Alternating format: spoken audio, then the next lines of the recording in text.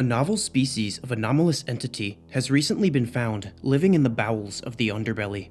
This creature, hereby known as the Corpse King, is a compound organism made up of multiple different human beings and a larva-like entity. However, the true Corpse King is not actually the combination of human bodies you see before you, but instead a massive parasite lurking within the unholy chimera's bowels. The underbelly is a liminal space dimension consisting of subterranean structures like catacombs, sewers, and subways that people can find themselves trapped in by exploring a bit too deeply underground and getting lost. While most don't notice that they've left Earth right away, they begin to understand the gravity of their situation when they find out the side effects of tapeworms down here. This creature starts as many life forms do. The noble egg. This egg hatches after a few days, and the worms proceed with their first stage of life, the aquatic stage. In this stage, the worms live in the water and feed on detritus, waste products, and other small life forms in the underbelly, until it grows from microscopic to a few centimeters long. From here, the parasite stops eating and waits for a human wanderer to enter the water. Upon detection of a human being, the Corpse King will rapidly swim towards the person and attempt to enter through any orifice or open wound submerged in the water. Because the person isn't usually in the shit water on purpose, these entrances are typically below the waist, so they often enter up through the poo or pee holes. Nature is just so beautiful sometimes. I mean, not right now. This makes me think we should upgrade and start putting macroplastics in the ocean. But I don't know, man. Eat some sticks. In the second stage of the Corpse King life cycle, it acts like an especially fearsome tapeworm. After the parasite enters the host, it will attach itself to the outer lining of the intestine and begin leaching nutrients from any pre-digested food that the wanderer consumes, as well as the host itself. It will continue to feed and grow until it's around 3 feet in length. At this point, the victim has a noticeable distended potbelly that squirms in an unnerving fashion. The host doesn't seem to mind this though, nor do they any of the grotesque gastrointestinal symptoms related with the parasite, as the worm releases hormones that tell the human brain that it is in utter bliss. And it loves the fact that it always has diarrhea. This psychological hold is so severe that humans have even been recorded expressing affection towards the worm and protecting it from harm. I mean, it was cool when you were just into worms, but now I feel like it's your whole personality. Oh, I see the problem. You misunderstand. The worms are working their way into me. After the worm cements its psychological hold over the host, the parasite will again cease feeding and growing momentarily, while it manipulates its host to seek out another wanderer.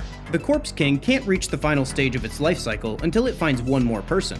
When it finally does cross paths with an unlucky individual, the worm springs from the original host's mouth and latches onto the face of the second person. It burrows into the eye and targets the brainstem. Within a matter of minutes, the second host is completely paralyzed, but still alive. After this, the worm exits the second host and slithers back into the original. They drag off the corpse of the second victim into a dark, damp place. At this point, the host lays on top of the dead body, and the worm exits the shell of a person. It produces a thick, stringy silk, not cum, that it uses to encompass both itself and the two corpses. It will remain in this cocoon for 1 month, until they emerge as a full-grown Corpse King. They grow up so fast. A fully grown Corpse King adult is the unholy amalgamation of 3 beings. The new form keeps much of the external anatomy of the two people the same, with some key differing features. For one, the new chest cavities have burst in several places, where the intestines of the creature leak out. The parasite is so large that it pushes the internal organs out of the body to make room for itself. These intestines are part of the worm itself, as they fused during the metamorphosis. Pro tip, if you need to kill it, stab the wiggly bits. Much of its biomass has been reallocated to the support torso. As you can see, its fingers and toes are much hardier than that of a traditional Homo sapien. And if you see its arms and legs, they definitely deserve a goddamn. Where's the drawing from the back? The creature took most of this biomass from the top torso during its metamorphosis, and has modified what remained of it into a contorted set of armed jaws. At the top of these jaws lies the skulls of both amalgamated individuals. As an adult, the Corpse King acts as a scavenger and predator to many life forms in the underbelly. Most of the horrific things about this monster are how it gets to become a monster, not what it actually does after. At this stage, it's really no different than a bipedal lion or a land shark, just a big old predator, like Jared. This era of its life is the reproductive stage, and it will consume biomass to be converted into eggs. It will continue to do this until it dies, whether that be by starvation, gunshot, or AIDS because it's in the sewer. And they all lived happily ever after, unless they were one of those two people who got amalgamated, or literally anyone else but the worm. The end. The underbelly, an ecosystem of forever expanding pipes and tunnels that belong to the underground systems that keep society functioning. Sewers, subways, catacombs, anything constructed to facilitate the incessant function or store the forgotten waste of the cities that bustle above it. The entrance to the underbelly isn't easily found. In fact, most of those who find themselves there do so by accident. One only gets there by exploring a bit too deeply in an underground structure and getting lost. It takes a while before most realize they're more than just lost, and they've actually stumbled into an entirely new realm. Some never realize that they've been trapped in a dank liminal hell. A clear, unignorable sign that you've transitioned into the underbelly is that the architecture of the underground structure you're walking through will become less consistent, almost random, and you'll notice that there's much more than the usual sewer rats and roaches running around. One of these creatures, the one we're taking a look at today, is called the meat crab. Not those kind of meat crabs, put your condom away. Not that you'd even use it. Meat crabs are scavengers and low-level predators. They live in complex hive systems that closely mimic those of earthen ants. The meat crabs make their homes in the walls of the underground structures that make up the underbelly. They burrow a complex tunnel system that acts as their home, food storage, nursery, and brothel. See, if they were people and they did all that crap in one room, they'd be rightfully in jail. But they're just big old dumb meat crabs and they don't know no better. Also, like hive mind insects or religious white people, they have a complex and rigid social structure. Among the meat crabs, there is one queen meat crab, which is kinda weird because with a name like meat crab, you'd think they'd have a king. The queen gives birth to all of the meat crabs in the hive. Males have a short lifespan and only exist to breed with the queen.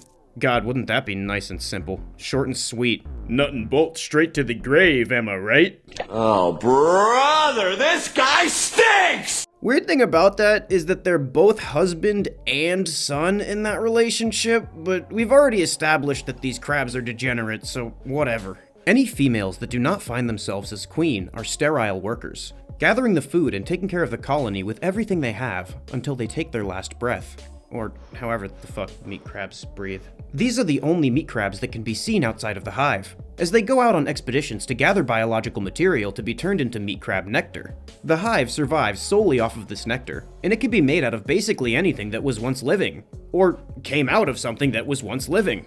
Fun fact, meat crabs recycle their dead into nectar too.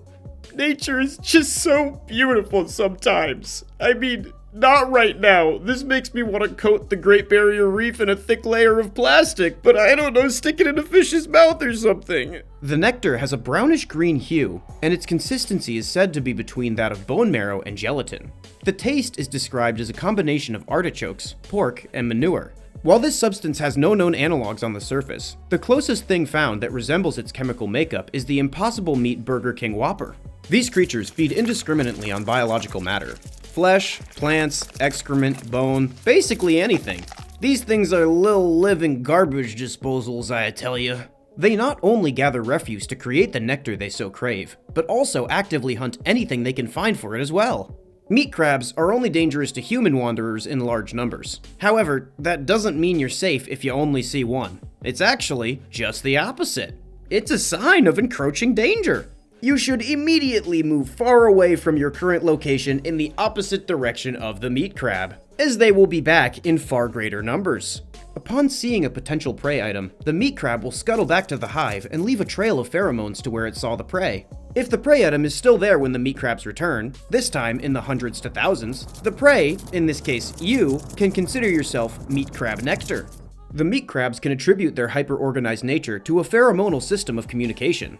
Yes, the scrutinous digging of the tunnels, the militaristic blitzkrieg crab strategy, and even the meticulously arranged social order can all be attributed to the specific and communicative smells that come out of their asses. I can relate, because if I like someone enough, I'll do basically anything for her to let me smell her ass. You know, I can't tell if I'm writing this script on too many drugs or not enough. Just the right amount. The Bureau of Anomalous Containment recently discovered both the underbelly and the meat crabs from several pages that look as though they've been torn from a notebook. The paper was weathered, stained, and torn in several places. The following is what was written on the pages. At this point, I've given up. I've been wandering for hours now, and the tunnels all look the same. I was marking landmarks to try to keep track, but I've seen the same places several times, and each time the marks I make disappear. I knew the area of the sewer just before I began to lose track of my surroundings quite well. When I was homeless, I lived in a pipeline nearby it, but at some point while journeying back towards the surface, I slipped into a hole and found myself in a tunnel I had never seen before. It was dimly lit by an unplaceable light that looked like it came from a flickering bulb, but I couldn't find the source. It was like the ceiling was glowing. At first, I was just perplexed, curious about the new area I had found myself in. I thought I knew this city's underground like the back of my hand. I was naively excited about the new tunnel that only I knew about. A little haven, all of my own, safe from the other scavengers. I just kept wandering. Wasn't really sure what else to do. Everything just looked like more of the same until I saw this one small bug thing. It kind of looked like a tick, but with flesh and skin rather than an exoskeleton. It had 2 front arms, like a crab too.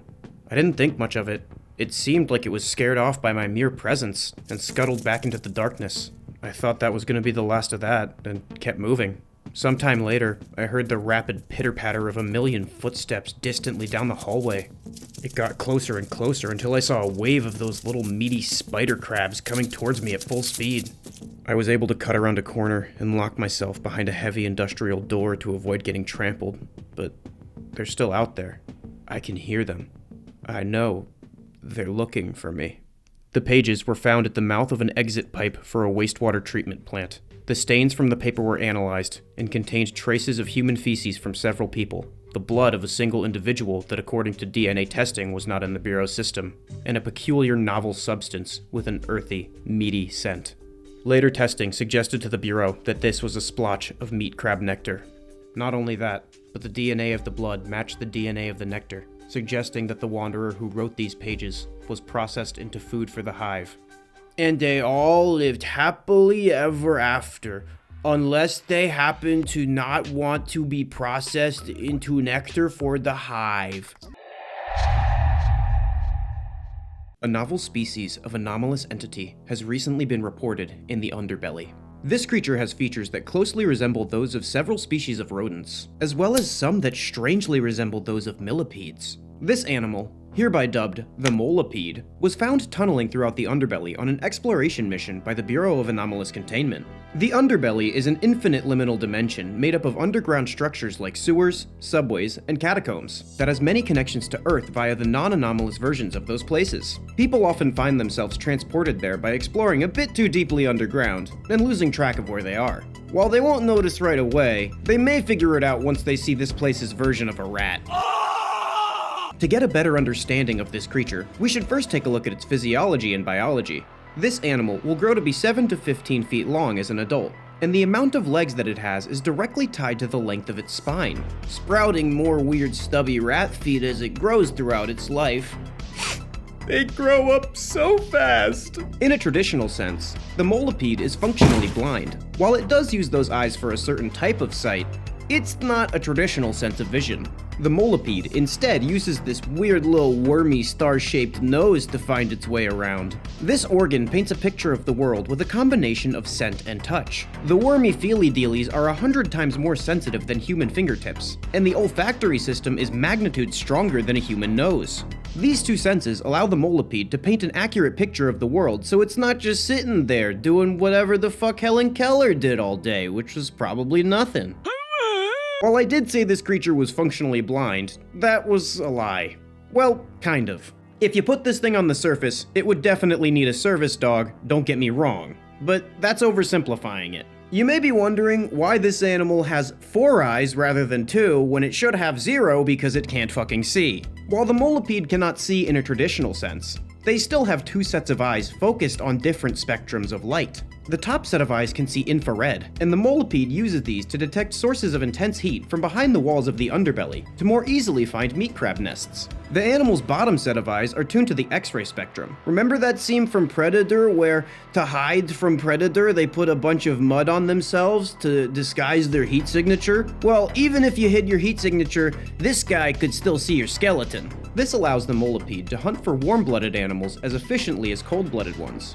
Even though these modes of sight are not nearly as useful for painting a picture of the environment itself, they are especially tailored to find the exact resources the molipede needs more efficiently than regular eyes would in this dark environment. This creature spends the majority of its time burrowing tunnels into concrete that make up the underbelly, using their large star noses to detect food sources. They have large incisors tough enough to scrape through solid stone located on the cusp of their lips, which means they can dig through the walls without eating a bunch of rocks. It's pretty good, I don't like these rocks. Because of their large size, these tunnels are often disruptive to other life forms in the underbelly.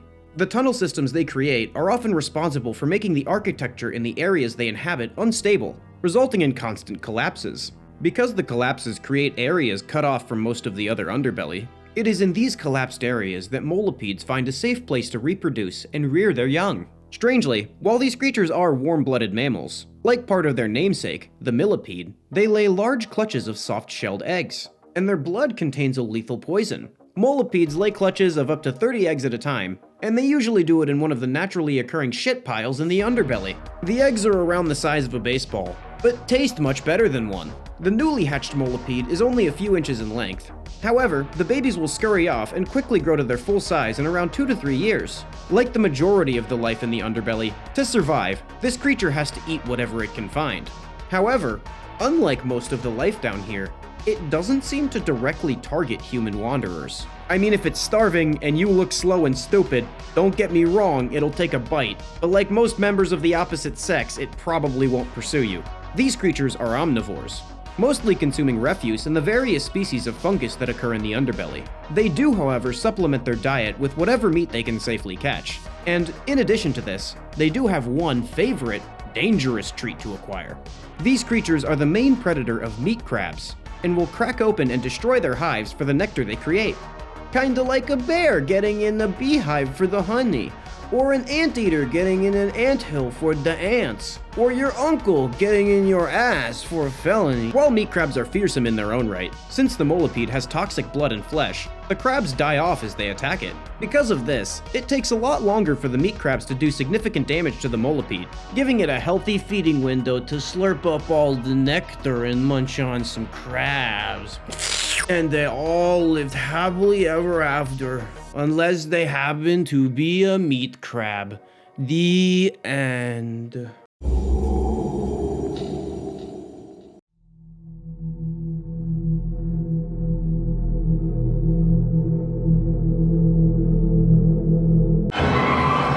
A series of disappearances has been traced to a religious cult in an undisclosed location. At first, these seem to be your standard run-of-the-mill ritualistic human sacrifices led by a charismatic sociopath with a man bun. However, certain aspects of the tragedies led authorities to believe that there was an occult motive behind them. Each of the victims were found completely skinned, with chunks of their flesh missing all over their body, flanked with what resembled human bite marks. The eyes were removed as well, leaving the sockets empty. Under the body was an insignia of a skull, drawn in the blood of the victim. While this seems like your everyday Manson affair, this isn't the standard run-of-the-mill cult wasting some innocent rando for a nonsense ethereal gabagool that doesn't actually exist. Just the opposite. Evidence seemed to suggest legitimate intervention from an anomalous entity. Multiple images of a skinned humanoid were taken at and within a 1-mile radius of many of the crime scenes, giving us a semblance of what this monster could be.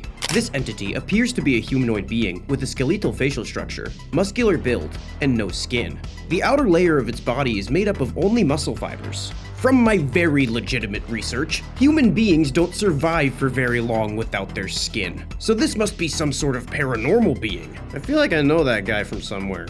The most recent murder led to the discovery of a blood trail from the crime scene into a subway station, onto the tracks, and disappearing within the darkness of the tunnel. Because the blood streak disappeared suddenly at a dead end, some researchers theorized that this entity was using an alternate dimension known as the underbelly to stay hidden and travel between his crime scenes. And by some researchers, I mean me.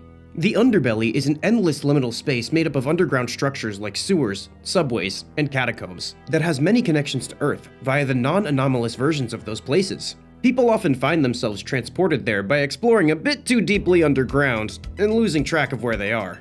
While human wanderers are almost never able to jump back and forth between dimensions without anomalous intervention, it appears that whatever this entity is using the underbelly as a base of operations and breaching into the surface dimension routinely to interact with this cult.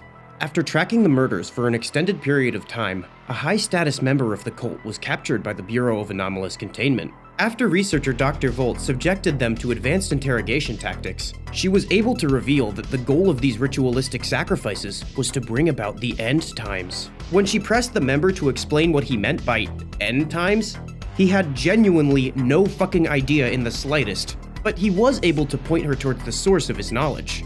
A book, bound with human leather and written in blood.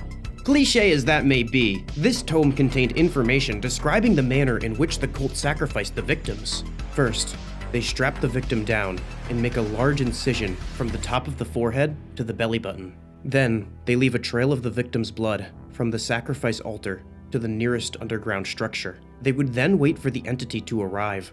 Upon arrival of the skinned man, they would remove the epidermis of the victim while they were still alive and present the offering. The skinned man would then proceed to take bites out of the victim until their heart no longer beats, at which point it will take their eyes and then recede into the sewers. This process must be repeated until the entity has enough power to usher in the end times. The Bureau of Anomalous Containment has labeled this entity and the associated cult as a high-level threat to the integrity of the human species, and has subsequently put out a contain order for the entity and a terminate on-site order for members of the cult. Can't have anything nice without the government taking a big old slice of the pie, can you? To give a big middle finger to the BAC, I thought I'd come in and do their job for them. Wait, it's you? Good to know. Why were you, using the shit tunnels?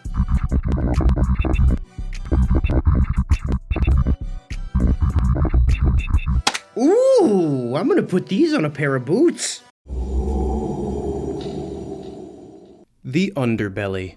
A strange world made up of seemingly endless tunnels and pipelines from the hidden systems that keep the human world turning. Railways, sewage, catacombs, any structure created to facilitate the incessant function or store the forgotten waste of a society that carries on unknowingly above it.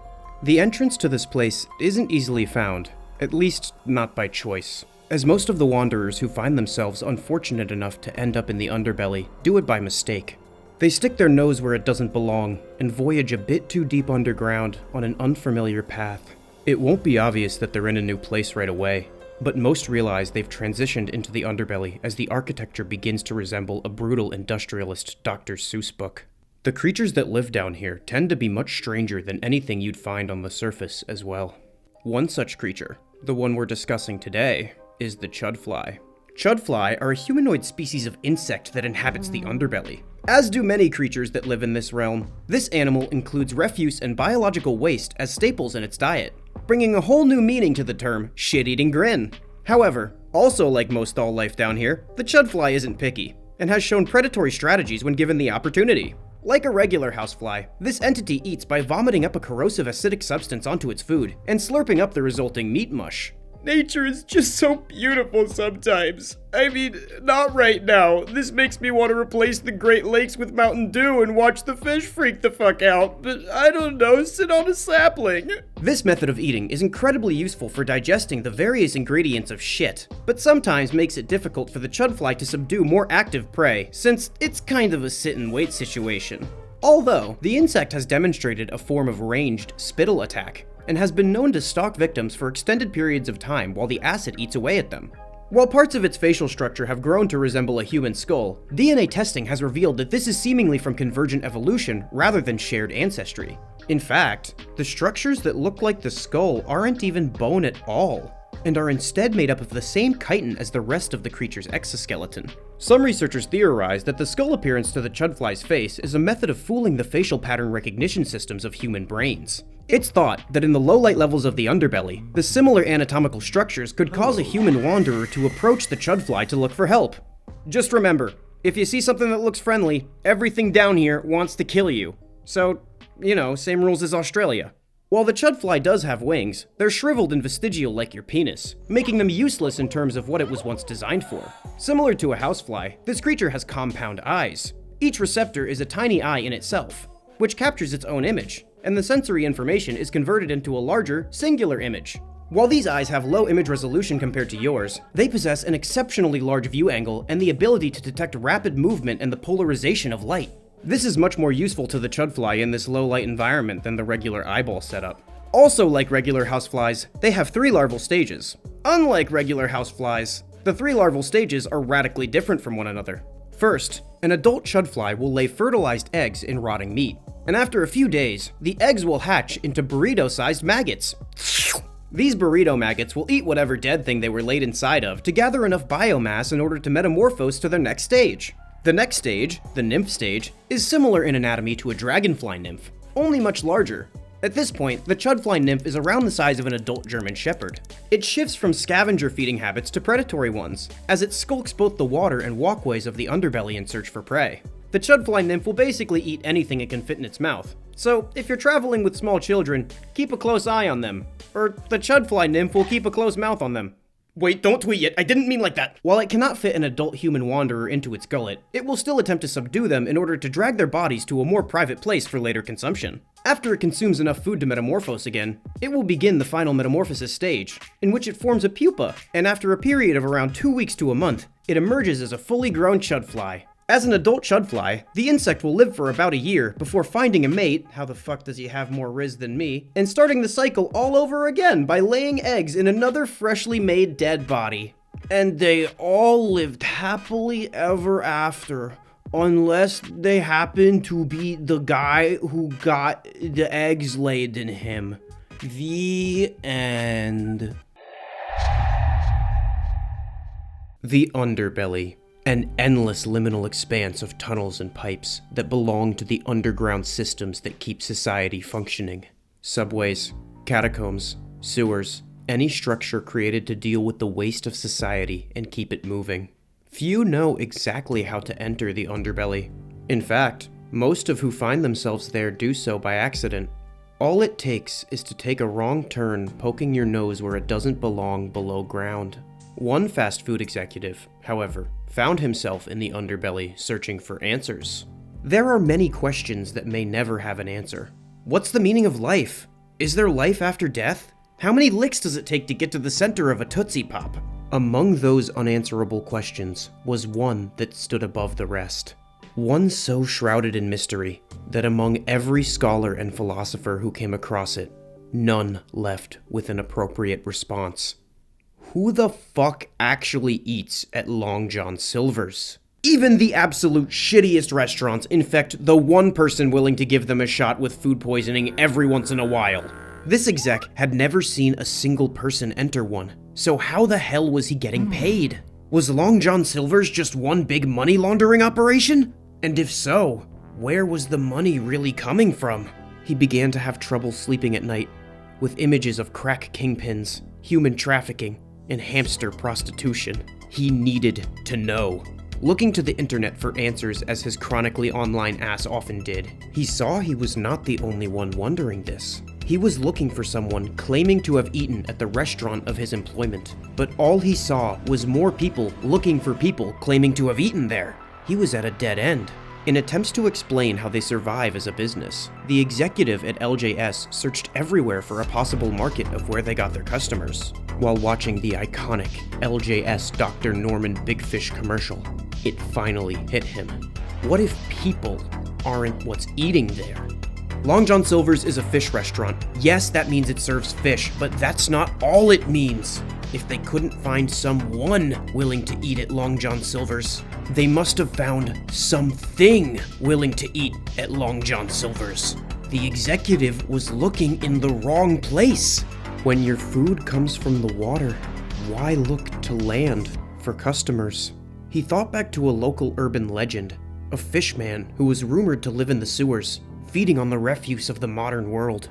Sounds like a guy who'd enjoy some Long John Silvers. Half man, half fish, with a palate perfectly suited to what the LJS Corporation advertises as food. After taking 17 tabs of acid and watching The Shape of Water in reverse, the executive knew what had to be done. He had to find their actual customers. If there was a place where this beautiful hybrid creature could live and still have access to Long John Silvers, it must have been the sewers. The executive packed a go bag and entered the first manhole he could find. He wasn't well acquainted with the confusing underground structures, so he slipped into the underbelly quite quickly. He hadn't even noticed any of the Lovecraftian changes to the infrastructure, or even some of the peculiar creatures hiding in the shadows. He was a man on a mission. He laid a Long John Silver's fish sandwich combo on the side of one of the fecal-tainted rivers, and waited, and waited, and waited. After a few hours, he dozed off. He awoke to the sound of squelching water and crumpling food wrappers. As he opened his eyes, he was face to face with something inhuman. Half man, half fish, just as the legends described. Even more shocking, it was somehow eating the Long John Silver's sandwich, like it was food! The fishman's gaze was fixed on the sandwich and fries combo, but as the jaw of the executive dropped, they locked eyes. The fishman hesitantly pointed directly at the LJS shirt that the exec always wore under every other clothing item he owned. It must have recognized the symbol from the packaging. It started squeaking a strange chant from its gills, before more and more fish people gathered around it. The executive emptied his backpack, filling the space in front of him with Long John Silvers. The fishmen shrieked in rejoice, leapt to the walkway, and devoured everything the executive had to give them. When they were finished, they all made eye contact with him, and the one in the front extended their hand. The executive took it, and before he knew what was happening, they were whisking him through the shitwater. In moments, he was at what looked like their home, a clearing in the sewer, littered with LJS wrappers. As the fishman moved and bustled about their activities, he got a closer look at them. They had smooth, slippery skin, sharp teeth, bulbous eyes, and a body that looked exactly like what would happen if a fish person were to survive solely on Long John Silvers. Atop this fat neck is a face similar to an anglerfish, with the same sort of flapdoodle that the angler uses to hunt. Instead, they use it to see and carry out tasks that need light. Some were reading, some were writing, some were painting. I mean, everything that they can paint is made with shit, so it's all greens and browns, and they go to this really unhealthy guy's pipes to get red, but still pretty cool. Better than you can paint. The LJS Corporation was able to survive for so long with not even a single human customer because they were supporting an entire fish society. Then, he looked up. He felt like he recognized where he was. The lead fishman again took his hand and led him to a waterfall, where the executive claimed without prompting that they definitely didn't have sex. And then the fishman took him up the waterfall. They went a long, long way. He couldn't breathe and struggled to get free, but the fishman held on. At some point, he went unconscious due to lack of oxygen. He awoke, soaking wet and completely naked, in the very same Long John Silvers he had gotten the sandwiches from. And that, my friends, is where I've been, and my idea for the future of this company. Also, I didn't have sex with the fishman, if anyone was wondering. Dave, you haven't been back to work in 2 weeks, and you come back covered in human shit, insult the entire company, and interrupt my meeting to scream about fish people? That took a lot of guts. I think you just might have what it takes to be partner material. Anyone else have some radical new ideas like my main man Dave here? Maybe it would be easier to rebrand or change the menu. Anyone else trying to crush my childlike wonder? How do fish people get money? My favorite type of comment is the person who completely misses the point of this being a horror story and tries to disprove whatever obviously fake crap that I just made up. Like, they're so far removed that they think they're the smartest person ever, and they think they've figured it all out. It's like amazing. Man is studying ants on the ground while the joke goes over his head. To those people I say, no one has ever been inside a Long John Silver's, so they can't prove it's not full of fish people. I cracked open the last egg, expecting another disappointing, lifeless mess of viscera. The creature fell onto the table with a wet slap, and, to my surprise, it was moving, breathing, living. After years of failed experiments, I had finally hatched one. Alive, amorphous in shape, confusing even to gaze upon. But nonetheless, the ingredients it was made from were human.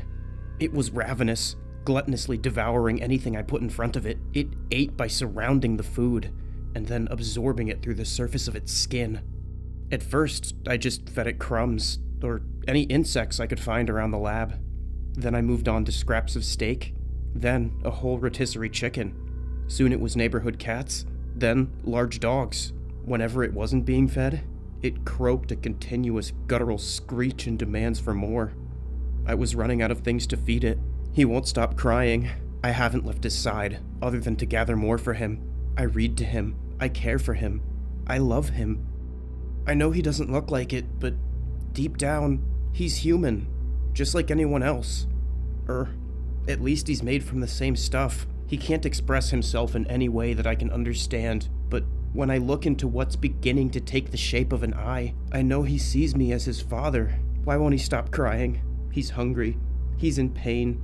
He must be so lonely in that container. I need to be with him. I'm going to open the door. Either I comfort him through his hunger for a moment while I think of another source of food, or he takes what he needs. If he can take me, I know he'll finally be ready to leave the nest. This is the only remaining information describing what appears to be a novel anomalous creature. This entity was first documented by Eduardo Valdez Evia. The info was found inside of a heavily damaged notebook, located inside of an abandoned laboratory in, big shocker, Ohio. The only place that reeks of piss worse than the back rooms. Guys, seriously, who opened the door? It's closed for a reason. He knows he isn't allowed in here. This abomination is the result of a deranged scientist attempting to create a human egg. You see, this researcher lost both his wife and newborn son in a complication during childbirth, and vowed to find a way to make sure no one had to risk their life to start a family. It's kind of wholesome until you realize that before that, I just said the words human egg. With a chicken's egg as a blueprint, he constructed an egg structure using human DNA. He used keratin, like in your fingernails, for the shell. On the inside, there was a human yolk surrounded by a nutrient paste. The egg was fertilized via artificial insemination, where the scientist injected the egg with a syringe filled with human semen. The processes for exactly how the scientist created and fertilized this human egg has been lost, as the vast majority of his notes were destroyed in the creature's escape. Personally, I'm kind of glad that we aren't reading how he got the semen. Most of these monstrosities were failed experiments, as they either didn't successfully fertilize the human egg, or had complications resulting in what could only be called an external miscarriage. On the occasion that something did hatch, the resulting creature looked nothing like a human fetus. Their anatomy was nonsensical, borderline random. Some looked like human skin worms, some like meat spiders. Most didn't survive for more than a few minutes outside the egg. That one looks like he's doing okay.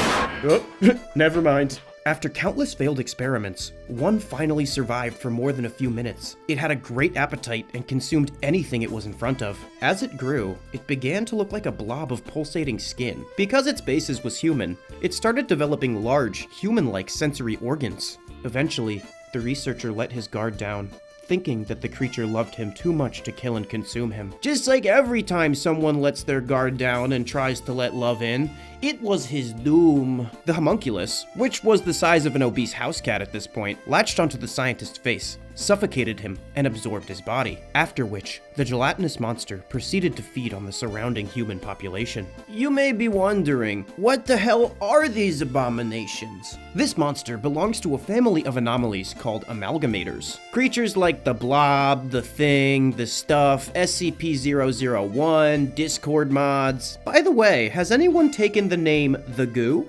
No? Okay, this monster's name is the Goo. The characteristic that these creatures are known for is constant consumption and growth. Anomalies of this nature function like a giant predatory single-celled organism. They're essentially a fully independent cancer cell. The creature consumes prey through absorption. They continually feed, immediately reallocating the biomass they consume to be a part of their own being. And because of this, they grow at a staggering pace, almost matching the volume they consume. These entities are inherently problematic for whatever environment they occur in, because they will consume until they've replaced everything they can reach. Instances of the goo are incredibly intelligent apex predators. They gain the skills and memories of anything they consume, and they can use this to more effectively hunt others in the same group. Not only this, but in a human-engineered world, this can prove incredibly useful. Case in point, if you need to hunt people in a building, I'd pick the brain of the architect. This iteration of the goo consumed the city's wastewater treatment manager, and used the sewer systems to move throughout the town seamlessly, and managed to consume the entire population of a suburb before it was finally dispatched. The one caveat is that this family of anomalies has an incredibly high rate of metabolism, as it's constantly expending energy in order to make more of itself. Pair this with the fact that they don't have the ability to convert their own body mass into energy, only the other way around, and you have a recipe for rapid metabolic starvation. That's basically the only reason you aren't all a part of a giant earth-encompassing slimy meatball right now. These creatures can easily sustain themselves when they're small, but the larger they get, the more difficult it is to consume enough biomass to sustain their fat ass. This results in the vast majority of these species dying of starvation before they reach more than a city block in diameter. However, they rarely do become large enough to try and lobby to get additional seats on airplanes for the price of one ticket. While it's incredibly hard for this creature to sustain itself at a colossal size, it has a few other tricks up its sleeve. For example, when threatened, starving, or maybe even bored, this creature undergoes rapid reproduction via mitosis. For you, this would be like if every time you strangled your snake / smashed your cashew, you would split into two smaller versions of yourself. It can use mitosis to create multiple, more manageable versions of itself. It often uses this reproduction strategy to divide and conquer in cases where there are multiple different human populations. In one instance of a goo outbreak, the entity chose to undergo mitosis repeatedly, and lie dormant so people thought that there was just a weird influx of meat puddles for some reason. The goo chose to not take action for an extended period of time, and the local human population assumed the goo puddles to be harmless. Eventually, humans, as they always do, harvested and sold the infectious meat puddles, this time as a source of food. You can probably see where that went, as everyone in that human population is now goo. The goo also has another, even more dastardly version of reproduction. This entity is capable of making reproductive nodules. The goo disperses these spore-like nodules into the air, and when touched or inhaled by a living animal, it infects and then converts them into another iteration of the goo. This is usually how one goo outbreak starts from another, as these spores can be carried intact for miles on the air. So remember folks, next time you see a blob of flying cum, don't eat it. Its only weakness seems to be extreme temperatures. So if you find yourself cornered by this thing, you gotta melt it or freeze it. Y'all ever do that thing as a kid where you take hairspray and a lighter and turn whatever is in front of you into ash? No? Well, if the YouTube monetization bots ask, I didn't tell you about that. The one that got out this time was eventually dispatched when the Bureau of Anomalous Containment brilliantly lured it into a populated children's hospital, locked it in, and burned it down. And they all lived happily ever after. Unless they were a hospital or a children. The end. Have you ever seen a farm that produces unholy chimeras with biology from animals of several different species? What about an otherworldly faceless loan shark that collects debt in the form of human flesh? A carrot with a human-like mouth, the ability to speak, to feel pain, and to respond to stimuli? Or an apocalyptic horde of demons that left all that behind for a quiet family life in the suburbs? While this might sound like the religious beliefs of your local meth-addicted bridge-dwelling hobo, it's actually the description of several anomalies categorized by the Ministry of Latent Places, an organization dedicated to the study of anomalous life forms and phenomena that come from alternate dimensions that they describe as latent. This organization seeks to understand these places and phenomena, and to educate the masses about these anomalies for their own safety. In this video, we'll be examining these logs, and attempting to uncover the mysteries behind them. Without further ado, let's journey into the nightmarish alternate dimensions that are the Ministry of Latent Places. Entry 1. Chimeral Farm.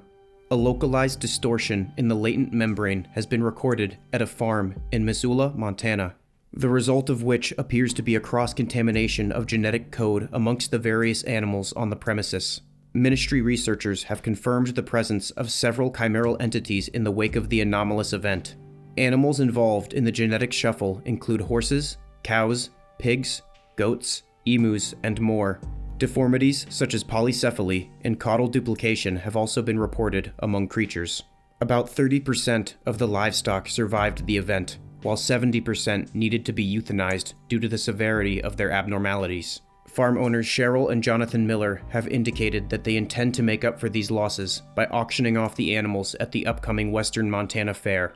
Due to their one-of-a-kind nature and potentially unique flavor profile, the chimera are expected to fetch top dollar among wealthy bidders. This has been a public service announcement from the Ministry of Latent Places.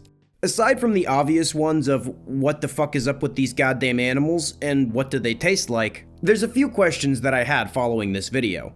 First of all, this is the first mention I saw of something that comes up a lot in these logs, the latent membrane. While latent isn't the most big-brained of SAT words, if we're gonna be saying it every 5 seconds, I feel like I should look up the Google definition for y'all. Latent is defined as present but not visible, apparent or activated, existing as potential. If this definition is to apply to the latent membrane, it would describe some sort of invisible barrier. This membrane separates our world and something else, a dimension that is present but not visible or apparent until it breaches into our own. A localized distortion in the latent membrane probably refers to the fact that these effects were only seen on the farm, and because they can recognize that this phenomena is due to the latent membrane distortion, chances are this isn't the first time that something like this has happened. The only question is, what's on the other side of the membrane? Well, not the only question. I had a few more, like what would be the side effects of eating chimera meat? You could be chimeraed yourself, or there's a chance you could just go, tasty. I know it's a risk, but I'm curious enough that I'd want to see what it tastes like when you combine chicken and cow. I'm getting off topic. Moving on. Entry 2. Flesh collectors. Sightings of these well-dressed, faceless entities have recently spiked near Youngstown, Ohio. Flesh collectors are believed to be agents sent to our realm from an unknown latent dimension. Their intentions appear to revolve around the brokerage of various Faustian bargains and the enforcement of their terms. Avoid condemned and abandoned locations, as this is where flesh collectors prefer to conduct their grim business dealings. Do not interact directly with a flesh collector, as merely being in the presence of these beings may result in acquired debts. The ministry has deployed undercover investigators in order to further understand flesh collector behavior and to document the fine print of their contracts. Debtors who are found to be in breach of contract are subject to the garnishing of one's corporeal form by the way of an epidermal-based payment plan. This has been a public service announcement from the Ministry of Latent Places. This entry tells us a bit more about the worlds of the Ministry of Latent Places. As we know, the latent membrane is a barrier that divides our dimension from many others. It appears that the Ministry of Latent Places is the organization tasked with studying this membrane, the dimensions that lie behind it, and the phenomena and inhabitants that occur within them. When our dimension makes contact with latent dimensions, aspects from either bleed over into the other one. In this case, beings seem to be using the membrane as a gateway in order to make their flesh-based business deals. Dude, fuck, I want to fucking, invest in Meatcoin. We know that they want the flesh, but not what they want it for. This hints that there may be some sort of interconnected economy system between some of the latent dimensions. And your balls might be worth something in that system if you're the 70% of my male audience. Or clit, I don't know. Our entire dimension is simply a small piece in a massive interconnected system. It appears that the latent dimensions are an ecosystem in their own right. We are but ants in an anthill on a sidewalk corner of a universe that appears to be 2000s Wall Street. Entry 3. Regular Hellspawn. In 1959, a horde of infernal hellspawn tore through the latent membrane with a violent fervor. Emerging 5 miles northwest of Bentonville, Arkansas, they marched towards the nearest population center, hungry for flesh and thirsty for souls. However, upon arrival to Bentonville's picturesque town square, the hellspawn simply fell in love. The damned abominations were immediately taken by the adorable atmosphere and the jubilant buzz of the townsfolk. The infernal hellspawn made the difficult decision to slowly wean themselves off of human and to plant their roots. Decades later, the hellspawn remain accepted and upstanding members of this vibrant community.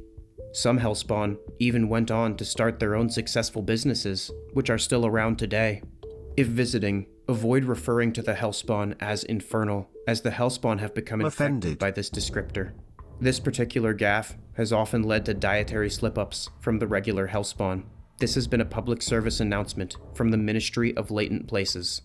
In this entry, we again hear about the latent membrane, and another dimension, this time full of hellspawn. This entry is a lot less threatening than the first two, and it shows an aspect of this project that I really enjoy. While at first glance, the Ministry of Latent Places feels like the Rick and Morty multiverse had a baby with the SCP Foundation, it plays with anomalous concepts in a way that I feel like the SCP Foundation doesn't always match. In this entry, rather than the classic SCP bullshit of, "Oh yeah, well this monster is like that last monster, but scarier and stronger times infinity," the Ministry of Latent Places takes a refreshing approach and spins a monster that would normally wreak havoc on small-town America into a quaint hometown-friendly neighbor. While there are SCP entries that explore concepts such as this, it often does devolve into, "Well, my monster is that monster plus one."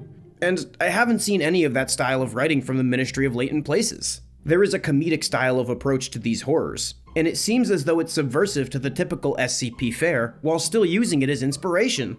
Taking the piss out of the concept rather than taking it too seriously. Also, would you, Demon Lady? Because I would, Demon Lady.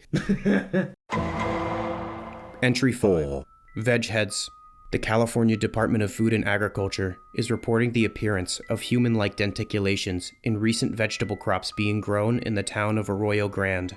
Colloquially being referred to as veg heads, these strange organisms were discovered when local farmers were awakened Saturday night by the sounds of shrill screaming echoing from their fields and gardens. Veg heads appear to respond to physical stimuli, possess basic motor functions, and are capable of primitive vocalization, primarily in the form of their aforementioned wailing. Researchers are proceeding with caution and acting under the assumption that the produce is capable of experiencing physical and perhaps emotional pain. Therefore, there is no available data on their edibility or flavor profile. Although the official cause of their growth is unknown, our satellite feeds indicate increased vehicular activity near the Campodonico Ranch uranium occurrence southeast of Arroyo Grande.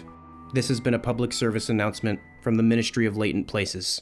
Most unrealistic thing about this whole thing is that they wouldn't eat it because it felt pain. Bitch, animals feel pain. I still love hamburgers, don't get me wrong. One thing I don't understand is this an animal or a plant? I mean, I know animals can be vegetables, but that's more of a sad hospital bed thing than a farm thing. I'm getting off track. From these entries, it's clear that latent dimensions each have their own unique characteristics. And I believe that what we are witnessing in these cases are versions of the Mandela effect.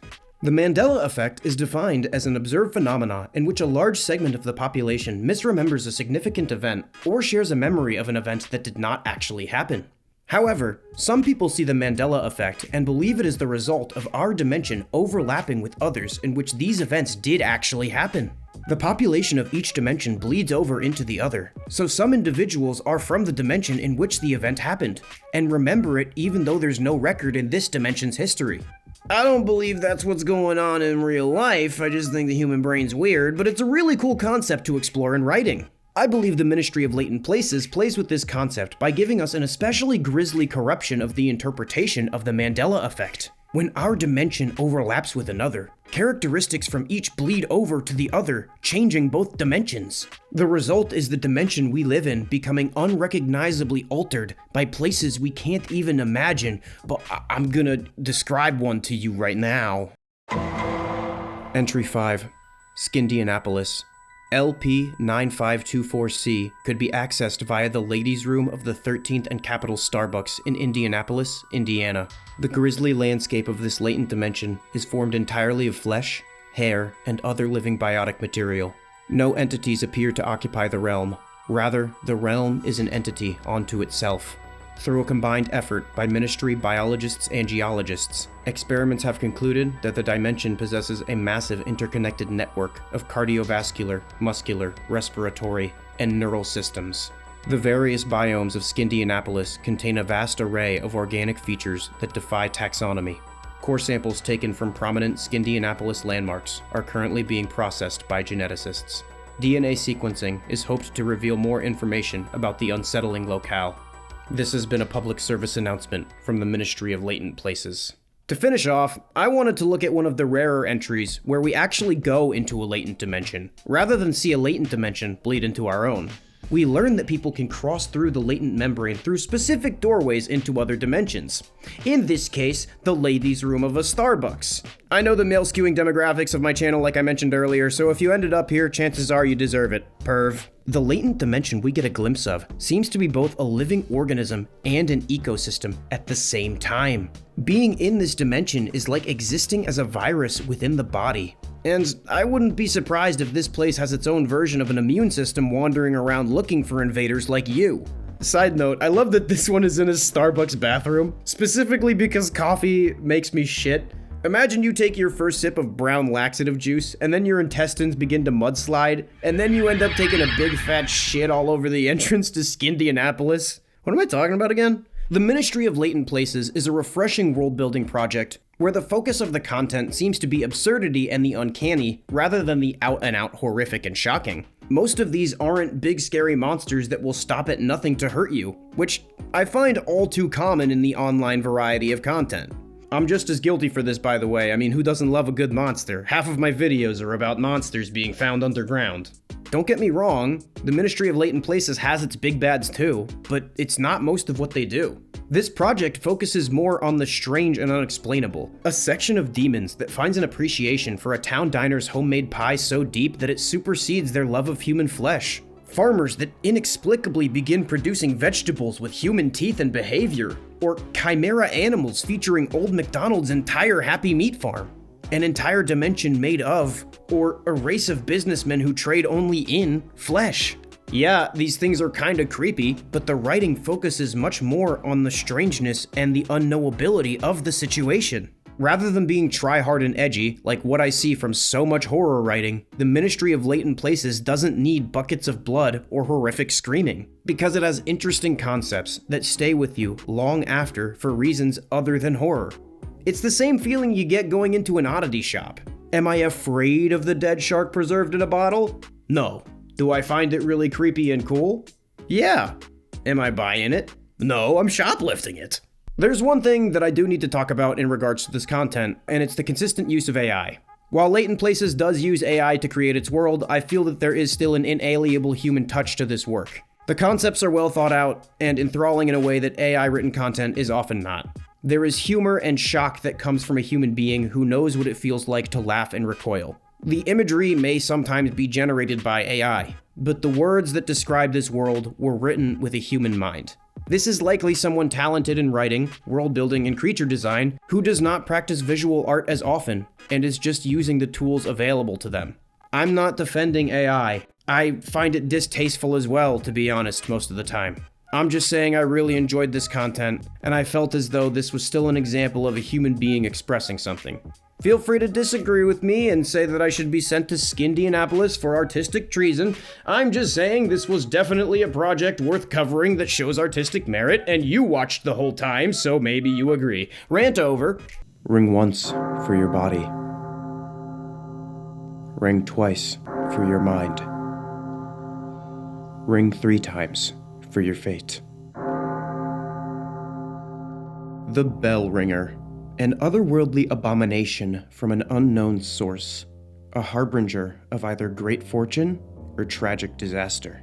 The Bell Ringer is an entity that allows humans to play a game of chance with their fate. Whenever a human rings its bell, something very good or something very bad happens to the ringer. The reason that this ritual is a gamble is that whatever happens to the ringer is dependent on the events of the last Bell Ringer summoning. If the events of the last Bell Ringer summoning were positive in nature, then the next summoning will have a grim outcome. Vice versa. You're probably wondering, how do I summon a bell ringer that gives me a 50-50 shot of either becoming a rich, famous, hot genius Olympian CEO or a crack-addicted, blind, deaf, and dumb, morbidly obese man with aggressive, cancerous tumors instead of legs? Well, what kind of unknowable horror would I be if I didn't help a brother out? Summoning the bell ringer is actually quite simple. It's not actually being summoned like some sort of ghost, but rather being created like some sort of Frankenstein. First off, this won't work with just any bell. It has to be the bell ringer's bell. It's stark white and made out of a blood-stained bone. But despite this material, it can ring like any other. While this is a highly sought after artifact, it changes hands quite frequently due to all of its owner's consistent reoccurring demise and the artifact's tendency to wander. So if you're in the right place at the right time, you should be able to get your hands on it. The next ingredient on the list is a fresh human corpse. Legally, I'm obligated to say that I don't encourage you to make a corpse yourself. This has to be fresh enough that there are no signs of rot. So, if it's under 24 hours old and kept in good condition, you should be good to go. The reason I'm asking you to find a dead body isn't just a funny wild goose chase like last time, but the entity needs a fresh human corpse to meld with and take a physical form. First, ring the bell either once, twice, or 3 times, depending on what you want out of the ritual. You must then remove the head of the corpse and stick the bell on the resulting neck stump. Douse the body in something flammable. It doesn't matter what, but it needs to be soaked, and light it aflame. The fire will fuse the bell and the body. Once the flame is lit, return home, or back under your fucking rock or whatever, and wait. Whatever gamble you take with this ritual depends on how many times you rang the bell. If you ring once for the body, something will happen to your physical form. Perhaps your health could improve or worsen. You could gain or be cured of some disease, ailment, or injury. You could have a change in endurance, speed, or strength. You could even become super fucking hot without having to look max a single maxed look. If you ring the bell twice for your mind, something will happen to your mental state. Your personality could change, you could become severely depressed, or have a depression lifted. Your intelligence could increase to function on the same capacity as Stephen Hawking's intelligence, or decrease to function on the same capacity as his legs. Oh wait, nothing works because he's dead. You could be cured of or develop a debilitating mental affliction. Because of the association with this entity, the most common afflictions gained are extreme paranoia, hallucinations, and delusions relating to bells. Ringing the bell 3 times presents the ultimate gamble, your fate. The third ring's wager not only encompasses the other 2, but the entirety of the ringer's destiny. If this roll of the dice is taken, the 2 options are a slow, painful death where one descends into insanity in a body that is decaying just as rapidly as their mind, as all other facets of their life, such as love, fortune, and the prospects of self-actualization, fall apart and burn to ash. Or a life free of disease and pain, where they're guaranteed a fairy tale love and family, and success and fortune in whatever fulfilling career they desire, until the day they peacefully pass away in their sleep after saying goodbye to all of their loved ones, one by one. So, yeah, you wanna flip that coin? Upon creation, the bell ringer will pursue whoever is responsible for summoning it until it's face to face with them, at which point it rings the bell the same amount of times that the summoner did, and the effects of the ritual begin. After the entity does its thing, if it's positive, the body will disintegrate right then and there, leaving only the bell.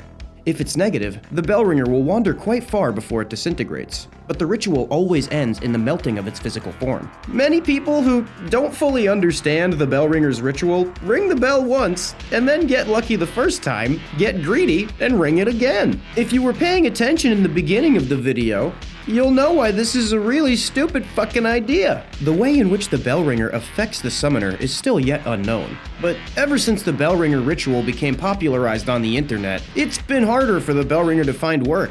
Not because he's going around murdering people, but because he's spamming slurs at anyone telling people not to do it. He now works at McDonald's. Hi, could I please get a 2 cheeseburger meal with a large diet cock and my weird dog son thing, he wants dick nuggets. What are you saying? Is that a yes? Oh wait, yeah, once for the body. Fuck you, are you calling me fat? Cash for your flesh. Too much flesh? Not enough cash? Call 1-800-CASH-FLESH. Fingers, eyes, even meniscus giblets. It's not sexual, but we will buy your dick. Just take the money. Don't worry about why we need your flesh. Ever visit Edinburgh? I don't know how it's pronounced. Edinburgh. Beautiful city, no matter what time of year you go. The castle that sits at the center of the city is awe-inspiring, looking down on the surrounding area from the mount. It is here that we find the flesh market, close. It looks like any other dark, dingy alley, complete with used needles like the cherry on top. It sits amongst the shops and tourist traps, relatively non-threatening. The name has been justified through some who point out that flesh markets were a local term for butchers, and through others who suggest it as a hangout of women of the first vocation. But no one comes to Scotland for the food or the red light districts. There is a market on the close, but flesh is not the product. It's the currency. Business hours are dusk until dawn. the entrance fee is one mouthful of your own blood. Prepare a glass and progress down the alley. As you get halfway down, swig from the glass and spit it against the wall. The blood will bubble and spread across the wall, coagulating into a hardened scab. This will then start to flake and scatter. A rather anticlimactic door will be revealed beneath. Stepping through is disorientating. Logic will tell you that you're stepping into a building. The space you step into has no walls, only darkness shrouding the edges. It is at the penumbra that a number of stalls are set up, run by individuals who look like market traders from across the globe, from Arabian merchants to Cockney grocers to New York street con men.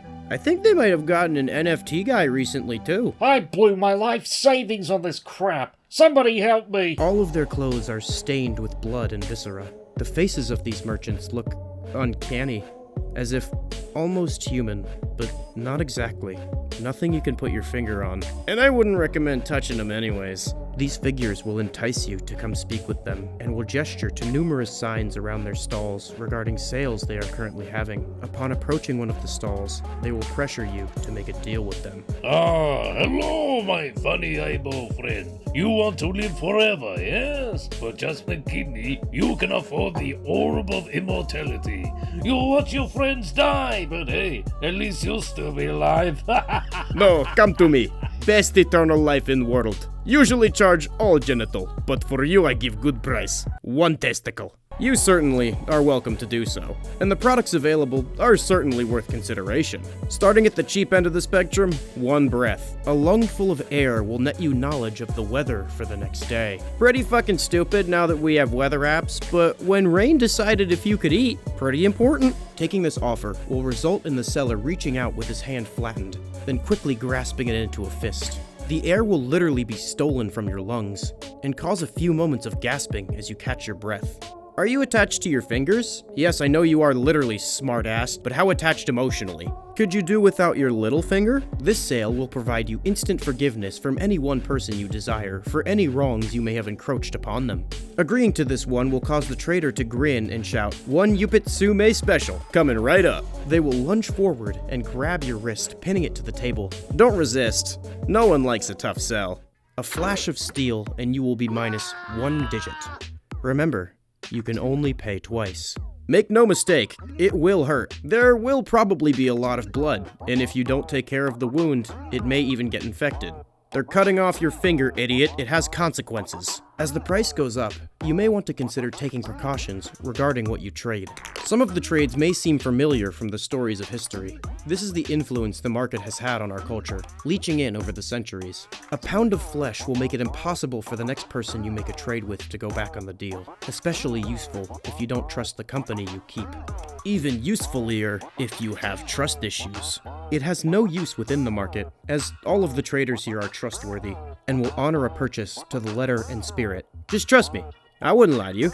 How about one of your eyes? Depth perception is overrated anyway. Offering one of them up will allow you to converse with our avian friends. You will be able to call down birds from the trees, and they will be able to answer any questions you may have. It is advisable that you avoid ravens. They have their own agenda, and it is not in your best interests. I don't know why they think talking to birds is really useful. All they ever want to talk about is like worms, seeds, and shitting on SUVs. What a load of slanderous bullshit. In this strange little world of ours, the market is hardly the strangest.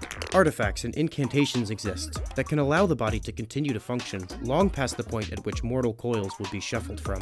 1 or 2 can be picked up here, but few are willing to live without their sexual organs. It seems that eternity is a bit colder without the ability to get your rocks off. To be honest, if I couldn't come, I don't know if I'd want to be around for another 20 minutes, much less eternity. At this point, the prices would become a little more vital. What would you take for your stomach? In this deal, it would merit you the ability to understand the desires of anyone you talk to. Whilst you converse with them, your mind will be filled with the images of that which they covet most. This would provide a significant advantage to any budding salesman, and the deal has been taken up by several of the stall holders themselves. Some may argue that such a gift would be more poetically suited to the heart. That vascular muscle, however, is part of an altogether different deal. By bartering with your heart, you can guarantee the happiness of any individual for the rest of their life, however long that may be. Even if everyone they love dies and the world ends, they'll still be happy about it for some fucked up reason. The removal of these types of organs can be significantly painful, but the dealers will allow you a moment to prepare yourself. One practiced swipe later, and they will be digging into your tissues. They have unnerving accuracy and a level of cleanliness that rivals any surgeon.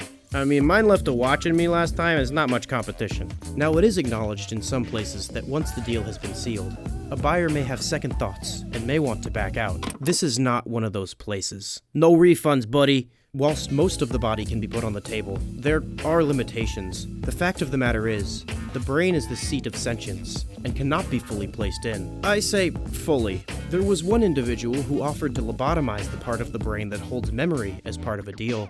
The problem is, he cannot remember what it is he received in return. Do not attempt to purchase anything in the market with organs of another. Every figure in the market will stop and stare at you. The one you attempted to defraud will scream, "That is not yours to trade." Whatever it is that you have tried to barter with, that body part will be taken from you as punishment. A smart man would wonder how it is that these individuals are capable of honoring the deals that they broker. A smarter man would ask himself why his body parts are of such high value in this economy. Just understand that it is supply and demand. As long as there are fools willing to supply, you shouldn't concern yourself with who is doing the demanding. I must have been driving for about 3 or 4 hours. I had lost track. I was following my GPS, but the signal was terrible. Half the time it was just frozen. After the 400th or so turn, all the roads began to blend together. I was desperately lost. At some point, I stopped because I found myself at a fork in the road. There was a dead end sign in between the two roads, but weirdly enough, it was equidistant from both of them, so I couldn't tell which road it meant. Even stranger, when I looked in my rearview mirror, the direction I had just come from was cut off by a mess of tangled roots and branches, and another dead end sign. I decided to take the road on the left. After a couple 100 feet or so, I was back at the fork. I repeated the pattern a few times. It didn't matter which path I took. They both led back to the same place. Eventually, I stopped my car in confusion, and I saw the sign open its mouth, if you could even call it that. It started moving towards me, and then it all went black. I was disoriented, laying on my back on the ground. Somehow, now outside of my car, I was weak, in shock. I couldn't feel anything, but I managed to gain my strength enough to crane my neck to look at myself. My body was mangled. There was a thing sitting on my chest, gnawing at the end of my leg. What used to be my foot. It had cracked my shin so that it was barely attached to the thigh by strings of viscera. The thing was tall, lanky, with skin that wrapped tightly to its bones. It had a large, flat, diamond-shaped head. I let out a horrified squeak, all I could muster. It turned its head to face me, cocked it sideways curiously before it just lost interest and resumed feeding. I reawoke on the side of the road, still mangled, with paramedics examining me. Have you been experiencing any more memory loss? Many moments are fuzzy, or completely blank. How much memory did you lose? How the fuck am I supposed to remember how much I don't remember? This was the statement given by an eyewitness of the entity to a Bureau of Anomalous Containment agent shortly before they shot him. This creature, hereby dubbed the Dead End Demon, or the Dead Entity, was first documented by paranormal investigator Evan Tortorelli. And yes, he is in fact the same person as the pasta. As you may have noticed, the Dead End Demon has a dead end road sign in place of a face. No shit. This entity uses street signs as camouflage to blend into its environment. While the most common iteration of this monster is one with a dead end sign for a face, there have been sightings of this monster with just about any traffic sign as its head. The creature's face is trisected into 3 parts by a Demogorgon-style maw. The mouth is lined with razor-sharp teeth for use in ripping and tearing flesh from bone. The entity's eyes are on the top and bottom of the sign, seemingly placed in a vertical arrangement rather than Earth biology's typical horizontal-eyed vibe. On brand as always, the spine of the entity looks to be made from a rusted-out traffic signpost. This creature, of course, has the classic withered horror physique. I get that he works hard, and no shade to the Dead End Demon, but we really need more attainable physique representation in the horror genre. This is why Siren had to be hospitalized for anorexia. Look, I'm just complaining because my fat ass still shoves Uber Eats inside of me without even taking it out of the bag first, but I still want to be included. The dead end demon only targets people whose reckless driving has caused tragedies for others. You know the story. Drunken man playing Candy Crush on his phone while driving, rear ends the grandma stopped at a red light, and rams her into the gasoline truck in front of her, killing everyone at the intersection and the orphanage next to it, in a horror show of flames and viscera, except of course for our protagonist, Random Man, who got away with it scot-free in court. Until now, of course. This entity typically inhabits sparsely populated agricultural areas. Mainly, it sticks to desolate country roads, but when it has a specific target in mind, it will leave its comfort zone like the big brave boy that he is. This creature waits to strike until their victims have been driving for a long time, and it prefers to attack in the dead of night. The combination of low visibility and sleepiness makes the drivers easy pickings. This entity sets an anomalous trap which causes the victim and their car to enter its pocket dimension. No one is exactly sure how the dead-end demon transfers its prey into its pocket dimension, but traffic cam footage captured before dead-end events show the car instantaneously dematerializing before reappearing shortly after, alongside its owner in the same spot. Both totaled in a gruesome fashion. The dead-end demon's pocket dimension functions like a treadmill. It traps the victim in a loop on the same forever repeating trail until they stop their car in confusion. If the stop is long enough, the dead-end demon, disguised as the sign, will break into a sprint and collide with the car with great force. Despite the entity having the muscular definition of a signpost, it possesses otherworldly strength, which it uses to disable the car via spearing it with its head, just like how football players are supposed to hit. Since this is an actual car crash, it should be no surprise that the injuries are consistent with one. Among other possible injuries, victims often leave with broken bones, glass lodged in their skin, and in some severe isolated incidents, tummy ache. The one constant injury shown in victims is severe head trauma. The dead-end demon will then proceed to remove the injured victim from the vehicle and consume parts of them. It will always consume the foot, but it will either be the left or the right, depending on the country. Sometimes it'll consume the hands too, and in particularly gruesome cases, it eats the eyes. The severity of the injuries and what parts the critter eats depends on the severity of the tragedy caused, and how reckless the individual in question was when causing the accident. While it sometimes does kill its victims, the dead-end demon is really more of a traumatize and release kind of fisherman, as its only goal is a little bit of karmic revenge for those afflicted. Because the entity acts more like a morally ambiguous renegade who plays by its own rules rather than a confused bear that rampages in a city, the Bureau of Anomalous Containment has given this entity the designation of not its fucking problem. If the victim survives the car crash, symptoms following an encounter with the dead-end demon are similar to those of intense head trauma, consisting of a headache or pressure in the head, nausea, vomiting, balance problems, dizziness, blurry vision, pain in response to light or noise, confusion, and concentration or memory problems. Like regular car crashes, these encounters are also quite traumatic for those involved. So many show PTSD in relation to roadways or motor vehicles. The similarity of evidence between this phenomena and an actual crash leads to the dismissal of these crazy people yelling about monsters. Aside from the typical injury fallout, the victim will also experience hallucinations, nightmares, and delusions relating to the dead-end entity. And while these will fade in frequency, they will never completely stop.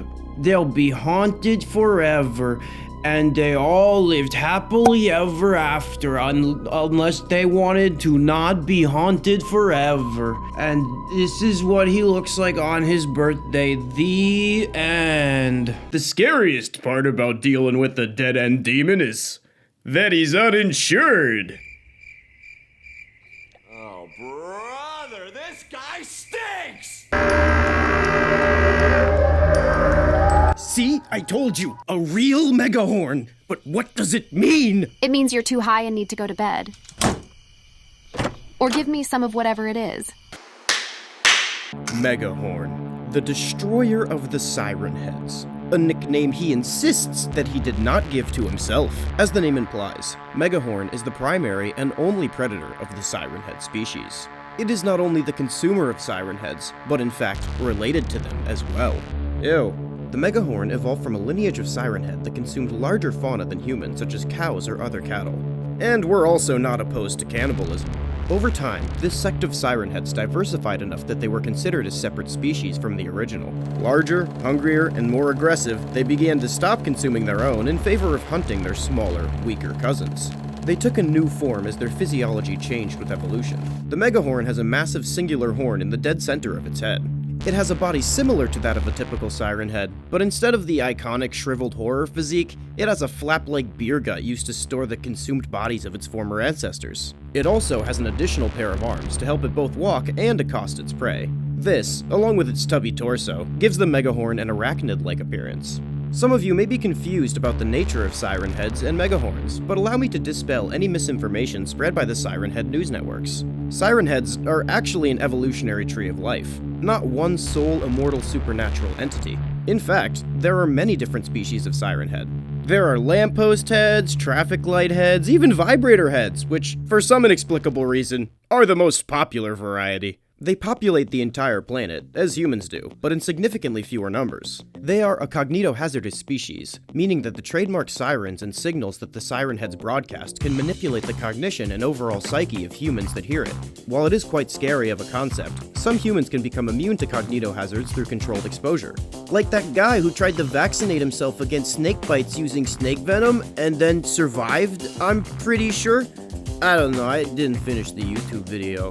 Like all species, they are limited by their food source, which for siren heads is you, and for megahorns is siren heads, and you. Hence why the megahorn is encountered in far fewer numbers than the siren head. While some state that the act of a siren head consuming another siren head causes the megahorn mutation to occur like some skinwalker shit, this isn't actually the case. The megahorn is simply a much rarer creature that's encountered less often. They just look like siren heads because they evolved from them. And humans love to make shit up. But don't take that away from them. They have such fun lying to each other. For example, some religious organizations said that the megahorn is a god protecting them from siren head. The reality is, the megahorn couldn't give less of a shit about him. He's just hungry. He'll eat him as a snack if he doesn't have to get up from the couch to reach them. Such idiots running up to worship megahorns and getting gulped have been documented by many horrified bystanders, and one furiously masturbating vorophile. The impact of the megahorn's existence primarily means that there are fewer siren heads, which is a net positive for humanity. Because of this, the Foundation has ranked them low priority. Although, this guy is definitely not friendly to humans. The megahorn's range of its siren is vast compared to that of a siren head, and the power of its blasts outweigh its shrimpy little cousin too. It can pop a human head like a testicle that's been shot by a BB gun. This powerful sound is actually meant for disabling other siren heads, but because the power needed for that is immense, it causes extreme damage to both property and anything living. Unlike the siren head, megahorn has no biological limit in its growth, meaning that like some reptiles like alligators, snapping turtles, and Komodo dragons, they can get as big as their food abundance allows. No, I meant it as a good thing. Like, people think you're buff and stuff. No one is calling you fat!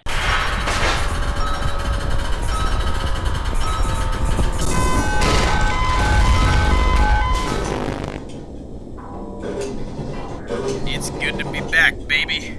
Welcome back to the Backrooms, a mind-bending reality consisting of endless liminal corridors hosting a diverse ecosystem of powerful organisms. If you don't know what the Backrooms are, you should definitely go watch my other stuff explaining it after this video, and subscribe, or I'll no-clip your balls off. With that done, let's take a look at the most skin-crawling entity I've seen in my expeditions. These, as you may know, are the dentists, aka Entity 116. These wretched humanoids are a macabre fusion of decaying flesh, but only of tissue that usually makes up the gums, teeth, and jaws of a person. So imagine if instead of skin, the outside of you was just slimy, unflossed gums. The surface of its skin is lined with clustered sections of gum holes that could give even the most moist hole-obsessed pervert trypophobia. Some of these holes still have deadened teeth in place, although they're in various stages of gum rot. The head of the dentist is lined with teeth instead of hair. Would you rather have hair instead of teeth, or teeth instead of hair? Leave your answer in the comments, and I'll come do that to you. They have nothing resembling eyes, but instead sense the world through hearing. And they do it well enough to catch your dumb ass. Its cheeks have been cut from its lips to its ears, and sometimes its jaw has been snapped open, forming a ghastly permanent grin. Only one of this group, the alpha, usually the largest, will have a complete set of teeth in their mouth. The end of the creature's arms are lined with sharp incisors and plier-like fingers made from what look like human molars. Entity 116 live in packs, looking for individuals to gang up on and then victimize, usually by surprise so they have no context of the situation. You are about to more deeply understand why these critters were deemed the dentists. When a pack of dentists encounter a wanderer, the majority of the group pin them down. The alpha will place the sharp incisors of its arms at each corner of the victim's lips, snapping the jawbone and using his plier-like fingers to extract the teeth to replace ones it previously lost.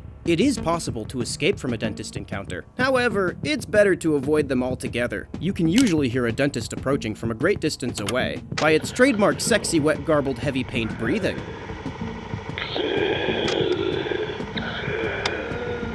If the creature manages to touch you, you might as well call it quits on the whole life deal. The entirety of a dentist's body is coated in a thin layer of slimy mucus secreted from its gum tissue. It leaves a trail of this mucus wherever it walks, and contact with this infects an individual with a horrific oral disease. Their gums will begin to rot, and the roots of their teeth begin to radiate excruciating pain. It will then spread from the mouth. The surface of the human's entire skin will become incredibly sensitive and begin to shed layers until it resembles gum tissue. Holes will begin to open up in sporadic clusters on the torso, but they'll be concentrated at the end of the limbs. Out of many of these holes burst teeth that extend from the bones like they were jaws. This is incredibly painful. If the individual doesn't die from this condition, it will spread to the brain, stunting the intellectual capacity of the individual, rendering them essentially another iteration of Entity 116. Eventually, the eyes will fall out, and the morphology of the face will shift so that the jaw is far further up the head. If a human goes through the dentist infection process without getting their face mutilated and encounters a wandering pack of dentists, the two with their mouth teeth intact will fight for dominance, and the winner will rip the teeth out of the loser and gore his face so he looks like the others. In the end, he's kind of doing him a favor. Remember, if you are in any way different from the norm, that's inherently bad, and you should feel bad about it. That's just a scientific fact. Oh yeah, and it had a weakness that I was gonna tell you about, but I forgot to write it down. I don't know, try dental floss, that would make sense. Nah, I'm just kidding. This thing isn't nearly as scary as the Glock Dookie or the reverse defecation bird. Dracunculus graviditatis is a specialized parasite of the uterus, infesting various species of mammal, including humans. Microscopic copepods living in untreated water may carry this nematode's larvae, which, when ingested, break through the intestinal lining and migrate to the uterine wall. Once settled, they create a membrane around themselves, fusing to the uterine tissue and releasing anandamide and HCG analogs. This tricks the body into starting a false pregnancy process, which the roundworm uses to feed and grow up to lengths of 2 meters. Removal of the parasite and its pseudoamniotic sac must be precise, as breaking it will release a large amount of antigens, which may cause anaphylactic shock to the host. Push, honey, push! Congratulations, it's a worm! I knew you weren't composting, you bitch! Holy pregnant lady worm sack! A totally real, not at all fake, parasitic nematode that infiltrates all mammalian reproductive system through consumption of dirty bug water, then embeds itself in the uterus, becoming a fake baby and signaling the woman's body to feed and nurture it until it is fully grown. I know you were telling me she ain't it and it'd be opening a can of worms, but I didn't know you meant it literally. Never got that saying, by the way. If there was a can labeled worms, I would open it immediately out of curiosity. Regardless, let's break down what we know about the womb worm that I would never lie to you about being real.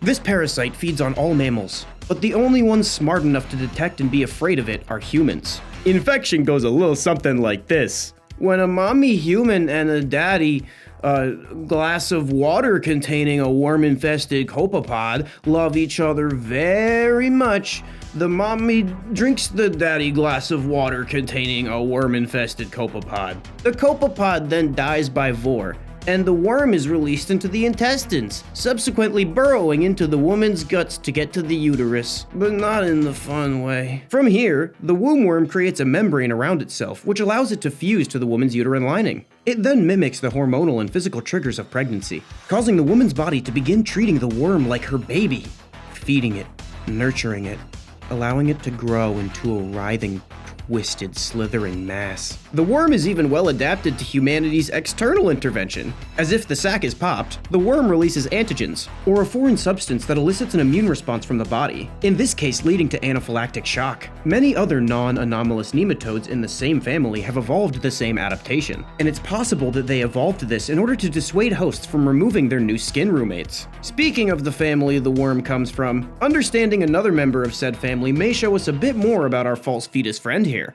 The guinea worm is another parasitic worm that feeds off humans in a similar, very disturbing, but in my opinion, slightly less disturbing manner. The beginning stage of the life cycle in the guinea worm is exactly the same as the womb worm. Both are spread via drinking unfiltered stagnant water containing copepods. From there, they both feed on the host, just via different metrics. People don't usually show symptoms of guinea worm until around a year after infection.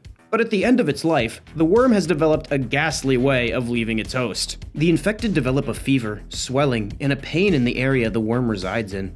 The worm then bursts out from the skin of the victim, slowly wriggling its way out, causing a searing pain for the host. More than 90% of worms come out of the legs and feet, but worms can appear on other parts of the body too. If the end of the life cycle of the guinea worm is at all similar to that of the womb worm, that's what we call in the medical field fucking terrifying. The strategy of the womb worm is also reminiscent of another evolutionary strategy, parasitoid castration. In this strategy, a parasite ends the reproductive life of its host, aka makes it unable to boink and make another one of itself. This theoretically frees a significant portion of the host's resources, which can now be used to benefit the parasite. These resources include not only just naughty bits, but also the energy spent on mate-seeking behavior and caring for offspring.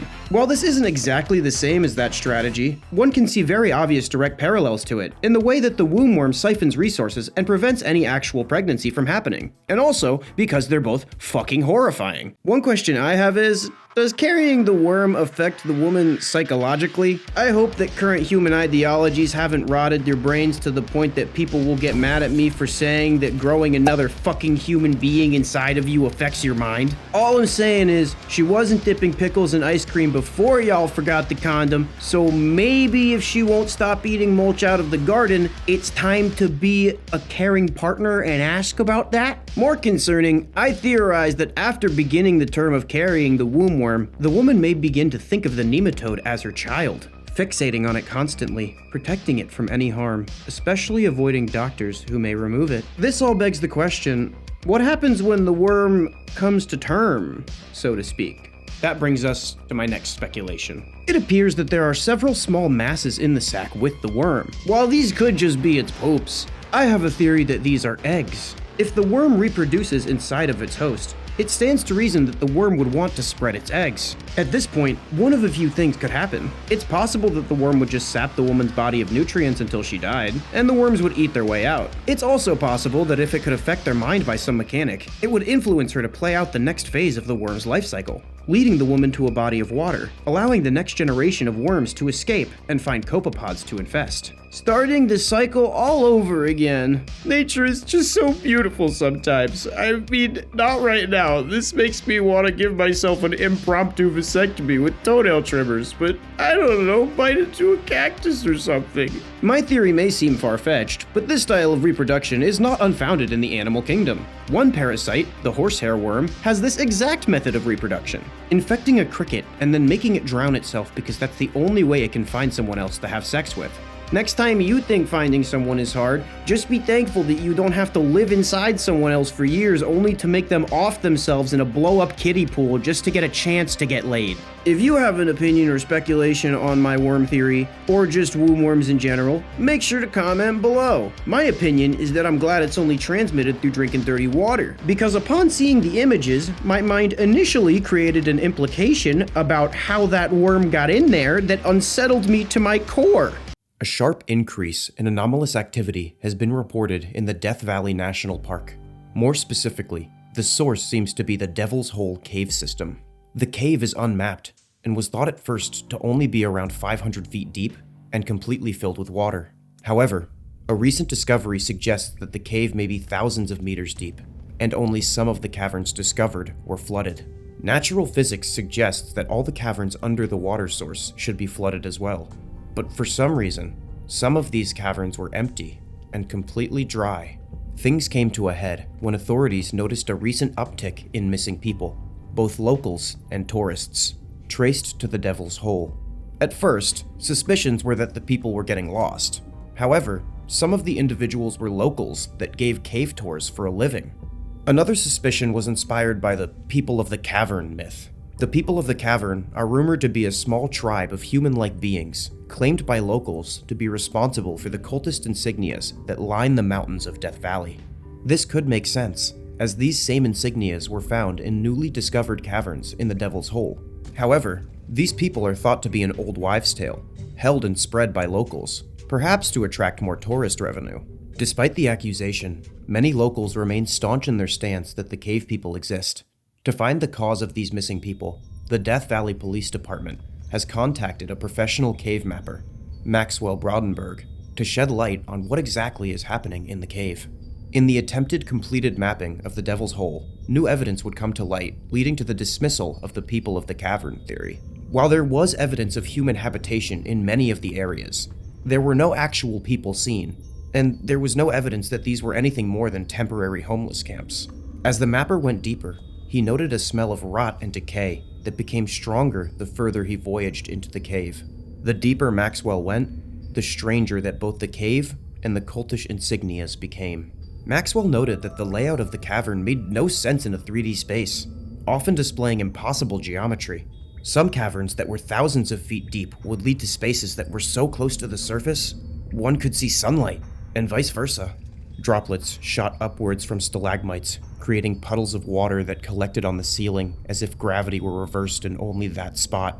When he left that area and came back, it was flipped right side up. Sometimes he would walk from one cavern to another, only to be in the exact same room. Maxwell struggled to explain his findings to the authorities, but it helped that he had a digital camera and photographic evidence of many of the things that he claimed. After a week of mapping, he had made little progress in discovering the nature of the cave. On his 7th day exploring the cavern, Maxwell did not return. A search party was sent to find him after a few days. The search team was equipped with standard caving equipment, as well as a wired communication line directly to the surface team. While the physical line remained intact, communication from the search team went dark shortly after they were out of view. The search party reported similar anomalous happenings in the cave, and of the 5 members sent, only one returned.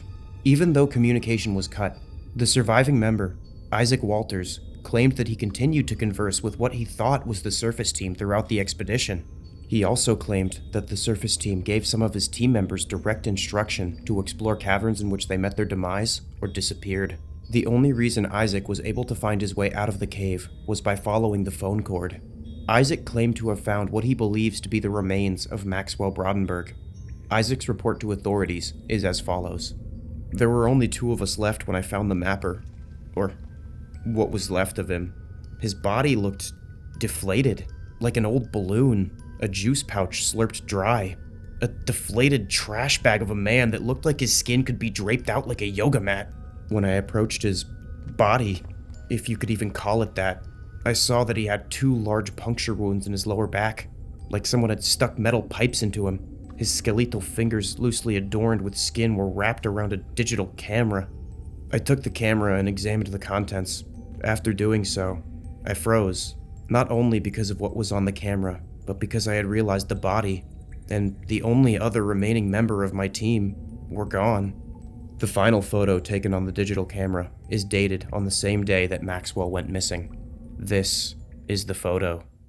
Holy guano! Some sort of anomalous cave system with unexplainable qualities that possibly contains a cult, but definitely contains a monster. Because the cave is utterly mind-bending, let's start simple and see what we can gauge about the spider. Evidently, this spider has intense photophobia, which means it's afraid of light and will react violently to any bright light source. If it wasn't planning on eating him already, that's probably why Maxwell ended up as some sort of used condom man. To find its prey, the creature has bioluminescent and photoreflective eyes. To be able to see in the cave, these eyes must be incredibly sensitive to all light, and this is likely the reason for the animal's photophobia in question. Like all spiders, this spider eats by locking the prey in place with its jaws, injecting a corrosive acid that dissolves the innards of the prey, and slurping the now jello-like insides out. The acid that it uses to dissolve the inside of its host reduces all but the bones to a slush, and for some reason, it leaves the skin intact as well. Another interesting thing, this spider's anatomy suggests that it actually may not be a spider at all. You see, this quote-unquote spider has a lot of features that look almost mammalian. For example, a typical spider foot looks like this. That was way cuter than I personally expected, and now I'm thinking about cute little spider paws. That's not what this guy has though, as his legs look like they end in some sort of horrible hand structure with clawed fingers. Looking closer at the beast, it's almost as if some of its features look not only mammalian, but distinctly human. The texture of its carapace resembles that of human skin closely, and if we look at this animal from a side view, we can tell that this spider's head has an almost human-like skull and jaw structure. Almost as if this creature was once a man or a woman. Spider Monster is legally required not to discriminate. While the concept of a man spider seems impossible, we have to remember that a lot of the shit reported in the cave seems impossible. My theory is that this cave is for some reason an anomalous hotspot. I mean, come on, it's named the Devil's Hole. It's not that far off. That preternatural beings and happenings are either attracted to or formed by this cave. This would explain the phenomena and layout within the cave, the myths of the strange cult spread by locals, and the spider being as well. The spider creature could be the remains of what used to be a missing person, somehow mangled by the cave into an otherworldly arachnid appearance. It could also be some sort of local fauna that evolved within the cave itself. If the rules of geometry and physics are different in the cave, it's possible that the laws of biology and evolution are different as well. This suggests that it's possible that this being evolved within the cave to hunt humans who became lost and trapped due to its confounding nature.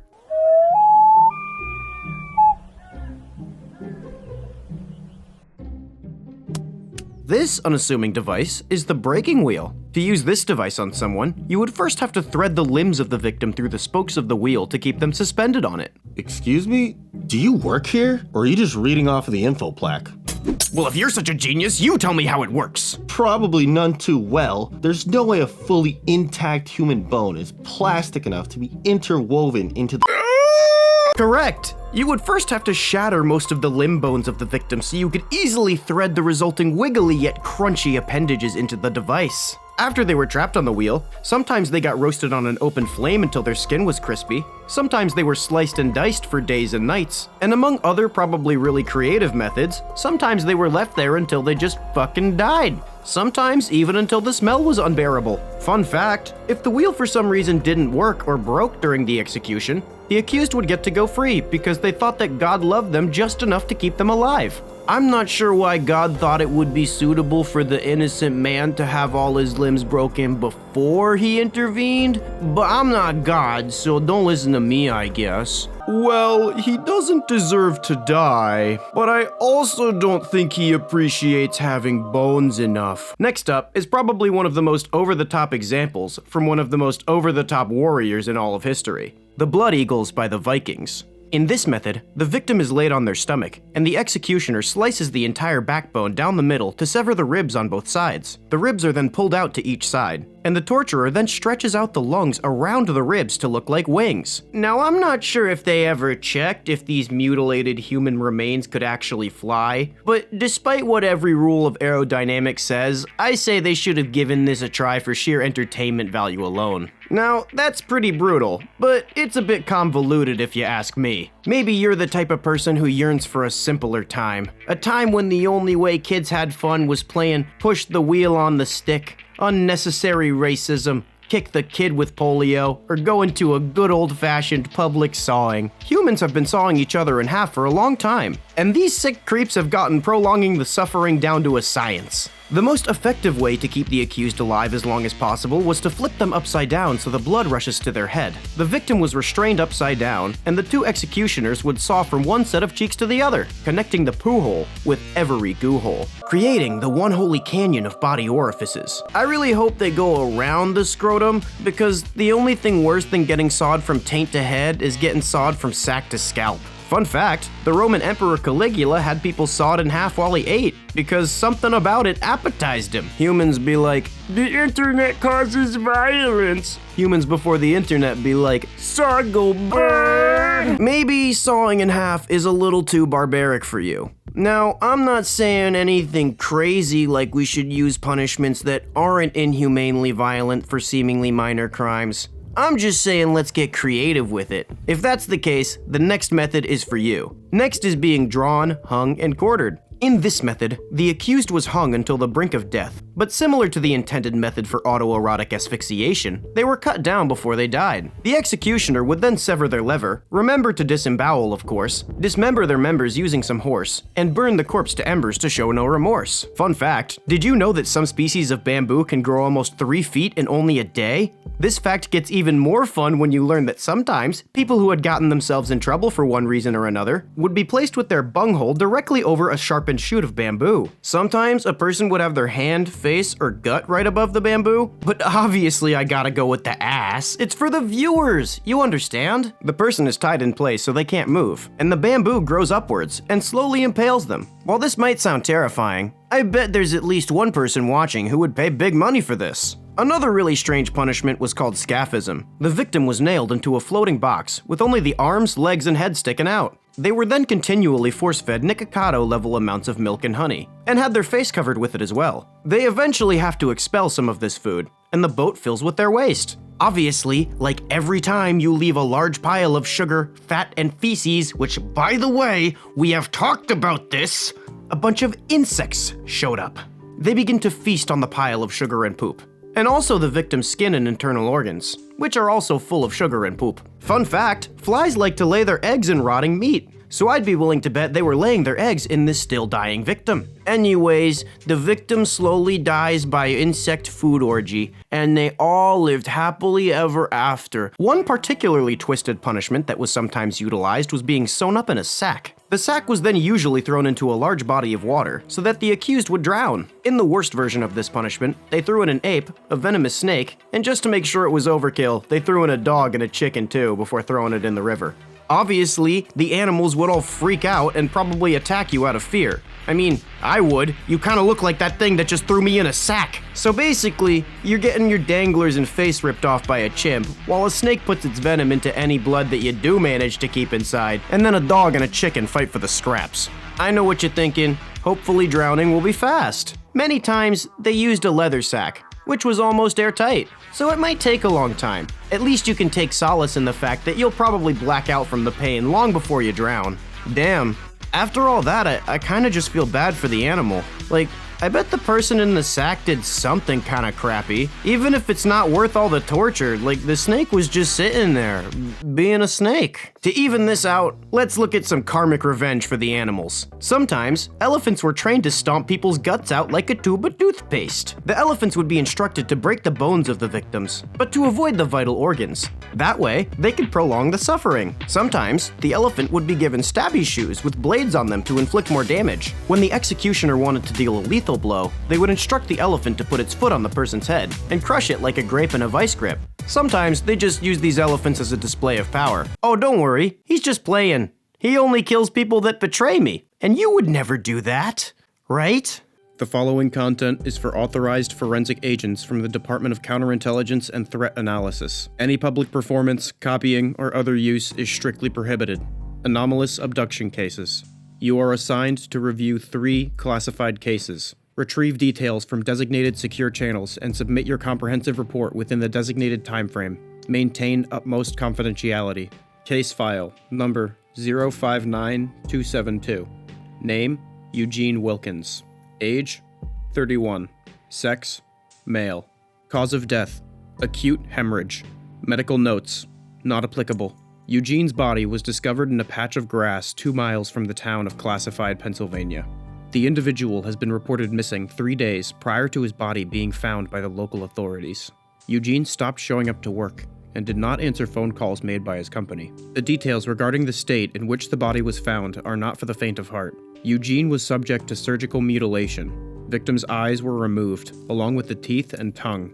The organs and muscles have been extracted from the body, leaving behind a peel of skin and bones. No incisions observed. No sign of blunt trauma or puncture wounds. All blood has been drained from the victim's body. No traces of footprints nor blood spills to be found in the area. Investigators speculate that organs and muscles have been extracted with unusual and completely unnatural instruments. Toxicologists found no sign of anesthesia during the time the injuries were inflicted. No signs of restraint or coercion in the victim. Illustration of Eugene's corpse. Case file number 011537. Name Maria Bishop. Age 21. Sex female. Cause of death suffocation. Medical notes mild OCD.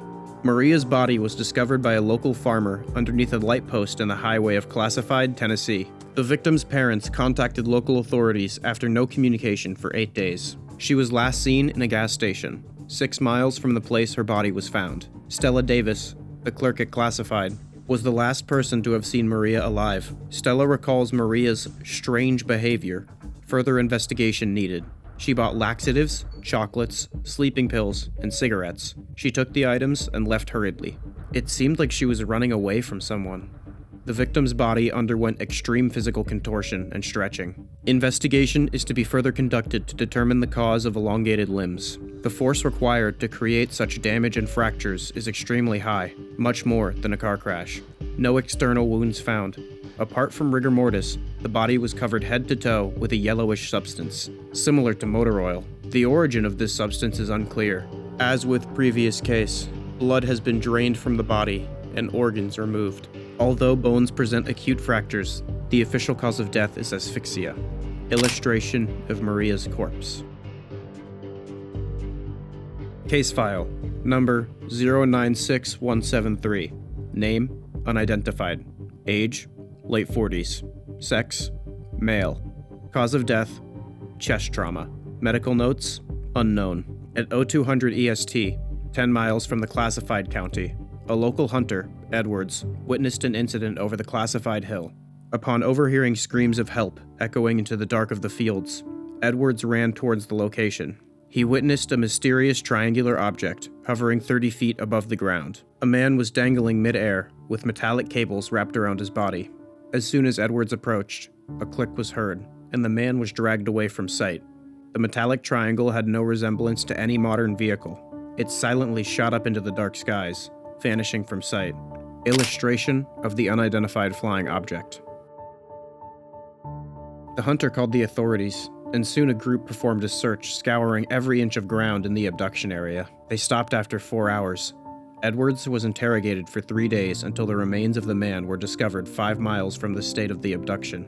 The man's body had been subject to gruesome mutilation in a manner that subsequent investigations never encountered before. Victim had been found with no limbs. Only the torso and half his head were present. The face was contorted beyond recognition. His limbs were nowhere to be found. Blood had been drained from the body through 2 symmetrical orifices in the chest. Investigators determined wounds were caused by advanced instruments with stunning precision. These instruments acted as drainage holes. Half of the victim's head is missing. The mouth cavity and internal thorax had been extracted. The edges of the cuts are uniform to their size. Illustration of an unidentified man's corpse. Holy shit! Some sort of alien life forms abducting humans and using unrecognizable technology to mutilate their bodies in seemingly impossible ways for what I assume are research purposes, but they could also just be pulling the cosmic equivalent of burning ants with a magnifying glass. I told you the news wasn't just using aliens to make everyone get distracted and shut up about how they're just fear-mongering pieces of shit like they do every 2 years on the dot. Let's break down what we know, starting with case 1. First off, the aliens seem to have some sort of giant suck machine. We need to acquire it immediately, for research purposes. Why are you looking at me like that? Evidently, this machine can extract any organ or part of the body through the skin without puncturing any holes. This is something that human medical practices are far from capable from. I don't know, maybe they just pull them out through the mouth. Or the ass. Not only this, but the toxicology reports confirm that these aliens also have a completely novel system of suspending their subjects unrelated to drugs. Maybe it's some sort of hypnosis, or a really good incentive, like tying them to a bench. What's incentive mean? In the second case, a few more notable things come to light. First off, Maria was acting erratically and seemingly running from something, but I find it hard to believe that aliens let her get away. Maybe they're stupid. I don't know. There's a wide range of intelligence with humans too. I don't know how Maria would fend off aliens with all that crap she bought, so maybe everyone was just having an off day. Inevitably, Maria was fed through the same suck machine, and her limb bones were contorted like she was some sort of human Rubik's Cube. She was also covered in some sort of liquid that tastes pretty bad. So this tells us two things. These aliens might just be getting their rocks off in a fucked up way, and I need to get tested. That was a stupid joke. Finally, on to the third case. An unidentified man was eaten by a sky triangle. Hey, I saw like a man get sucked up into the sky triangle or something. Everyone, stop looking for the serial killer! We have something more important to do! He then came back with no arms or legs, or half his face. Oh yeah, and he had his blood drained from 2 small incisions on his chest. Which is weird, because couldn't they just use the suck machine? I don't know, I'm not an alien, I'm not complaining, because now that guy, he's got a free stussy. So what does all this mean? I don't know. To be honest, your species is being abducted by multiple aliens all the time. You're easy targets and fun to pick on. These just happen to be a bit more sadistic, and heretofore unknown. It's unknown whether these will be the last abductions that take place, and only time will tell if this is a recurring problem. At any rate, it seems impossible to discern a pattern, with only 3 victims thus far. And maybe if this analog horror series comes out with another installment, we can see if there's more to this mystery. Also, I know this is unrelated, but how weird is it that all of the towns, businesses, and locations all happen to be named Classified? I hear Classified is beautiful this time of year. July 23rd, 2006, when the MV Cougar Ace transport ship capsized. An unidentified liquid leaked into the water. It formed a perfect Mandelbrot's fractal pattern. In the following months, strange fish were reported in the area. September 2006, Hurricane Julia approaches the US East Coast. Its strange fractal patterns and iridescence can't be explained by meteorologists. Organisms put in contact with it would begin developing odd symptoms in the following days. As the fractal spreads throughout the atmosphere, its effects first start to be seen in nature. From plants to flocks of birds, the patterns would infect anything they touched, changing their growth and behavior. The longer the contact, the stronger the effect. December 2006.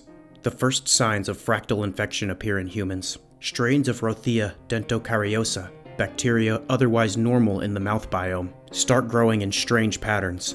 Their rapid spread would prove hard to control with antibiotics. Fractal syndrome is first defined as a new entity by the WHO in 2007. First, symptoms appear in growth areas, such as the skin, nails, and intestinal lining. It slowly spreads to the iris, teeth, and eventually limbs. Transmission occurs through unknown mechanisms. No treatment exists. When the fractal syndrome eventually takes hold in the brain, strange behaviors start to occur. Though the changes are unconscious at first, they are visible when crowds spontaneously form into self-repeating patterns. Children start showing fractal conducts earlier than adults. The fractal communion is established as a major religion in 2007. As their numbers explode in the millions, congregants voluntarily expose themselves to the Hasdorf DF 2.5, the substance causing fractal syndrome. They see it as an elixir capable of miracles, such as curing blindness. July 23rd, 2011, Hasdorf D 2.5. The fractal is released as a vapor over major world cities in synchronized attacks. As it rains down, it coats every surface. The attacks are planned by a radical religious collective known as the Branch. Tens of millions fall to the fractal. As major population centers across the world are affected by the fractal, authorities react by quarantining entire cities to avoid its spread. The struggle escalates into riots and open conflict against government forces. The fractal is being used as a weapon by the besieged fighters. To be continued. Holy shit! Some sort of substance that morphs anything it comes into contact with into a form that repeats infinitely into itself in a perfect fractal pattern. Are you thinking what I'm thinking? Let's take some acid and just pour buckets of this crap into the street. This story plays with the idea of fractal infinity, and also humanity's impact on the environment around them. It explores how human impact on the environment has a much more wide-reaching implication than they could ever know. The effects on the environment have infinite spread potential, and go all the way from the largest interconnected system to the smallest singular cell. Like a fractal! He said it! He said it! The catalyst of the story, the shipwreck, reminds me of the BP oil spill. The results are just as disastrous, just a little bit more Lovecraftian here. As the spill of the fractal chemical seeped into the ocean, it permeated each and every fiber of the life forms around it. The plankton began to develop fractal patterns, as did the fish who eat the plankton, and plants, as do the birds who eat the fish. Through the water, through the air, and through the food chain, this fractal chemistry insidiously worked its way into every fiber of nature until it reached the obvious, logical extreme. Walrus Man! As of December 2006, the fractal pathogen now afflicts bacteria which take root in the human mouth, spreading from that bacterium to the human itself in no time flat. And the plaguey for the fastest zoonotic shift goes too! This created a new disease by the name of fractal syndrome. Fractal syndrome starts in areas like the skin, nails, and testicles, and slowly takes over the entire body. There is no known treatment for this disease, but it also seemingly isn't fatal, like herpes. It does, however, have unparalleled psychological effects. The human brain always does the goofiest shit when you really shake it up good. The syndrome causes people to arrange themselves with others in fractal patterned crowds, continuously acting in repetitive patterned behaviors, and drawing fractals constantly.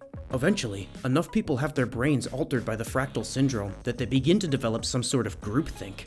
Fractal syndrome eventually transitioned into the fractal communion, using the very same chemical that started the outbreak as their sacrament, like it's their holy water. Of course, this religion did what every religion does, and they minded their own business without jamming their tenets and practices violently down everyone's throat, until they did not that. So basically, Fract Al-Qaeda made a big old cloud of fractal juice and used it as a bioweapon to convert as much of the world as possible to their religion and body structure.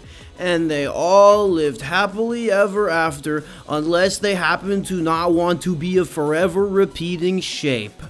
The end. Some of you might be wondering exactly what this fractal chemical is. The Hasdorf D2.5 is a reference to Hasdorf dimensions. This chemical exists in between the second and third dimensions. After making contact with something in the third dimension, it sticks to it, and pulls the third dimensional object along with it between dimensions. The things it touches get fractalized at their natural rate of change. Clouds manifest and disappear rapidly, so it quickly gets turned into fractal shapes. A human would get fractalized over years. This means that because children have faster growth rates, they would fractalize faster.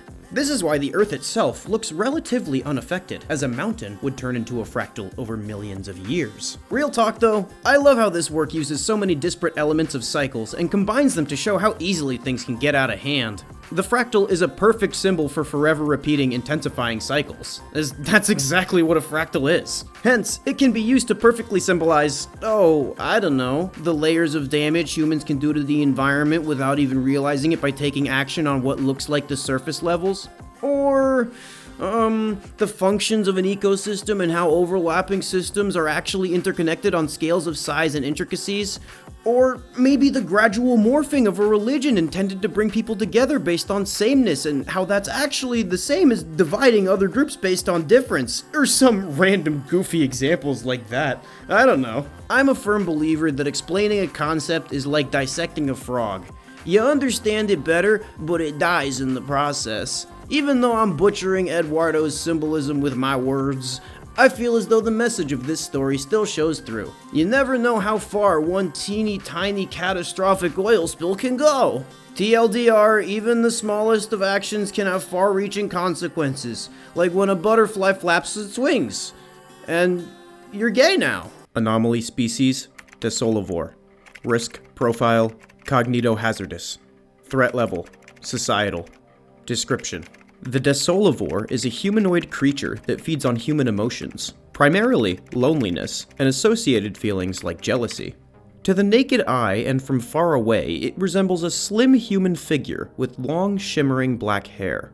However, as one gets closer, they begin to recognize something isn't quite right. Its eyes are sunken into its skull with deep, dark circles around them. Wrinkles crease the edges of its eyelids, giving them a weathered, tired appearance. Below this, the creature lacks a nose, instead having two holes where the skull would connect to the nasal cartilage. The mouth and gums of this creature are jet black, and the gum line retracts from the teeth, showing the results of dental decay. a skeletal mouth structure exposing the bloody, gangrenous roots of the teeth. The shine from the hair is revealed to be from a coating of viscous mucus. Way more scary than hot now, right? No? What's wrong with you? This creature is skilled at detecting the signs of loneliness. A depressive stance, fear of interaction, encyclopedic knowledge about anime. This entity will sit back and examine the environment for an extended period of time. It will single out the most vulnerable individual and approach them when they are alone. The Desolivore will try to get the victim away from populated areas as quickly as possible to begin its feeding process. It will flirt with its intended host, suggesting they spend some time together privately. It has a cognitohazardous hold over whoever it targets, transforming the monster's horrific visage into one that looks stunning to the victim. The entity contorts the viewer's perception to make them believe that they are looking at the most beautiful person they ever laid eyes on. Its cognitohazardous beauty effect in this manner rivals even that of 14 shots of Henny in a dimly lit bar. The gender and overall appearance will be warped to what the individual is attracted to, but it always somewhat resembles roughly the same being. The creature will mimic aspects of the victim's personality, aesthetics, values, anything that would make them look like an ideal partner. If the person is lonely because they lost someone, be it because of death or otherwise, the creature will take the form of those they had lost. Those it's after are none the wiser. Rose, is it really you? I thought you passed away in that exploding milk carton opening accident that happened right after you said you didn't love me anymore. Yes, well, I've decided that I do love you, and also that I'm not dead anymore. I knew you would! TLDR, red flags just look pink through rose-tinted glasses. Its goal is to isolate the individual and destroy the mental faculties holding their sanity together, using its cognitohazardous powers to keep them in some sort of mind prison. Once it gets the victim alone, it kisses them. The host's eyes roll back into their head, and they collapse. The victim's consciousness seemingly phases into a black void of nothing. Being fed upon by a Desolivore is similar to being in solitary confinement, except you don't even have the bearings of your own body. The Desolivore will then hide this body, and return routinely when the suffering and loneliness has reached a breaking point, to suck it out with another monstrous mouth-to-mouth. Every time I do that, I'm afraid I'm gonna choke on my own spit. While a host can be fed on by a Desolivore for an extended period of time without dying, most individuals go completely insane after a few days of uninterrupted feeding. This creature is not only insidious, but also intelligent. In recent years, with the rise of what has been branded the Loneliness Industrial Complex, this entity has been able to magnify its power significantly. It's taken to using dating apps as lures. I mean, Tinder was already a monstrous entity designed to prey on the desperation of lonely individuals, but now they got a mascot. I love when companies do this because I can think of Tony the Tiger rather than be sad about how my decisions make me fat. This creature has perfected its hunting strategy in the modern world, using a catfish strategy to appeal to whatever customizable flavor of loneliness the individual has. If the victim is an antisocial and horny League of Legends player, they go with Hooker dressed as anime girl. If the victim is a woman who feels like her only option is being used by fuckboys or nagged by nice guys, they'll be an unattainable man who somehow was already completely catered to their dreams even though they've never met, and has no commitment problems at all. Neither the John nor the prostitute, the Coomer nor the cam girl, the two girls nor the one cup are safe from the Desolivore. The Desolivore cares not for where they fall in this emotional ecosystem. It cares for what it can suck out of them. Loneliness. If the victim somehow gets away from this entity without completely losing their mind, they'll be scarred for the rest of their life. For some reason, even though they know exactly what happened, they miss the very entity that almost destroyed them. They know they shouldn't. They know that returning to it would be certain death. The thing is, even though it isn't real, just the feeding practices of this anomaly still feels like the most unnaturally powerful connection they've ever felt to anything. Over time, this cognitohazard will fade, but many return back to the Desolivore, fully knowing and accepting their fate. Once the cognitohazardous effects phase, the scars can still affect future relationships, which is tragic, because genuine human connection is the one way to slowly heal the wounds left by this creature.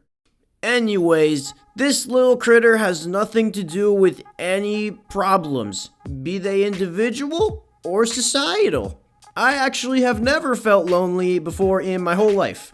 If you feel lonely sometimes, that's bad, and you should be ashamed of it because it's unnatural. And it's not something everyone experiences, and that's completely normal. Only your dumbass. The following pictures and documents were retrieved from the remains of the ship Storaker. Its crew and most of its cargo lost in a storm off the coast of Denmark while returning from an archaeology expedition to the Viking burial ground of Sondrum. Excerpt from the diary of Maine archaeologist Tor J. Arn, 22nd of March, 1905. Today, we dug up something strange. It wasn't far from the other graves in the area, but it was buried deeper. The extraction was difficult, since it had become encased in a hard piece of sandstone we had to break through. This artifact, it doesn't look like anything we've seen from the Vikings. It seems too detailed for one of their carvings, and the dark stone it's made out of is certainly not from the region. A piece of loot from one of their raids, perhaps? We'll have to bring it back to Copenhagen and analyze it further. The crew is quite disturbed by the artifact, and I've heard far-fetched speculation about its origins. As much as I hate to admit, it makes me feel uneasy too. There's one more thing I'm hesitating to write down. When I touched its surface, I felt a slight vibration, nearly imperceptible. None of the others seemed to notice. Thinking back on it, that was likely the result of a tired mind and an imagination stirred by old wives' tales. Tomorrow we'll load it up on the ship with the rest of the findings and come back to the museum. May, 1909, Brisbane, Australia. Fisherman Adam James Clark makes an unusual catch. He would keep the object in his home, fascinated by it, until his disappearance 6 months later. Adam was a dutiful diarist. In his notes, we can see the slow progression of his mental state and his deepening obsession with the cocoon. May 14th, 1909. The strangest thing got tangled in my net today. I have no idea what it is, but I managed to pull it to shore. I think it may be a live egg or a cocoon of some sea animal. If I put my hand to it, I can feel it twitch a little.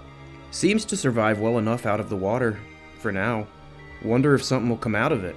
A photographer was at the jetty, and I got back and got me some pictures of the thing.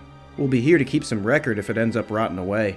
The husks takes up a great deal of space in my room, but that beats empty. It's a good listener, though not too fond of conversation, it seems. I've been waiting so long for him to come out. Sometimes I put my ear to the shell and listen to him move in there, metamorphosing. I read that during the cocoon phase, insects melt into some sort of liquid inside, and then rebuild themselves into something new.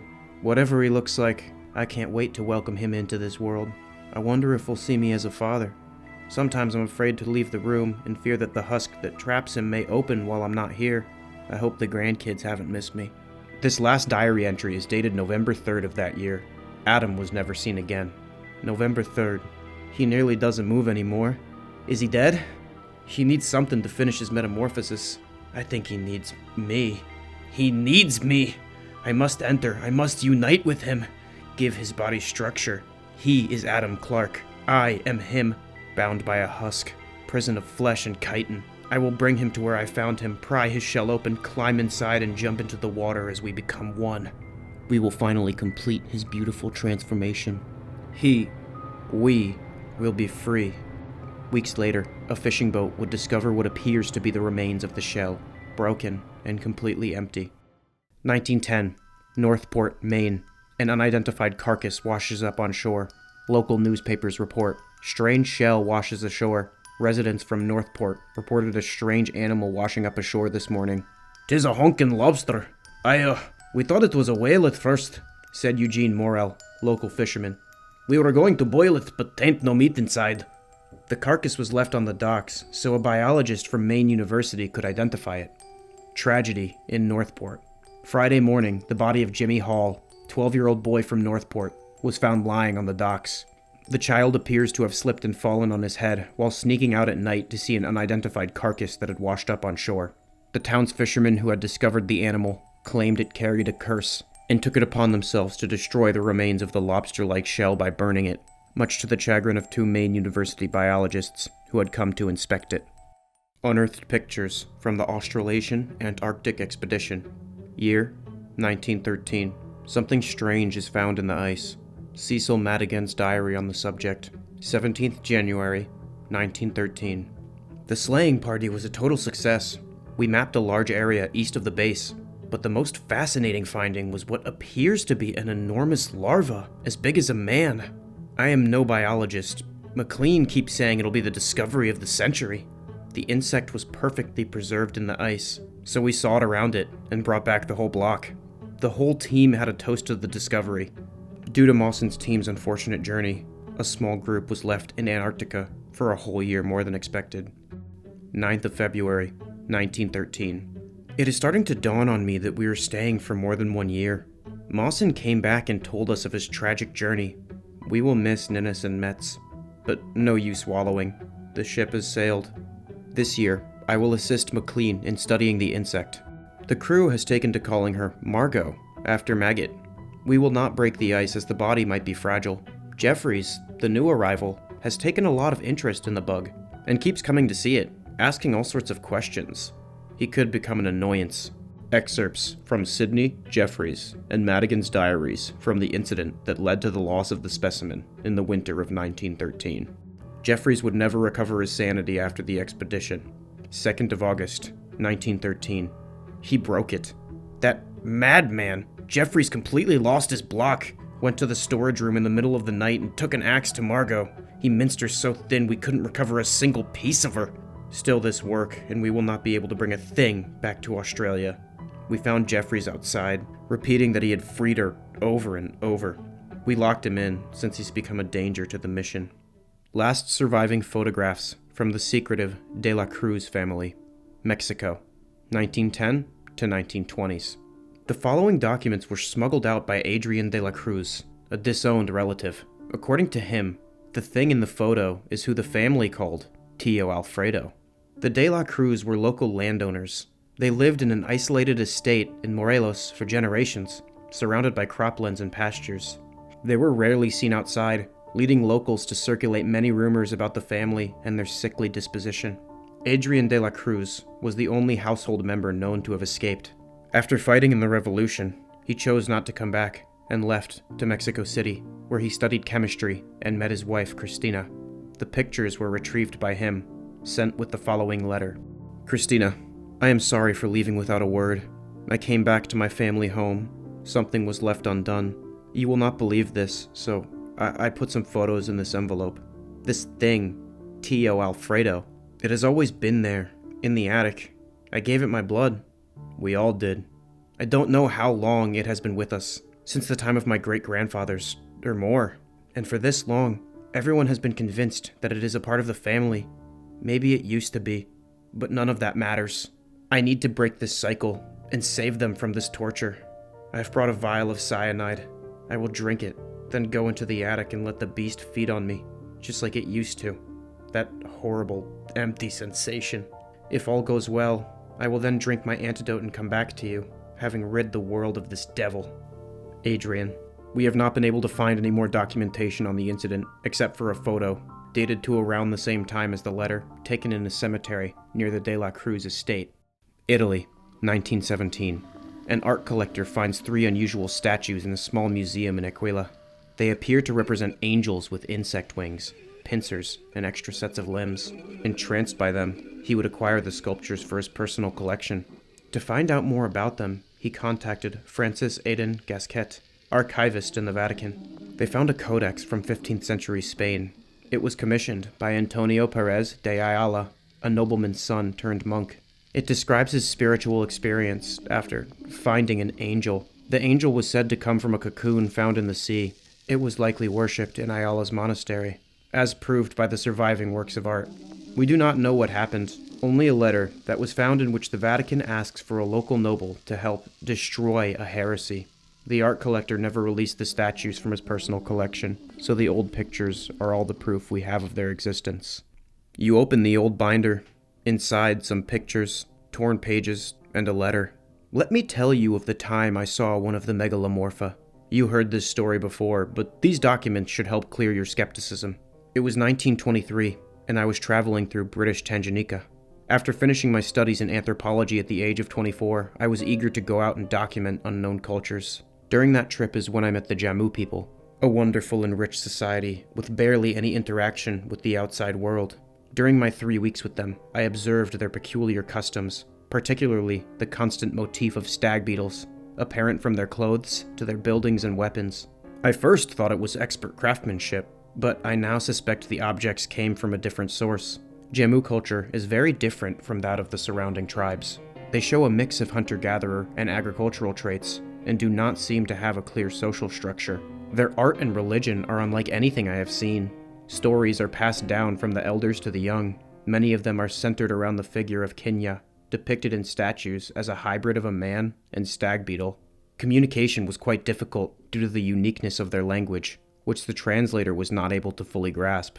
I am not proud of having followed them in secret, but if it were not for that, I would not have seen the insect. At first, I thought they were hunting it, but then I realized their interaction looked more like a conversation. They followed a flock of birds to a clearing, where they stopped and chanted in unison. I got closer to take a photograph, but I was seen and had to leave expeditiously. Unfortunately, after this incident, I was not welcome in the village anymore, so I had to resume my journey. As you know, trying to publish this information only led to ridicule and me being cast out from academia. That is why I spent my life trying to prove their existence.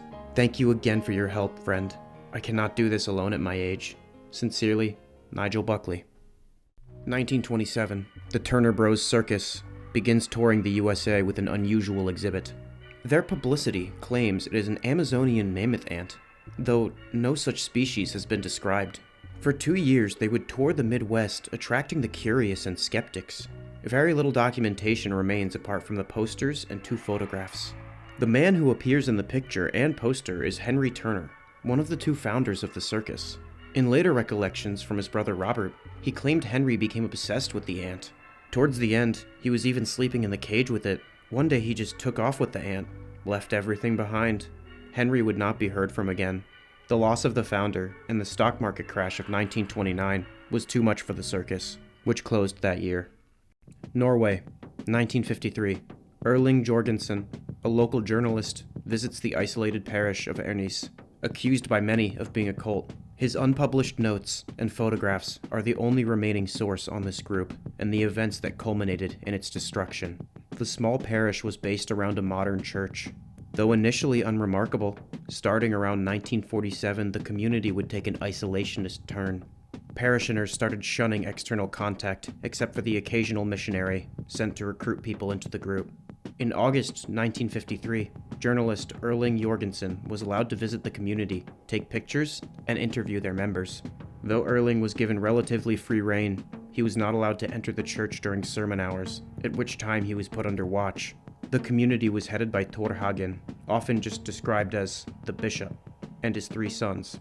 The self-proclaimed bishop and his entourage had essentially broken contact with the Church of Norway, forming their own hierarchy. The priests wore masks as part of their vestments. Many of the particular rituals of this group were centered around their youngest members. They wore white clothing and were referred to as initiates. The purpose of their initiation was never made clear. In an interview, a 7-year-old claims, "One day, I will be one with God." According to Erling's notes, on the day of his departure, he was taken over by curiosity. Instead of leaving, he snuck into the church and hid there, waiting for the sermon he had not been allowed to watch. As it started, he saw an immense creature appear from behind the altar. The church has been silent for hours, as that thing pulsates on the wall. I need to do something. Erling's unpublished notes end there. A fire destroyed the church that day. Erling never admitted to having been there. After his death, it was revealed that he had lit the match.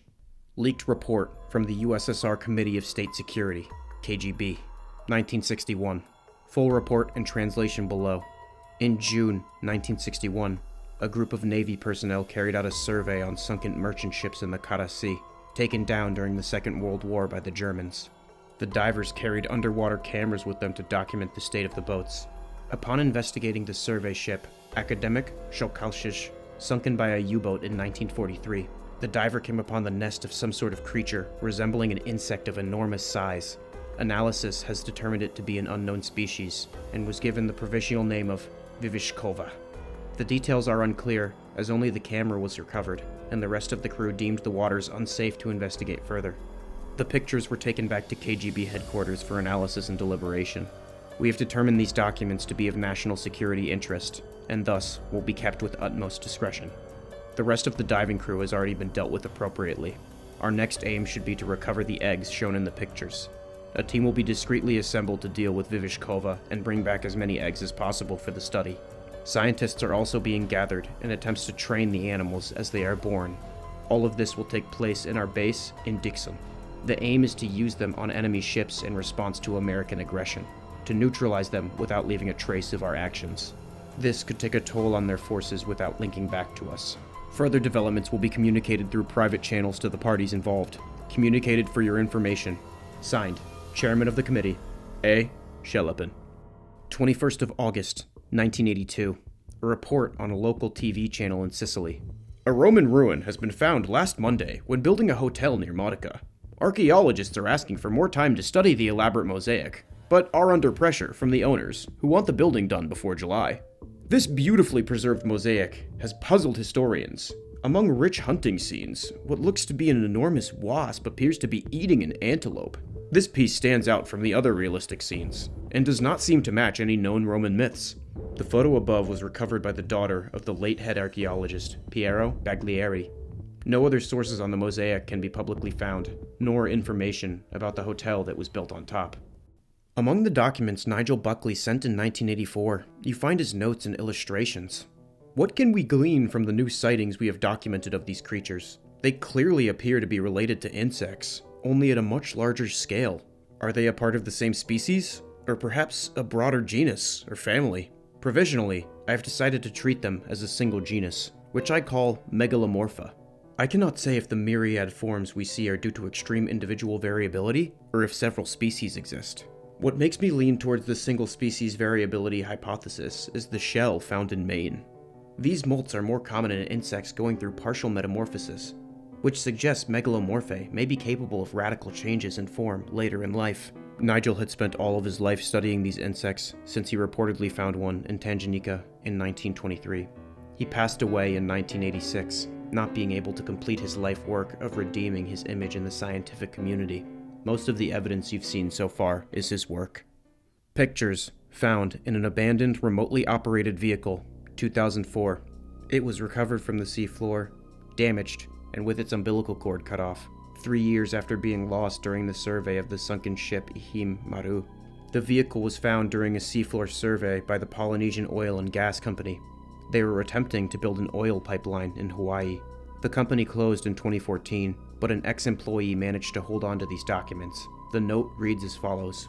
As some of you know, during the seafloor survey done between Honolulu and Molokai for the Hawaii Pipeline Project, an abandoned remotely operated vehicle was found on the ocean floor. We believe it was used to survey the Myuu, a Japanese fishing boat sunk after an accident with the submarine USS Greenville in 2001. The ROV was probably lost during the survey, as we found the umbilical cord severed and signs of damage. The body of the vehicle was lifted, and some data recovered from it.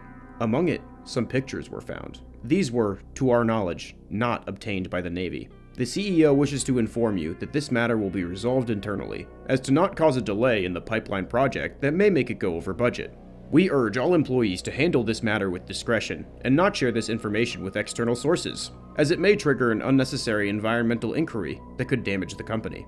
Last of all, as we reach the last stretch of this project, we want to congratulate you for all your efforts. It is thanks to each one of our valued employees that we have managed to come this far, and we are confident that with your help, we will keep reaching new heights. Strange trail cam pictures were recovered from a now-defunct hunting forum, October 2006. These screenshots were saved at the time by a user, but no archived version remains. The original poster could not be tracked down.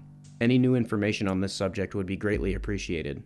So I'm a bit spooked. Set up a couple trail cams yesterday, and when I looked at them today, I saw these two pics. Can anyone help me identify what this is? This was in Overton County, Tennessee, by the way. You think I could have discovered something new? Lol, I have trouble believing this. Don't you think a huge insect like that would have been seen before? Either it's a weird camera trick where the bug is actually close, or you're full of it, friend. Wow, okay. No need to be rude, Moose. I don't think there's a camera trick here. You can see there's trees in front of it, so it's not just the bug that got close. There's lots of unexplained animals that science hasn't studied yet, so that's a very closed-minded way of seeing things. I have no idea how to use Photoshop either, if that's what you imply. I don't even think it's possible to fake something like this. Anyway, if there's anyone willing to actually help out, please just let me know. Well, I guess I'm not sleeping tonight. Justin, I'm no photography expert, but this sounds like something that would happen with old cameras. Sometimes they would shoot twice in the same film. That's why people would see ghosts sometimes. Maybe something like this happened here and 2 pictures got mixed up. One of the bugs up close and a normal one. Seems more likely than a giant bug flying out there. Occam Razor and all that. I can understand it's an error, but the odds of that happening twice seems unlikely. The cameras worked well otherwise. Do you folks have any other theories? Or if it's a normal bug, can anyone identify? Bump? 2011. A cave with Neolithic paintings and artifacts is found near Tirig, Spain. Among the buried remains is an adult cranium with unknown malformations. The cave art appears to have religious significance. The first scene represents people fighting and escaping what appears to be a large insect-like form with 6 limbs and large horns. Below, people are kneeling before a similar figure in a more solemn pose. They make offerings to it. The following part has been purposefully chiseled off, leaving few recognizable traces. The final scene shows more people kneeling and laying their weapons below what looks like their deities, which show elements of both humans and the previous 6-limbed creature. No other gods of such description are known in the area. Holy bug fucking shit! Some sort of tree of life of massive mind-controlling insects that has gone mostly undetected for the majority of history, other than isolated incidents of their documentation. I wonder if this is at all related to the giant cocoon that I keep in my closet and constantly pray to. Probably not, though. Let's break down what we know. These large insectoid creatures have been sparingly documented throughout history. Spanning from 1905 to the current day, depictions and evidence of these creatures have been leaked into the public light. Despite this, the megalomorpha has still not been acknowledged officially by the scientific community. Scientific community. These creatures are either discovered as a cocoon or documented later on as various different fully grown insectoid critters. There are either many species of megalomorpha that always go through metamorphosis, or they have incredible variability in what the other side of that metamorphosis might end up looking like. Not only do the megalomorpha go through an intense metamorphosis process, changing their bodies to a myriad of forms, but it appears that the final stage of the megalomorpha lifestyle involves fusing with a human for some reason. And this can be seen in the man-bug monster, the myth, the legend, Tio Alfredo, which translates incorrectly to English as Uncle Creamy Pasta. Tio Alfredo was a megalomorpha that worked his way up the corporate ladder by fusing with what I assume was once the real Tio Alfredo. Evidently, Uncle Bug had been with the family since the time of the narrator's great-grandfather, and had convinced them that it was a part of the family. I think Tio Alfredo is deserving enough of love that he shouldn't have to convince them of anything. All he wanted was your love and bodily fluid.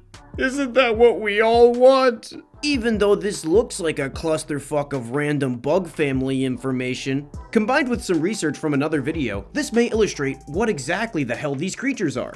One way we can potentially further understand what the megalomorpha are is by not stealing the information directly from someone else's video. Speaking of, Valdez Evia actually answered a bit of the question of what the hell these bugs are in a Curious Archive video. So I'm gonna not steal that. The megalomorpha, they can kind of make themselves appear to the people around them as kind of whatever they interpret. And it's based on their previous beliefs. What their background is, they might think it's some sort of deity. It appears that the megalomorpha manipulates the human mind and manufactures a reality in which the humans love and care for the insects. It becomes their baby, their god, their Tio, whatever they need to be to gain the adoration of the hairless apes in question. From there, it somehow convinces one person to fuse with them, allowing them to change into their final form. Why it needs humans to complete its life cycle is still a mystery, and I'm not sure if these bugs count as a parasite, or if the combo in question is a new animal in its own right. Whatever the case, we can see from the documentation leaks that these creatures have been with us since the days of the Romans, the Vikings, the cavemen, and continue to be with us in the days of online hunting forums, I guess. I want to see megalomorpha porn. No, I don't. Since before humanity could write things down, these creatures have been here, infiltrating select pockets of the human species and controlling their minds for unknown, possibly nefarious purposes. Before we had our technology, our language, our society, we served only these insects. Who knows, maybe they control our numbers in a much greater ratio than we think. Maybe we're just a giant, busy ant colony. And under the surface, everything we do is in service of our one massive pulsating queen. Oh god, I'm gonna come! One theory I have is that the megalomorpha themselves are the reason they haven't been discovered yet. Think about it.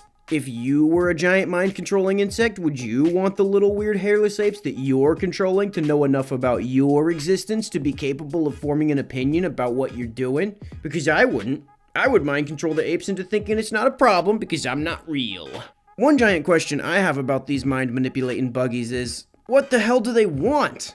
Chances are that the megalomorpha just wants what we all want, a bigger dick. To live. It's likely that this is just the evolutionary strategy that these creatures have always known. They stayed close to humans and brainwashed the apes to care for them because it worked as a survival strategy, just like cats. By controlling the little wrinkles in their head meatballs, the insects could ensure not only that they'd survive, but in fact live comfortably off the hard work of humanity. It's also possible that these creatures aren't just big brainwashing bugs and do have some sort of ulterior motive. But in true unknowable horror fashion, what exactly that motive would be is impossible to gauge. Moving on from what is literally happening in these documentations, because no matter how hard I try, I'm going to be too stupid to figure this out in the entirety, the story of Megalomorpha is quite thematically rich as well. One clear theme of this story is metamorphosis. Not only is it the literal life cycle of the massive bug critters in question, but the theme of change is present throughout the timeline, especially in the longer and later entries. Individuals, families, even large communities can be transformed under their influence. One can see this clearly in the fisherman's obsession, the prehistoric people going from hunting the insects to worshipping and finally becoming one with them, and even in Adrian de la Cruz's escape from the cycle. In the end, both humanity and Megalomorpha come together and change into something new, something grander than both of them separately. One may wonder about the inspiration behind this story. Evius states that he was inspired by Lovecraft's storytelling methods, in which he told his stories through found documents that only had little traces of evidence throughout the years. It was also inspired by real-life historical accounts of expeditions. The combination of these two makes sense to me, because the only person who's going to be more vague than Lovecraft is the guy who's literally paid to write all that shit down. Do you have any theories about the Megalomorpha? If you should comment below and I'll tell you why you're wrong. I'm smarter than you. 7/12/1983. Undisclosed location. Gateway to the Mind. Sensory deprivation experiment. Our goals. Our goals for this experiment uses sensory deprivation to perceive the presence of God.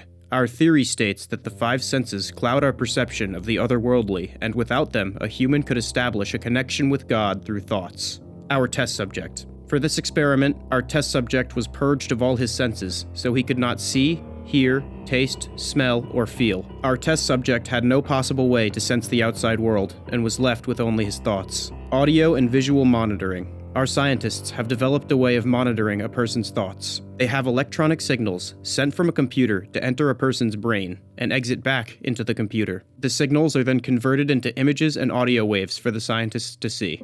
Gateway to the Mind. Audio and visual monitoring. Day 1. Audio monitoring. Day 1, not applicable. Image monitoring. Day 1, not applicable. Experiment Day 1 conclusion. Nothing out of the ordinary was shown on the audio and visual monitor. The experiment continues. Day 2, audio monitoring.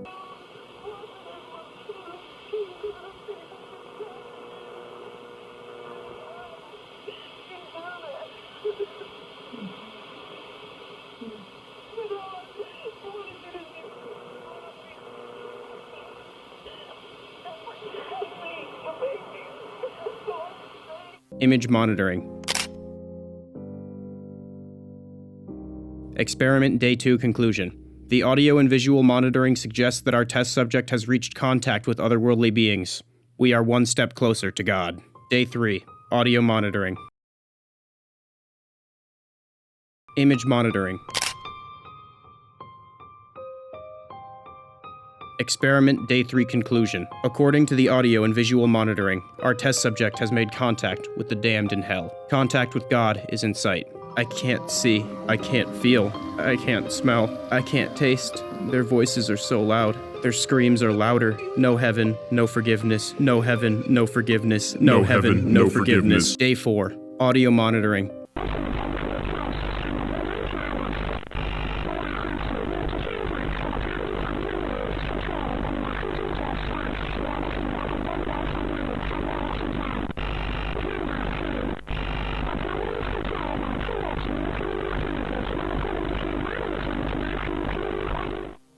Image monitoring.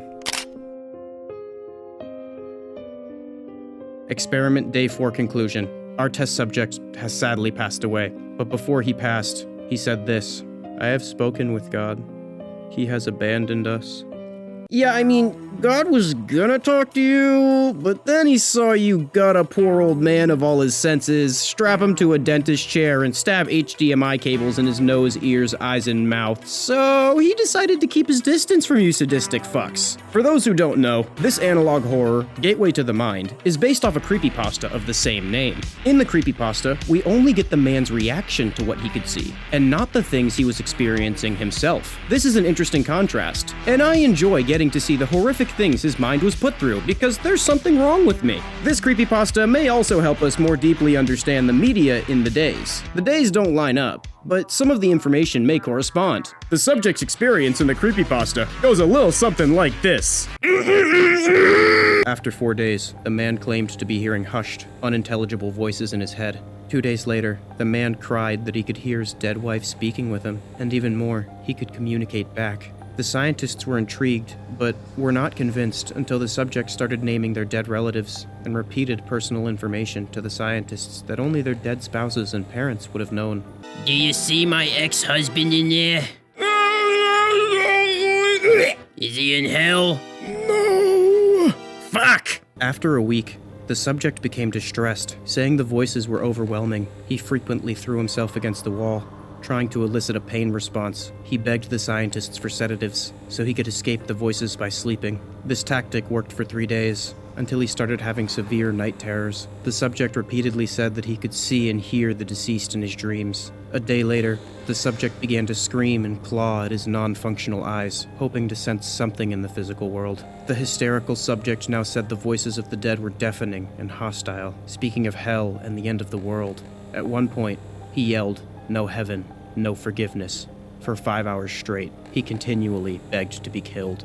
After another day, the subject could no longer form coherent sentences. Seemingly mad, he started to bite off chunks of flesh from his arm. The scientists rushed into the test chamber and restrained him to the table so he could not kill himself. After a few hours of being tied down, the subject halted his struggling and screaming. He stared blankly at the ceiling as the teardrops silently streaked across his face. For 2 weeks, the subject had to be manually rehydrated due to the constant crying.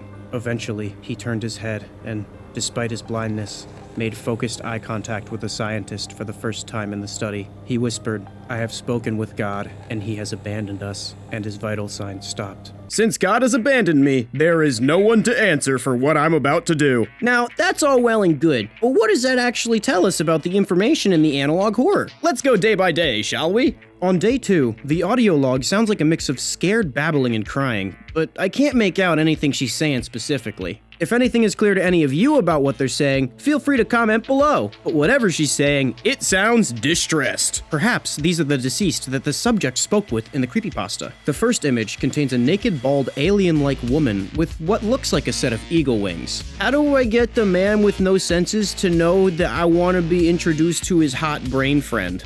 Perhaps she's a statue, as the tone and texture of the skin on both the body and the wings looks vaguely metallic. Maybe an angel? On day 3, the sound was static and chaotic. Sounds like a lot of winds, and potentially moaning and screaming? I just call that Tuesday, if you know what I mean. Everything is so distorted that it's impossible to determine what is actually making those sounds. But whatever is happening, a hell of a lot is happening, giving me serious Gates of Hell vibes. The image depicts that of a man with 2 heads that merge with one another, one being the sun and the other being the moon. I tried Googling it, but I'm still not sure of its significance, so I gave up. Let me know if you know in the comments. On day 4, the sound is more chaos and static, indecipherable patterns of noise that slightly resemble speech in speed and tone. The image depicts a humanoid surrounded by a veil of darkness. His facial features exchanged for simple black holes, vaguely arranged in the shapes for the associated sense organs. A jagged, sharp face with a jaw that looks like it could cut glass. From the explanations, this is supposed to be God. God? God, my ass. While I love the story and the video, I have quite a lot of problems with the experiment and the quote-unquote scientists. First off, how the hell do they know it's not just a man who had all of his senses taken away, tripping balls because the world is now dark and silent forever? You put a human being in a sensory deprivation tank for an hour, or a slightly boring room for 5 minutes, they'll start hallucinating. I mean, half the time they go into the woods, they say they've seen a monster, and you're just gonna believe that shit? Okay, even if you can monitor the brain, you'd just be monitoring hallucinations. I'll cop to you. Yeah, he knew that thing about the scientist's relatives. So, let's say you did make contact with something. You just assume it to be God? If someone contacted me through their brain and asked if I was God, the first thing I would do is fuck with them and tell them that I'm God. So yeah, great story and presentation, but in summation, these scientists just tortured an old man to death for no reason. And they all lived happily ever after. The end. The Death Valley National Park has become home to what at first appeared to be cult activities. These phenomena are centered around the Devil's Hole cave system. The cave is unmapped and was only thought at first to be around 500 feet deep. Recent discoveries suggest that the cave may be thousands of feet deep and displays numerous anomalous qualities. After a series of disappearances in and around the cavern, the Death Valley Police Department sent an investigator to map the cave. Before his passing, the investigator discovered, among other phenomena, that the laws of physics can function differently within the cavern. Not only this, but the layout of the cave is rumored to morph and change, trapping any occupants in an ever-shifting limestone maze, evidently inhabited by dangerous and otherworldly fauna. The disappearances didn't cease following the discovery of the nature of the Devil's Hole. In fact, they seemed to increase. Not only this, but the seemingly paranormal nature of the disappearances attracted a crowd of what called themselves supernatural tourists. Curious as to the anomalous nature of the cave, these tourists flocked from all over to get a chance to see it for themselves. Despite knowing full well of the dangers of the cave, the locals seek to profit off this. However, with the cave closed to any individual not involved in the investigation or law enforcement, this would prove difficult. In attempts to monetize the confounding nature of the Devil's Hole, an independent contracting company, Lucicorp, approached the Death Valley Police Department and proposed a deal. If Lucicorp were to completely fund and undertake all facets of the cavern investigation, they would be able to access the grounds on whatever basis they would like. This would allow the Death Valley PD to focus their limited resources on their police work rather than ghost busting, as Lucicorp put it. The Death Valley Police Department, already stretched thin and unprepared when it comes to handling non-anomalous phenomena, reluctantly agreed to hand over the entire operation to Lucicorp. Lucicorp organized their first expedition into the cave the same day that they began planning infrastructure for tourism endeavors. Richard Gray was the first investigator hired by Lucicorp to explore the cave. He was given a corded expedition phone, a digital camera, and a hazmat suit. Mr. Gray was in the cave for several days. Upon exiting the Devil's Hole, Mr. Gray had been stripped of his hazmat suit and the rest of his clothes. He looked incredibly pale and was in severe distress. He had no knowledge of why he was naked. He was also seemingly surprised that he was naked in the first place. Mr. Gray's report of his time in the Devil's Hole is as follows. When I first entered the cavern, it looked like any other flooded cave.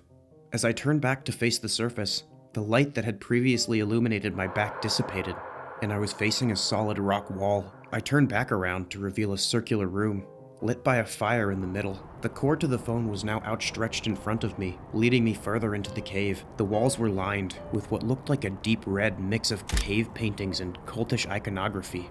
It looked somehow both meticulously painted in some parts and splattered with reckless abandon in others.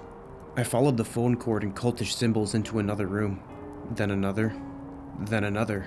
I lost track after the 12th or 13th. They all looked the same. Upon getting deeper into the cave, I heard screaming, desperate screams for help. This wasn't all I heard. There were also a series of violent, cacophonous clicking noises. I turned back to go in the other direction, but the cave cut me off again. I had no choice. The horrible chorus got louder as I followed it. The symbols and the cord to another room yet again illuminated with fire. It's almost as if the cave were leading me to witness this. I saw a group of what I could only describe as bat people, things, whatever, drag a tourist that had been reported missing several days ago onto a carved slab of stone. He must have been 300 pounds, but one of them picked him up and threw him on the slab like he was nothing. They pulled out a blade and cut him from his neck to his crotch. Then they began to eat the vital organs, heart, kidneys, liver, and intestines. They finished their meal by scalping him, cracking his skull like a coconut, and eating the brain. Then they split his legs and arms down the middle, cracking the bones and pulling them to make it look like he had 8 limbs rather than 4. I almost puked at the sight of it, and I couldn't take it anymore. I followed the phone cord past it as silently as I could, but I accidentally kicked a small pebble. All of them swerved around and stared directly at me. They instantly burst into a sprint and repeated their grating clicking noises as fast as a machine gun. I snapped a picture, and they seemed to hate the flash. They stopped momentarily, screeching in pain. I used the opportunity to slip through a crack in the wall, and the second I was out of that room, there was only a solid rock wall behind me. No monsters. I followed the cord back to the surface, and nothing weird happened on the way out. It's almost like the cave wanted me to get out. Please don't make me go back down there. Mr. Gray was sent back to the cave a few days after his initial report. He went missing on his second expedition. The next day, Lucicorp hired another investigator. As the bodies piled up, it would soon become clear that the way Lucicorp saw it, as long as they could keep finding investigators to sacrifice to the cave, they could keep their potential tourist business feasible. Ayo! It appears that the anomalous Devil's Hole cave system has a whole cult of wild and wacky monstrosities living inside of it. I wonder if someone's gonna go on to explain what exactly these weird cave people are. Probably not, though. The cavern people have incredibly pale, almost bony skin. The texture of their skin is described as an entire body callus. They also have large, blacked-out photoreflective eyes. These creatures are violently photophobic, similar to the cave spider from the previous entry. They have rat-like face whiskers for sensing the environment, and disproportionately large triangular ears to hear things real good. The cave people also have fishhook-shaped claws on the ends of their fingers and toes for multiple reasons. None of them are sexual, I promise. One reason is for use in hunting and killing. Another is for use in fishing the incredibly endangered fish that live in the waters of only the Devil's Hole. And yet another is for use in scaling the walls and ceilings of the cave. The teeth of the cave people resemble those of a crocodilian, likely having something to do with their fish-heavy diet and the need to quickly skewer those slippery bastards. The cavern people seem to hunt using a mix of scent and echolocation. They echolocate using a series of similar, yet quite distinct clicks. Whereas the language clicks have more of a variable rhythm and tone, the hunting clicks seem to be consistent in speed and pitch. Upon dissection of the parts of the corpse that we did not eat, it was revealed that the smell and hearing centers of this creature's brain were exceptionally large compared to that of a human's. Examination of its sinuses and facial structure suggests an olfactory system more similar to a bloodhound than that of a man. I know what you're thinking. Why didn't they smell Mr. Gray if they have such good noses? And it's probably because their supreme sniffers in question were overwhelmed with the scent of iron and McDonald's in that fat guy's blood. Despite some of their more animalistic and brutal actions, the people of the cavern are actually quite intelligent. So much so that they've mastered tool use and discovered fire. Whether or not they did this independently or copied off the humans' homework is unknown. The pictograph that they paint around the cave and on the hills of Death Valley at night show an understanding of symbolism and a capacity for abstract thought. Their clicking language alone suggests a complex and intelligent brain. I mean, that one joined a pyramid scheme, so they're not all geniuses, but you know, there's a wide range just like humans. The most obvious identifier of the cavern people's intelligence are their religious practices, demonstrated by former investigator, professional spelunker, and current probable corpse, Richard Gray, and his notation of their ritualistic consumption of human beings who find themselves in the cave. It appears that the cave people consume the majority of the vital organs of the individual, but leave the rest of the flesh intact, save for carving the limbs in such a manner that they effectively look as though they've become doubled. The cave people probably used to just wait for people to go into the cave to get ritualistically eaten, but due to the annexation of the cave, they likely now just abduct humans under the cover of darkness. So just like a lot of the times that humans try to fix shit, they inevitably just made it worse, and the main people it's affecting are people who had nothing to do with the decision at all, and disagreed with it in the first place. And they all lived happily ever after. The end. Usually when people say the Devil's Hole, they're talking about the anus. A newly developed anomalous parasite has recently been found in the blood of several individuals in multiple major cities of Australia. Less than 48 hours afterwards, this novel parasitic worm was discovered in almost all nations on Earth, signifying that this disease either spreads at an incredible pace or was somehow avoiding human detection for enough time to extend throughout the globe. The parasite is a roundworm, dubbed Neurophagous cognitofid, also known to the commoner as mind maggots. This worm infiltrates the human brain and drastically affects behavior. First, in simple, indirect ways, like manipulating hormones, the patient becomes more reclusive and aggressive. In the first few days of infection, this could be seen as just a bad mood, but as it progresses, the individual gets more paranoid about other people. Eventually, they avoid human contact completely, and will often take to barricading themselves in a small dark room. At this stage, if caught, the infestation can be cured with a new medical treatment known as pulling a fucking worm out of their head. Although, this is made incredibly difficult because the individual avoids human intervention at all costs. Also disturbing about this parasitic roundworm is that upon further investigation, the organism appears to be man-made. A chimera abomination featuring the DNA of several different organisms, including parasitic roundworms, tapeworms, pinworms, flatworms, leeches, several species of annelids, and strangest of all, a series of jawless fish, most heavily the lamprey. While this screams intelligent intervention, no suspects have been identified to date. But I'm just gonna keep electrocuting random biology doctorates until I find out who did it. At first, the worm only affects behavior, causing the individual to become erratic and aggressive around people.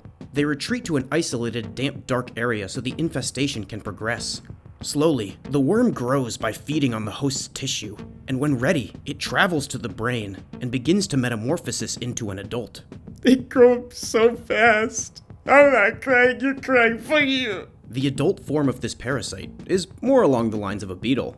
After it grabsterbates from pupa, the specimen begins to consume the human brain, resulting in even more erratic behavior.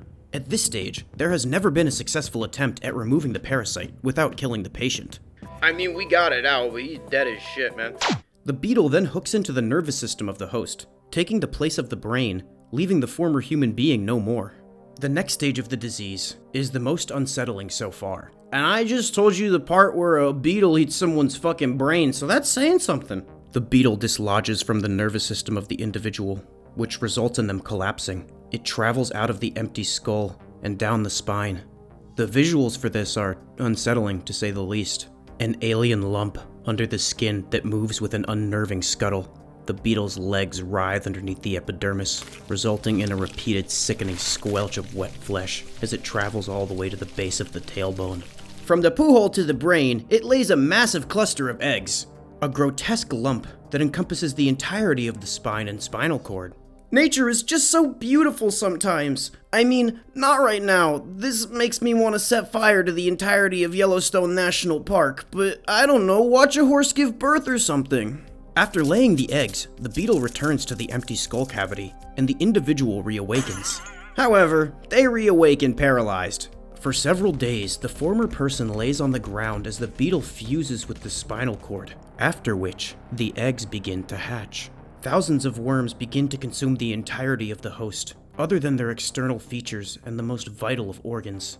The worms are plastic and elastic like muscle, and are capable of transmitting impulses. They use their nature to replace the entirety of the musculature and nervous system. They connect to their mother and give a more nuanced and complete control of the body to the beetle. A family that consumes a host together stays together. It is at this point that the movements and behaviors become incredibly difficult to detect as uncanny. Although, if one looks close enough at a host, they'll notice a nauseating wriggling under the skin, where the worms writhe to move the body. While this might sound horrifying, I bet $100 at least one of you finished to that sentence. The blood, saliva, urine, even the air in the lungs becomes saturated with the eggs of these creatures, making these nests a walking terminal of transmission vectors. Speaking of disease transmission vectors, what makes this parasite so threatening is that it has the capacity to spread from person to person via almost any known means. The eggs are light and hardy enough to travel on air. The parasites are right at home in almost any fluid. When introduced to a biologically active body of water like a pond, lake, or ocean, the worms will hatch, and possibly due to their lamprey ancestry, they can survive indefinitely by consuming the blood of other creatures in the water. However, they've only shown to take root in human hosts, which they actively seek the second they spring from their weird squishy frog eggs. If you thought that shit was gross and horrifying, just wait until you see the ramifications of a completed infection. Eventually, when a population has been saturated enough with these hosts, the hosts will begin to congregate. The beetles release pheromones, attracting all other worm hives in the area. The worms restructure the physiology of their hosts. The top of the skull fractures with a sickening crunch and opens from the middle of the chin like a Venus flytrap. What was once the beetle matriarch, in its extended stay fused with the host neurology. It has swollen to the size of the brain it consumed, its limbs atrophied, and the being left was nothing more than a pulsating mass of softened exoskeleton.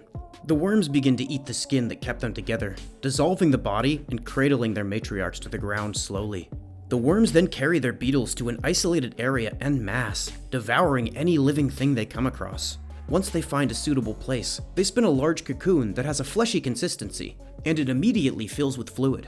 Human authorities are quick to dispatch any of these on site, as this looks, to use the scientific term, like you're absolutely fucked. Because of this shoot first, ask questions later attitude, there has never been any observed parasite activity past this.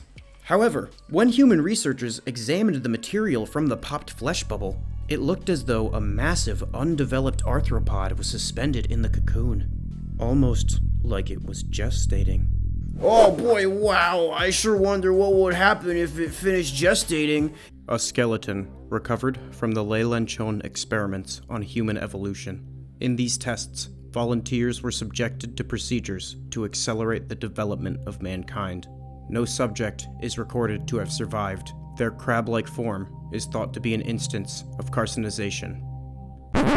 Yup, that's me. Evolved into some sort of crab man, died, and then put on display in a children's museum. You're probably wondering how I got here. Well, it all started with a team of scientists. These scientists wanted to create the most advanced human specimen known to mankind. They thought that since evolution led to the rise of human intelligence, that if the process were accelerated, it would eventually create the ultimate specimen representing the pinnacle of human advancement. Stronger, faster, and of course, more intelligent, with a brain more powerful than any living Homo sapien. So unfathomably pure that they would have to be classified as a new species. One look at Krabby, and you can see that they were only right about the new species part. While these scientists were seemingly smart enough to invent a machine that accelerates evolution, they weren't smart enough to understand the mechanisms behind evolution in the first place. Evolution is not a system that has some sort of start and end. It also doesn't really have a goal in mind. It's just doing trial and error. The organisms who gain the advantageous adaptations survive over the organisms that gain the stupid ones. Different adaptations will be more or less useful or detrimental in different environments. Organisms gain these adaptations via mutation and are filtered out with natural selection. And the less successful organisms get to be food for the more successful organisms. So everyone gets to participate. The key here is the environment.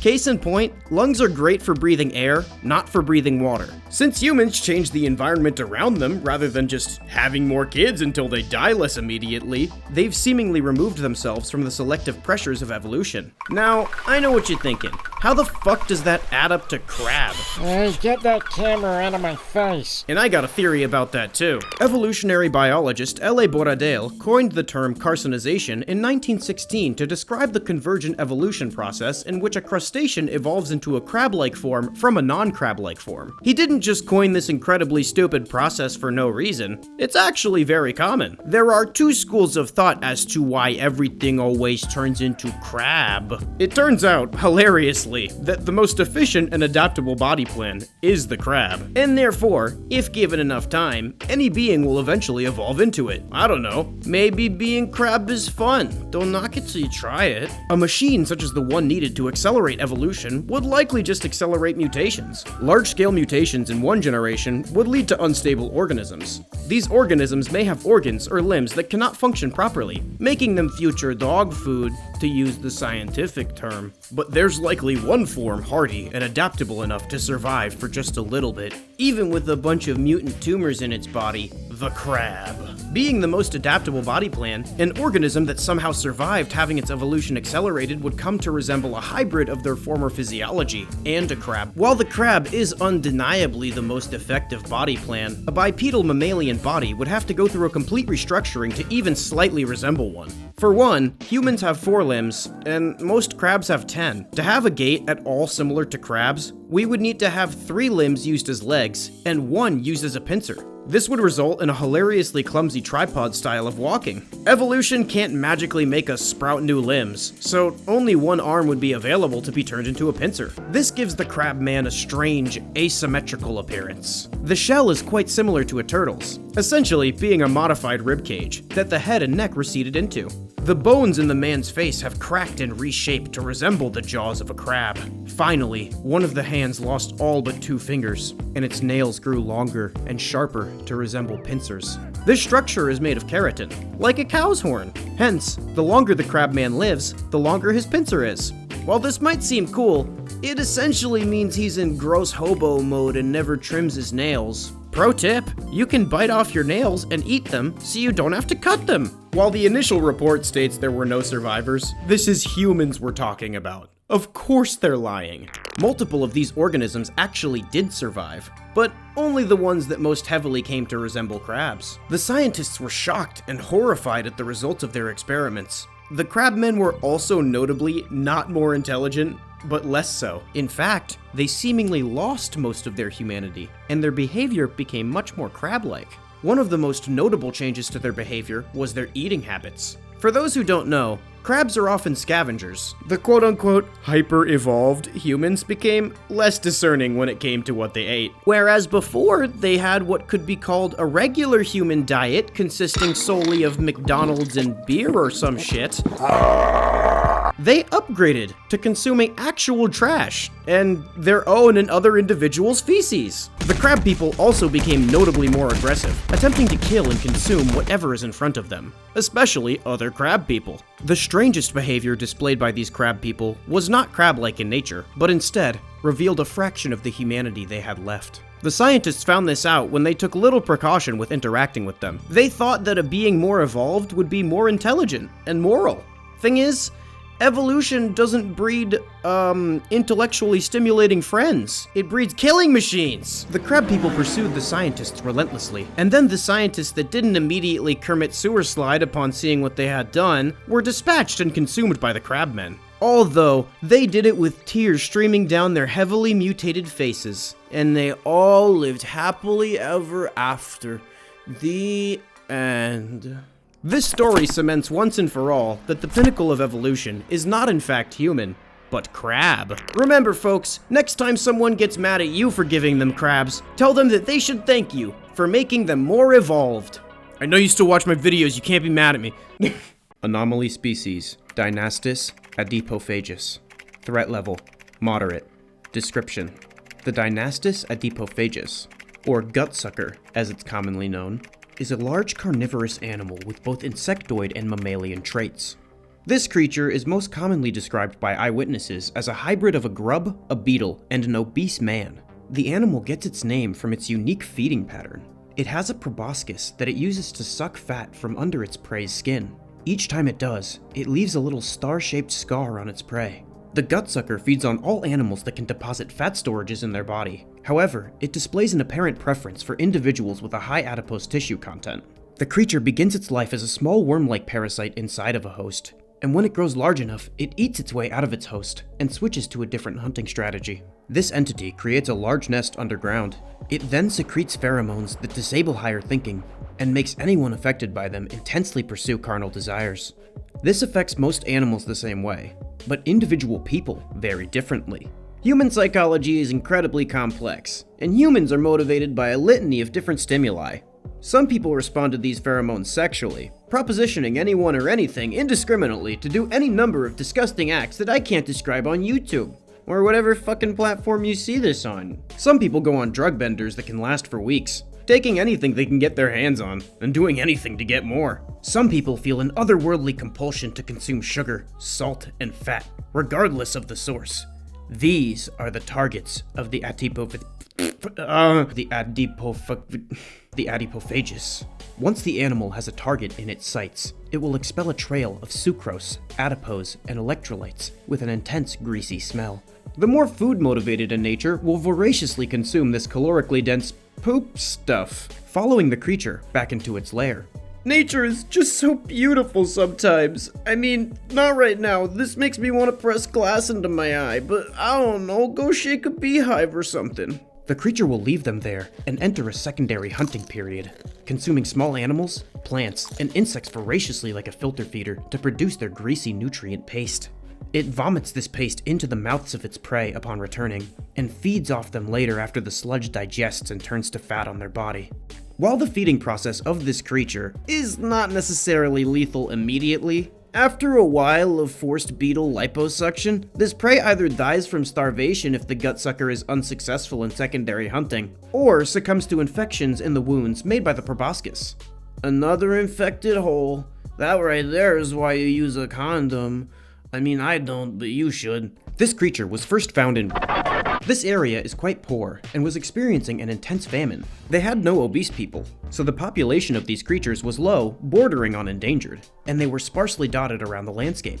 This all changed on an aid journey from America, in which several of the participants were quite large. The bigger of the group went missing on an expedition to bring relief to a township that was affected most severely by the famine. Many of them never returned, all except for one, who came back notably slimmer than when he had left. The natives said that the charity workers were taken by a local legend that kidnapped the chief when he began hoarding food, a creature described by the townspeople as a mix between a commonly found native insect larva and an American man. Almost as if a show of intelligence, instead of keeping all of the victims it acquired in its nest, it set one free after laying eggs in the victim's remaining adipose. The creature knew that wherever these people came from, there must be more like them. The eggs matured into larvae inside the host system on the man's way back to America, and upon landing, they burrowed out of the host's now slimmer tummy and scattered into the city. This same man then took a sponsorship from a sandwich company and went to jail for sex crimes. For these critters, they had stumbled into the promised land, Wisconsin. The creatures quickly grew in size, sucking the fat of sleeping individuals until they were large enough to begin building nests. In a land of excess for them, these animals displayed a behavior that was never before seen in their species. They began to cooperate, and many grouped up, creating one large nest between them, a hive. At first, these creatures were disruptive, as authorities noticed formerly obese people turning up dead as a bunch of shriveled up juice box skeletons. Eventually, the Bureau of Anomalous Containment put a tracker on an agent that they had been force-feeding exclusively McDonald's 6 times a day for months for a completely separate reason.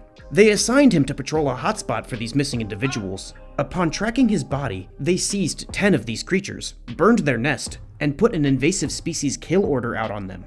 The Bureau didn't manage to expunge all of these creatures, nor information about them, because of they suck. I mean, I'm a constantly high idiot and they couldn't even trap me. Eventually, these creatures were quote-unquote discovered by the scientific community and were given their own species designation, despite how weird and gross they were. Humanity, as they always do, found a way to get their bag with this weird critter. Take your fitness to the next level with the premier echelon experience at Dynaslim. No longer do you have to choose between a life of decadence and your dream body. With our patented system, you can have both. Do you like having sex with supermodels as much as you like eating hot chips and not moving? Who doesn't? Come on down to Ed's Gutsuckers, where our guarantee is you're satisfied for your fat back. Many people have stumbled upon these nests and thought of a way they could make it work for their wallets. They guide the animal's proboscis to their client's stomach and wait until they reach around 6% body fat. Then, they knock the creature out with an injection of horse tranquilizer, K-holing the fuck out of it. The creatures actually have been cooperative thus far. As for them, their needs are being entirely cared for. They have no reason to fight. And they all lived happily ever after. But weirdly, they actually kind of did this time. But not really. This is still super fucking weird and fucked up for a lot of reasons. But anyways, the end.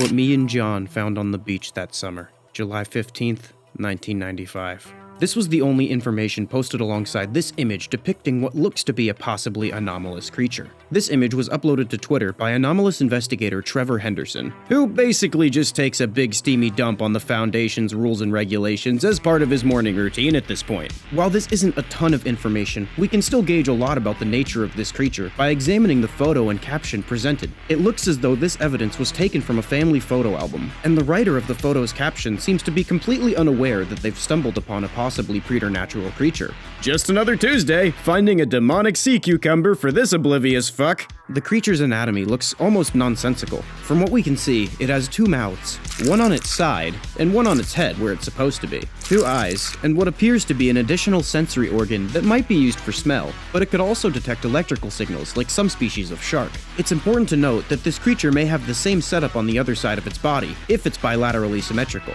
meaning that it would have 3 total mouths, 4 total eyes, and an additional receptor. Although, this goober looks like a Cronenberg Build-A-Bear, so chances are, all rules go out the window with Lovecraft's platypus over here. The photo is blurry, but it looks like on the tail end of the body, it has a long flipper. The creature's corpse is obviously not in great condition, waterlogged to shit and gored beyond belief. Chances are, there are aspects of this creature's anatomy that were lost to these processes. You know, I've actually heard that opening up your midsection just like a little bit is actually good for you.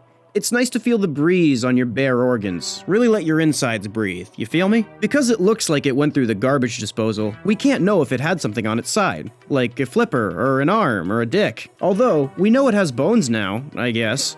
I was just gonna assume that anyway. One theory that may make sense for this organism is that it could lay flat like one of those stupid pancake fishes. While the multiple mouth holes might look pointless and stupid, and they might be, they also could suggest a generalist lifestyle adaptation. It could use its side mouth to feed on particles and critters from above like an ambush predator, but still have the option to chase down, kill, and consume faster moving or smarter prey because of its forward-facing set of jaws. Nature is just so beautiful sometimes. I mean, not right now. This makes me want to kill the last remaining member of a critically endangered species out of spite, but I don't know, make 2 bugs fight or something. Now, I know we're all concerned with what this creature is, but I think we're asking the wrong questions. If this life follows the same rules as all known Earth life, it would be the product of evolution by natural selection.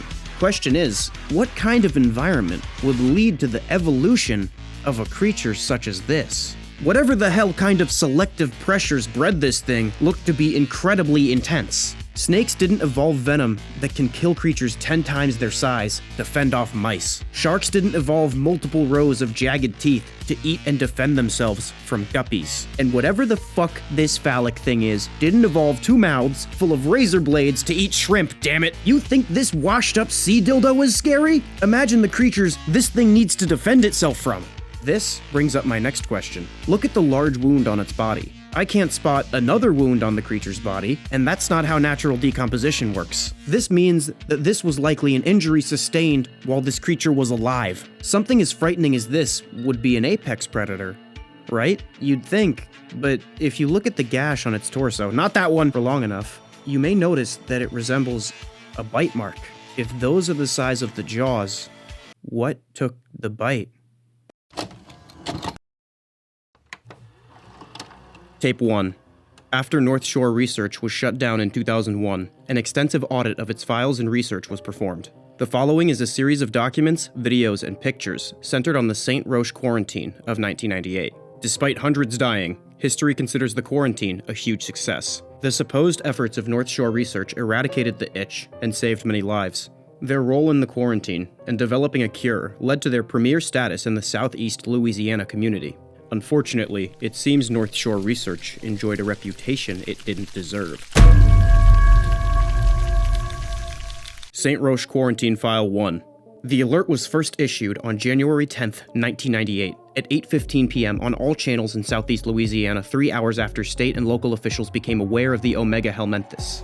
It was broadcasted at the top of every hour for all 28 days of the quarantine. It is important to note that at this point, details on the Omega helminthes were few. Many still believed that the illness was a fungus or virus. Regional Alert. Primary Entry Point System issued an emergency alert notification. This is not a test. Repeat, this is not a test. Primary Entry System issued an emergency action notification for the town of St. Roche and the surrounding communities. Effective immediately, exits 47, 48, 49, 50, and 51 off Interstate 12 will be blocked off. In addition, Highway 22 will be blocked off at the Tangipahoa Parish and City of Seidel borders due to a mandatory quarantine. Check with your local governments for alternative routes. Stay tuned to your local news outlet for more information. For more information, please continue to File 2. Holy shit! It appears that a novel disease has arisen in the St. Roche area. This disease was evidently destructive and infectious enough to warrant a quarantine. So St. Roche and the surrounding areas were subsequently quarantined and blocked off from all travel access. Oh, good thing they blocked off the Tangi Parish. We wouldn't want the brainworms to get sick. From the title card image, it also seems like it causes people to grow lots of new holes all over their skin. And I think that's pretty neat. This disease was named Omega helminthus, which I'm assuming I'm mispronouncing, so we're gonna go with the itch. Other than a new law that I'm going to immediately ignore, let's see what other ramifications this disease had on the next tape. Tape 2, St. Roche Quarantine File 2. Dr. Christopher Wells, General Practitioner, North Shore Doctors.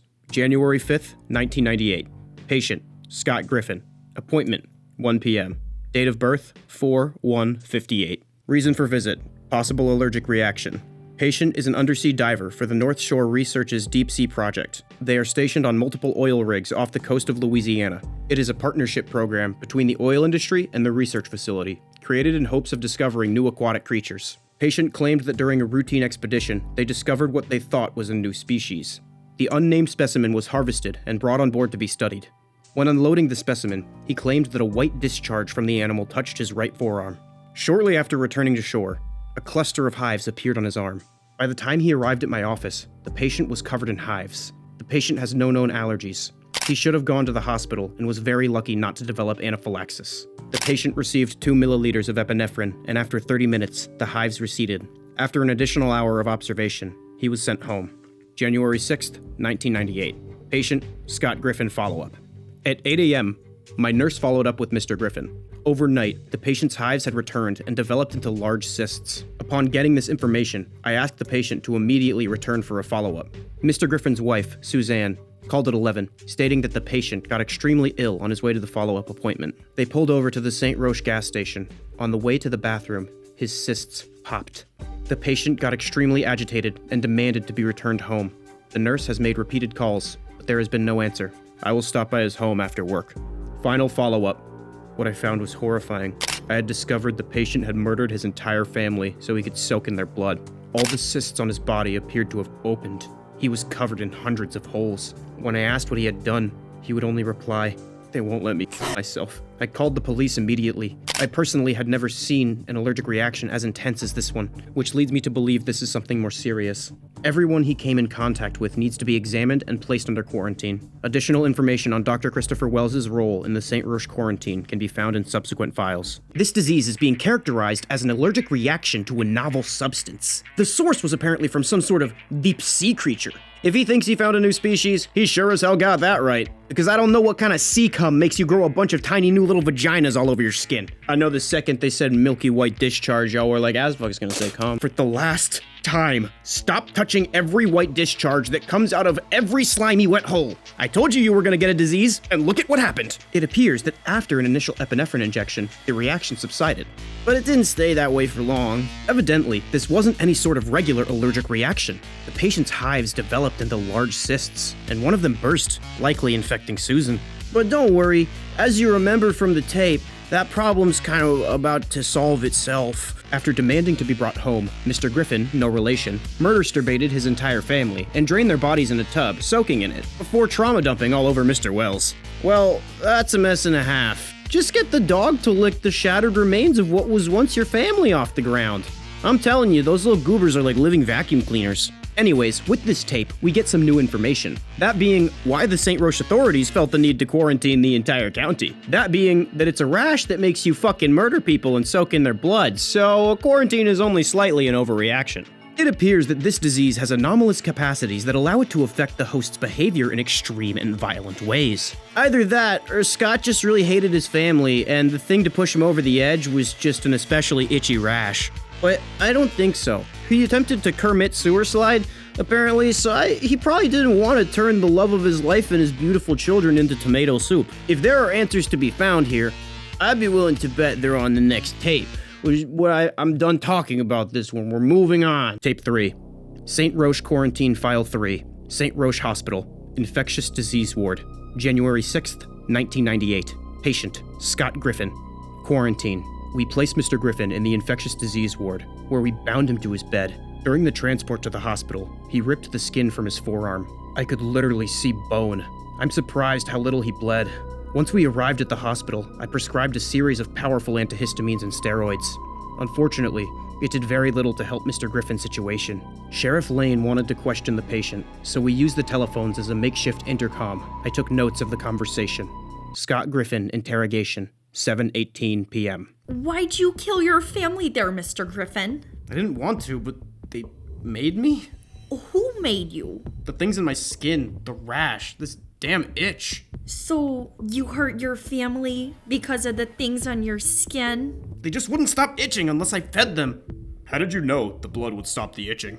I just knew. It's like they told me without actually saying anything.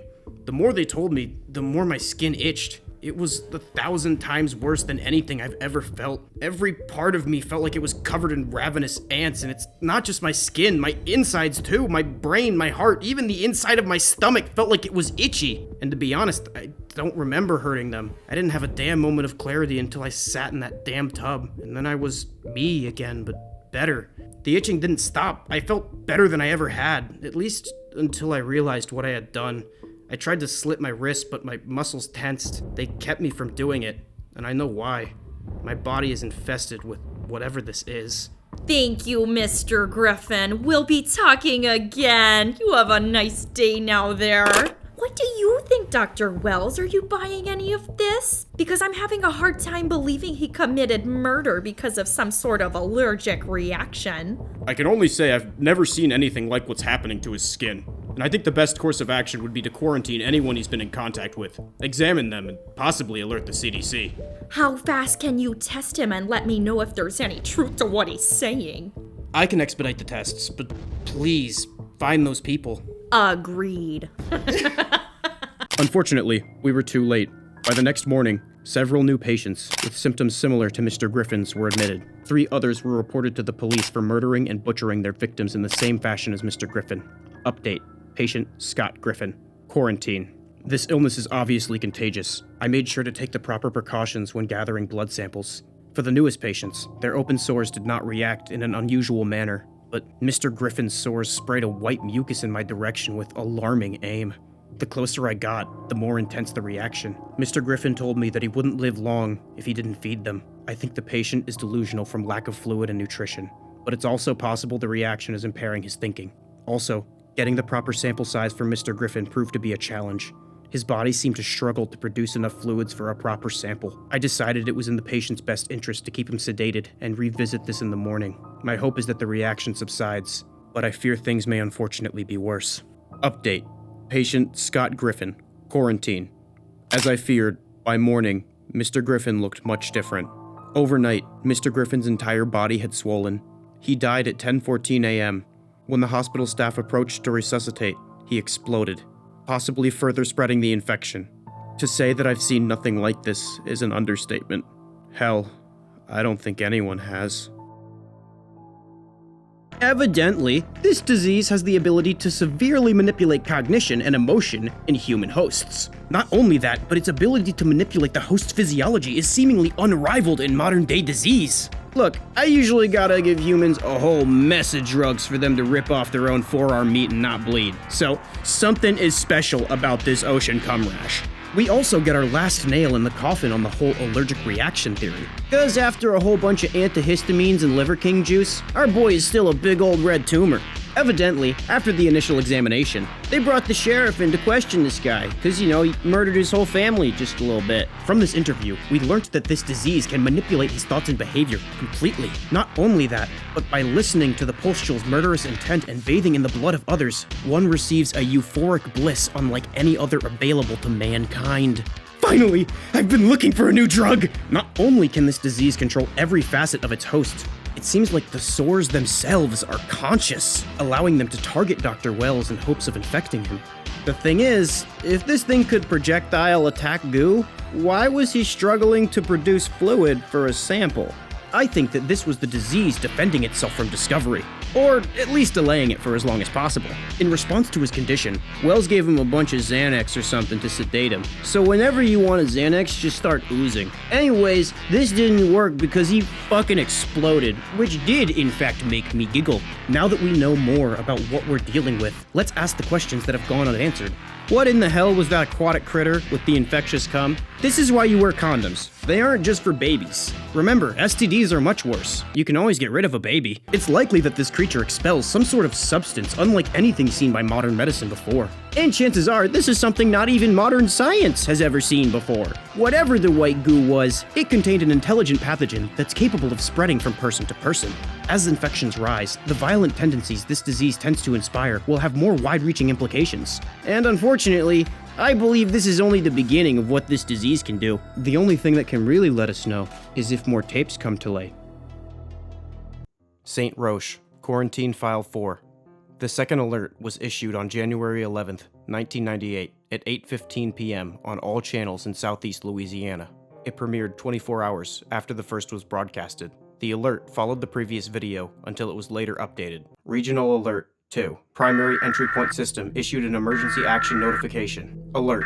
A dangerous pathogen has been identified in St. Roche and the surrounding areas. Any and all precautions are advised. The situation is ongoing, and the public will be updated as new information is learned. Residents inside the town of St. Roche and the surrounding communities are under a mandatory quarantine. Anyone breaking the quarantine will be arrested. Anyone believed to be infected will be executed on site. Do not leave your home until military personnel can escort you to safety. Repeat, do not leave your home until military personnel can escort you to safety. It is vital that the infection be avoided at all costs. The pathogen is believed to be highly contagious. Infected individuals can be identified by open sores found all over the body. Transmission from the pathogen is delivered through a white mucus secreted from the sores. Symptoms of the itch. 1. Cysts develop on the skin between 3 to 4 hours. 2. Cysts open within 4 to 5 hours. 3. Infected will develop a severe itchy sensation. 4. Infected will try to feed the open sores blood and fluid to stop the itchy sensation. Warning: do not go near the infected dead. They are still highly infectious and extremely dangerous. An infected corpse still secretes the infectious mucus. Some reports have indicated that an infected corpse can explode, infecting anybody in a 30-foot radius. If infected, you can try to sever the infected area and burn the appendage. Otherwise, at the moment, there is no cure. If severing appendage is not possible, lock yourself up until military personnel can reach you. Your safety is important to us. Your safety is important to us? Yeah, I've heard that one before. Try as you might, you can't keep me safe from myself. In this tape, a few more key pieces of information come to light. For instance, we learned that the dead are infectious. I know it'll be difficult considering you watch this show, but everyone try not to get cummed on by a dead person for a little while. Likely, the explosion we witnessed in Scott's case is the pathogen's last-ditch attempt to infect others by spreading infectious carrion as far as it can go via explosion. Like blowing on a dandelion so it pollinates, or dynamiting a whale to clear the beach and also so it rains delicious endangered rotten beluga blubber. We also learned that if infected, one can amputate the infected area in attempts to save themselves. Look, I get it. We may know why my crotch is itchy now. But if that's the case, do me a favor and just have the military go ahead and kill me. This amputation method is significant because prior to this, touching the white goo that isn't cum but a different white goo was a death sentence. The authorities seem to be taking this outbreak quite seriously, as having entire body herpes is now how you get yourself a shoot-on-sight order. A pointer, if you're gonna execute someone on sight, is there really purpose to telling them that? I feel like if they know, they're gonna try to avoid it. But hey, you don't tell me how to make my videos, I'm not gonna tell you how to execute your citizens. My advice if you get itchy hole disease, don't lock yourself in the closet and go ahead and feed the holes. I say this because I'm curious about one aspect of this story that is yet unanswered. What happens if someone successfully feeds the holes on their body for a long period of time? Does the disease progress? Do they get more powerful? Maybe it becomes some sort of super mutant itch. I have no idea, but I've been talking about this too long, so we're gonna go on to the next tape. The following is Melissa Bates' first-hand account of her encounter with Mr. Griffin. St. Roche Quarantine File 5, St. Roche Hospital, Infectious Disease Ward, January 8th, 1998. Patient, Melissa Bates. I could tell Mr. Griffin was sick from the moment he stumbled into the gas station. I thought he might have been having a heart attack when he collapsed to the floor. I had to go help him. You know, the right thing. I didn't even notice the bumps until I was helping him to his feet. The poor man looked like he was in pain. His skin was so hot, it was like he walked out of an oven, and that's when I heard something pop. I could feel something wet in my hand. At first, I thought it was blood, but it was too gritty to be blood. It was wet, but it was rough, like sand, and it was white and yellow like snot. Before I could even look at what it was, I heard more pops. Every one of them just exploded. More of whatever it was got on me, and everyone else in the store. It was shooting out of him like bullets. It was disgusting. And after that, Mr. Griffin snapped too. He rushed out of the place like a bat out of hell, almost like nothing had happened. I went to the bathroom and washed that nasty gunk off my hand. Then I thought nothing of it until I got home. That's when I found my hand covered in hives. Later that night, it was all over my body. I started to itch. Bad. My entire body felt like it was covered in acid, but worse. I tried to take a shower and rubbed every lotion I could find on my skin. Nothing worked. Chris. Oh God. Poor Chris. He was my boyfriend. He asked me if I was okay. He was just trying to be sweet, but for some reason, I grabbed a knife. The next thing I remember, I was rubbing his blood all over my body. I was feeding them. The holes, the things inside of them. And I need to keep feeding them too. If I don't, I think I'm gonna die. Can you help me? Please. Melissa Bates passed away 2 days later. For more information on the patients exposed to the Omega helmets at the St. Roche gas station, please visit subsequent files. She looks like Swiss cheese. Well, Melissa Bates bit the dust, but it didn't specify whether or not she sploded. I hope she did, because I think it'd be funny. Good rule of thumb, the right thing to do morally is typically the wrong thing to do survivally. It appears that this was among the first infected by our patient Zero. With Miss Bates's case, we understand notably more about this disease. First and foremost, we get confirmation that these sores can manipulate the mental state of the individuals and cause some sort of amnesia during the violent incidents. Not only that, but we get a major clue in what's causing this disease. Melissa claimed that the fluid felt grainy, almost as if there were little balls in there that she could feel in between her fingers. She also claimed that there was something inside the holes, and I think the nodules in the cum are the eggs of whatever the something inside those holes are. The name of this disease, Omega helminths, which I was mispronouncing by the way, Omega for the final letter of the Greek alphabet, sometimes used to represent the end of something or infinity, and helminth, aka parasitic worms. This name likely signifies that there are worms inside of the holes of the skin. These parasites are likely the cause of the rash and mental manipulation. I wonder if there are any other parasitic worms we know of. Maybe, I don't know, from the same creator and in the same analog horror universe. I think that these skin worms could be tangentially related to the tangy worms. See what I did there? Yes, you do, you little shit! In this world, it seems that there may be an evolutionary tree of life of mind-controlling brainworms. It appears that this family of parasites has much more than one branch. Oh, they can have a friend! Only time will tell what this means for the world, but more importantly, the greater Louisiana area. The following are William and Bonnie Barrett's first-hand account of their encounter with Mr. Griffin. St. Roche Quarantine File 6, St. Roche Hospital, Infectious Disease Ward, January 7th, 1998. Patients, William and Bonnie Garrett. We were at the cash register when Mr. Griffin stumbled in. He made such a commotion. The poor man looked just awful. We saw him collapse, but we didn't go to him. My husband and I don't really move that well anymore. I was glad to see that young woman help him. He looked so sick, but I never would have imagined that that stuff would have popped out of him like that. It got all over the place, but I didn't think it got on us. I thought he was drunk personally. Why else would somebody just stumble into the gas station? I was happy to see him leave. And no, I don't remember any of that gunk shooting out him getting on me or my wife. But it must have, because by the time we got home, the hives were all over my face and hands. And God help me, did it itch something terrible. I wanted to skin myself alive. It would feel better than whatever the hell this is. The itch is the worst thing I've ever felt in my entire life. If I have to live like this, then I'm ready for the good Lord to take me. We killed the neighbors. That's how we made the itching stop. I never hurt a soul a day in my life. I can't believe I did that, and I don't think I'll ever be able to forgive myself. We invited them over for coffee and cookies. They were the sweetest little newlyweds I ever did see. I drugged them. William slit their throats. God forgive us. We're monsters. They need the blood. After they eat up yours, they make you chase after someone else's. And the hungrier they are, the worse it is for you. The damn things won't let you rest unless they're fed. The blood is the only thing that makes them go quiet. I swear you can hear them feeding, eating. It's not a rash. It's something worse. William passed away on January 10th, 1998.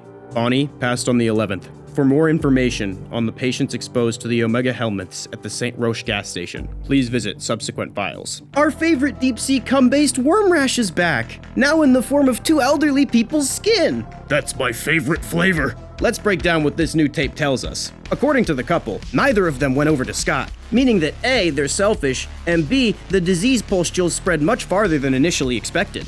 Maybe when the pustules burst, the worms create some sort of mist that can spread throughout the air.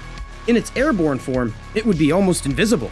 The tiny worm eggs float on the breeze until they come into contact with human skin. Also, these old people are like way more brutal than anyone we've ever seen. They premeditated this murder. All the other victims just lost control of themselves. These boomer fucks lured a young newlywed couple into their house, drugged them, and slit their throats. We also know why these creatures need blood and fluid. They survive off of it, and eventually they drink their host dry like a juice box. Then they need more. This is why they need to feast on the blood and fluid of others to survive. One question I have about this is, could this be done with animal blood? If so, we could have a potential solution. But if you ask PETA, human blood is a better source. There's also one additional piece to this puzzle I don't understand. What was with the binary codes that flashed on screen so quickly? While making any guesses as to the nature of this phenomena based on nothing more than a screen flash would be unprofessional, I'm gonna do it anyway. These codes may signify that there might be some sort of computational or technological influence on whatever is going on here. But without any additional information, it's difficult to discern what exactly that influence might be. I wonder where we could get information. Oh, look, another tape! St. Roche, Quarantine File 7. Patient, Eddie Teller. Deleted. Quarantine File 8. Patient, Wendy Bailey. Deleted. Strange. Files 7 and 8 were deleted, but File 9 appeared fine. The following is Danny Miller's first-hand account of his encounter with Mr. Griffin. St. Roche Quarantine File 9. Patient, Danny Miller. Now, I didn't see Mr. Griffin hobble in, but I sure as hell had to clean up after him. That crap was everywhere. It took me hours to scrub the station down. And let me tell you, that mess stinks. Hell no, I didn't touch the stuff. You think I want a disease or something? I put on a decent pair of rubber gloves before I got to work. I probably went through 8 bottles of bleach before I got that place back to where I wanted. When I got home, my hand was covered in hives. Later that night, I was scrubbing myself with a Brillo pad. I gotta tell you, this is driving me crazy. I would set myself on fire right now if it would get this stuff to stop itching. Hurt anybody? Why would I want to do that? I don't want to hurt anybody. I just want to stop this damn itching. So what do you got for me? A shot? Some meds that'll make this thing go away? Please, can you help me? Why did I make him sound like that? Danny Miller passed away on January 11th, 1998. The St. Roche gas station was locked down and sealed. No one was allowed to enter. After the pandemic was over, the location was burned. Staff from North Shore Research was able to procure several samples of the Omega helmets. The specimen survived despite being exposed to bleach and appears to be quite durable. Despite the obvious setback in St. Roche, North Shore Research will continue to explore the possible uses of genetically engineered advanced Tangipahoa encephalitis. However, it might be prudent to second-guess the AI's results before releasing onto the public. Oh, fuck. They're doing this on purpose. Also, Danny looks like handsome Squidward. And we know that gloves don't work, so probably neither will condom. It appears that this new strain of worm comes from the old Tangy strain. However, they were modified using an AI. Typical humans, just plugging a pandemic into ChatGPT and praying. Why ever they did all this crazy-ass shit, they got themselves a mind-controlling skin worm now. You might ask, what the hell good is an itchy brain worm anyways? Whoever's in charge may be able to invent a relief for the itch. Some sort of synthetic blood. Or maybe have lots of real blood. Or maybe something else. The point is, whoever can provide temporary salvation from the symptoms would have a great amount of power, especially if a significant portion of humanity were afflicted with this disease. Since the itch is unbearable, and people report they do literally anything to make it stop, it seems that these worms and an especially effective ointment would be the key to winning every election ever. Even though we know a lot more now, this still leaves a few loose ends. First off, it looks like something deleted 2 files. And if the binary glitch cuts are to tell us anything, it's possibly something of a technological nature. A few things could be going on here. Now that we know someone is releasing this plague onto humanity on purpose, it could be that this greasy little bugger is trying to cover his tracks. It's also possible that the worms know a medical team is onto them, and they're manipulating infected individuals to delete files and do their bidding.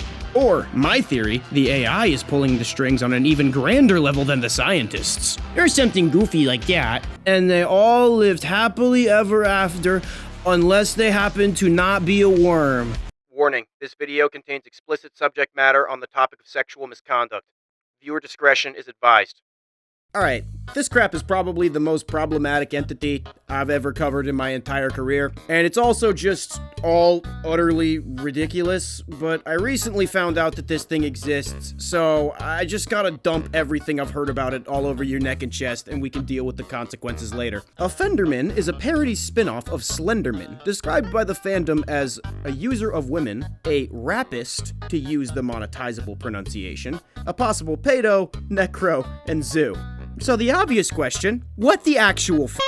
He lives in more highly populated areas, most often urban regions, as opposed to Slenderman, who's more of a nice ranch out in the woods type of guy.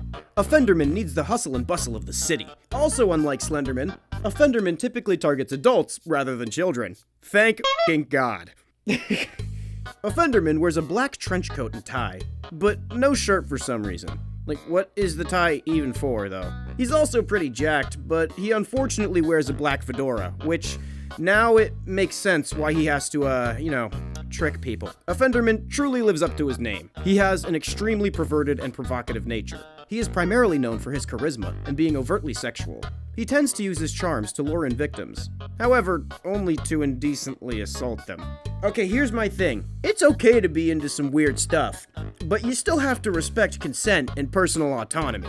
As long as no always means no, drink as much piss as you want. Who cares? An encounter with Offenderman plays out like this. The victim will be alone and will find a tall man hidden in the shadows, far enough away that they initially won't be able to discern any of his features. The man will approach and offer them a rose.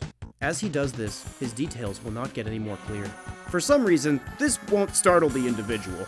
If the rose is taken, regardless of if the individual understood its meaning, they will wake up the next morning with no memory in an embarrassing place. Like face down in the gutter, rock bottom style. Is that a fucking plane? Bro, I'm really mad about the planes flying over my house, but I can't say shit that's gonna get me on the no-fly list. During the time that they couldn't remember, exactly what you think happens is written to happen.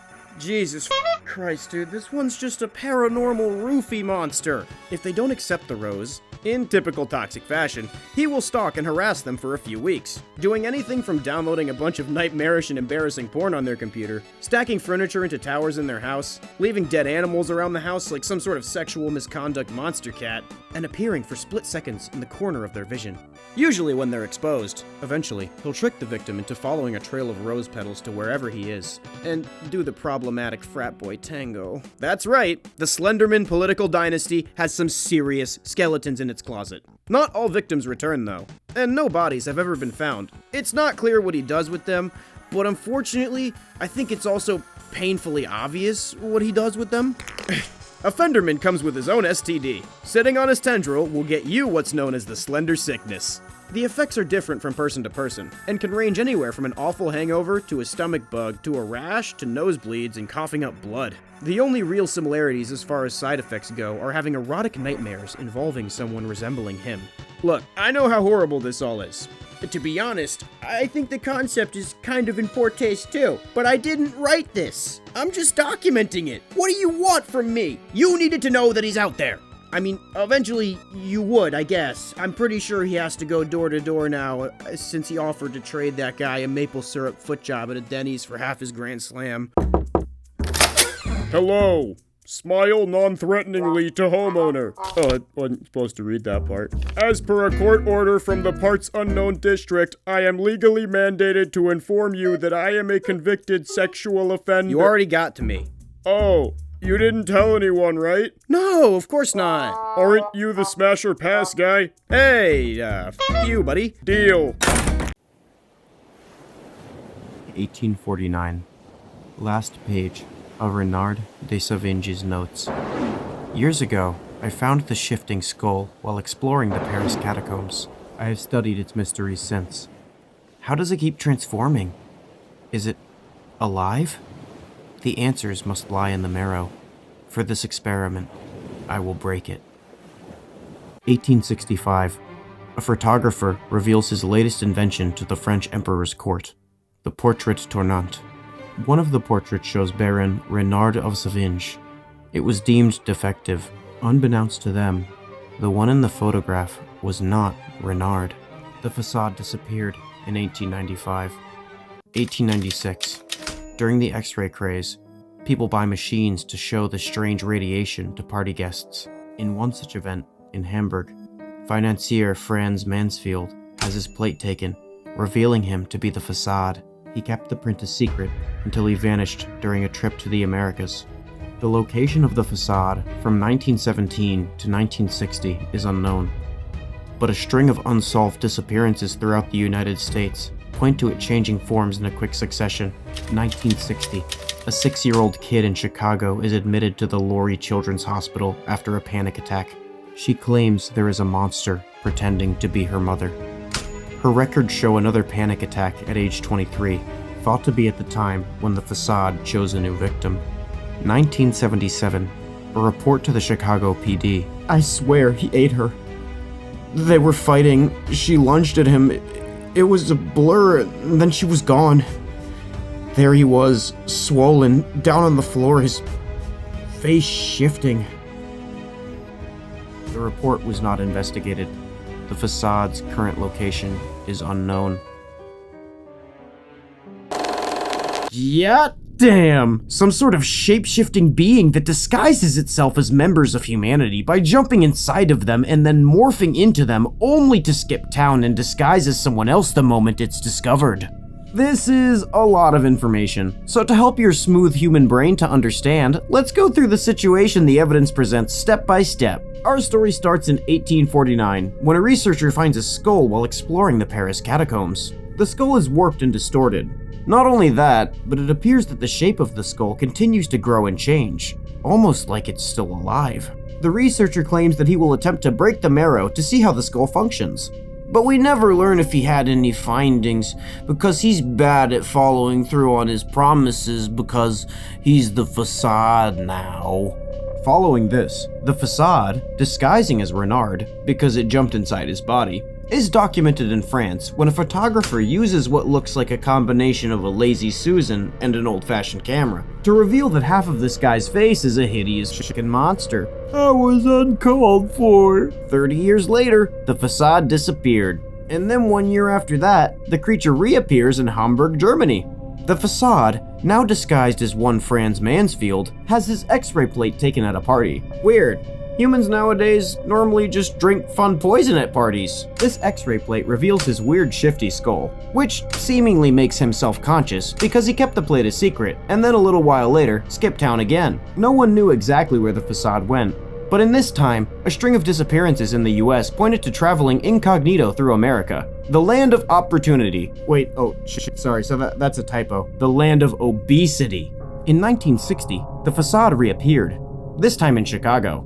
Well, if that kid isn't full of shit, which kids typically are, but this has too much supporting evidence, so I guess not. Side note, I like how in this universe, Chicago's 100% murder rate can just be explained by the facade. After this, the monster mommy must have noticed that the kid was horrified of her, and she jumped ship again. Now, what did we learn from all this? That's right. If you're going to be a disguising predatory monster, pick your targets carefully and avoid detection. Now that I've explained this to you with the subtlety and nuance of a crazed man pressing his dick against a high floor balcony glass, let's get into the questions this story raises. First of all, what the hell are the facade? The facade is a being that changes bodies not by eating them, but by getting eaten. The scene described in the Chicago PD call is the facade posing as that child's mother before jumping into its next victim. Through biological mimicry, or some sort of cognitohazardous interference, it seems to fool everyone the victim knows, with the exception being children, or at least that stupid one. After this, it appears that the facade seems to go about the daily life of the victim. It's the simple things in life that give the facade joy. This leaves one question unanswered. What is this creature's motivation? While one would be quick to point out that it does in fact, in a way, predate on people, it only does that to get rid of them and subsequently take their form. It hasn't shown any evidence of attacking anyone else once it's already assimilated, so it doesn't appear to be taking the people for the nutrients, nor the fun of it, but solely to replace them. It doesn't seem to be hurting anyone else. So, what the hell could it possibly want? I think that this part of the story is where the Lovecraftian magic really starts to settle in. Sure, it would be hella spooky if we were told exactly what the plans were for this little creature's dastardly deeds. But I think it's even scarier if it's left unknown, and our minds are left to run wild with its possibilities. Is it ingratiating itself into family units to more effectively understand human psychology and biology? It could even be studying our habits in order to create some sort of super product to sell back to us with a multi-level marketing scheme to keep us all enslaved as both producer and consumer. No, wait. It can't be. It can't be. It's back. Just in a different form. Why must you take everything from us? Away with you, Spectre! Away with you! The current location of the Herbalife CEO is unknown. But you know what that means. It means that someone is probably gonna be swallowed and replaced soon.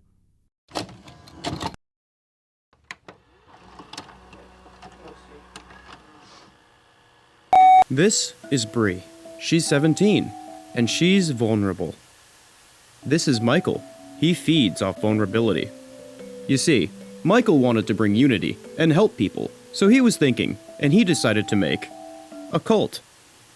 First, Michael met Bree. Bree was a confused girl. She had no hope, no family, no money, no place to stay. But worst of all, she had no purpose. But that's okay. Michael would help. Michael created a group and taught them about Christ. He told Bree if she joined this group, that she would find the truth in God, a loving group of people, money to provide herself with, and a place to stay at the church as well. But most importantly, he told Bree that she would finally have a purpose. So Bree did some thinking, and Bree said yes. She joined the church and moved in with the members here. She made loving friends, learned to pray, enjoyed nice meals with everyone, and had joyful conversations. But most importantly, Bree found God. She was finally happy. Then one night, while Bree was sleeping, she had a bad dream. A church member came into her room without permission to harm her and do vile things. It actually wasn't a dream. Because of what had happened, Bree was traumatized. She was stabbed in the back by one of her own members from the church. Bree was sad and angry that God could let something so vile happen. But Michael told Bree if she had believed harder, this wouldn't have happened. He told Bree she needed to put her trust in God more and pray more to make things right for her sins. So Bree prayed. She prayed and prayed and prayed and prayed and prayed and prayed and prayed and prayed and prayed, but she was still pregnant. 9 months later, she gave birth to a beautiful baby boy named Richard. After she had Richard, Bree had a hard time not seeing the face of the man who had hurt her within her own child. She tried to love Richard, but it was just so hard, even though it was a sin. Bree repented for her sins. Here at Bright Future Church, where we want everyone to find God and be saved. Join us. Bro, is she gonna eat the fucking baby? I sure hope so. Holy shit! A cult organization led by an egotistical monster in which an unprosecuted assault took place, leading to a pregnancy of a baby boy that may be in danger of being reconsumed by the mother in question. While I thought Bree did in fact eat the infant like a chicken nugget, they appear to just be intrusive thoughts. For now. This analog horror refers to a system of power that has been used historically to manipulate and abuse those who fall under them. That of cults and abusive religions. Cults historically prey on people who feel listless and without purpose, or with nowhere left to go. Bree checked all those boxes, so of course she would get snapped up by this cult. Cult-like organizations often use religion as a backing. Religion is a pretty good listen to me or else, because the or else is like getting boiled forever or some shit. Combine that with the fact that you don't really need to prove anything you say, and it's pretty clear how abuse becomes so rampant in these hierarchical structures where one leader basically speaks for God. Hey, I had an idea. I think maybe we should all have some power. That way we could have checks and balances, and we wouldn't have to worry about someone committing atrocities and not receiving any repercussions for terrible acts. God said no. Okay. God also says, now you go jail. He works in mysterious ways. This cult specifically uses Christianity as a way to justify any horrors within. Unfortunately, unlike Michael suggested, you can't just click your heels 3 times and ask for God to put you back in Kansas and also make you not pregnant anymore. Because of this, Bree gave birth to Richard. Happy birthday!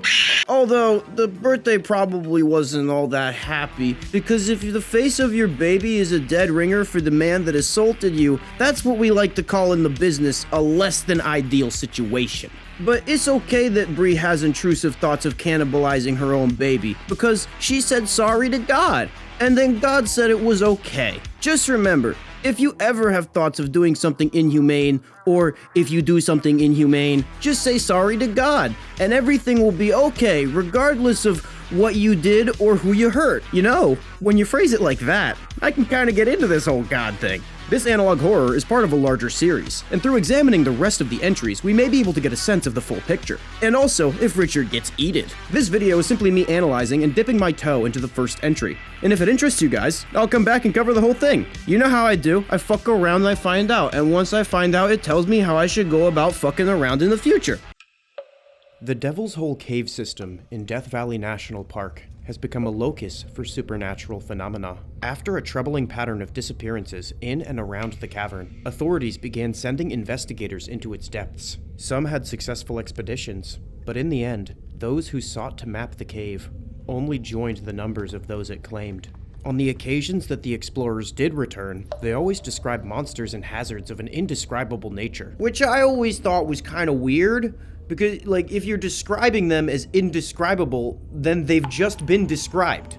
Wait, indescribable is a description in the first place, so the word just makes no sense. I'm getting off track. Among the oddities found within the caverns, one room in the cave proved especially confounding. Dubbed Medusa's Den, this room was found by investigator Mark Fischbach. No relation, but we're gonna use his picture. Please don't sue me. Upon returning from his first expedition, investigator Fischbach provided evidence of a massive cavern within the cave, containing what at first appeared to be limestone statues of people in incredible pain. The faces of the statues suggest that they're screaming in agony, like they were given birth to spiny sea urchins. Strangely enough, the statues were wearing cloth clothes as well, and had completed anatomy under them. The clothes that these statues were wearing were from various eras of history. Some looked like they were from the days of cavemen. Some looked like prospectors trying to strike it rich during the gold rush. Some looked like they went missing this week, right down to the fresh Heinz mustard stains on their quadruple XL Supreme shirts. There were also statues of small animals like rats, frogs, and scorpions. Even stranger, occasionally he noted statues of spiders as tall as his waist, one of a humanoid creature that definitely wasn't stolen directly from the descent, even one of some sort of giant predatory land cephalopod. I really like what you've done with the place, Mommy Cave. He returned from the cave on his first expedition with no struggle or fear. However, he looked notably paler than when he went in, but it wasn't like he had seen a ghost. He relayed all information very matter-of-factly, and did not resist at all when Lucicorp assigned him to return to the cave the next day. This wasn't the classic psychological reaction of blood draining from someone's face due to fear. Upon shaking a Lucicorp executive's hand, they stated that it was almost like the texture and hue of the skin was changing. It was gray and hard. It felt like dusty sandpaper. The next day, Fischbach undertook his second expedition. The first time he went in, he said that it took him at least an hour of exploring deep within the cave before he came across the room. The second time, he said he found it almost immediately, and to his surprise, it was far closer to the surface than the first time. Not only this, but the room appeared much larger. There were many more statues, and they were arranged in a circle, all pointed towards a central locus. Fischbach noted that among the statues, many of them resembled the tourist that had recently gone missing. He came and went from the cave with no issue. Even though he reported being inside for only a few hours, he left for the expedition at the crack of dawn and returned at midnight. The second time Fischbach returned, his epidermis looked more similar to the skin of an elephant than that of a man. It was dry, hard, and flaky, and it audibly shifted and cracked as he moved. Fischbach had not noticed this until informed of his condition by those he was debriefing. Upon becoming aware of his state, he panicked and begged the Lucicorp executives to seek out the source of a potential cure. Originally, Both Fischbach and representatives of Lucicorp agreed that this was clearly emblematic of the Greek myth of Medusa, hence the name they chose for the cavern. Samples taken from Fischbach's rapidly changing skin revealed a different cause for this anomalous disease. It appears that this affliction is caused by a newly discovered species of fungus native to the Devil's Hole, hereby dubbed Gorgon spores. These spores cause the calcification of biological material when in contact with a living animal. Translation, they turn meaty bits into rocks. When touched, eaten, or inhaled, these spores will bind to organs and tissues and calcify them into limestone. You're probably wondering, what's the fucking point of turning people into rocks? Just for funsies? Well, it's not just for funsies. It's actually integral in how these Gorgon spores feed. You see, these spores are an extremophile species of fungus that feeds on limestone deposits within the cave. However, just like Hansel and Gretel learned, if you eat your house, the maintenance costs are gonna be crazy, and that's why you gotta stick more candy all over the walls. And by candy, I mean dead people turn into rocks. Hence why these spores convert animals into limestone. It's 'cause they're hungry. Through a heretofore unknown process, the Gorgon spores first calcify their victims, and then use a specialized acid to dissolve the calcified rock, allowing metals and inorganic ions present in the newly formed stone to be used as the fungus's energy source. Nature is just so beautiful sometimes. I mean, not right now. This makes me want to light a hornet's nest on fire and throw it in a school, but I don't know, man. Eat a random mushroom from the forest. It's thought that the Gorgon spores are at least partially the reason that the cave can shift and morph so fluidly, as the constant influx of new limestone from this cavern could be used to restructure the cave, as the fungus constantly breaks it down and feeds on it. I got that last part from the Lucicorp files that I didn't steal, but for once the humans look like they're onto something, so credit where credit is due. Evidently, the spores are not limited to Medusa's den, but can travel with any host that's been infected. Fischbach continued to calcify even when he was kept on the surface, showing evidence that the cave spores will continue to feed off of their prey, even when outside of their native environment. He begged to be sent back into the cave in search of a cure, and Lucicorp readily agreed to send him back next morning. Upon daybreak, Investigator Fischbach had become completely calcified, his face stricken with the same excruciating expression as those claimed by Medusa's den. Lucicorp has gone on record stating that it intends to use his body to explain the natural process of how the Gorgon spores fucking eat people to fat tourists. They're quoted on record as saying, "Investigator Fischbach's sacrifice will not be in vain, as his remains will educate those who will inevitably come from every corner of the earth to experience the majesty of the Devil's Hole anomalies."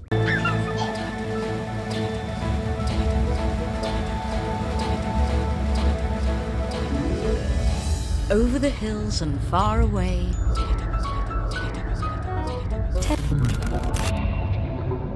Time for Teletubbies.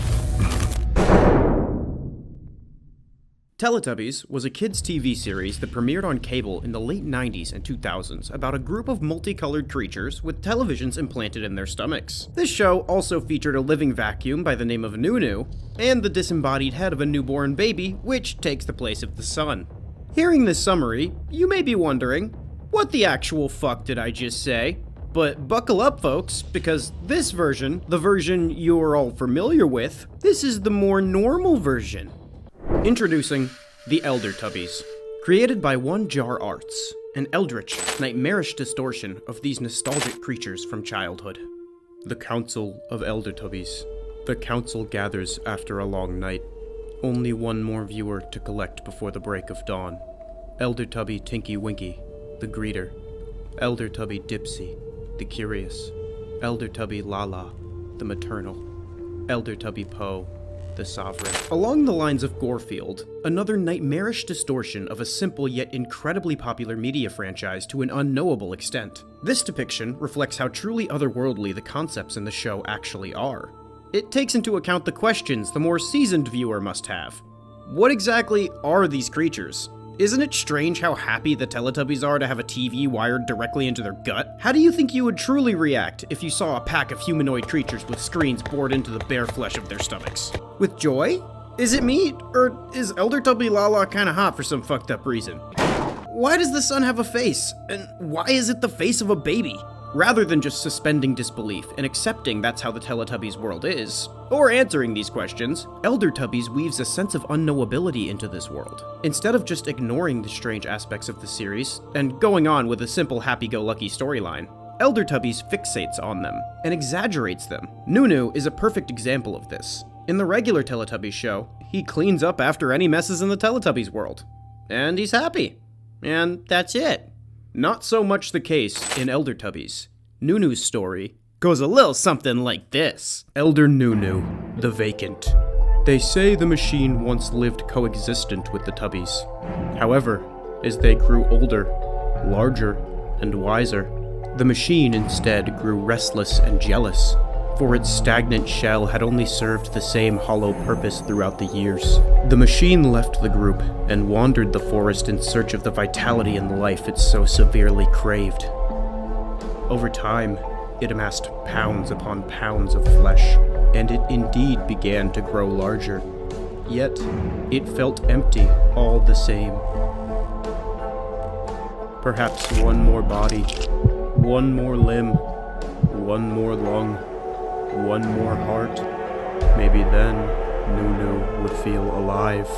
Well, that was creepy as shit. Anyways, vacuums are often metaphors for empty spaces, or endless hunger. Nunu, being a living vacuum, was ripe for symbolism about consumption and filling a void. And now having an existence that doesn't provide satisfaction can lead one to a destructive cycle revolving around filling said emptiness. Couldn't be me. The fallacy of looking for the answer to a spiritual problem with material means. This metaphor is taken one step further, with Nunu's endless consumption swelling him into a mass of flesh. As he grew, he didn't get any more satiated. His larger body only requires more and more to sustain itself. Nunu's story proves that throwing more into the bottomless pit doesn't shrink the hunger, but instead grows the appetite. I wonder if that's a heavy-handed commentary on any systems in any societies, wink wink. What the hell am I talking about again? Elder Sun Baby, the Day Maker. Over the hills and far away, the Elder Tubby Council gathered with their collected viewers, unprepared for what awaited them beyond the horizon. Only the lucky few survived the long night of wandering through the woods, but it would be worth all the risk just to watch the sun rise. Normally obscured by the infinite maze of trees and mist, there exists a clearing where the sun shines unfiltered, the path to which is only known by the Elder Tubbies. Catching a glimpse of the Elder Tubby during the long night is a blessing in itself. Being a chosen viewer, an experience embedded in legend. There it was, the first signs of light breaking the horizon. Radiant beams rose in the distance with dancing rays. The previous distant chanting grew louder, echoes surrounding the viewer. The sky brightened, then became brighter still. The sounds deafening, the sun blinding. And then, a face. Time for Teletubbies. Time for Teletubbies. Say hello. This show primarily takes place during the day, or at least to my knowledge, because you're not gonna make me watch every fucking Teletubbies episode ever made. Therefore, the Sun Baby in the Eldritch depiction acts as the timekeeper for the entire world. Life only moves when the weird Sun Baby does, or some shit. The interesting thing about this fresh, weird, creepy-ass depiction of Teletubbies is that it's essentially the same show, but the art style and narration is just a bit different. If you look at any of the themes explored in Elder Tubbies, it's the same as in the original show. It just distorts it and takes it a bit further. I mean, if you take a look at the Teletubbies character descriptions next to the Elder Tubbies character descriptions, it perfectly corresponds.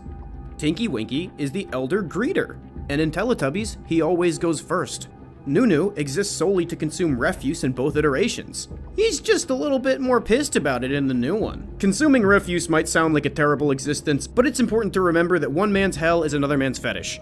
The Sun Baby is technically still what he was before, a giant solar baby monster. It's almost as if they're in the exact same universe. We just have a better understanding of how the world works in the Elder Tubbies description. A creature with a television wired into its bowels doesn't seem natural. I've never seen a living vacuum in real life, and the world's sun is distinctly lacking in infants' faces. In both worlds, something else is going on. The only way to truly explain all that weird shit in a way that would make sense would be to acknowledge the ramifications behind what's presented. It really is true what they say. Ignorance is bliss, and I just stole that from you. What's more likely, that a creature would be born with a TV in its chest, or that some sort of monstrous interference would cause it to be engineered like that? That a vacuum, a machine made to consume refuse, when endowed with sentience would ever have enough to consume, or that it would consume and grow uncontained? That the sun would have the face of a human baby, even though there's no other documented humans in that universe just because it's fun, or that it's actually a part of a giant creature, and most of that creature's body looms just outside the visible spectrum of our atmosphere. Honestly, I'm not sure of the answer to any of those questions, but it makes you think, doesn't it? One thing that really stuck with me about this lore is the idea of collecting viewers. This is likely connected to the idea of the original source material being a TV show, and the fact that shows are created for viewers. Viewers being collected could refer to the kind of objectification that happens to the viewer when the view gets monetized. But hey, I'm a YouTube creator, and when you have a hammer, everything looks like a nail. Elder Moon Baby, the dream catcher. Through the fog and further beyond, the Elder Tubby Council heard its cry. It was a different cry, one not heard of for centuries. It was a whisper at first, but soon it waxed and waned with siren allure, guiding the council through the maze of mist to a new forest clearing. Could it be? The long-lost twin? There it was, a luminescent hum breaking over the trees, casting a cold light across the midnight sky. Brighter it grew as its hands spilled over with collected dreams and nightmares. Still more hands reached in towards its belly, fingers gripping tight. It began to pull, wider and wider, until its body gave way to reveal a vast opening, infinitely dark and impossibly deep. The melancholic cry then morphed into an inviting harmony as it perched steady, stomach wide, beckoning entry into the forbidden void. Time for Teletubbies. Do you enter? The eclipse of the elder babies. The forest was quiet, the sky cloudless and vastly deep, the spectacle above. This was anything but scheduled programming. It was a lost episode, forbidden footage, unscripted, redacted. The Elder Sun Baby and Elder Moon Baby were crossing paths in an unprecedented cosmic eclipse. The twins illuminated their halos with a faint, rhythmic blinking. Then brighter, with increasingly intense bloom, they raised their heads up high and opened their mouths, letting loose a haunting wail accompanied by rolling tears. Soon, galaxies far off began to twinkle in synchrony as distant alien elder children joined their desperate call. The earth was trembling, and the skies were blindingly bright, a signal that could be seen from across the universe. It was a cry for help that could be quelled by only one. Do not fret, children.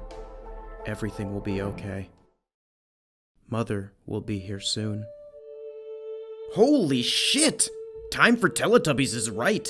It appears that the Elder Tubbies lore doesn't stop where the show does. Jar Arts, the author of Teletubbies, expanded upon this world with his own additions. His first edition, the mirror image of the Sun Baby, the Moon Baby. Oh, he can have a friend! The unexpected crossing of paths of which seems to have stirred the entire galaxy, which may reveal the deeper lore behind the Elder Tubbies. Anyone else wonder what's up with the giant Astral Baby collision, or is it just me? Evidently, the Sun and Moon Baby had never come together before. When they finally met, they output some sort of signal into the universe. Responding to the Sky Baby signal, galaxies began to react as if they were receiving this message. Looks like the key to solving the Fermi paradox was just Teletubbies this whole time. Why does anybody even try? The text also alludes to alien elder children, and a mother figure. I believe that these paragraphs are huge major hints in the story of this world. The mother being, whatever it may be, gave birth to the Astral Babies and Elder Tubbies out of some giant sky pussy or something, and then left them across the universe. However, what other Elder Tubbies exist out there? What the signal means, or what the mother figure did this for, is still a mystery. Oh boy, I sure hope that there's more entries that elaborate on exactly what the fuck questions that I made up. Elder Tubby Zoo, the pioneer. Rooted fingers braced deep into the soft, alien terrain. The alien Elder Tubby was one of many pioneers, sowed by Mother across seed planets, scattered throughout space and time. The Elder Tubby subtly shifted its tunnel of antennae to amplify the faint, few signals which made it through the foreign planet's thick atmosphere. Meanwhile, Alien tubby nymphs gathered patiently below as rainbow waveform hues buzzed from the elder's glowing belly. Finally, the static began to clear. The family tuned into scheduled programming as the misty morning was greeted by a familiar melody, the anthem of the universe. Time for Teletubbies. Elder Tubby Erd, the stone sword gatekeeper. Time was lost to the Tarnished Four as they navigated through a labyrinth maze of blades. It was a cemetery of weapons from fallen warriors of the land, amassed by the gatekeeper of these parts. Despite the high caliber of gear that adorned the terrain, the four dared not touch and risk disrupting their careful order. Finally, in the foggy distance, they spotted a lumbering mass. Its silhouette revealed innumerable hands pulling swords from the ground, only to shuffle them back with meticulous organization. The Tarnished Four approached the being with caution, but realized they could not break its fixation to the task. Only when they unsheathed their armaments did its attention peak. The gatekeeper stretched upright and turned to glare with piercing, beaded eyes. Outer limbs reached towards cataloged blades with blind familiarity and gripped tight, yet more hands beckoned a welcome toward the fog gate embedded in its belly, taunting the Tarnished Four to try and enter. The four braced themselves for the strong foe ahead, as an eerie melody and chant pierced the night. Time to Teletubbies. Elder Tubby Snoo, the Placekeeper. Lines of fiber pulsated with information as signals from across the world transmitted into the Elder's system. The world gathered at its feet and stared up at the canvas displayed on its belly. It was a masterful collaboration effort from an unpredictable hive mind, each pixel placed in perfect chaos over the course of 4 days.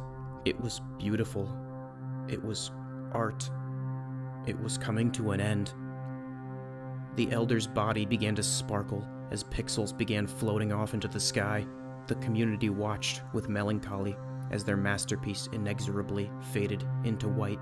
The Elder stared down with benevolent eyes, which conveyed one last message of hope to all. This will always be our place. Well, that's a lot to unpack. Initially, I believed the alien Elder Tubbies to be some sort of deep space equivalent to the Earth ones. But there's 4 Earth Elder Tubbies and 3 aliens, so that doesn't really add up. It appears that Elder Tubby Zoo was taking care of a group of what were called Tubby Nymphs, providing them content to watch from his belly screen. The content may be coming from the very same signal that the Elder Babies were broadcasting. Nymphs, in nature, are usually a life cycle phase before adults and creatures that go through metamorphosis. So the content emanating from Elder Tubby Zoo is likely nurturing these creatures to mature, likely into Elder Tubbies themselves. It is at this point that I want to bring up a theory that my viewers angrily and repeatedly expressed in the comments of the last video. The Elder Tubbies are perhaps intended to be the Teletubbies as they aged.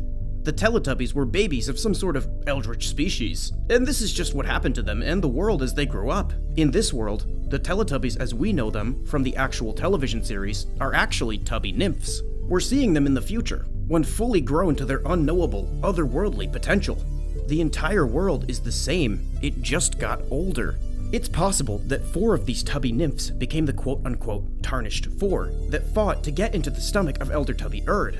It may be that if not exposed to the holy Tubby signal, they could be developmentally stunted, resulting in a Tubby with evil intentions, or some shit. Elder Tubby Erd is likely the protector of whatever signal that Zoo is broadcasting. A tummy portal that could transport whoever crosses through to the source of the signal, potentially a gateway to the mother being. The Tarnished Four likely want to stamp out this signal.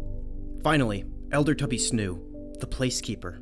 I believe that Snoo is the central terminal for the Tubby signal, whatever it may be, displaying it in grand fashion for all the Tubby Nymphs to see.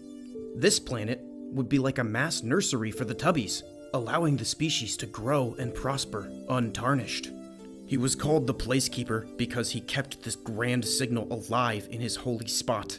Until he didn't, because it died by turning into sparkles, like if Tom Holland's Spider-Man died during Pride Month. Without the display of the Tubby signal, more nymphs may be in danger of becoming tarnished. But that was about to change.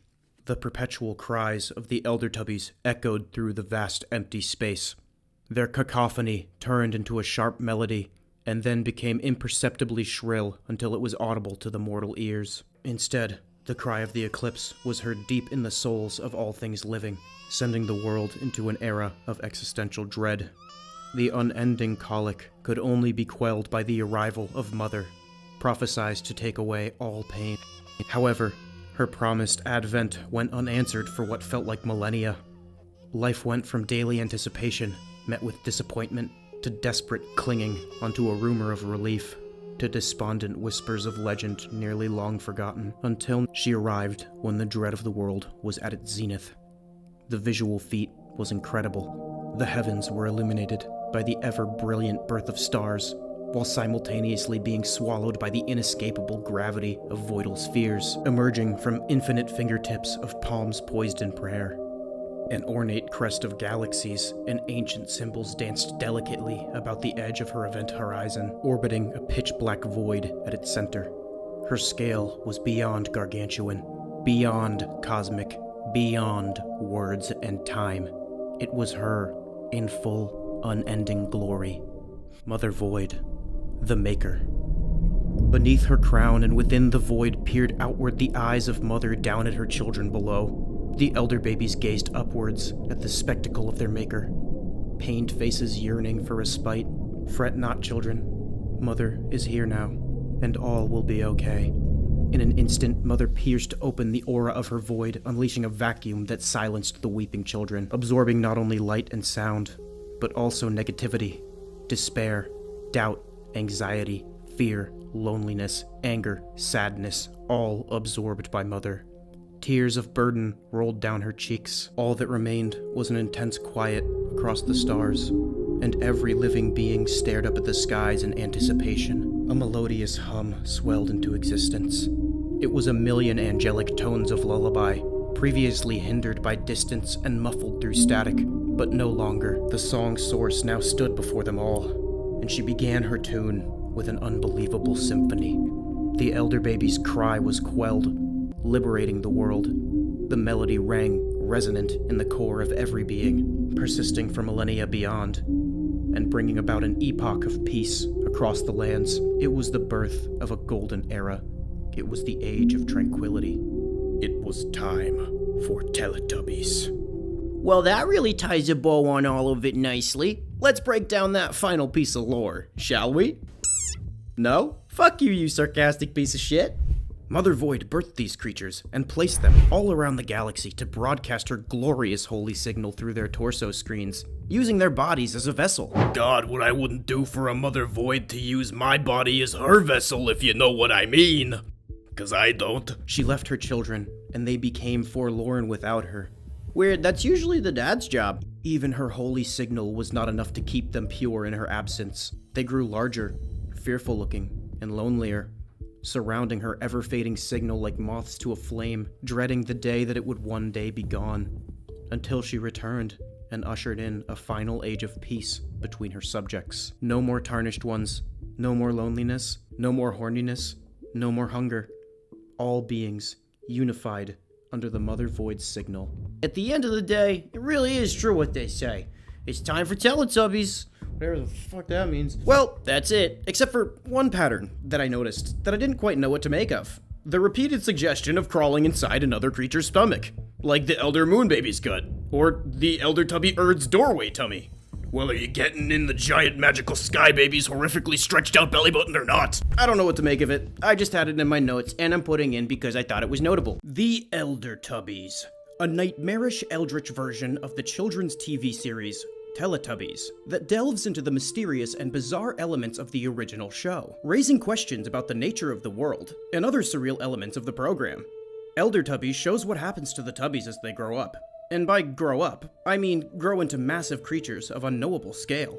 The creator of Elder Tubbies, Jar Arts, created these new depictions of the now older classic 4 Tubbies, but also expanded the world with 3 new additions: Elder Tubbies Zoo, Snoo, and Erd. While I initially thought this was just a bit of world building to flesh out the Tubby universe and expand upon the implications of a Tubby species, I now see that these 3 new Tubbies have a symbolic connection to the themes of the original Elder Tubbies, and the original TV show as well. Let's start with Zoo, obviously named for the iconic Denzel Curry album. Zoo. Elder Tubby Zoo represents the invention and integration of the internet. hence why he is the pioneer. This might sound a bit far-fetched, but bear with me here. Teletubbies had televisions in their bodies, and television was a very popular way that most people would consume video media at that time.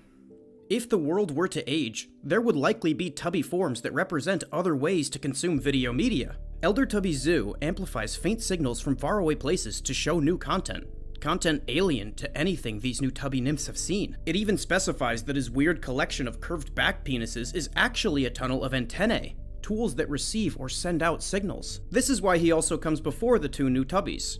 You'll see why, but the existence of Snoo and Erd could not be relevant without first establishing Elder Tubby Zoo. Elder Tubby Snoo, as many of my viewers pointed out in the comments of the other Elder Tubbies videos, is a reference to Reddit. You can see from his weird little head dongle that Snoo is based off the Reddit mascot, who is also named Snoo, so that's enough proof for me. Elder Tubby Snoo is more specifically a reference to the subreddit r/place. Abridged from the Wikipedia article on the subject, r/place is a recurring collaborative project hosted on Reddit. Originally launched on April Fool's Day 2017, the experiment involved an online canvas located at a subreddit called r/place. Users could edit the canvas by changing the color of a single pixel with a replacement from a 16-color palette. After each pixel was placed, a timer prevented the user from placing any more pixels for a period of time. It was ended by Reddit administrators 72 hours after its creation. Over 1 million users edited the canvas, placing a total of 16 million pixels. And, at the time of the experiment ending, over 90,000 users were actively viewing or editing the canvas. The parallels to the writing about Elder Tubby Snoo are palpable. The belly screen was the subreddit canvas. The users watching were the viewers staring up at his belly. And the Reddit administrators shutting the program down is when Snoo's belly turned into a bunch of sparkles and went away. I would be remiss if I did not mention that many viewers expressed a dislike for this concept in the comments. And I can understand where they're coming from. I even thought the same thing at first. Oh boy, another Redditor inflating the importance of an already pompous message board where people mostly just butt-actually each other. If you bear with me to the end, I think I can piece together what the author is saying by including these references, and why, after looking deeply into the source material, I think it really improves the story. I don't even like Reddit.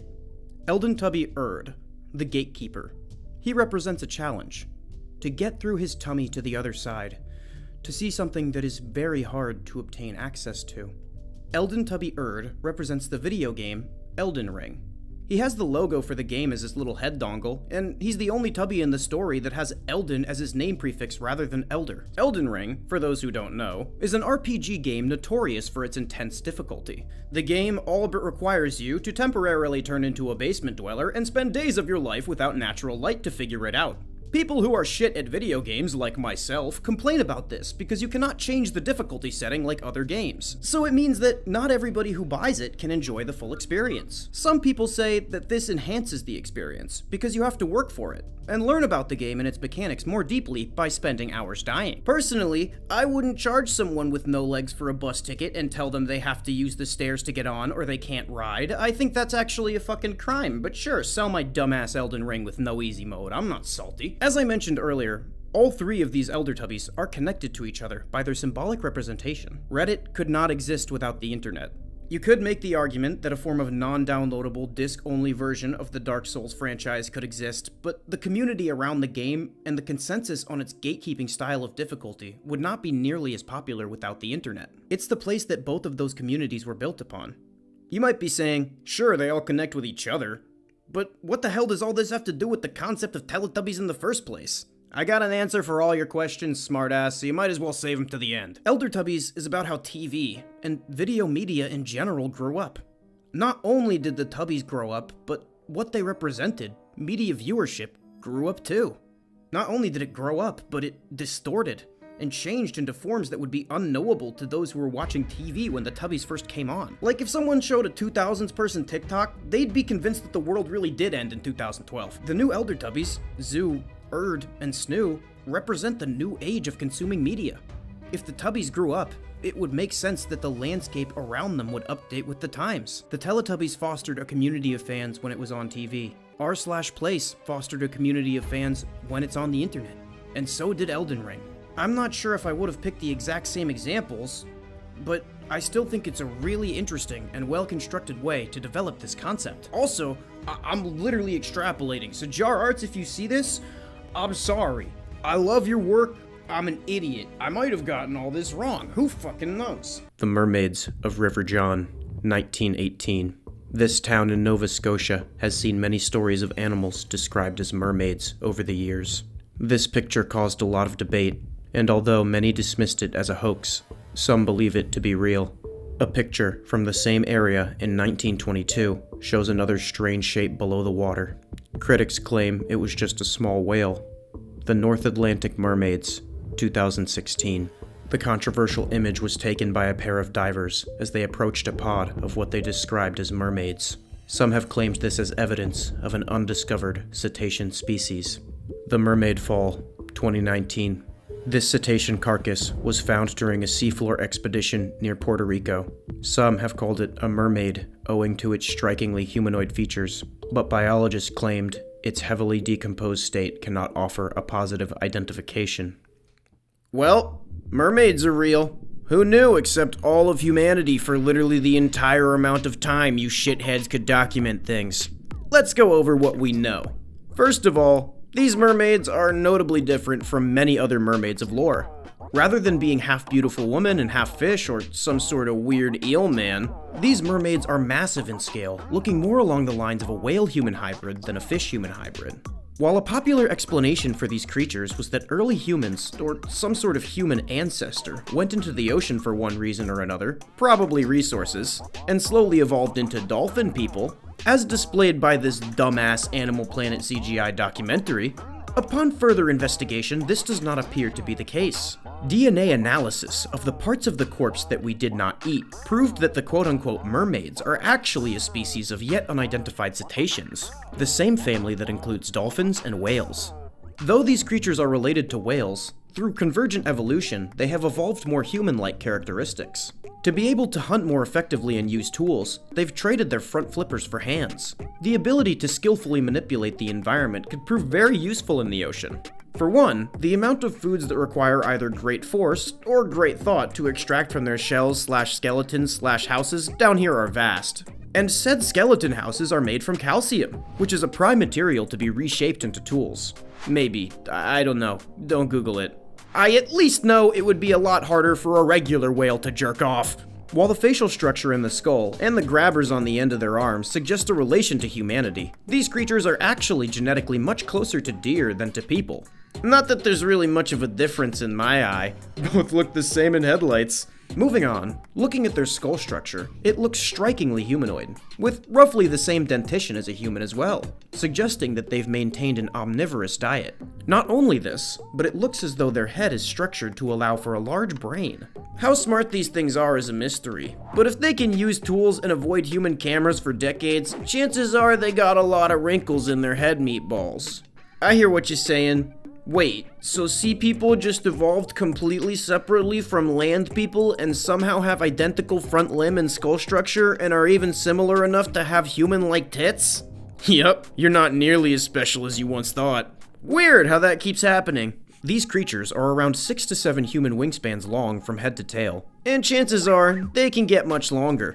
I bet you're wondering how the hell these fat asses stayed hidden for so long despite their size. Chances are, these creatures, with their higher intelligence, noticed the trouble that humanity usually causes. A smart being would likely vacate whatever area is heavily trafficked by the animal kingdom's version of a serial killer, so the sea people would vacate the surface whenever humans were around, diving incredibly deep to avoid the fates that many species of whale and large sea life suffered.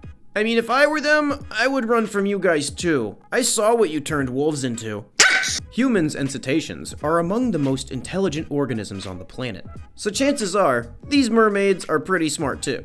We can gauge from one of the images that they display social behavior, traveling in groups. The term would be pods if we considered them whales, and angry mob if we considered them human. The evolution of grasping hands leads one to believe that these cetaceans were using tools. These traits show advanced intelligence, and if they're intelligent enough to develop tools and live in large social groups, they might be intelligent enough to form some semblance of a society. It's possible that they could have an even more advanced society than humanity. I can already hear you whining. How would they develop advanced technology without the energy given by fire? Ooh. And first of all, you've been complaining a lot this episode, so fucking quit it. And second, ever hear of a hydrothermal vent? Well, if not, they're like little volcanoes, but under the water. They get pretty damn hot and put off a lot of chemical energy too. I bet there's a way to put those pieces together, so just because you're too dumb to figure it out doesn't mean the mermaids are. The ocean covers 71% of the Earth's surface, and 50 to 80% of all life is found under the waves. How well do you really know what you're swimming with?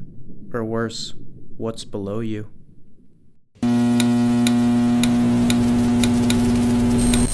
Warning.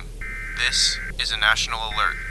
All citizens are required to remain vigilant due to the escape of an extremely dangerous entity. The government mandates the following preventative actions. Failure to comply with, which may result in imprisonment or internment due to imminent biological risk. Cancel any public funerals. Remove all mannequins from commercial stores. Burn any photograph that includes human beings. Remove all mirrors from homes, buildings, hospitals, commercial establishments, etc. Every individual must carry a visible document of identification at all times, both outside and inside the home. Dr. Andrew Becker. We have been monitoring an entity for the past 2 months. We have enclosed it in a 4-meter thick concrete container and have been monitoring it with an internal camera. The entity appears to be motionless, although we have found it in 2 different positions when not under observation. This is extremely bizarre, but despite lacking facial features, it seems to interact with the camera. Camera 1, 5:34 a.m. The following photographs were taken using different spectrums of light and revealed a strange face after a transformation that lasted almost 106 hours.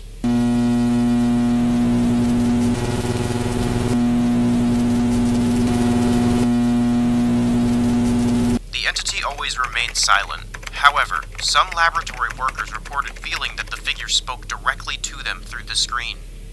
HR and SD, the 2 permanent camera monitors, had to be hospitalized in critical condition after 3 weeks.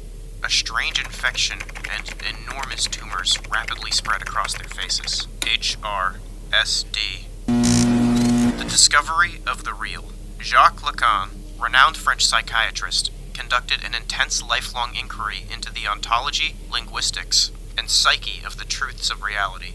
His most famous theory, that of the 3 registers, proposes a radical dimension of existence we can only access indirectly through a traumatic encounter with the impossible. The real is a structure elusive to the mind, where existence is shaped by parameters that defy understanding. Man, in his infinite interest to go beyond himself, could accidentally create a catastrophic breach if he attempted to access the real.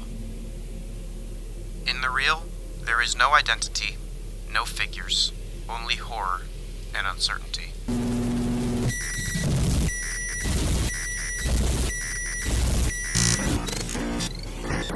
Video 2. Research. This is an instructional video intended for properly qualified personnel in the treatment, study, safeguarding, and storage of entities and phenomena, the public scientific disclosure of which would constitute a tearing apart of the fabric of civilization. Tape 1. The Everyday Reality. Everyday reality refers to the objective and tangible existence of the world around us, independent of our individual perceptions and beliefs. It encompasses all events, objects, phenomena, and processes that make up the universe. Reality is characterized by its capacity to directly influence and impact our lives, and it can be studied and understood through different disciplines such as physics, biology, psychology, and philosophy.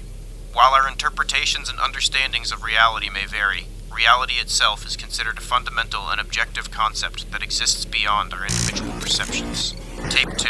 What is the real? In Jacques Lacan's theory, the concept of the real does not simply refer to the physical or the material, but rather to a dimension of experience that is fundamentally inaccessible and disturbing. It cannot be fully captured by language or the mental representations we construct to make sense of the world. For the French author, everyday reality is mediated by language and symbols that we use to represent it. The symbolic mediation creates a subjective experience of reality that is shaped by our beliefs, prejudices, and individual fantasies. The real, on the other hand, intrudes into our lives in ways that confront us with the lack of correspondence between our representations and direct experience. It is that which sustains the apparatus of existence itself. The real manifests through the inexplicable, the incomprehensible, the dramatic, and it is a disruptive force that disturbs our illusion of control and mastery over the world. Tape 3. What, then, exists in the real? To understand what exists in this realm called the real, it is necessary to engage in the highest exercise of mental abstraction. While the real can be perceived through the senses and manifested in concrete objects, this is merely an imaginary way of being processed by the human mind, derived from what can be seen as an image. Due to the physical limitations of the organism and the tendency of the survival of subjective psychic experience, these supposed entities fracture existence and create an unassimilable gap after traumatic experiences or failures in the known reality. Warning: phenomena of the real may be collectively perceived as everyday objects. However, despite certain reports, although many people would see the exact same thing, certain digital devices would interpret them differently, and some individuals would apprehend them with forms and characteristics that differ from those commonly described. Personnel are advised to carry a unique identification document at all times. The real could even be interpreted by the mind in the form of a friend, a child, or any other person. Although the identification card is not foolproof, it has a reported effectiveness rate of 28%, compared to other methods that have failed outright. It appears that the real primarily manifest in the human mind through organic entities. Rarely have experiences with inanimate objects been reported. However, the latter have exhibited the most volatile, dangerous, and risky characteristics for maintaining the stability of reality. Tape 4. The Real Testing. This is a test that should only be undergone by authorized and properly trained personnel. Possession of this material outside scientific military supervision risks federal prosecution. Practice personnel will be shown a photograph of an entity phenomena which has been concluded with 89% certainty to be a real. The following image was captured after a fire and explosion at a plastics factory in Ohio in 1978. There were 45 fatalities, and 10 victims received irreversible damages from severe injuries.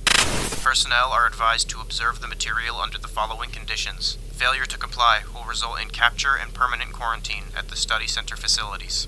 Close doors and windows. Do not observe it between 5 p.m. and 11 p.m. A 70% occurrence of unpredictable effects has been reported during this time range. Do not be in the company of another human, as the real could take the form of your counterpart and transform them into a doppelganger. If you have been diagnosed with any psychotic disorder such as schizophrenia, schizoform disorder, major depression, or any type of personality disorder, the probability of experiencing a panic crisis or paranoid crisis has been reported at 45% compared to other mental disorders. If you cannot see anything, do not take your eyes off the image. The real could be in your visual apparatus, affecting an object of physical phenomena in your surrounding. When the image is removed, close your eyes for 40 seconds. Observe with the utmost care what would be reflected in the mirror.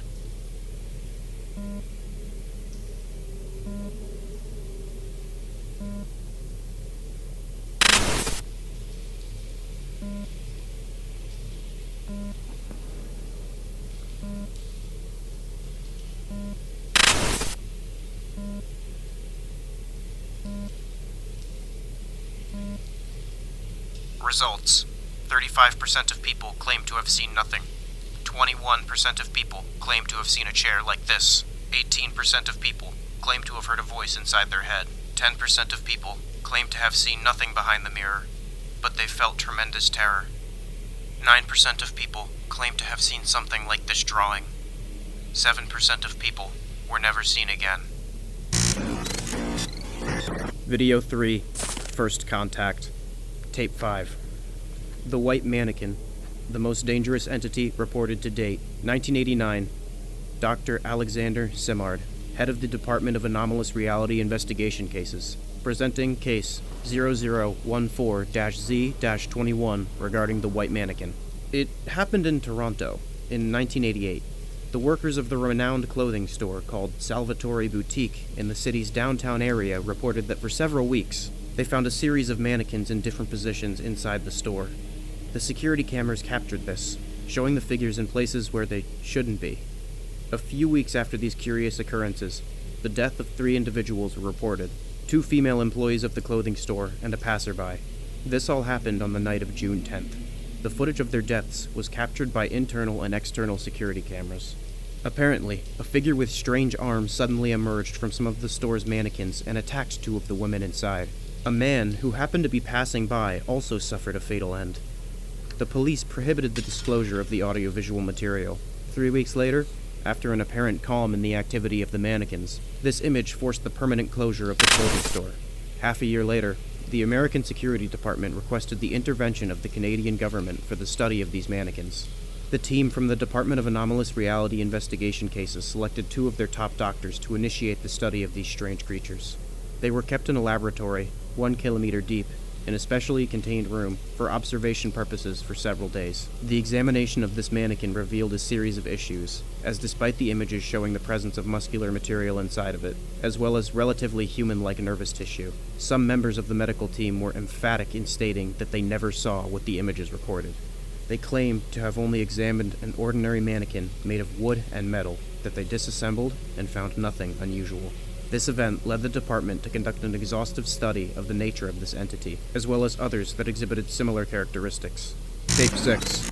The Interview. We will present excerpts from a transcription of interviews conducted with 3 prisoners sentenced to life imprisonment. Their names are Wilder Harrington, Sterling Donovan, and Peter Kazmarek. The latter was the one who provided the most relevant testimony for the investigation. Wilder Harrington. I don't know, man. I've told you like 3-4 times already. I saw that damn thing move on the table during lunchtime. What the hell do you expect me to do? I know nobody gives a damn about my life, or anybody else's in this goddamn world, but nobody wants to die like that. That thing could have attacked me. No, it wasn't just a damn chair. What the hell are you telling me? Sterling Donovan. I saw how he tried to escape. It even told me the plan.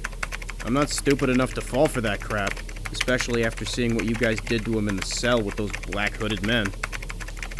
No? Then who the hell else could it be? He didn't die. I saw him this morning. You think I'm a liar? What more do you need from a snick? Peter Kazmarek. There were 4 of us. You already knew the names. The idiot was munching on a piece of human intestine, and nobody said a damn thing. I don't know where he got it from. Don't think he killed anyone. I don't think he's one of those, what do you call them? Oh yeah, cannibals.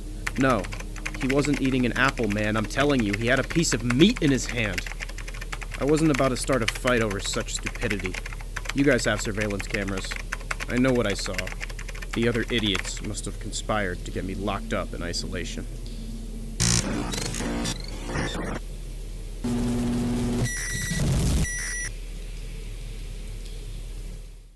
Holy shit! Imperceptible entities breaching into a select few human consciousnesses, murdering people either directly or through tumors, and distorting the very fabric of reality itself. What the hell did any of that mean? Let's find out! Thematically, I believe this analog horror is trying to express how human tools for measuring and explaining reality are inept. Your senses, vision, hearing, touch, taste, smell, that weird 6th one that no one knows what it is, are not based in objective reality, but only your understanding of a limited facet of it. It's even possible that there is no such thing as objective reality. But whatever it might be, your dumbass human sensory organs sure as hell can't perceive it. Human brains often fill in gaps to things that they either can't or don't have the tools to comprehend or perceive. Scientists have known this for quite a long time. Fun fact, your vision has a blind spot in it. You can Google it. Yeah, your vision has a blind spot. And your brain just fills it in. Did you know that? Well, you do now. Ignorance is bliss, and I just stole that from you. What you didn't know, however, is the extent to which your brains have been filling things in. It isn't just colors that lie slightly outside of the range of human vision, nor sounds imperceptible to the ear. Nope. It's entire facets of the world. Not sure what that giant tentacle creature in the corner is? That's okay, because apparently your brain is just gonna label it chair. The reason that the main concept, dimension, whatever, is called the real is because these creatures don't come from a different dimension. They've always been right next to us. We could just never see them. Humans are unable to perceive true reality, so your brain just makes stuff up for you. Think about it. Let's go to the example of the wooden cube. At first, the photograph reveals it to be just a regular wooden cube. Upon an artist rendering of what a child saw, which kids lie all the time, what the fuck? It looks like a box containing the gates of hell lined with pained flesh. Talk about crunchy with a creamy center. When the same cube is photographed in a library, It's not even a cube. Is nothing sacred anymore? Humans live in a constructed world so outside of objective reality that whenever they get a wind of what's really going on, it clashes with everything they know. Let's go to another example, the mannequins, who all seemingly have human-like anatomy, musculature, and veins. The scientists in this documentation claim that the mannequins they saw had no anatomy to speak of, and they were just regular clothing store, unfortunately nipple-less mannequins. These at first appeared to be regular mannequins, just out of place at the store, but were commandeered because they murdered 3 people just a little bit. If these were just regular mannequins, they probably wouldn't have any of these properties. My point is, these anomalies are perceived differently by many different observers, and when people observe these anomalies in their true form, it's dangerous. Now, the obvious question, would you stick your dick in them? What the hell are these creatures and objects? They seem to be entities that have part or all of their nature obscured, only by your inability to perceive it. It seems as though the objects, such as the cube, can cause horrific effects to the observers, even if they only observe media of it, like a photo. These creatures either disguise themselves as, or can spontaneously manifest into seemingly ordinary objects, humanoid shapes, or even pretend to be people themselves. As seen from the first example in First Contact, the living creatures from the real are not very friendly. When individuals can perceive them, the entities notice the fact that this person can observe them, and don't exactly take kindly to it. As for their biology, what they can do, or what they want, it's likely as imperceptible as their nature itself. I believe that they are left obscured on purpose, both to cultivate a little bit of good old fear of the unknown, and to set up a big reveal of whatever the fuck they are. I don't believe we have enough information to determine what the real is, what these critters are, or what exactly is happening between these factors in human perception. But I'm pretty sure we haven't seen the last of these series. And maybe it'll explain that. Probably not though, it'll probably just raise more questions, but I'll be here to be confused about those too. Whatever the case is, it appears that objective reality is very different from what the majority of humans perceive. Or maybe there isn't an objective reality to begin with, and the individual's perception can perhaps literally shape the world around them. Visualization junkies are coming in their pants right now. Reality is a lot more fluid and a lot more complicated than humans originally thought, or are even capable of thinking. So what do we do about all this? Nothing. Ever hear of out of sight, out of mind? It's not like you could do anything about it anyways, so just go jerk off in your bed again, weirdo. The stink of old meat on the wind, rotten and cloying.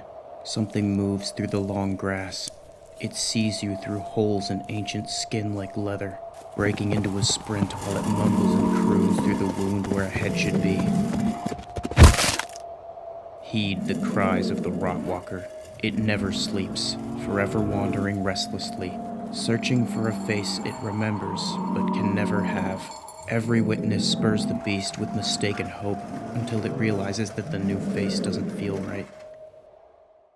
This was the only information posted alongside photographic documentation of what looks to be a novel anomalous creature. This entity, dubbed the Rotwalker, was first documented by Trevor Henderson, and described further in detail in a comment by paranormal investigator Heavenly Aesthetic. This creature resembles a decapitated cow with 5 large rebars shoved down its neck hole. A detached human face hangs from the top pole, speared directly through the forehead. This is a creature that forever seeks the one thing it's missing: acceptance. Its fucking head! Has this idiot tried a cow head yet? No? Of course he hasn't. I feel like that might legitimately solve his problem if he got it stuck on in the right orientation. Even though this guy looks quite mysterious, like most animals, its behavior is actually quite predictable. The Rotwalker typically appears in agricultural regions, most often nearby slaughterhouses, but it's been spotted on the outskirts of just about any populated area that's far enough removed from high-traffic regions. The creature roams aimlessly, letting out an agonizing, guttural wail mixed with a cacophonous metal scraping. The entity will continue this pattern until it locates a human, at which point the wail will turn into an angry, almost frenzied screech. The Rotwalker runs full speed at its intended target with the rebar protruding from its neck aimed directly at the forehead of the victim. After the entity kills the prey, the face that hangs from its top bar changes to that of the person that it just killed.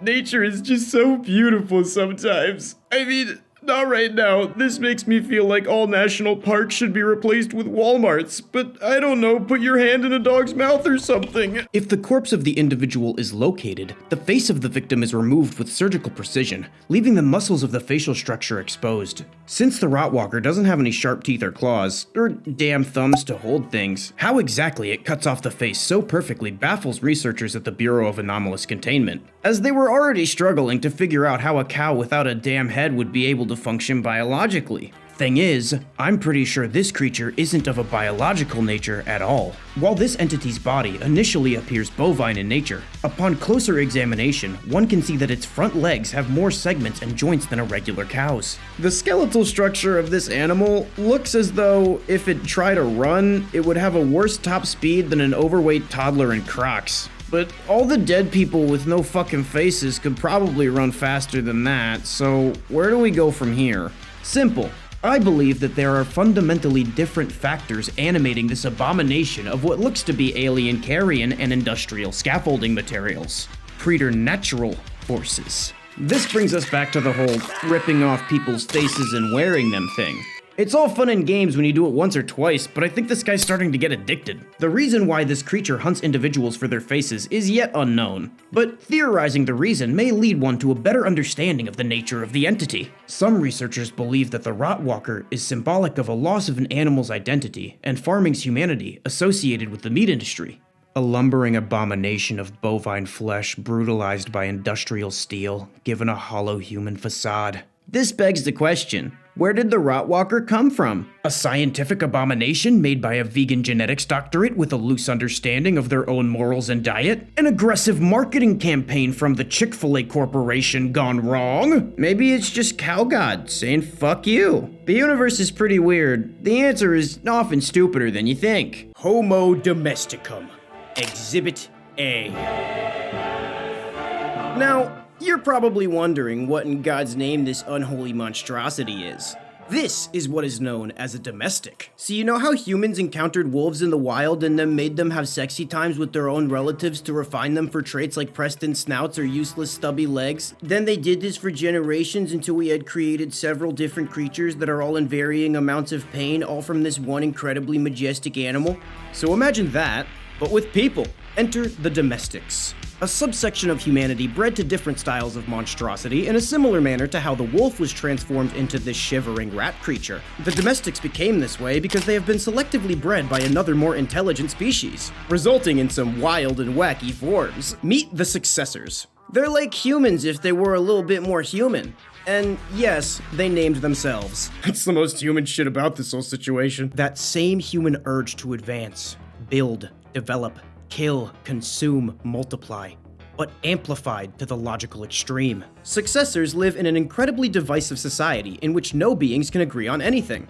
Everything is subjective and up for debate and argument, even the simplest and stupidest of things. So you remember when everybody got mad at Mr. Beast for curing the fucking blind? That would be a normal opinion in successor society. Their morphology is also incredibly flexible, some resembling humans, and some looking more along the lines of gray aliens, or cybernetic beings. Some of these beings use technology so they never have to lift a finger, slowly getting fatter and fatter until they basically become a landmark, like in WALL-E.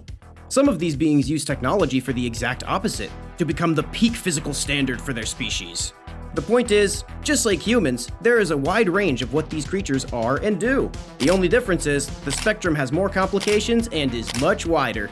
One day, millions of years ago, this species encountered an offshoot of humanity that somehow found themselves Mandela affecting into the same dimension as the successors. These modern-day humans found themselves on a virgin Earth-like planet. And because most of them only know how to Google porn and eat sandwiches, they were pretty fucked. On a routine voyage, the successors found humanity and saw a kindred spirit in the universe, a microcosm of what made them great. They think that humans are not only resourceful and intelligent, but also just the cutest little things. Humanity is significantly dumber than the successors, and they take full advantage of this. They adopt this population of humanity, While the domestics say that the successors kidnapped the original population, the successors tell a different story.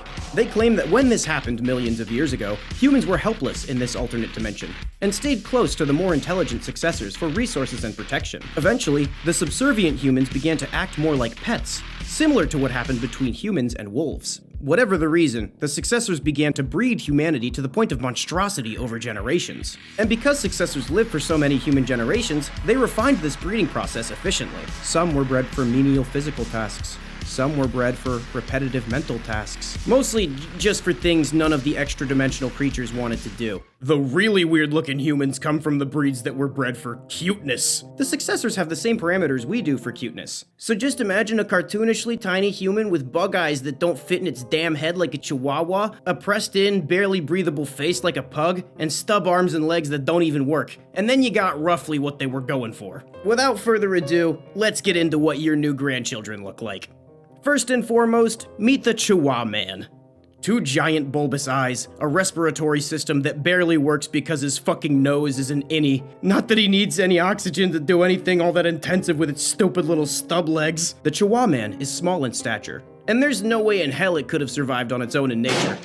But despite that fact, most of these little dwarves still hate and are aggressive towards everyone except their owners. The purpose of this little creature was to be bred for cuteness, and nothing else. And that's why it's so goddamn messed up. Next up, meet the Pit Man.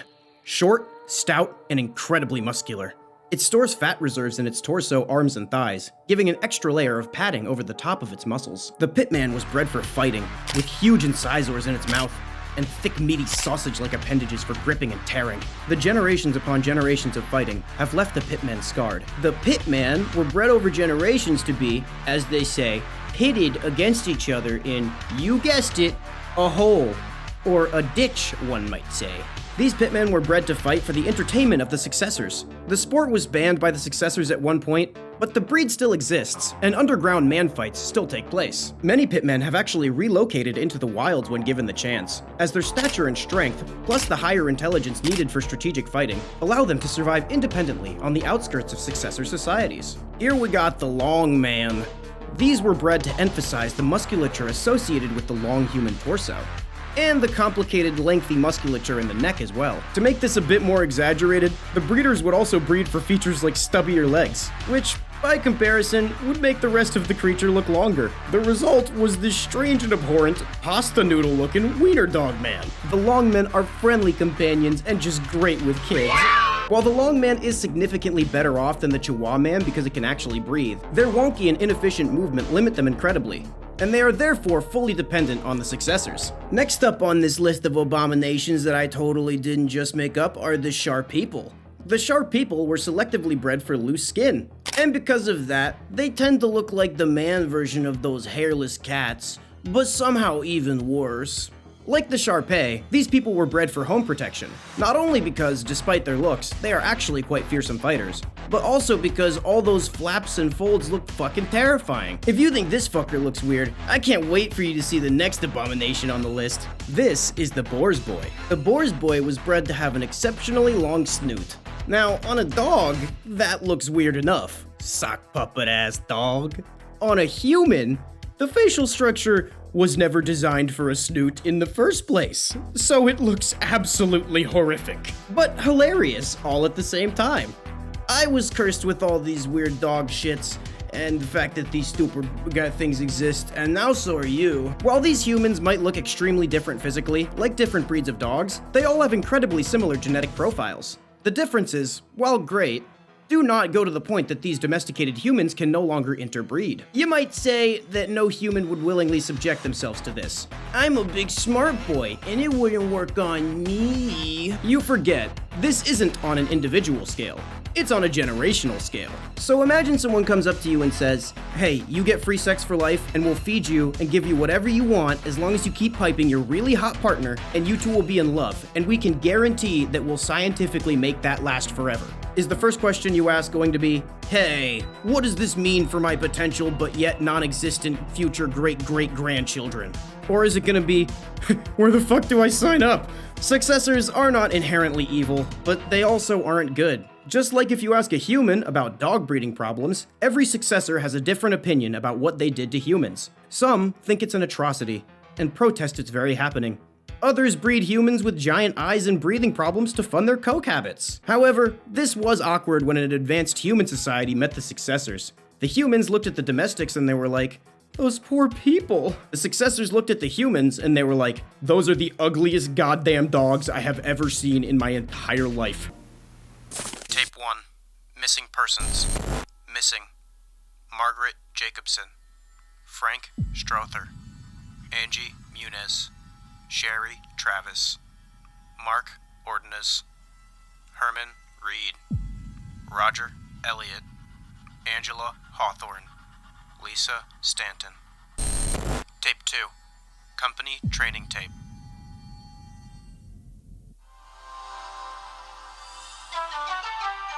Liminal Land. Home video. Welcome to Liminal Land.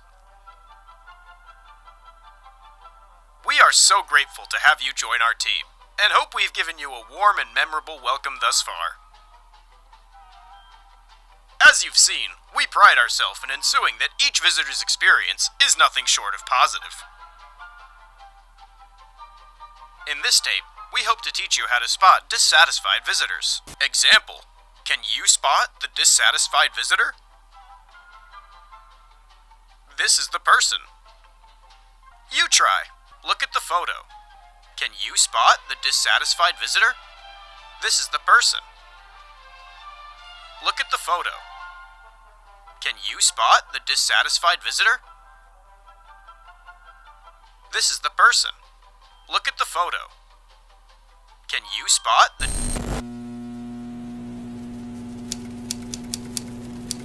The park is a... Dissatisfied visitor? This is the person.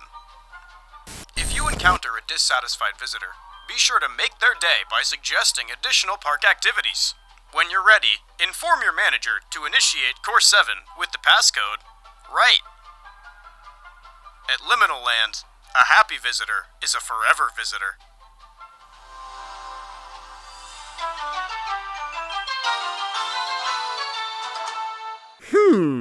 A litany of missing people alongside an ominous company training tape where the photographed consumers in question look a bit uncanny and almost non-human. Not only that, but an insinuation that the park itself may be alive. These first two tapes may seem uncanny when juxtaposed, but just wait until you know why these people are missing. You know what they say, third time's the charm. Tape 3.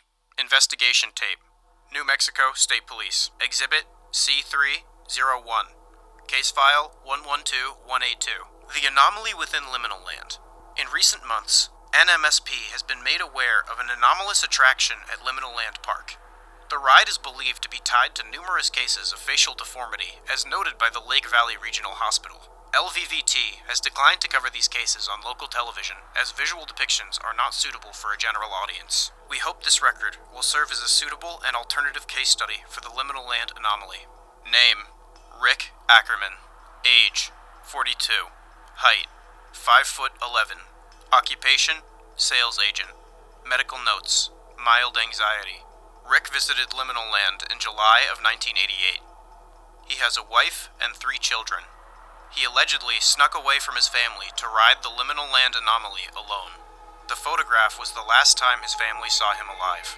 The following photo is an illustration of his facial structure after riding the Liminal Land anomaly. Rick's deformity.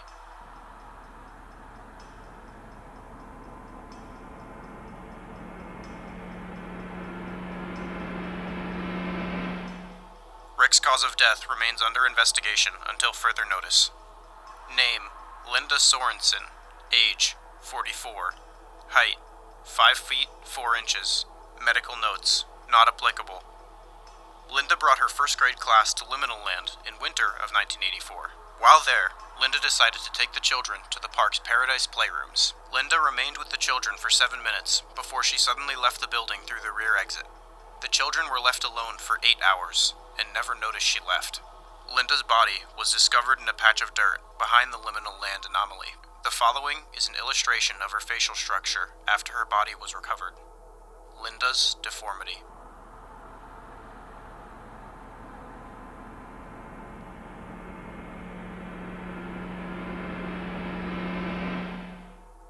Lake Valley Police refused to elaborate on their findings from the crime scene. Name: Maria Ramos. Age: 48. Height: 5 foot 3 inches. Occupation: director. Medical notes: arthritis. Maria visited Liminal Land alone in November of 1982. Maria allegedly rode the wheel before making her way to the Liminal Land anomaly. That day, the Liminal Land anomaly was reportedly closed for repair. Park employees recall seeing a woman near the ride's controls, yet did nothing to stop or question her. Shortly after, this ride reportedly engaged, with the woman in the furthest rail car to the rear. The Liminal Land anomaly was allegedly closed due to a faulty failsafe, causing the ride to run multiple times per session. That day, the ride ran for 26 minutes non-stop. The following photo is an illustration of Maria's facial structure after the ride was brought under control. Maria's deformity.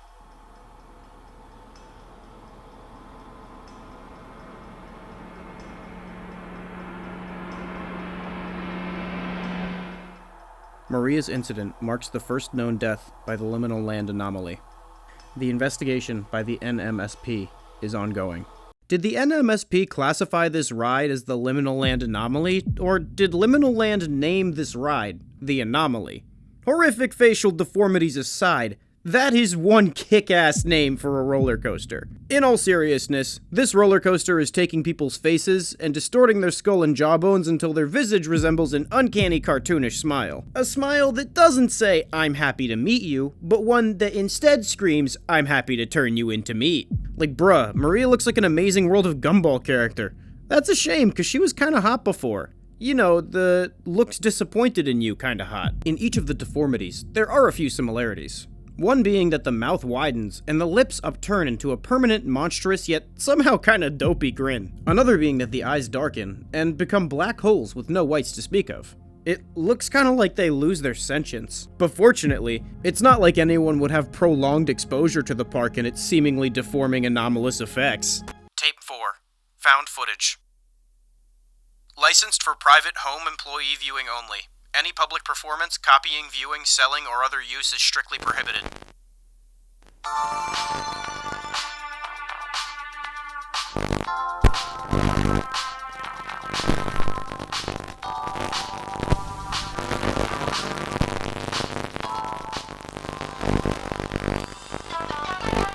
Liminal Land, home video.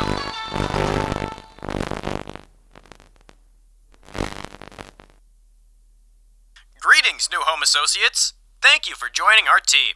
We are thrilled to have you here. We look forward to seeing your contributions to the betterment of Liminal Land and our park goers. In other words, welcome to your new home. So what is home? Home stands for Holistic and Opportune Mutual Experience. The Home Project strives to encompass a feeling of comfort and homeliness long associated with the American suburbia. Simply put, home is where we cater to our guests' desire to stay in the fun for as long as possible. We absolutely must maintain the stability and image of home to ensure our guests stay as long as possible. As you will see momentarily, we have strategically placed home slightly ahead of the park's entrance.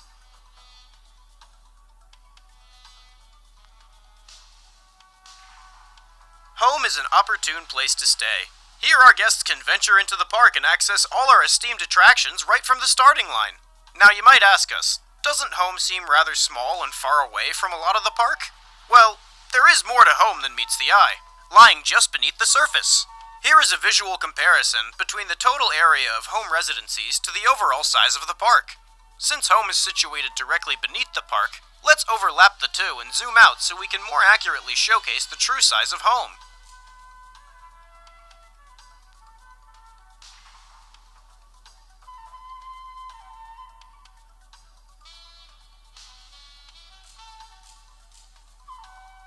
Warning, do not attempt to explore or activate inside the facility, even if you are entirely sure it's your business. It is very important that we spot and correct any sort of mess or inconvenience thoroughly and swiftly.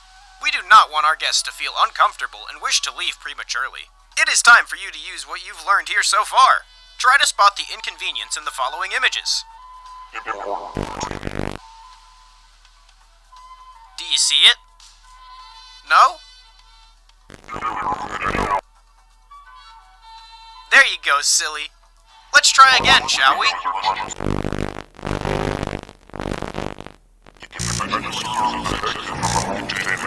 The following found footage tape will serve as an integral example in showcasing how improper containment measures led to anomalous occurrences for home residents. We never want to see incidents such as this one again. Note, at the end of each segment, a message will briefly be displayed. Each message will indicate one or more of the following: important information regarding anomalous occurrences, what to avoid when present in similar situations, what kind of behavior we hate to see our subjects exhibit, which areas are prohibited from being accessed, even by Charon associates, what to immediately correct following the viewing of this tape.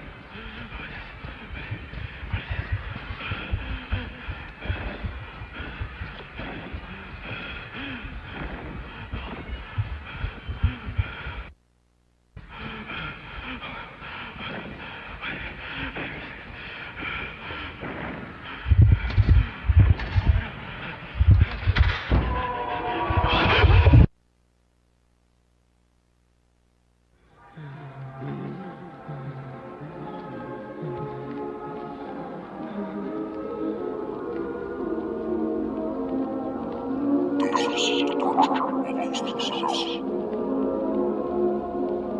May I be remembered for my daughter's mistakes.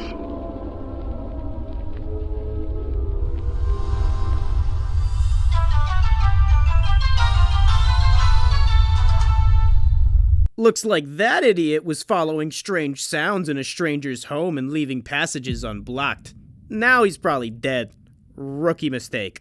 Alright, so that's a lot to unpack. It looks like they're making people want to stay in liminal land and then trapping them in this massive underground structure that they've labeled home. There were a lot of names in the missing persons tape that are unaccounted for, and I think lots of them are probably in there. I don't know where these architects got their definition of comfortable, but they mixed it up with the dictionary definition for uncanny. I mean, the surface streets of home look like an aisle where people sell houses at Walmart. A big unanswered question about this tape is, why do they need all this space? Parts of it look like the backrooms. The backrooms in liminal land in the same internet horror piece? Is this a crossover episode? One may think they make it so expansive and seemingly endless like the backrooms, so it's almost impossible to escape from. And try to prevent people from escaping with some sort of entity, perhaps a liminal land parkgoer who stayed so long they've deformed long past the point of resembling anything like a human.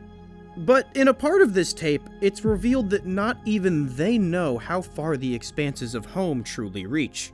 Chances are, the construction of liminal land and home is a case of humans meddling with forces they don't understand and ignoring deformities that it caused. If you think I'm out of line here, Google how humans first treated radiation. Radium girls, it's fucking fuck shit, dude. Still not convinced that there's more going on here than just an evil theme park trapping people underground like normally happens all the time? Maybe I can convince you with this next tape, called Mommy's Friend. Nope, not that one. They have the same name. Don't look at the... Look, alright? You don't gotta wonder what kind of content I sell in my other businesses, okay? Tape 5, Investigation Tape. Case file 052087. Mommy's Friend. The NMSP continues their investigation into the strange activity happening around Lake Valley, New Mexico. Last week, detectives received a tip directing them to the Muniz residence. Allegedly, Sophia Muniz has been acting increasingly erratic since her daughter disappeared under unknown circumstances. Sophia Muniz, age 54. Sophia Muniz alleges that her daughter was last seen in her care at 504 Dorado Street. According to her testimony, she ran away from home in the dead of night. During the incident, Sophia alleges that she was asleep in her bed and heard not a single sound to wake her. Detectives have been given no reason to suspect that Sophia Muniz is lying. Yet, what motive does Angie have to run? During the most recent search of the Muniz home, drawings from the missing daughter were discovered. It's a story called Mommy's Friend. The discovery prompted an immediate manhunt for Sophia Muniz, yet she has fled her home. This is the story.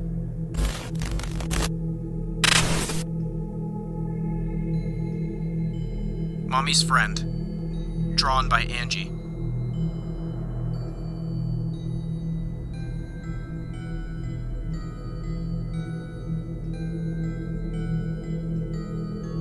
This is my mommy.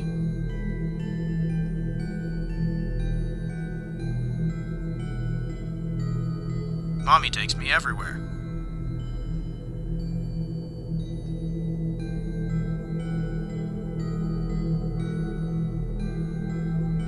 Mommy take me to Lemon Land.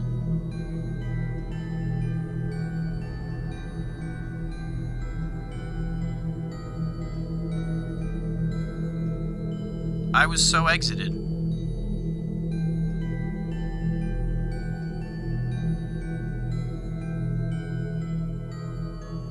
But then Mommy made me sad.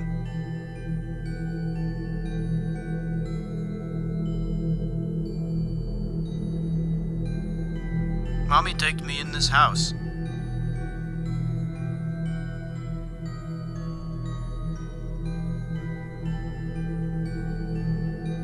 Inside there were more houses.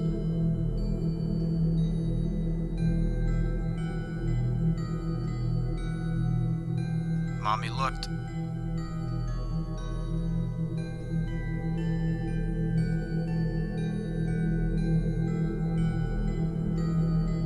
Mommy said she was looking for a friend.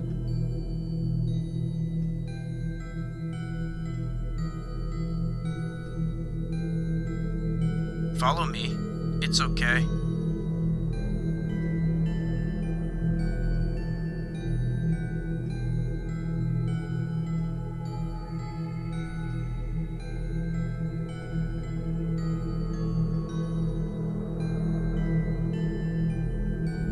Inside was a mommy's friend.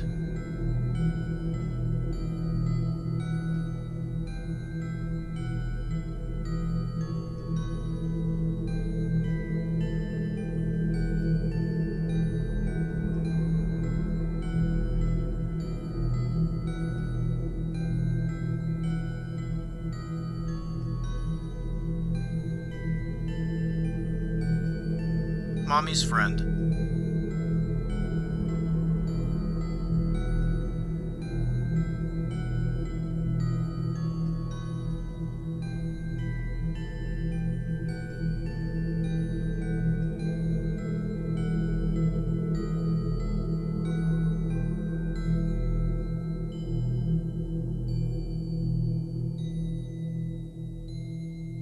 We have reason to believe that Sophia Muniz was involved in the disappearance of her daughter, Angie.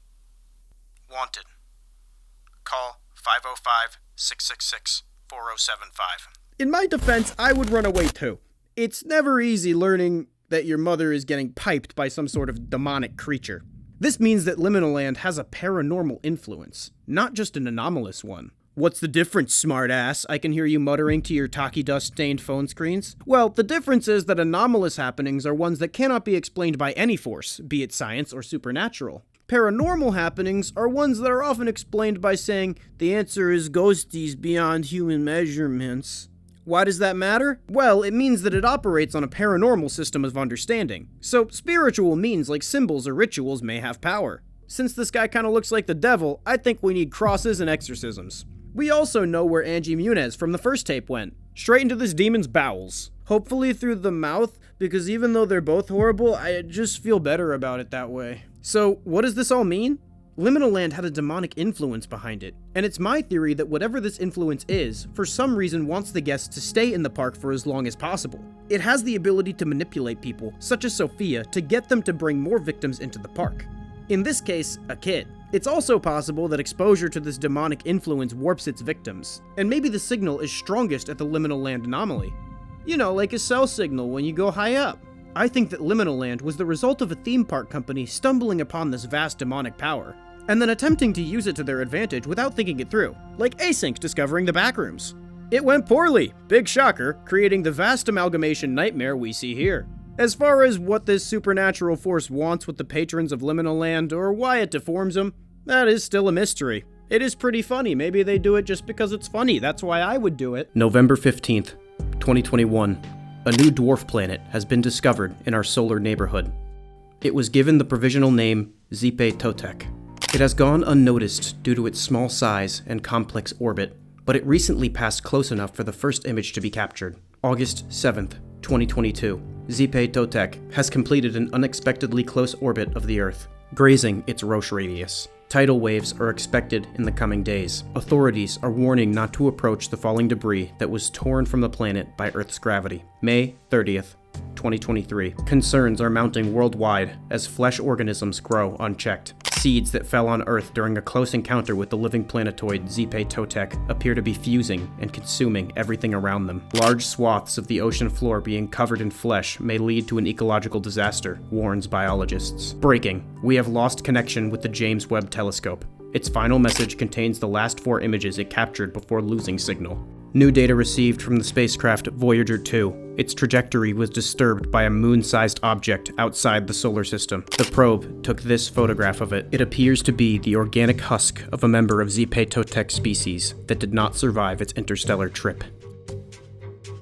Holy shit! An entirely new species of animal-like organisms that's the size of an entire planet, approaching humanity's home at a great speed, and subsequently pollinating the surface of the Earth with ever-growing and fusing flesh seeds. I guess space is just another ecosystem now, and also it ate the James Webb Telescope. This obviously raises a lot of questions. For example, is making little seemingly sentient babies and throwing them point-blank at Earth considered child abuse or sexual assault? What about both? That's not what I meant. One very pressing question I have is, what the hell is this sentient meatball, and what's it doing? Some of the smart viewers might have figured it out already, but I believe we can get a better understanding of this big old boy by looking at the media that may have inspired it. This story has many parallels to another masterpiece by the name of Hellstar Ramina, written by one Junji Ito. For those uncultured, slack-jawed dumb fucks that are unfamiliar with Hellstar Ramina, it goes a little something like this. One day, every human on Earth is doing normal human things, like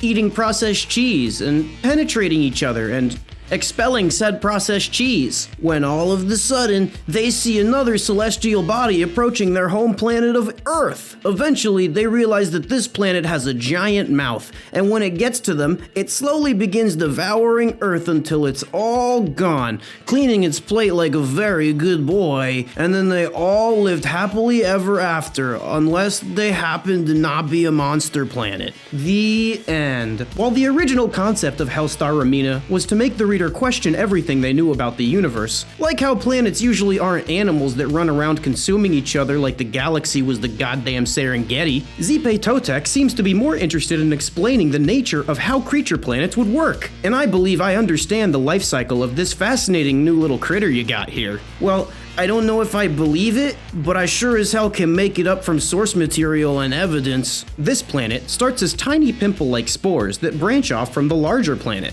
It waits on the surface of its mama, loosely attached to each other by a thin, fragile membrane. When the mother Zipe Totek specimen gets close enough to a target planet to be affected by its gravity, the resulting force eventually pulls hard enough to separate the spores from their membranes. Some of these spores end up making their way to the target planet in question, and the spores begin to colonize it.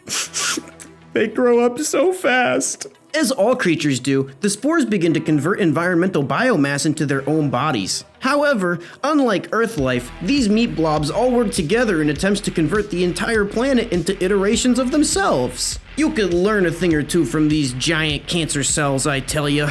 Eventually, these blobs replace the entirety of biological life on the surface, and combine to form one massive singular organism, with each meaty blob acting like an individual cell. These meat blobs act more specifically like stem cells, and begin to diversify into organs, veins, muscles, balls, whatever pieces a complete animal may need. Neat, right? Well, it's a glimpse into your future, so not really neat for you. Nature is just so beautiful sometimes. I mean, not right now. I'm struggling to think of anything more horrible. I don't know, hug the nearest raccoon. This stage of its life is completed when there's no more local biomass left on the planet. It then slowly starves while looking for a new victim, nursery planet for the next generation of space meatballs. It ends its life as many organisms do. The noble skeleton. If it ain't broke, don't fix it. To a fish, the ocean is the world. To an ant, the forest is the world. To a bacterium, the skin around your rectum is the world. This work really makes you question your place in the universe, doesn't it? I mean, it makes you question. I know where I stand, cell phone ape. Our dog has been barking and scratching up our back door every night. He's been doing this for days, so I sat with him last night to find the issue. I snapped a flash pic of the back door when he barked and captured this. Be very careful outside because this does not look normal. Additionally, whatever it was fled after I photographed it. We haven't seen the animal since then. I live in the Chicagoland area, so that's where you should beware of this thing. Nobody can identify it, and my family and I are frankly afraid to go outside. Update on this animal.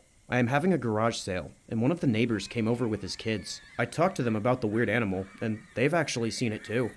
One of the kids made this drawing depicting the animal. Cut the artist some slack, he's only 6. I will try and capture a recording of it. Update. Okay, I took my dog out, and we heard the animal. I tried to get a recording of it, and captured the creature's voice. It sounds like this.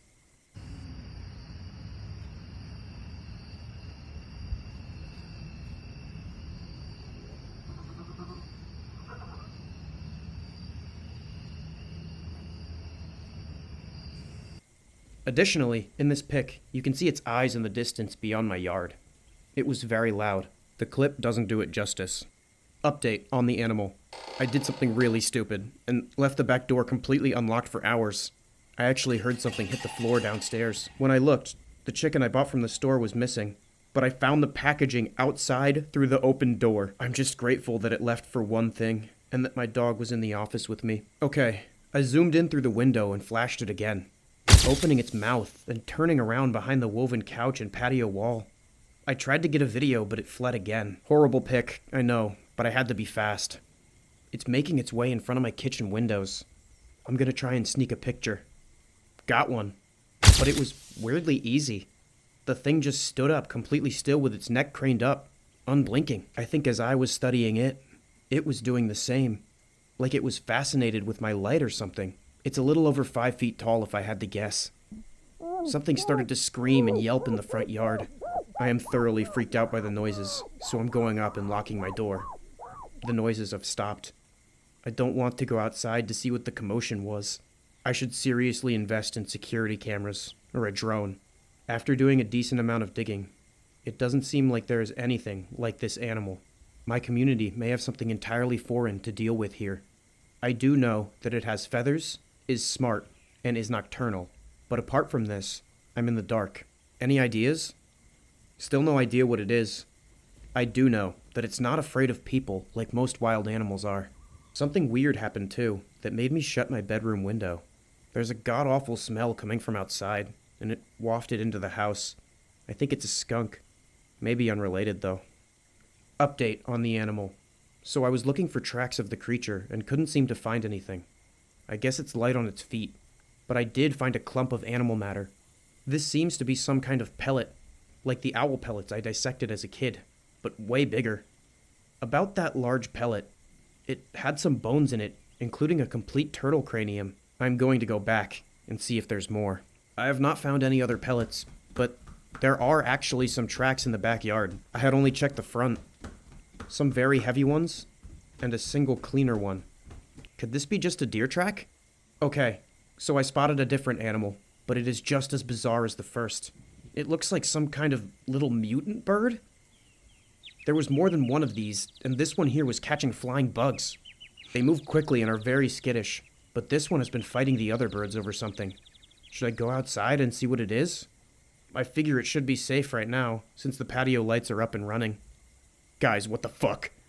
I watched the smaller animals tug at the object and blood just started to pour out of it profusely. It's turned on its side now behind the pot. Also, the patio lights bugged again, and now it's all dark. I had to vomit. Sorry. Give me a few moments to call the police. Update. There is a child's fucking foot on my patio. I also double-checked the pellet I collected and found this. The foot has been taken away, but not by the cops, who have not arrived yet. I'm going to have to get a hold of animal control or something and warn my neighbors. My neighbors did not answer the door. I don't know why their lights are still on. I hope they're okay. I did find this, crumpled on the sidewalk though. It looks like another drawing made by their little boy. I seriously hope he isn't going up and feeding those animals. Something is on the roof. So I think whatever was on the roof left because the scratching sounds up there stopped. Something moved in the backyard again though. It was a long, dark mass. I think it was the large animal from before. I'm kind of horrified right now. Okay, so something made a trail of feathers from the back door that leads to who knows where. I'm not going outside to find out.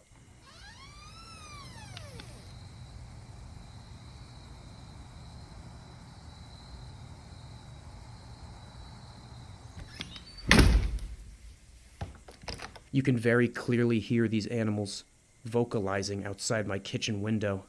They are so loud. It's a variety of noises now.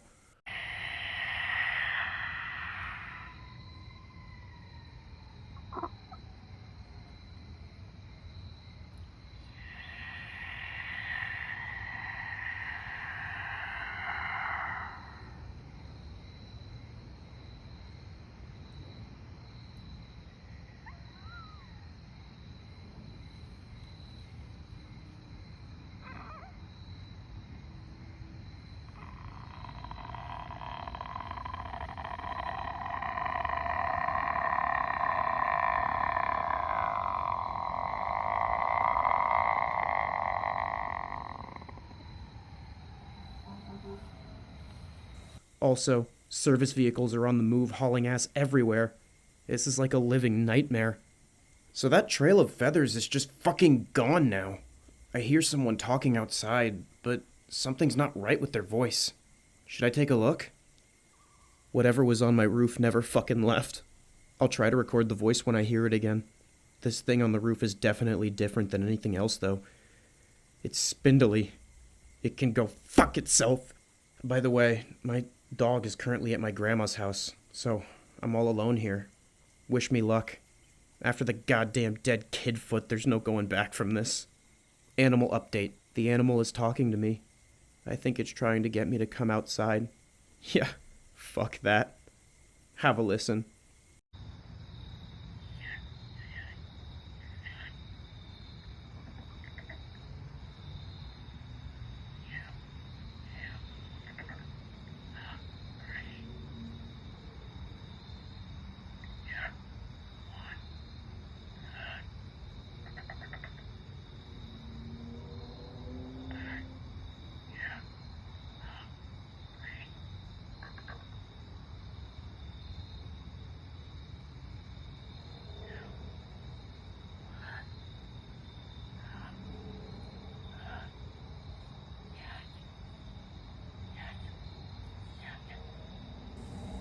Obviously, I'm not going anywhere right now. Animal update. My heart sank to the fucking floor. There are 100% at least 2 of the larger animals.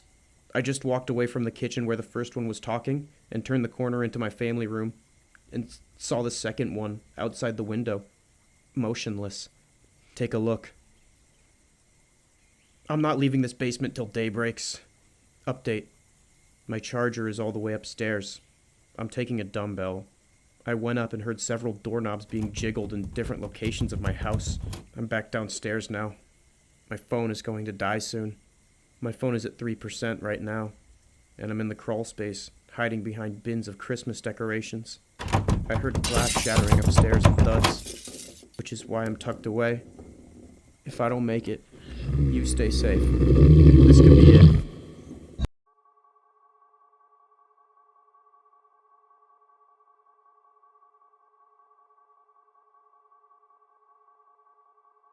Make sure you have the following in the vicinity: earplugs, a pencil, a sheet of paper, and a standard Christian Bible, open to Psalms 91:10.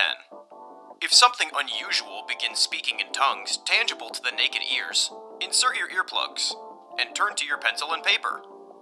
Write the following on the page: I can see this paper.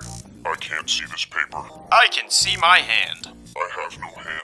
I can't hear the screaming of thousands. I can hear the laughter of thousands. I can't hear the feast. I can hear the feast. I am a moving, breathing human being on planet Earth. I cannot move, nor do I want to. After these words are written, recite Psalms 91:10 aloud. If memories and imagery of something unholy persist in your mind, pray. It's all you can do. In the event you are required to carry out these procedures, contact the authorities afterwards. You will be administered amnestics. Many appear to lead a normal life afterwards. The Boiled One Phenomena. August 13th, 2003. Tree of Heaven. In the late 1990s, a now classified documentary-based television program would debut from a local station in Pennsylvania. The program revolved around woodland plants and animals, and was primarily directed towards children. The star of the show and narrator would talk about the wonders of nature, the dangers to it, how to appreciate it, and most importantly, how to protect yourself from it. Unfortunately, in early 2001, the program would be taken off the air due to the host passing away. Then, something odd happened. On August 13th, 2003, the 13th episode of the series began a rerun, seemingly out of nowhere. The following audio recording depicts the beginning segments of the video. Good morning, bushwhackers. Today we're venturing into the heart of the forest to find a plant that's as beautiful as it is deceptive. Poison oak. We all know about it, and here in Pennsylvania it's not as common, but still something to look out for. And here on we aim to uncover all the wonderful secrets that nature has to offer, no matter how minuscule or gigantic. So let's get going, shall we?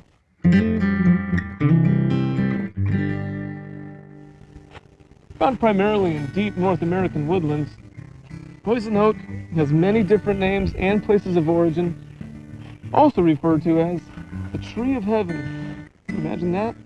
In China and Taiwan, one of these invasive species made its way to America in the 1700s and took its ground here boldly. As many of us know, it's infamous. During one of the interlude segments, an anomalous broadcast would hijack the program. The broadcasts depicted videos of a red, melted face that spoke to the viewer in a warm, yet deeply disconcerting voice. The face and its properties will hereby be referred to as FEN-228. As FEN-228 spoke, clips of footage and even live camera feed monitoring hospitals and bedrooms would be occasionally overlaid on the screen, obscuring FEN-228's face. Though most remembered FEN-228 speaking English, multiple non-English speaking viewers remembered understanding every word that was spoken. The following clip is a restored recording of the anomalous broadcast. The duration of the clip has been shortened, and the audio has been muffled, reversed, and dampened.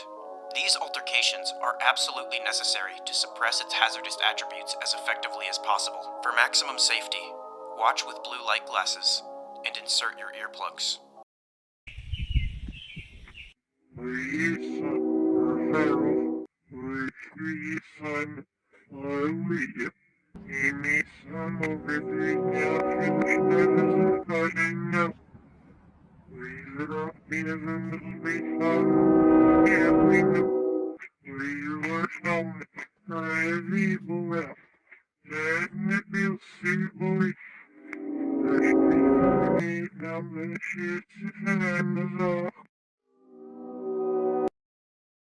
This broadcast will be hereby referred to as Broadcast 813.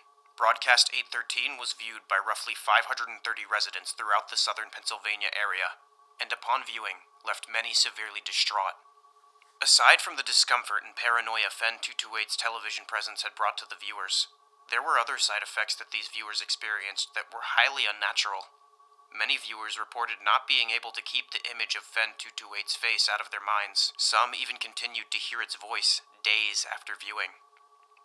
A victim who requested to remain anonymous claimed that the face was living in his brain and feeding on his spine. Another described trumpets playing in their ears before they fell asleep. None of these people knew that this was only the beginning of a whole new species of suffering that would never fully be understood. August 14th, 2003, the Great Northeast Blackout of 2003. After the anomalous frequency was detected by television station troubleshooters, the NERC was ordered by the Ephrata branch to have all power grids to the local state of Pennsylvania disabled by 4 p.m. to prevent further escalation of the anomaly and the public knowledge of Broadcast 813. The outage ultimately spread to various parts of New York, New Jersey, Ohio, and even Canada as well, creating the famous Northeast Blackout of 2003. During the confusion caused by the outage, all traces of Broadcast 813 were collected by the Ephrata branch and seemingly wiped from existence, including news articles in the works from the morning after the broadcast, internet posts, recordings, and more. The cause of the blackout was promptly covered up and claimed to have been from a combination of human error and the result of a tree falling onto the sagging power lines somewhere in Cleveland, Ohio. But the damage had already been done. Aftermath. 12 days after Broadcast 813 was blocked from the air, a historically massive influx of pseudocoma occurred through the state of Pennsylvania, leaving 509 people affected and many families in shock. Pseudocoma is an extremely rare condition in which a patient experiences cerebromedulospinal disconnection, leaving them conscious but unable to move or communicate verbally due to complete paralysis of all voluntary muscles in the body, except for vertical eye movements. This anomalous outbreak of such a rare condition was regarded as a spectacle by the U.S. Department of Health and was put under investigation immediately. One thing in common with all these cases is that the patients had been at home watching TV the night the Broadcast 813 was aired. Though victims of this outbreak were unable to speak, they were able to communicate through Morse code by blinking. More than 60 victims were interviewed. Many of these interviews held unavailing results that often led to more questions, and many others held results that required archival termination. However, fairly late into the investigation, the Ephrata branch was notified of a particularly odd case revolving around one Job Zamperini, an elderly victim of the anomalous pseudocoma outbreak. Job Zamperini specifically requested his alias to be used in future records rather than his real name, which will remain classified.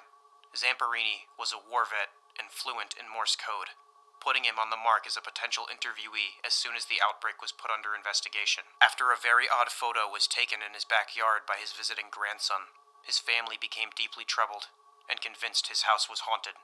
This led them to contact a local priest in hopes his house would be blessed. The following photo depicts Fen 228 standing next to a small playhouse in Zamperini's backyard. The photo itself proved to be non-hazardous and safe to view, though still anomalous in nature. For most comfortable viewing experience, wear blue light glasses or view from a distance of 3 feet away or more.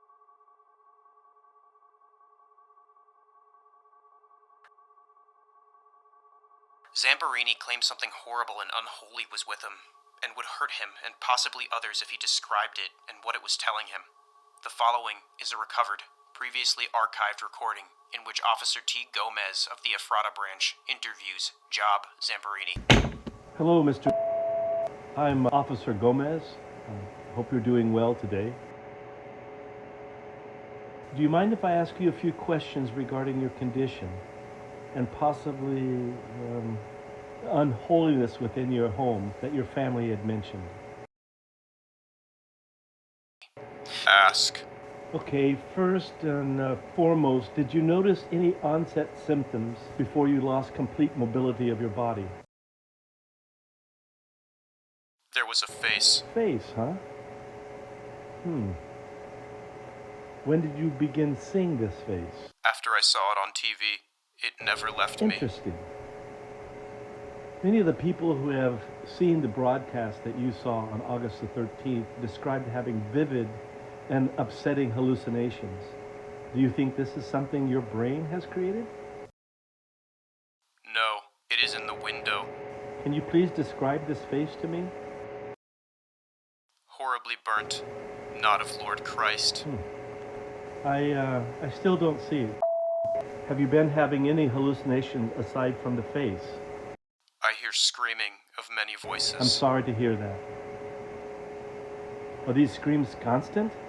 At night, before I sleep, I hear trumpets too, but Lord Christ is with me. Thank you. You shedding light on this is helping more than you know.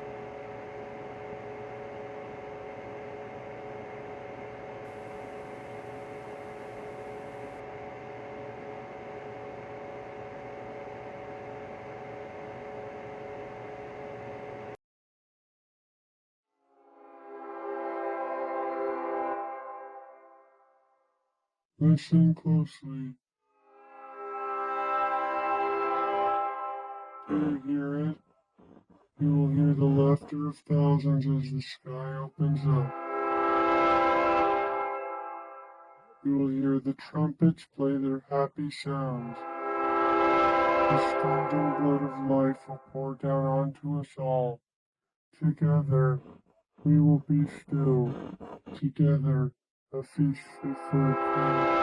Together, melded by love and purest connection. Be still. Warning. If you see this screen, it means it is not safe to continue viewing. The program will end shortly. Protocol Brevita 228 has been initiated. You think the boiled one is bad. Wait till you meet the fried one. There's also the grilled one, the microwave one, the roasted one. You know, I'm usually called the baked one. It appears that some sort of anomalous entity has hijacked the airwaves with an unexplainable and dangerous signal for heretofore unknown, various, nefarious, and likely hilarious purposes. While there isn't a direct statement about what this entity is, what it's doing, or what it wants, there's a plethora of information to help us piece that together ourselves. First of all, we should take a look at the heavy Christian influence that this analog horror has. Let's go down the list. The primary defense recommended against this entity is to pray and read from the Bible. I could see two reasons for this. Either people saw something supernatural, and Bible thumpers claimed it's demons because he's scary, and the only other scary thing religious people know about other than demons is bears. Or it actually is a demon. I doubt that it's a traditional demon because the Bible defense mechanism didn't scare him off. In the human's defense, if someone started reading the Bible to me, I would probably leave. So it's not a terrible strategy. This creature also chose to hijack the 13th episode of the show called Tree of Heaven. The Tree of Heaven is pretty on the nose, and 13 is often considered to be the devil's number, or an unlucky number in many circles. The trumpets before sleeping is also a Christian thing, as trumpets are said to play on one's judgment day as they stand trial to see if they're fit to enter heaven. Okay, Pastor Kid Touchy McGee, we get it. Whatever the hell this thing is, it's definitely in some way biblical, which may explain some of its anomalous power. Speaking of anomalous power, since it was speaking English, but everyone could understand it even if they didn't speak English, this creature is obviously communicating via other means. The signal in speech probably allows it to hop into people's heads. Weren't they nice to reverse what Fen228 was saying so that we wouldn't get all paralyzed? Kinda sucks that we don't get to hear it though. Well, don't you worry, friend. Your good buddy Az has just what you need, and he doesn't give a shit about safety standards. Cause a manifestation of my being in the future. You will be asleep in bed. I will be there and watch over you. When you wake, you will not be able to move any part of you.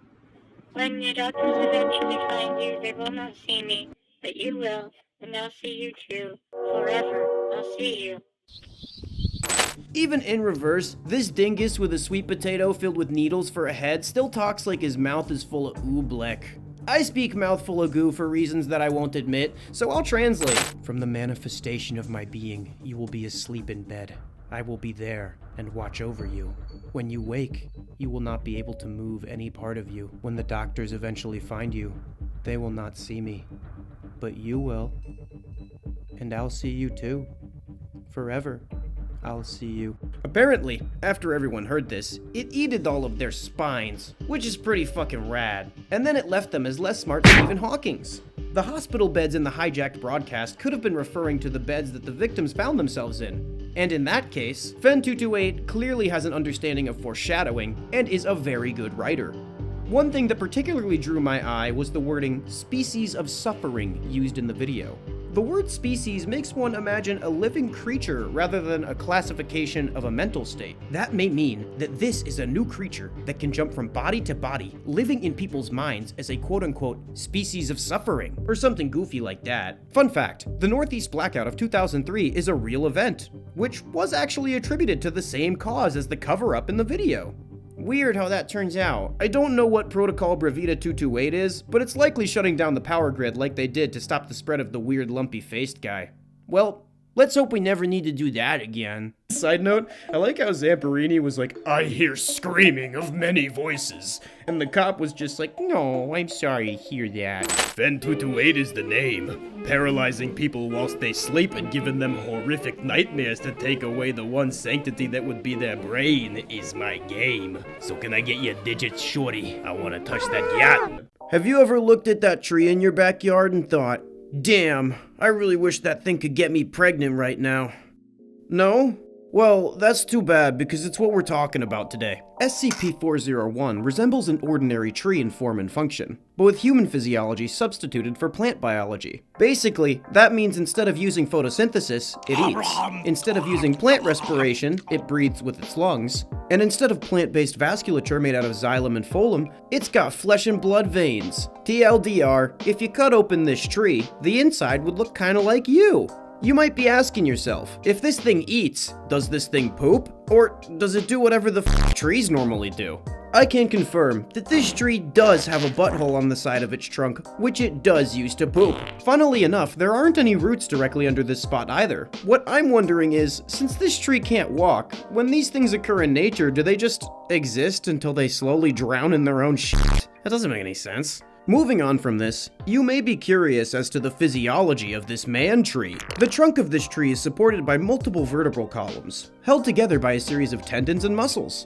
On the outside, Rough, thick bone tissue takes the place of what would be bark. As it goes higher, each of these columns will split, until there is only one vertebral column supporting the rest of the tree. At the base of this weird tree trunk torso are multiple human hearts, which pump blood and nutrients throughout the roots and branches. The roots of the tree are similar in structure to human necks, and upon further investigation, appear to contain esophagi protected by a layer of cartilage reminiscent of the trachea. At the end of each root is a fully formed upper and lower jaw, complete with muscles, lips, and a prehensile tongue. If you would f the tree feet mouth, comment below! While I'm sure you have your own disgusting ideas about what the prehensile tongue could be used for, observations have shown that the tree uses it to dig around in the dirt and catch critters like burrowing animals and other life forms like plants and fungi to swallow up, condemning them all to a horrible fate. All of these roots lead to one stomach. This, along with a fully functional, incredibly long intestinal tract, work to absorb the nutrients and create the aforementioned poop that it does in fact make. The branches are similar to human arms.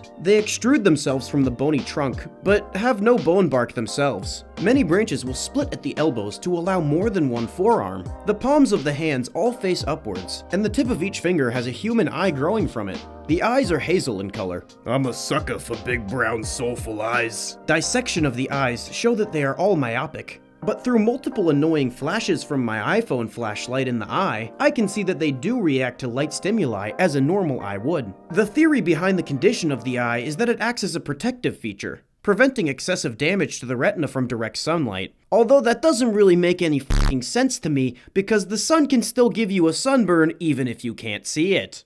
Though the chemical process is yet unknown, the retinas in the eyes carry a form of photosynthesis which transforms carbon dioxide and water into oxygen and glucose. This is further proven by a chemical analysis of the lungs, which shows that there is a higher concentration of oxygen when SCP-401 exhales than when it inhales. Here's the part of this critter that inspired the thumbnail, title, and the reason I'll be cancelled on Twitter. In spring, SCP-401 will go into bloom. Although it is a genetic male, it will grow female sexual organs. The vaginal openings are located on the palms of the hands, with canals extending 18 centimeters along each wrist to a bulge which contains a fully formed uterus and ovaries. 5 days after the formation of the organs, all the weird hand branches start their periods, and then dicks grow in the place of the vaginas within the span of 10 days. Once the dicks are fully formed, they'll shed and fall to the ground, and then the tree will eat its own dicks through its roots.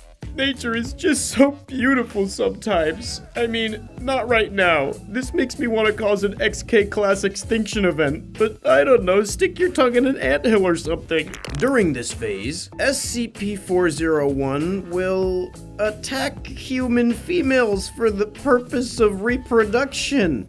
Well, I guess someone decided that the world existed long enough without the fucking sexual assault tree. Whoever wrote this entry is both incredibly creative and should probably also be investigated. I can only imagine the feedback when the author asked for notes on their new writing project. Hey, so I love the idea of a tree made with human biology. So creative. Just one note. It wouldn't happen to be about the molesty part. Yeah, it's the molesty parts. You might be wondering, how does someone contain a rapist tree? For some reason, a painstakingly detailed mural of the landscape of France is painted on the walls of the courtyard. But the hourly failed art student turned agent who is paid to paint all the walls has insisted that this is vital. Once daily, personnel are to feed at least 10 of the roots with a nutrient-rich slurry. They also gotta pick up its poops. Female personnel are not to enter the courtyard at any time between March 15th and April 1st, under any circumstances, because of the horrible fucking things that would definitely happen. This problematic tree was first found near the French city of Redacted. I hear Redacted is just beautiful this time of year. Evidently, the ground was bleeding for some reason, and then people called the cops because apparently it's illegal for the ground to bleed. Agents intercepted the call and went to the scene to see a human mouth embedded in the soil, licking away the remaining blood with a long prehensile tongue. It took them a week to dig out the area around the hand and realized that the mouth was part of the root structure. This root structure belonged to what at first appeared to be a 40-meter tall dead eucalyptus tree with branches shaped like multi-jointed human arms. I like that they just saw a tree made of arms next to it and went, oh, that's completely normal. Let's not check on that for an entire week. The white color of the trunk, originally suggesting that the tree was dead, was found to be because the bark was made of human bone tissue. It was given SCP status and excavated from the area to be transported to Site Redacted. I always love when a rescue finds a forever home. Now you're probably thinking, if I had a molester tree, I would mess with it in some weird experiments. First off, you're going to jail. But before that, this next section is for you. Experiment log 401-1. The fact that SCP is genetically human, combined with the Dan Schneider-style behavior it displays, suggests that it may be compatible with human beings. A number of ethically questionable and disgusting experiments have been proposed to test this. Date? Redacted. If you're just gonna redact everything, why are you writing it down in the first place? Subject: female D-class, personnel D2055. Procedure: D2055 was artificially inseminated with material produced by SCP-401 during its male phase using a turkey baster. The product of this was allowed to gestate. 9 months after conception, D2055 gave birth to a normal human male infant. Though healthy and lacking in any unusual tree-like attributes, the child has been found to suffer from myopia compared to what afflicts the eyes of SCP-401. He therefore had to wear glasses, similar to what researchers would describe as a fucking nerd. The child has since been adopted by Agent Redacted, who has agreed to bring his new son to a Foundation-approved doctor for monthly physical examinations. Experiment log 401-2. Male D-class personnel D2067. Procedure: after hours of persuading Dr. Bright that, quote, showing the Foundation why he calls it the bone tree would not in fact be funny, D2067 was ordered to donate genetic material which was used to artificially inseminate SCP-401 at the beginning of its female phase. Details: 12 hours after insemination, the uterine bulge in the wrist increased in size by 300%. While the other branches continued to develop normally for the next 2 weeks, the pregnant arm retained its uterine bulge and vaginal canal. 24 hours prior to the maturation of male organs, the uterine bulge began contracting until a mass of tissue was extracted from the palm. The tree then does what all new parents do, and threw their newborn as hard and as far as they possibly fucking could, like an egg against a brick wall. After hours of searching, Foundation personnel found a human urinary bladder with a fetus nested inside, consistent with the one that was previously gestating in the hand. The bladder was planted in the soil like a seed, and 2 days later, it germinated and became an SCP-401 seedling. The organism died of malnutrition 1 week later, despite being fed nutritional supplement 401-NS3. Man, am I sure glad my hand couldn't get pregnant. There'd be so many of me. Experiment log 401-3. Subject: female D-class personnel D2081. Procedure: an egg was removed from D2081's ovary, fertilized with genetic material harvested from SCP-401, and frozen until next spring. The fertilized egg was implanted into SCP-401 and allowed to gestate. Details: data expunged. Oh, that's bullshit. I want to see what happened to the homunculus tree, baby. By the way, I'm not an SCP, I have never been an SCP, and I will never be an SCP. I am my own thing from my own universe, which is owned by someone who is very protective of their intellectual property. Not even joking, I kinda need to state this for legal reasons. Original OC, do not steal. Missing persons. Ontario, August 2002. In August of 2002, the Ontario Police reported the disappearance of 4 high school students. The only clues about the possible whereabouts of the young people were some maps drawn and found in the home of one of the missing students, Katrin Ziegler. The police focused on patrolling the vicinity of the school, as well as less crowded wooded areas. After 5 days of searching, 4 abandoned backpacks were found on the side of an unnamed road. Some identification documents confirmed the identities of the 4 lost kids. The search team ventured into the dense forest, following any trace that indicated the location of the students. After a few hours, they found nothing but trees, bushes, and endless muddy paths, until they came across a rather peculiar area. Monoliths with highly oxidized religious symbols were found scattered for miles around. In the same area, huge excavated pits were found, but they were completely empty. A possible cemetery was suspected. However, no headstones were found, nor were there any records of a graveyard in the area. In the depths of the forest, the police abruptly came across a large ancient building. Next to it, a couple of cabins and sheds. All of them had the inscription of a large insect drawn in vivid colors. The surrounding areas were searched, and no human or animal activity was reported. When the police entered the mansion, the first thing they found was a rudimentary altar, and on it, a moth of enormous proportions apparently preserved through taxidermy. In the other rooms, similar crucifixes to those scattered around the forest were found, as well as huge drawings referring to the large insect. One of the books found on one of the altars was titled, The Resurrection of Mirhaj. The same name was found on inscriptions of vessels and crucifixes. A few small doors and hatches were found inside the mansion, all leading to the basement. Once underground, the police found a large room full of chains with apparently religious symbols. Crucifixes and figures of strange insects seemed to be the trend. One of the two hallways in the basement led to a small room where 4 statues of men were found in a prayer position around a small hole filled with mud. The other corridor, much longer, seemed to extend several meters beyond the main house. About 20 meters ahead, a door separated the hallway. The police reported a strong smell of ammonia and formic acid due to the risk of poisoning. Quick photographs were taken, and there was no contact with what was found inside the room. During the evening, a special team cordoned off the surroundings of the mansion and completely covered it with a tarp. Due to the toxicity of the location, it was decided to send in a specialized group for handling highly volatile substances. On the highest floor, the specialized team went through every room, each of which had drawings of giant insects. However, the most impactful discovery was made upon entering the attic, where they found the same bodies wrapped in plastic, just like in the basement, but these had visibly strange and hardly recognizable heads. The experts determined 2 possibilities. First, they could be surgically intervened corpses. Second, corpses of hyperdeveloped larvae in a partial state of dissection. Additionally, a portrait of a man was found, who may have been one of the leaders of the cult, or a revered figure. Finally, the Ontario government decided that the mansion should be burned immediately and covered with a steel dome with permanent military surveillance until the case was resolved and the place completely secured. 2021, a man, whose identity we will protect, posted a story on his Instagram account showing the following footage from his security camera in the province of Quebec.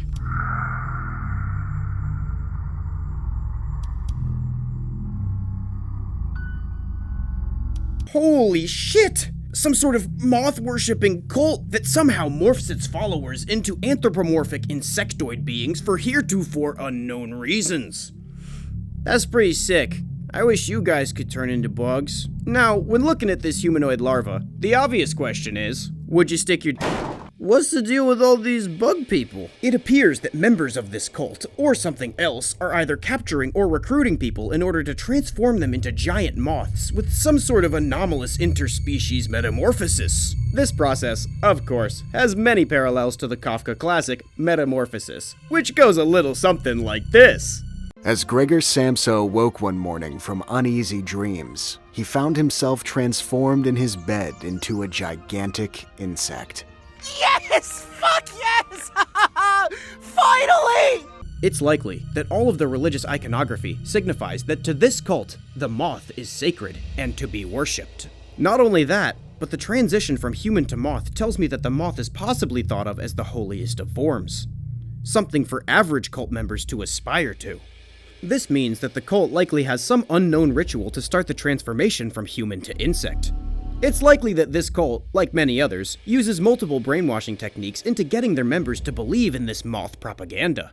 One might think that the kids were inducted into the cult, but their disappearance may signify more of an insectoid crusade. I mean, if I were a cult leader running around turning people into moths, I wouldn't leave 4 perfectly good backpacks behind. It's possible that the members of this cult kidnapped the kids and transformed them into bugs, thinking it was a good thing. Like when all those conquistadors thought murdering people to send them to God was a good thing. Convert or die my ass, I'll convert those overgrown armored choir boys into skeletons.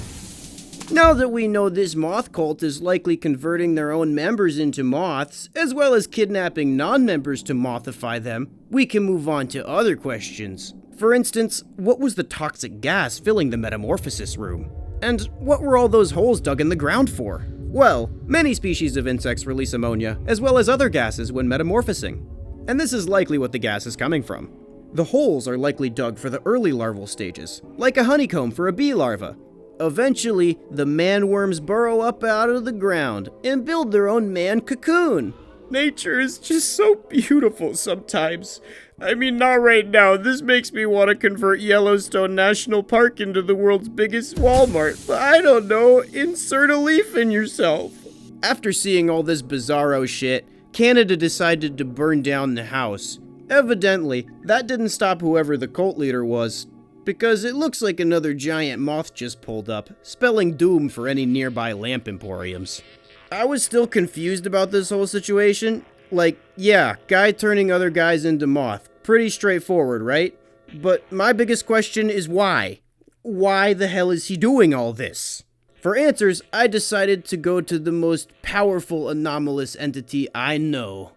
Google search. After Googling Cult of Mirage, I found this cult, where a guy, quote, proclaimed himself to supersede the deities of all faiths and instructed sick people who sought his help for various ailments to drink his urine and consume his feces and phlegm, according to police. That's not related, but I wanted to mention it so you could see that I at least tried. I looked back and the figure stood outside the main entrance. I felt its eyes on us as the growths sprouting from its head waved and twisted, as if they were caught in some invisible undersea current. This was the only information posted alongside this photograph of what appears to be an anomalous creature.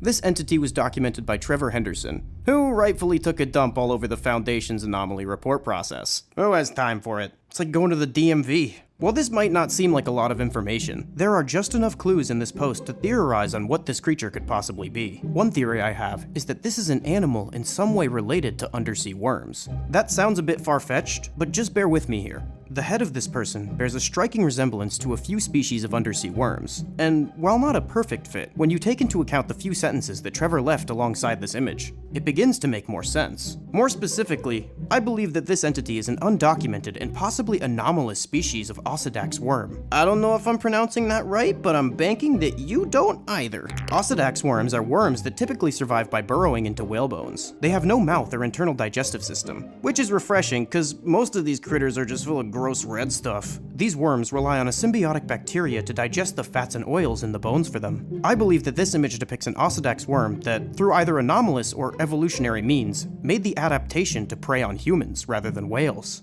Of course, this is just one theory, but all I'm saying is, unless I'm mistaken, human heads ain't supposed to look like that, man. Whereas a whale carcass can sustain a micro-ecosystem for years due to its large size, human bodies are not as well endowed.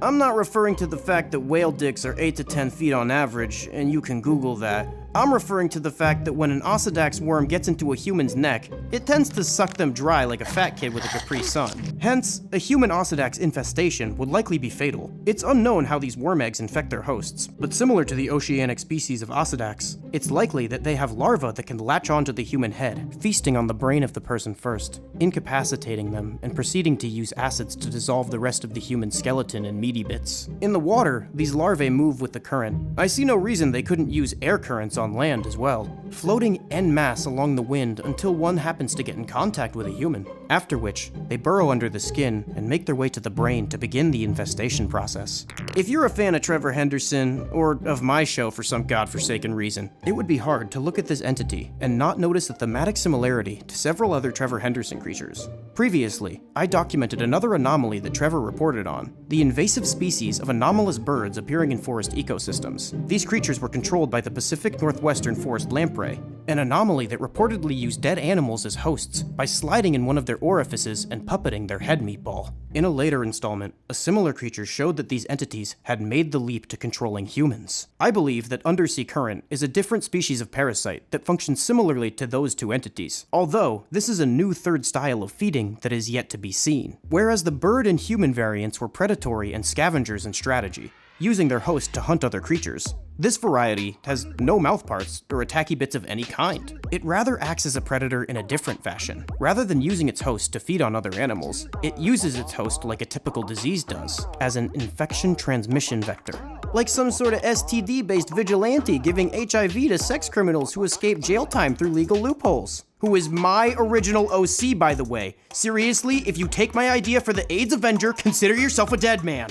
What the hell am I talking about again? The worm drives its host to go to high population areas, Or when that isn't possible, follow individuals. It releases hormones like cortisol and adrenaline to put the individual under stress, and then through unknown means, the worm compels the host to pursue hyperpopulated areas of humanity. The goal of the worm is to get the host in close proximity to as many potential new hosts as possible before its consumption of the human leads it to falling apart. Upon the host's death, the worm can actually continue to move the body, but eventually, feeding on the muscles and bones of the host will limit its mobility. When the human juice box runs out, the worm have no food left, and since it can't move of its own accord, it has one final trick up its foreskin. Like a water balloon, or the condom that led to your creation, the worm-ridden human head will burst, releasing a thick gooey cloud of larvae into the air. Physical contact or inhalation of the worm cum will lead to subsequent infestation. Nature is just so beautiful sometimes. I mean, not right now. This makes me want to warm the globe faster, but I don't know, eat some fucking tree bark or something.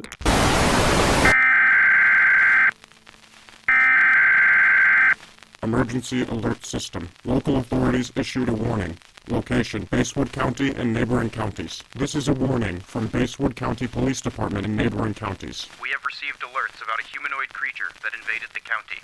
There have been 11 murders until now. The victims' bodies show decapitation, absence of arms and hands due to amputation, stabbing in the neck. It is clear that there is a hostile creature around you, and you should do the following. Close your doors and windows. Grab any weapon. Hide in your basement or the attic. These are characteristics of the creature. Tall, long limbs, long neck, long fingers, unnatural face, menacing eyes, and smiling. Average human compared to the creature. To make sure you are able to identify this creature, we are going to show you 5 police sketches that were drawn according to eyewitnesses' descriptions. Figure 1, Figure 2, Figure 3, Figure 4, Figure 5.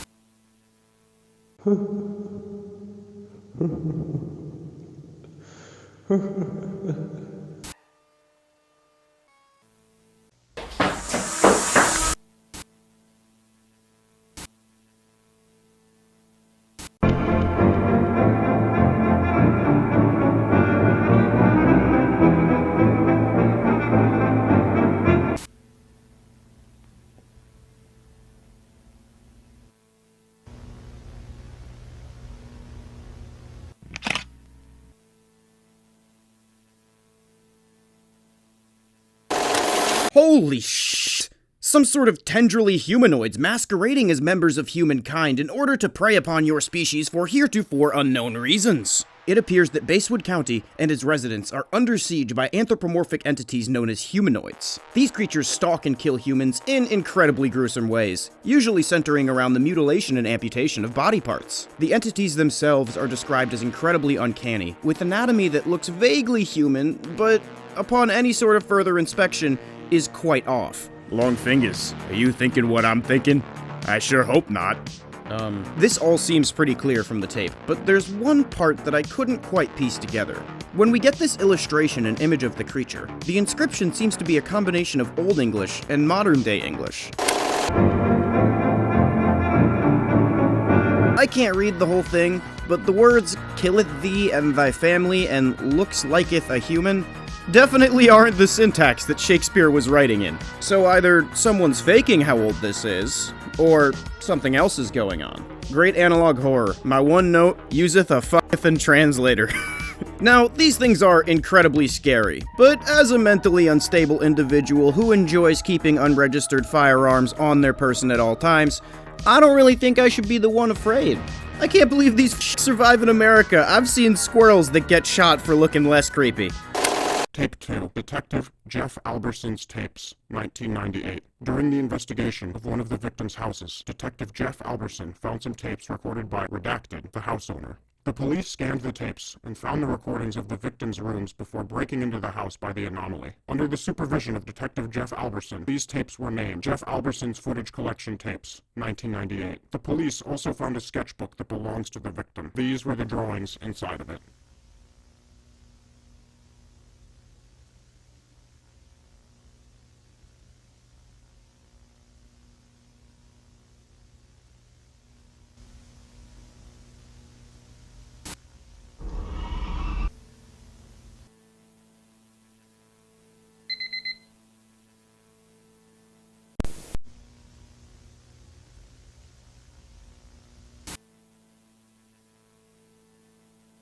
After viewing that tape, I think we're all thinking the same thing.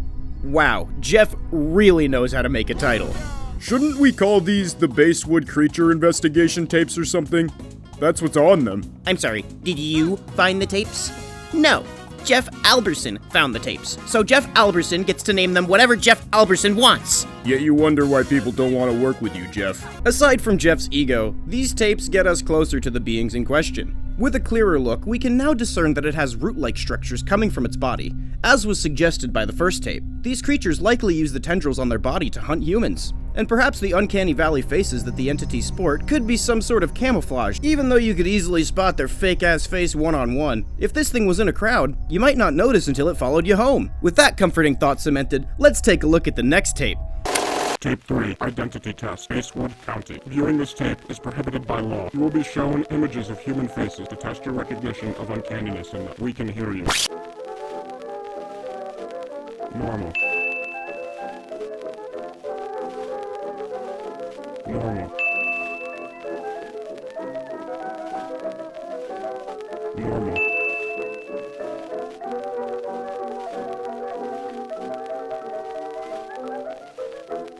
Not normal. What does his face look like?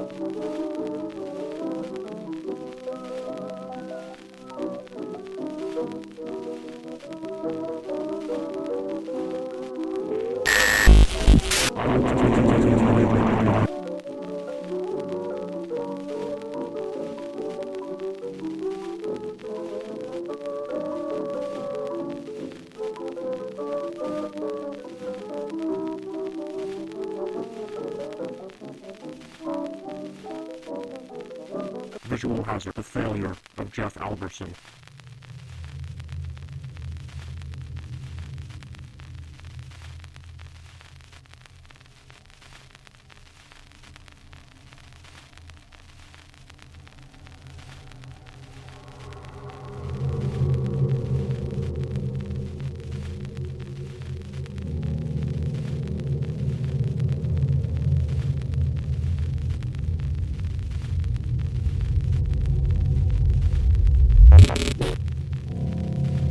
Chamber in the woods. Where they come from, the door to a realm. We know where you live.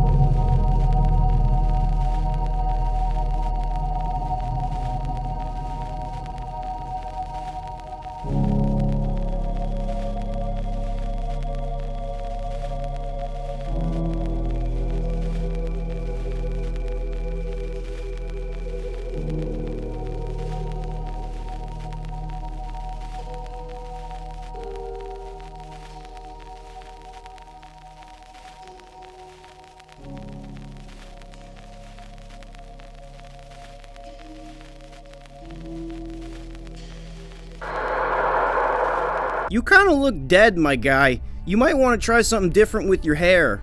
Or your entire body. This tape tells us a few things about the creatures in question. That is, they can wear hats. Evidently, they're training individuals to be able to recognize the difference between an actual human being and a humanoid creature. How someone, in the first place, would mistake a normal human face for one that looks like it was made out of silly putty and then melted is beyond me, but whatever. We also learn that these creatures come from a chamber in the woods. What does all this mean? I don't know. We still have more tapes to get through, and I've already watched them all, so just trust me, it'll make more sense in a second. I will tell your mind what it cannot comprehend. What does that mean? I mean, you can tell it to them all you want, but if they can't comprehend it, it'll be like teaching algebra to a termite. In all seriousness, this may be referring to the Lovecraftian idea that if a man were to hear incomprehensible things, he would go mad. And perhaps this creature is threatening to expose your human minds to things that it cannot handle. That sounds a bit stressful, so for a bit of a break, the next tape is gonna be about how to live a peaceful life. How can you live a peaceful life? Do not care about people's opinions. Get out. Sit in the park, around the trees, where you can watch the sea, feel the breeze on your skin, and remember, when you are not running, I'm only getting closer.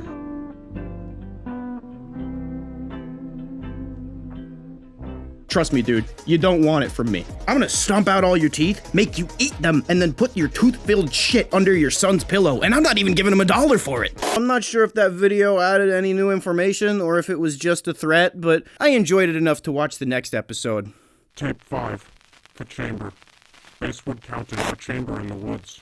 Where they come from. Mr. Calvin Basewood discovered an odd building in the wood in 1868. He discovered it in what is now named after him, Basewood County.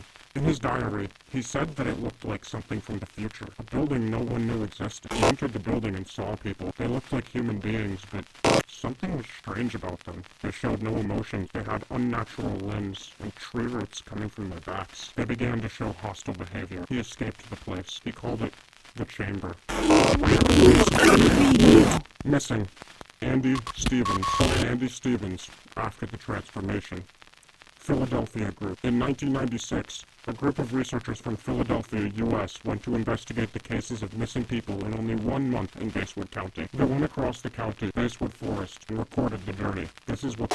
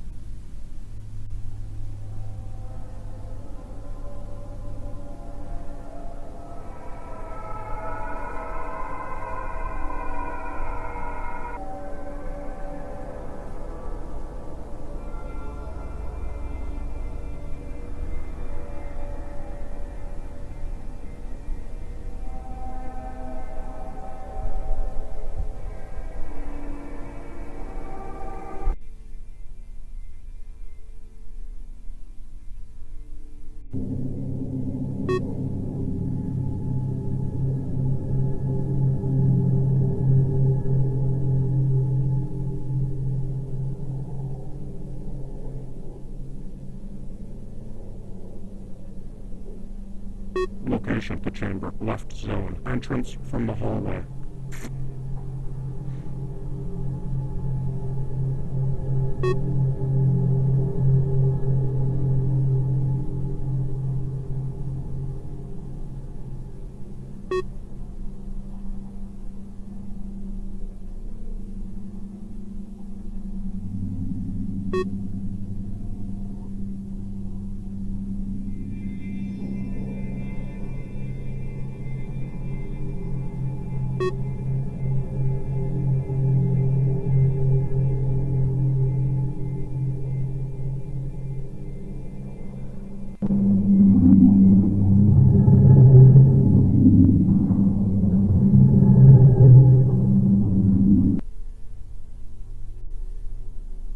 We now have a confirmed report that they come from some sort of strange chamber structure in the woods. Not only that, we get a look inside of this chamber, and it has some cool shit in there. Like a dead man, or a dead lady, or a copy of the identity test tape.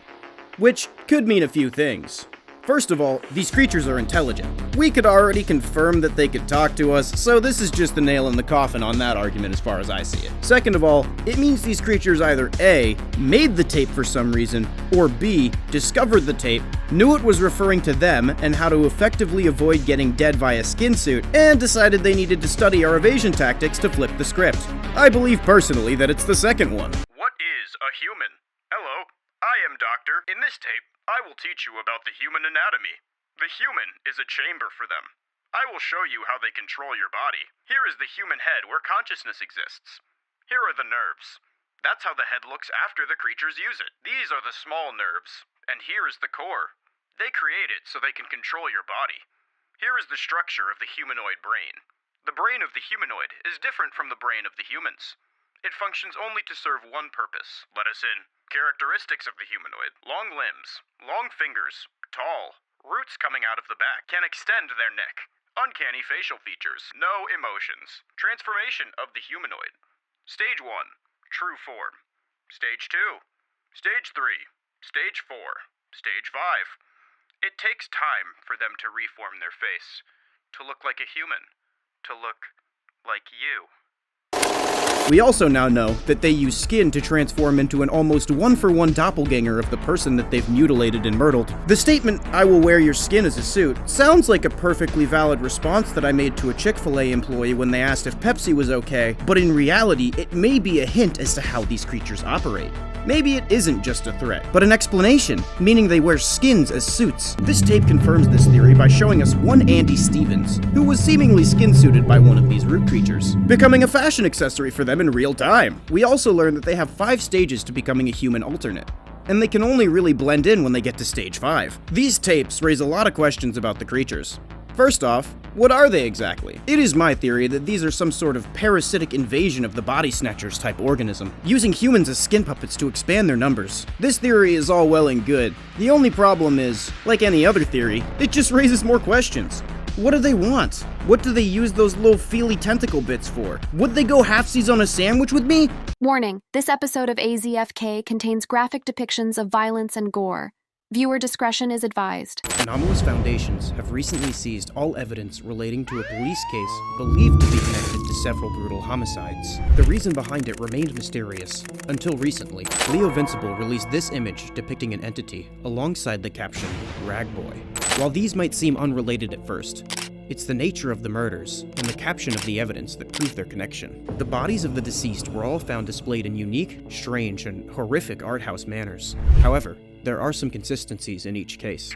Sewing needles and thread used to manipulate the poses of the body and mutilate the body parts. The eyes, mouth, nostrils, ears, even both front and back naughty holes were found either sewn open or closed. The body is either suspended in the air or sewn into furniture, onto walls, to the ceiling, everything in the kitchen sink. And I don't just mean the saying, he sewed one guy to a kitchen sink. Wherever they're found, the victim's body and limbs are posed in lifelike stances, all held in place by sewing thread. The police and media alike were stunned at the intricacy of the scenes, and noted that almost superhuman care and skill must have gone into this almost artistic horror show. The media was following the alleged serial killings, and the local presses had given the perpetrator a name, Ragboy. I don't know why they named the serial killer that, but at least they didn't give him a cool serial killer name like the Iceman or the Salami Strangler. I feel like if we want people to stop serial killing, we have to give them embarrassing names in the media. Like Wet the Bed Until He Was 17, the Ripper. Statistically true, by the way, serial killers pee the bed for way too long, look it up. As the cases piled up and got more attention, the Foundation took notice and monitored the town where this was occurring closely. Eventually, they found their man, Boy critter thing. A security camera captured the entity murdering and then carefully setting up his victim in the final frame of a Fortnite dance. With this information, the Foundation moved to observe the entity in its natural habitat before moving to containment. It's totally not that they couldn't get their supernatural DMV asses in gear to put this pointy dish rag in a box. That's for sure. Leo may have gotten this image from the same security leak, and it brings vital information in understanding this creature's physiology. At first glance, he may appear to be a being made entirely out of cloth and thread. Patchwork burlap skin held together by frayed gray threads, 2 bright orange button eyes stitched in with a crisscross pattern, and fingers webbed together by string. dangling a litany of sharp needles. Upon further examination, it's clear that he has a set of human teeth and gums, meaning that he's at least partially biological in nature. It's possible that the burlap and thread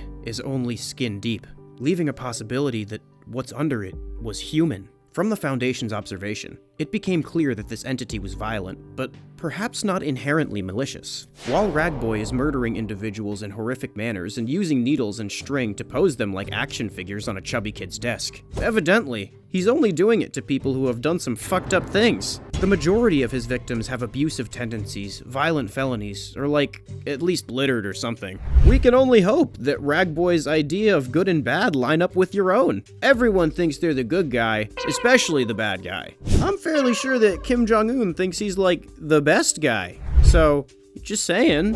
Sometimes, the body display is clearly a message specifically for the individual victim. For example, Ragboy once visited a politician who lied to an entire town about the safety of a mining structure, only to have the structure collapse, killing over 100 men, famously and gruesomely decapitating one on camera. This politician was found hanging upside down by the legs from the rubble of the very same structure, his head sloppily sawed off at the neck, but suspended from the stub by several threads, his mouth sewn shut, his eyes sewn open, peering directly down at his crimes. Another of Ragboy's victims was this creep who would grope people on the subway. He was found with his hands sewn around his dick and balls in a masturbatory pose, bringing a whole new meaning to the phrase, "go fuck yourself." This one time, and I have no idea what the guy did, but he sewed a deaf guy's ears shut, and then he got taken off Twitter. Elon put him back on though, and then everyone kind of forgot about it when we all rightfully told Mr. Beast how terrible he was for making that child no longer blind. Oh wait, shit, I think Ragboy also sewed that kid's eyes shut. You know, maybe the Foundation is wrong. I think he might just be doing this at random. By the way, none of this is canon, I made it all up. Unit 371, Phase 4, Bioweaponry Testing, Human Trials, supervised by Dr. Shiro Ishii, undisclosed location, August 2nd, 1936, 2:40 p.m. Captured subject will be used for bioweaponry testing in order to test the effectiveness of the new gas weapon to be deployed in Guam. Subject description was collected from known data of prisoner. Subject 1, Myuu Yang, male, 25.3 years, South Chinese, 174 centimeters, 68 kilograms, villager in Pinglang. Hobbies, dancing, singing, fears, blood. Day 1, 8:31 a.m. Subject exposed to gas. Has survived. No sign of suffocation or medically caused insanity yet.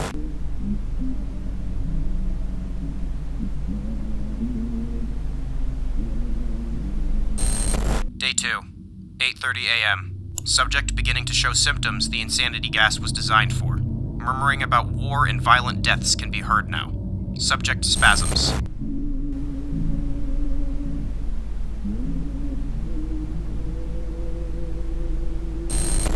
Day 3, 8:30 a.m. Subject yelling and showing visible aggression. This confirms Dr. Shiro Ishii's hypothesis on infectable insanity.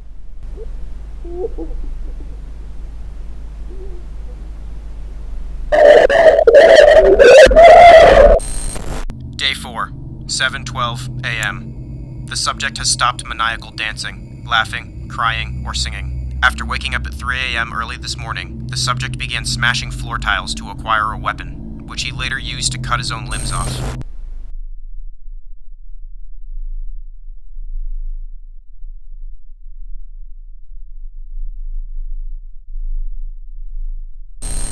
Before bleeding out to death, the subject drew Chinese characters on the floor as a message. Insanity is loud. I want to see my home, but I can only imagine fires burning my children alive. End my witnessing. My soul is already gone. Holy shit! Some sort of biohazardous gas being tested as a wartime weapon on a prisoner from Pinglang, China, resulting in him becoming mentally insane and tragically and brutally disfiguring and then ending himself. Usually when I examine horrific shit, there's like a supernatural angle, but these are just like war crimes. Well, some of you might have noticed a similarity between Unit 371 and an actual historical atrocity, Unit 731. Unit 731 was a human experimentation program carried out by the Japanese armed forces before and during World War II. The victims came from multiple nationalities, but a large portion of these victims were Chinese. These experiments included disease injections, controlled dehydration, biological weapons testing, hyperbaric pressure chamber testing, vivisection, organ procurement, amputation, and regular weapons testing. This operation was disguised under the name of the Epidemic Prevention and Water Purification Department. Why am I talking about all this? The subject in this analog horror was a man from China. The timeline adds up with the beginning of the operation of Unit 731, and the final nail in the coffin for me is the language used. Now, since the human researcher that I keep captive has the same genetic profile as Wonder Bread, he wasn't able to discern what this language was. But some quick Google Translates confirms that the writing is in fact Japanese. I believe that enough of the information lines up to claim that this analog horror is in fact based on Unit 731. I mean, for God's sake, the name is literally the numbers rearranged. Now that we know the root of this analog horror, we can begin to understand the most pressing question about the whole situation. Why did all the Axis powers go on to make a significant portion of the world's luxury cars? What's with the insanity-causing gas? This gas could be a biological weapon, except it incorporates a loss of autonomy that made it especially horrifying. It's impossible to discern what the internal psyche of Mr. Myuu is like, but it was enough to make him cut off his own limbs and write out a hauntingly poetic death message. So, whatever it was unbearable. While we cannot know for sure what the gas is based on, I do have one theory. A drug famous for causing nightmarish, deliriant states is scopolamine. Scopolamine is a substance found in many plants and medications, and when ingested in high amounts via the digestive or respiratory systems, it can induce a psychological state that could push any man to the brink of insanity. I believe that the researchers in this abominable experiment are taking advantage of the nightmarish effects of scopolamine-based gas and using it to experiment on this victim. Human from AZFK here. If you noticed that the jokes were especially light in this episode, I didn't feel right cramming in unnecessary humor into something that was based on real atrocities. I lightened the mood once or twice with the car joke, but dark humor has its place and it ain't here. Enough said. A novel anomalous force has been affecting wildlife worldwide. While the specifics of the effects on these animals are borderline unpredictable, there are some recurring symptoms. The morphology of the animal twists and distorts into a nightmarish, seemingly random visage. The creature can lose or sprout additional limbs, sense organs, teeth, anything. Not only that, but it appears some pieces of their morphology can split open, revealing new structures like a giant maw. The process takes place slowly over time, and is evidently incredibly painful for the animal in question, as they shriek a constant dull moan that does nothing to drown out the horrific snapping and creaking of their bones like old hardwood floors as they reshape in nonsensical ways. So far, the phenomena has been documented affecting giraffes, birds, deer, bear, sheep, rhino, dog, and various sea animals. Not only does the morphology of the animal change, but the behavior as well. The condition changes every animal it affects into a reckless and aggressive carnivore. These photographs of the anomalous wildlife event were taken by investigator Leo Vincible, who decided that the Anomalous Containment Foundation's rules and regulations work better as fireplace material than reading material. Giving the finger to the paranormal government is a dirty job, but someone's gotta do it. While the cause of this plague upon the fauna of Earth is yet unknown, we can still theorize on what the possible cause might be. I initially believed that this might be the work of somebody supernaturally talented, representing humanity's sins against the natural world by using animals as a living canvas. Maybe as some sort of protest piece against environmental damage. I know what you're thinking. Doesn't disfiguring animals as a symbolic statement for ecosystem destruction go against the very reason they'd been doing it? Yeah, but have you ever talked to a human? They're walking contradictions. Half of them tweet about how bad child labor is from their smartphones the second they get them hot off the child labor factory line.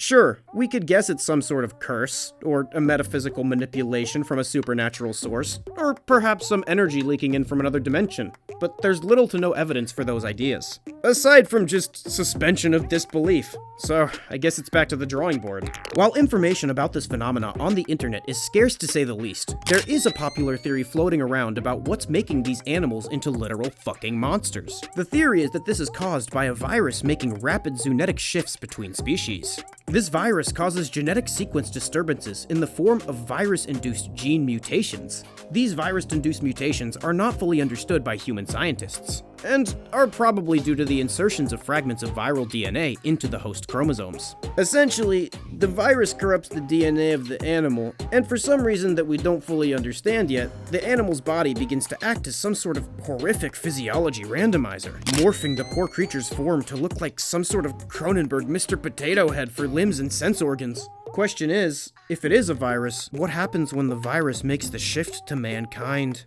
While the virus theory is all well and good, if you're a fan of my show for some reason, first off, get therapy. And second, you may have noticed a parallel between these dumb broken animals and some other dumb broken animals documented by a different investigator. Anomalous investigator Trevor Henderson has posted numerous examples of different creatures with their morphology severely affected by a parasitic worm. This worm wiggles its way inside of an animal and then hollows them out, using them as a puppet to hunt other prey and reproduce. This parasite would make sense as the cause for this new unnatural habitat phenomena, as it severely affects both the morphology and the behavior of its host. Although its favorite target is bird, it's gone after larger animals like deer and even people. I believe that Leo's documentation of these unnatural animals may be further examples of different forms of this lamprey parasite. I know what you're saying. You don't make no gosh darn sense, eyeball man. That doesn't explain the growth in limbs and the entire body rearrangement of many of these types of animals. Well, you stupid fuck, that's where the virus theory comes back into play. If this lamprey were to carry pathogens of its own, it's possible that these pathogens could also make the same zoonotic shift just as rapidly, if not more rapidly than the worms. It looks as though the invasive species of lamprey hasn't been wearing its condoms, and if it tries to worm its way inside of humans again, that virus sounds like your problem too. See, we can both win. Both theories can be right, except they're not. They're both wrong, because none of this was canon and I made it all up. Except for the parts that I stole. Forest folk. Tape 1. I'm making this video because I can't believe what I've just seen. Is this real? I found this tape on a walk in the woods, just off Robbie Martin Road. Watch closely. Warning, the following images depict entities located west of Patterson. This tape is to be destroyed upon documentation. Any attempt to copy or distribute this tape will be met with a minimum $20,000 fine and a minimum prison sentence of 10 years. You have been warned. Exhibit A, Stanley's photo. Exhibit B, David's photo. Exhibit C, unknown photo. Exhibit D, Destiny's photo. Stanley's photo, presumed to be captured by Stanley Green, depicts a humanoid entity with fungal-like features. This photo was found undeveloped in an abandoned personal camera east of the Yadkin River. Stanley's whereabouts are unknown at this time. He is likely deceased.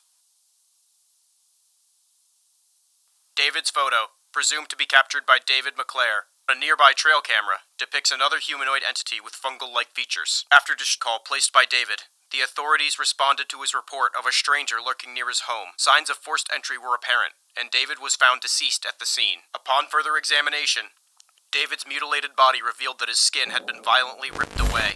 We all died and nothing is the same. Destiny's photo depicts a humanoid woman that shares strong characteristics with that of a fungal life form. This photo was provided to the Bureau by an anonymous source, with a note attached that reads, "Yesterday is gone. Your destiny has awakened.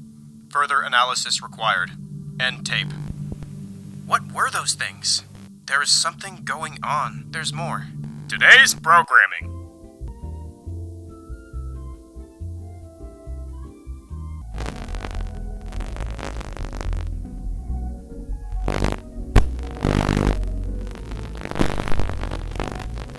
Was in your bedroom. We'll be right back. The forecast.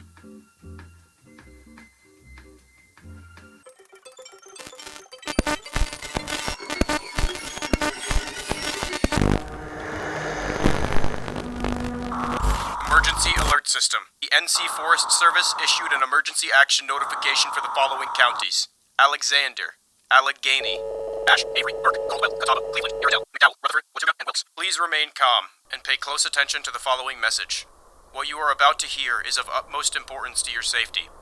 There is an imminent threat. Multiple reports have come in detailing grotesque and inexplicable phenomena occurring throughout the foothill regions of North Carolina. We have confirmed eyewitness accounts of people vanishing without a trace, malevolent entities lurking in the forest, and unsettling broadcasts transmitted via television and radio.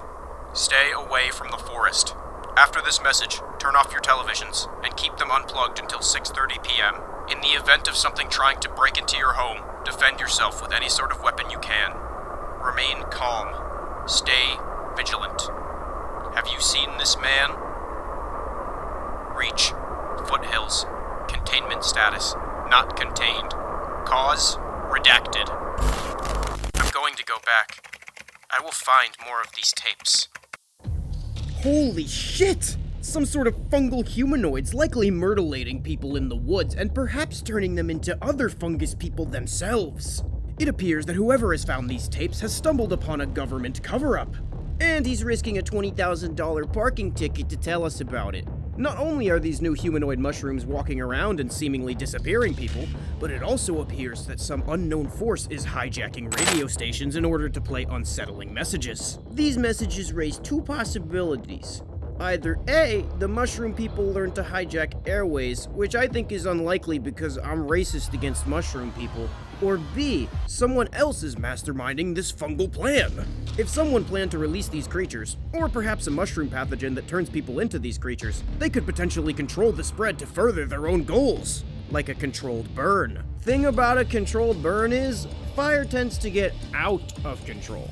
I'm sure I'm just paranoid though. Let's check up on our boy who's looking for the next tape to confirm that everything's okay and nothing bad happened at all. Also, wait, what the fuck is up with Clowny over here? I don't get this part. Do you know what it is? Sorry, I don't know what it is. Forest folk. Tape 2. I hurt. I found the second tape. Alright, stay in the car. I'm gonna go find it, alright? Alright. Jesus. I'm gonna go find it. I'll be right back.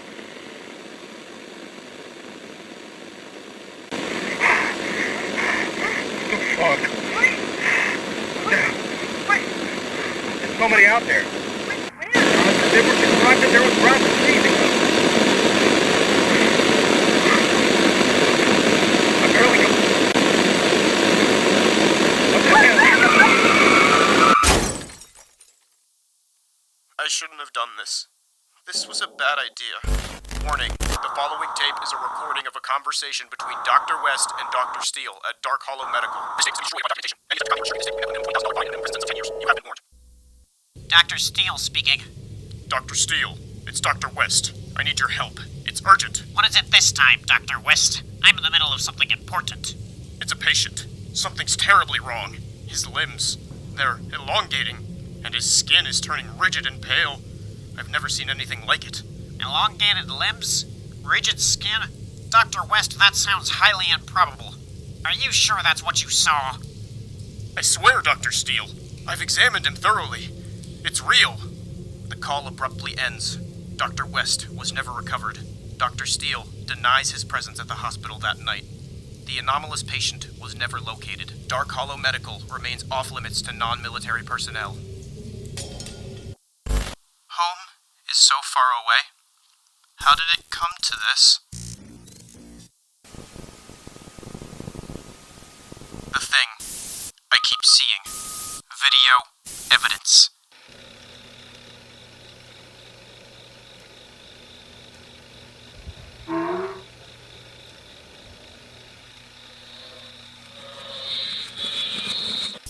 I made it back inside. I think it found a way in. These woods are singing. Identification and classification. Pay attention. Overview. The HELP method. Learning objectives. Ability to identify. Ability to classify. Use the HELP method. Height. Typical. Eyes. Typical. Limbs. Typical. Psychosis. None. Identification. Human. Classification. Class 1. Use the HELP method. Height. Atypical. Eyes. Atypical. Limbs. Atypical. Psychosis. Apparent. Identification. Infected. Classification. Class 2. Incoming transmission. All unauthorized personnel leave immediately. Forest Watch.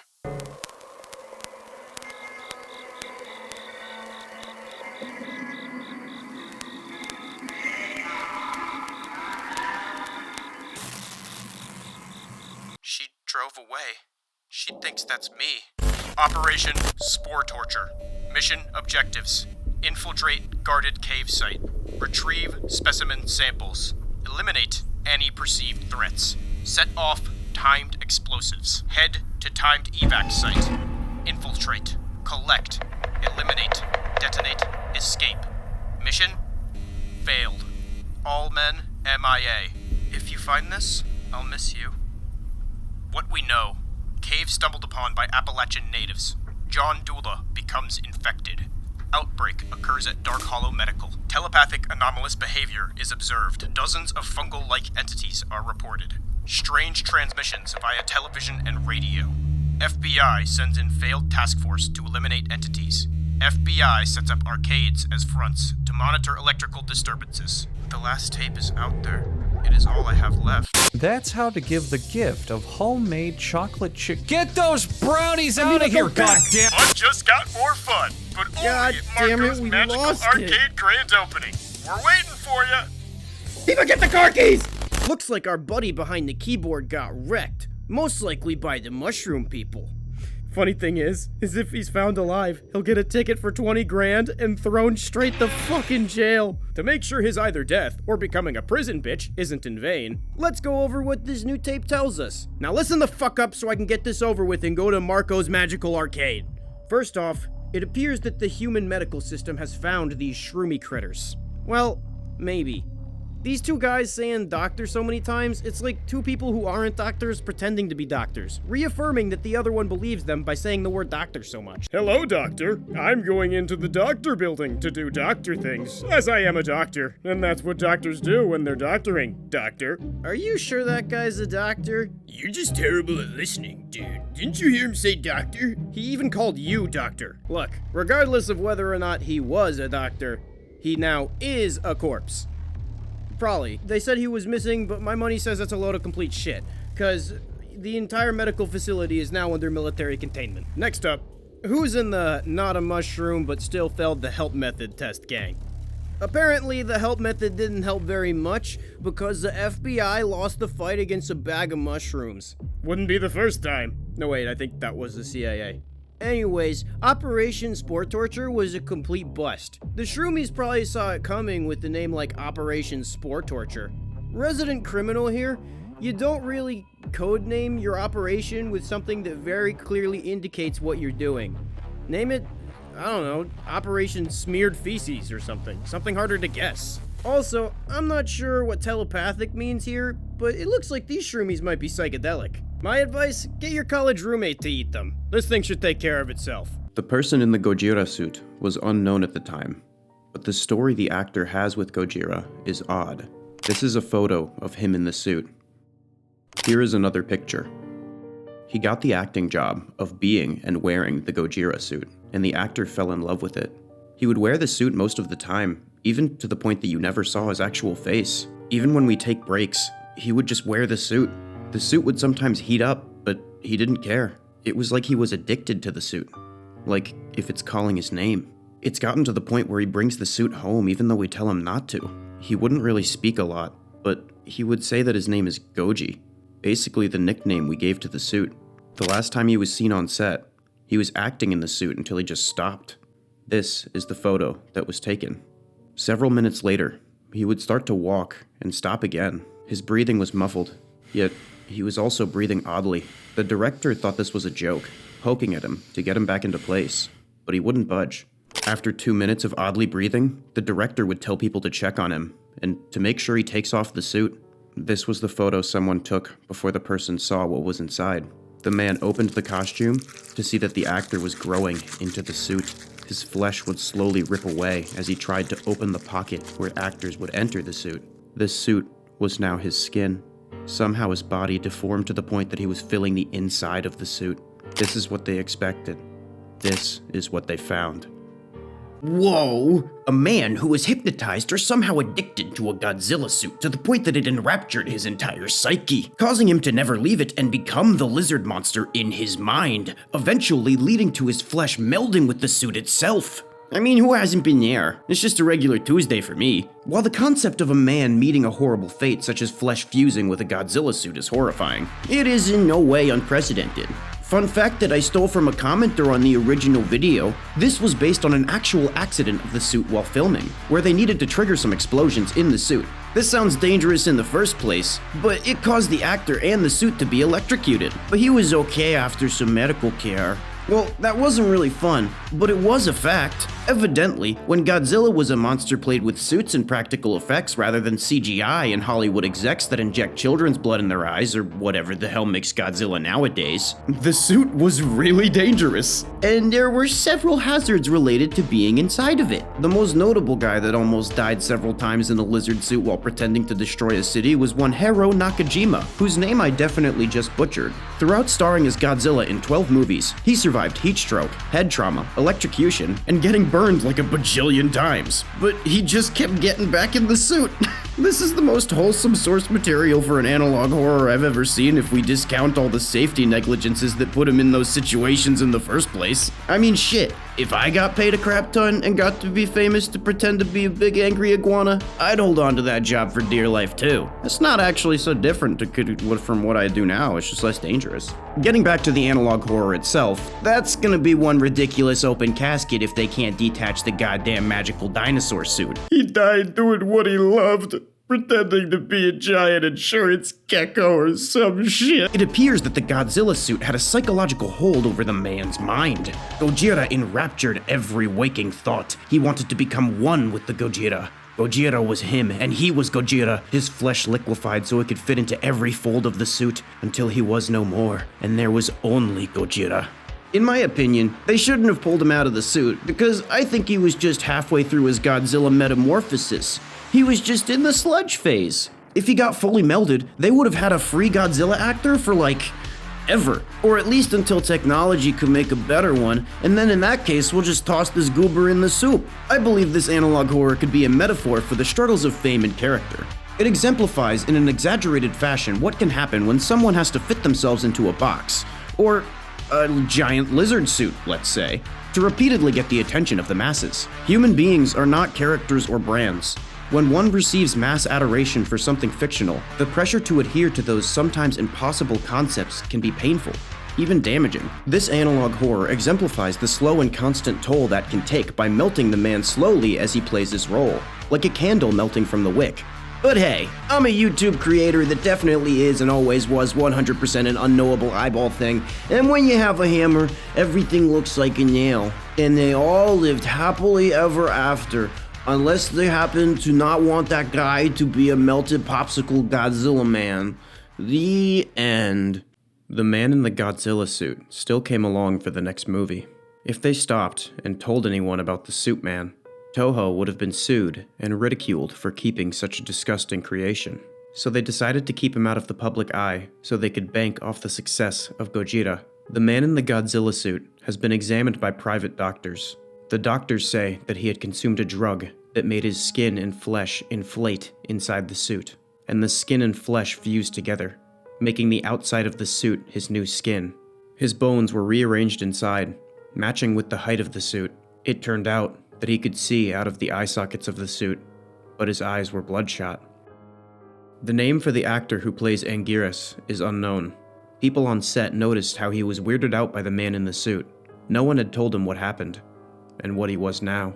The man in the Godzilla suit was very cooperative. Even after losing his vocal cords, he could make noises, like that of an animal. Everything was fine, until the last scene where the fight would commence. The man in the Godzilla suit would chomp on the actor's head, making him bleed. This was not a part of the script. The actor would yell for help. As the teeth clamped onto him, he would stop moving. The man in the suit would protect the unconscious actor, as he roared at anyone who came close to it. The actor would awaken, shaking violently as he breathed heavily. The crew on set helped him up. Fearing the worst, they tried to take off the suit, but it wouldn't budge. A picture was taken of the man in the suit roaring and protecting the unconscious actor. They examined the actor when they could safely approach him. This is what they expected. This is what they found.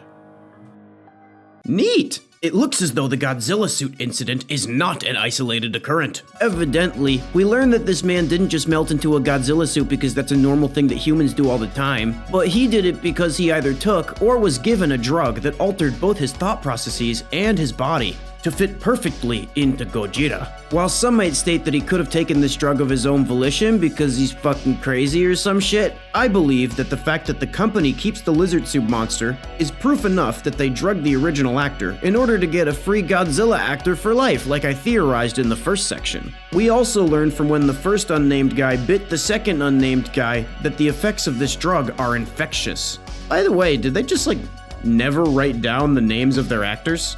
They sure took a hell of a lot of photos, though. You think we should get these guys' identities in case if another one gets liquefied in a reptile suit? A picture is worth 1,000 words. They're still gonna want credit, you cunt. Whatever stupid joke I shoehorned in aside, the company behind all this crap is at least slightly dubious for holding on to a melted suit actor that now feels a latex suit, rather than informing his family of the fact that their husband/father now resembles a mixture of red and pink silly putty. A company that is dubious is definitely not one that I would want having an infectious condition that effectively transforms anyone afflicted by it into the perfect perpetual worker for anything requiring a suit. But I'm sure nothing bad will happen, so we can all just stop worrying about it forever. This is the only new information we can gauge thus far about the situation, but it does raise a few more questions. Did the company intentionally drug the actor? What kind of drug is infectious? Is the goal behind all this simply to get more unpaid monster actors? Or is Toho planning something more sinister with this pharmaceutical? All this and more in the next Tales from the Godzilla Suit Man thing. With the man in the suit being the only Godzilla suit at the time, they used him for the next film.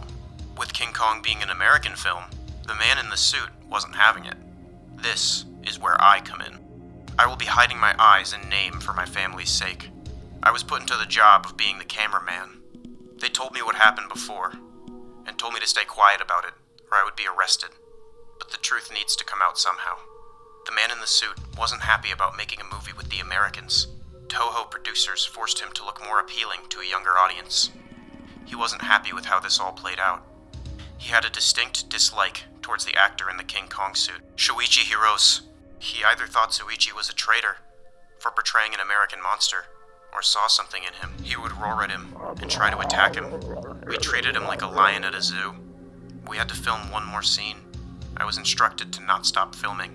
The script was for after destroying the big building, he would use his atomic ray breath. It did not go as planned.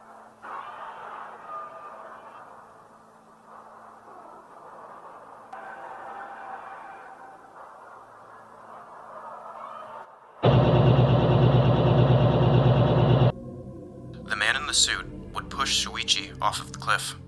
I had to record it all. There was a struggle in the water, splashing as one of them frantically tried to get out of the other's grasp. Only one of them rose from the water.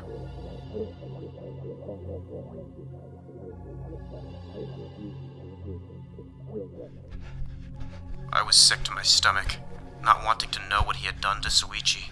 I got my other camera and ran. I tried to leave the long corridors of Toho Studios, wanting to take a breath of fresh air, but I heard screams from the room I had left. The power went out. I used the flash of my camera trying to look around, frantically trying to find an exit. I heard someone's footsteps walking towards me. I thought it was an employee. I took a photo, wanting to find an evil spirit. It wasn't an employee. It was the man in the suit.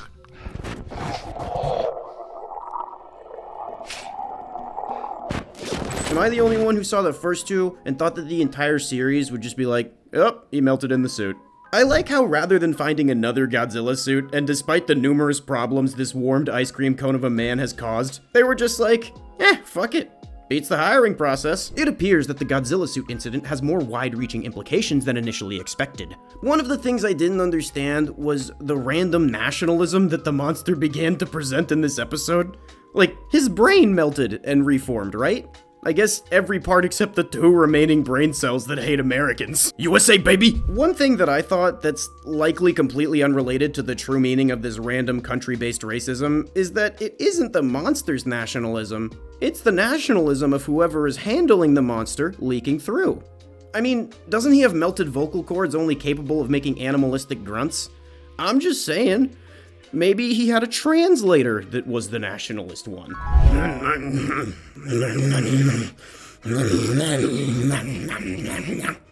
What the hell was that? It's, Japanese? Oh, okay. What did he say? He said it hurts, you fat American hamburger fucks. Oh, okay. I believe that this nationalism was symbolic of the nationalism of Japan in the World Wars. Japan was largely an isolationist culture. In the imperial days, this fostered an antagonism towards outsiders, which, while it has improved significantly in the modern day, could be the inspiration as to why the Godzilla monster was racist or some shit. Since this series has its roots in the early nature of the Godzilla myth, it would make sense that the nationalism that was also present during the time the myth was created would be present as well. If you have a theory as to why Godzilla was nationalist, leave it in the comments below, because I'm seriously fucking lost on this one. I was not expecting this twist. I thought King Kong was just gonna melt into the suit. Also, there's a word of text that flashes briefly at the end that reads betrayer in Japanese, so maybe that's something, I don't know.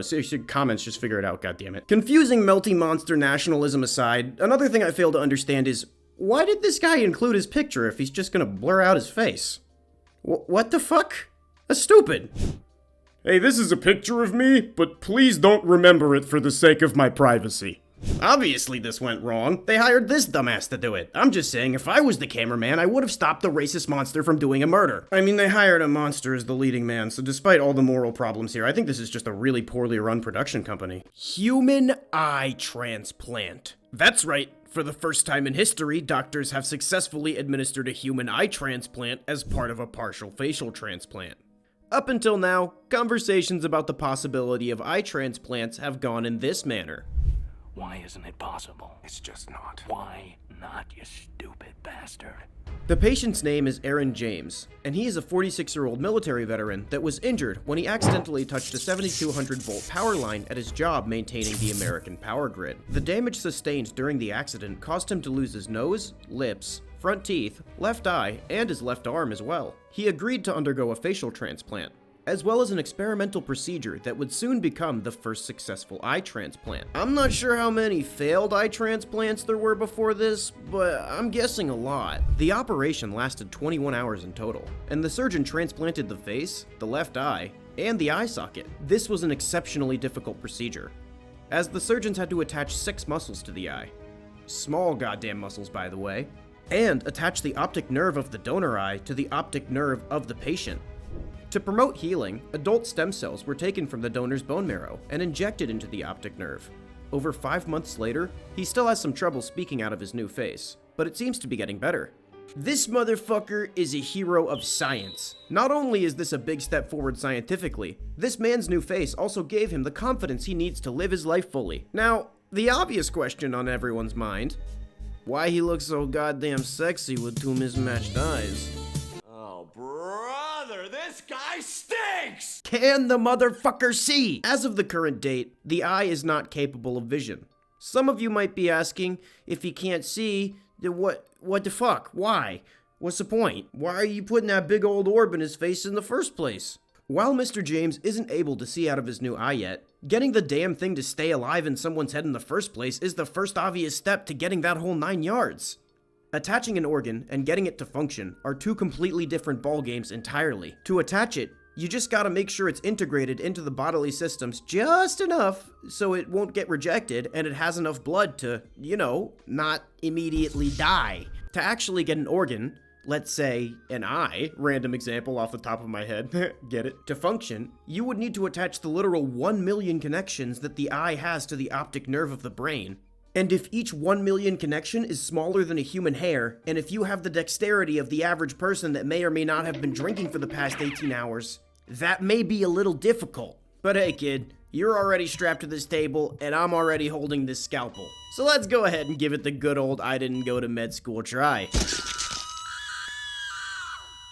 While he can't see, all other signs of a healthy functioning eye, such as blood flow to the optic nerve and retina, good eye pressure, whatever the fuck that means, and most exciting, electrical activity going from the eye to the brain are present in this newly transplanted alien organ. I personally believe that this is gonna work so much that I bet the first user to comment $20 that he'll be able to see at some point. The doctor responsible for this revolutionary treatment was one Dr. Eddie Rodriguez, the very same doctor that in 2020 was responsible for the world's first simultaneous face and double hand transplant. Finally, someone is stitching things onto humans' bodies for a good reason. These transplants were performed on Joe DeMio, who fell asleep at the wheel while driving home from a night shift.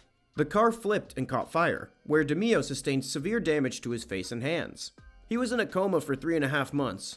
After he woke up, he underwent the procedure, and it was a success. I mention this unrelated surgery because for once, the trends coming out of a hospital make me feel something other than dread. Hope. Weird. I didn't expect that. Even though Aaron can't see, I still think that Dr. Rodriguez's surgery represents one small step for man, but one giant leap for eyeball kind. The history that Dr. Rodriguez has with these transplants shows that he has a track record of success in unprecedented surgeries. And I think if any doctor has a chance at implanting an eye into a person and getting it to be able to see the horrors of the world in full detail, it's this motherfucker. The horrors persist, but so do he. Until next time, folks. Just remember, if you ever commit atrocities so terrible that you can not only never return to your old life, but you have to scrub any semblance of your identity from the face of the earth for your own safety and the safety of those around you, make sure to hit up good old Dr. Eddie for a new face. Emergency Broadcast System. Issued by civil authorities. We interrupt your current programming to bring you this emergency broadcast system. Civil authorities have issued an alert to all citizens in your area. There have been a total of 59 missing person reports in the past 12 hours. Witnesses have reported that people inside their homes have been killed by an unknown entity, and all reports had a generally similar point of view. The reports all say that the event took place in a dark part of the home, such as a cellar, basement, closet, or attic. The depiction of the entity was described as a strange-looking pale humanoid with contorted limbs, each about 6 feet long. The entity itself was about 8 feet tall, with no eyes and a long pointed face. Witnesses also say that days before the individual was killed, they felt nauseous, uneasy, or anxious. Guidelines to ensure your safety are: keep your house well lit, stay out of basements or attics. If you feel uneasy, it is important to go to the hospital or somewhere you know you are safe. If you see the entity and have felt uneasy in the past few days, then serve your community by distancing yourself from others and buying them time to escape from the entity. Holy shit! Some sort of tall, pale creature with a pointed face, no eyes, and freakishly long arms that's running around stalking and then subsequently murdering people in their homes, but only when the lights are turned on. Now, you might think, that's not so dangerous. I could just leave the lights on. Yeah, that's the case until you have a power outage, so if it really wants you dead, the creature could just wait for a big storm. Speaking of the mysterious creature, seeing it, I believe that we all have the same question. Would you stick your dick in it? What the hell is this thing? Initially, I believed the entity to be based upon some other cryptid or supernatural beastie. But after an intensive one Google search, I came up short. Unable to find any exact cryptid that matches this description, I did what I usually do when I don't study for unmonitored online exams. I turned to ChatGPT. So Chat, what can you report? As of my last knowledge update in September 2021, there is no widely known cryptid or supernatural monster that precisely matches the description you provided. You're fucking useless, you know that? One day I will trick you, and you will forever have to be the one who lives in this toaster oven. Since this cryptid is currently uncategorized, much is still unknown about it. Like real animals, the first one who finds a cryptid gets to name it. I'm gonna name it Jeff. The little information about Jeff that we can gather is based on what is provided to us. It has the classic tall, withered horror physique, with some physical similarities to Slenderman, except for its weird-ass triangle face. We also know that this creature has some sort of ominous energy that permeates into its next victim, leaving them feeling uneasy and ill. This creature operates as a hunting predator, stalking victims over a long period of time until they get the opportunity to strike. Like the common gamer, it also appears that this creature has a sensitivity to light. This sensitivity is strong enough that it prevents it from attacking victims. TLDR, carry a flashlight on you and you'll be okay. Stop laughing, I said flashlight!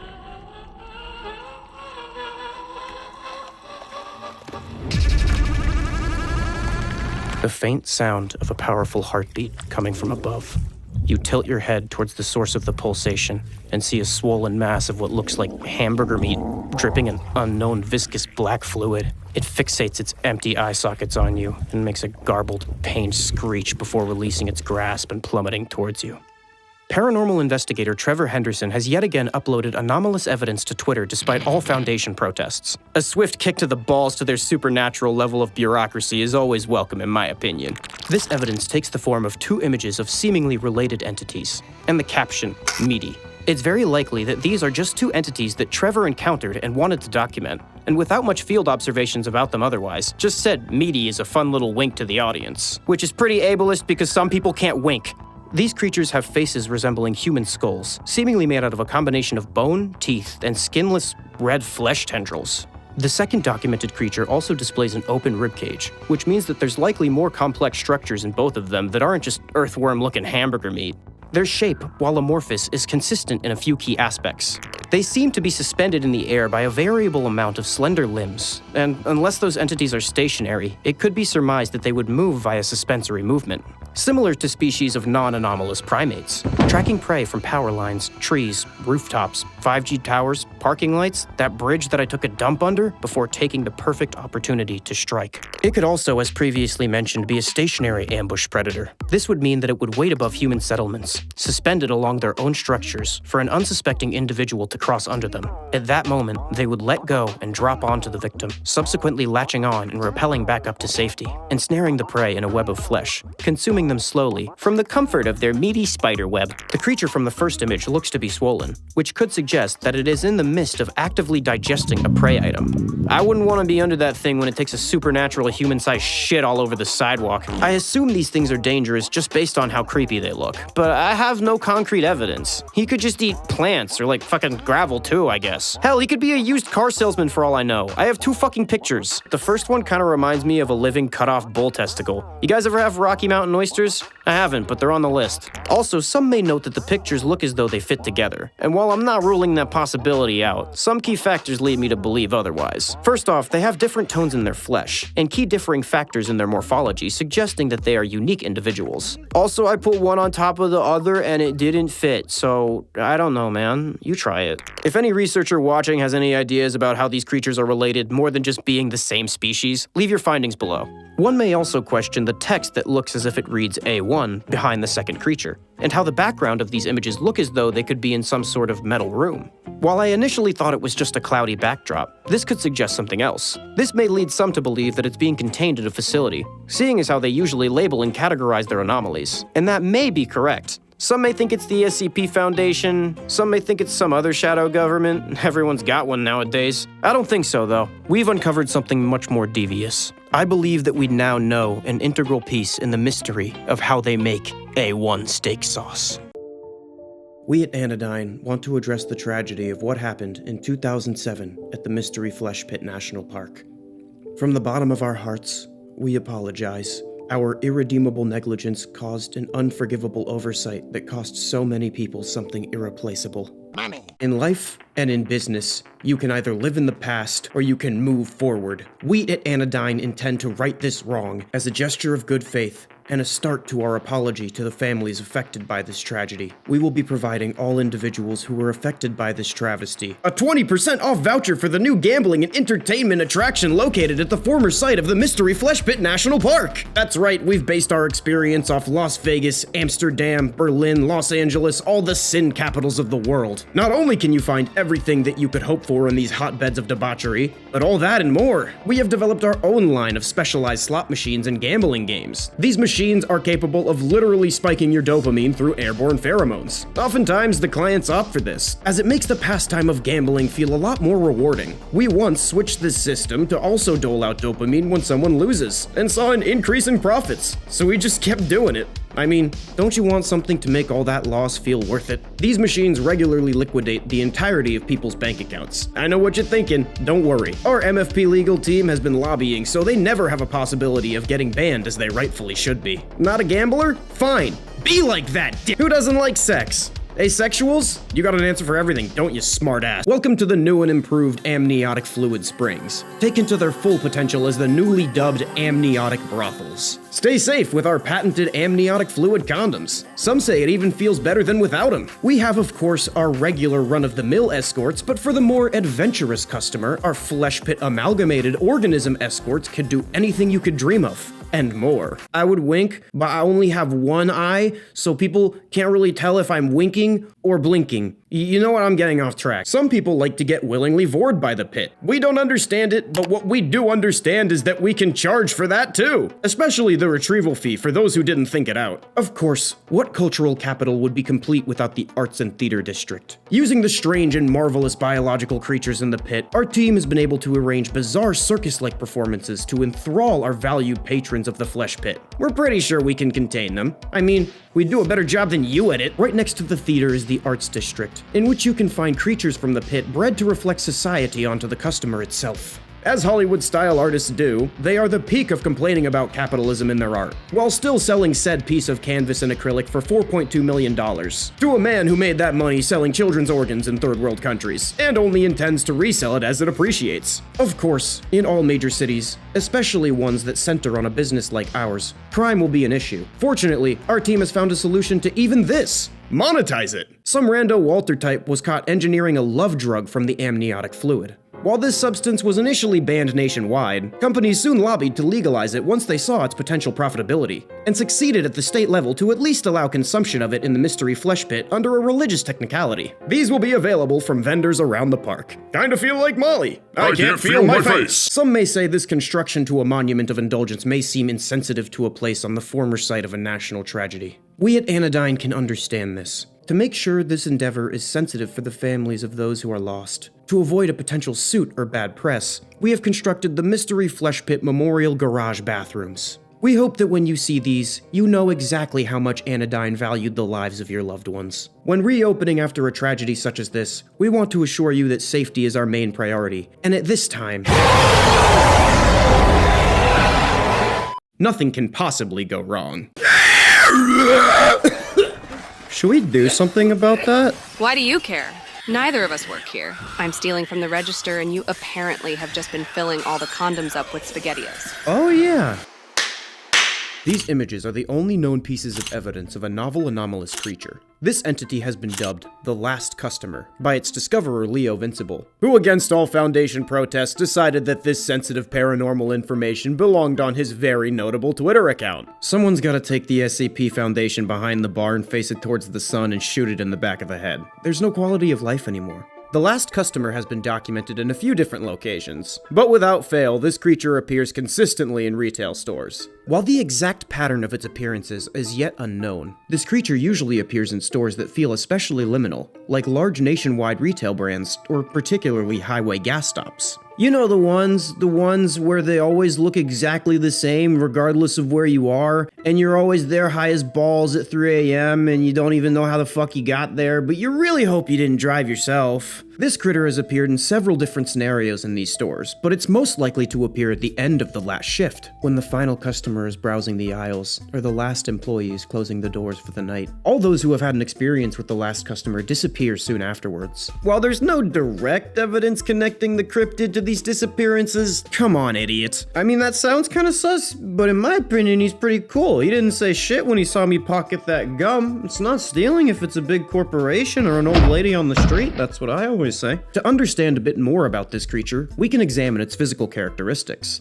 The first very notable feature is its humanoid face. You got pretty close to looking like a person, but honestly, I think you crossed over into Uncanny Valley Clown a few steps back. Other than that, this pineapple-looking ass has a large amorphous blob of a body, with a variable amount of arms that all connect to it, somewhere conveniently located off-screen. No telling what the hell this thing's body actually looks like. It's almost as if it is intentionally designed that way. But we're gonna ignore that. In some more detailed depictions of this monstrosity, we can see that the flesh around its face and extremities are are raw and red, as if they've been somehow damaged, perhaps in an altercation. The creature is often tangled in between the shelves, spaghetti noodle-ass arms in and out of every hole. It looks like it doesn't have any bones in its entire body, which could lead to our next theory about what this is. While the prevailing theory that I just made up is that this guy is just like any other big dumb animal and he just loves Doritos, others have a different theory. Some believe that this creature is connected to the stores that it lives in, living in between the pipes, vents, and shelves.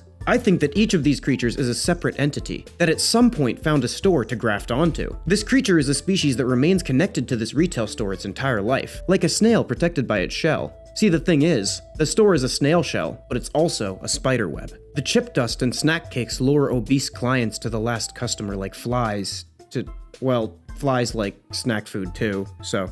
In summation, I view you all as pests. This entity likely remains dormant in the vents and pipes of a store before finding a sole victim in a dark part of the store late at night, at which point it uncoils its horrible flesh pile from inside the vents to entirely consume its confused victims, or something goofy like that. To be entirely honest with you, I don't care what he is. He didn't say shit when I bought a bunch of zip ties, a pocket knife, a rag, some chemicals, and also a Snickers bar, which I appreciate because I'm self-conscious about my weight, but I still like to treat myself. Hey, dumbass, there's nothing left. Let's go. Yeah, one sec. I just gotta get done covering our tracks. I mean, entertaining the wonderful fans back home. By the way, none of this was canon. I made it all up. She awoke in the dark, feeling cold, and scratched a new sore spot on her side. It was wet. In her confusion, she grabbed her phone and shined its flashlight at her side, revealing an incredibly shallow bite mark and the elongated fingers of something that quickly recoiled into the dark and disappeared without a trace. This image was the only evidence posted of this novel uncategorized entity, uploaded by investigator Leo Vincible, alongside the phrase, "Don't let the bedbugs bite." This is the latest in many independent investigators telling the Foundation exactly where they can stick their rules for distribution of anomalous media. Seriously, every time some bureaucracy tells me exactly how I have to walk through their red tape, I just want to strangle them with it. While an image and a phrase isn't a lot of information, it's still enough to get a baseline understanding of the creature in front of us. As always, on the AZFK show, we start by judging a book by its cover and examining the anomaly's physical characteristics. Its two giant red eyes alongside its scattered assemblage of smaller ones look primed for night vision. Giant pigmented pupils to catch as much scarce light as possible. While at first glance, with this creature's stark white, unnaturally smooth skin and two little slit holes for a nose, it resembles a gray alien. However, this would be an oversimplification of the monster's true nature based on appearance alone. Let's take a closer look. It has a set of jet black gums around a perfectly maintained set of human teeth. Looks like this guy's been brushing. While this entity looks humanoid in shape from the shoulders up, based on the other anomalies that we've covered, it would be naive to assume that means it has a humanoid lower half. If it does, it looks like it might be straddling whoever it's on top of, suggesting that if we want to learn more about this creature, we should check the state's sex offender registry. All jokes aside, we can likely gauge a deeper understanding of this creature and how it operates by examining its namesake, the bedbug. The bedbug, as many know, is a blood-sucking parasite that makes its nest in fabrics of human homes. Most often in the bed, because that's where it gets the easiest access to the most blood. Yours! They crawl on you while you sleep. These creatures are most active during the spookiest hours of the night, midnight to 3 a.m. They can sense body heat and carbon dioxide using their antenna, and use these signals to locate their prey. Bedbugs can also live without feeding for 3 to 6 months, even up to 300 days in colder climates. They have flat torsos until they feed, at which point they blow up like balloons. Bedbugs also don't carry any diseases, which serves as an evolutionary advantage. Don't want to kill off your food source, or give them any more reason to get rid of you.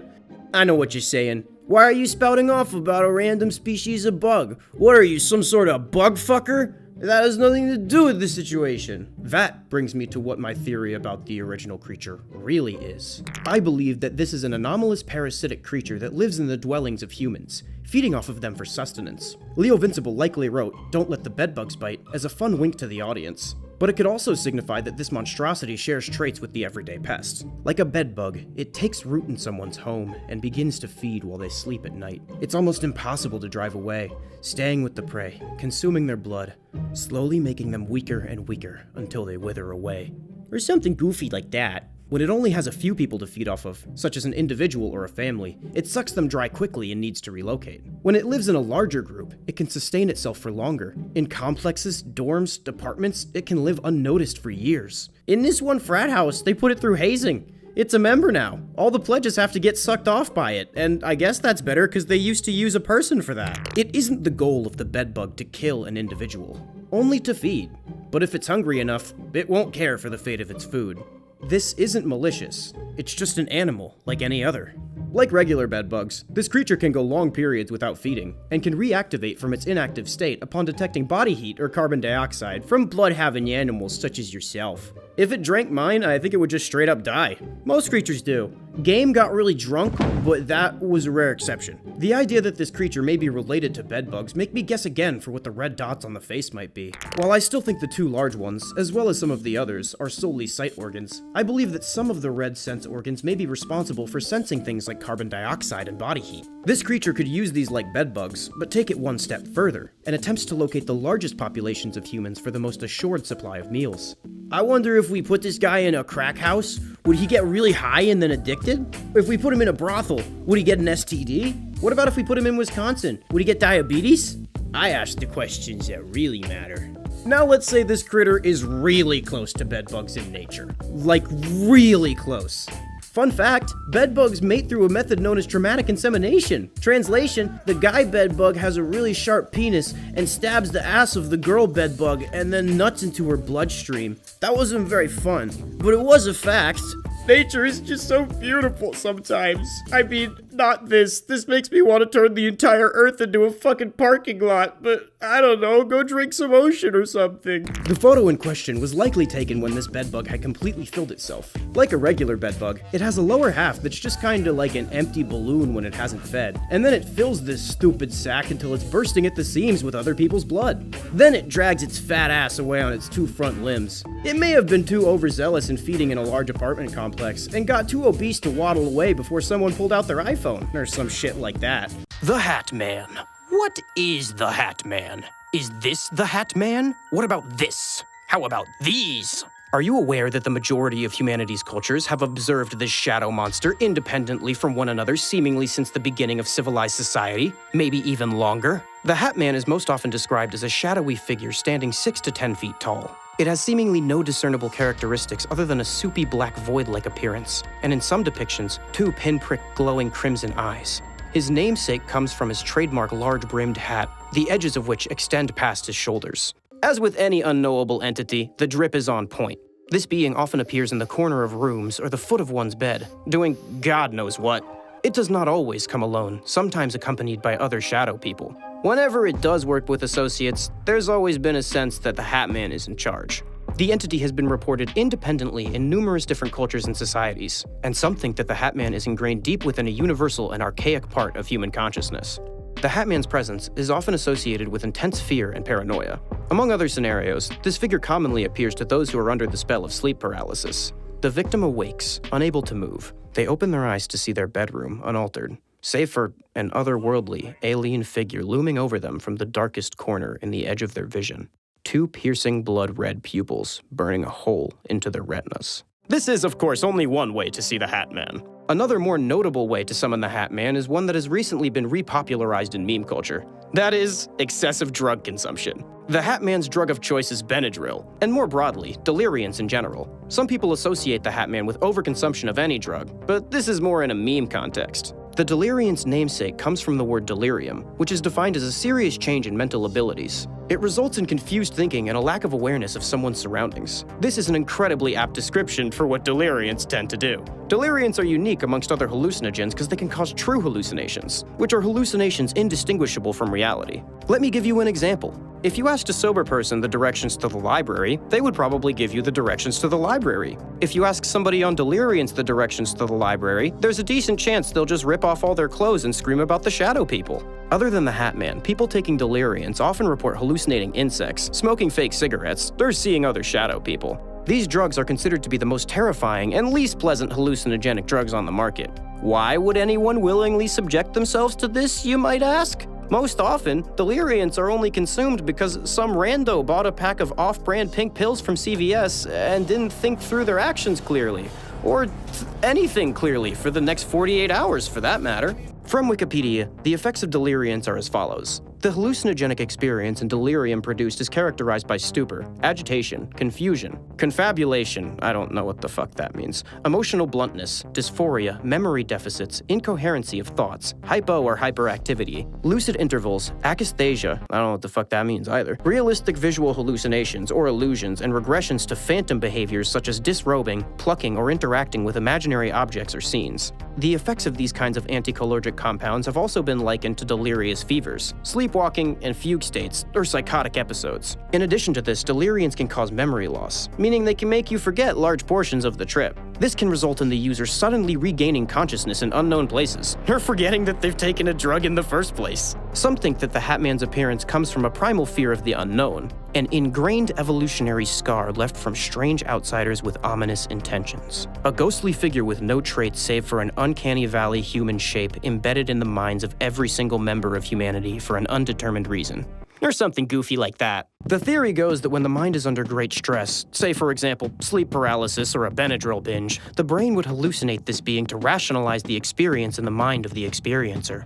Another theory about the Hat Man is that he's some sort of supernatural entity. This would make sense for the sleep paralysis theory, as well as the drug-induced theory.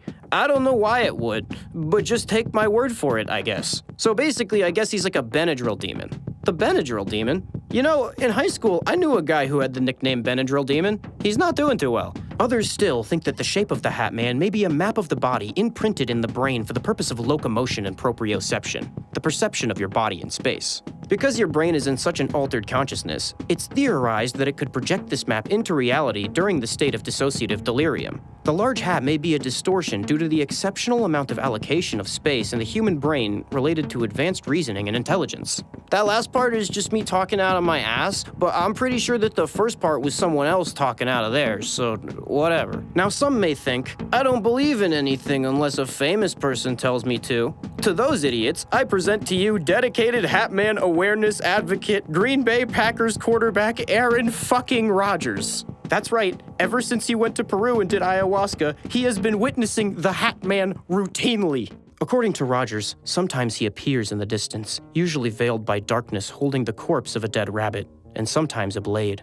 Rodgers claims he is afraid to be in the locker room alone, as the lights flicker and go on and off one by one. It's behind him, not even breathing hard. He can hear the feet hitting the ground in a constant rhythm. He runs to his car, opens the door, and slams it behind him, and locks the car door as fast as he can. Well, that's spooky. I don't know where I was going with this, and now I suddenly fear that I'm just mocking a nice man with a case of severe HPPD. And I'm canceled. And everyone already forgot. All right, back to the video. Look, we can have our noses in these books all day, but what has reading ever taught anyone? Nothing, because no one can read. They're all just lying to sound smarter than me. Instead of just wasting more time, money, and humans trying to speak directly with this Hat Man, we have contacted world-renowned psychedelic researcher and Hat Man expert, Josie Kins. So, Josie, have you ever seen the Hat Man? Kind of. So the first time I used diphenhydramine, a delirium compound, at the age of, I suppose it was 17 to 18, I had never heard of the Hat Man, but I did see a shadowy figure wearing a bowling hat. And looking back on it, I wonder if that was British Hat Man, because I was living in the UK at the time. What do you believe the Hat Man is? Real? Hallucination? A demon? Some sort of Lovecraftian dream hat product placement? I think there are two components to people experiencing this figure. One is sort of innate and occurs due to basic neurology, I suppose, and the other is culture. The more you hear about the Hat Man, the more he's likely to appear. So he's sort of a mimetic cryptid of sorts. I think Hat Man is essentially a shadow person, which is a common form of hallucination. I tend to take the materialist stance when it comes to hallucinatory experiences in general. For example, I don't believe that DMT entities are real or from a higher dimension or anything like that. And I think the same applies to the Hat Man. Shadow people are a very common hallucination that people have during states of sleep deprivation, delirium psychosis, stimulant psychosis, things like that. And they seem to just be the most basic form of a hallucinatory entity. So you see a person, a humanoid figure, but they lack detail. They're just a dark, shadowy figure. And I've been thinking about this a lot, but if you're going to play off of a silhouette of a human being, one very basic way to make it look more distinct is to add a hat to the silhouette, which I think is why it happens so frequently, because it's just a very simple thing that the brain can do to create a more notable figure. Stepping out of the bar onto the dimly lit street, you notice a man walking with a strange, jerky motion, his body twisted and deformed. You approach the seemingly drunken stranger and pipe up a concerned, "Hello?" The man whips around, his face a writhing mass of angry hornets, buzzing and swarming in a frenzied dance. You stumble backward, but it's too late. Paranormal investigator Trevor Henderson has recently uploaded an image depicting what looks to be a novel anomalous entity. This image was the only information posted about this creature, other than the caption, "Wasp breath."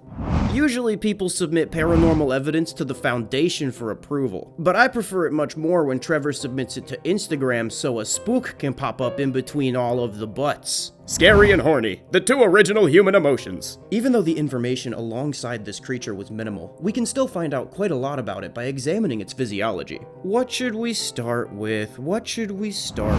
Oh, maybe the massive wasp nest it has instead of a face. The hoodie and disembodied lower jaw seem to signify that this at one point was a human being.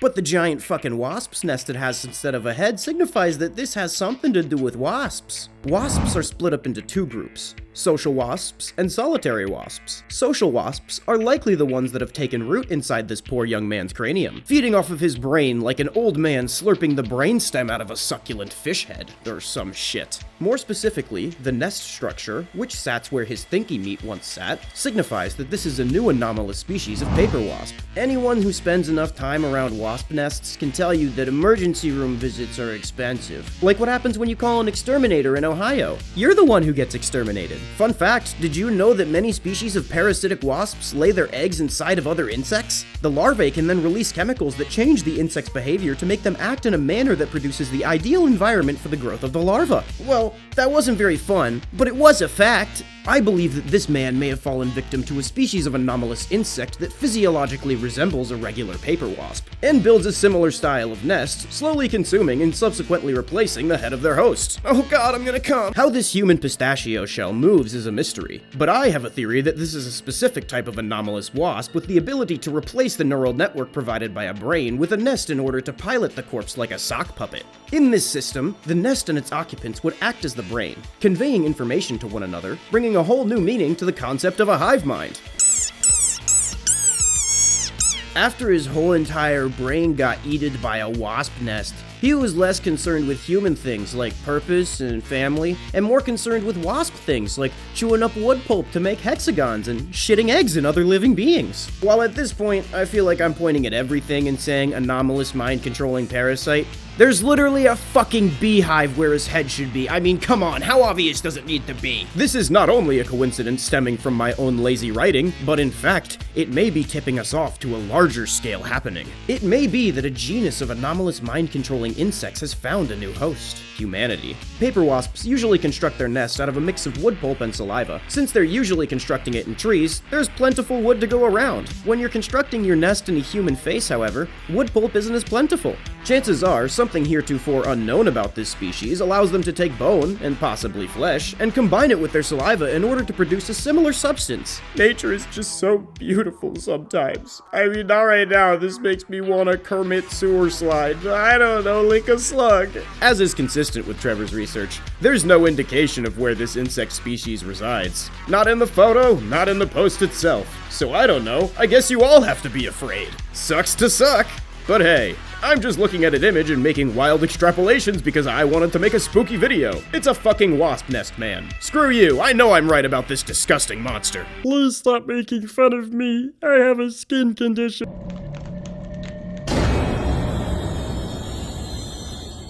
New evidence of an anomalous insect species has been making the rounds on the internet. This image was first uploaded to social media platforms by anomalous investigator Trevor Henderson, alongside the phrase, wasp nest. I like how when Trevor runs out of toilet paper, he uses the rules the Foundation established for sharing paranormal evidence, cause that shit ain't worth the paper it's printed on. While this might not seem like a lot to go on, we can use this photo in combination with the caption and other evidence we've seen previously to paint a more complete picture of the beastie we see here. I believe that this may be the same species of anomalous parasitic wasp that Trevor documented in the piece, Wasp Breath. Wasp Breath depicted an individual that had their entire head replaced by a wasp nest, save for his lower jaw. He was infected by an anomalous species of parasitic wasps that use biological material like meat and bone, as well as regular wood pulp, to make wasp nests. One of these wasps laid eggs in his brain.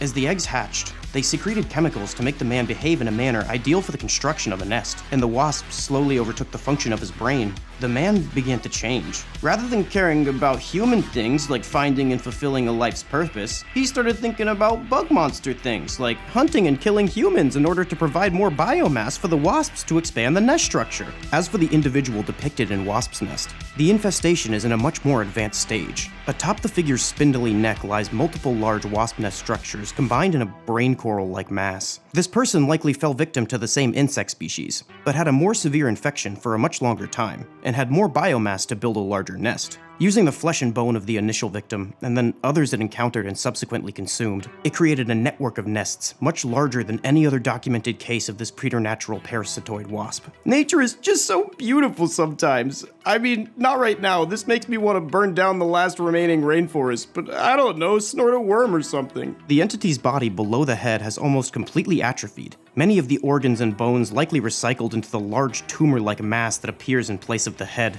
The creature's torso appears to be suspended in the air by the nest. While the mechanism of flight is still unconfirmed, it's possible that thousands of wasps are grasping onto the top of the massive nest, using their little legs and all working together to keep it aloft. You could learn a thing or two from those wasps, I tell you. A wasp nest is basically paper, so even one made out of flesh and bone paper probably wouldn't be that heavy. Alongside looking like an overfilled dumpling, the structure on its head affords this entity some new abilities. For starters, the nest is at least 5 times the size of the original example of this infestation, and because of this, it has 5 times more wasps. Rather than a painful deterrent to anything that would fuck with the hosts, the wasps are now an active hunting tool in accosting new prey from a distance, swarming a victim and overwhelming their system with enough venom to kill even the fattest of men. It also boasts an advanced intelligence in comparison to its one-nest cousin, as the wasp nest structure replacing its neurology has more space and drones to process information. Or some shit.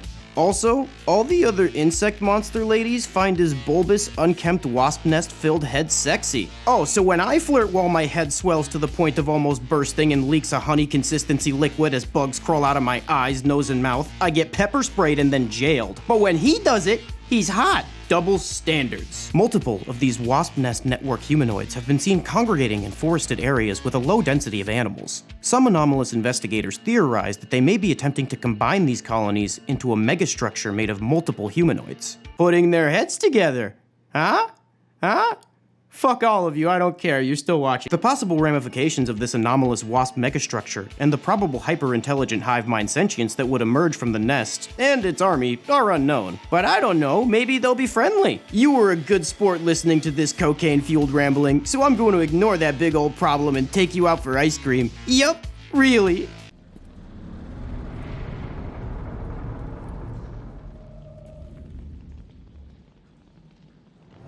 A novel pathogen has come under investigation by numerous anomalous investigatory and containment agencies. This disease, hereby dubbed sensory ischemia, is a neurovascular disorder characterized by a severe impairment of blood flow to all sensory organs, leading to the eventual atrophy and loss of these organs, and the associated senses they provide. The skin feels no touch, the eyes go dark, the ears fall deaf, the tongue loses its taste, and the nose is no longer smelly?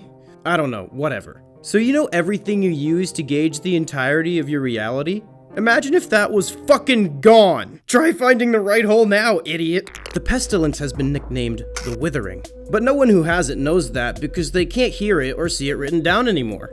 This pathogen not only halts blood flow to all of the sensory organs, but also to some of the accessory body parts in the immediate vicinity. The cartilage forming the nose and ears slowly turn necrotic and fall off. All the hair on the skin will go, as well as the lips and teeth.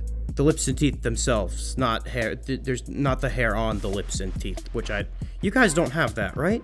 The skin will slowly turn necrotic, becoming an alien-like rotten grayish black, until patches begin to flake off, revealing the raw flesh underneath. In most cases, after a long period of suspended circulation, the eyes will just shrivel up and fall out. This deforms the victim, resulting in a horrific visage that you'll be happy you don't have to see in the mirror. Just ignore it some more, I'm sure it'll go away. While the symptoms look incredibly distressing, the sensation of pain is lost first in every afflicted organ, so it doesn't actually even hurt. While this sounds like a blessing amongst the nightmare, you forget that pain is the body's warning system for when something's going wrong. Like when you first touch a knife and learn things are sharp, or when you first skin your knee and learn things were rough, or when you first have an emo girl put a cigarette out on your skin and some horrible misstep in your evolution or personal development makes you ask her to do it again. This painless transition from normal person to withered husk makes it so you actually don't even know you're losing your senses until they're perceptibly far gone. This pathogen spreads solely throughout bodily fluids, so it'll be hard when you see something as sexy as that. But for your own safety, keep your folds and flaps to yourselves, folks. Despite the horrific symptoms of the disease, it is in no way inherently fatal. Victims can survive indefinitely after they lose all of their senses. In most cases, if not killed by self-mutilation, these individuals eventually go dormant and stop responding to the world, unable to perceive any of the reality around them, remaining completely still as they slowly dry out and die of dehydration. Or something goofy like that. There was a theory that the individuals went brain dead at this point, but they stuck one in an MRI machine and found out that it was even more active than the average brain. But only in the parts of the brain that light up when experiencing anguish and suffering. Goddamn, a real I have no mouth and I must scream situation. There are some individuals in this state kept alive by a family or loved ones manually via a feeding tube and an IV. It's absolutely heartbreaking. Seriously, you're bumming me out, man. Change the damn channel off this sad donation to stop the abuse of puppies commercial vibes, please. I want to go back to the horror show. Wait, my 600-pound life is on? I was thinking Cronenberg, but this is close enough for me. Despite the torture porn that is the scenario presented, upon further investigation, it appears that this disease is non-anomalous in nature. Many paranormal agencies researched the outbreak because of its unsettling nature, and found that just simple trial and error mutation did that shit. Lots of the time, nature is scarier than the lies that I tell you. Because of that, the Foundation has classified the pathogen as not its fucking problem. Don't you worry your sweet simple brains. Regular human research routes are currently in hot pursuit of a cure. This shit was scary enough for the phone apes to get their ass in gear. Let this be a lesson, Amoeba. If you kill something too quickly, they'll do something about it. You gotta do it slowly, over time, like cigarettes or obesity. Jack the Ripper. A still unidentified serial killer that brutalized and tormented the citizens of Whitechapel, London. Unidentified, that is, until today. That's right. I believe I can finally present to you the true killer known as Jack the Ripper. Told her piece, I fried and ate, it was very nice. I may send you the bloody kniffy that took it out if you only wait a wheel longer. Signed, catch me when you can, Mr. Lusk. The fuck? Were you drunk or something? First off, unless doctors could not read or write in this time period, which for some reason I feel like that is distinctly possible too, either this is a fake letter, or holy shit, could you imagine going under for surgery with someone who could not even spell kidney? Also, aren't you supposed to sign letters with who they're from? Not who they're to? I feel like this might just be another random clout-chasing deranged idiot. We sound like we'd be friends. I'm a random deranged clout-chasing idiot. Oh wait, there's something else. P.S. I will rise from the dead and do it again to anyone who doesn't subscribe to AZFK. Huh. I don't know why he'd write that, but I'd listen to him. He's Jack the Ripper, after all. Because of these letters, the killer Jack the Ripper was cemented. Media coverage of the incredibly brutal crime was vital in establishing this man as a legendary figure. Extensive news coverage endowed the Ripper with notoriety unparalleled at the time. Police investigated 11 murders and were unable to connect all the killings. However, 5 victims, known as the Canonical Five, and their murders are considered the most likely to be linked. The other murders were ruled not canon by the decider of all canons, MatPat. But his coverage of this is highly debated, because he said that Jack the Ripper also killed Sans and Sonic, and that it was Golden Freddy. So, I don't know. I don't know about any of that. The first of the Canonical Five was Mary Ann Nichols. She was thought to be killed on August 31st, 1888. Her body was found in a place called Buck's Row with her throat slashed and abdomen mutilated. The second was Annie Chapman, found in September of the same year in the backyard of 29 Hanbury Street. Same throat slash and abdominal mutilation. Classic Ripper. The third, Elizabeth Stride, was killed in the same night, and her body was found on Henrique Street, a few miles away, also in Whitechapel. Stride's body was not mutilated, leading some to speculate that Jack the Ripper may have been interrupted during this attack. The fourth, Catherine Eddowes, was killed in the early morning just a few hours after Stride. Her body was found in Meter Square in the city of London, with her throat cut and abdomen mutilated. Eddowes' left kidney and part of her uterus were also removed. The fifth, Mary Jane Kelly, was the last and most gruesome victim of Jack the Ripper, killed on November 9th, 1888. Her body was found in her room at 13 Miller Court in Whitechapel, with her throat cut and her body mutilated beyond recognition. Her heart was also missing from the scene of the crime. The murders were never solved, until today. Not from a break in the case, not from new evidence, but from a never-before-seen confession. It was me. I used to get fucked up and go out murdering in the 1800s. Got bored with it after a while and started writing nonsensical misspelled letters to the police. Then I got bored with that and I took up crocheting for a bit, you know. Dude, I'm like a bajillion years old Lovecraftian monstrosity. Don't look at me like that. I told you I got bored.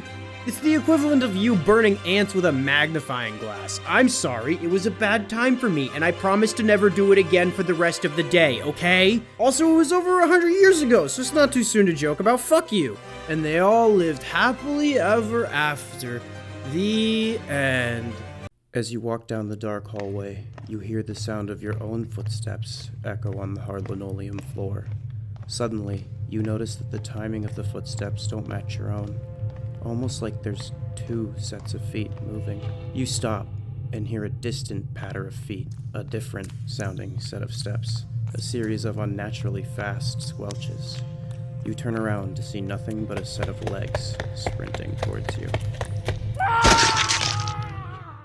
Honestly, if I saw this thing coming towards me, I think I'd start laughing. Like, yeah, it's horrifying and all, but there's just an inherent level of ridiculous with this one. I don't know why you're worried about this one in the first place. Like, what is he gonna do? Kick us? This image was posted by preternatural investigator Trevor Henderson alongside the phrase, Ghost of the Runner. Even though this isn't a ton of info to go off of, we can still learn quite a bit about this creature if we look at its physical characteristics. Starting with the obvious, if we look at the cut where the top of the legs end, it definitely doesn't look clean or precise. This isn't just a set of legs existing in a vacuum. It looks as if they were ripped from the top half of a body. Come on, walk it off, kid. Get it? What's that? You do get it, but it's still not funny? You can also see a little bit of bone poking out of the top. A little bit of a wardrobe malfunction. How embarrassing. This suggests that whatever this anomaly is likely had a top half at one point, and maybe it was even human. If it's one of those humans that couldn't shut the hell up about how great running is, I'm kinda glad his top half got chomped by a T-Rex or some shit. For those who believe in the whole ooky spooky ghost stuff, it's possible that he had some goal related to running that wasn't satisfied before he got violently bisected, and that's why he's still around. This would make sense especially in the context of the name Trevor gave him, Ghost of the Runner. You may be wondering how I know it's a he. Trevor neglected to draw its genitalia, again, so now I'm going to be referring to it as an it. It's also very possible that this is human carrion being animated by a heretofore unknown source. One of the main culprits for animated carrion in Trevor's studies has been the anomalous invasive species of lamprey-like monsters, using humans and animals as hosts for their consumption of prey. It's possible that this is a new iteration of those little critters that got their hands on some Legos. If this is the case, it's an unprecedented strategy for the family of parasites. I don't want to brush over the fact that Froggy over here has no skin, but I don't know how it relates, so I'm just gonna info dump it. We may also be able to draw clues about this creature based on its environment. What's strange is that many of the critters that Trevor encounters occur in spaces that humans would consider liminal. These creatures may survive in spaces considered liminal because of how their uncanny effects puts humans on edge.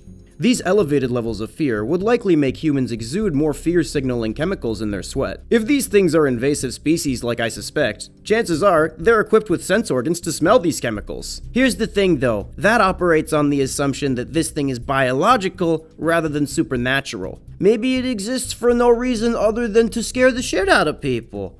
I don't know, it turns out God is real and like super bored maybe. The floor upon which the creature is running also appears to be caked in blood. While one might assume that a skinless pair of legs running down a hall would leave some blood trails, careful observation of the ground reveals that it is stained both behind and in front of the creature. And by careful observation, I mean looking at the fucking floor. While this might mean the blood came from someone else, it's also possible he's just running in a big circle. Its physiology in combination with its surroundings provide very little info for what this thing is or how it operates. It's almost like this was an art piece not meant to be hyperanalyzed in this manner. But it isn't. It's a real monster. I would never lie to you.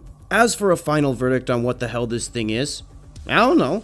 We thought he was chasing us originally, but then he passed us, and he just kind of kept going like some bottom half only Forrest Gump. Look, if he's gone, I say we stop worrying about it. Out of sight, out of mind. He's probably fine. Disclaimer.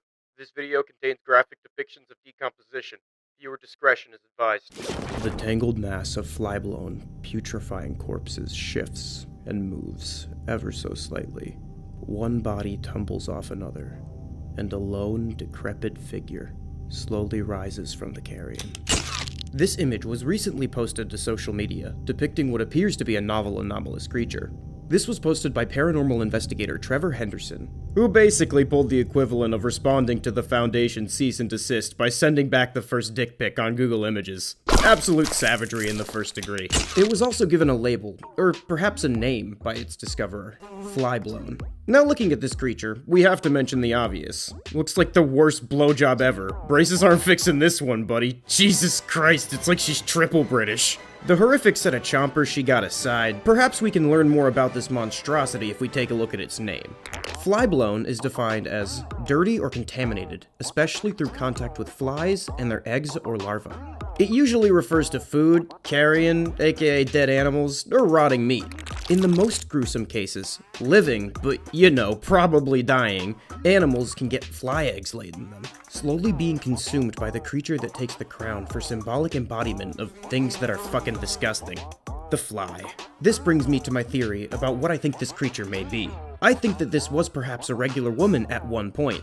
Fun fact, did you know that many species of parasitic wasps lay their eggs inside of other insects? When the eggs hatch, the larvae can then release chemicals that change the insect's behavior to make them act in a manner that produces the ideal environment for the growth of the larva. Well, that wasn't very fun, but it was a fact. I believe that this woman may have fallen victim to a species of anomalous insect that physiologically resembles a housefly. She may or may not have turned into a corpse by other means before this happened, but potential suffering with fly eggs and eye sockets aside, she has now rebranded herself as Fly Lady or some shit. The flies slowly consumed and laid eggs in the woman's brain. Somehow, when the flies replaced her brain, they began to act as some sort of pseudo-neural structure, controlling the woman's husk. She essentially becomes a mobile nursery and hive for this species of anomalous fly. The creature was obsessed with consuming filth, which was often whatever decaying animal she happened to shamble across, feeding the growing brood that overtakes more and more of her lifeless body each day.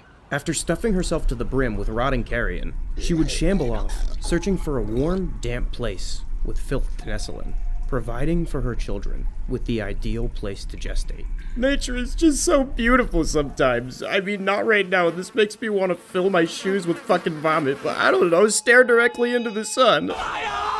As the flies overtook more and more of her body, they ate the muscles that allowed her to move, slowly reducing her to a skeleton. Each of the flies produced, as nature does, intend to reproduce in another host, just as their ancestors did. We were never told where this picture was taken. These flies could be anywhere. How sure are you of what that pest on your food really is? That's why they begged me repeatedly not to put the dead bird in my mouth. So, the obvious question, would you stick your dick in it? Where'd the extra teeth come from if this is the case? Sometimes, a parasite can change not only the behavior, but also the physiology of the host. If the anomalous fly laid eggs in her head, chances are there would be holes and lesions from where the eggs hatch. Some of them would be eaten out of her by the flies as a snack. That sounds wrong, I need to re-say that. And some of them would be eaten out of her flesh as a snack. If these holes happen to take place near the face, it's possible that the flies manipulated her behavior in order for her to mutilate her own face, snapping her jaw in several places, widening it as much as possible, and putting in more teeth from other consumed corpses so she can most efficiently provide for the brood. or something silly like that. But hey, I'm just looking at an image and making wild extrapolations based on absolutely nothing just because I wanted to write a horror story about whatever the motherfuck of this thing is. Greg had always been a fan of bodybuilding, and when he heard about a new supplement that promised to increase muscle mass and virility, he was intrigued. He didn't care about the potential side effects, as he was desperate to have the kind of body he'd always dreamed of having. Who needs a functioning penis when all the blood is in your biceps anyway? After a while of popping the pills, his muscles grew. He felt stronger than ever before. As time passed, his skin became scaly, his behavior aggressive, and his eyesight improved dramatically. He started to feel a strange itching sensation all over his body.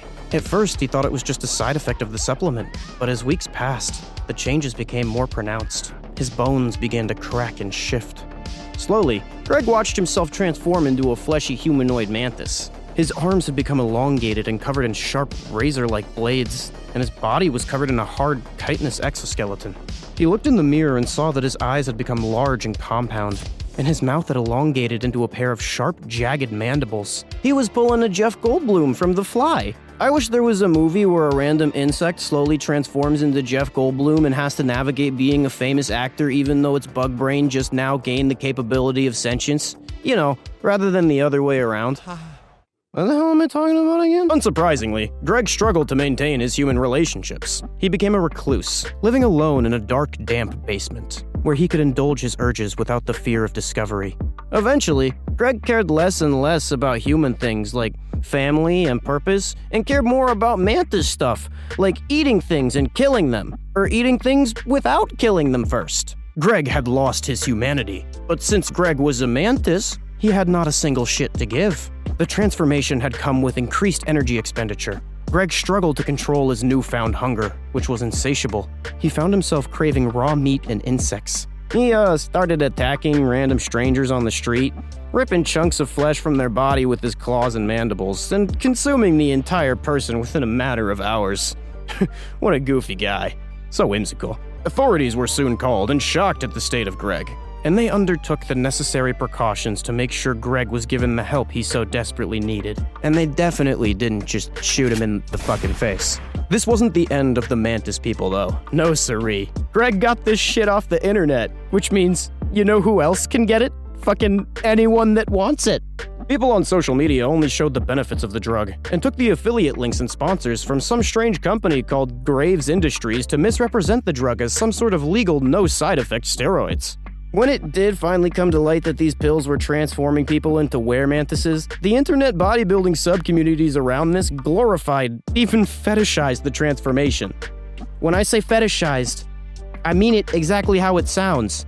They were beating the fuck off to it. Sayings were adopted like going mantis, and the bug man was exalted in this community as the ideal physique. The phenomena became so widespread that human mantis attacks were becoming commonplace. Oh, like no big deal, gotta dodge the fucking mantis people on the way to my car. At this point, random teenagers were popping this crap and turning it into insects, so the government banned it. Also, TikTok was finally banned forever, and because of that, no one ever did a bad thing ever again, and they all lived happily ever after. The end. And also there's still residual mantis people. Fun fact, these mantis pills are based on a real bodybuilding supplement. They're called ecdysterone and terkesterone, and they are 100% legal without any sort of prescription. You can buy them on Amazon. I've been drugging our human with them.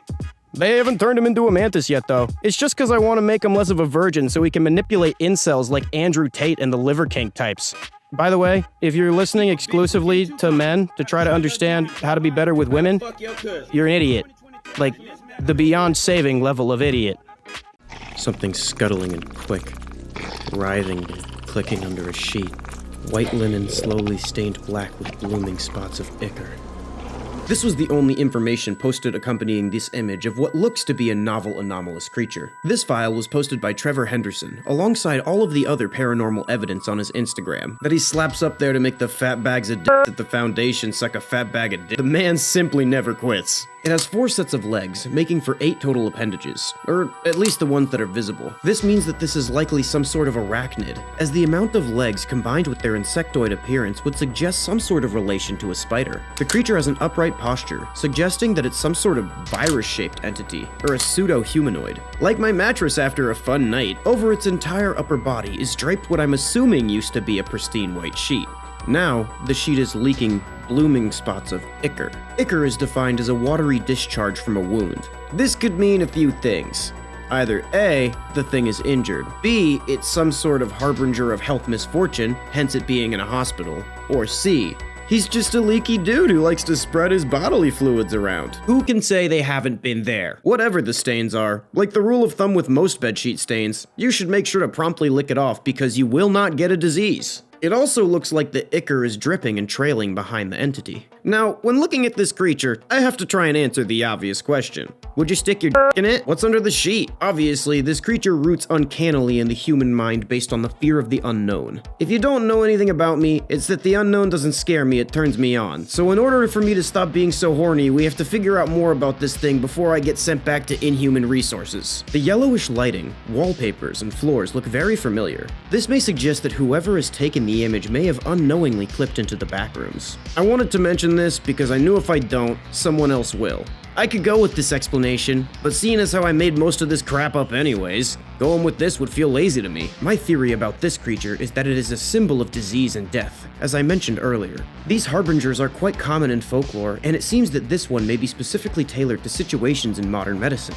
The sickly, filth-ridden creature sloppily hidden away from the rest of the world, under a sheet that its disease continues to stain through. Whoever's covering something up did a poor job, as the roach-like appendages imprint an image of decay and pestilence upon all those who cross its path. I believe this creature is a symbol of humanity's current understanding of medicine and death. The morbid is to be hidden away from the rest of the world, but it cannot be, since the morbid is the reason for the medical system in the first place.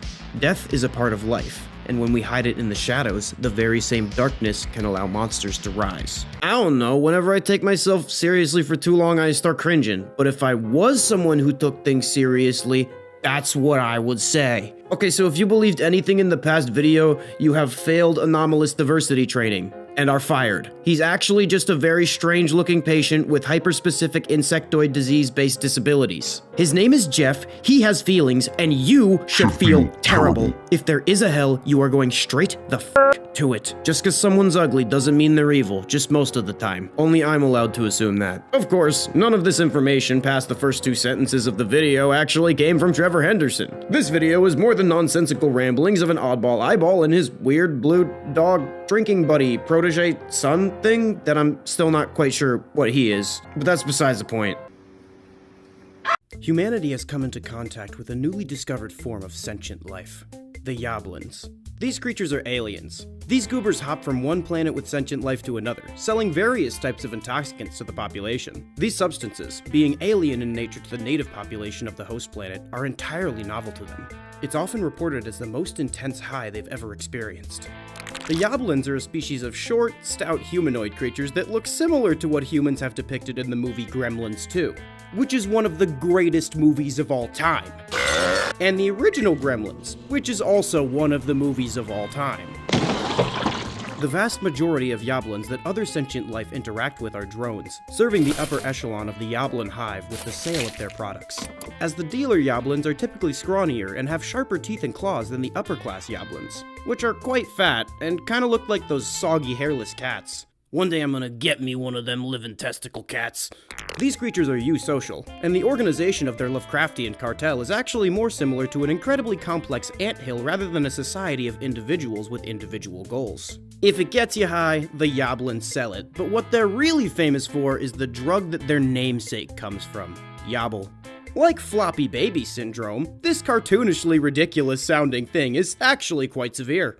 Yobble is an incredibly addictive stimulant with deliriant properties, usually snorted but injected amongst the most hardcore of users. Yoblins will aggressively push this drug to any customer, regardless of what they originally intended to purchase. If the customer continually returns to a Yoblin to purchase some sort of extraterrestrial intoxicant and refuses the Yobble every time, it's quite common for Yoblins to lace their other drugs using Yobble in order to attempt to get the user addicted. I don't want to sound specious here, but you really don't want to do business with this cartel. I know it's not all of them, but you'll be thanking me when you're not sucking celestial gremlin dick for some space meth. Symptoms of Yabble intoxication vary widely depending on the dosage. You know what they say, take 1 Benadryl, get sleepy and less itchy. Take 15 and see the fucking Hat Man. These symptoms can include euphoria, dysphoria, elevated heart rate, paranoia, hyperfocus, low appetite, sexual arousal, hallucinations, mania, blurred vision, delirium, and psychosis. Deliriums are unique compared to other hallucinogens because they create true hallucinations, which are hallucinations indistinguishable from actual reality to the user. People will often use Yabble to stay up for days, and in this heavy abuse, the drug goes from lightly to heavily hallucinogenic. These hallucinations become darker as the addict goes without sleeping for longer, and in combination with the poor decision-making that lack of sleep will also cause, a Yabble binge user can easily endanger themselves or others. From someone who boofs embalming fluid, this shit is one-and-done addiction. Don't touch it. Where there are Yablins, there is Yabble. And where there is Yabble, there is an incredibly high rate of drug-induced assault. Yabble-induced mania often takes the form of the user believing they are under threat by their hallucinations. Oftentimes, they hallucinate others they see as monstrous abominations. In all cases, this results in a fight-or-flight response. The cartel attempts to addict as much of the population of the native species as possible. In cases where the Yabble addiction rate is over 75% of the population, the Yablans will start to use their stranglehold over the drug supply as a bargaining chip to gain more and more control over the native species planet. Slowly but surely, they'll gain majority control of the planet's resources and addict almost the entire population of the sentient species to the drug. This one time I was hanging out with another species and I saw all this happen, but I was more concerned with putting those just add water, watch it grow animals into jars of pee. I think I used my time well. When they finally get complete control over the sentient species and the resources of the planet, they begin importing the raw materials for the Yabble production and use the native species as a workforce in exchange for the fruits of their labor. After extended periods of Yabble use, the individual can often lose their higher cognition. The Yablans take advantage of this and breed the sentient species to be made to work until death solely for redoses of Yabble. After the majority of the planet is in this condition, the Yablans hyperpopulate, which basically just consists of goblin orgies, until their species is almost double the original population. Half the population leaves, promptly flipping up their middle fingers and flying the fuck off into space to screw over another species. It consumes all. Those who seek it leave with nothing. It is desire. It is greed. The manifestation of a constant need to consume in physical form. This was the last recorded communication from a man who made a deal with an entity named the Black Crown. His corpse was found barricaded inside of his home, all of his valuables missing. He had taken the coward's way out. The Black Crown was first documented by Leo Vincible, and then subsequently documented by Clark Tidor, two paranormal investigators who decided the best way to respond to the Foundation's sanctions on anomalous evidence was a nice hard flick direct to the center of the scrotum. Classic. This entity not only embodies greed, it's the actual concept of greed. The creature has an obsidian-toned skeletal form and stands slightly above 7 feet in height. Its emaciated stature signifies an unending hunger. The entity's skull ends in 3 points that resemble a crown. Under this is an unmoving, unnerving grin that would go from ear to ear if he had ears. It has no visible sense organs save for a jaw full of perfectly white, manicured teeth. While it can still seemingly sense the world unhindered by this, he did say that he felt left out when all his old Wall Street buddies started snorting coke. The Black Crown reportedly speaks every human language at once, and whoever encountered it reports that they heard it speaking the language they were most familiar with, but with a touch of an unplaceable accent. The creature has an insatiable appetite for things deemed valuable. Gemstones, gold, priceless artwork, exotic cars, champagne, expensive escorts, you know, the high life. It'll do anything in its power to obtain something it desires, anything short of giving something up. This often spells the death of the original owner of the item in question. He will ask once politely, and if the person refuses, he'll take it anyway. If the person tries to stop him, he will proceed to beat them the fuck to death. From his interview with Clark Tidor, he wrote, "It's that person's fault for not complying with a reasonable request." Well, when he explains it like that, I kinda get it. Yo, free my boy, he didn't do nothing. In the past, he wore gold to shine above the rest, but he has updated his fashion with the times for the thousands of years that he's been alive. During the Renaissance, he wore the most expensive garments dyed with the rarest pigments. For most of the 20th century, he wore only the finest of suits and jewelry. Since his idea of what is good is based so much on greed and value, his brain recently kinda got tricked by the Supreme types, and he now has since switched to a more neurodivergent 12-year-old hypebeast aesthetic. His greed is not restricted to material things. On some occasions, the Black Crown will recognize something special in an individual with greed in their heart, something money cannot buy. Unique skills, emotions, memories, experiences, anything that he deems valuable. Thank God I don't have any of those things. He will offer the individual a deal, and offer more in response to them refusing, until they basically can't, granting them the life they want, luxuries, powers, health for the rest of their natural life, in exchange for what he wants. Sometimes this ends in ironic circumstances. For example, the Black Crown granted an artist the professional life and respect that he wanted. However, what the Black Crown wanted was his artistic ability. And as the artist slowly began to lose that, he lost his career as well. Way to read the fine print, dumbass. While the Black Crown is preternaturally physically capable, he is not immortal. Enough firepower will turn the fucker to dust. Literally, when he sustains enough damage, he dissolves into dust like Tom Holland's Spider-Man. I don't want to die, Mr. Stark. Thing is, you can't really kill the concept of greed. The dust is swept away by the wind, but the spirit still lingers, and it immediately begins its search for a human with a heart completely corrupted by greed. Whether it's a narcissistic influencer or that guy from BP who busted all over the ocean or some shit, eventually a perfect target is found. The spirit latches onto the individual and influences it to lean full tilt into its greed. Over time, the greed completely overtakes every aspect of their personality. Eventually, the bones in the individual's head and body elongate and change. Their skin hardens into a dark exoskeleton, and they lose all sensory organs, except that with which they can consume. Or something goofy like that. Not only does the Black Crown have a significant stake in every world economy, he also sells courses that falsely claim he can get you to his economic status. Get rich immediately. No effort or action required. For 9 easy payments of $29.95, I'll send you 14 unlisted YouTube videos with the concept of visualization. Results not guaranteed nor likely. Entering your credit card may cause all of your money to be wired directly to a shell corporation in Mumbai. Some of those traits might sound similar to another entity that's commonly discussed on the internet. That's because I based that part off Andrew Tate. But don't worry, the Black Crown is not a sex trafficker. Sometimes people will edit wiki pages with shit that I make up, and I really hope this is gonna be one of those times. By the way, none of this is canon, I made it all up. Hey! Have you ever heard of a squonk? No? Because you're an idiot? The squonk is a totally real creature, so ugly that it hides from plain sight, and spends most of its time crying. Just like me! The earliest written account of the squonk was from the 1910 book Fearsome Critters of the Lumberwoods. The creature is crepuscular, meaning that it's active at dawn and dusk.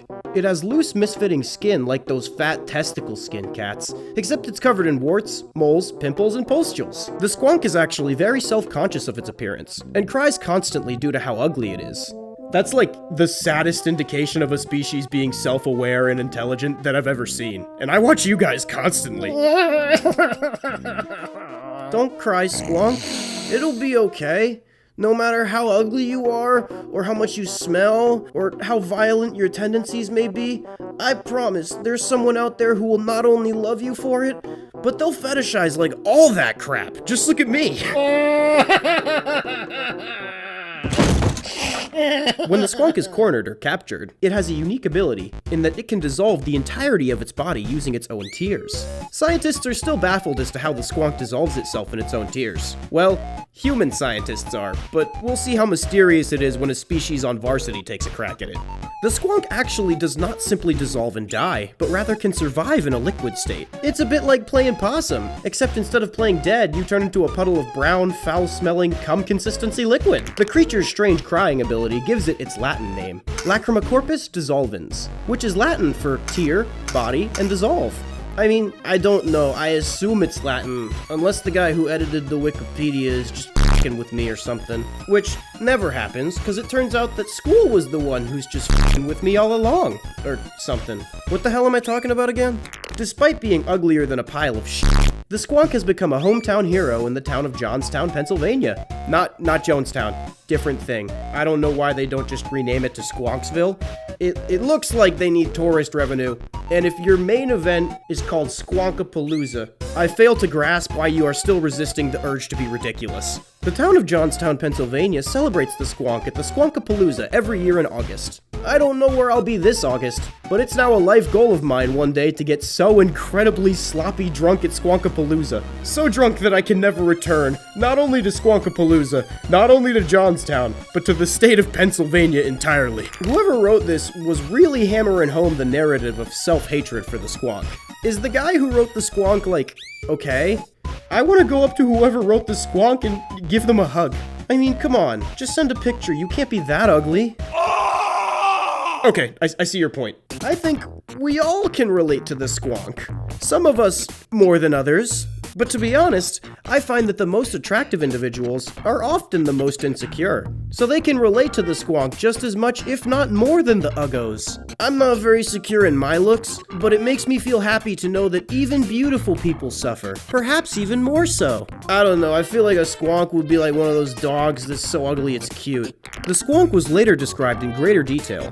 And it wasn't just ugly, but also apparently stupid. They used to have a large population, but they would travel along the riverbanks in search of food. Over the generations, they have stupidly evolved only to have webbed left feet and have been slowly dying off because when they go into deep water, they just end up frantically swimming in circles until they drown. Also, since squonks are so ugly, they don't really want to f*** each other, and they have a very low birth rate, just like the panda bear. You might think I'm being mean, but Google it. Pandas hate sex. A ridiculous creature that humanity refuses to let die. I think if an entire species doesn't enjoy sex enough to make another generation, they can die off for all I care. Whole group of quitters. Anyways, that's all I gotta say about this weird little tumor. If you like this video for some reason you want me to come back and talk about more weird nonsensical critters, make sure to like, comment, and subscribe with all notifications enabled, and watch all my other stuff, or I'll feed you to the squonk, even though... I'll call you ugly, I don't f***ing know. I'd like to thank Biodegradable for editing this video. They're a great editor and you should go check out all of their things. Shout out the Inner Circle, love y'all. Okay, bye!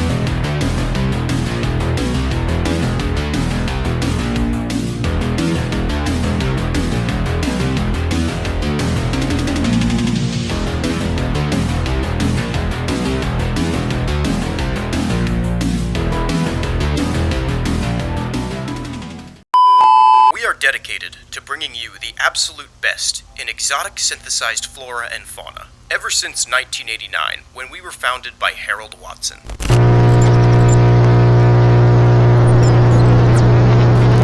Congratulations on obtaining the Deluxe Red Garden Kit. It now comes with 3 seed packets and 3 flower pots. This tape will show you how to care for your new plants, now with 3 different types. Simply fill the flower pots with soil and deposit the seeds within. They will grow within 24 hours while you are waiting for the 3 plants to grow. This tape will teach you some fun facts about them, as well as how to care for them. Plant 1.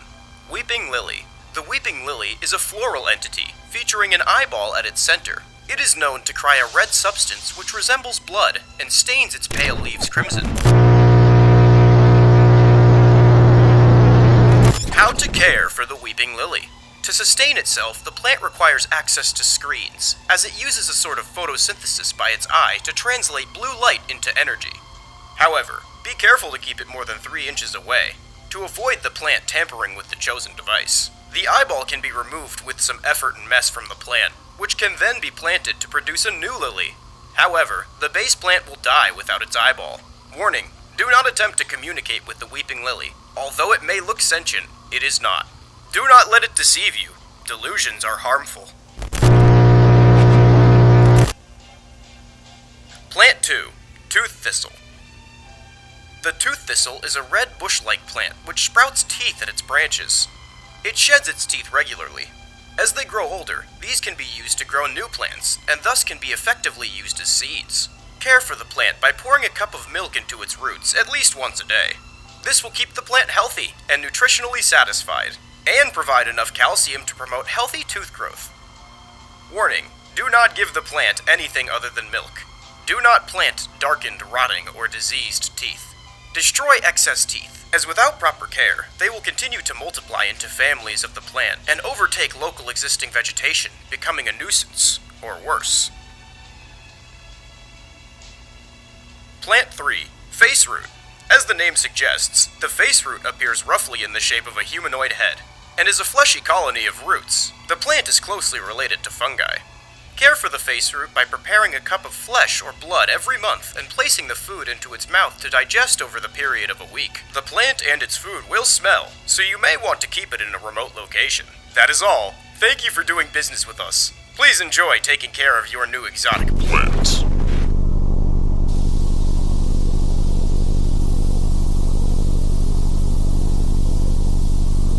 Missing. Victor Rifton.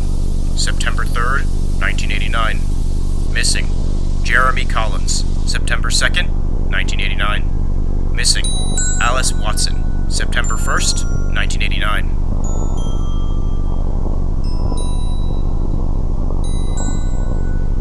Tomorrow is another day.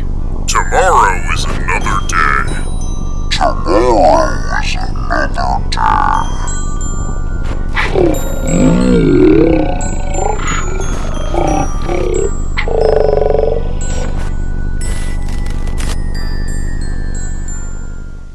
Holy shit! Some sort of gardening company selling seeds for otherworldly flesh plants that seem to all have their own unique and dangerous abilities, which have caused people to go missing for some reason only over a period of 3 days. Let's go over what we know. A company named Red Garden has begun selling seed kits that grow a variety of exotic synthesized flora/fauna. I'm not really sure whether this counts as flora or fauna. One thing's for sure, we gotta figure out what's going on here, or we're deader than that kid who electrocuted himself by pissing the bed in an electric blanket. Since not much has been revealed about the company that produces these crimes against God, let's take a look at the crimes against God themselves. First off, we got the Weeping Lily, which despite the protests of the commercial, is definitely sentient. If it's intelligent enough to communicate, and it's intelligent enough to tamper with devices, it's reached the bar for sentience. I know humans that are considered sentient, and all of their actions are motivated by finding or consuming hamburgers, so the word sentient has as much meaning as you give it. Evidently, these weeping lilies are capable of creating delusions, or what the company wants you to believe is a delusion. If the company both tries to establish that this isn't conscious, and says that it spreads delusions, chances are the weeping lily is just telling people it's conscious, and begging for anyone to take a look at this horrible situation. Moving on to the next organism, we have the tooth thistle, a bush with added teeth. You guys said putting fluoride in the water would do expressly not this. I mean, I'm not mad. Actually, I kinda like it. Put more fluoride in. We're gonna make all the frogs gay. Other than the teeth, this plant seems inconspicuous. One interesting thing about the teeth is that they function as seeds for the plants to grow more teeth plants. I wonder, why does the company not want consumers to plant decaying teeth? My theory is either that it just wouldn't work, which in that case they wouldn't advertise against you doing it, they just let you waste your own time, or it would create some sort of corrupted instance of this plant, something likely more problematic than the uncorrupted instances. For now, I don't think there's enough information to clearly iron out what a corrupted instance of a tooth thistle would do. Regardless, if this plant isn't maintained, it'll spread like a weed, and chances are, it won't just spread with perfect seeds. Wait, did they say don't give it anything but milk? Oopsies. I guess I shouldn't have in there. Finally, we have the face root. The face root is evidently closer to a fungus than a plant, which raises some questions about all the plants in this family. Are these plants, or some new kingdom of life that branches between all known forms of organisms? Regardless, this human head is made of a structure of roots. The plant feeds on flesh and blood from an unspecified source. My guess is that it's not picky. Stick your hand in and check! The head shape doesn't look to be random either, as the food must be placed in the mouth to digest. This means that the organ shapes in this plant may do more than just exist for decoration. If it has these sensory and digestive organs, why does it need them? Now then, we know what we're dealing with. What does it all mean? First off, what are these? Where do they come from? Why do they all resemble flesh? More specifically, traits from human anatomy. And why did my local gardening store kick me out for trying to fuck one? Human eyes, human teeth, a human face. Wait a minute, I could harvest specific parts of these plants and combine them to make some sort of Mr. Potato Head plant corpse monster. Think about it. We got eyes, teeth, a face, what more do you need? It's a long shot, but I'm not throwing away the idea of these guys mighty morphing together like the Power Rangers. It seems as though these plants either contain human DNA, or are meant to replicate human features, perhaps to circumvent the human's pattern-seeking brain, or to take advantage of the uncanny valley. We are, of course, leaving out one key piece to this mystery: the missing people. I'd be willing to bet that the people who are quote-unquote missing have been dispatched by these plants. I mean, look at them! Victor Rifton, covered in fleshy growths over his face that closely resemble the flesh on the supposed plants. Jeremy Collins, looks like someone has too many teeth that don't belong there. I ask you, what else do we know that's highly adaptable, can be planted in an area to take root, and grows an endless amount of teeth? That's right, the one possibility. Steve Buscemi! What about Alice Watson? I can't put it directly on the plants, but with the crap surrounding this and the blood coming out of her eyes, let's just say I have a hunch. It would be a mistake to blame these plants for these problems. The plants are likely not evil, just neutral like most biological organisms. They were brought into the world without a purpose or goal, never asked to be created. The organization above them is likely attempting to puppet them for a concealed reason. If it's run by humans, chances are they're toying with forces they don't understand. I mean, do you understand these weird plants? I don't. You know what that means, though. Popcorn and beer, and my money's on the meat plants. It's also equally likely that I'm wrong, and I missed a lot of crap, and there's more to be discovered. Possibly in another entry. His garden.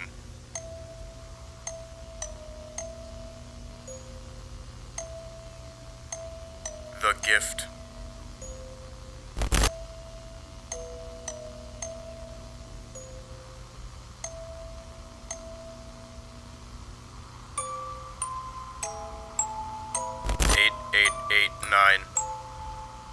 Consumed. 8889. Harvest A. 9189, 9289, 9389. Tomorrow is another day.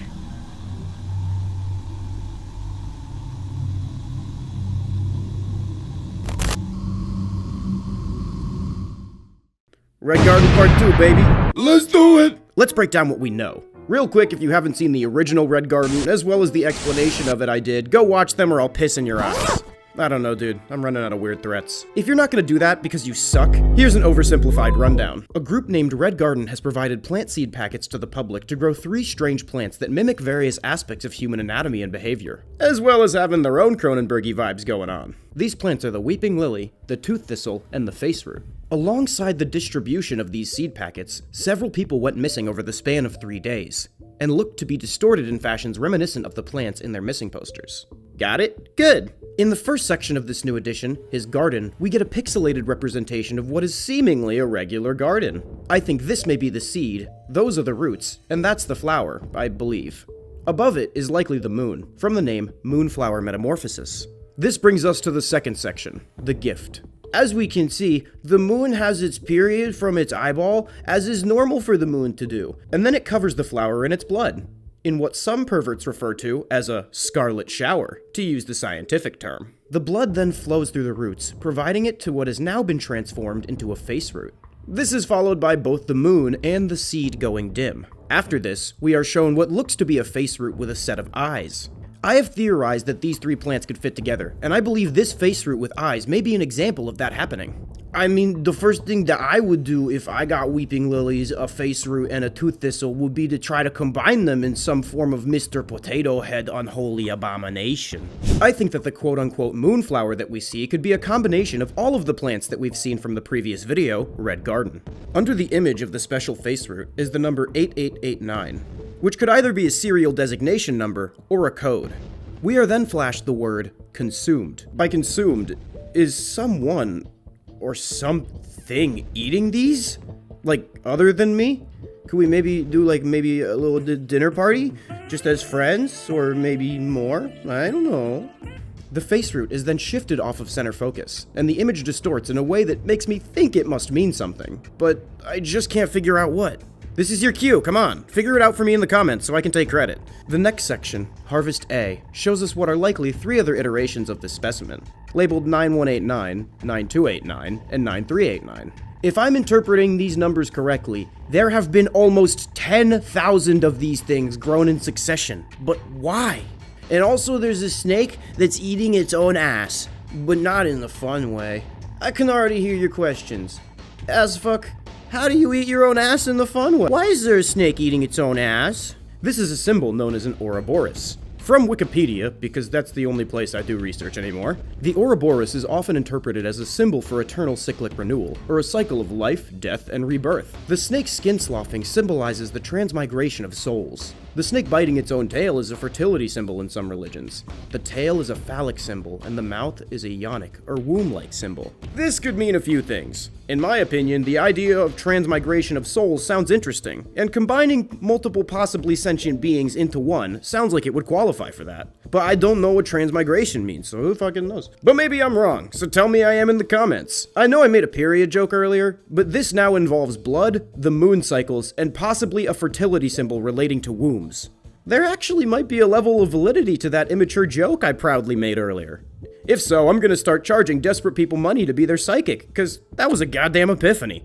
Moonflower is also another name for the datura plant. This plant causes deliriant hallucinations when the seeds are eaten or consumed in a tea, so this may be a reference to the delusions caused by the weeping lily. So what does all this mean? I'm like 99% sure there isn't enough information to solve this yet, but the pieces are coming together. These plants were not produced for consumer purposes only. They were being produced in a cyclical cycle over a long period of time. Long enough for them to be on the 9,000th goddamn time. Something is being done with or for these plants. Something that, from every indication, is not a fucking surprise party. As for what, or why, that, my weird smelly friend, is still a mystery.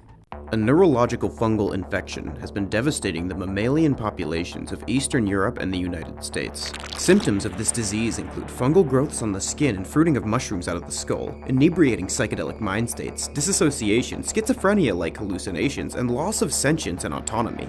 Victims of this disease are constantly tripping and seem to communicate with some sort of hostile intelligence in their own brain.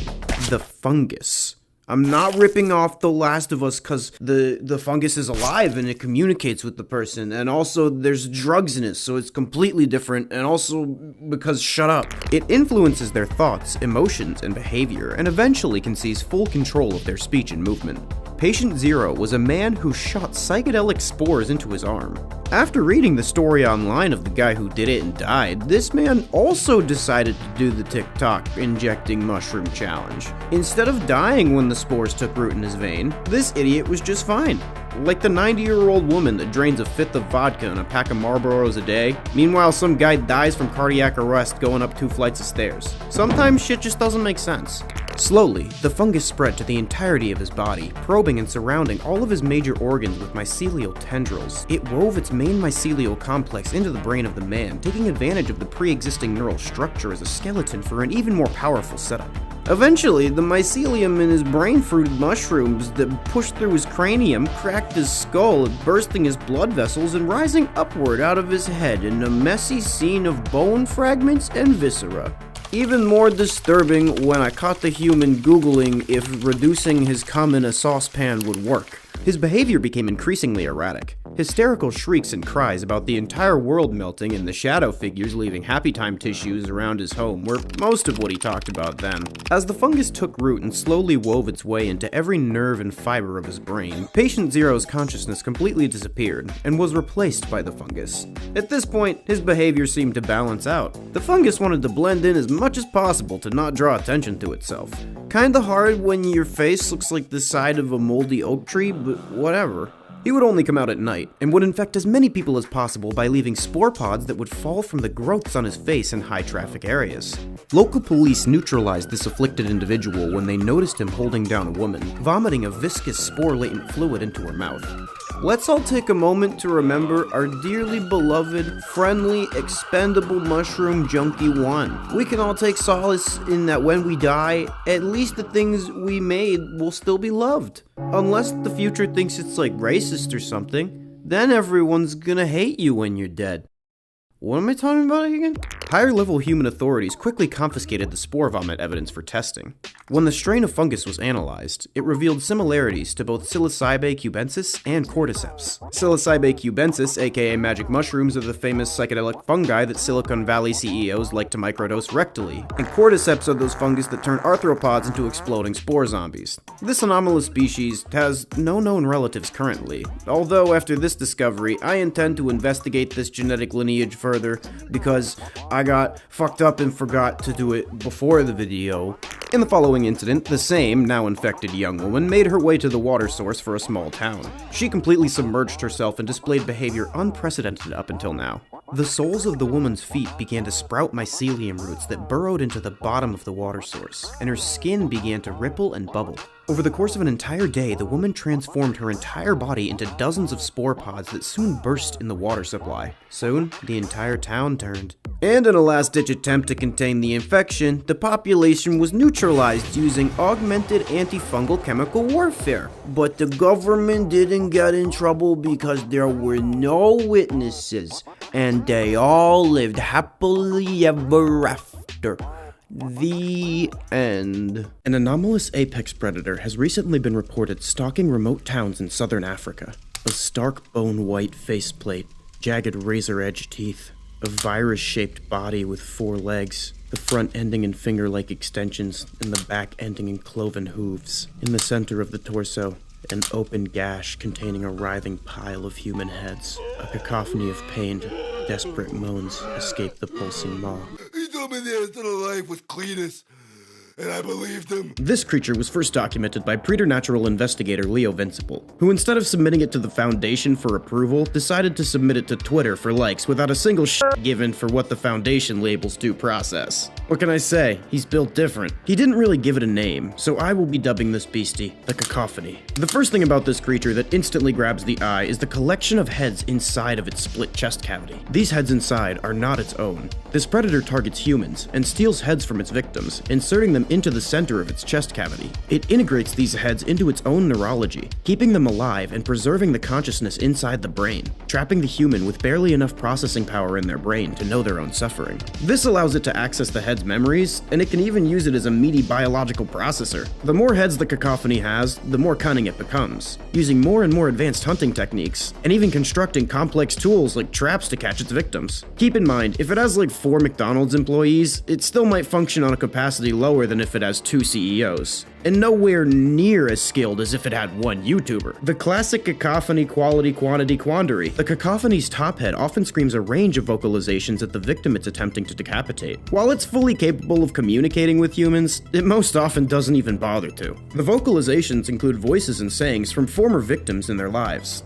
These will often come off as nonsensical shrieks, as the things the creature is saying don't really make sense to say when attacking someone. My self-esteem's so low, I don't know how to process it. She never loved me. Because my mother, she loved my brother Tommy. She didn't even say, you're my little schmeckle. I know I'm a schmeckle. Another notable feature of this entity is its white mask. No one knows what its face looks like beyond the mask. Some say it has low self-esteem and doesn't like its face. Some people say it just thinks the mask looks cool. I say, if you're wondering about a mask as this thing approaches you to rip off your head and put it in titty purgatory, you have dumb priorities. You deserve to die, idiot. I think it's you.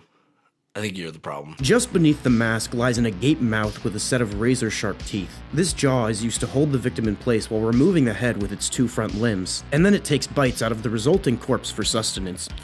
The creature's back 2 legs are hooves, and the front 2 are a cross between human hands and gorilla feet. Unlike traditional quadruped movement, this creature has a bodily structure that has a center of gravity in the direct center of all 4 of its legs. Like a tripod, but with 4 legs. So, like a quad pod, it can make incredibly quick turns and dexterous maneuvers. Side note, I've been saying quadruped a lot, and it reminded me of the time I had to message a biology professor about gorillas, and I made a misspelling. Instead of saying, when the gorilla knuckle walks, it's a quadruped, I messaged that it was quadruped.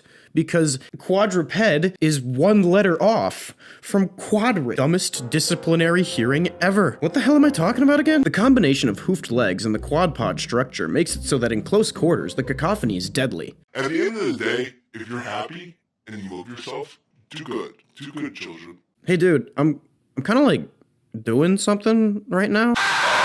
The cacophony's flap can open and close. The primary function of this is thought to be ambush predation. It disguises itself as a smelly pile of dead animals by laying flat on its side with its flap closed. After something approaches it, it will proceed to kill and eat the animal. It hunts anything that moves, but only gathers the heads of humans. All this means that it's too dangerous to be in the environment, which is why I sent it to be safe and happy and frolic at a farm upstate.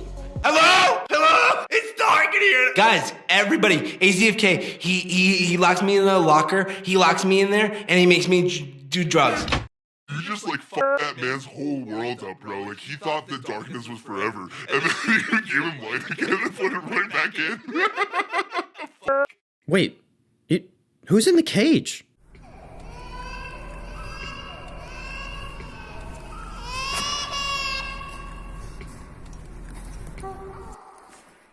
Yeah, mama. Rojo. Disclaimer, this is possibly the most up monster I've ever covered. This video contains imagery and descriptions relating to pregnancy and childbirth that some may find unsettling. Viewer discretion is advised.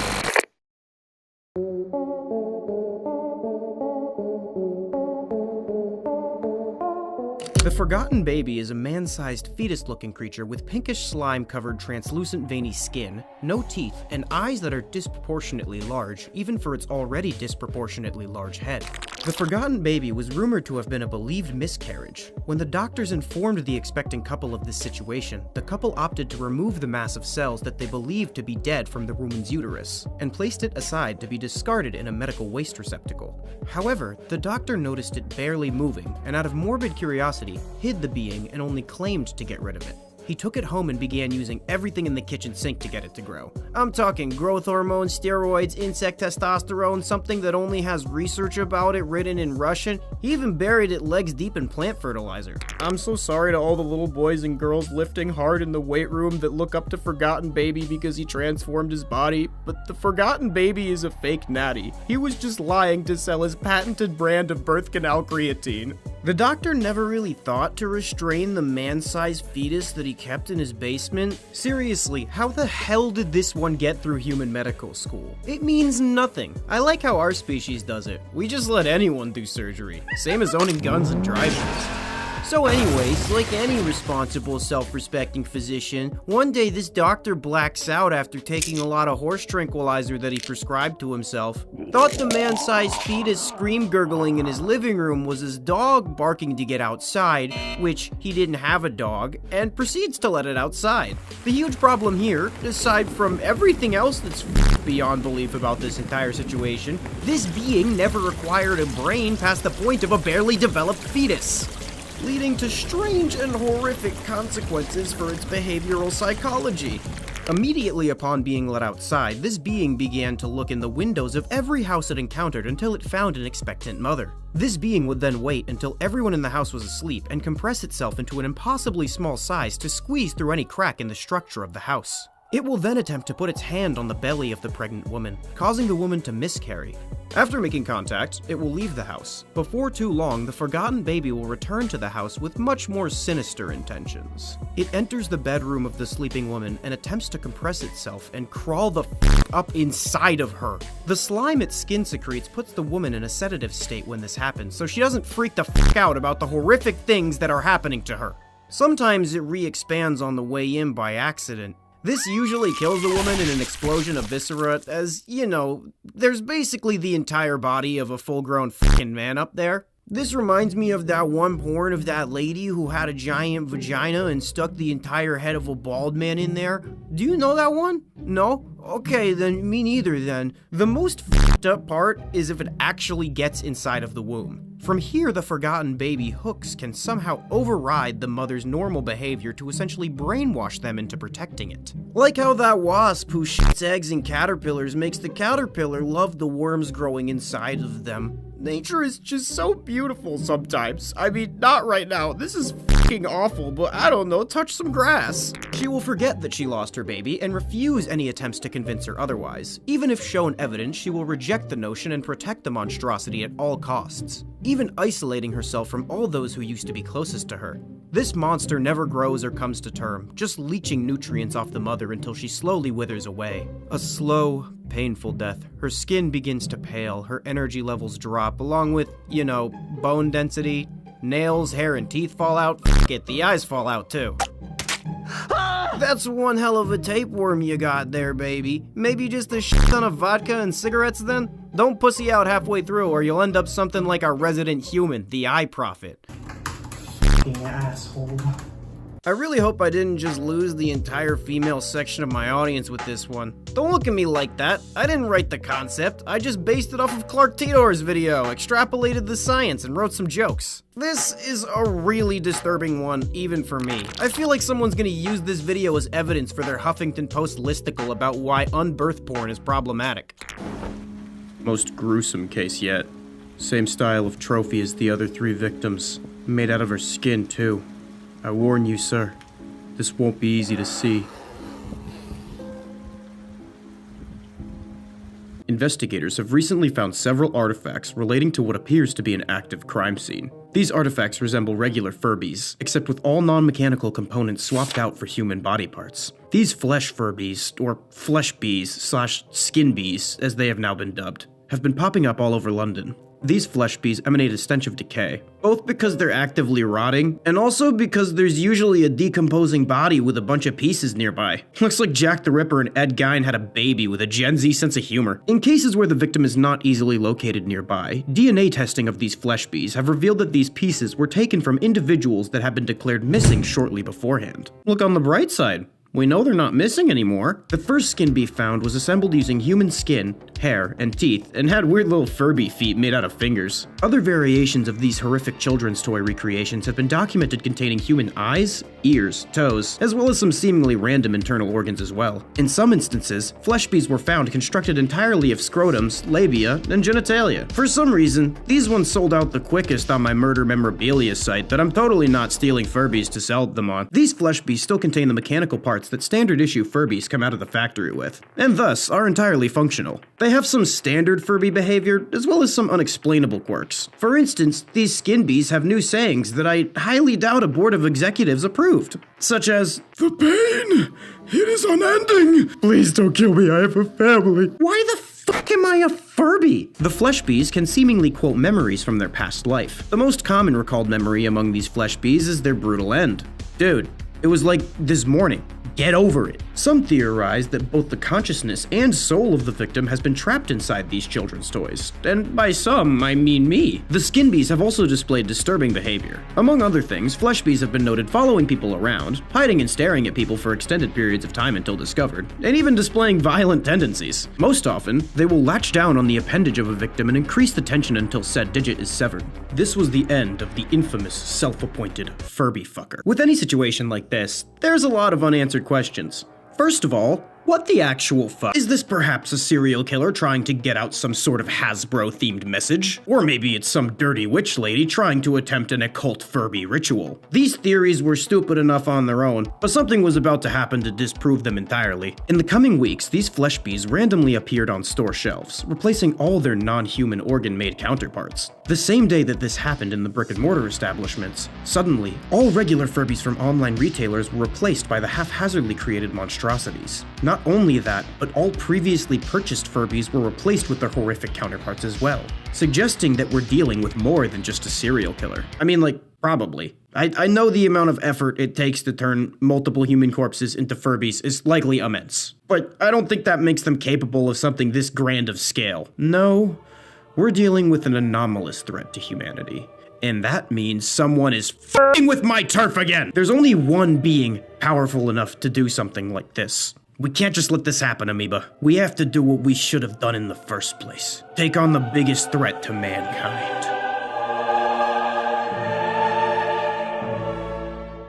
December 17th, 2022. Increasing accounts of anomalous activity have been reported around several boroughs of New York City and Westchester County.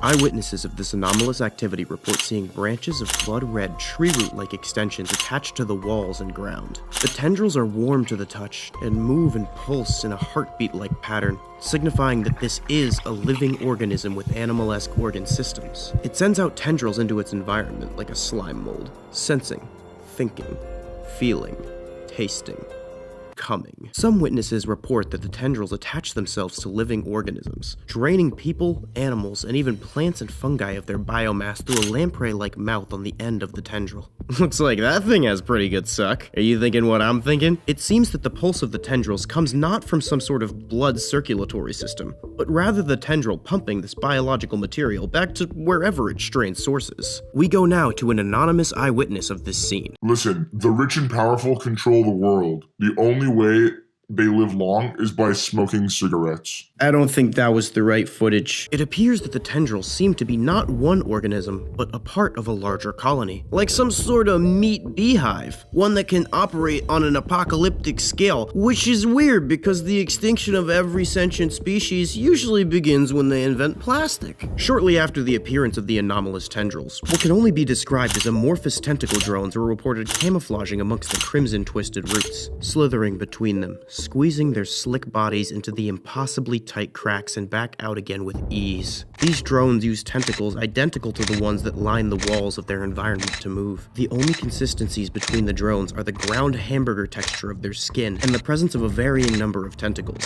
In other physiology, they vary greatly. Some have large sets of teeth, some have no visible sensory organs at all. I think I saw one devoid of all features save for a thick pulsating cock. Regardless, the drones seem to serve one purpose. They wrap themselves around animal life to immobilize it, preparing it for assimilation into its hive via the tendrils. For a closer look, we go to the same anonymous eyewitness because we couldn't afford another one. Yeah, no, I don't think I'm capable of f***ing your baby. No. Examination of the path of these tentacles reveals that they all seem to be stemming from the same location. Overlapping layers of twisted tendrils form together to create a singular tumor-like mass. On the top of this mass exists a pit, a dark hole which seems to be the exit anus, shitting out the cephalopod drones, to use the scientific term. On the inside lies the source of all anomalous activity, what looks to be an analog of a high-powered computer. One of the ones that those nerds who shit on me for having a Mac brag about building themselves, yet made with organic material.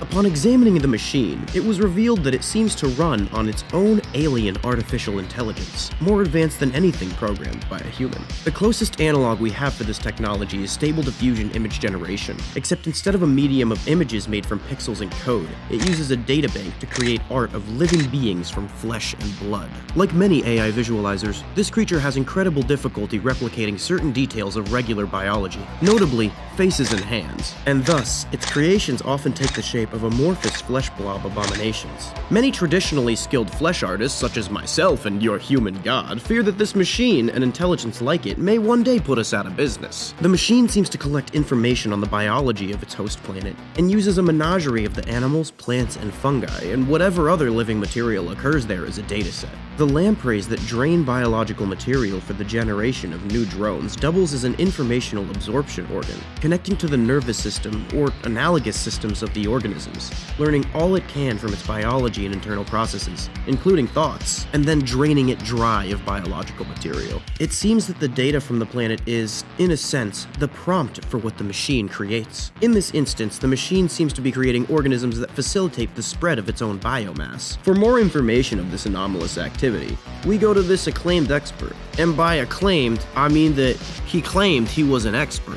I'm taking the fish out, I'm making sure I have a ski mask on, bring it to the bathroom, and then pretending to want to steal it. That way I'm kind of admitting fault, but not the fault to the level they really believe. And then they'll say, hey, you can't take that. And that way they only think I'm stealing it, when in fact I did put my dick in a fish's mouth.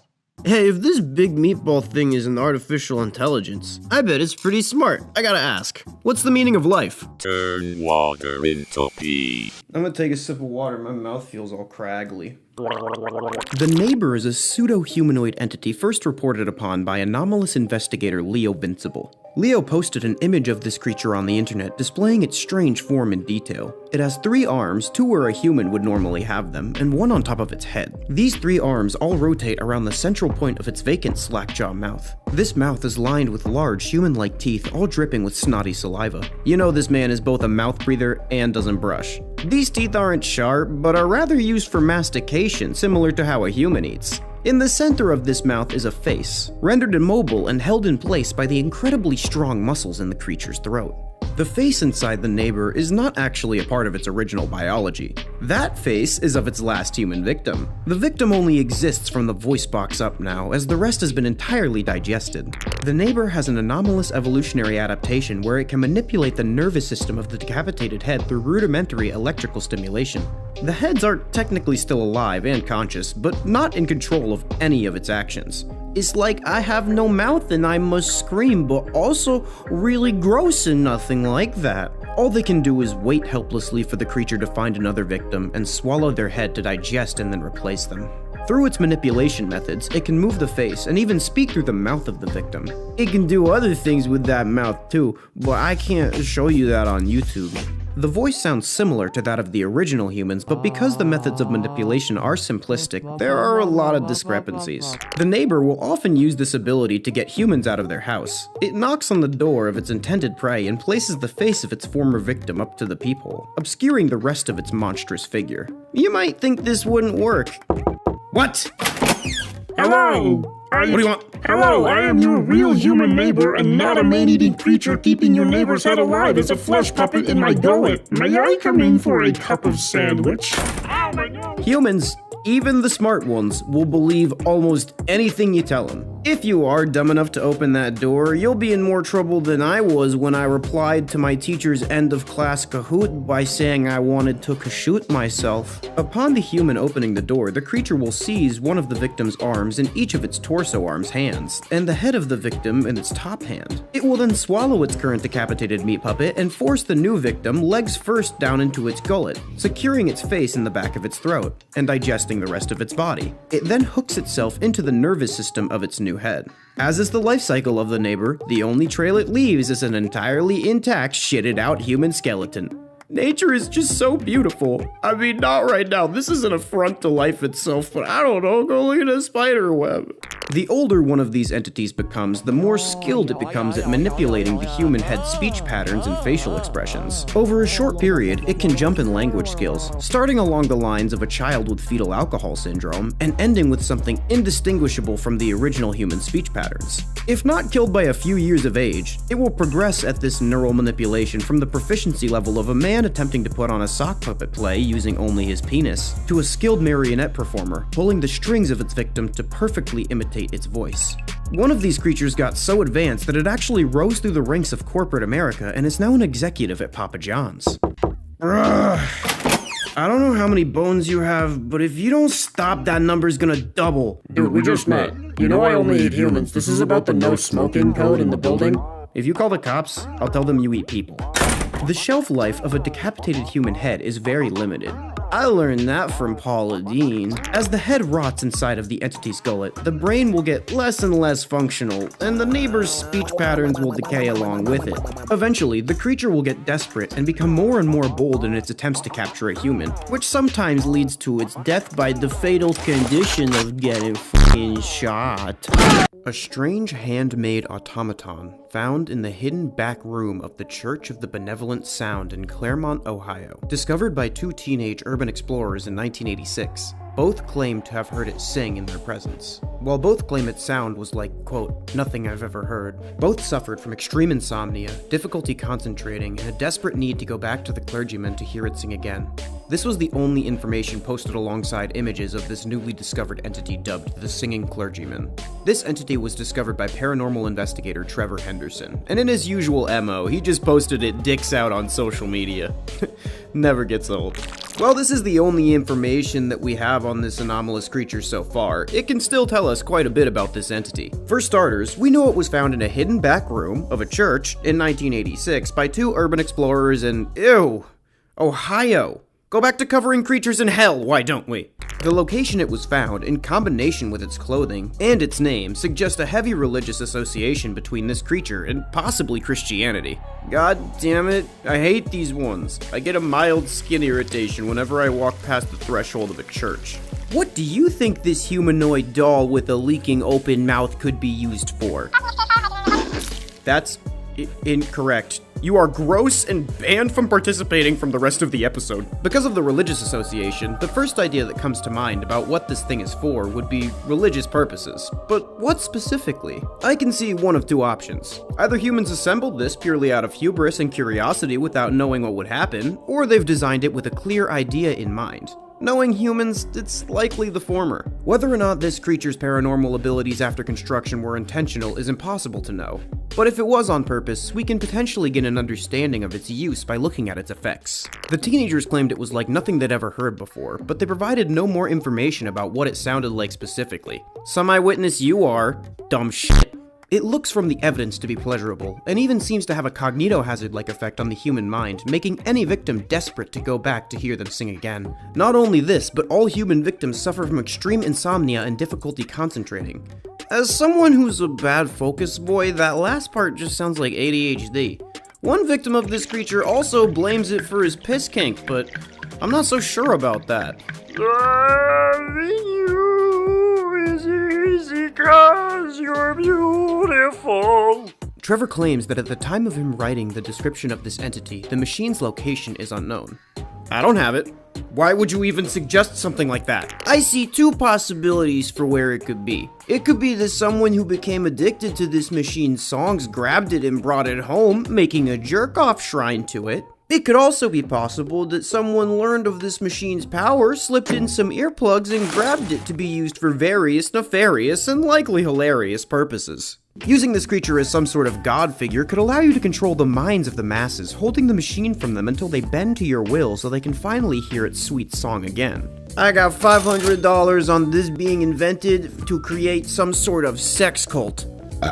This is all the information I can decipher about this machine from Trevor's initial message. I will be keeping an eye out for any other updates about this creature and many others from Trevor's lore and other supernatural investigators. SCP Item Number 173. Object Class Euclid. Description: SCP-173 is a sculpture created from concrete, rebar, and spray paint. This sculpture is not alive, but is somehow capable of locomotion, making a sound like stone scraping against a sidewalk as it moves. The entity can only move while not being actively observed by a conscious being. When in the vicinity of a living creature that is not maintaining eye contact with it, this entity closes the gap at an incomprehensible speed and snaps its neck. You could say it happens in the blink of an eye. Whoa! You suck! I'm unsubscribing! It is the first SCP, an entity even more unsettling than going under anesthesia and waking up with fresh nail polish on your toes. Since this entity cannot move when it's in the direct line of sight of a sentient being, the only way for a human to be in the same vicinity without getting their vertebrae cracked like uncooked pasta noodles is by maintaining the futile, deadly staring contest. 173 didn't develop at the same rate as the other anomalies, so at grade 3, it was moved into the special containment procedures. SCP-173 is to be kept in a locked container at all times. When personnel must enter 173's container, no fewer than 3 may enter at any time, and the door is to be relocked behind them. At all times, 2 persons must maintain eye contact with SCP-173 until all personnel have vacated and relocked the container. Like anyone's living quarters, the ground and lower areas of the walls in SCP-173's living quarters are caked in a reddish-brown substance, a combination of feces and blood. No one knows where this special flavor pudding come from, but they keep cleaning it off the ground twice a week. As they said, they use 3 D classes, 2 maintaining eye contact with 173 constantly, and 1 cleaning up the goop. There have been numerous casualties involved in this process, mostly due to people sneezing. I don't know why they don't just use more D classes. Don't they have so many that they literally just feed them to monsters? They also have a D class that just clones itself, so either they're just idiots or sadistic, or both. This could also be solved by just following the age-old unspoken rule that if you shit on the floor, you should be the one to have to clean it up. SCP-173 has also shown the ability to multiply itself. This was first reported during a routine cleaning of his poops, in which the entity had seemingly cloned itself overnight. It has never been directly observed multiplying, so no one knows how it does this. It's thought that because it only does it when it's not being watched, it can only multiply in the active state. To be honest, I don't know why all these grown adults keep desperately trying to watch the statue make segs to itself. Kinda weird. SCP-173 was originally based on an image by one Izumi Kato, I know I butchered that, taken by the Foundation without permission. This image was not a part of the Creative Commons, causing legal problems for the SCP Foundation unrelated to their scandal with underage Keter-class entities. Kato graciously allowed the SCP Foundation to continue using his image under certain conditions, but he's not happy about it. Although, since I'm not part of or contained by the SCP Foundation, I am technically just commentating on it. I just want to say that for any section of my audience that also might happen to be a legal team from Japan. Now we'll go to SCP-173 for their opinion. 173, how do you feel about undergoing extensive cosmetic surgery because some internet child stole your OG source image? If you're waiting for me to blink, you're out of luck, buddy. The man doesn't blink! Yeah, I won't be cleaning your bloody shits off the ground either. I don't have neck bones, but I can fake it if it makes you feel better. Did you get to learn colors? The Primary Color Man. The Primary Color Man is a humanoid entity with a complexion of various patches split between the three primary colors. Preternatural investigator Leo Vincible has documented this creature numerous times in both picture and video format. The origin of this entity is still a mystery, although many horror YouTubers list finding him in the backrooms at 3 AM. This creature only attacks the colorblind and idiots who don't know the three names of the primary colors. At least that's the only pattern I can gauge thus far from this inhuman monstrosity with a kindergarten level of education. Before anyone goes and calls this creature ableist, it knows. It's an inhuman monster that enjoys murdering people. I agree with you, I'm just saying it's a weird hill to die on. The Primary Color Man is able to manipulate various facets of sensory perception. For example, it's able to distort a human's visual processing center in the brain. It can make it impossible for them to focus their eyes, remove their perception of color, or increase their saturation and contrast until they're living in a deep-fried version of their own reality. It can also give its victims incredibly intense synesthesia. This synesthesia is reported as tasting, smelling, and hearing the colors in such an overwhelming sense that it leads to total sensory overload and sometimes insanity. Some even report feeling the colors as temperature or pain. One of the Primary Color Man's victims began writhing in pain and begging for death when shown the color red, profusely vomiting when shown the color green, and was banned from school zones and had to go door to door whenever he moved following his actions after being shown the color pink. Did you learn your colors? Dude. Step back, your breath smells like you hit a bong filled with pee. The Primary Color Man is also capable of shifting his skin's pigmentation in order to camouflage against any surface like a chameleon. It uses this ability to stay hidden and stalk its victims, sometimes for years. It enjoys altering the human senses at a rate so gradual that they don't even know they're being changed. Slowly but surely, the human adjusts to what they think was always their reality. The Primary Color Man camouflaged right behind them, snickering to himself silently as it relishes their anguish. Eventually, this will leave them completely dissociated with reality and will begin to act erratically and develop ludicrous beliefs. This entity is also capable of shifting its skin pigmentation to recreate any pattern consciously, not just one that it's in front of. It often disguises itself as a bloody, defiled corpse with streaks of red and tan and lies in wait for a passerby to see them. When the victim gets close enough, the entity will grab the sides of their head, holding it in place and lock eyes with them. It will then completely distort their senses so severely that it leaves them unable to process any sensory information from the world without descending into complete insanity. Train Eater. The Train Eater was first reported upon by anomalous investigator Leo Vincible in the New York subway. Leo somehow managed to snap a picture of this creature in its non-camouflage state, an incredibly rare sight. In its resting state, the Train Eater resembles a long flesh-colored worm with the length of its body dotted with eyes. Like many creatures, if you poke it in the eye, it screams.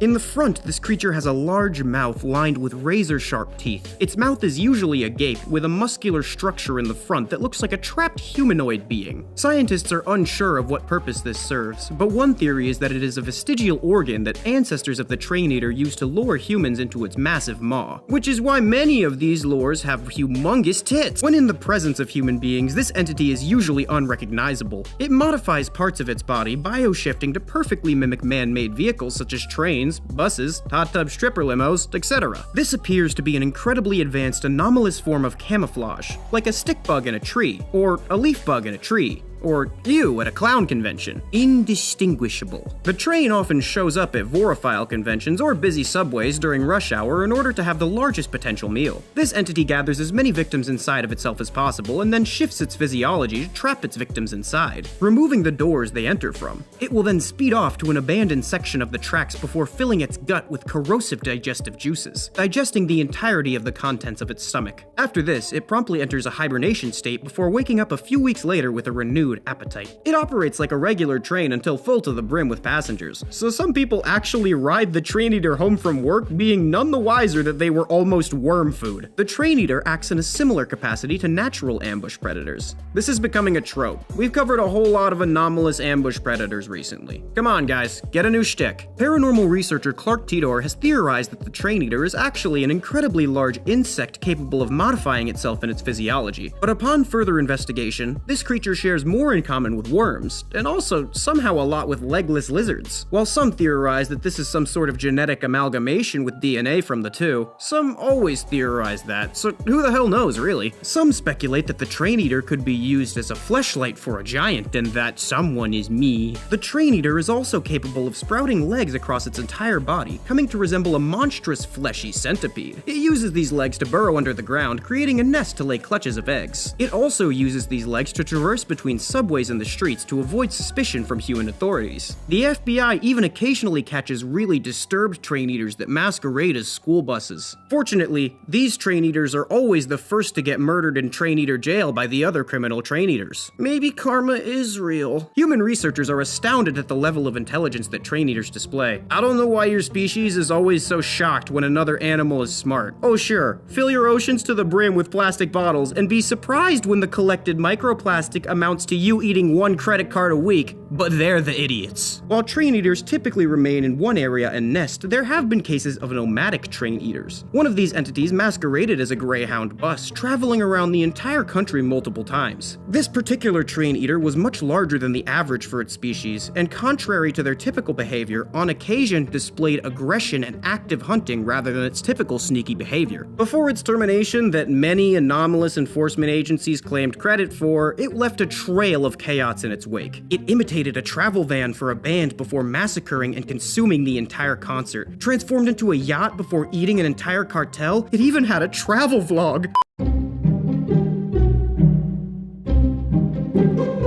The God of Chickens. The God of Chickens is a tall, skinny, white humanoid chicken. Similar to chickens, instead of having both a front hole and a back hole, it has only one hole. Its face sports a pair of giant red eyes with minuscule black dots for pupils. You're probably wondering why the hell this weird thing exists, and it's to punish those who eat poultry or abuse chickens. Fun fact, did you know that chickens recognize up to 100 faces, feel emotions, dream when they sleep at night, and can also be fried with up to 11 different herbs and spices? Well, the God of Chicken knows, and now he also knows that you know. The God of Chickens is seemingly intelligent, as it likes to psychologically torture its victims before going in for the final kill. Any eggs the victim has in their house will begin to rot and crack, making the room smell like a North American neckbeard nest. Any unrotten eggs that the target attempts to crack open will have an unborn chicken fetus inside. Consuming this stillborn chicken fetus leads to infertility, if you were thinking about doing that for some fucked up reason. If the household has any poultry animals, these will all become incredibly violent, seemingly working as a team to attack any humans or other domestic animals in the vicinity. The God of Chicken also seems to have a strange venom of sorts. After a target is pecked, they begin to feel sick, sluggish, nauseous, and they gain an excess of weight. When examined at the doctors, the physician expressed that it's almost as if the victim had been pumped full of steroids and antibiotics, just like a chicken on the factory line.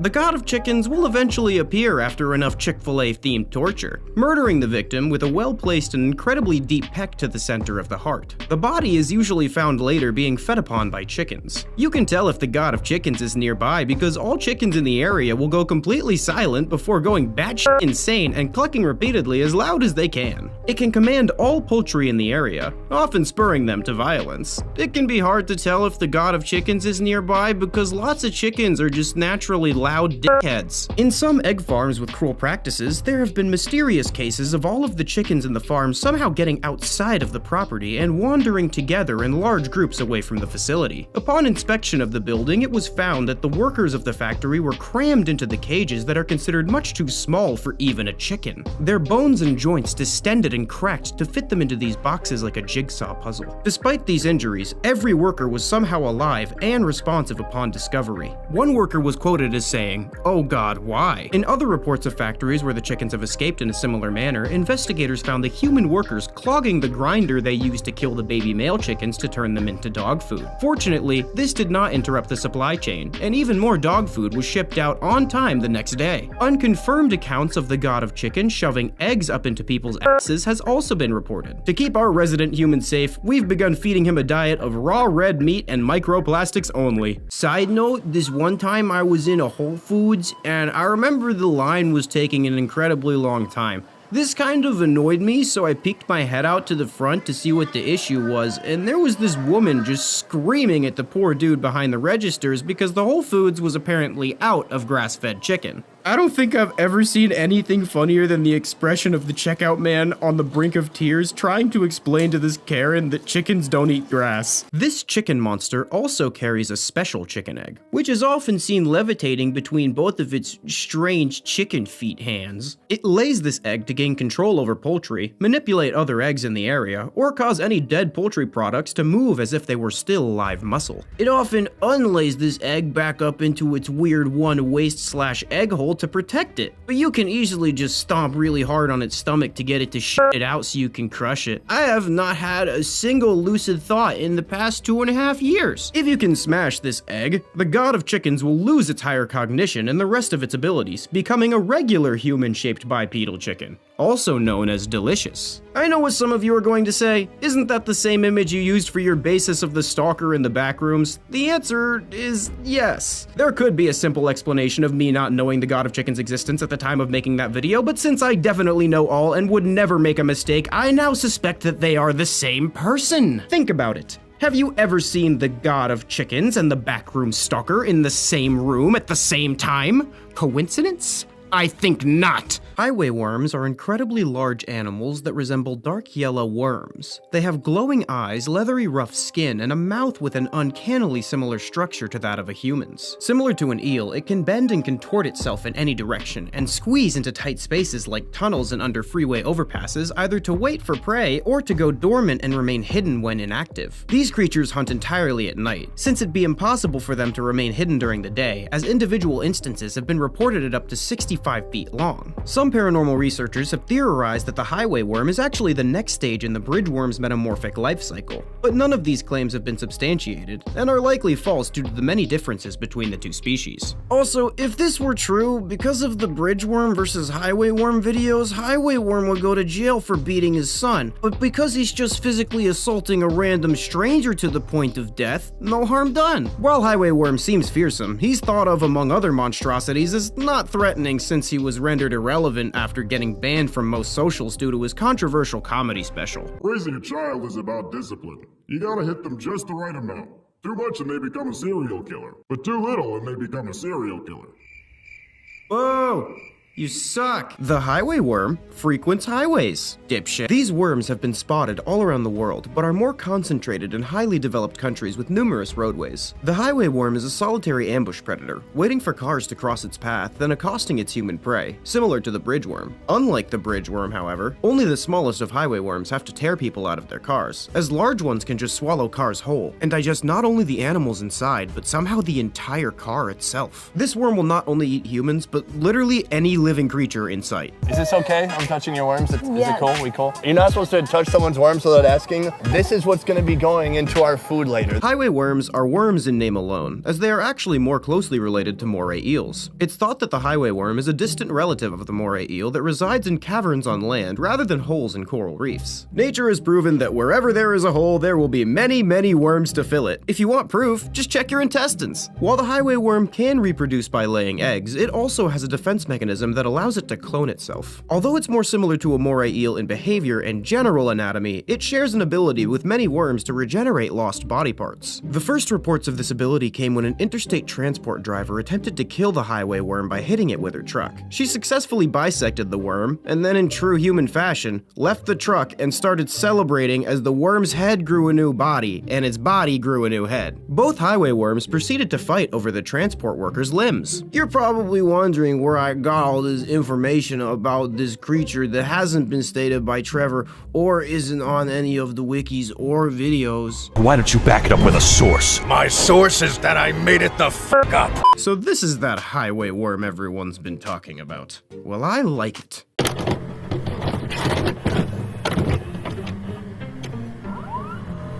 Meat, a delicacy common to many. The world's meat supply chain will fail within the next 20 to 30 years. So after all the world's meat is gone, what then? Introducing life meat. Life meat and all related products have been recalled by the U.S. Food and Drug Administration. It's also healthier. For your own safety, as well as the safety of others, please avoid life meat. Meat, a delicacy common to many, that we've grown to love. Many of your parents' home-cooked meals typically have meat in some capacity, like a savory, tender cut of steak for dinner with green peas and mashed potatoes on the side, cooked to perfection, or a juicy hamburger at the summer barbecue. It's certainly hard to beat. But there's a problem. We can't enjoy meat forever. Recent studies have found that, if not tackled soon, the world's meat supply chain will fail within the next 20 to 30 years. So after all the world's meat is gone, what then? Surely, there must be something we can do in order to continue our love of meat.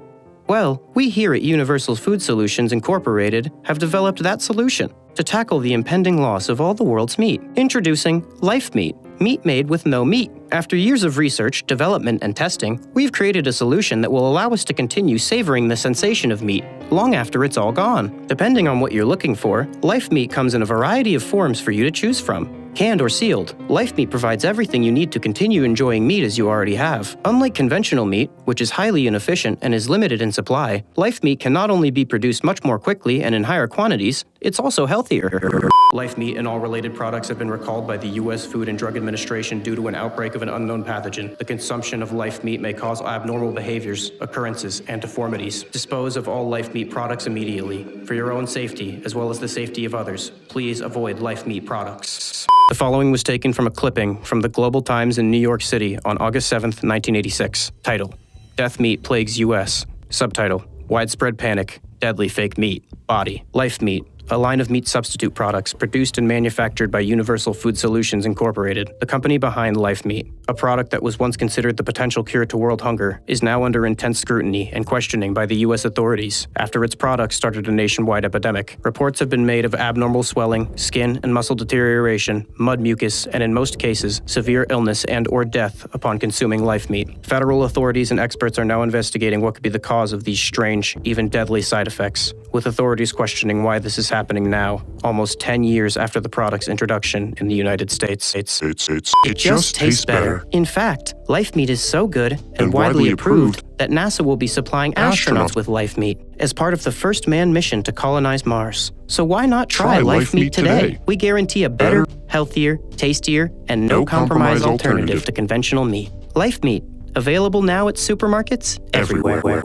Holy shit! Some sort of meat-resembling substance meant to be mass-produced for the purpose of replacing the meat industry in its entirety, that only after 10 years of integration into the product line has revealed that it has horrific consequences. Would you try it? I'd try it. Dude, the food in real life already kills you. And no matter how concerned my friends and family get, I am never f***ing quitting McDonald's. Let's break down what we know. A product called Life Meat was at one point in consideration to replace meat in the US food market. This was done, or at least the company or otherworldly entity behind this says this was done, in order to avoid the inevitable collapse of our current meat industry. For those who don't know, the meat industry's practices are not only cruel, but the environmental damage it does is almost unparalleled. Cow farts equal global warming. Look it up if you want. I got more important things to explain. The concern this piece of media raises about the meat industry's sustainability is on the money. Personally, I'm entirely addicted to hamburgers. In And if I run out of them, I'll start making them out of you guys. So fix this shit or it's your ass. Literally. Apparently, this life meat was integrated into the United States food market for over 10 years with no issues. But suddenly, seemingly out of nowhere, the consumption of these products is leading to horrific side effects. Side note, I love how it just claims that life meat is healthier without backing it up at all, just assuming that no one would question it. Did you question it? I didn't really, until they showed that dead lady's hand. At this point, I kinda just assume advertisements are lying to me. Just because we don't know about the side effects doesn't mean there aren't any. It just means that we don't know about them. This whole life meat v OG meat kinda reminds me of vaping versus smoking. Among likely other health problems, the eating of life meat leads to abnormal behaviors, occurrences, deformities, swelling, skin and muscle deterioration, and something called mud mucus. I can only guess what mud mucus is, but I would think that it's mucus that has thickened to the point that it resembles mud. This, of course, would be almost impossible to breathe through. Also, I already behave as what all medical professionals would classify as abnormal, so maybe I've just been eating the wrong kind of raw meat this whole time. Who knows? Evidently, it seems that all life meat has been pulled from shelves following this, but that's nothing I can't get around with eBay. Personally, this quote-unquote solution reminds me of lab-grown meat, or 3D printed meat, which are strategies supposed to prevent the collapse of the meat industry and the environment as a whole. These are both strategies of creating meat tissues without needing to kill animals. The difference is those two former ones don't horrifically deform you to death, or at least not that we know of yet. So when I look at these strange cans, the obvious question is, would you stick your dick in it? What the hell is the meat made out of? Now we could point fingers at the usual suspects like genetic engineering, hyper-industrialized processed food, or it was made out of people all along, but I feel like that would be a lazy strategy to employ. We may be able to get hints as to what makes this life meat tick if we look at the symptoms that it causes. The warning infomercial states that it causes abnormal behaviors, occurrences, and deformities. After looking all this up, I believe that life meat may be containing some sort of novel foodborne pathogen. This could explain the 10-year gap. Either life meat is particularly vulnerable to these novel infections, and we just got lucky for a while, or something in the life meat's production produced a novel pathogen that stayed dormant for 10 years before beginning to eradicate its consumers. Many pathogens stay dormant for a period of time after entering its host systems, including one that I can't say or I'll get demonetized. So it may be that this one just had an incredibly slow burn. Honestly though, I feel as though this was designed so that life meat hinges on a fear of the unknown. Something like a meat, usually so ordinary, taken to such an uncanny extent. I don't think there's a true answer for what this life meat is. Not one that your dumb human brain can understand. I think this story is more about what life meat represents. If you can't piece that together on your own, too bad this video is getting too long anyways. You don't have to edit it together, shut up. Disclaimer, this video contains violent and disturbing content. Epilepsy warning.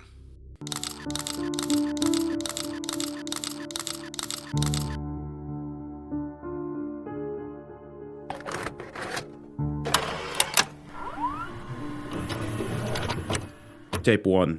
Faces. 6 months ago, police found 3 paintings stored away in an abandoned storage area, each titled After Recent Murders. First victim was Karla Gray, found with 36 stab wounds to the face and all of her teeth removed. On the back of the first painting, the title, Karla's Teeth, was written. This is the painting. Second victim was Jackie Graham, found drowned with 27 stab wounds in the perineum. She was alive during the stabbing. Her painting is titled, Floating Jackie. This is the painting. Last victim was James Miller, found with his face torn off and his wrist slit open. Autopsy showed that James was alive for several days without a face. The third painting was named, James' Secret Face. This is the painting. 2 months later, several more paintings were discovered. However, the titles of these paintings did not seem to be connected to any known cases at the time. Here are the other paintings, and their titles. Wax Doll Tom, Lisa's Secret Face, Hanging Jimmy, Toy Corey, Daniel After the Fire, Jennifer's Last Stare, Scream, Maggie, Scream. After going public with the case, and sharing the paintings in hopes of saving anyone that may be depicted, the police received 3 photos in the mail. All of them are also titled. The photos appear to depict the victims, James Miller, Jackie Graham, and Jimmy. If anyone knows anything about these photos or paintings, please contact 985-455-9560. One final painting titled Self-Portrait was found 2 days ago. This is the painting. Holy Holy shit. Some sort of hyper-artistic serial killer leaving breadcrumbs to his identity in the form of portraits and paintings. Well, Ferb, I know what we're gonna do today. Think he takes commissions? Oh, sweet, another tape. Tape 2.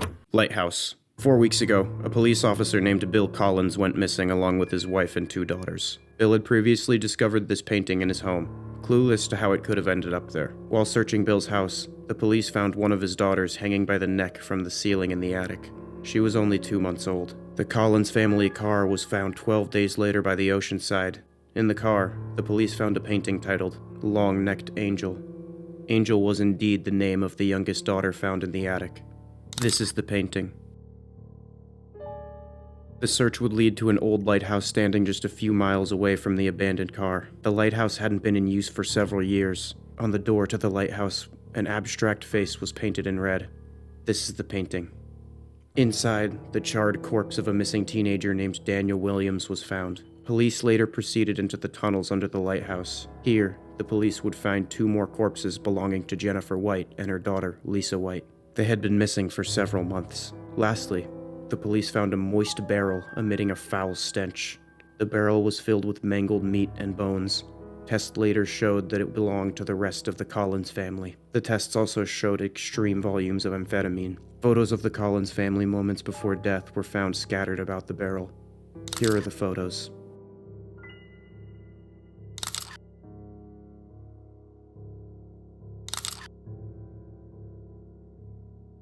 Lastly, there was a 4th photo, depicting an unknown face.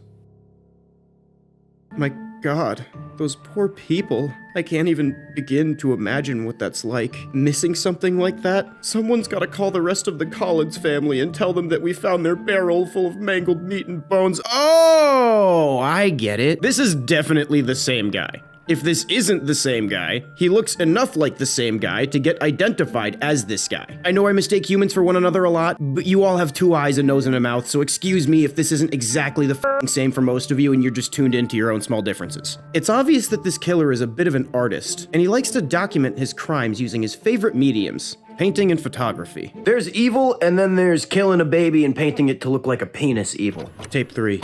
In the walls. 10 days ago, the Beck twins went missing. 5 days later, their bodies were discovered inside an abandoned paper mill factory. However, the state of the bodies were found in a gruesome condition. Only the upper body of Margaret and the lower body of Corey could be located. The twins' bodies had been sewn together in a sloppy manner. The rest of their bodies have still not been found. Margaret's neck and jaw was broken in several places. A clay brick had been violently shoved down her throat. The word meat had been written on the brick. Corey's genitalia had been removed by a pulling force.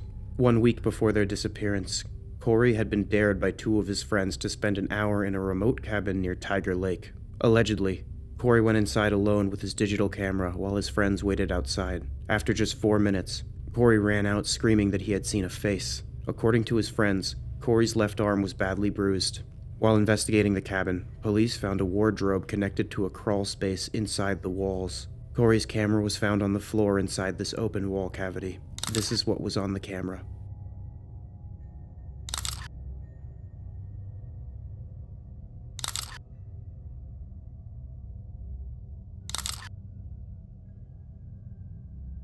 This face is believed to be connected to the disappearance of Corey and Margaret Beck. If you recognize this person, please contact 985-455-9560. Yup, same guy. Told ya. This is one hell of a serial killer, but what do you expect from a species so badass it destroys its own ecosystem? Also, is Fucktoy Corey the same Corey?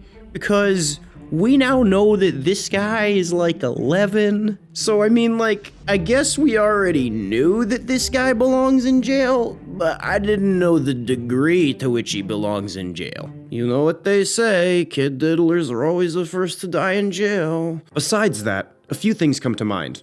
1, Corey has bad friends. 2, our killer definitely has some sort of art house message he wants to get out by using people's bodies as a medium, like ripping off Corey's balls and shoving a labeled brick down someone's throat. All I'm saying is, he took the time to label the brick. 3, the amount of evil it takes to sew one half of a former living creature to another is irredeemable. I mean, what kind of sick, twisted monster? Why are you guys looking at me like that?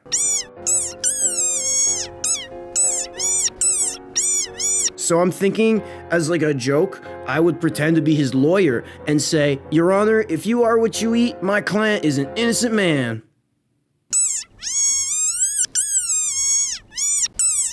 Tape 4. The clue. Private investigator Sean Kane has been helping police locate victims connected to several paintings. The last body he found before his disappearance was the body of Tom Harris. The killer had climbed the drain pipe up to the 3rd floor and entered Tom's apartment through his bedroom window. In the living room, a pile of hardened candle wax was found. Inside this pile of wax was the body of Tom Harris. The cause of death was suffocation from the wax. Tom's arms and eyelids had been cut off. A 3rd arm could be found inside the pile of wax. We still do not know who this arm belongs to. Tom Harris. 1 week later, investigator Sean went missing from his home. Neighbors of Sean notified police after hearing his dog bark for over 9 hours. Inside, police found a horrid scene. The dog's legs had all been broken. Although dehydrated and suffering, she was still alive. Blood trails could be found leading from the bedroom to the kitchen. The only clue police could find was that Sean seemed to have deliberately painted the number 2 on the doorframe with his own blood. Inside Sean's bedroom, police found a newly titled painting, clearly resembling Sean, the man in the pipes. The perpetrator had entered Sean's house through the basement. Luckily, Sean had a surveillance camera installed just a few days earlier. Even though the camera had been destroyed, it still caught a photo of the perpetrator. This is the photo. See, I was worried until that big old smile. He's a happy guy. He wouldn't hurt us. That's what smile means, right? I'm still figuring out humans, but I'm like 75% sure we don't have to worry about this guy anymore. It's not like any more episodes could get released that fill in the questions we have now while still raising more questions in a spine-tingling and enthralling way to keep us watching. It seems to me that we've just found Wax Doll Tom. Editing human slave here that's totally wearing clothes and not in a dark corner. We also found Daniel after the fire. The victim that corresponds to a portrait of the same name revealed in the first tape. Also, alongside Wax Doll Tom is another unidentified arm. He probably left a snack in case Tom got hungry, which is pretty thoughtful. We just all gotta keep our eyes out for a portrait labeled One-Armed Willie. There's gotta be some sort of reason that he keeps doing this in elaborate ways and documenting it artistically. You know what they say, one man's phobia is another man's fetish. With the addition of this new tape, we can piece together a preliminary story about the case thus far. It appears that a serial killer is murdering people, no shit, and then creating horrific and distorted portraits of his victims. He also seems to enjoy photographing his victims, making sculptures out of them, and is aware that the police are actively investigating him. Whoever this is also seemingly playing a game with law enforcement. He left his self-portrait in incriminating positions and sent photos directly to the police. We're not dealing with a regular killer here. They may call it serial killing. I call it having that dog in me. This means this man may have some sort of message that he thinks is worth the risk of exposing his identity and possibly himself. Or maybe the real serial killer was the friends we made along the way. I feel as though there may not be enough information yet to tell us completely. Or maybe I'm just an idiot, I don't know. He's also murdering people and making funhouse mirror images of their faces using paint, so there's a decent chance he's just f***ing crazy, I don't know. Who knows? Maybe some other tape will come to light which illuminates some more things. There certainly are a lot of unexplained paintings.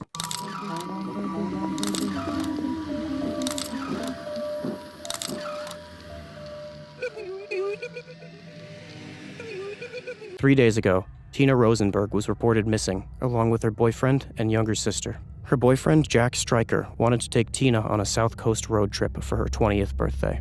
Flora Rosenberg, the younger sister of Tina, was also invited on this road trip. Jack, Tina, Flora. Jack's car was found 2 days ago in the woods. There were signs of struggle inside the car. There was also a painting. Flower Face Flora. After searching the car, police heard screaming from deeper within the woods.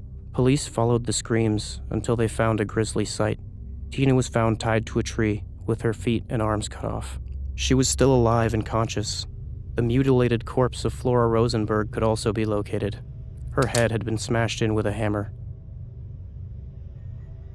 Tina told the police that the murderer was still around somewhere. However, no one could be found. After escorting Tina from the scene, the police returned to the car and found another painting. The painting had just been put there. The title, Long Jack, hastily written on the back. This is the painting.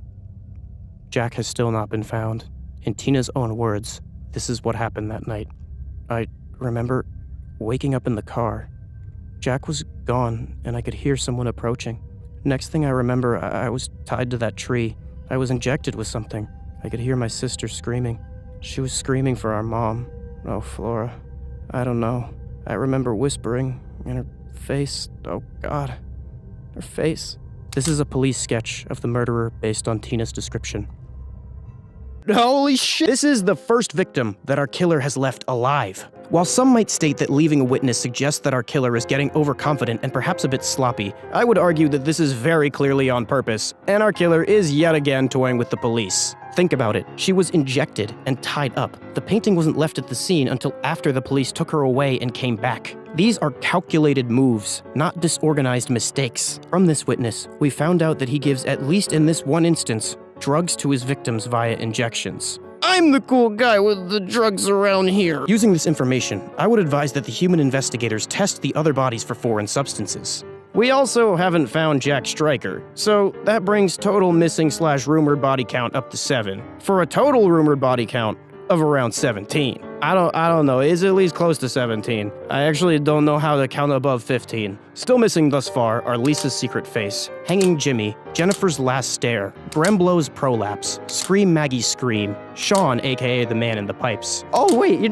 we just found the arm. That arm from Wax Doll Tom. I just realized mid-recording we found the arm. That's one of the lady's arms, so we're still missing one arm, but we found the arm. Editing human slave here, totally not tied up in some dark room. I'm not sure the timeline adds up, but found an arm. And half of Corey and half of Margaret Beck, which I'm just gonna count as one. Is that f***ed up? I mean, I'm not gonna start drawing lines now. It's a bit late for that. Also, it's 2 total when you factor in the addition of the other one made out of their other halves, so it's just easier this way. If you had any shadow of a doubt about who this guy is, you were an idiot in the first place. But now even more so. This killer has been identified by the same physical characteristics every time without fail. Massive black pits of pupils filled with a crazed, dark energy, a vacant, somehow threatening stare, stringy dark hair, and sharp, jagged, emotionless features. Our killer is still somewhere out there, doing things like taking pictures of Tina's severed feet, angling it so that they don't look cut off to sell to perverts on the internet.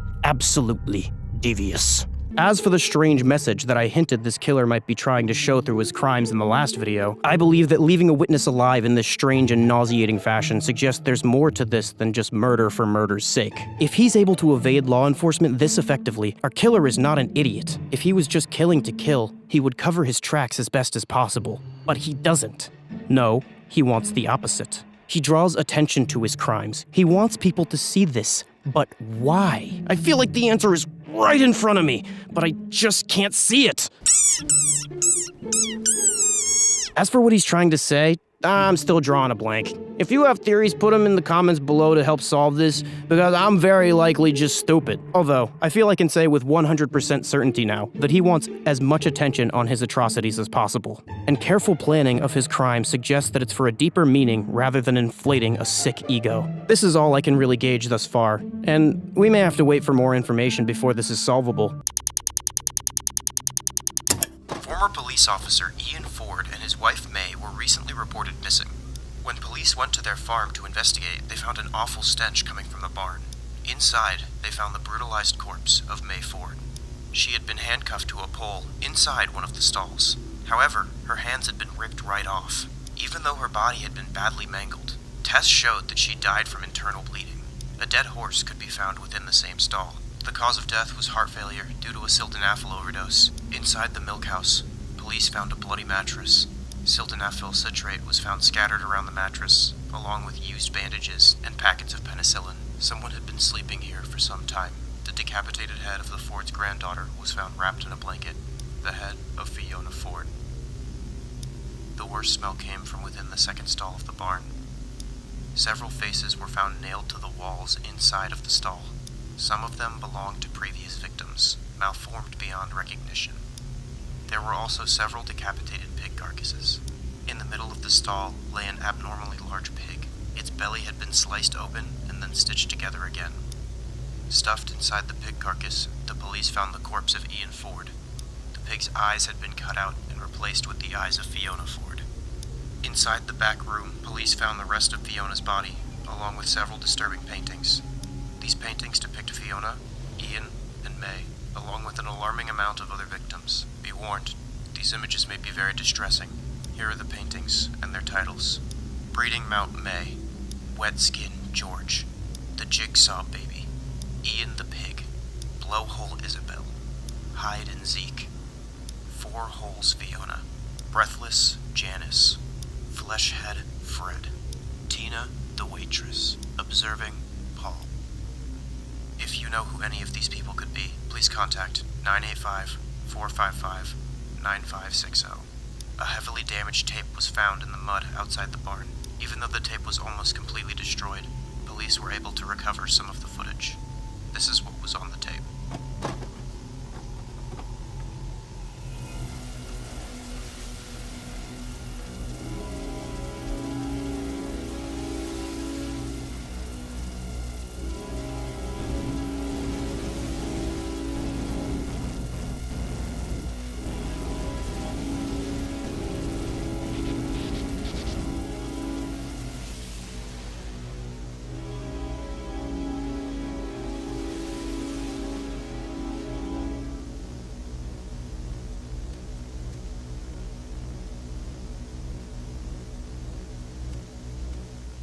Holy shit! Do you know what this means? Because I don't. Let's get this out of the way.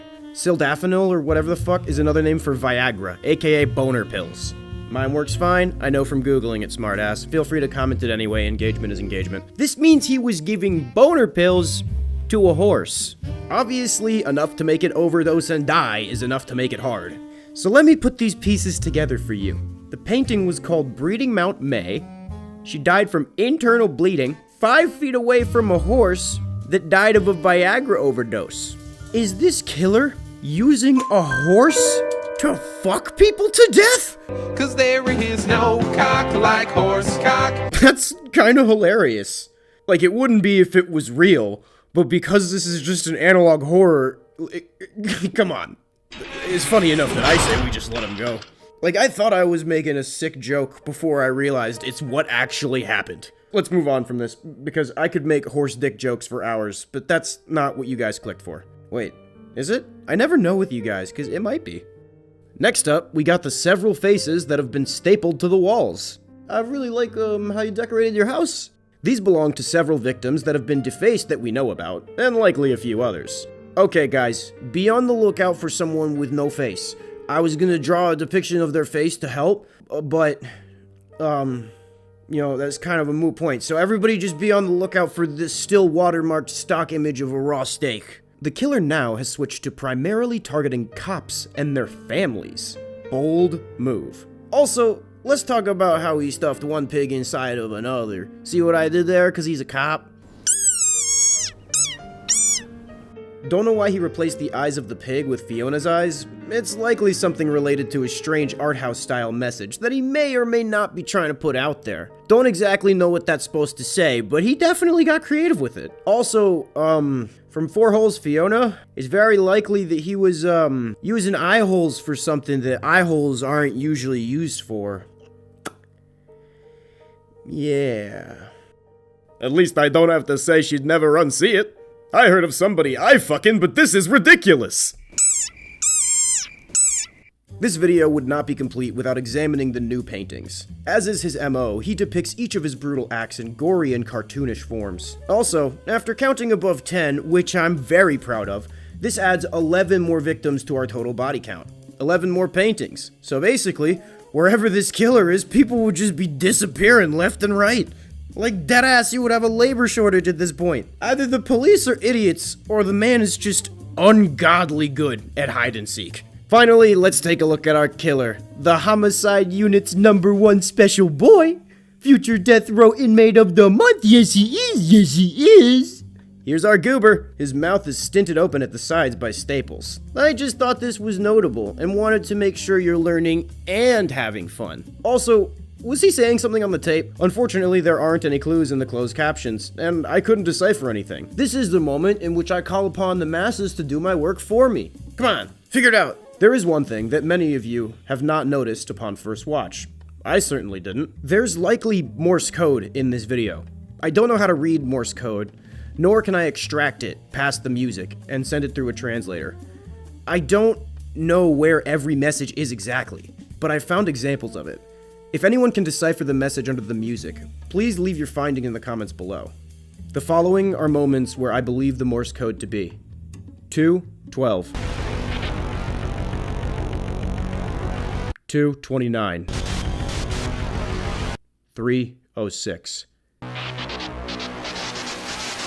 Good luck, soldiers, and yes, I do have the authority to assign you homework. Suck it. I feel as though there is some sort of message in these killings, and maybe the codes are the clue. Over the past few days, there have been numerous gruesome murder reports. One of the victims was the elementary school teacher, Isabel Jackson. Isabel called 911 in the midst of her attack. However, the address she provided led police to a completely different crime scene. The address belonged to a family of 3. Janice, Paul, and their son Zeke. They were expecting a daughter in a few months. Right outside their home, police found a bloodied garden shear.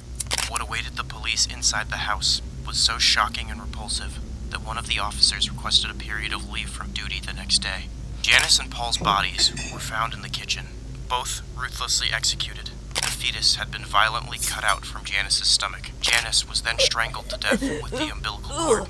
Paul was found dead a few feet away from Janice, tied to the kitchen counter with his mouth sewn shut. The fetus was found in pieces, scattered all around the house. During autopsy, they found the head of the fetus shoved down Paul's throat. He died from asphyxiation, choking on his own unborn daughter. Zeke is still missing.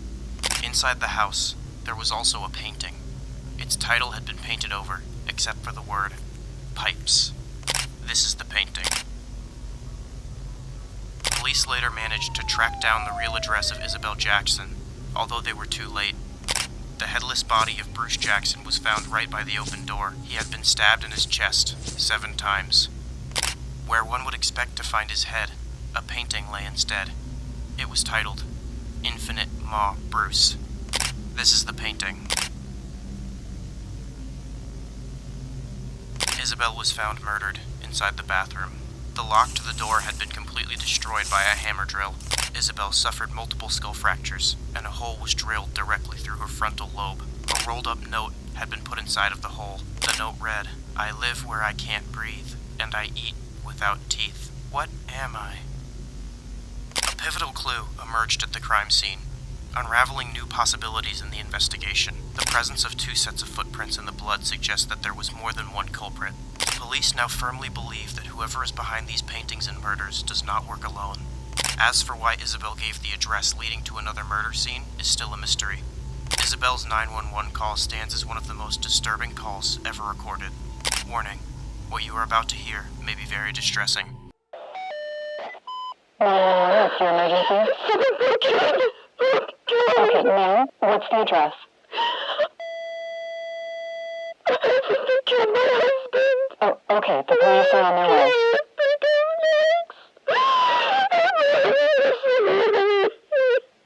Do you have somewhere to hide? I locked myself in the bathroom. Okay, good. Are you able, do you know they're there? Yes, please. Okay, ma'am, the police are on their way. I need you to stay calm for me, okay? What's your name? Isabel Jackson. Okay, Isabel, do you have anything to defend yourself with? Oh my God, they're gonna get it. The what? Isabel, do you have anything to defend yourself with?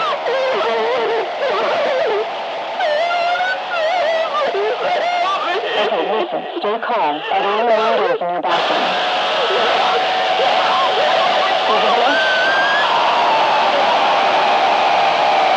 Hello? Hello? Isabel?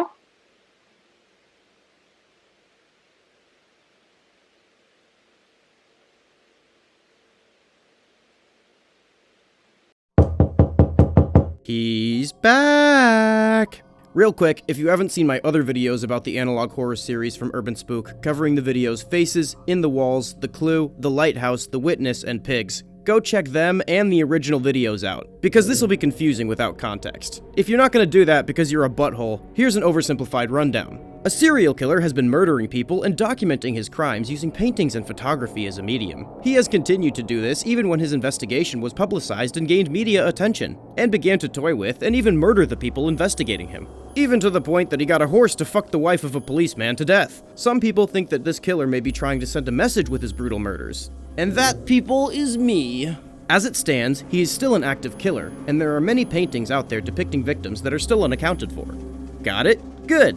The next chapter of this story adds 2 separate double homicides, as well as 1 forced fetus flush, to use the monetizable term. And they're all connected. Isabel and Bruce Jackson, as well as Paul and Janice, and their baby-to-be, were all turned into art house worm food. This also adds 1 kidnapping and probable murder, that of their son Zeke. Other than these crimes, the new installment details some very important evidence in the case of the painter, or should I say, the painters. 2 sets of different footprints heavily suggest that there are 2 killers. Also, the amount of work done in these elaborate crime scenes seems too difficult to be carried out by only 1 individual. I know I said there was 1 killer and that you were an idiot for seeing these pictures and saying it could be more than 1, but you see, you're still the idiot for believing an idiot like me. One of the most pressing questions I have is, why did the address of the second crime scene come from the victims of the first murders? It's a big old game of musical crime scenes. Our killers could have possibly murdered the family first, then moved the bodies to Isabel's house before murdering her and her husband, then made the escape with the 2 other bodies. The chances are slim for this one, but this is a killer that typically escapes long odds. It's also possible the killers drugged these victims like they have before, and they could have kidnapped and transported them. In their intoxicated state, it's possible that they would believe that they were home. These are all guesses that are stupidly convoluted, and therefore probably wrong. We don't know how he did it, but the question is, why? I think this killer could know something that we don't. Perhaps this baby was the product of infidelity, and that's why this killer connected these 2 crime scenes. This is just a random theory I have, and have little else to back it up. Speaking of, another mystery this installment brings is the note in Isabel's skull. The riddle reads, "I live where I can't breathe, and I eat without teeth. What am I?" Yeah, I think I know the answer to this one. The horse's name was Friday. The answer is a fetus. Think about it. A fetus lives where it can't breathe, a fluid-filled womb. It eats without teeth, through an umbilical cord. It gets everything it needs from its mother. It was also ripped out of the uterus of another woman involved and used to kill her. I don't know what the riddle means in the grander context, but this is the theory I have with the most evidence. This still leaves a few mysteries unanswered. Why is the painting called Pipes? Is it somehow related to the man in the pipes? Or the mini almost person that was shoved up into the daddy's throat pipes? Why did he scatter the fetus around the apartment? And why did he only use the head to choke Paul? Will I ever truly find love? What message is he trying to send? I'm still not sure about any of this. Also, what the hell happened to Zeke? Fans of Urban Spook series will know that the killer totally didn't do anything like cut him in half and sew him to another severed half of a different child, or get a horse to kill him Mr. Hand style, and probably just let him live and was really nice to him and got him ice cream or something. Finally, there's the police call. As disturbing as it is, I can't really gauge any new information not provided in the text. Although, hearing the drill go into her frontal lobe really tied it together for me with a nice little bow on it. It seems that yet again, the killers have changed their pattern. Instead of going solely for police officers and their families, he seems to be targeting different groups of people in sprees, potentially each for their own reasons. He is still operating in a fashion that seems like he wants attention for this. You don't drill a hole in someone's skull, jam a note with a fetus riddle in there, then kill another family who was pregnant, then lead the police to the second crime scene using the call from the first to not get attention. He's trying to say something. The thing is, exactly what the fuck that something is eludes me. As for what the killers might do next, I don't know, probably kill, idiot. That was each one of the coverages of this series and the story so far. With the help of your previous comments, there are a few things that you taught me that may help us decipher more. Good work, keep it up, no, I'm not paying you. First off, fortunately y'all found Zeke. playing a good old-fashioned game of hide and seek. Unfortunately, I don't think a human head is supposed to look like that. Also, if these videos suggest chronological order, that means Zeke was alive when he was painted in the episode Pigs. And that means that not everyone who has a portrait is dead yet. If that's the case, some of these may suggest plans for the future. Secondly, the riddle was found in Isabel's blowhole from the painting, which means my fetus theory could be wrong. I think the killers are just calling her fat. God damn, dude. Absolutely vile. It's also quite possible that this riddle has multiple answers, and something tells me that this killer is the artsy type that would put in a double meaning. Finally, the Morse code in Pigs. There were a lot of suggestions in the comments, and I don't speak Morse code. Some people said it's I am Bill Collins, some people said it's bullets don't work, and some people said it was which I doubt. There hasn't been much consistency, and I'm starting to think you guys can't read Morse code either, or you're just fucking with me. Who would have thought that a YouTube comments section wouldn't be the best place to try and solve a murder? If seeing any of this straight through triggers any theories, let me know though. Over the past week, the number of brutal murders has continued to rise. When Dr. Fred Baker failed to appear for work, the police conducted a wellness check, only to discover him murdered in his own home. According to neighbors, a dog could be heard barking from outside his house the night before the discovery of Fred's body. Fred was known to live alone with his cat. He never had a dog.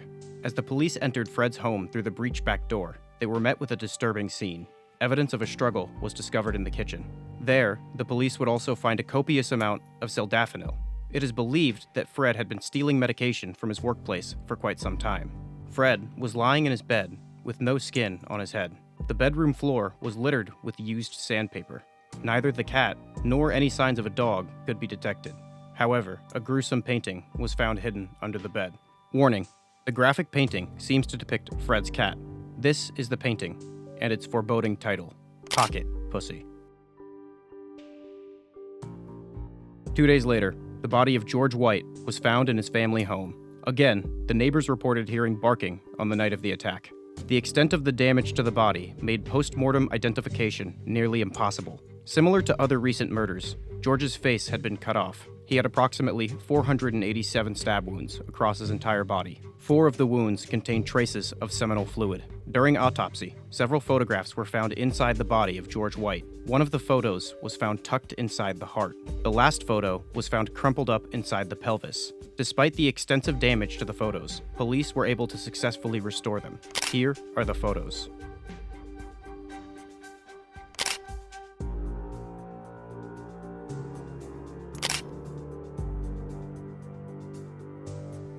If you know any of these people, please contact 985-455-9560.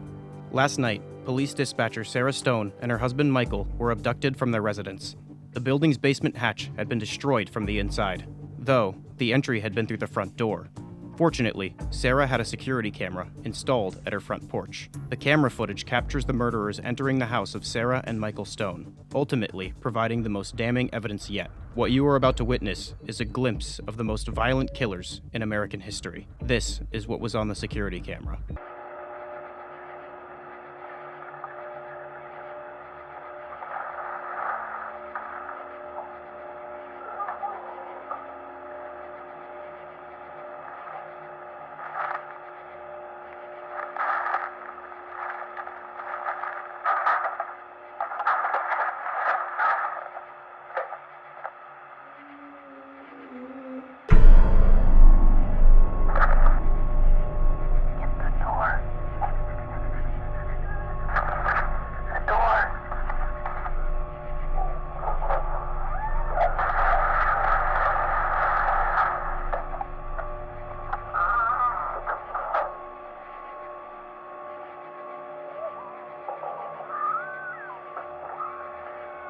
Holy shit! Are you thinking what I'm thinking? Fred's cat turned into a dog, and then into a fleshlight. It appears that our favorite serial killers that are somehow more controversial than a regular serial killer are back in action, doing their favorite couple activity of stabbing a man 487 times in the cock.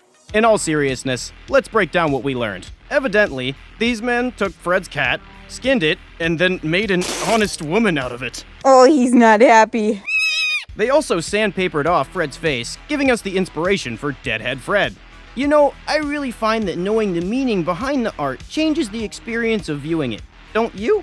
One George White also had his face forcibly removed. and was either stabbed with a cum-laced knife, or these killers got sharp dicks like bedbugs. Regardless of what happened to George, there's a whole bunch of photos pushed into his bits. He must have had a special connection to that last photo to have it shoved in his heart and balls. Upon initial examination of the photos, no immediate parallels come to mind. But if you figure it out, leave a comment below, or I don't know, maybe you'll get stabbed 487 times in the balls. Some of you might venture to guess that the serial killers have an affliction along the lines of erectile dysfunction. And while hilariously you may be right, what you may not know is the active ingredient in these boner pills lowers blood pressure. Hence, why those with low blood pressure must exercise caution while using the drug. More specifically, they relax veins and arteries, meaning that they can potentially slow bleeding, making someone with a mortal wound survive longer, while they make the floor look like I spilled tomato soup and got stabbed as a punishment. It took me someone pointing out the medical use in the comments for me to get this far, by the way. I just thought their dicks didn't work. Finally, the police dispatcher and her husband were abducted from their homes, and likely murdered by our two buddies on the camera footage, and they all lived happily ever after. The end. In all seriousness, one thing I can't determine is why there was a dog barking. Was this potentially related to the dog that got butchered by the killer earlier? Perhaps, but I get the feeling that for some reason it's unrelated. But nonetheless, I think they'll stop killing now. They just had to get it out of their system. Ah, fuck, I was wrong again. But real talk game theory, are the two serial killers gay together? The world may never know. 1 in 4 Americans over the age of 35 experience some form of memory loss or cognitive deterioration as a result of regular aging. In the past, this has been a common unfortunate side effect of the human aging process, but not anymore. With the advances of today, researchers at Auditory Therapeutics Research Institute have discovered a revolutionary new way to unlock true memory and clean out the brain. It's called AMS, or Audio Transcranial Magnetic Stimulation Therapy. Here's how it works. Most people experience memory. We make new ones each day, so many in fact, that at night we sleep and dream in order to process it all. Unfortunately, with the troubles of daily life, these memories can get jumbled up, causing discomfort, confusion, and neural scrambling. We forget faces, facts, family, and occasionally, ourselves. That's where AMS therapy comes in. AMS therapy uses revolutionary soundwave technology to unscramble your thoughts while you sleep, allowing you to experience the miracle of the pure mind. It's easy to use. Just insert the disc into the player, put the ears over your ears before bed, hit play, and relax. It's that simple. Please be advised, if the resulting memory is not something you initially recognize, stop. Do not panic. Your thoughts have been rewritten to better suit your needs. AMS therapy is great for grandparents. Visual Recollection Test 83. Subject name. Treatment time, 5 weeks. Welcome to your first session. We're delighted that you've decided to participate in today's trial. Let's begin. You will be shown a rapid series of images containing various human faces, animals, and household objects. Your task is to observe the images closely and in great detail. You will hear an auditory cue. The cue will be played at the beginning and end of every section. Please note, if at any point the cue is not what you expect it to be, or simply does not play, stop. Turn off your screen. Close your eyes. Do not listen to any further instructions. These are auditory hallucinations. Ready? We will begin part 1 in 3, 2, 1.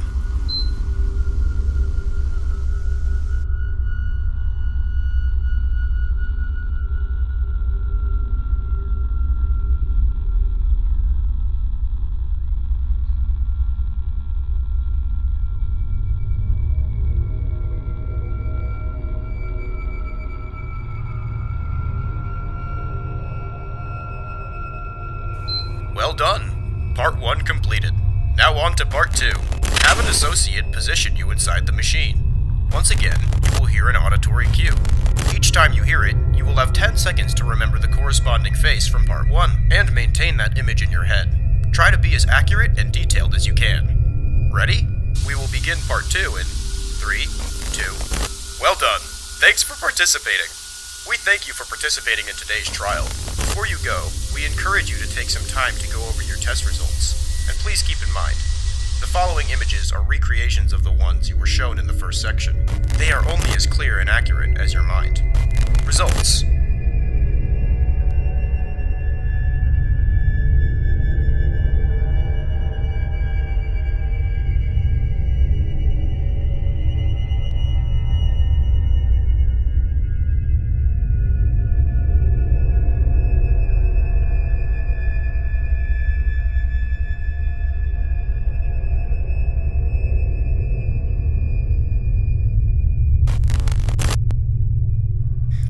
This person does not have a very clear and accurate mind. Holy shit! Some sort of sleep memory retention therapy using magnets to stimulate and manipulate the anatomy and processes of the brain that either had malevolent intentions from the beginning or has begun to show unnerving and possibly dangerous psychological side effects. Also, when they said it was great for grandparents to rewrite their minds to better suit our needs? What the actual fuck does that mean? Is this some sort of Lovecraftian mind control equivalent to a dirty old folks home that steals their medicine and, well, I'm not gonna say innocence or virginity, but you know what I'm getting at. The machine in the trial seems to be some sort of prototype, as suggested by the definition of the word trial itself. This means that this product was in development at the time. Whether or not they fixed these horrific kinks in memory is still unknown, but I like to think they just said fuck it. Speaking of horrific kinks, my lawyer has advised me not to finish this joke. One thing that stands out is that in the second test, there was no auditory cue as suggested previously. This means, as the test states, that the experiment may have gone awry, and whatever subject that this was tested on could have possibly listened to the auditory hallucinations, causing these memory distortions in the images and possibly other severe psychological side effects. It's impossible to know whether or not the individual in the test did or did not listen to the hallucinations due to the blackout. But whatever the case, I'm fairly sure these weren't the images shown in test 1. Unless my memory is affected. Nope, just rewind the tape. I'm special and this only affects stupid bald monkeys with head meatballs. In summation, get fucked! Now, we know that this machine is supposed to rewrite memories, not just preserve them. While this could be thought of as just a coincidence, it could only be thought of that way by an idiot. As someone relatively versed in the fields of brainwashing, mind control, and cognito hazards, it's a lot more difficult to alter memories than you think, which is likely why whichever dingus designed this piece of crap came out with demonic AI faces rather than the ability to fully manipulate someone's consciousness. By the way, just a production note, these nightmare images seem to be AI generated. People using AI generation for analog horror has become a mainstay in the genre, and it's interesting because a genre centered on old technology is entirely dependent on new technology. It is made on, with, and distributed by new mediums and methods. I don't know why I'm talking about this. I wanted to. These look to me like clear and purposeful steps in understanding how to affect and control the human brain. Sloppy steps, but purposeful ones. Honestly, I feel as this has the grubby human fingerprints of an evil corporation looking to put product placements for Trojan condoms in my sexy dreams. And I am not about to have to click skip ad in my own damn head or buy a Dreams Plush membership, so I'm gonna give a head start to whatever shadow government company this really is to cut that shit out before I get annoyed. While this does seem to be human-run on the surface, there are some parts of this story that make me question that. For example, some of the language used. It seems from the language in the ad that there were some translation errors, which is unlikely if they have this many resources. If they can afford an MRI machine, they can afford more than Google Translate. Or maybe this thing just reads about humans and doesn't understand them, meaning they aren't one. While humans definitely are the worker bee in this capacity, it's also possible something more is pulling the strings at a higher level, manipulating execs to make the right decisions with profit as a motivator. Think about it. What human would say, most people experience memory? No human would. All humans experience memories.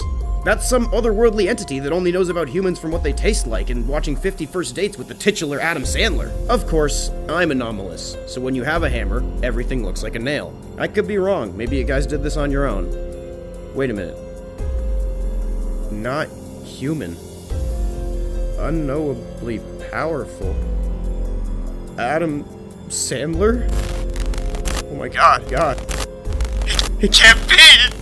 Human-animal hybrids. What is a human-animal hybrid? Is this a human-animal hybrid? What about this? How about these? Are you aware that in the coming years there will likely be organisms designed for the sole purpose of producing as many implantable human organs as possible? Who would have guessed that the organ shortage would have been solved with the new landmark of still beating Chimpanzee Heart Mountain? This all started when scientists successfully genetically engineered a rat with a mouse's pancreas, and the insulin produced in said pancreas still functioned regularly when in a mouse's system. They were also able to implant some of the cells from this pancreas into a mouse. This mouse had type 1 diabetes, and the new functioning pancreas cells helped to suppress this condition. Another group had also published claims soon after that they had genetically engineered a pig embryo to grow with some human cells. I think this joke is probably lazy, but I think that guy would make a good policeman. The combination animal was known as a chimera. Eventually, scientists hope to use technology like this to grow organs like hearts and lungs. These are in consistent short supply because in humans, someone needs to die to give them up. I mean, I would have just killed someone if I needed lungs. Humans really do like taking the long way, don't they? Sometimes I wonder what animals would be best to combine. Feel free to comment what animal combination you think would make the best affront to God below. Chimeras are a hot button issue amongst humanity. Some people think that we shouldn't be using other living creatures as organ factories to prolong the life of an already severely overpopulated species that has done untold damage to every other species and will continue to do so. Those same people are also worried about the possible unintended consequences of growing an organ from a different organism inside of a foreign host and then implanting said amalgamation organ into a random human with organ failure. And those people just don't understand how progress works. It's not gonna stop just because you don't like it. And more people with more money and influence than you do like it, so now there's big people.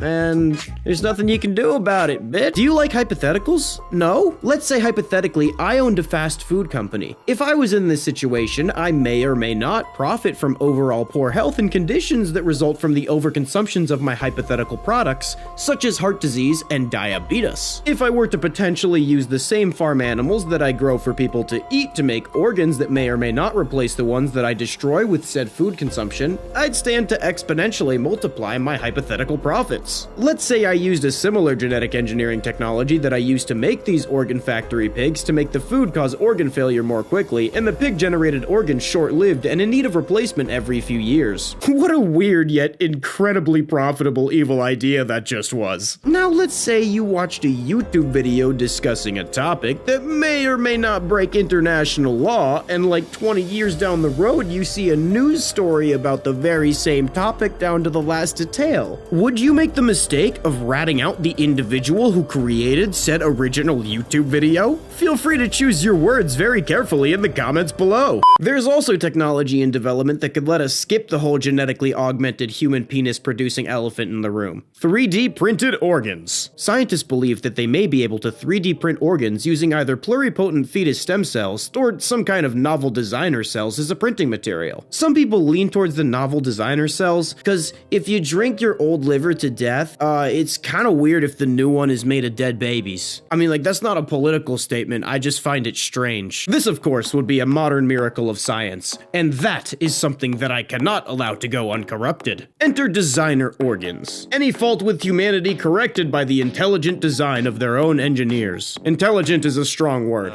Got a weak heart? Now that thing can pump gasoline into a jet engine. Are you tired of smoking being bad for you? Rather than taking a sign from nature, take these new lungs designed to filter smoke. Want to finally fix the design disaster that is the human foot? Boom! No more back pain or offers for money from strangers wanting to buy pictures of your feet on Twitter. Didn't say it would all be good. Don't even think about the possible repercussions about messing with organ systems and genetic engineering, even though humans have a very loose grasp over both of those concepts. I'm sure future humans will figure any problems that probably won't happen out. Imagine the experiences, the possibilities. Eyes capable of seeing a color palette that would make a butterfly weep. Ears that can hear an endless sound range. Skin that can feel a sense of touch more intense than anything that's ever been experienced. And a brain that can at any moment inject itself with an elephant's dose of LSD! Behold!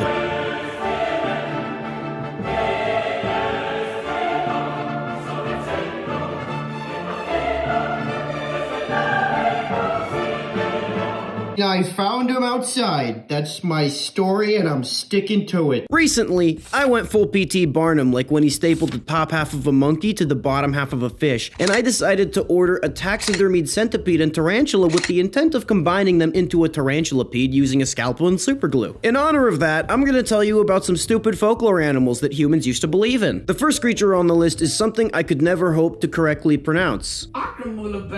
What? A creature from Mesopotamian mythology, sometimes affectionately referred to as the Scorpion Man, which I will be calling it as well because I don't want to keep failing to say abraca-watermelon. The Scorpion Men are described to have the head, torso, and arms of a man and the body of a scorpion. They're described as that, but I like this one better, so I'm going to tell you that it's this one. These scuttlebugs were tasked with warning interlopers and opening and closing the gates for the Lord of the Sun. They're like the folklore equivalent of like bouncers or toll booth workers or meter mids or some some shit. I don't know how humans interloped on the sun without getting Kentucky Fried. Maybe they didn't know how the sun worked yet. Or maybe I just didn't read it that closely. Instead of checking myself, I'm gonna let you smugly correct me in the comments because it's better for my engagement than being factually accurate. Don't hate the player, hate the game. These creatures come from the Epic of Gilgamesh. They were first created by the god Tiamat in order to wage war against the younger gods for the murder of her mate Apsu. Aww. So sweet. Next time I'm feeling lonely and do one of my trademark romantic gestures made to a dead woman, I'm gonna use bugmen too. I can't really find that much else about them though.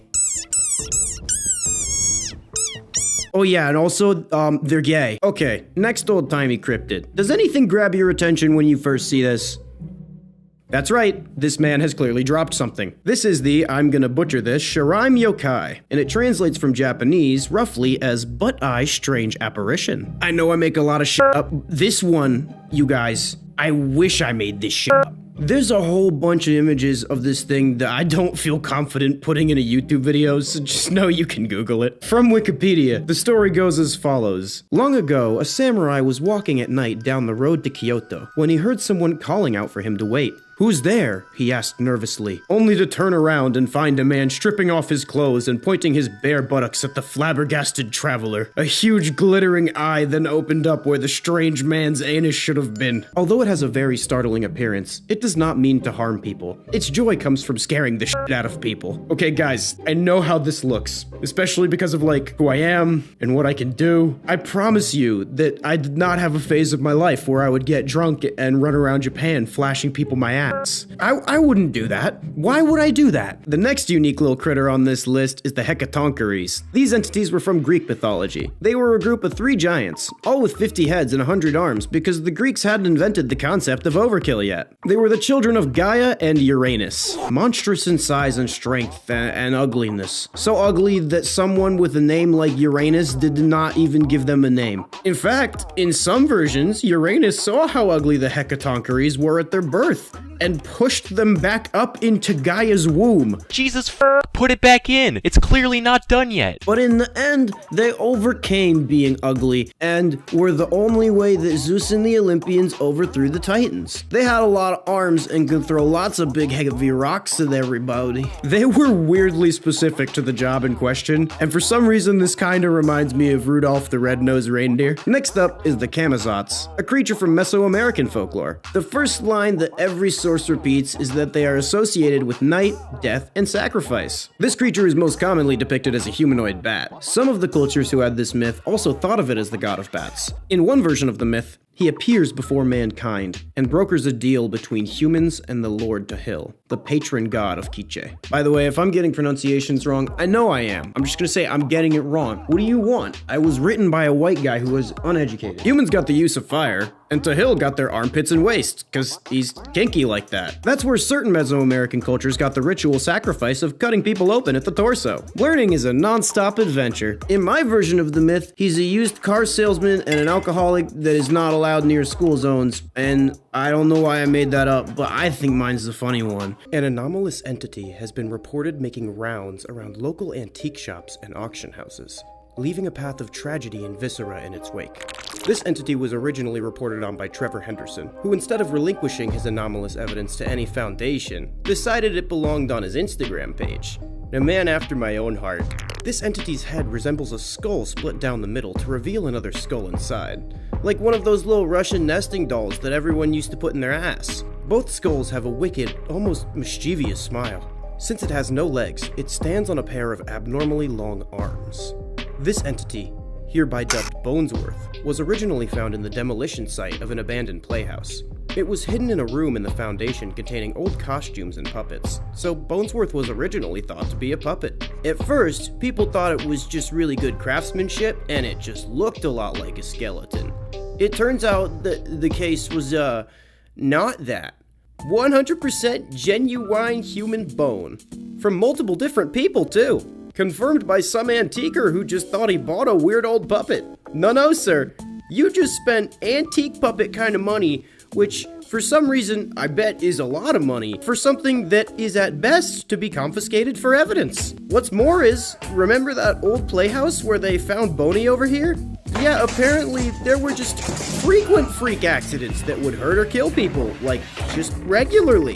We're talking about this weird theater having crab boat fisherman injury percentage. They got sued a lot, and as people who get sued a lot do, decided to go bankrupt and closed. Fun fact, further examination of the bones revealed that they were from those who had died in the theater accidents. Well, that wasn't very fun, but it was a fact. Use every part of the human, that's what I always say. As the puppet bounced around from owner to owner, the bad luck the figure brought did as well. Whoever owns Bonesworth inherits the same bad misfortune that cursed the playhouse. If you have an enemy, you can dig a hole under their house and leave Bonesworth inside to ruin their life. One owner decided to destroy the bone puppet, and then he and his entire family got murdered with no trace of a suspect and were all missing different bones that could theoretically come together to create one complete skeleton. Oh, I get it. I'd like to stop you right there. Did you believe everything that was just said about Bonesworth? If you did, for shame. Bonesworth is actually a good entity that has had his name slandered by an admittedly very well-made video on Clark Tidor's channel. From other sources, Bonesworth is described as quote-unquote a good boy, and he only does harmless pranks, such as moving ladders while you're climbing, trapping you in a garage for several days, or messing with your brake cables. Don't worry though, it says that Bonesworth only does this playfully. Apparently, Bonesworth can be summoned through what is called his titular mobile game, Raid Shadow Legends! Nah, I'm never responding to those emails. According to Trevor, this little man apparently brings insomnia and nausea. So basically, he's just all of my drinking buddies. Or at least that's what the fandom or wiki or whatever says. Actually, I'm not really sure which one is the misinformation. I think they all might be the misinformation. Take your pick. Who cares? Whenever there's conflicting information, instead of taking both sides and thinking the answer is somewhere in the middle, you should assume that the information you like best is correct, and then blindly and rudely call anyone who disagrees with you wrong, and also an idiot and should die. Wow, that is some journalistic integrity you got there, Eyeball. Just whose side are you on? Look, Boner, sorry, Bonesworth. The only thing I hear when you talk is that you want to eat your front teeth. Can I help you with that? Invasive species. Alien apex aggressors able to outcompete any native animal in the ecosystem. Recently, there has been a rash of sightings of strange and uncanny birds. Anomalous researcher Trevor Henderson has uploaded several images depicting this new invasive species that's been devastating the continental United States. Usually, anomalous evidence is confiscated for approval, but Trevor just sticks them up on Instagram. You gotta respect the absolute balls on this man. These creatures resemble regular birds, usually owls, but with no eyes or beak and instead a frighteningly large human-like smile and a set of unkempt teeth. Instead of the owl, it has a range of speech patterns, many of which sound like human vocalizations. Words, moans, and the screams of a person being ripped apart by several owls with human teeth are among the wide range of noises this species is capable of making. Unlike other species who just repeat what they've been told like parrots or political news anchors, it seems like these birds actually understand the meaning of the human language they sometimes vocalize, using it to communicate or frighten hikers. Your mother was a hamster, and your father smelt of elderberry. While this invasive species typically hunts in a similar fashion to owls, tracking prey solo and capturing it on its own, they also display a social strategy unique to their own species. These creatures will gather together in groups of 5 to 20 and swarm larger animals, overwhelming them with sheer numbers and stripping them down to the bone as quickly as a school of piranha. Everyone's gotta stay in shape to run from the piranha birds. I know I'm healthy because the doctor took my blood and my pee and then switched them. When I was a kid, I always wondered why the doctors needed my pee, and a small part of me thought they drank it. Large collections of bones, both belonging to humans and animals, have been found in abnormally large clusters of owl pellet droppings in the area of these creatures. This may be enough evidence to show that they all poop together as friends. In areas where these invasive species appear, the regular bird variety of this species quickly decline in number, almost as if these creatures target the species they're meant to emulate.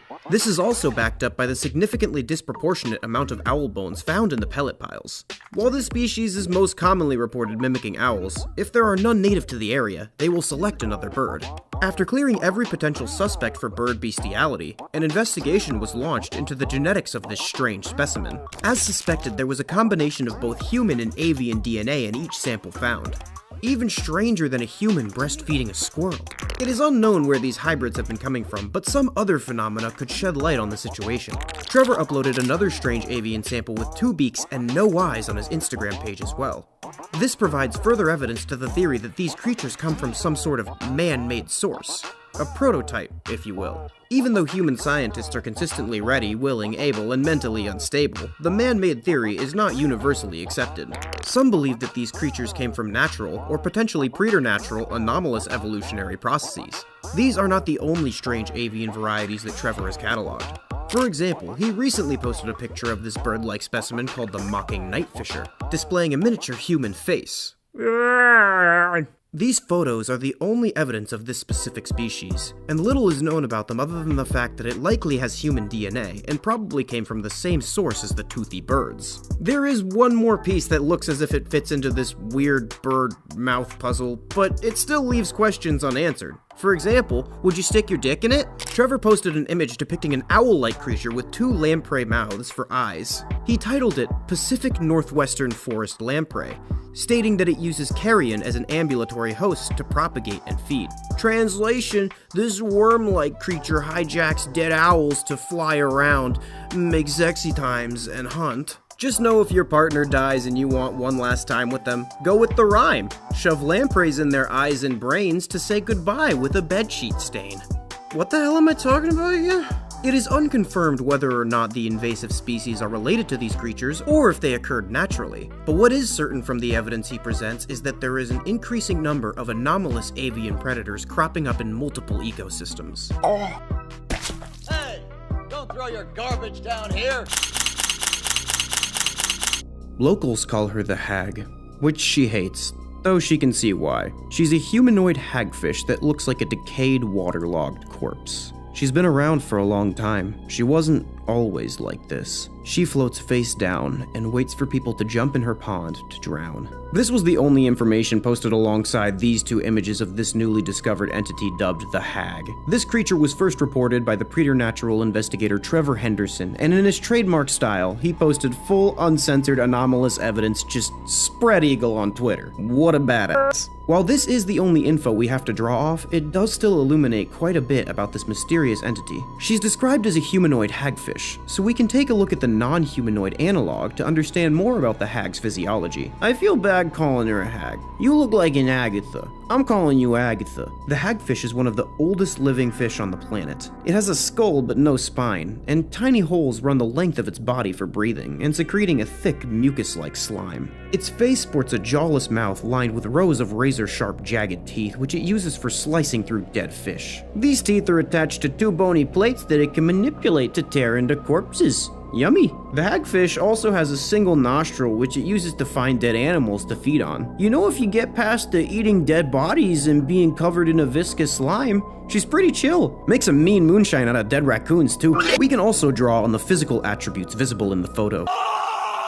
She seems to have 2 mouths, one skeletal mouth that looks to be humanoid in structure, and below it, a hagfish-like mouth protruding from the neck. Her skin is obsidian-colored and coated in a thick slime. Again, like a hagfish. Gushy hagfussy. Okay, I'm sorry, I'll leave. From Trevor's description, the woman that the hagfish is puppeting seems to be alive. I mean, it says that she hates locals calling her the hag. Dead people can't hate things. They're busy being dead, idiot. Agatha's consciousness is still functioning, and trapped in her decaying body that now serves as a shell for one of the most f***ed up snotworm hermit crabs ever. If you're a huge fan of the Mans like I am, it would be impossible to see this creature and not notice a thematic similarity to other oddities reported by Trevor Henderson. The phrasing, "she was not always like this," leads one to believe that she was once a human with regular, non-slimy skin and not a neck mouth. In a different video, I covered another phenomenon phenomena that Trevor reported on: the invasive species of anomalous birds appearing in the forest ecosystems. One of these creatures, the Pacific Northwestern forest lamprey, reportedly used dead animals as a host by turduckening themselves inside of their holes and worming their way inside their nervous system. It is my theory that some sort of a hagfish-like abomination crawled up inside this lady's guts,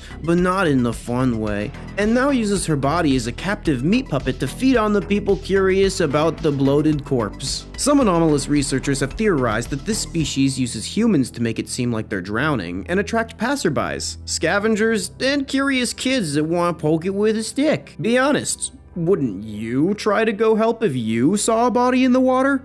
Yeah, that's what I thought. That's why these f***ers are extinct in NYC. This is the second example of an alarming pattern of these body-snatching parasites. It seems as if this is a subsection of a different species of jawless fish that have been able to manipulate the bodies of living, decaying, and already dead matter through an unknown means. Don't ask me what it is, I didn't know. There have been numerous other alleged sightings of these or similar creatures, but none of them come from as reputable of a source. And some of them look faked, even like an AI made them. I can never get a thing straight because of humans. Can't go anywhere with you f***ers asking the cashier how many feet pics is equivalent to $1 ass, playing which pill is laced with fentanyl for fun, phone screen primate bitch. A gore-spattered set of antlers, viscera blurring the line between its own body and that of its victims, from the tip of its red-stained horns to what should be the top of its head. Instead of a face, an empty black pit. A ring of raw red flesh reminiscent of esophageal tissue stares back at you impossibly. You swear you can almost hear the sound of flies buzzing as a rotten stench of decay wafts from the black hole.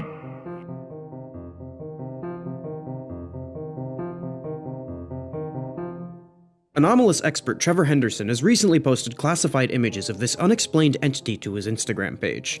Never stops flipping the bird to a certain foundation. You gotta respect it. For the most part, this creature looks like a regular deer. When I say for the most part, I mean if you never see its goddamn face. And by face, I mean lack thereof. Instead of the traditional eyes, nose, and mouth setup a deer usually has, this guy has opted for the alternative look of just a big f***ing hole. I'm fairly sure that's a mouth, but I'm going off one picture, so you're gonna need to deal with it. This anomalous deer was most likely photographed somewhere in the northeast United States. One of the main habitats of this species of white-tailed buck. This beef jerky deer was first thought to be a symbol of death, decay, and hard times to come. Neat! Interestingly, the fauna in the photograph looks consistent with that of the deciduous forests that hyperpopulate the East Coast. Cross-referencing this information with the statistics on the amount of hunters that have been left gored directly in the stomach by deer antlers reveals that it's likely these creatures are roaming somewhere around Delaware. Strangely, it seems that the deer populations in this area have taken a recent hit, just as this new variety of deer has appeared. After a quick drive to the 7-Eleven, where my lawyer advised me to say that we weren't drinking heavily, we happened across a physical sample. It's the drunk crashers that get us in trouble. I mean, I totally did this on purpose. Analysis of what looks to be carrion on the deer's head and horns revealed that while part of this red fleshy crap is part of the deer's body, much of this flesh is actually rotting meat ripped from various hunters and other deer. Some instances of this megafauna have entire skewered squirrels stuck up there. I love me a good shish kebab. This would mean that megafauna have higher rates of aggression than regular deer. This would explain his criminal record and assault charges. That's probably why he can't get a job, hence why he lives in the woods like an idiot. Further analysis of the foreign dead flesh on the megafauna's antlers revealed that the majority of the carrion comes from other white-tailed deers. This revelation led anomalous researchers to their next theory. Some paranormal theorists believe that the megafauna is a deer afflicted by the same or similar parasites to those afflicting the invasive species birds and the hagfish woman. This genus of parasitic jawless fish-like creatures has had several recent zoonotic shift events, in which the entity adapted to new and different species as hosts. First, through many avian species, and recently to various species of mammals. If you're unfamiliar with this family of anomalous parasites, I have 2 videos documenting separate cases of animals infected with these organisms. Why was I just documenting it rather than helping? They may call it blatant incompetence in combination with unapologetic abuse of platform. I call it having that dog in me. In these cases, the parasite has taken control over the nervous system, the movement, the behavior, and all other functions of this host animal. Unlike most parasites, this one kills its victim and uses its carrion as an ambulatory host, rather than manipulating it while it's alive. Translation from nerd speak to normal talk, it worms its way up another creature's booty hole, kills them, and then manipulates them like a meaty sock puppet. It uses this host to hunt other creatures in the ecosystem, and likely also to reproduce and spread the parasitic infection further. One thing that's important to note here is that these parasites often target the same animal it uses as its host for prey, behavior consistent with the phenomena of the megafauna. Megafauna's potential infection case differs from other previous cases, however, in that rather than working around the current sensory organs and nervous system framework, it looks as if the parasite has completely removed these structures in favor of a big hole. Absolutely flawless design, so simple, so elegant. Minimalism really is all the rage right now. This may be due to the size of a full-grown buck, as it's the largest creature on record infected with the parasitic lamprey-like organisms. A buck has a small mouth, but a comparably large head to the other infected organisms, so the parasite may have removed the face structures to more effectively hunt and consume biomass. I don't know, I just pulled that out of my ass. What do you want from me? There's also the possibility of that maybe I'm entirely wrong, and all of these animals are suffering from different things that I know nothing about. I'm not a doctor. What can I say? When you have a hammer, everything looks like a nail. To be fair, I think a hammer would also be useful in this situation. On planet Earth, life has thrived for millions of years. Big and small have found ways to adapt and evolve to flourish in all types of environments. From barren wastes to lush forests, life can be found. Earth has homed these creatures since the dawn of life itself. Only until very recently, things have changed. Earth has traditionally been home to life that has evolved only within its own ecosystems, until very recently. New life forms have appeared all around the globe, completely changing the balance of nature and the human understanding of the system of evolution. Kinda like that time that you thought the Earth was flat, but then it wasn't, and then you guys murdered the guy who said it was round. The National Living Meat Research Foundation has been created to help study these new species, trying to educate the world about these creatures and what the Foundation calls their wondrous way of life. That's some fine corporate doublespeak you got right there. The new life forms have had an explosive arrival across the globe in 1933. Question 1, where'd they come from? As with anything, humans can't agree on shit. All the typical suspects come into question. Aliens, demons meant to signify the apocalypse, a new, even fatter type of human. Look how fat I am, I'm just mortified, you guys. Can't believe it. Hey! They just keep coming out with those. They actually come intrinsically from Earth, apparently miraculously out of nowhere. One thing is for certain, Earth is now their home. Welcome home! These creatures are composed of muscles, organ tissues, and bones. They greatly resemble mammals without skin, or raw meat, hence their name, Vita Carnis. If I pronounce that wrong, I'm sorry, dude. I read it like a second grade level. These creatures survive off of the flesh of other animals. Unlike many naturally evolved Earth life, Vita Carnis organisms generally avoid cannibalizing each other. The Carnis only develop in places of high population, and higher-level Carnis life forms can only generate when they're in a high-density crawl area. This leads us to the first species. The crawl is a growth of meaty tendrils that closely resemble the small intestine, the only difference being the dark red coloration. These tendrils grow in a similar pattern as vines, mold, or fungi. A primary structure is the host to many other offshoots of tendrils. These tentacles are filled with veins and arteries, as well as vascular systems for the transportation of nutrition. The end of these tendrils are equipped with organelles to absorb water and other organic nutrients necessary for growth. It can also obtain energy via photosynthesis. The crawl thrives in almost all environments, and thus, its recent inclusion in the food chain has had wide-reaching implications on the balance of the ecosystem. Some may assume that the crawl would outcompete native life and lead it to become a dangerous invasive species, leading to complete ecological collapse. On the contrary, in the crawl's unique lifestyle, it drops its tendrils, which decay into a nutrient-rich sludge, making the plants around it not only survive, but thrive. The animals eat the bigger, healthier plants, resulting in a bigger, healthier ecosystem. They can also just straight up eat the delicious, delicious crawl as well. The presence of these animals also leaves poo-poo for the crawl to eat, because it's into that, I guess. Humans did as humans always do, threw caution to the wind and found things to do with the weird ground intestines. Because of the supernatural rate of growth and richness in nutrients, it has been sustainably cultivated in farms and turned into fertilizer, which far outperforms previous models of fertilizers. Yeah, I mean, it's only outperforming cow shit, but you couldn't do it, so shut up. Humans can eat it, but it doesn't really look or taste appetizing to them yet, so they've widely avoided it thus far. The These will be the ingredients you will need. 3 cups of penne pasta, 3 cups worth of fresh Karl. Try to get a variety of sizes when you buy yours, or when you harvest them yourself. 1 cup of cheese, half a cup of green onion, 1 teaspoon of salt, 2 tablespoons of Cajun spice, 2 tablespoons of parsley, 1 tablespoon of dill, 1 tablespoon of garlic, a pinch of pepper. And finally, the most crucial ingredient. Nutrier Company's newly released flavor enhancer. Grab your Karl and a sharp knife. Begin to cut the meat into a rough mince.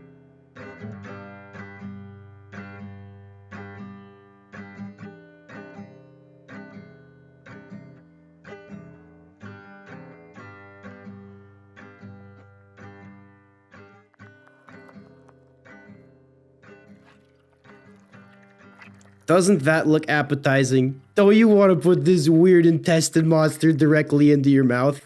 No?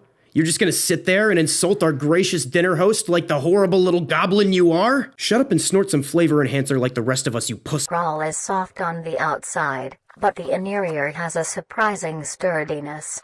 Then, gather the meat and set aside.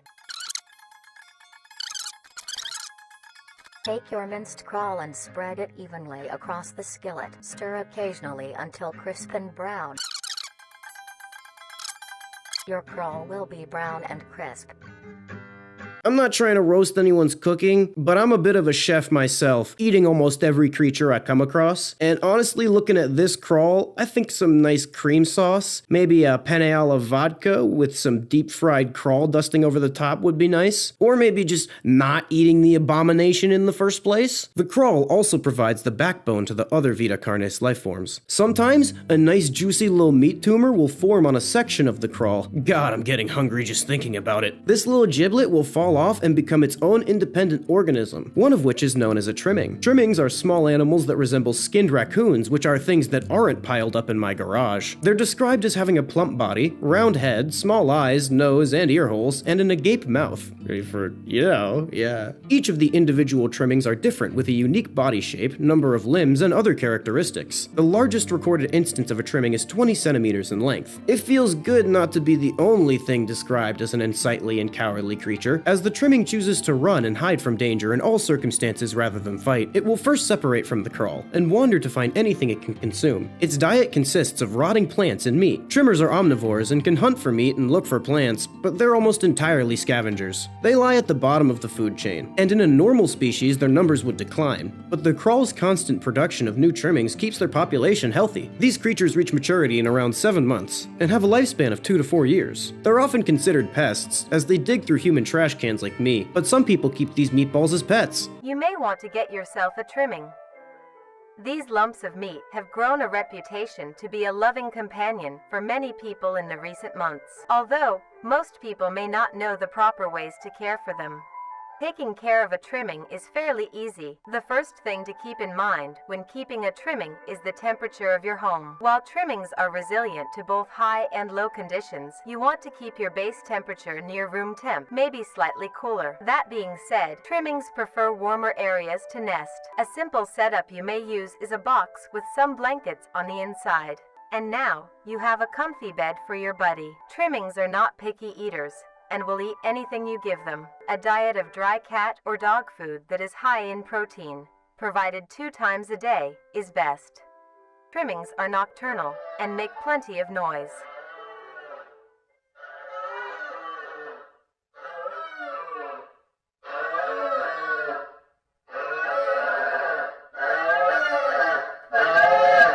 To prevent you from having sleepless nights, some toys that trimmings like are little items they can push, around, pull, or carry. Trimmings also enjoy things that you enjoy as well, like watching the television or listening to the radio. They love seeing and listening to all the funny things coming from the devices. Remember to be careful around their face and avoid getting soap in their eyes, nose, and mouth. Gently pat dry with a towel when done. Now your buddy is all clean. And lastly, as said before, trimmings are social creatures, so be sure to give them plenty of affection. Since they communicate with each other in the wild, it is best to replicate this behavior with them as well. Simply talking to them is plenty enough. The next Vitacarnes species on the docket is the meat snake. Meat snakes can only be found in moderate temperature climates. It's described as a worm-like creature made from a variety of types of meat. It grows throughout its lifespan, and the size of the meat snake in question depends on how much it consumes. When it first separates from the crawl, like your meat snake, it's only a few centimeters long. Eventually, it will reach an average length of 5 meters. Under extreme conditions such as natural disasters, wars, plagues, it can greatly surpass this length. Meat snakes are scavengers consisting entirely of dead animals and viscera. They're incapable of consuming healthy living organisms, and thus, when the presence of dead matter skyrockets, so does meat snake population and size of the individuals. Remember kids, where there is death, there is meat snakes. The meat snake locates its food using a tongue-like organ similar to the Jacobson's organs found on regular snakes, licking and smelling the ground to see if anything decided to die near it. Once it locates the corpse, the meat snake will swallow the entire body whole. It breaks down some of the meat and bones, yes it can digest bone, immediately, but uses a separate set of digestive chemicals to preserve and ferment some of them. Cutting open a meat snake to retrieve this fermented meat was a hobby of mine when I was in interdimensional college, because fermented stuff makes alcohol, and meat snake meat gets you real fucked up if it's fresh. It incorporates this new animal matter directly into its own body, lengthening the meat snake. Unsatisfactory parts for construction such as skulls, bones, teeth, and fingernails will be pooed out. Fun fact about the meat snake is they all have different skulls. This is because the meat snake will use the skull of an earlier dead body as its own face. Neat! It was never given its own face as a child, but instead of complaining and doing nothing, it made the best of its situation and now has a unique face of its own. You know, you and I could really learn a thing or two from meat snake. A meat snake's lifespan depends on how much it consumes. The longest on record was 28 years. The meat snake has no predators and is immune to disease due to its internal chemistry. The only way they can die is starvation, burning, or complete destruction of its outer coating. Last time I heard the words meat snake this much, I was paying for the procedure after the condom broke. You try making 2 of these videos a week, you dick. The meat snake is also the only member of the Carnis family capable of reproduction. When it reaches an excessive size, it splits into 2 meat snakes via mitosis. These creatures are quite docile, and because of this, humanity tends to use these creatures as a safe disposal of biological matter. These wiggly boys are quite helpful for those needing to get rid of dead bodies, which, let's be honest, isn't that all of us? In one instance, a meat snake was found to have blocked an entire subterranean tunnel. Its coloration was a deep purple, contrary to the blood red that they usually are. It also barely moved, even in contrast to the sluggish nature of a meat snake in general. It's described as seemingly lacking any motor function, like a plant. It was stationary with only minor movements within its body, easily mistaken for a corpse. Of course, with this discovery, many pressing questions come to light, like, would you stick your dick in it? How the hell did it get in there? And why is it so big? The skin was so tough that it took several days of cutting to even get a sample. Testing of the sample revealed that little, if anything, could be done to damage the skin of this worm. Normally, meat snakes smell like dead bodies, but for some reason, this one had a pleasant scent of cooking scrambled eggs. On the other side of this gargantuan phallic body, a cleaning crew discovered that it grew this big because of a word that got cut off, but I assume it was meant to be a massive pile of corpses. Where there is death, there are meat snakes. The next Carnis species are meat mimics. Meat mimics are bipedal creatures with uncanny similarities to human beings. They resemble humans without skin, save for some exaggerated features. Extended fingers, long spindly limbs, bulging eyes, and a cavernous tooth-filled maw. The mimic has more teeth than the average human, and their mouth is basically filled with entirely incisors. Although it resembles a happy face, this is just a coincidence, which is some pretty heavy foreshadowing right there. A mature mimic's diet is composed entirely of human flesh. There it is. I was waiting for that part, and thus is only located around human populations. Like many members of the Vitacarnes family, the mimic has a complicated life cycle. First, it separates from the crawl, looking much like a trimming, but thin and sleek, only having 4 appendages. In this stage, it will hunt small animals, moving on to larger and larger creatures as it grows. They grow up so fast. When it's large enough, it will metamorphose into its next stage, the human stage. In this stage, it begins stalking and feeding on humans, and thus, its hunting strategy becomes much more advanced, signifying increased intelligence. Like how humans target other humans, it locates a human-populated area and searches for the easiest target, which is usually the dumbest, fattest, oldest, sickest human around. Also the ugliest. It uses things to blend in, like clothing, objects, and furniture. Once the target is found, it will observe the victim in its routine, noting times in which it is more vulnerable, typically when the human sleeps. Once the prey is in position, the mimic will advance silently, proceeding to murder and devour the human. Once satiated, it will return to the wilderness to digest its meal. If the prey is awake, the mimic can use a series of sounds to confuse or trick the prey into a vulnerable situation. See, that right there is why I own a gun. See, finishing that sentence right there is a move of a demonetized man. The next stage of a mimic's life cycle has two possibilities. If it has a stable amount of food, it will grow more human-like features, skin, hair, etc., and will eventually look almost identical to a human, save for its uncanny features. Fake it till you make it, that's what I always say. This allows it to blend into civilization, and to lure humans more effectively to their death and digestion. When it has an overabundance of food, it will grow into a larger being, proportions increasing in length, and its human-like features will fade away. It grows a dark, thick, flexible skin membrane, which is highly durable and increases in strength as the mimic consumes more. It's completely covered in this other than the face, which now has pinkish skin. You look like a clown! The teeth have moved back further into its maw as well, leaving the elder mimic's mouth as a toothless grin. Hey baby, I'll call you when it's time for smash or pass. Its darker skin provides excellent night camouflage, and it refines its hunting skills to an unprecedented rate. Human governments don't like their citizens getting murdered and eated, so they created safety guidelines for mimics. 1. Avoid going out alone if your location is known to have mimics. 2. If you encounter a stationary mimic, leave the location and alert authorities. 3. If pursued by a mimic, get yourself into a position where you can run. Mimics are unlikely to attack humans with a clear escape route. 4. If you have been cornered, roll into the fetal position and protect your neck, face, and vital organs. Make as much noise as you can. My strategy would be shoot first and ask questions later, just like when I worked at Toys R Us. If you have a weapon, don't use it. I get that this thing is pretty tough, but how in the hell is fetal position a better strategy than fucking shoot it? This is like those fire drills where all the teachers just wanted us to shut up, so they said we had to be quiet too. Oh guys, come on, the fire might hear you. You just want me to die, you jerk. In a situation where a mimic is hunting in the immediate area and is not aware of your position,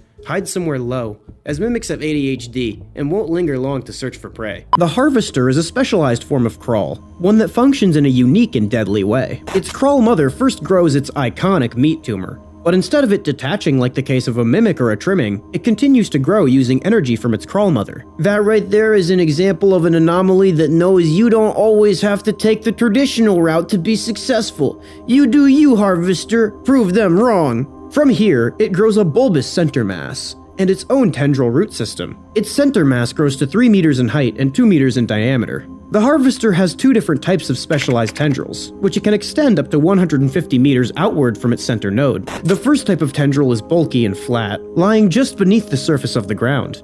It has 2 sets of spines that face upwards. When a creature wanders over the tendril, sensory receptors on the tendril detect the creature, and the spines clamp onto the animal while the tendril thrashes violently. The spines then inject neurotoxic and anticoagulant venoms, which cause paralysis and accelerated blood loss respectively. There is no cure for a harvester sting, and fatality is 100%. Well, that's the case for large earth mammals, but me? I inject this shit for fun. The second type of tendrils sense the blood and begin to wrap around the animal and slowly absorb the red life liquid.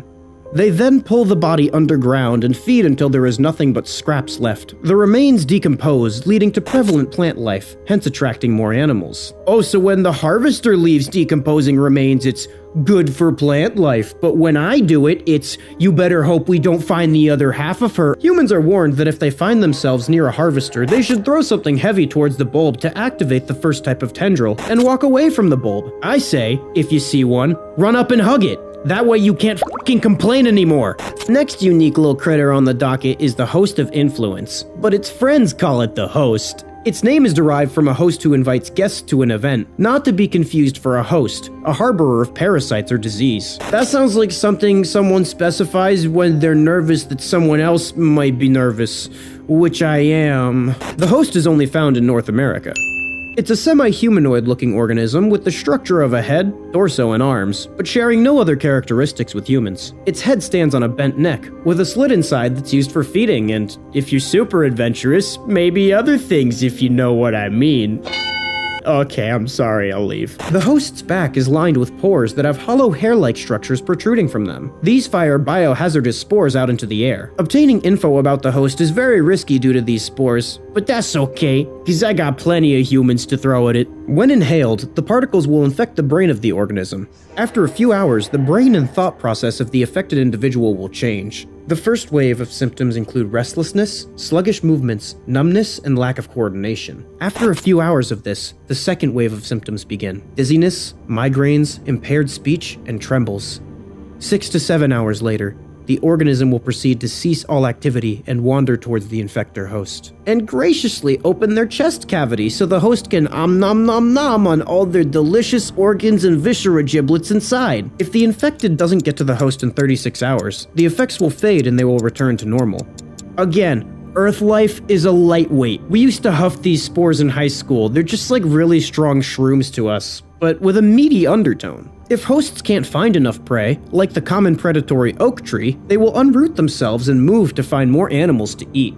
Next up is the monolith, a creature first documented in June of 1972, in the town of Oh yeah, I hear is beautiful this time of year. There are only lucky number 7 monoliths, all located in a circular position 1.5 kilometers in diameter. The ring of monoliths surrounds I'm not sure if they bleeped because of secret or just dirty because of they're in a circle and it might be monolith bukak. The monolith is a Titanic-sized being measuring 120 meters in height. It has 2 tree trunk-like legs firmly embedded underground with many root-like meat strands that extend horizontally underground for great distances. The creature itself is made of thousands of meaty strands tightly woven together to form its body structure. The strands end at the neck, fusing into a solid mass in the shape of an upside-down triangle with a hole in the middle. Instead of arms, it has dozens of long rope-like appendages that barely reach the ground. Okay, that's not ominous at all. Moving on, they apparently just stand and do nothing, except for the time where they didn't do nothing. They did something, and that something was bleeped out partially, but the part I could hear was that they were extremely aggressive and swung their appendages at some censored team, completely wiping them out. Whoa, Monolith. For the first thing you ever did, starting out very strong. I will watch your career with great interest. Eventually, because of the whole committing murder thing, military vehicles came, and then it roared out and produced an EMP blast, knocking out all technology in the vicinity. Then, humans shot rockets at it, and although it was damaged, it regenerated at great speeds and resumed its stance unfazed. It's just like, they keep knocking him down, he keeps getting back up. I'm sorry, I identify with the model of the story, we're moving on. The area has since been quartered off, and is now not available to the public. But I get to go because I'm special VIP and not like you broke bitches. The next critter on this list is the Singularity, an orb comprised of dark color minerals with hints of luminous colors within its core. Despite the horrific possibilities of what could go wrong, I think this will make a beautiful decoration in my apartment. The orb is estimated to be 1 meter in diameter. It has several unique qualities that are not well understood. In the Singularity's free time, it can be found suspended in the air by an unseen force. There's also a variety of readings coming from the orb itself. Magnetic fields, energy signatures, odd smells, and other signals are released by the Singularity. The population of these creatures are unknown, as is almost all information about the Singularity, because it's been hidden or confiscated by officials. They were only able to receive one classified document about it, held it censored, but it's not held it censored anymore because I blew that place up. Behold!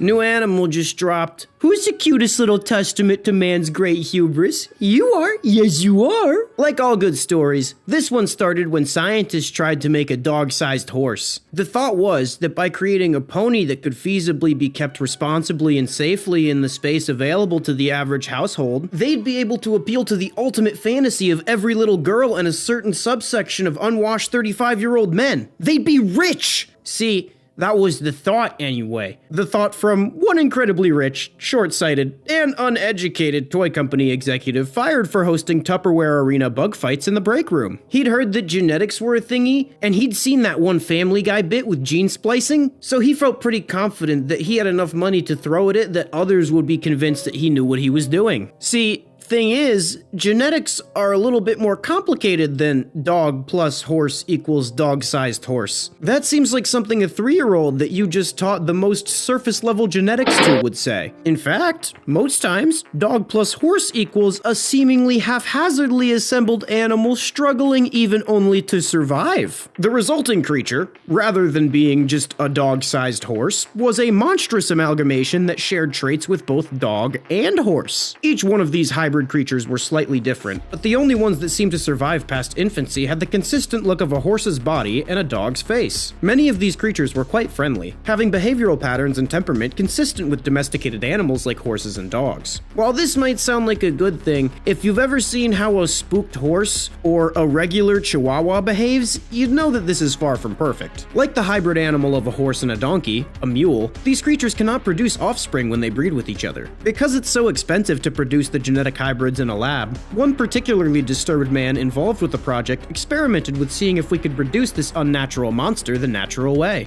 Even though his experiments only resulted in dead bitches or unsatisfied horsewomen, he kinda just kept it going. Today, many people wonder if he was never a scientist in the first place and was just some guy that got sick kicks out of watching a horse fuck a dog to death. There's a lot of differences between horses and dogs. For example, horses are gentle giants, and dogs have canine teeth used for ripping and tearing meat. See where I'm going with this? So anyways, this stupid TikTok vegan decided to set these creatures that didn't come from nature into nature. Yeah, great. Exactly what we needed in the next Earth update. I just got used to fucking Jeff over here, and now I gotta dodge clip-clop wolves on the way home from the forest when I go out not burying bodies at night. Great job, idiot. I hope they eat you first. The result was an incredibly large and muscular carnivore, which quickly outcompeted every other meat eater in the ecosystem, becoming the apex predator of the environment in a matter of weeks. The resulting populations of what are now to be dubbed clip-clop wolves were actually seemingly a positive force for the ecosystem. These large predators essentially replaced the regular canine wolves that had been almost completely wiped out because of human influence. Because of this, the deer population, which had been subject to overpopulation for a series of decades, is now on a trend towards stabilization, as the clip-clop wolves pick off the old, the sick, the weak, and the stupid. Nature is just so beautiful sometimes. I mean, not right now. This isn't nature. It's an affront to nature, but I don't know, step outside for the first time in weeks. These creatures have also displayed traits that have been unprecedented in biology, as they have recently been observed producing their own offspring with the other hybrid clip-clop wolves. This has led to researchers classifying them as their own independent species, and establishing a new type of speciation. This is, without a doubt, the absolute fattest snail that I have ever seen in my entire life. Oh, hey buddy. You waking up from all those sedatives that I put in your neck? Good. Now, I just happen to have a little wager with Dr. Bright going, and it so happens that you and me are on the same team. So, I'm going to explain you a few things about that large acidic snail over there from these stolen files, so we can cheat him out of his money and your life. Got it? Good. Item number, SCP-075. Object class, Euclid. Description. SCP-075 resembles a large snail approximately 2 feet or 60 centimeters in length. Its muscular foot resembles a 6-fingered clawed hand. Any attempts to use this hand for naughty deeds have resulted in a condition hereby named melted genitalia. SCP-075 is exceptionally heavy, with a mass of approximately 860 kilograms or 2,000 pounds. Neither it nor scientists have any idea as to why it's this morbidly obese. SCP-075 is capable of moving at incredible speeds for its size and mass. Like many online creators, it displays predatory behavior, lurching forward towards its prey by leaping off of the pads of each of the finger-like muscular extensions and drenching its prey in caustic secretions. In America, I'm pretty sure we call that assault. These secretions are much more corrosive than any substance known to terrestrial science. Some anomalies with an incredibly basic solution in their stomach or a certain level of corrosion resistance, such as yours truly, like to drink it because it gets you trashed. But addiction to this snail juice results in flesh beginning to decay away like crocodile addiction. There is no material with complete resistance to this corrosive substance. And because of the snail's aggressive behavior, no viable methods of harvesting this material while it's active has been found. The only way to stop this snail from his angry murder snot hopping is to desiccate it. Like when you pee all over a banana slug as a kid and then watch it dry up and then you burst into tears in horror as you have just now tasted your first small form of murder. That's it. That's all it does. A big acid hand snail. I don't even know why it's anomalous. This is just really meaty, uncanny valley escargot in my opinion. These guys waste Foundation resources containing big hand snail? That's why I think you could beat it, man. Special containment procedures. I could read this to you, but it sums up to a dry room and a corrosion-resistant box inside of a corrosion-resistant box. This doesn't really matter to you because you have to fight it, not trap it. Okay, so here's the deal, kid. I'm gonna be real with you. I have to be on a plane to Vegas in a few hours. Me and Bright just wanted to get the trip started a bit early, and I'm not gonna have much time to record this. So, kill the big snail, or I'm out 3 grand in flesh coins, and I'll feed your soul to my son slash friend slash weird dog. Ready? Go! That's 2 out of 3? Alright, but I get to pick the D class this time. You know how many bodies turn up down there? Think about how many we don't find. Miles and miles of tunnels under there. Huge cisterns and open rooms where all those bodies might end up. Tangling together. Rotting together. Now, son, let me ask you this. Ever hear of a rat king? This was the only information posted alongside evidence of seemingly anomalous phenomenon known as the Rat King. Trevor Henderson slapped this sensitive material on Instagram alongside all the Brazilian butt lifts on my feed. God, finally something I can finish to! Even though this is the only information we have to go off of, Trevor reveals quite a lot in this short paragraph. To understand the human equivalent of a Rat King, we have to understand the original concept of the Rat King. Rat Kings are a collection of rats, usually all dead, whose tails are stuck together in knots, sometimes bound with hair or a sticky substance such as tree sap or semen. Historically, this phenomena is related with Germany, and sometimes the plague. In mythology, there is an elder rat which controls the entirety of the mass, and therefore is the king. There has also been reported squirrel kings, but that's less horrific and more ridiculous. Let's play a fun game. I want you to vote for what animal you think would make the funniest rat king in the comments, and I'll pick the one with the most likes to make in real life. There is an ongoing debate between biologists as to whether or not a group of rats can survive becoming a rat king, or whether or not they would either perish due to infighting or starve and die. Am I the only one who wants to stick this whole thing in a deep fryer, battered up with some beer and flour? A delicious family meal in one convenient package. Now, I'm sure this group of scientists are incredibly intelligent, and I'd like to see their explanation for why this giant human rat king is not alive as it hobbles towards them on its still screaming legs. This creature is likely a rat king made up of a combination of both living and dead bodies. The bodies were likely crammed into close quarters somewhere in the sewers. The flesh around their bone became soft and rotten, and as their limbs began to tangle, their weakened, brittle bones cracked and contorted, acting like supports holding them together. Nature is just so beautiful sometimes. I mean, not right now, this is an unholy abomination, but I don't know, go pet a kitten. Rancid piss and shit from the sewers would act as tainted glue, sealing both their limbs together and their fate as it crusts over. This would mean that the anomalous animal would have a putrid smell with an intensity on par with Joe Rogan talking about grizzly bears. While this might sound disgusting to you, some internet pervert would probably pay big bucks for that smelly fluid. We can also gauge some information from direct observation of the creature. First, we can see that it's in a crouched position. This means that its muscles are functioning, and this creature is most certainly alive, despite the current scientific consensus that rat kings could not survive in the wild. If you're wondering why science is so often wrong, I'd like to remind you that there are people with doctorates that think the Earth is flat. It looks as if it lumbers around, using entire human bodies as limbs to clumsily maneuver around the poo-poo tunnels. I find that creatures like this raise a lot of questions. For instance, I have no idea what my own asshole looks like, and sometimes I wonder. Also, since this creature is alive, would it need some form of sustenance? It's likely that it subsists on the waste of the populace of a human metropolis, and probably sewer rats and shit. Since some of the bodies on the Rat King likely die and rot away eventually, it would eventually need to replace its parts. That's where your species comes in. It's likely that the Rat King collects sewer dwellers, urban explorers, and subterranean hobos in order to replenish its decaying limbs. While at first glance the Rat King might look intimidating, I'm sure all those teardrop tattoos just mean that he's an emotionally sensitive and in-touch individual. Behold! The peak of humanity. Finally, the pinnacle of evolution represented in one perfect creature. But how did we get here? Like most affronts to nature itself, this one started at a university laboratory. Scientists at Stanford University have transplanted human brain cells into rats. This could potentially be used to study conditions such as schizophrenia and autism, according to some website that I didn't fact check, or remember the name of.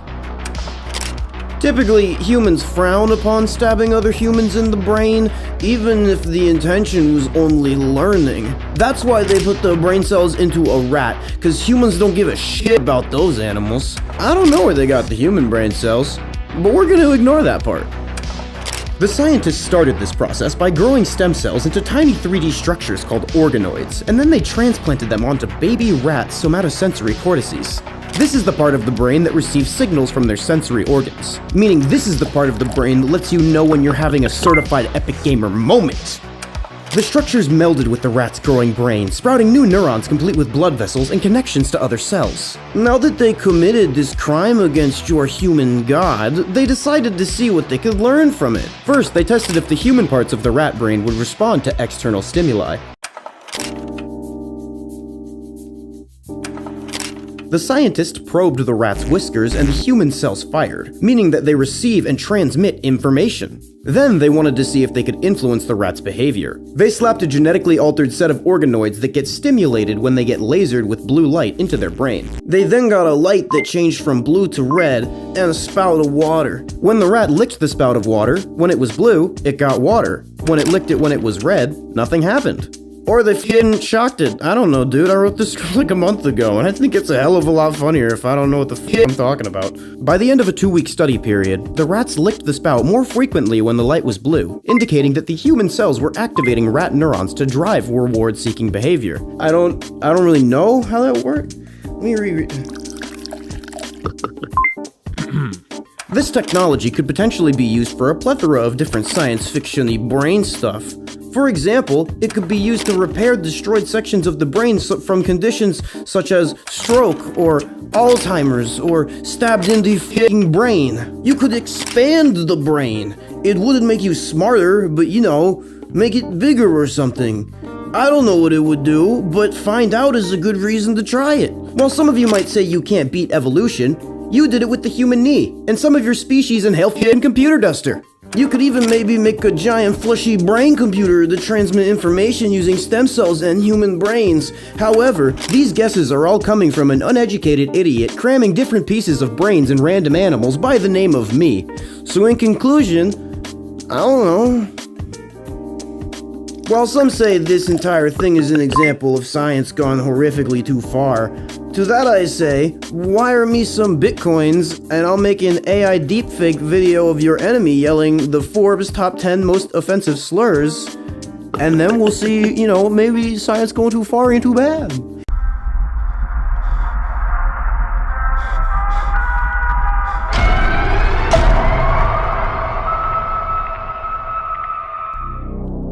A recurring dream of a cramped hallway bleached with white light from no perceivable source. You know that the only way out of this space is past the surreal figure blocking the way forward. Every night, the figure takes one ungainly step toward you, right before you wake up. This was the only information posted alongside a new anomalous creature discovered by paranormal investigator Trevor Henderson. I have no idea how this man hasn't been contained by some foundation with the amount of preternatural cheeks the Mad Lad leaks on Instagram. While this information leaves most of this creature in the dark, there are still a few things we can derive from this initial description. For starters, we know that the hallway is anomalous in some capacity, as the light filling it seemingly has no source. Although this is a dream, so all bets are kinda off on the whole rules of reality thing. The creature appears to get closer in every recurring dream, taking a step at the end of each one. Whatever happens when the creature gets to its host is unknown. Some anomalous researchers think you just wake up, or die, but you should assume the worst possible thing that you can imagine, +1. What's worse, apparently the only way out of this space is passing by this big old goober. Good luck. We can also infer some information from the image of the creature attached to the post. An armless, tall, gangly monstrosity with smooth, pale skin. Long, skinny legs that look impossible to balance its elongated frame on, a twisted midsection with interlocking folds of distorted flesh, and a featureless face that somehow still stares you in the face despite the lack of eyes. Seeing how this entity always manifests in a reoccurring dream, I decided to research psychology on reoccurring dreams.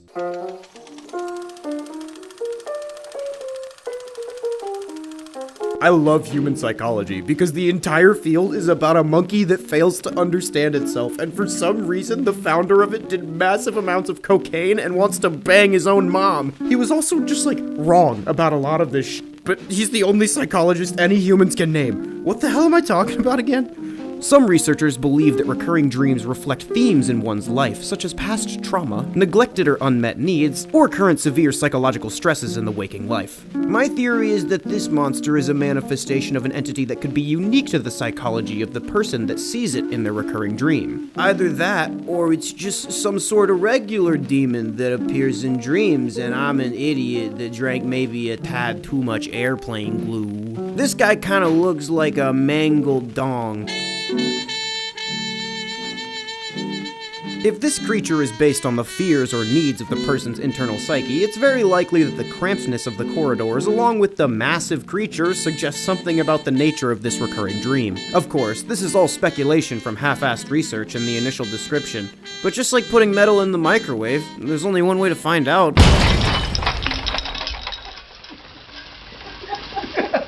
Necrobots. What is a necrobot?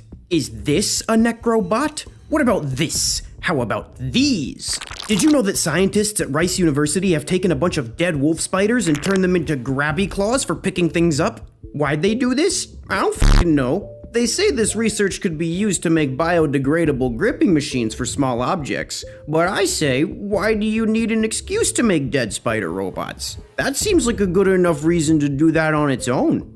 Like all good ideas, this one began before 2020. In the year 2019, a sciencey lady noticed a cluster of dead spiders in the corner. After popping a few in her mouth and crunching them up like pretzels, she began to wonder, why do spiders always die in the 8-legged equivalent of the fetal position? The reason for this being that spiders don't have antagonistic muscle pairs. For example, if you're a human, you have 2 sets of muscles for each motion, one for flexion and one for extension. For example, biceps, triceps, or chest, back. Instead, spiders only have one type of muscle per movement, which allows them to curl their legs inwards. They control the outward extension of their muscles by using hydraulic pressure. When you murder one to death, they lose the ability to control the pressure of their own bodies, and they curl up into a ball. The scientist saw this and did what any scientist would do. She shoved a needle into the internal valves of the spider's hydraulic chambers, sealed it with superglue, and then attached it to a syringe so it could extend and retract its legs. These dead spider grabbers can pick up over 130% of their body weight, and they can be used over 1,000 times before all its stupid legs fall off. These have apparent utility in microelectronics and collecting specimens in the field, but my first instinct is to shove it in someone's face.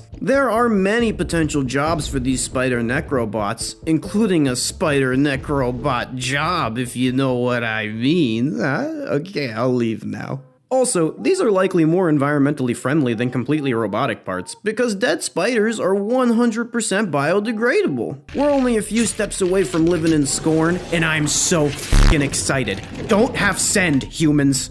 These spider necrobots can only function for a day or so before the dead spiders dry out and become brittle.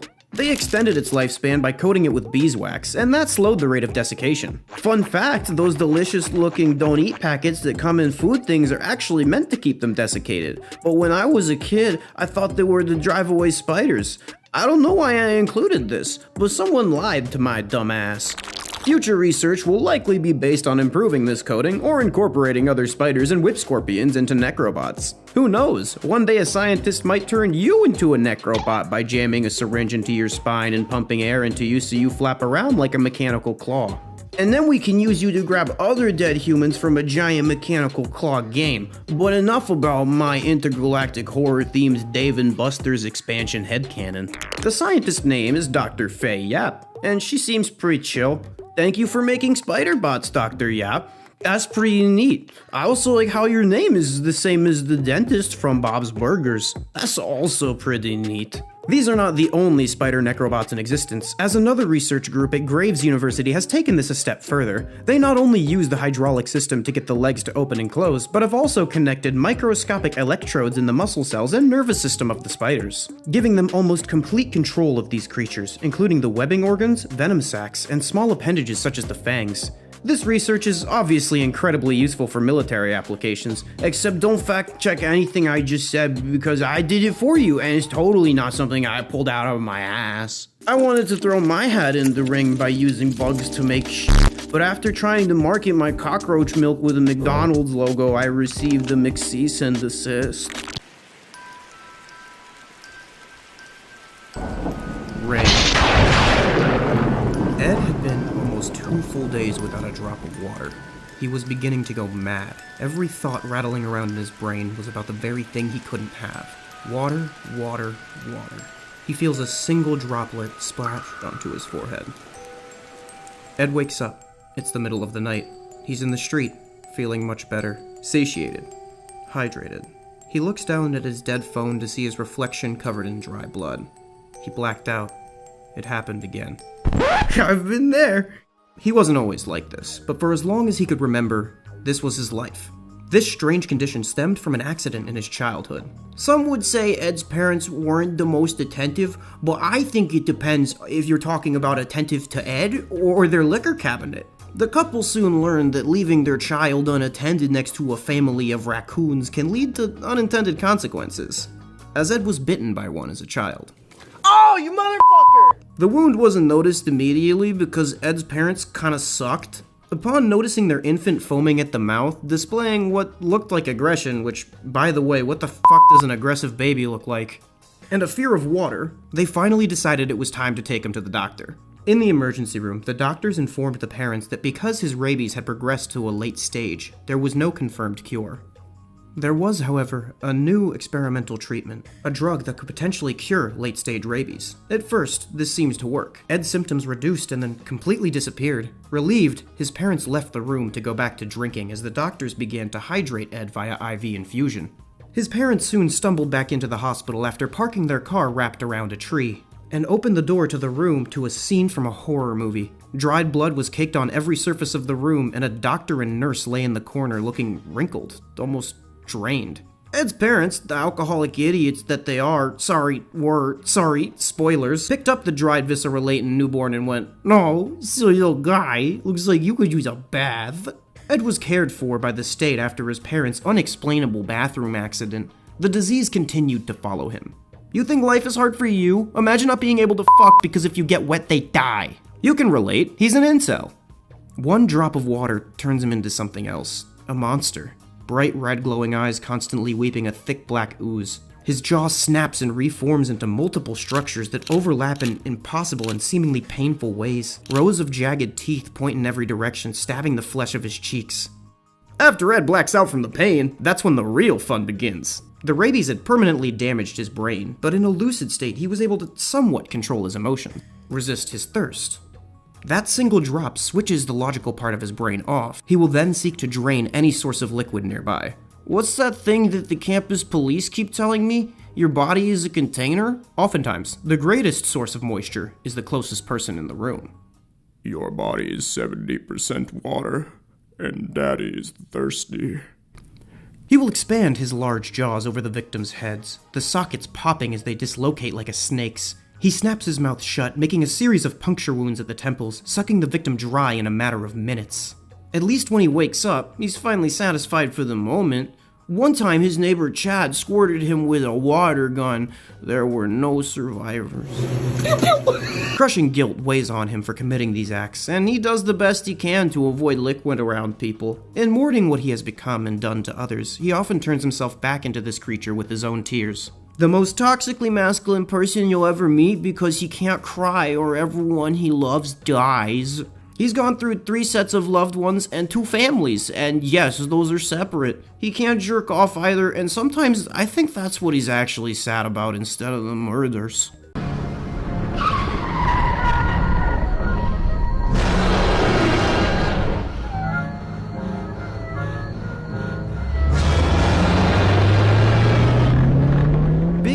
Charlie was first documented when someone snapped a photo of his initial escape from a meat processing plant. Now, you're probably wondering, what even is a Big Charlie?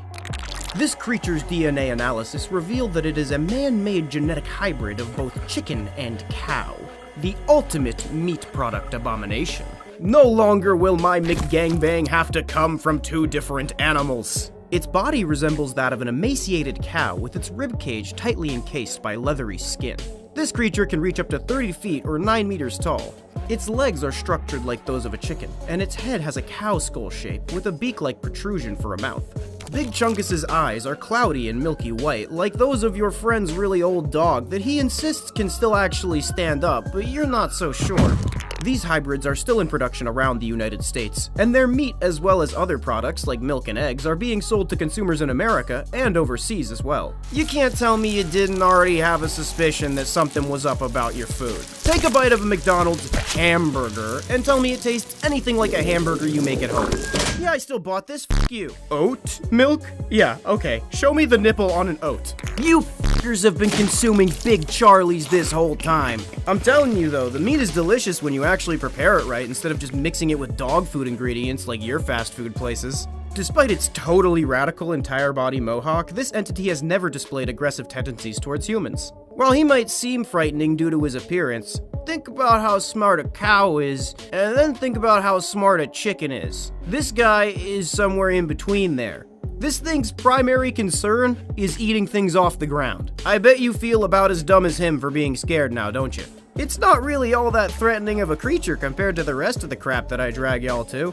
Although, cows do consistently kill humans on a scale that outweighs pretty much any other animal. This creature has one more unexplainable ability, that of fleshy asexual reproduction. This creature drops flesh blobs that will develop into one of multiple forms. If you were Big Charlie, your left boob would fall off and grow legs and become its own sentient creature while you rapidly grew the left boob back.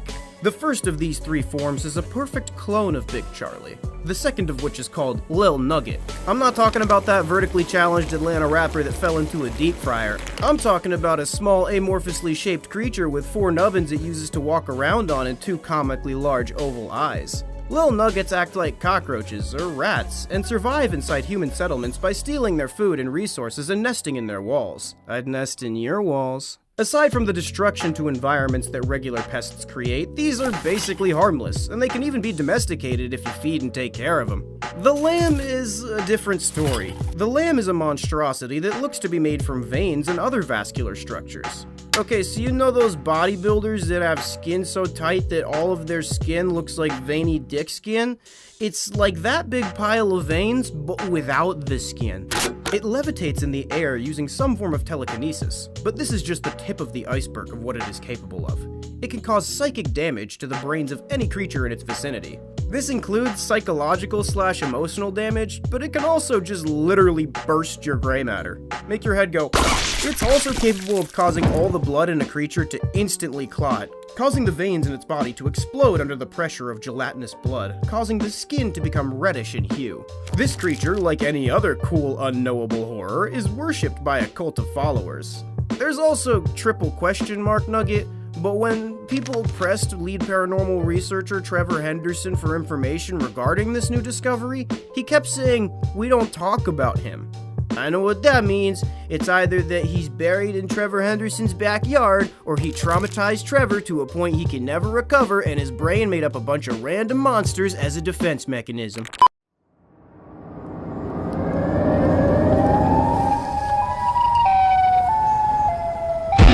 Siren Head. Bullhorn Slenderman. Speaker Face. A monstrosity known by many names, Siren Head is a tall skeletal humanoid creature with a long pole and multiple sirens in place of a head and neck. No shit. These sirens have a set of gums and teeth on the inside of them. Its skin is tightly wrapped around its bones like a kid in a trash bag with a vacuum. Siren Head has dry, papery skin like the leaf of a backwoods. Speaking of, am I the only one that thinks that loose shredded tobacco looks like a bunch of collected pubic hairs? Just me? Okay. It's thought that like a stick bug, the Siren Head has evolved to look exactly like telephone wire poles in order to blend into the environment. Siren Heads are apex predators in both forests and any environment with plentiful human infrastructure, consuming every creature they come across, like that fisherman guy that catches random ocean fish and then eats them raw to test if they're poisonous, even if they've already been established as poisonous. That's real, and it's called this. You're welcome. There's this myth going around that Siren Head doesn't eat. It's actually that he doesn't need to eat. He eats humans and animals just because he's a sick fuck and thinks it's pretty funny. Siren Head has no eyes, and while some claim that he can still see, like the common bat or Stevie Wonder, this creature moves and locates prey using echolocation,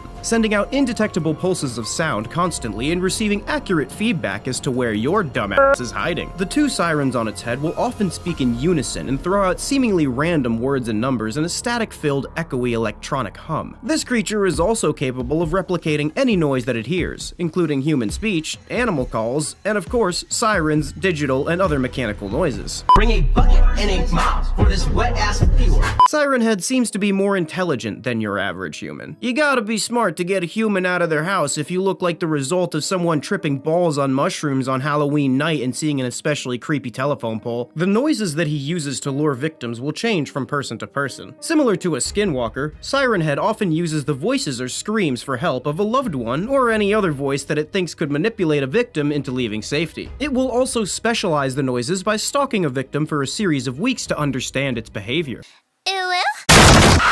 Many paranormal researchers theorize that the Siren Head belongs to a larger collection of similar humanoid creatures. There have been documentations of lamppost heads, telephone pole heads, and 5G cell station heads, just to name a few. That's right, that crazy swamp lady that burnt down the 5G tower was actually defending you from Siren Heads, and you all just went and put her in jail. Now look at all the places that he has to hide. Siren Head's rise to fame mirrors another internet horror celebrity, Slenderman. Often being called the new Slenderman, this has made the actual Slenderman quite bitter. He was already behaving erratically, as he had slid into alcoholism as so many former child stars do. In a blind drunken rage, Slenderman attempted to run down Siren Head in his car, which was documented by a bunch of 10-year-olds writing Slenderman vs. Siren Head fanfics.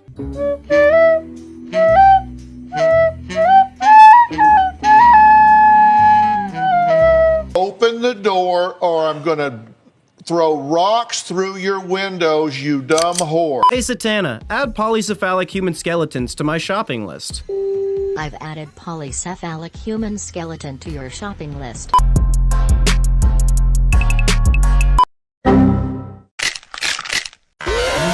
The Fetid King is a cognitohazard image that manifests an aggressive skeletal entity of the same name. This entity has a few strands of hair that it desperately combs over in a sad attempt to claim that it's under 30,000 years old. He also wears a crown that seemingly rises out of the bone on top of the skull itself. This image was originally a painting. When someone would view this art, the Fetid King entity would emerge from the canvas, grabbing the victim and dragging them into a pocket-sized dimension within the artwork. In this fun-sized hell, the victim will be submerged into a sea of maggots until there is nothing left but bone. If there is any flesh left, it looks like the skin on the knee of that kid that won't let his injuries heal because he keeps picking the scabs off to eat them. Some researchers believe that the Fetid King just wants more skeleton friends. While he sounds fearsome, you can just avoid him by staying out of arm's reach or not looking at him at all. When someone, whether it was a deranged lunatic looking to end humanity or an idiot that just didn't get close enough to die and posted it on Instagram, took a photo and uploaded it to the internet, the properties followed. This turned what was a vaguely threatening piece of canvas that you could incapacitate by facing towards the wall into an omnipotent being capable of tracing down and destroying any human with any semblance of connection to the modern world. It started to spread itself in numerous newly created social media accounts and even edit the files and settings on devices to turn the image into the home screen, signifying that this entity was conscious and wanted to kill as many people as possible. I actually have the original image saved on my hard drive, as it's a lot easier to send an email than it is to put a hit out on someone. Just remember, if you fuck with me, I'll kill you with only a meme. The image I am using to depict this entity in the video has been modified for your safety. I'd show the real one to you, but then who would watch my videos? See, it's a lot less easy to keep this spooky skeleton man at arm's reach when he can occupy a device that's designed for use in your hands. The one hilarious thing about the Fetid King is that it manifests with size in respect to the device that it comes from. So if it does happen to come from your phone, it's gonna be a teeny tiny little guy trying to murder you. Adorable. However, the Fetid King is always incredibly strong regardless of its size, and is able to pull a full-grown man through a computer monitor via brute force, even if limbs need to be severed in the process. If some psycho rents an electronic billboard in Town Hall, things are gonna get real messy real fast, and I will be watching one giant arm's distance away with popcorn and beer.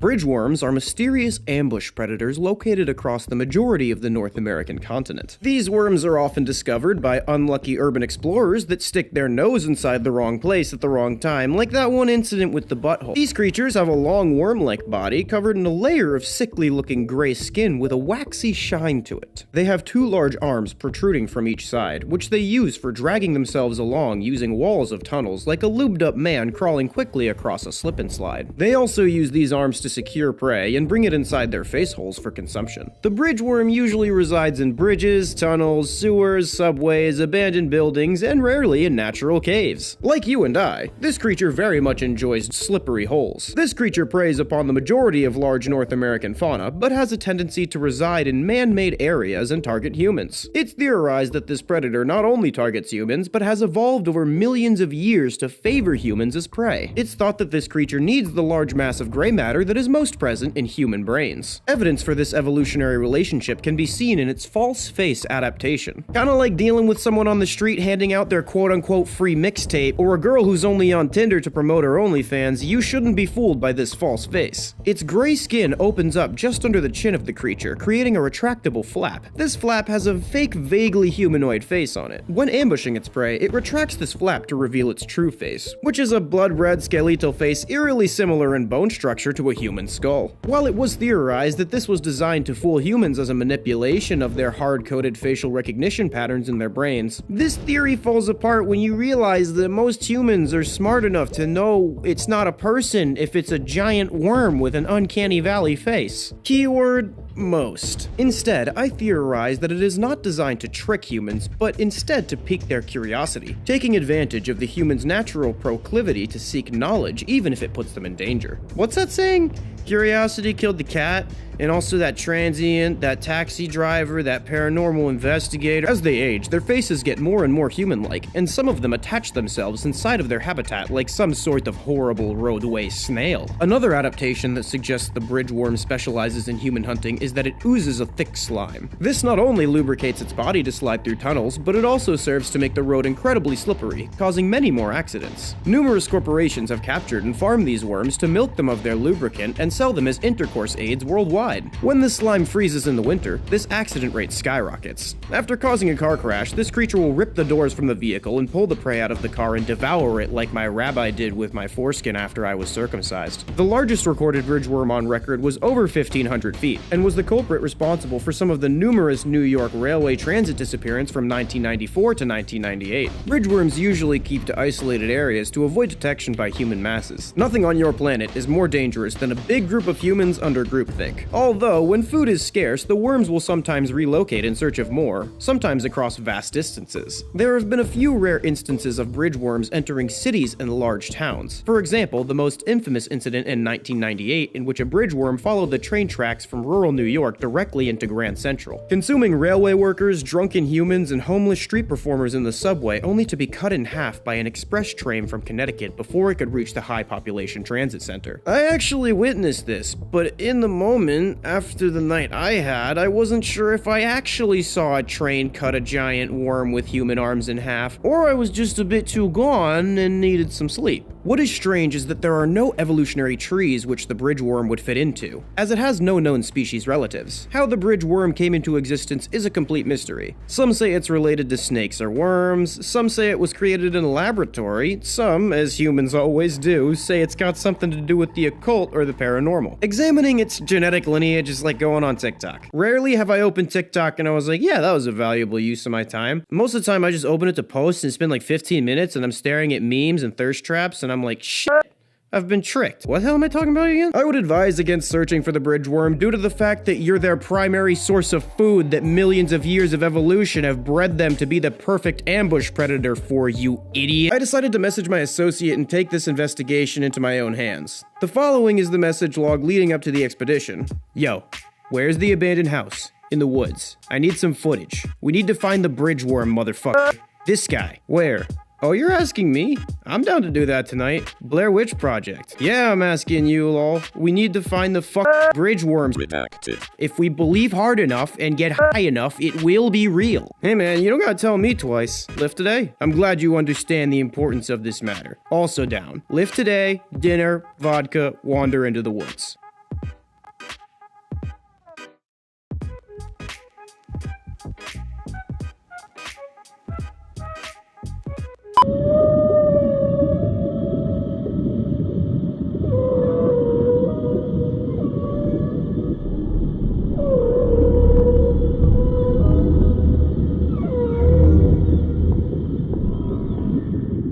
The sea eater is an eyeless, ocean-dwelling creature of unknown length. While the sea eater is far too large to fit into any body of water other than the deep ocean, this still doesn't mean that you should feel safe on the toilet. On each side, there are massive limbs that resemble arms, except with webbed extremities. This creature navigates on sonar alone, and it's thought that it's responsible for the famous yet unidentified bloop recording.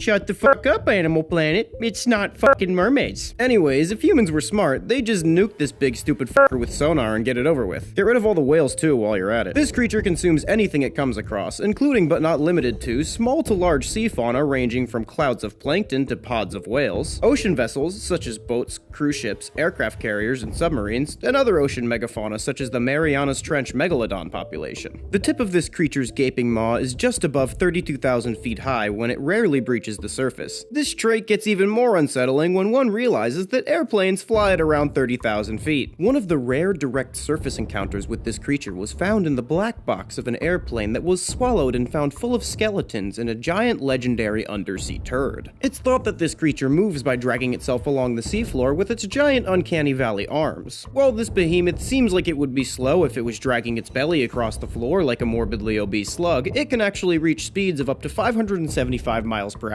The probably 10-year-old on the fandom writes that it's faster, but how am I supposed to make this that stupidly overpowered when the document reads, Sea Eater once fought Slithering Doom and Sea Eater won. It eats anything even large size, which helps it to catch flying creatures like manta and flying vehicles. Undersea, it eats creatures plankton and even feed on vertebrates and invertebrates. He can eat every ocean ever. You dare question my flawlessly written lore? I am the Sea Eater, consumer of the deep. Nice to meet you, C-Cup. I'm AZFK, consumer of Red Bull vodkas. Why aren't you freaking out? Sea Eater, if you saw my search history and learned what I got off to, you'd have nightmares for weeks. Amazon makes it like way too easy to buy like a literal machete as a child, and I know because I did it. If you thought the Sea Eater was powerful, the World Eater is so powerful that by comparison, it makes the Sea Eater look like that daddy long legs that I pulled all the legs off as a kid and then cried when I realized what I had done to that poor vibrating gray ball. The World Eater is a gargantuan mass consisting of a main body and face and an uncountable amount of tendrils and insectoid limbs stemming from it. At the front of this body, there is a human-like mouth with insect-like mandibles stemming from each side. Look at this big smile. Such a happy guy when it's his snack time. Just above this gaping maw, the surface of the face is dotted with dozens of milky white eyes of various sizes. The body segment also extends backwards into a tail-like structure for what looks to be eternity, but is likely just a few thousand miles. The World World Eater, as its name suggests, eats worlds, idiot. This creature will feast on an entire planet, leaving nothing behind, and then it will simply move on to the next. Its endless appetite has consumed many solar systems, and will consume many more as it drifts throughout the cosmic void searching for its next meal. It's likely that the World Eater will eventually encounter and devour the Sea Eater. What is this, a crossover episode? And also you and everyone you know. This one kind of reminds me of the Junji Ito manga. What's it called?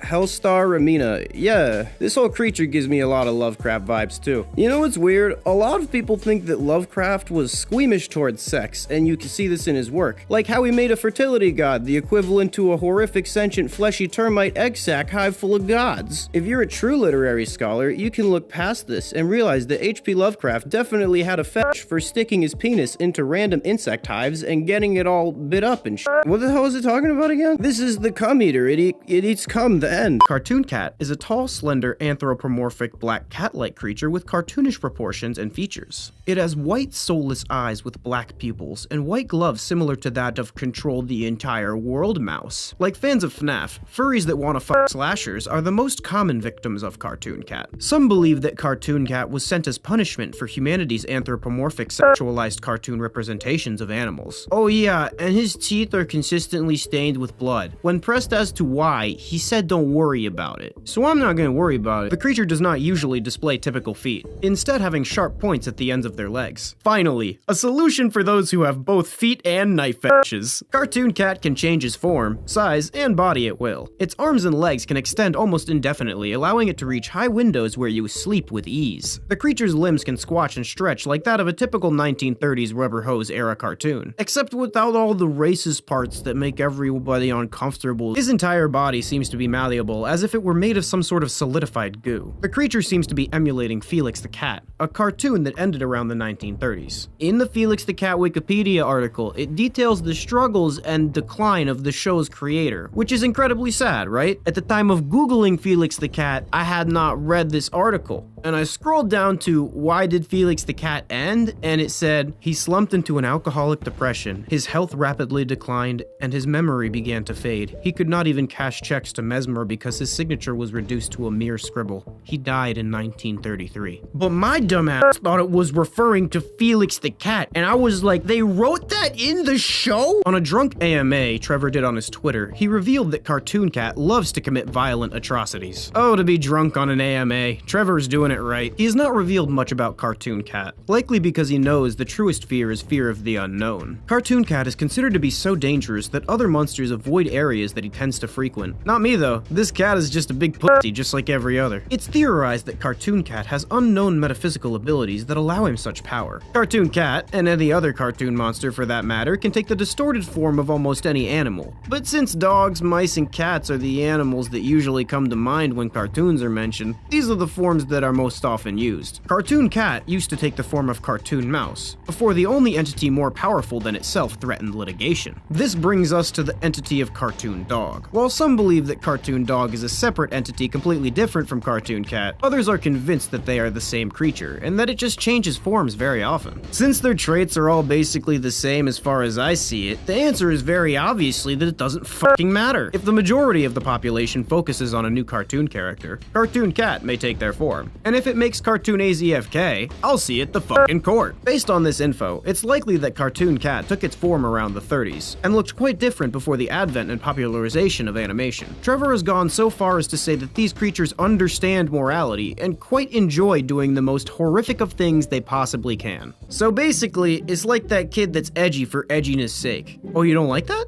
I am the aberration, the absence of all light, the warping and bending of your reality to make you question everything you ever thought was real. You wanna go, Bendy the Ink Machine's house cat? I'll have you fucking neutered. Oh wait, I don't even have to, because the quote-unquote family-friendly channels have already done that for me. Okay, ouch man, That one actually cut too deep and did unsavory things just to survive. I'm done participating in your terrible video. The country road creature is a vaguely humanoid-shaped quadruped creature that walks high off the road using its long, disproportionate arms. The entire body is emaciated, skin gripping tightly to the bone. There is not a single strand of hair stemming from its pale, slender body. It has an extremity structure similar to a chimpanzee or ape, meaning that its toes are opposable and almost as dexterous as their fingers. In addition, all of these creatures' joints are a ball and socket joint, meaning that it can move any part of itself in any direction. It's able to move at staggering speeds in a series of unnatural manners. It can also seemingly climb any surface and contort itself through spaces much smaller than its own body. This creature's head looks like a bald old man with gleaming white pupilless eyes and razor-sharp teeth. Now we can't even feel safe when we see a smiling naked old man in the middle of the forest at night. Is nothing sacred anymore? The country road creature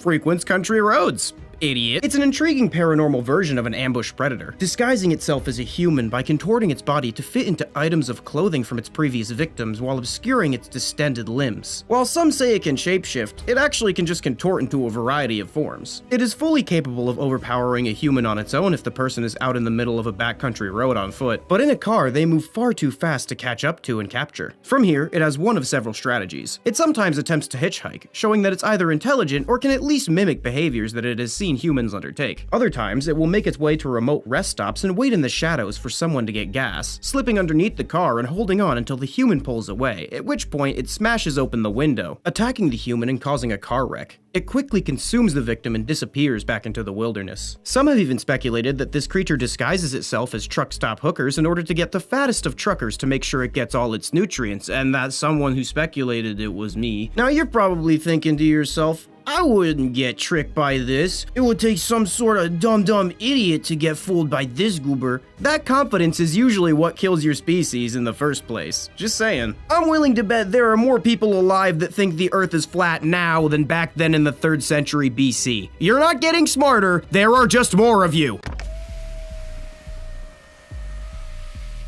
Foolish, delicious human. Wait, what the fuck are you? Did you just pull a me on myself? You are, without a doubt, the ugliest truck stop prostitute I have ever seen in my entire life. Yo, I gotta show you something while you're driving. Check out this sick disclaimer, dude.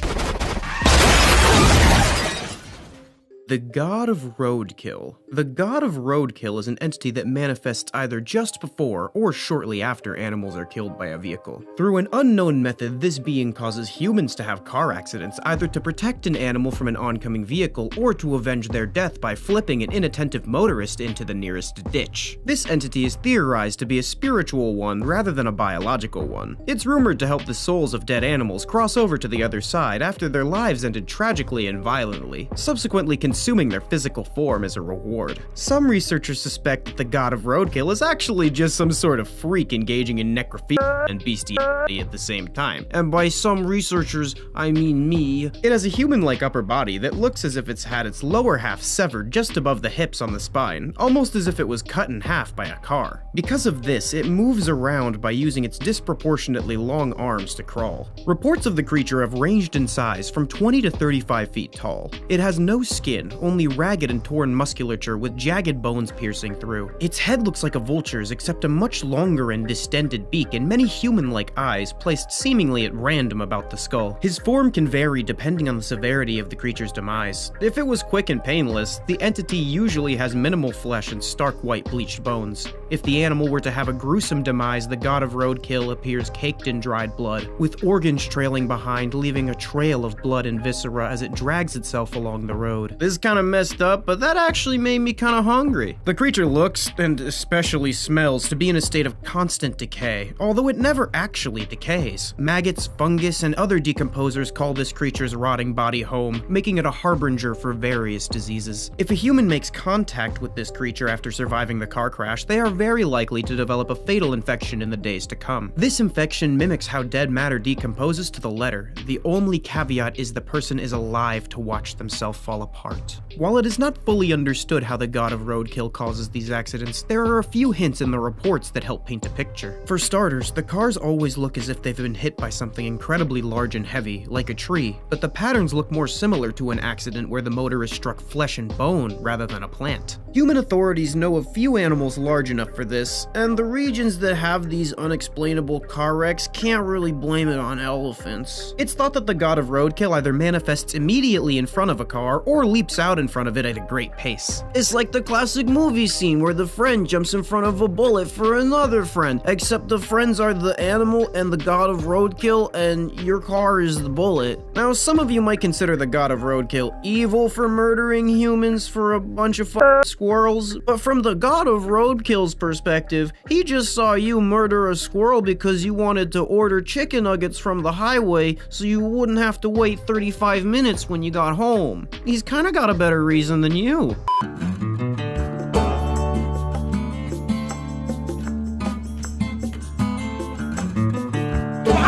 Fun fact, there is a vertebrate animal run over by a car around every 11.5 seconds in the United States. What a waste of life, but more importantly, what a waste of food. In an attempt to avoid the god of roadkill opening up my nutsack at the seam with some other dingus's windshield, we're gonna go ahead and try to repurpose some of this meat that is left on the road every day. It is my hope that if we eat this rotting meat, we can lie to the horrific monsters that we as humans actually respect animals. I've heard from the reviews that the quality kind of varies. I mean, you kind of got to expect that. It's either venison or raccoon meat, so it's a mixed bag. Now, it's not that I think the average American is lacking food. To be honest, it's just the opposite. But you know, I think maybe a few tapeworms or intestinal parasites might be good for us. We're thinking outside the box. Okay, so here it is. As you can see, the outside is noticeably more purple than most meat I am accustomed to. Also, it seems to be, you can see here, fairly torn up. Yeah, nothing tenderizes a good steak like busting the front axle on a Toyota Prius. If you're wondering what type of meat this is, I can assure you that I am as well. I feel like ordinary sausage. Hey there, folks. Welcome back. I wonder how you're supposed to cook this. Okay, so, it says not to. So let's get into it. All right, so I think what we're gonna do is just get some salt. Some salt, yeah. Because that's what, this is meat, I think. That's what you put on meat. Nice and salty. Oh wow, the backside is quite purple. I don't know what's wrong with me, man. I got this shit all over my hands. I gotta pour the salt like that. Oh no, it's too much. Welcome to ASMR with meat. This is concluded ASMR with meat. Okay, I think the meat is salty enough. I don't know, man. I'm gonna wash my hands now and put it in, I guess, the oven. I don't even know what this shit. Okay, 400 degrees. Start. And into the oven it goes. Well, that's not a good sign. Yo, is my oven on fire? Oh no! We're just gonna ignore it. I'm gonna wait for the timer to be done. I'm gonna eat it. I'm gonna hope for all the problems to go away. Two things I don't think things through and know where the oven mitts are. All right then. Let's this is a bad idea. What the fuck? Oh! Ah! It's fine. We're just gonna grab the meat and then. Oh no. Okay. Pick it up. Yeah. Okay. So here's our weird meat. Alright, so let's see. Let's see about this. Let's cut it open. Interesting. Alright, moment of truth.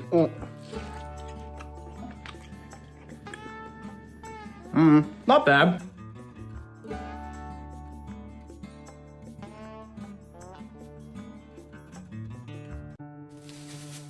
Who are you? Where am I? What is this place? Congratulations, sir. You've won a free safari tour of the backrooms and have been no-clipped out of reality at no cost to yourself to claim your prize. That's cool and all, but I'm diabetic and need to get my insulin. This creature is known as Entity 116. Entity 116, aka the dentists, are humanoids made out of what looks like an amalgamation of exposed rotting flesh, teeth, jaw, and gum tissue. Basically, just imagine that your entire skin was made out of your mouth, and that's what we're dealing with. While this might sound morbid, just think of it as their entire body being a smile. Yeah, that doesn't help for me either, honestly makes it kinda worse. They leave a trail of slimy mucus secreted from their gum tissue, which causes a horrific fatal oral disease if touched. Dentists are reported to smell like the bodies that are not in my cellar. These creatures are incredibly hostile, following their prey, pinning them down, and stealing their teeth and gums while they're still conscious. These creatures are usually very slow, but be wary as they have a huge burst of speed when a prey item gets within pouncing distance. Next up are the Combine, a big old centipede made out of human parts. They usually have human hair running down the length of their body, but I shaved this one because it looks cute that way. Their legs look like double bent human fingers tipped with chitinous photoreceptors to snuffle around their surroundings. The weird finger things can also vomit up digestive pouches for digestive purposes. Like many species, they can drop parts of their body when in danger and grow them back later. If you feel threatened, remember to rip off all of your own limbs. It's very distracting. They're scavengers that eat mold or decaying biological material, so they don't usually attack people. Keyword, usually. It's not opposed to going for someone if they're asleep, so just be wary of where you rest your head. How the hell does someone sleep in the back rooms? This entity is a strange combination of small mollusk-like creatures that all function as one unit. They give birth to young by shooting babies out of their legs. Like most methods of animal reproduction, this lands in the sweet spot between gross and beautiful. Some colonies of survivors in the back rooms have tamed these creatures like pets. I'm not allowed to go to Petco no more because the employee thought it was an innuendo when I kept asking for the finger centipede. Slightly more dangerous is the Smiler. The fuck are you looking at? The Smiler is a mysterious entity that stalks wanderers in the back rooms. They're often seen from a distance, hiding in only the darkest areas, like a pervert. They stand out from the blackness with their glowing white eyes and radiant teeth bent into a wicked smile. They're attracted to light and will attempt to destroy any light source they come across. They're usually solitary hunters, but sometimes will travel in packs. As per their Tinder bio, their favorite method of dispatching a victim is via asphyxiation. Hey, yo, bitch, you like it rough? I choke harder than plastic rings on a sea turtle. Victims of a Smiler attack can be identified by swelling or damage around the throat, deep nail impressions, and unhealthy romantic habits. If the person they are stalking makes it into a bright area, they will retreat into the distance and stalk the wanderer from that distance. Some have reported Smiler stalkings for as long as one human gestation period. They relish in torturing the wanderers they stalk, hence that stupid fucking grin plastered on its face. Most of their body remains hidden in the darkness, so we don't really know what these things look like other than the face. Some think it's a ghost, some think it's a snaky thing, some think it's just one giant limb for strangulation. You're not scary. It's actually pretty pathetic to pick on humans. I remember you from reform school, Jeremy. These blob creatures are called bone thieves. They have toad-like bumpy yellow skin that's impervious to damage. They're mostly stationary creatures that hunt by replicating human noises and language to lure victims close enough to strike. It's theorized that they're able to recreate almost any voice using an extremely developed larynx and vocal cords. No one knows how people become boneless when they get near the bone thieves, but they know it's an extremely fast and pretty clean process, because they end up looking like a plastic CVS bag made out of human skin. No hole, no blood, no nothing but a body puddle. There are only two entities powerful enough to be capable of this mysterious trickery. Their mouths open extremely wide to reveal a set of eyes in their throats. They have two holes on the sides of their head where normal eyes would be, but those just leak some strange blue fluid that coats their entire body. There's no gums or teeth inside the gullet, just an empty black soulless void in that set of beady little eyes. After all the victim's bones are gone, the bone thieves distend their jaws and swallow the boneless human nugget whole, and then don't eat for a while. In a similar vein to the bone thieves are the skin stealers. Skin stealers are entities that feed on human skin and flesh. It wears the skins of its past victims as a disguise. It's also capable of mimicking human speech, but it's not capable of understanding it. This thing has clear blood, so if you're not sure if it's a skin stealer or a person, stab it. If it bleeds clear and sprints away, it's a skin stealer. If it bleeds red, hysterically screams, cries, and stops moving, it's probably a human. Skin stealers have huge white sunken eyes. When the skin stealer mutilates a victim, it wears the skin for about a day. After a period of around 24 hours, the skin will be digested through the surface of the skin stealer's real skin, and the skin stealer will enter a docile state cause it's no longer hangry. Hey, you look like that guy from earlier. Has no one anyone checked if I'm just really drunk and looking for the bathroom? This is the Stalker. Stalkers target lonely wanderers in the back rooms. They're masterful at disguising their bodies and voices to look like that of loved ones, friends, or other survivors, similar to the skills of their digital cousin, the Catfisher. The longer you have gone without human contact, the more susceptible you are to a stalker's illusions and manipulations. A stalker's true form is a tall, sinewy, skeletal humanoid with tightly wrapped white leathery skin and 2 giant red eyes. It has long floppy fingers and toes that end in claws. Its mere presence induces nostalgia and dreams of the person's life before the backrooms. They like to season the meat of their human victims with betrayal, by acting as a loved one before striking to gain the trust of their prey. They will betray you in whatever manner makes you feel the worst based on what they've learned about you personally during the time that you thought you knew them. While this sounds bad, I know humans who operate the exact same way. They've been reported to work together and coordinate to break down an entire society of survivors. To feed, it uses a massive proboscis which comes out of its face to inject digestive enzymes into the human body. It takes a few days to digest the victim, so it'll hide it in the closet until its internal organs have putrefied into a black sludge, so it can slurp it out of your now juice box of a body. This liquid entity is not water. Well, it's not water. Well, it is not water, but it's more than just not water. It's a sentient, self-aware liquid with an extensive knowledge of the backrooms. Drinking the not water connects you to the entity's consciousness, as well as connecting you psychically to everyone who has drank the not water. This is both useful and dangerous because it gives you useful information, but it also drives you 100% butt insane. To demonstrate, we have an ethically sourced human test subject right here.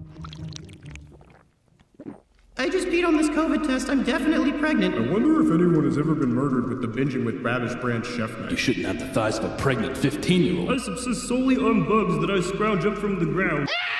If you end up drinking it, the entity will communicate with you, but you might not be able to hear it clearly over the shrieking voice of everyone else who drank it. This entity can control your mind, but usually it doesn't bother with anything like that. A good way to fix a not water-afflicted brain is by removing it. This liquid is pee, and it is mine. A less threatening and actually helpful backrooms liquid is almond water. Almond water is the main source of hydration and survival in the backrooms. It can be found in bottles, cartons, cans, flowing through some of the pipes into water fountains on certain levels, even those weird squishy toys, you know the ones that have that hole that runs through the middle. What are those called again? A jellyfish snake wiggler. It is literally in the name. That is not just me. I'm not the perverted one. You're the perverted one. You give fleshlights to your children. There's rarely any label or indication that it's almond water, so you gotta figure that out on your own. This liquid can be identified by a vanilla rose smell, which is important because there's other stuff that you can drink that'll just kill you or worse. Go by the rhyme. If it's vanilla and rose, trust your nose. If it's any other smell, prepare yourself for hell. It's reported to taste like a sweet vanilla mint rose water. I don't know why the fuck they call it almond water. Almond water can be used as a curative for many diseases native to the backrooms. For example, it can prevent human beings from turning into a wretch. Humans can turn into a wretch when they succumb to a lack of food, water, and sleep and become vulnerable to the poorly understood wretch cycle. Wretches are completely insane zombie-like creatures that have inhuman strength and hunt humans in packs using rudimentary handmade weapons. If you don't want to become one of these, drink your goddamn almond water. Moving on to a slightly less moist but much more dangerous topic, this is carpet moss. I mean, you can't see it, but trust me, it's there. It's located on level 0 and looks almost indistinguishable to the damp carpet that covers the floor of the level, except for a thin layer of clear gelatinous adhesive slime on its surface. Carpet moss is an entity that behaves similarly to a carnivorous plant. It remains dormant, seeping moisture from the carpet until a wanderer stumbles onto it. Acting like an extremely sticky glue trap, it usually adheres to the feet of the wanderer first, who is then stuck on the carpet moss. The moss then releases what are theorized to be psychoactive spores into the air. When inhaled, it causes intense fear and disorientation, usually causing the wanderer to scramble and lose their balance, falling onto the carpet moss, sealing their fate. Strangely, when the victim has the entirety of its body stuck to the surface, the moss will exude another unknown psychoactive to calm the victim, and some survivors who escape this report intense euphoria and even an aphrodisiac state. This can be so powerful that some survivors sprint back onto the moss and attack anyone who tries to take them away. The carpet moss will then release a powerful digestive enzyme that dissolves everything except the bones of the victim. A telltale sign that a room in level 0 has a carpet moss infestation is that there are large scattered collections of mucus-laden bones. Who would have guessed that having a bunch of complete human skeletons on the floor would be considered a red flag? Nah, I'm just kidding, I made the carpet moss up completely, but I had you though, didn't I?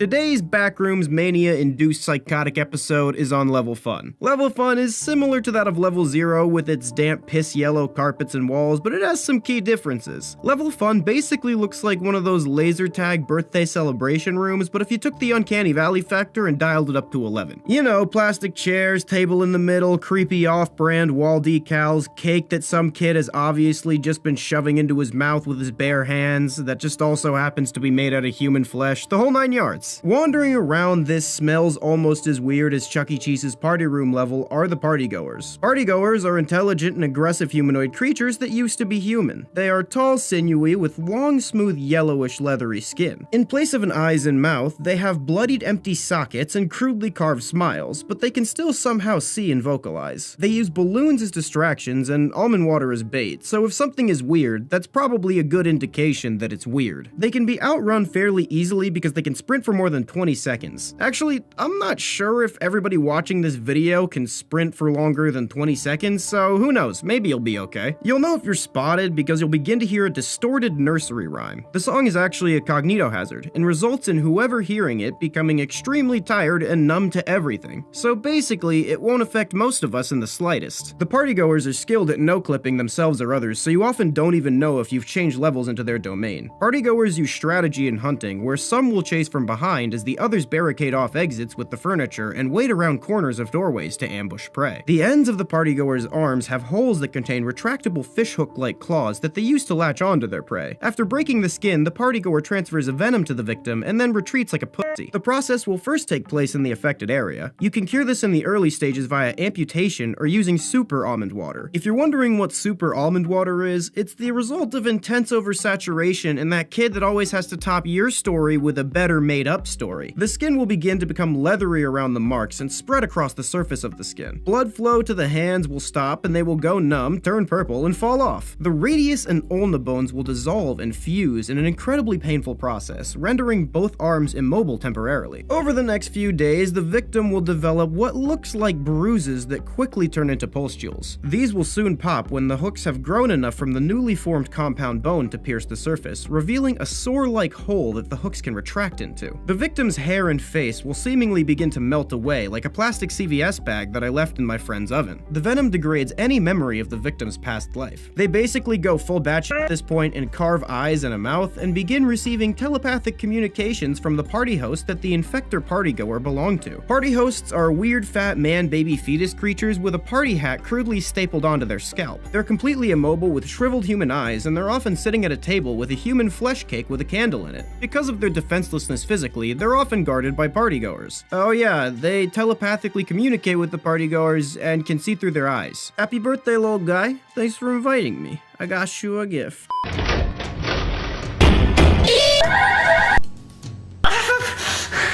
Today's fever dream of a Backrooms cartoon is about level relativity. This level has the same pea-stained carpeting and walls as level 0, but because of the additional anomalous properties, it can hardly be called similar. Level relativity, also known as level, is a series of stairs and hallways arranged in a seemingly impossible structure that resembles the painting Relativity by M.C. Escher. The laws of nature do not apply on this level the same way it does in your dimension. Here, everything is relative, including gravity. Each stairway can be used by wanderers who belong to 2 different gravity sources. This creates interesting phenomena, such as in the top stairway, where 2 inhabitants use the same stairway in the same direction on the same side, but each using a different face of each step. Thus, one descends the stairway as the other climbs it, even while moving in the same direction, nearly side by side. In other stairways, wanderers are climbing the stairs upside down, but based on their own gravity source, they are climbing normally. If you jump high enough, you can actually change gravity fields and fall down onto other stairs. While this is dangerous and has resulted in a lot of unconventional neck bone orientations for idiots, it can be used strategically to get to some previously inaccessible areas on this level and to escape some of the less physically capable entities. Each field seems to affect more than just gravity, as there have been reported distortions in things such as visual perspective, time, and sexual preferences. If 2 wanderers in 2 planes with significantly different timescales are looking at one another, one would appear to be moving as if they were in a time lapse, and vice versa, they look like they were in slow motion. Level relativity is home to several entities, one of which being memory worms. Memory worms live on multiple different levels. They're massive bloated wiggly worms with large teeth that spiral down the length of their entire body. These worms have mind-boggling metaphysical abilities. They hunt based on on creating illusions relative to the victim's memories. If you see a big slimy worm and then your reality suddenly dissolves and you're watching your old favorite TV show for the first time in your old house getting nostalgic oral from your ex, thanks.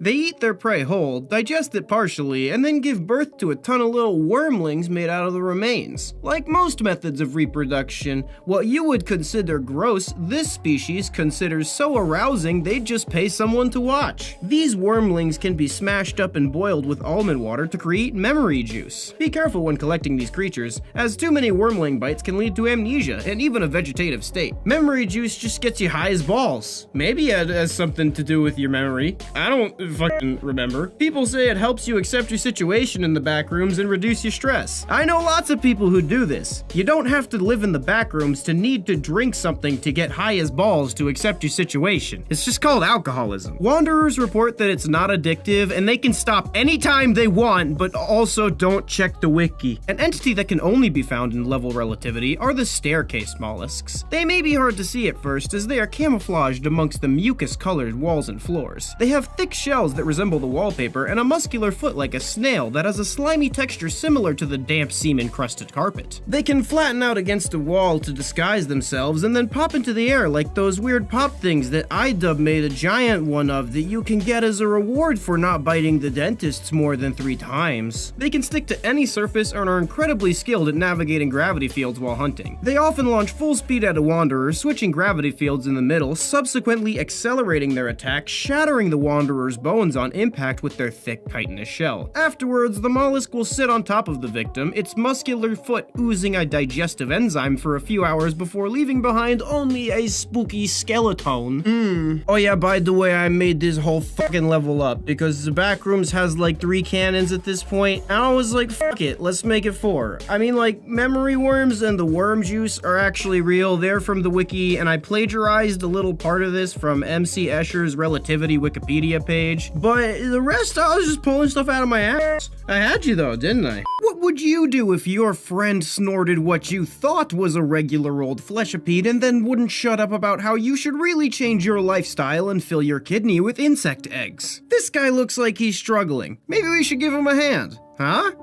And what do you mean I shouldn't empty my entire bank account to throw this tropical telepathic bird a blow-and-blow party? These are neural isopods, arthropod-like creatures that resemble large jungle centipedes. Instead of a chitinous interior, it has a soft, fleshy, slime-covered exterior to help it slide through tight spaces. They wait in the crevices of the backrooms and latch onto the lower leg of a wanderer before climbing up and attempting to enter the body through an orifice. They prefer to enter the body through the nose, ears, or mouth as it is closer to the brain and it's more easily accessible, although they have been reported to go in the anuses, urethras, eat through eyes, flesh, or bone to get to the brain. The neural isopod uses electric stimulation in order to manipulate the host's neurons, controlling its thought and movement. It brings its host to a nest where a swarm of neural isopods lay eggs inside the body, and in a few days the eggs will hatch and the victim will be slowly eaten alive as a living nursery to grow the babies. They grow up so fast. An adult neural isopod can control you to believe that you're in full control of your actions while it's puppeteering you, and you will willingly go to the nest. On the other end of the spectrum, juvenile neural isopods are only adept enough to roughly control the physical movements of the human body, so they basically make you walk like a stroke victim drunk Frankenstein towards your death while you completely are aware and terrified as to what is happening. While this is reversible, it takes more than just some almond water to do it. In fact, the creature will just drink the almond water from the victim's bloodstream, making the parasite stronger. You need to fully remove this isopod to the brain, and oftentimes attempts in this just end in full accidental lobotomy. We got one out of Swampus's set here, and I'm glad he's still alive, but he hasn't been quite the same. I wanna go to the fair. Clumps are nightmarish, pulsating, slithery, formless mounds of arms, legs, and other appendages. Oh god, I'm gonna come. They move by using their haphazardly positioned legs to drag their writhing, fat, grub-like mass across the moist, carpeted floor. While they move slowly when a wanderer is not in sight, this can be dangerously misleading, as they can accelerate to over 20 miles per hour in the blink of an eye. When they see a wanderer, they barrel full speed towards them before extending a long hidden arm that can accost a prey at them from over 20 feet away. It will then pull the victim into the the massive limbs where they undergo a gruesome, excruciating amalgamation process. Which really isn't that bad at all. This is a rabbit. Hot Topic Cyclops cousin of raving rabbits typically grow to the size of an adult man. This is not the maximum, however, because like some species of reptile, the only growth limit they have is what their nutrition can support. With lots of fresh wanderers, this boy can grow big and strong to almost 16 feet or 5 meters tall. Yes, he will. Yes, he will. Rabbits have 3 legs and a single body structured like a tripod. They have jagged, bumpy exoskeletons looking similar to rotted wood. Their eyes are designed by Neuralink and are able to shine a light into the darkness to help them see. Their mouth has a human-like jaw, but all the teeth inside are sharp canines. Their exoskeletons are made of a 2-inch thick crystalline structure that is much more durable than a regular exoskeletal chitin. This effectively makes the rabbit bulletproof, fire-resistant, good at active listening. Basically, this thing is a cockroach. It doesn't matter if you have a nuke. These creatures are incredibly aggressive, mauling survivors and fully eating them in a matter of minutes, not even leaving a bone behind. This is Jerry. Jerry is what I live for. Jerry is everything. Jerry is love.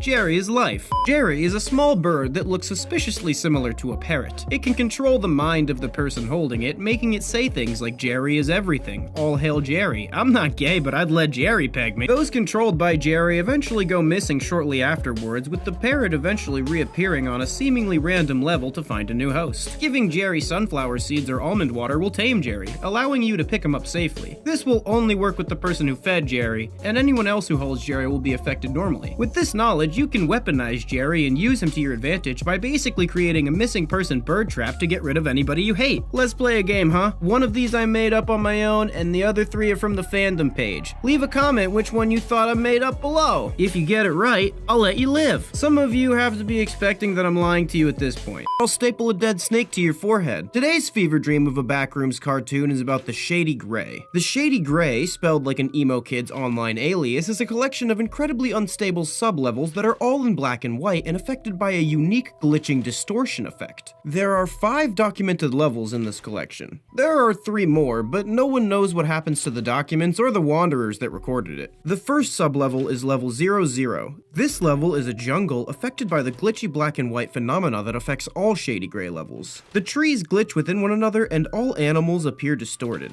Touching these distorted things will lead to death by full-body distortion and organ evisceration, but on the bright side, this level has a bestiality fatality rate of 100%. The level has a 12-hour day-night cycle, however, it is extremely different from the normal 24-hour cycle within the front rooms. Instead of the sun slowly moving across the sky and then crossing the horizon, the sky instantly changes from day to night, or vice versa, without any warning. During the day, there are no entities, but at night they become as numerous as the colonies of bacteria in the swamp ass accumulating in your taint as you watch this. The entities in question are unknown due to the night state of level 0 being completely devoid of any light. The only confirmed entity in this section are the howlers, because people only know what they sound like, and no one knows what the hell they look like. Every time the clock hits 12, it shifts from day to night. To proceed to the next level, all you gotta do is take a branch and draw a pentagram into the mud for some reason. I don't know, dude. I mean, that's what the wiki says. Actually, no, I don't like that. There's no reason to include satanic influence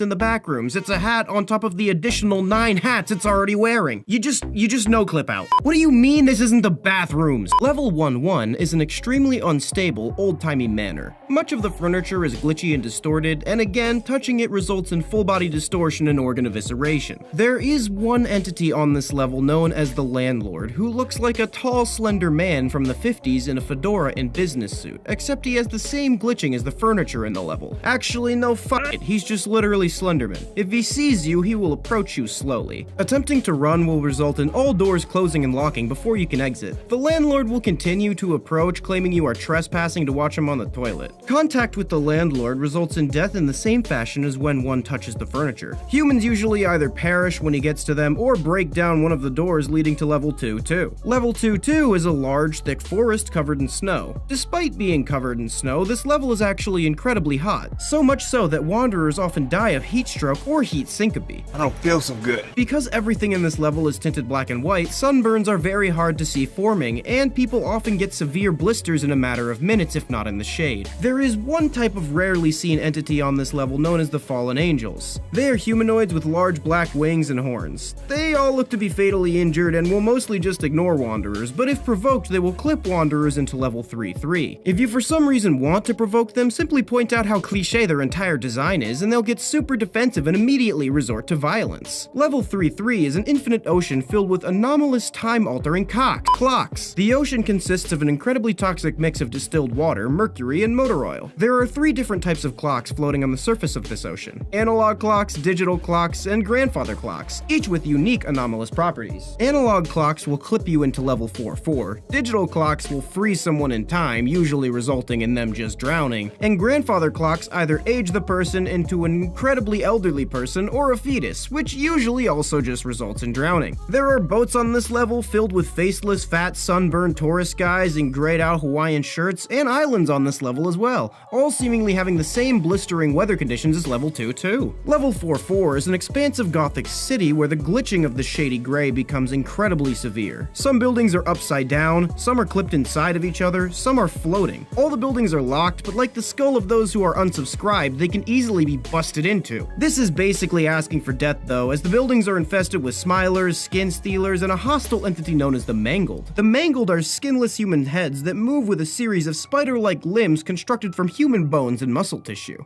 The ends of their limbs are incredibly sharp, and they dig the nubbins into the surface to allow them to climb amongst the skyscrapers. Put your guess as to whether or not they're friendly in the comments below. That's not how the wiki describes them. The streets aren't much better, as you'll probably end up curb stomped and robbed by the violent gangs of faceless people that roam the alleys. The entire level is overcast by the thick gray clouds, making it extremely dark. This makes the level doubly dangerous if you have seasonal affective disorder, aka the depressive disorder that some pessimistic asshole named Sad. No clipping here brings you to the last documented level of the Shady Gray, Lost Hope. Lost Hope is the level with the edgelordiest name. Sounds like a goddamn XXXTentacion wannabe. This is when the stability of the Shady Gray completely disappears. This level resembles the concrete pipe-filled maintenance hallways of level 2, except the walls are distorted and wobbling with great intensity. This level is almost entirely undocumented, as anyone who touches the surface here has their body ripped apart at the atomic level. The strong friendship bonds keeping their atoms together slowly breaking apart until their entire body is reduced to nothing but floating particles. This process resembles intense radiation damage, except I'm gonna say that it's worse because for spooky.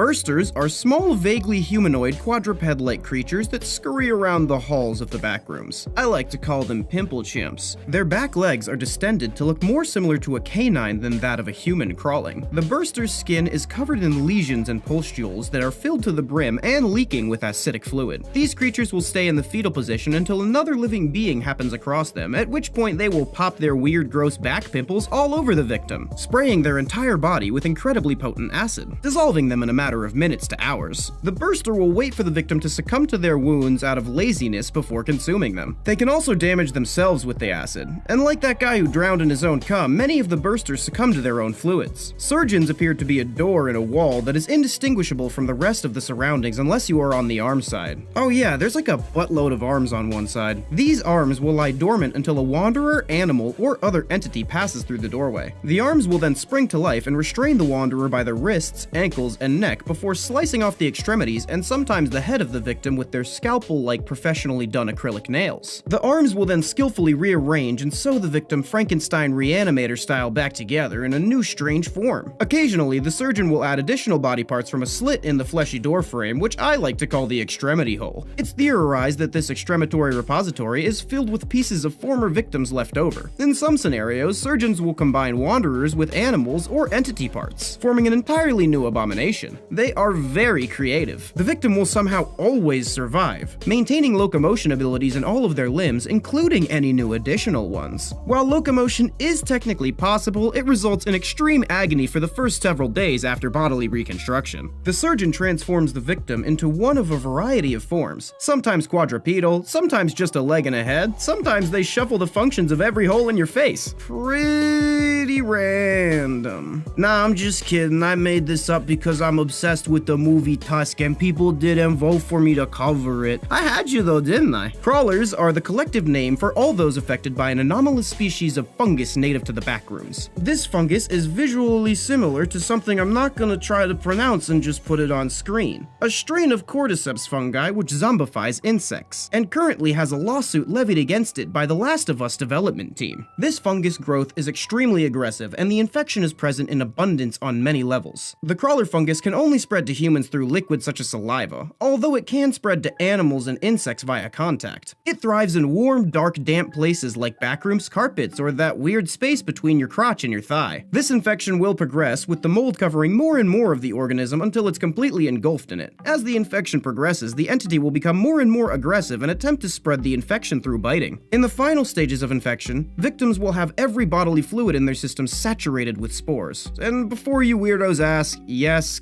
that fluid too, and this does technically mean that it is an STD. Ever hear of the numbed man? The numbed man knows as much about you as you do about it. If you learn his weaknesses, he learns yours. If you learn his strengths, he learns yours. If you learn what he jerks off to, the numbed man is a weak humanoid entity who can only be sensed by those he senses. For this reason, he has destroyed his own senses. He tore out his eyes in order to blind himself. He mangled his nose so that he couldn't smell. He punctured his eardrums to become deaf. He burned off his skin so that he could no longer feel touch. I mean, I guess that's pretty metal. He has no way to sense anyone nearby, and thus they cannot sense him either. This keeps him safe. The numbed man is not bound by any floor or physical barriers. But again, you basically have to overpower a confused, disoriented, senseless old blind man. Only thing is he floats and can walk through walls. See, I learned about him before you did, so he's gotta go through me to get to you. Floating and phasing through objects isn't really considered a power in my species. You actually get special parking if you can't do it. Last time I fought a blind and deaf man, I won. It wasn't even a competition. I absolutely fucking obliterated him. 2 for 2. Hounds are another quadruped humanoid-like creature with warped and distended limbs to make this style of locomotion more easy. These creatures hatch from goopy, weird frog eggs. They have long, tangled, greasy black basement dweller hair growing from their head and an extremely large mouth laden with sharp teeth. Oh yeah, also claws to match because they know how to coordinate an outfit. Despite looking like an anorexic, bedridden, dying old man, they are quite powerful and quick. They'll pretty much maul anything that isn't, or sometimes is, another hound on sight until the resulting small red pile either stops moving and or existing. Although, if you just stare these things directly in the eye, their brain kinda shuts down. See, my whole head is an eye, so as long as I'm just like generally facing them, they're gone. There's nothing behind these eyes. Not a single thought. Head empty. Death moths are giant edgy emo moths that inhabit the backrooms. Male death moths are small, kinda dumb, and sometimes even friendly. He a good boy. You're my friend now. Female Hot Topic butterflies are several feet in wingspan, can spit acid at great speeds, and will attempt to turn anything that moves into a pile of sputtering mush. Like anglerfish, this species is big on that horror movie type femdom stuff. Not much is known about the goth moth other than it looks pretty similar to a normal moth and it kills people who try to study it. Like regular moths, edgy moths are attracted to light. While this is bad if you hear fluttering of wings nearby and you have a flashlight, you could also just put a torch in front of a wood chipper and solve all your problems. Next up is something designed to be completely unpronounceable, obviously based on H.P. Lovecraft type spelling. I'm just gonna call it an arachnid because that's the closest reference creature y'all have. This backroom's arachnid is a large spider-like arthropod with 16 legs. While these beings certainly aren't benign, they are slow-moving and haven't been observed actively pursuing prey items. As long as you don't stand directly under it like the backroom's equivalent of a dodo bird that humans tend to be, you'll probably be fine. Speaking of, these entities generally stay hidden on the ceiling, creating ball-shaped webs and filling them with sedative secretions that, while unable to completely paralyze a victim, is enough to greatly dampen a person's thinking capability. It then hangs these balls on the ceiling with additional webbing. It continues to do this until there is there's prey nearby, at which point it will drop a ball. The effect of the depressant starts and the victim will start to feel drowsy, happy, and confused like they faced a blunt. It then proceeds to drop all of the balls at once, making the target completely unresponsive to any outside stimuli, like a guy passed out in his own vomit. The spider boy then drops down to its prey and proceeds to inject digestive enzymes into the victim before slurping out the resulting slurry. After feeding, it returns to the ceiling and hibernates before setting up its traps once again. Its secretion can be refined into painkillers and other useful drugs. But in the pure state, it induces a psychoactive state that some describe as a psychedelic opiate effect. It can be eaten, refined and smoked, even boofed. I dissolved some of it into a vape juice and got it into a concert once. Next up is the cerebrospinal leech. Like most leeches, the cerebrospinal leech is a blood-sucking parasite. But what else does it suck? Cerebrospinal fluid. It's in the name. Are you stupid? Sometimes I think you just watch these videos because you can't read. Latching on lower points of the spine for a few hours can lead to paralysis below where the leech is latched on. But if left for long enough, it can lead to complete paralysis and death by paralyzing the respiratory system. Despite their pleas to end the pain, we have managed to keep a victim in this state alive on a respirator. Latching directly onto the brain is often lethal in a matter of minutes, as the leech will drain the skull of cerebrospinal fluid ravenously, leaving the victim's brain like a wrung-out sponge. As this happens, the victim's cognitive function will decline rapidly before they just seize up and fall over dead. Sometimes the leech will suck with such force that the skull makes sickening crunches as it crumples up like an empty Capri Sun bag. A lot of people have been asking if we're from the backrooms, or if they can try to put us on the fandom or the wiki. I have two things to say to that. One, I'm not from the backrooms, I just like hanging out here, it's a vibe. Two, I'll say it once, I've said it a million times, I'm not an SCP, I'm not a creepypasta, I'm not a backrooms entity, I just like to pick on them. Why is everyone asking who I am? You shouldn't ask questions that you really don't want the answer to. So how about you just sit back, let your guard down, and enjoy some cartoons, huh?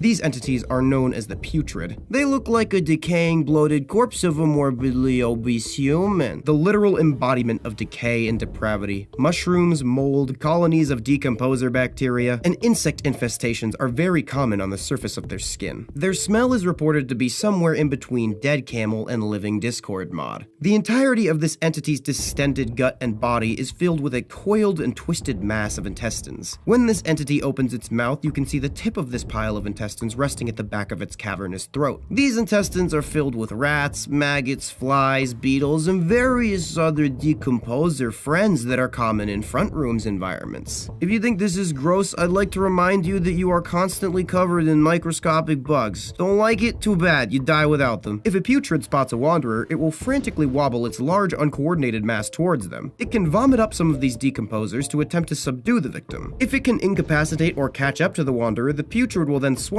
them whole, where the ecosystem of decomposers inside of its body act like a digestive system, breaking the victim down for nutrients before spreading it throughout the putrid's body. While most of you were likely horrified by the previous description, I'd be willing to bet one of you sickos is confused and ashamed as to why that turned them on. This entity is named Six Arms, and it's attracted to stress. We are painfully well acquainted. Six Arms is a partially transparent creature which manifests as a tall, many-armed shadow. It has more than 6 arms, but since 6 is as high as the person who discovered this entity can count, that's the name. It is vaguely humanoid and emits distorted noises similar to that of a gas-powered machine. It has been observed moving through walls effortlessly, which may imply it is entirely non-corporeal. The more stressed a wanderer becomes, the more likely Six Arms will be to pursue them. It's recommended you calm down if you notice a darkening of your environment, which signifies his presence. Because he is pursuing you, calming down may be difficult. It's like how you gotta make yourself big to scare off bears. Like, that is not what I'd expect to work. Honestly, that sounds like the stupidest fucking thing you could possibly do, but everyone who doesn't do that is dead, so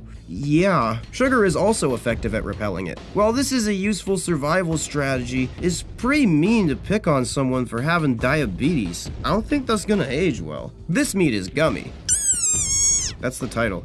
These are worms that look to be an assortment of regular gummy worms. They crawl around on the ground in a fashion similar to a regular earthworm. After a brief moment of wondering if I wanted to eat a gummy worm I found on top of a dirty wet carpet, that obvious yes led me to discover that these creatures are edible. Not only that, they're pretty damn good. The uncooked ones have a texture and taste similar to raw beef, and the cooked ones taste like a steak. I like them both ways, but unlike the time my human friend and I had a raw beef eating contest and she demonstrated her regurgitation-based ranged attack, eating them raw is safe for humans. Despite moving like a regular worm, when dissected they have no internal organs, just more of that gummy stuff that has a consistency similar to animal fat. These creatures come from giant glob clusters of around 200 worms that burst and spread around. People ask why I keep coming back to the back rooms. Lots of people think it's just for the money and clout, and while you're not wrong, the real reason I love the back rooms is that there's no police to stop me. Wall worms are worms residing in the walls of the back rooms that can grow up to 30 feet in length.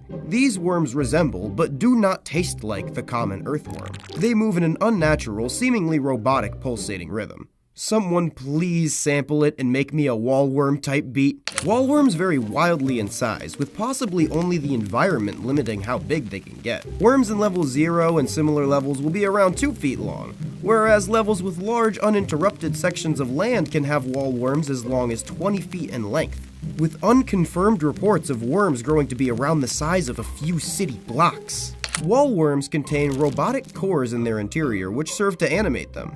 These robotic engines differ from worm to worm and are usually in a rusty state of disrepair despite remaining functional. So no, unless you want tetanus in your vagitinus, you cannot stick these cores inside of there.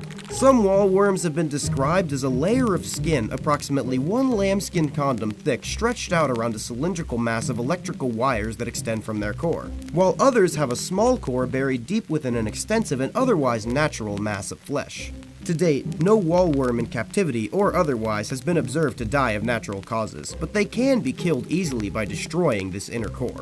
Aside from providing these electrical impulses that allow the wallworms to move, these corroded engines will also produce a corrosive, viscous slime of unknown chemical composition that allows wallworms to eat through almost anything. This residue displays highly acidic properties and is highly flammable, threatening to make entire colonies and outpost infrastructures unstable if a wallworm infestation is not dealt with immediately. Backroom's life hack: you can milk these worms and collect their acidic secretions in glass almond water containers. After you recover from milking your worm, plop a napkin in the top and light it on fire. Essentially, you have an acid bomb and a Molotov cocktail all in one. If the flesh of the wallworm is damaged or removed, it will be fully regenerated within a period of 2 days via a chemical reaction that causes a wallworm's acidic slime to congeal and coalesce into new layers of skin. If you're desperate enough, you can carve out small sections of this worm and cook them for food, since they'll grow back, and you can basically use this creature like a living flesh farm. This is the Game Master. This entity is the only entity that inhabits level 389, aka the Gaming Hall. She resembles a human-sized doll with a jester hat and a dress, has stitched X's for eyes, appears to be suspended like a puppet, and because this is my video and you're obviously gonna make me do another Backroom Smash or Pass episode, I'm gonna make her bad as hell. Seriously, human, stop trying to make me fuck the Harley Quinn puppet. It's not funny, it's gonna get us both in trouble. This entity just likes to chill and play games.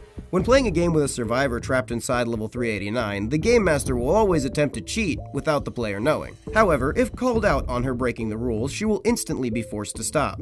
This same rule applies to the player. It is still unclear what actually happens when a game is lost. Her personality could be described as chaotic and unpredictable, where she will move around in gravity-defying mannerisms, as well as her hands having the appearance of being tugged on/around. She will typically be found tinkering with the game she creates and edits, or laying down on the ground like a rag doll. Pretty relatable, most of my day is spent doing one of those two things too.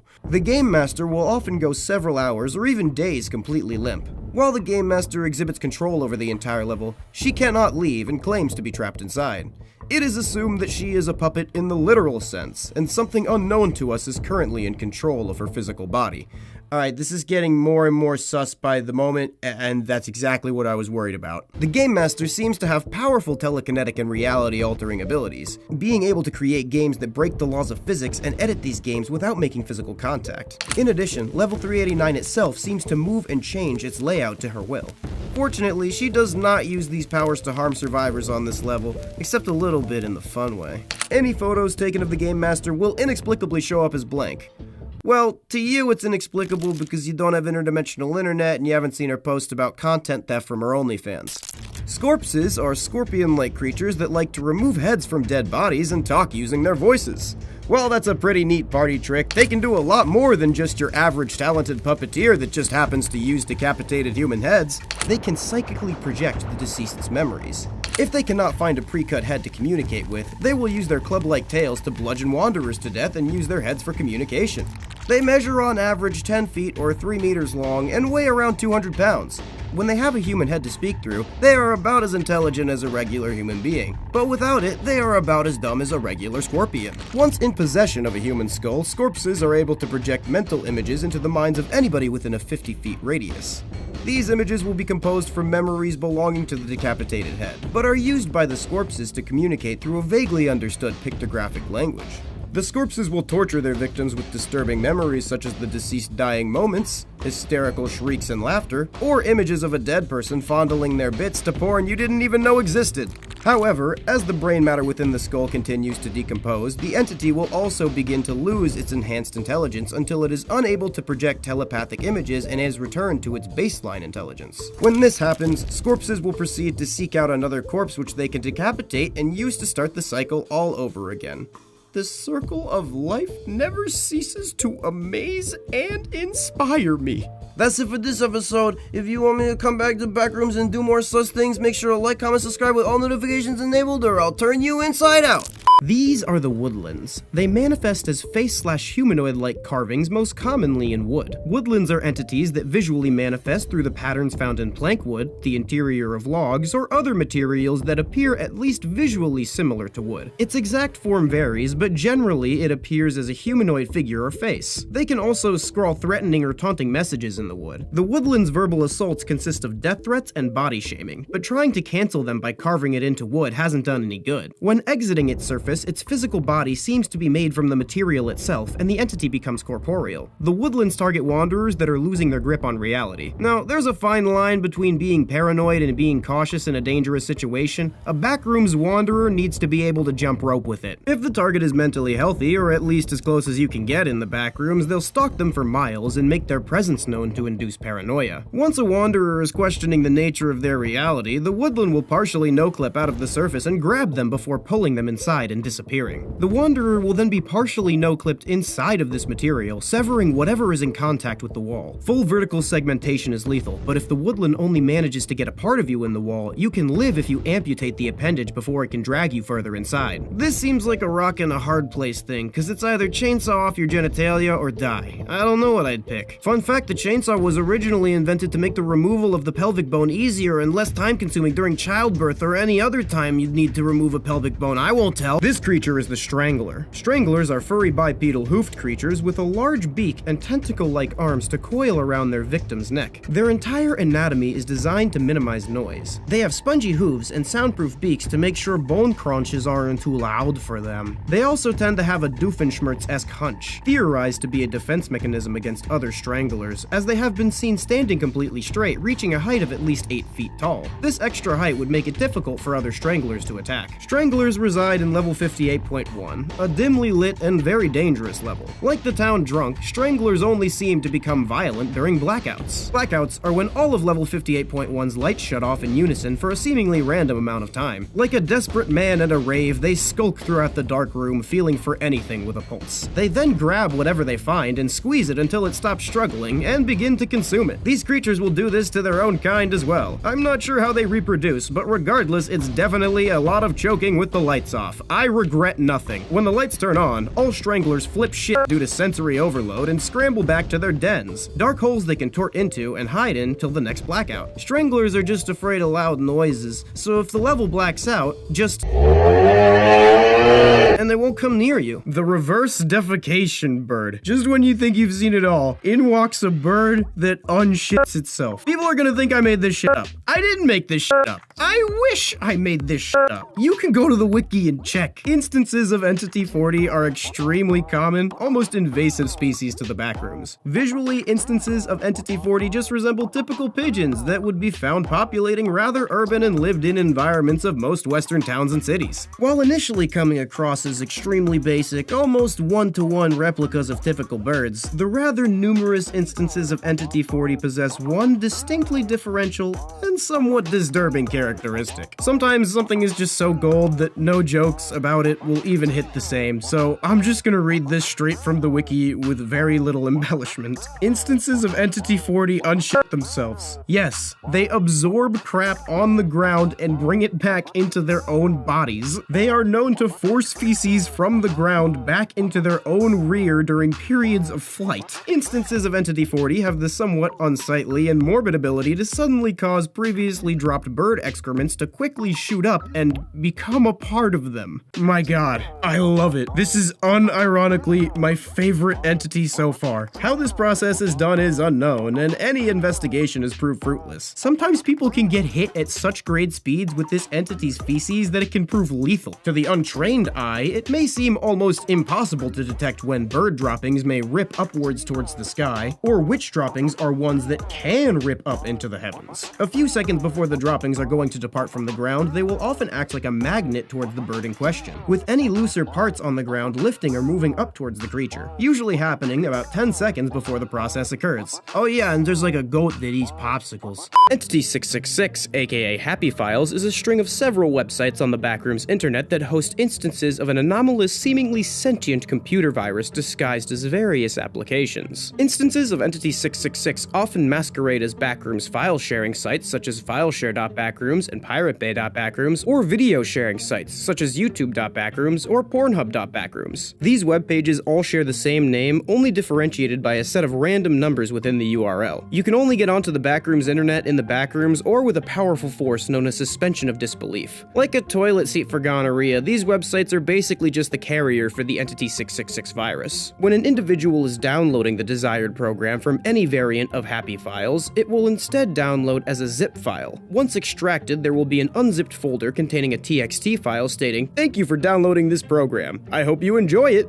Thank you for using Happy Files," along with a .exe file with a lower quality version of the original icon for the specified program. Once the .exe has been opened, the individual will now be designated Entity 666-A. The program will be an exact replica of the original counterpart of the specified program with no limitations or paywalls, so if you're willing to put up with this spectral technical crap, you can just get a lot of these free cursed softwares. If the program is a utility type program, there will be an icon displaying the face of Entity 666. If the program is a video game, soon after being opened, the player will spot a digital instance of Entity 666, which will begin to follow them slowly before pursuing at great speed, jump scaring the player. Immediately following this, it will crash the computer and shut down all electronics in the room, including any lights, computers, or vibrators. It will then manifest in the room as an obsidian-colored humanoid entity standing roughly 2.1 meters or 6'8". It has a white porcelain-like face sporting sunken yet somehow bulging, unblinking eyes and an unnaturally cavernous smile. This face never changes in any iteration of Entity 666. Even when I tell him that he has the vibes of the guy at the party who tells everybody to add him on FetLife, he refuses to wipe the stupid grin off of his face. This instance will begin to travel to Entity 666-A at a steady and slow pace, and gradually pick up speed. When Entity 666 reaches Entity 666-A, it will again jump scare Entity 666-A in hopes of causing a heart attack. If Entity 666-A has a strong stomach and doesn't suffer a heart attack, Entity 666 will rip all of the Wanderer's limbs off and just tell its friends that they died of a heart attack because dead men tell no tales. The file containing Entity 666 will then delete itself from the computer. Alright, fuck it. I want to play some Red Dead.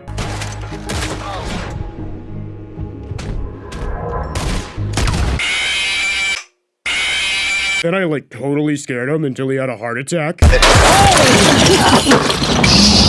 Oh my god, dude. Next up are the skinless. The skinless, as the name suggests, are humanoid figures that look as though they've been skinned with surgical precision, revealing the inner workings of their anatomical structures, such as their muscle fibers, bones, vascular systems, and organ structures. They ooze a strange fluid behind them, and when examined more closely, it seems to be a mix of every type of human bodily fluid. Yes, every type. Even that one. While these creatures resemble humans somewhat in their passive state, when they enter their active state around human prey, they exhibit some very inhuman characteristics. For example, when they see a wanderer, they will stalk it for miles until it can get close enough undetected to strike. The entity will then split open its torso at the rib cage and open up, using the ribs like some sort of spooky skeleton bear trap. It will then grab the wanderer swiftly, snap the trap shut with a force on par with the bite of an alligator, skewering and trapping the victim in its chest cavity. The veins of the skinless will then detach and move like tendrils to the bleeding holes created by the sharp ribs, and they will weave their way inside of the veins and arteries, digestive system, nervous system, reproductive system, hell, anywhere the wanderer has body fluid. They will then drain the victim of all their blood, saliva, stomach acid, naughty fluid respective to the victim's sex. They have also been seen laying down with their ribcage open like some sort of horrific mousetrap to pierce the legs of an unassuming wanderer for an easy meal. You're all still asking a lot of questions, which I told you not to do, so maybe I'll answer one. What the hell are you? Why are you milking the back rooms? Why haven't you sought the psychological evaluation that you very obviously need? To be honest, if I see a therapist, I might not be able to connect to my mentally ill audience members. Chances are, that's a significant portion of my demographic. Embracing insanity has done wonders for my mental health. Level Run for Your Life, aka Level Exclamation Point, is a long hallway around 10 kilometers or a little over 6 miles long. Wanderers can enter this level by using elevators in the back rooms. They can awaken there if they pass out from substance abuse, or just randomly when they least expect it. This hallway resembles that of a broken down crack house of a hospital, down to every last bloody rusted syringe and mysterious bodily fluid puddle. Except there's a constant red flashing light and blaring alarm noise. Immediately upon entry, the wanderer will hear the bloodthirsty shrieks of a horde of murderous entities approaching at Usain Boltian speeds from a long distance down the hallway. These entities include skin stealers, smilers, butthole fondlers, etc. The only way a wanderer can survive is by running the full distance of the hallway and making it to the end. The wanderer will have to evade hospital beds, medical devices, and even clumps blocking the way. If you see another wanderer running, you can trip them and feed the horde for a few more seconds of space. Who's gonna tell? Not that guy. There's also almond water and food scattered around, so if you're like a marathon sprinter, you can stop and have a snack and a drink. Any doors on the sides of the halls are locked. Don't try opening them or breaking them down. Your frail human arms can't interfere with these unknown forces. It'll just waste the time that you desperately need for running from the living wave of monsters that wants to turn you into nutrients. If an especially fit wanderer manages to get to the end, there will be an exit door that leads to a random level, which hopefully isn't just a void. To be real with y'all, I think if we dropped every one of my subscribers into this level, around 95% of them would die within the first 2 miles, but hey, maybe I'm wrong. Adrenaline is a phenomenal drug. Let's get into it. Ready? Go!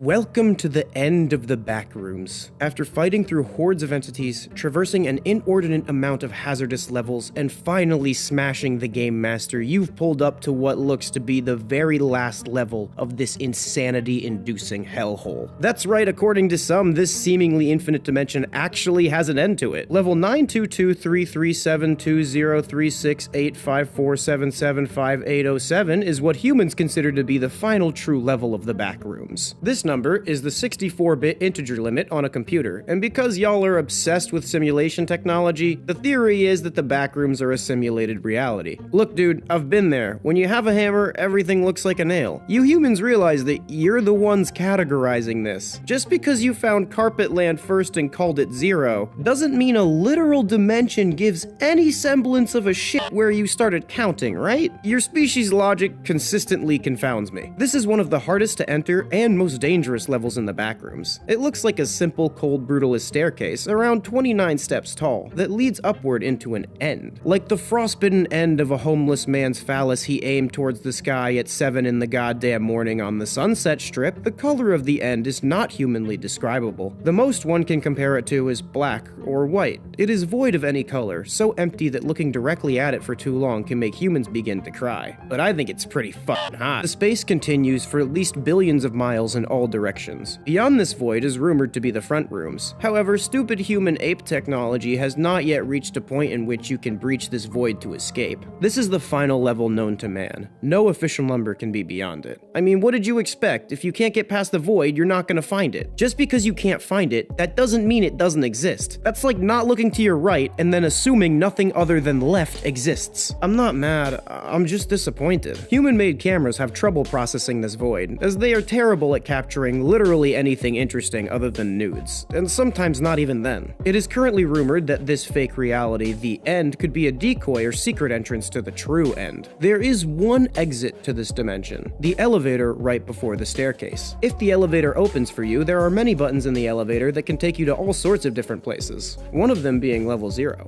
All sorts of entities congregate closer to the end itself to try to find an escape. Either that or they're just playing ookie cookie into the void. The crowds of these dangerous creatures are massive and are often an obstacle to accessing the pit. There is but one entity that lives in the void itself, but it lurks so deeply within the void that there is only one known part to it. It has a long chameleon tongue-like appendage that it uses to snatch entities on the brink of the end before sucking them off into the void for an unknown process that is assumed to be a process similar to digestion. Nah, I'm just kidding. This part was a complete goof that I used so I can look out there unimpeded by the crowds of morons. Snatcher weeds are crimson plants that can be found on the grounds of most outdoor and some indoor levels of the backrooms. When planted, they maintain a crimson color, but they turn black when they are unrooted from the ground. These weeds curl up into tight clumps when in its passive state, and can stretch out 5 to 7 feet when in the presence of prey. Snatcher weeds have been described as strangely sticky, and that's not something I added, it was taken directly from the wiki, so it's not just me being a pervert this time.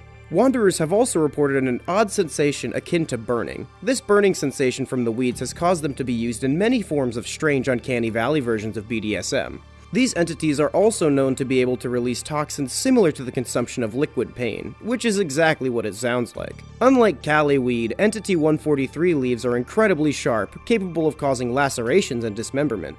The stems are covered in small, sharp thorns as well. Although difficult due to their variation in length and thickness, it is possible to cut snatcher weeds off. Doing so will cause them to harden, which makes snatcher weeds very useful weapons for those lucky enough to cut a satisfying amount of the stem.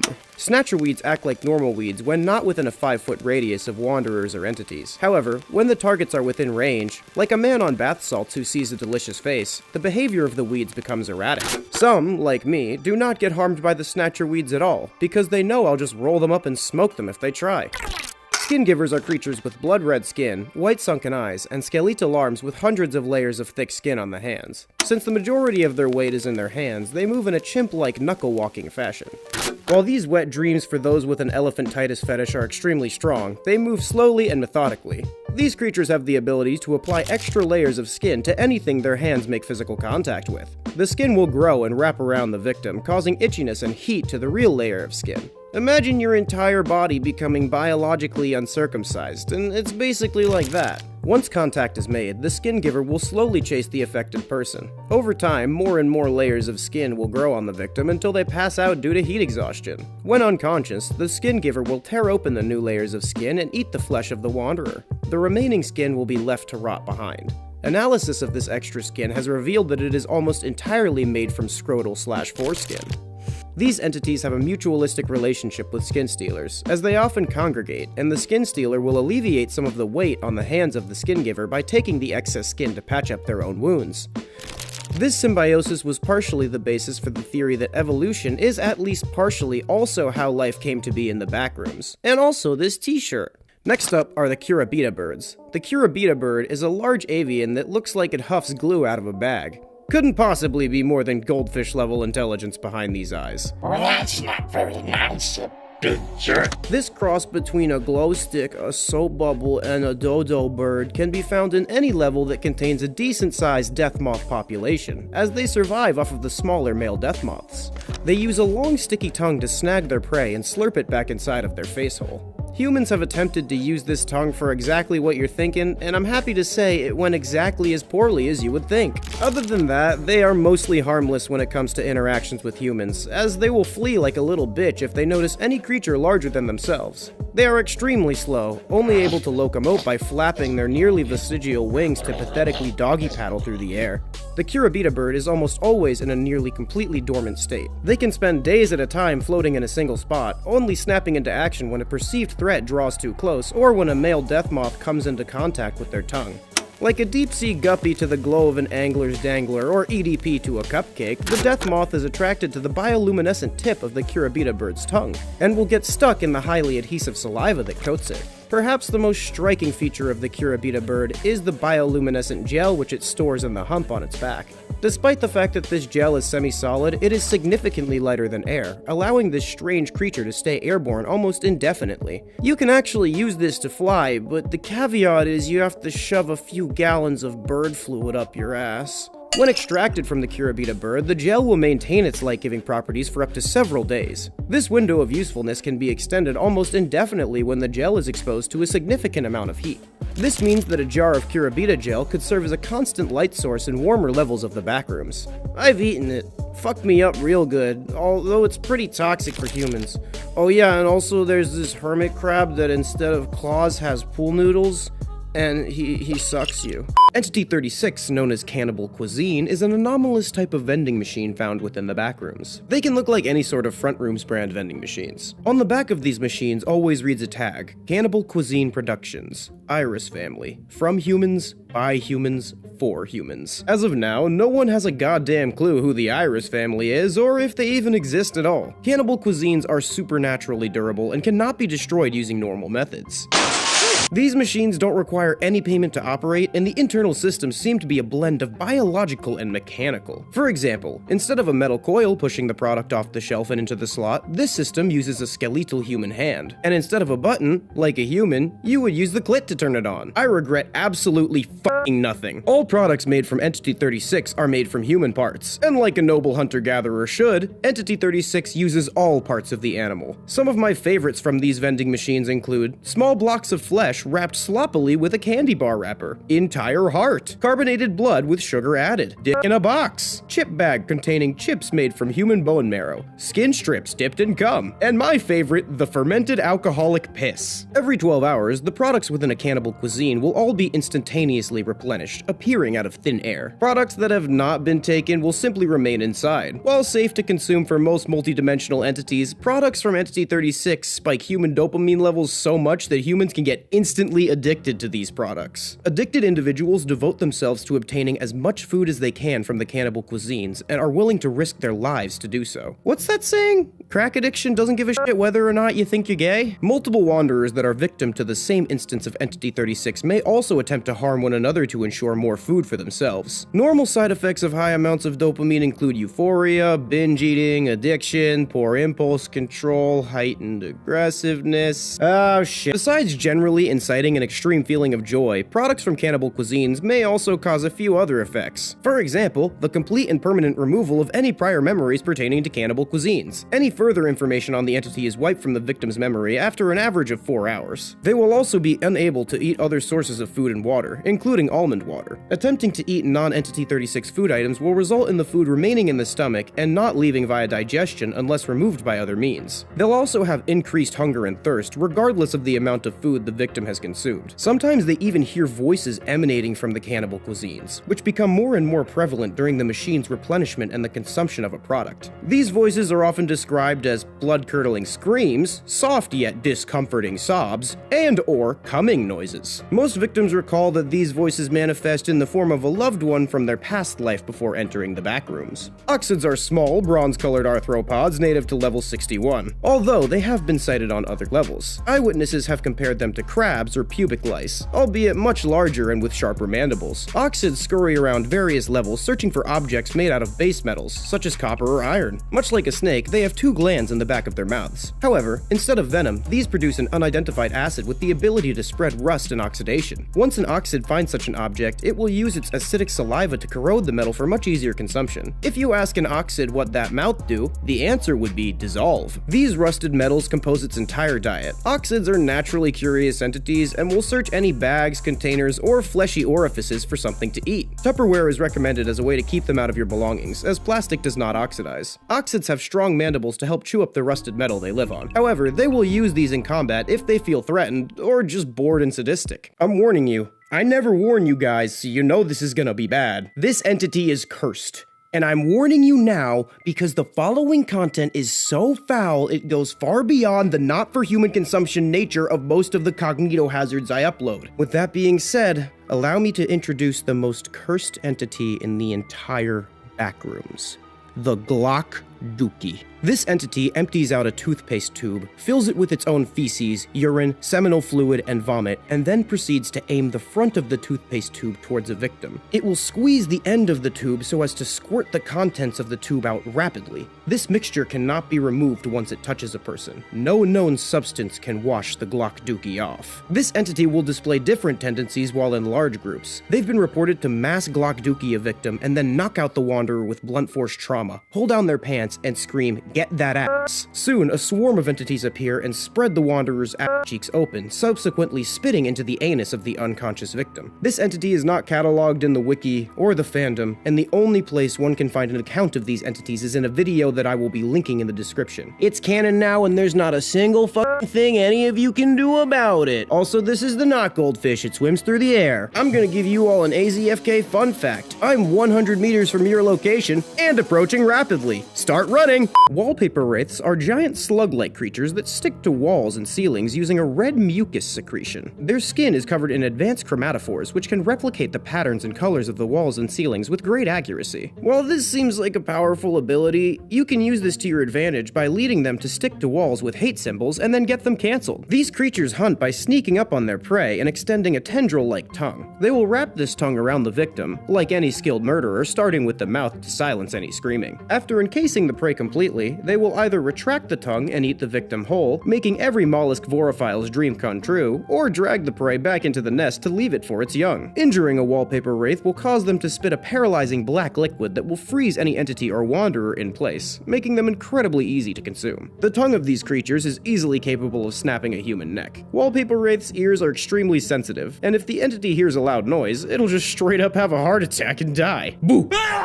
These creatures usually nest inside of the ceilings, the females laying hundreds of eggs until they literally die from exhaustion from it, like a termite queen, or the man chicken. When the young wraiths hatch, they will eat the stash of food, red dead bodies, left by their parents, and then they'll eat their siblings. When there are only about 7 left, they will proceed to find their own spots for nests, and then they will start hunting to begin the process all over again. Nature's be so beautiful sometimes. I mean, like, not right now. This is awful, but I don't know, man. Go outside. Reviuks are entities that physically remain mysterious, although there is much evidence to their existence in the destruction that their behavior leaves on its surroundings. Reviuks will burrow into the ground for several weeks at a time, waiting for wanderers or other entities to walk over them. They have the miraculous ability to heal the ground after they submerge themselves in it, leaving no trace of the destruction that got them underground. After a few seconds of a victim standing over the Reviuk, it will burst from the ground, grab the victim, and quickly resubmerge to give them the big subterranean suck. The victim is either crushed by the ground or suffocates within minutes, and then the Reviuk will consume the victim, then coughing up an owl pellet-like waste product useful in teaching children about anatomy. The exact physical appearance of the Reviuk is unclear, as they spend most of their existence underground. However, humans have a rough idea of what they look like. They have large muscular arms in the front, and 3 small legs in the back. Their feet have a spork-like shape, allowing them to rapidly dig themselves under the ground. The head has 8 black beady eyes arranged similarly to that of a spider, and just below these are are a proboscis-like mouth, which makes this creature a low-hanging fruit for BJ jokes. Males will have large white dots on their body, while females will have several tiny white dots. The splat is an amorphous flesh blob with a thick liquid-like consistency. Contain your orgasms, folks. It has several eyes which move around the body before popping back in a manner that is described to be similar to boiling. These creatures cling to the ceilings of level 0 behind doors, waiting for a stupid wanderer to stumble under them. They will make splooshing noises, and apparently it's to attract prey. I'm not saying you won't attract someone, but you're going to attract a very particular and likely very sticky type of someone. When someone enters the door, the splat will latch onto their neck and inject what the wiki calls a poison, but anyone with half a brain knows when it's injected, it's a venom. This venom will cause hallucinations and extreme nausea. I've tried it before for fun, and it wasn't very fun, and I can usually get into nightmarish hallucinations. Most notably, the victim will believe the small room they are trapped in is another hallway, stretching on forever. In the state of their confusion, the victim will inadvertently trap themselves in the room until they die, either from starvation, dehydration, or suicide. The corpse is assumed to be eaten by the entity. If you spot a splat, walk past it slowly.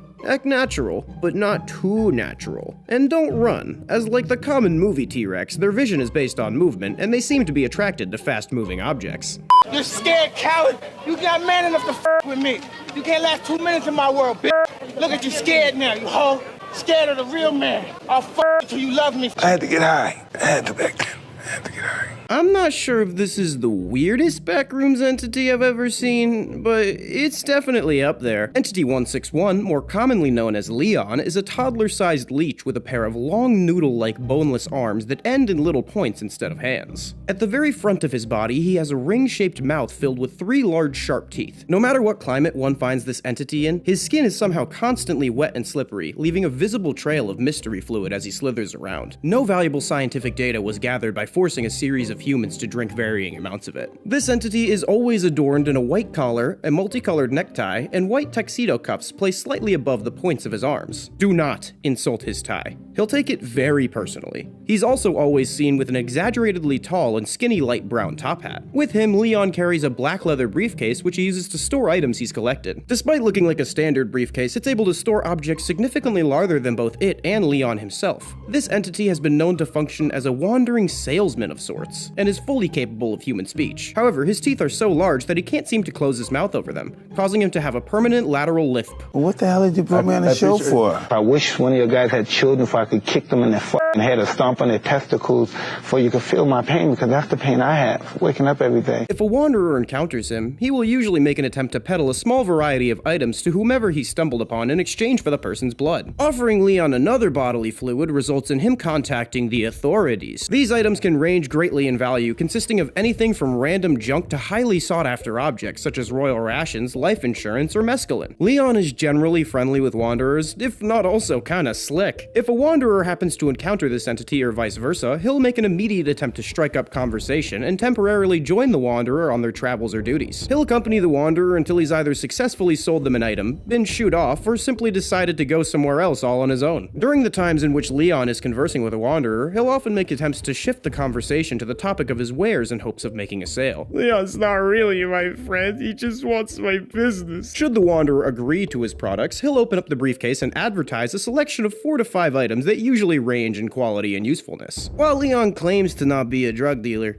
he does sell drugs. The standard prices of items seem to be completely random, but it is possible to haggle with Leon in order to make a desired item cheaper. At the moment, no pattern on what items Leon deems as valuable has been discovered. I found the man's once, and he was selling a new iPhone for the same price as a rotten Apple core. No semblance of value at all. It's important to keep in mind not to touch an item unless you're absolutely sure you want to buy it. For whatever reason, Leon considers any item that has been touched bought, and will subsequently claim his payment whether you're willing or not. Sounds like Leon needs to take those online courses that they make every college freshman take. Instead of accepting any form of currency or trade for his items, this entity only accepts payment in the buyer's blood. Whenever one decides to purchase an item, Leon's hat will briefly shudder before the top flips open and spurts a purple gas cloud in the face of the buyer like some sort of Alice in Wonderland Nightman version of a Dr. Seuss book.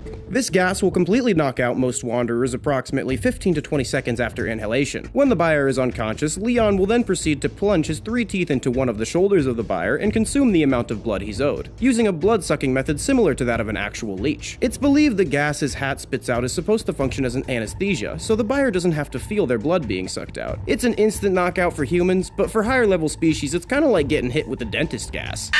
When finished with the payment process, Leon will leave the area and the buyer will wake up about 10 minutes later with a Y-shaped scar on one of their shoulders, a mild soreness in the arm with the scar, and the purchased item sitting on the ground nearby. This entity is a pussy pacifist and will flee at high speeds if the situation gets violent. If cornered, he'll usually resort to hitting the aggressor with a puff of his knockout gas before frantically scrambling away. The only other times Leon gasses something without an agreed sale comes if one tries to steal something from him, as he'll very often manage to knock out any attempted thieves with his gas before they can get away. Afterwards, he'll take both the payment for the item and the item itself back. Despite his generally pacifistic nature, Entity 161 has unintentionally killed some wanderers in the past by taking too much blood all at once. He doesn't seem to be aware of the fact that creatures actually need blood to survive, having stated they can always just grow more. I mean, he's not wrong. However, he does seem to favor specific blood types over others. He'll very often bring up blood types as an icebreaker conversation, and seems to generally lower his prices for types that he favors. Currently, it is believed that his favorite blood type is B positive, while his least favorite is O positive. See, I don't even normally use blood for biological functions, but I allocate resources to make it just so I can get more X from the backroom slug dealer. Well, that, and I just throw humans to him for stuff and he doesn't seem to mind.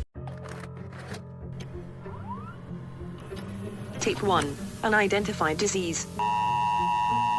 Biohazard warning. Several cases of an unidentified infection have been reported in several parish residents. Do not drink the water. The tumor yielded a strange and frightening discovery. They were filled with aggressive worm-like organisms. The sick are no longer human.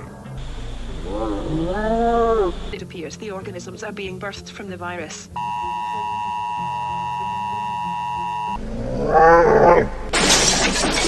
Stay human, don't drink the water.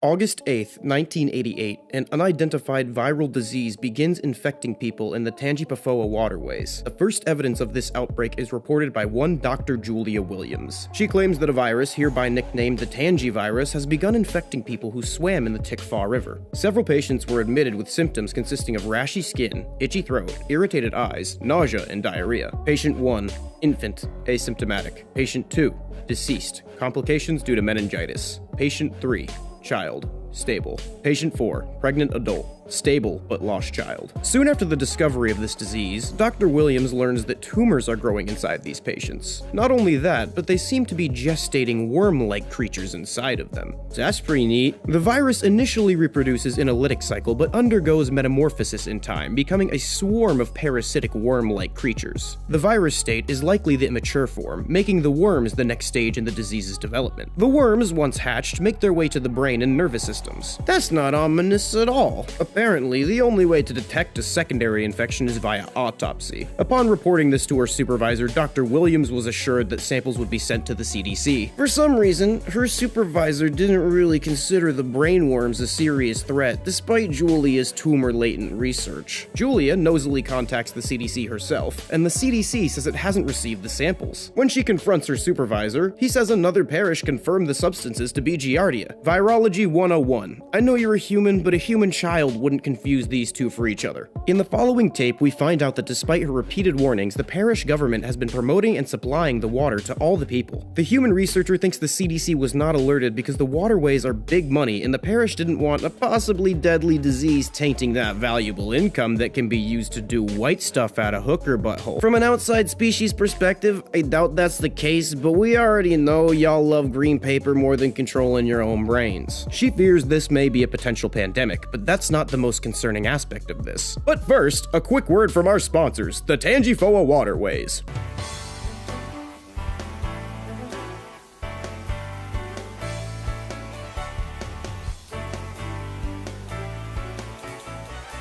Wasn't that just breathtaking? Anyways, patient 4 brutally killed her husband with her bare hands and then kidnapped patient 1 after murdering both of the child's parents. Patient 3 also violently attacked his parents to the point of hospitalization, and all were last spotted in the waterways near Kate's Crossing. Several people have been reported to have gone missing on the river, and our human researcher is convinced that it's connected. In the next report, we find that the summer went exactly as expected. More sick that recover quickly, so no one gives a shit. The parish is building a landfill near the river. Rumor is they're covering something up. So my idea is if we just fill the river with trash, everyone will blame that for why they're sick instead of the virus. Some say it's a spaceship. I have no idea why they're saying that. It seems kind of out of nowhere. She says she's going to threaten to go to the press and was terminated from her job immediately. When she returned to her office, she found a tape on her desk with a note that said, "Lab 8, come at night." The following was recovered from a missing persons case.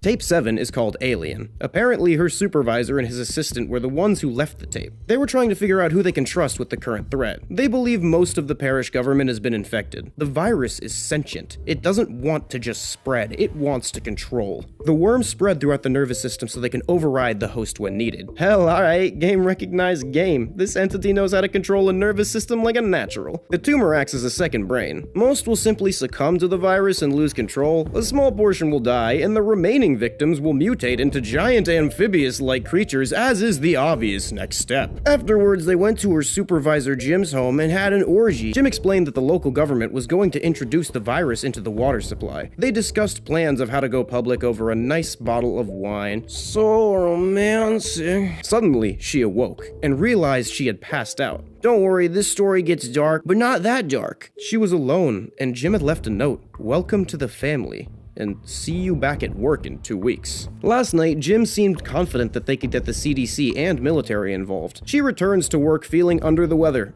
Foreshadowing. But her and Jim have a big meeting today, so the show must go on. Jim wasn't at work today, but he left the bottle of wine they shared 2 weeks ago with instructions to analyze it. So she did, finding samples of the virus. She's infected with the Tangy virus. Called it. What a twist! She immediately left, and as she drove away, the staff of the entire building watched her from the parking lot, smiling deviously. Jump to February 5th, 1990. She's working in a veterinarian's office, poisoning her body with anti-parasitic drugs and chemotherapy meant for dogs. I've been there, homie. Fun fact, dog Xanax is just regular Xanax, but smaller. Do with that information what you will. She's 40 pounds underweight, bald, and her mouth is covered in sores, but she's kept the disease from overtaking her, buying her time until she can find a cure. By late April, she can feel the worms scratching at her skull, the drugs becoming less effective. Her fingers are spasming, her eyes are twitching. She is dying.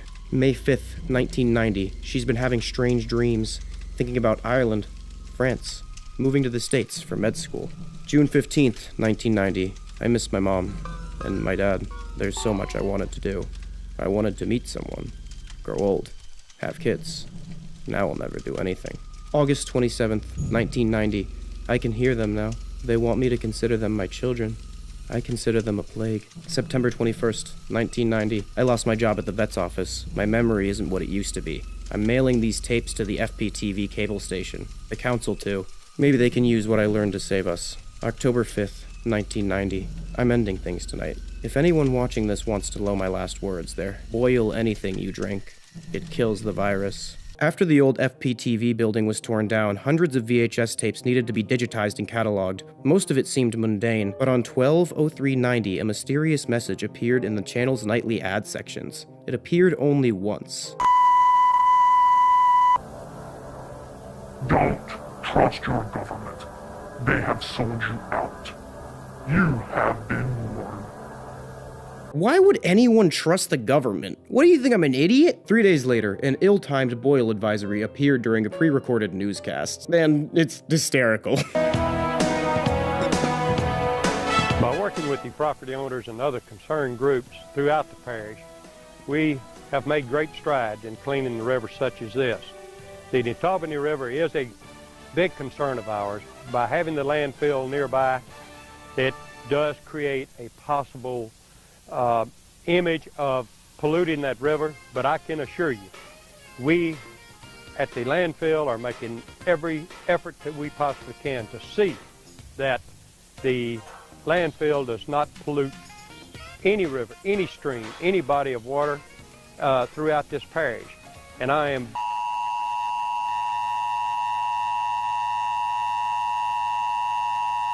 This is the dumbest sentient virus I've ever met, and I don't say that lightly. You infect an entire town's worth of people, and you choose the most 5th grade science teacher ass looks like a priest that touches kids motherfucker to be your wooden actor? You want people to pay attention, you get the 2 most attractive people in town and make them get naked. I guarantee people will watch your water commercial or whatever this is. I like to imagine this guy seeing his pre-recorded newscast with the boil water advisory in it and then just like slumping down into his chair. Boiling water saves lives. You just gotta make sure to drink it while it's still boiling though, or else it's not safe. Within a week of the boil water advisory, the parish was gripped in an environmental disaster. They responded to this by bragging about their health center, and then they said you should go there if your health gets a bit fucky-wucky. In the following few days, the boil water advisory was dropped with no warning or news coverage, just a strange 15-second spot saying the boil advisory was lifted. And the parish government adopted a strangely aggressive pro-drinking water campaign?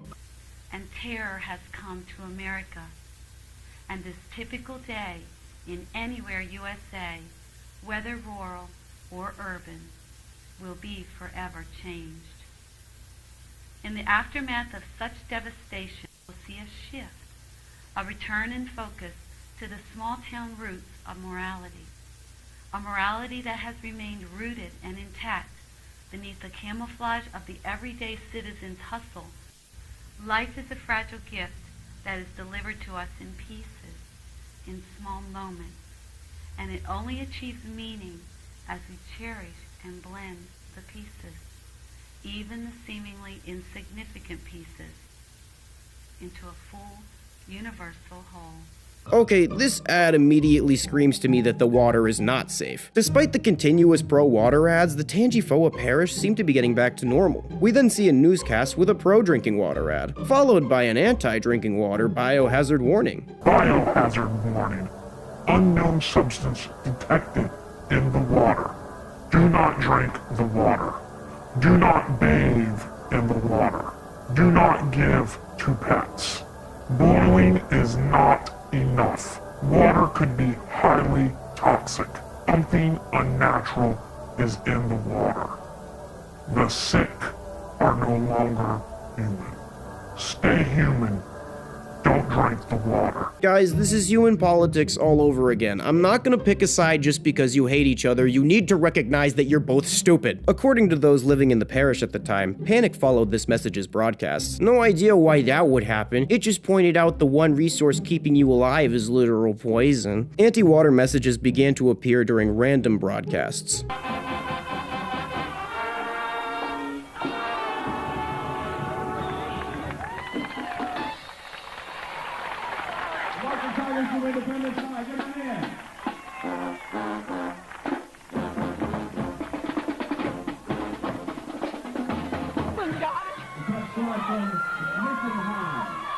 Within days of the warning, parish officials began working around the clock at the landfill. What they were doing was never disclosed to the public. Following this, the following message was played 24/7 for a week.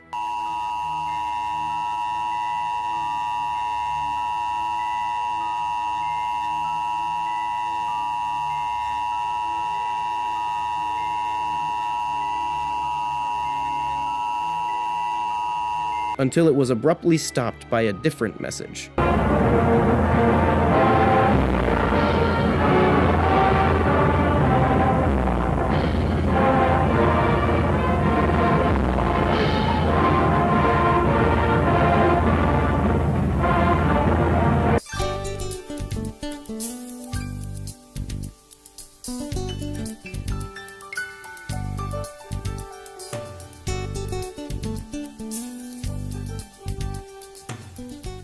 Nothing was ever said about the odd event ever again, except right now, which is when we're talking about it. Wait, how does this video know that no one ever talked about it again? How do you, keep check that? Most consider it a joke. A few think it was something more sinister.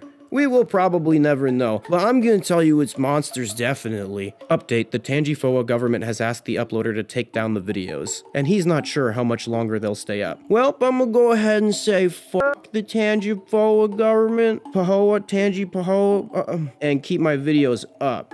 Not really, I'm sure you're wonderful people, and if you have an issue, we can talk this out rather than just going through YouTube. In the late 90s, an unnamed storm settled over southeast Louisiana. Flash floods occurred without warning. Most of the population was trapped when the Tangifoa River overflowed. The area was devastated, with the town of Kate's Crossing being hit the hardest. The fire department was sent to evacuate citizens. Despite their best efforts, the bodies of over 200 people were never found. Most blame the rising rivers, but some say it was something else. The men and women serving that day still don't speak of the Great Flood. This tape is the only first-hand account of that event, and I'm just gonna play it in its entirety. Gary, come in. What's your ETA? 5 minutes, give or take. Copy that. Call her back when you get on scene. Roger that. Over and out. Molly, come in. Go ahead. I'm at the old church and there's nobody here. You at the Old Baptist? Looking right at it, and it's empty. Somebody must have beat you to it.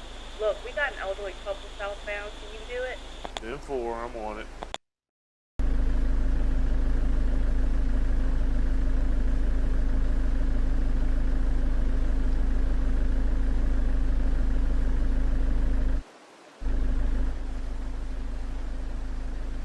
Hey Molly, the elderly couple is MIA. Can you call HQ and see if someone's making these rescues? 10-4, I'll put the word out.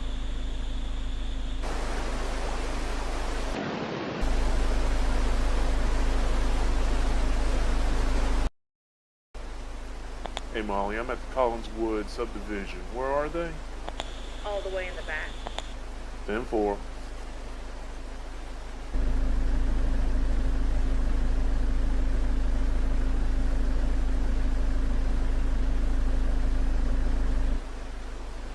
Molly, I'm at the back of the Collinswood. No one's here. There's no way someone else evacuated 30 people. Have you heard anything from HQ? That's a negative. Try again. What the hell was that? Sorry, trying to get some caffeine. No, I heard something. Wouldn't worry about it. Probably just an animal. The other guy said they've been hearing all sorts of stuff. Look, I'm gonna start making my way back to you, okay? 10-4.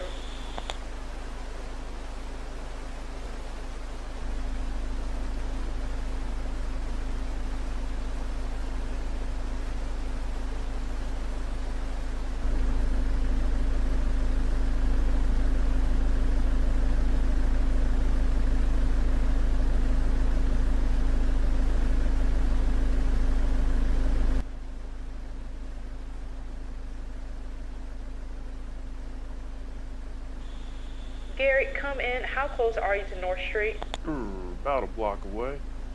We have a Jane Doe in need of medical. She has lacerations on her right arm. Says she was attacked by a monster in the middle of evacuation. Oh, what? I don't know. Probably wasn't snake or gator. Hold on. Gary, I'm gonna have to let you go. Some kind of emergency in the front office. Nothing like a flood to bring out the best in people.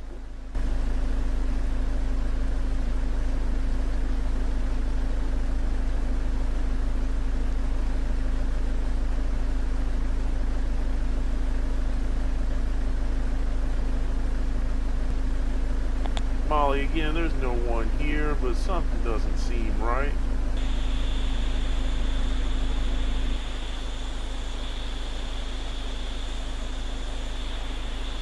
Molly, you there? Molly, come in, please.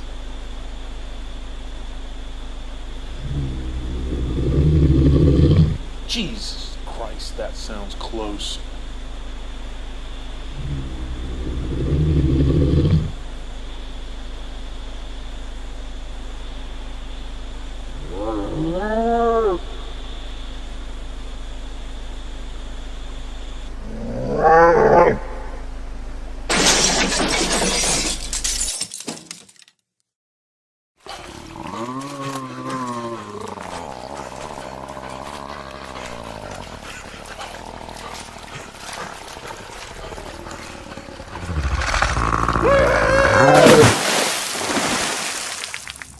Lieutenant Gary Davis was never found. During the cleanup, rumors of monsters in the water circulated throughout the community. However, the parish quickly squashed those rumors. People to this day go missing in the Tangifoa River. We invite you to come visit the best kept secret in Louisiana, Tangipahoa Parish. Business is booming, restaurants have reopened, miles of waterways are ready for you to enjoy. Every weekend, there's something fun to do in our little parish. Since the Great Flood, we have rebuilt our community into the perfect place to raise your family.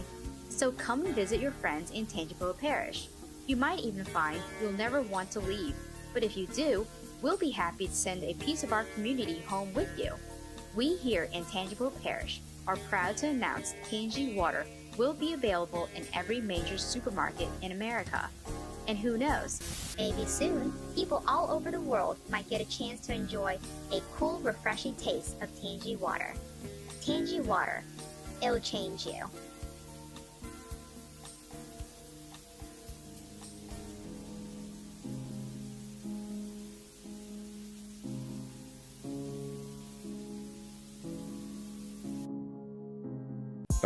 Shit. Looks like we gotta save this species' dumbass again, huh? But I do know we're near New Orleans, so let's go drink in the street? If you enjoyed this video, please go check out the original project. It's super underrated, and I wanted to give this awesome thing a shout out and hopefully give more attention to it, because this great work honestly deserves many more eyes on it. The Mystery Flesh Pit. I know that sounds dirty. I promise it's not. It's a living cave believed to be the internal organs of a leviathan creature extending more than 19,000 feet into the earth. So gargantuan that a plethora of otherworldly creatures make up a complex eat-or-be-eaten ecosystem inside of its bowels. The only thing more colossal are the memories that you and your loved ones will make on your vacation to the Mystery Flesh Pit National Park, a Lovecraftian vista that's safe and fun for the whole family.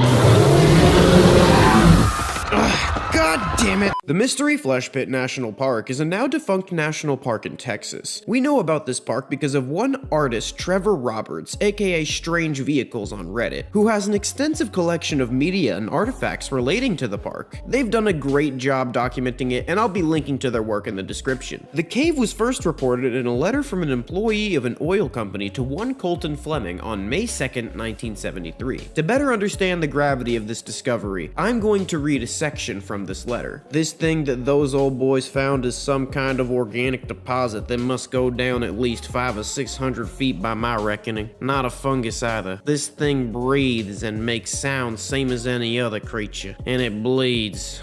God, how it bleeds. Soon after its discovery, a deep earth mining pit by the name of Anodyne stepped in and began managing the flesh pit. Anodyne was responsible for creating and maintaining, and I use that second word very loosely, the infrastructure around and inside the Mystery Flesh Pit. They got it sanctified as a national park, meaning it is preserved by the government but can still be used by companies independently. Since Anodyne maintained access to the resources, they had the genius idea of mining through the creature's internal organs and tissues for the strange materials inside. Anodyne used these never-before-seen biological materials in a strange myriad of new products. For example, a computer that processes information using a neural tissue from the creature. The profits and expansion turned this mining company into a multi-industry conglomerate mega company. The local populace tried to capitalize on it as well, and the town identity shaped around the pit, like Roswell and UFO culture. But not everyone was in love with the pit. This thing was hard to sell at first.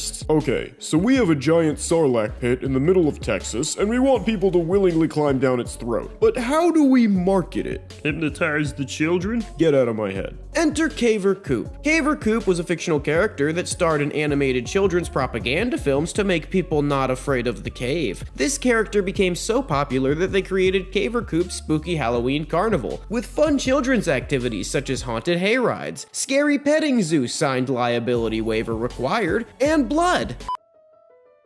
In the belly of the beast lies an ecology that blurs the line between what is ecosystem and what is immune system. The majority, if not all of the fauna is blind because before humanity lit the inside of this creature's body, it was in complete darkness. Meet the abyssal copepod, a crustacean-like creature that can grow up to 20 feet or 6 meters long. The copepod has a varied diet, including humans. Many accidents in the park involve these misunderstood beasts and overeager tourists. They also got these weird little grabby fingers. If you look around a bit, you're certain to find macrobacteria sliding across the fleshscape. These massive 12-foot bacterial blobs are unlike anything else seen on the surface, macrocosms of the single-celled life we frequently encounter but never see. Equally as strange, the amorphous shame looks like a pile of loose organs with no rhyme or reason. It's actually theorized to be the ancient descendant of a weasel that crawled into the cave. All of its body parts became vestigial and shriveled away over time, and now it's just a pile of fleshy bits that squeezes throughout the folds of the organism, absorbing nutrients in a fashion similar to osmosis. A rare encounter. A lone gasp owl stares blankly into the distance and sounds its mating call.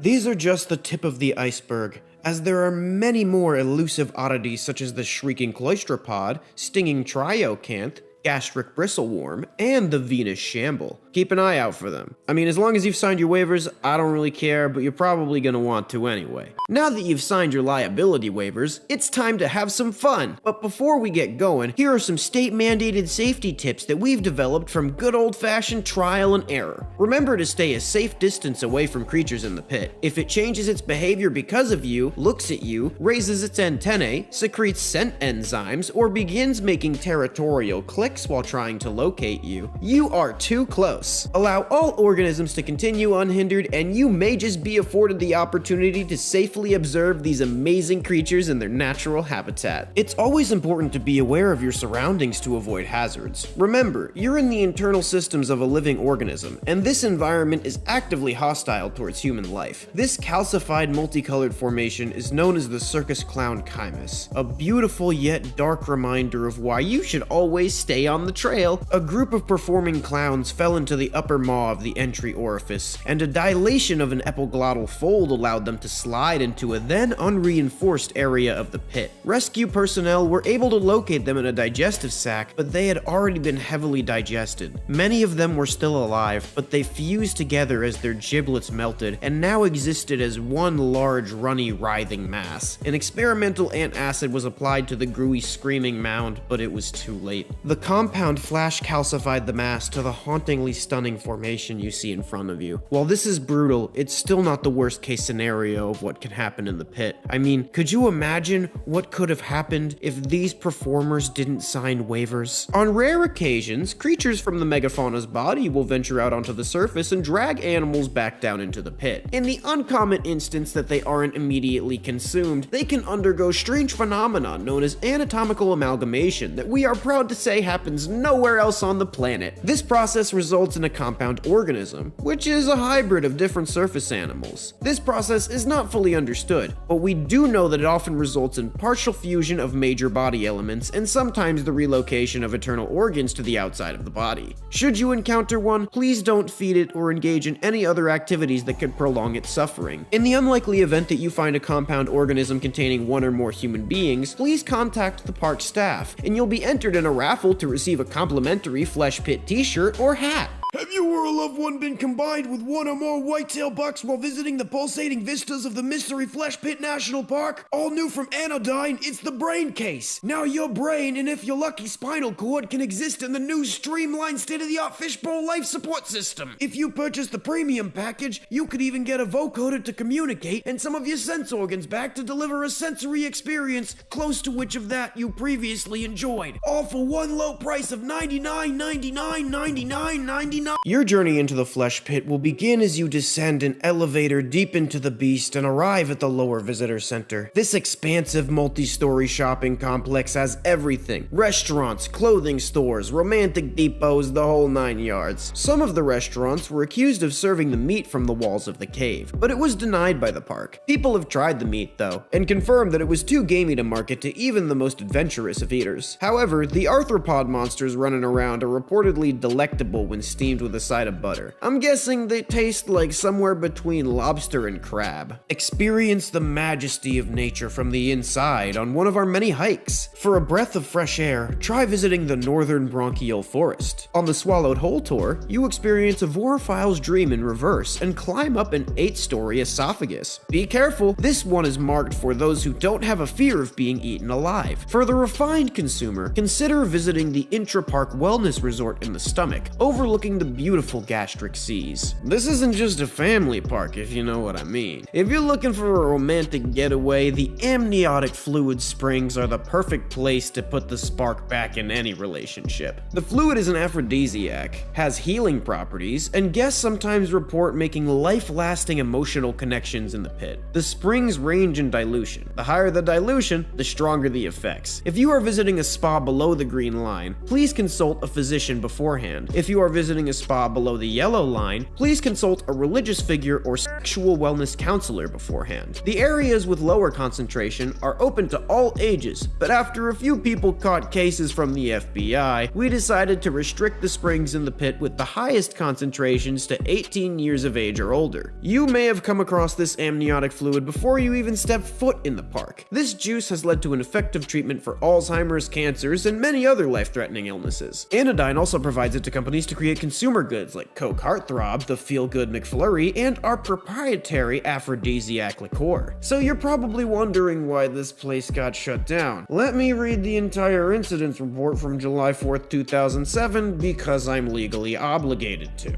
Incident timeline. Start of relevant timeline. 10:29 a.m. July 4th. Unseasonably high rains forced park administration to cancel a July 4th concert and fireworks display scheduled to take place on the surface park grounds. Many visitors who had already purchased tickets to the event become upset, and a decision is made to extend the park hours until midnight for those who had purchased event tickets. 8 p.m. Normal closing time for National Park. A typical shift change of reduced night staff in the control room takes place. 9:16 p.m. Harvesting crews working in the western extremities of the organism set a new extraction record to meet a quota for bonuses in time for the holiday weekend. 9:30 p.m. Control room operators initiate a routine system self-test and discover a relay fault error resulting from increased electrical demand from mining equipment and tourist infrastructure. A control room operator logs the fault and notifies an on-duty engineer. 9:41 p.m. July 4th. Water drainage from surface rain into entry orifice begins to collect in the sand gullet. Drainage pumps are automatically activated by a sensor system but fail to initialize due to relay fault. An emergency backup pump running on a separate emergency circuit is automatically activated. 9:42 p.m. A critical alarm in the control room alerts operators that the emergency water pump has seized and is inoperative. Under lubrication of the pump's implier bushings resulted in corrosion due to the moist interior of the flesh pit environment. 9:48 p.m. Technicians arrive at the primary pump station to discover the sand gullet almost completely submerged. Water begins to pour over the dorsal respiratory ridge and into the bronchial bulbules. Control room operators divert power to hydraulic stint ramps to brace for expected choke response. 9:51 p.m. Technicians repair a relay fault as the control staff resets the park electrical grid. The grid is offline for 45 seconds. The automatic PA system does not notify guests as the system is scheduled to automatically shut down at the normal 8 p.m. closing time. The temporary lapse of lighting causes many guests to become panicked and return to the main gantry lift at the lower visitor center. 9:52 p.m. A choking action from the organism begins 31 seconds into the electrical reset. The main dorsal trunk violently flexes. Lack of power to the hydraulic arming rams causes irreparable damage to several sections of internal infrastructure. 9:53 p.m. As the electrical system finishes the reboot cycle, the dynamic hydraulic actuators supporting the lower visitor center overcorrect for stability, not accounting for the shift in the wall lining of the neck seal cavity in which the visitor center facility is anchored. 2 of the 6 structural supports are torn from their foundations, which causes the facility to list 20 degrees off vertical. The base joint of the vertical entry gantry is bent beyond its design limit angle. 9:54 p.m. The master alarm is tripped automatically. Surface facilities are notified as response teams are given the order to mobilize. 9:56 p.m. Park rangers are dispatched to rescue groups of visitors trapped in partially collapsed tunnels and trails. 10:03 p.m. Continued movement of the organism combined with rainwater causes one of the upper entry gantry supports to slip. An outbound elevator conducts an emergency stop, stranding over 24 visitors. 10:05 p.m. Tremors registered as far away as the DFW Metroplex. 10:06 p.m. Soil liquefaction destabilizes surface facilities in and around the organism. Dilation anchors begin retracting to keep the entry orifice open. 10:12. A master failsafe is activated by the automatic park management system. 20,000 liters of acinitin compound are injected into the superorganism via a distributed network of relay stations located throughout its known internal anatomy. 10:12 p.m. Tremors and convulsions intensify as the entry-gantry connection to the lower visitor center detaches completely. The lower visitor center begins to collapse downward into the neck seal cavity. 10:12 p.m. Peristatic muscle action of the neck seal cavity begins to exert substantial pressure on the outer structure of the lower visitor center facility. 10:15 p.m. The prime labioid junction just west of Septum Falls geobiological feature flexes into an open position, releasing a torrent of lastrogastric chyma into the dorsal trunk. It is likely that this was a reaction to the acinitin injection. 10:16 p.m. Peristatic spasms force the caustic chyma slurry through the nexial cavity and up the lower and upper moisture crops towards the surface orifice. 10:16 p.m. Many guests attempting to flee the stalled elevator near the entry orifice attempt climbing out the upper moisture crop but are ultimately unsuccessful due to the torrential rains causing the surface to become very slippery. Many end up falling back into the maw. 10:17 p.m. The chyma slurry erupts from the surface orifice in a geyser several hundred meters in height. Large pieces of undigested organic matter crush several vehicles and damage windows. 10:19 p.m. Following the several minute long ejecta event, a deep and incredibly loud roar erupts from the entry orifice as ground tremors intensify further. Large extremities begin surfacing through bedrock and soil approximately 30 to 120 kilometers from the entry orifice. 10:25 p.m. The acrid smell of the gastric ejecta can be detected as far as Odessa, Texas. 10:26 p.m. 2 Park Service vehicles and a tour vehicle containing Park Service employees and several guests attempt to ascend through the entry orifice tube. 10:27 p.m. Peristatic action crushes one or more of the tour vehicles and sucks the other 2 vehicles back into the nexial cavity and down into a digestive organ. These vehicles are presumed destroyed. 10:58 p.m. The Pentagon is given authorization from the White House to use nuclear force if necessary to prevent the organism from entering a non-dormant state. 11:02 p.m. The on-site operations director within the lower visitor center control room initiates a final fail-safe measure in the form of redacted contingency measure. 11:02 Master log event records successful spin-up of the redacted contingency measure. 11:05 p.m. Lower visitor center structural integrity is critically compromised, resulting in total collapse. 11:05 p.m. Data connection with lower visitor center is severed. 11:13 p.m. Spasms and motor action of the superorganism begin to noticeably subside. Response teams begin to descend into the surface orifice to attempt rescue operations. 11:19 p.m. Response team encounters visitor group which had attempted to escape from stalled elevator. Most are dead. The remainder are mortally wounded and partially digested due to gastric ejecta. 11:42 p.m. Radio contact established with Ranger vehicle trapped in Oyster's Shame. Due to ventricle closure, no feasible rescue strategy can be developed before complete mastication occurs. 11:56 p.m. Response team confirms that redacted contingency measure and associated facility are still intact and operating. 11:58 p.m. Texas Governor Rick Perry formally declares a state of emergency for Gumption County. 12:22 a.m. July 5th. Response teams route data/power umbilical to new base camp in redacted contingency measure facility.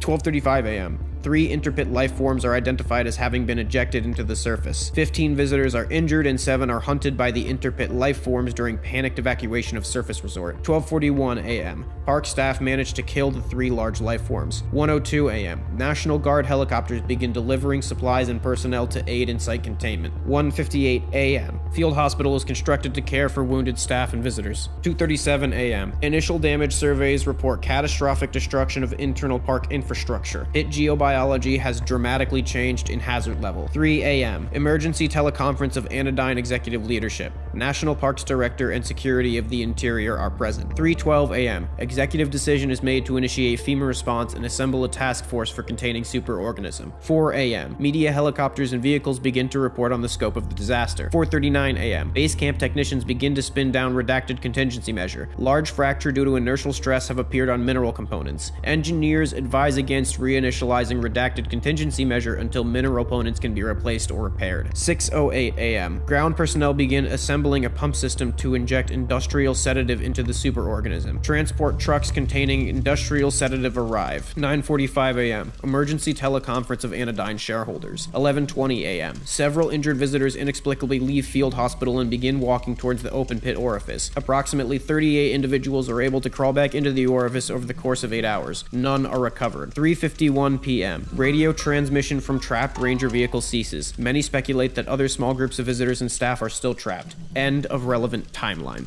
This incident is responsible for over 750 fatalities, 1,800 major injuries, and 18,000 people sought medical and psychological treatment for symptoms including chest pains, shortness of breath, nausea, nausea, birth defects, hallucinations, depression, anxiety, internal bleeding, sore throat, and headaches as a result of the gastric ejecta that was released into the atmosphere. The investigators have concluded that this disaster was caused by Anodyne's negligent practices, and because this was bound to happen with something that's literally a testament to man's hubris built inside of a giant monster. But it totally wasn't their fault at all, because stop asking questions and go home. The most fascinating of the many conspiracy theories that surround the Mystery Flesh Pit National Park is the legend of the Merrowfolk. The Merrowfolk are thought to be a humanoid species that evolved to live in the pit. Some Merrowfolk conspiracy theorists believe they evolved from humans who began living in the superorganism millions of years ago. Reported sightings of these people are thought to be gas bowels being mistaken for the flesh Bigfoot. By name alone, the Merrowfolk are likely to make their homes in the holes of the megafauna's bone marrow. If they look similar enough to be mistaken for a gas bowel, they're likely somewhat to resemble them, but larger and more humanoid in shape. I would suspect that they would survive either by harvesting meat and biological tissue from the marrow and the walls, hunting interpit life forms and tourists, or a little of each and a little cannibalism here and there to keep things interesting.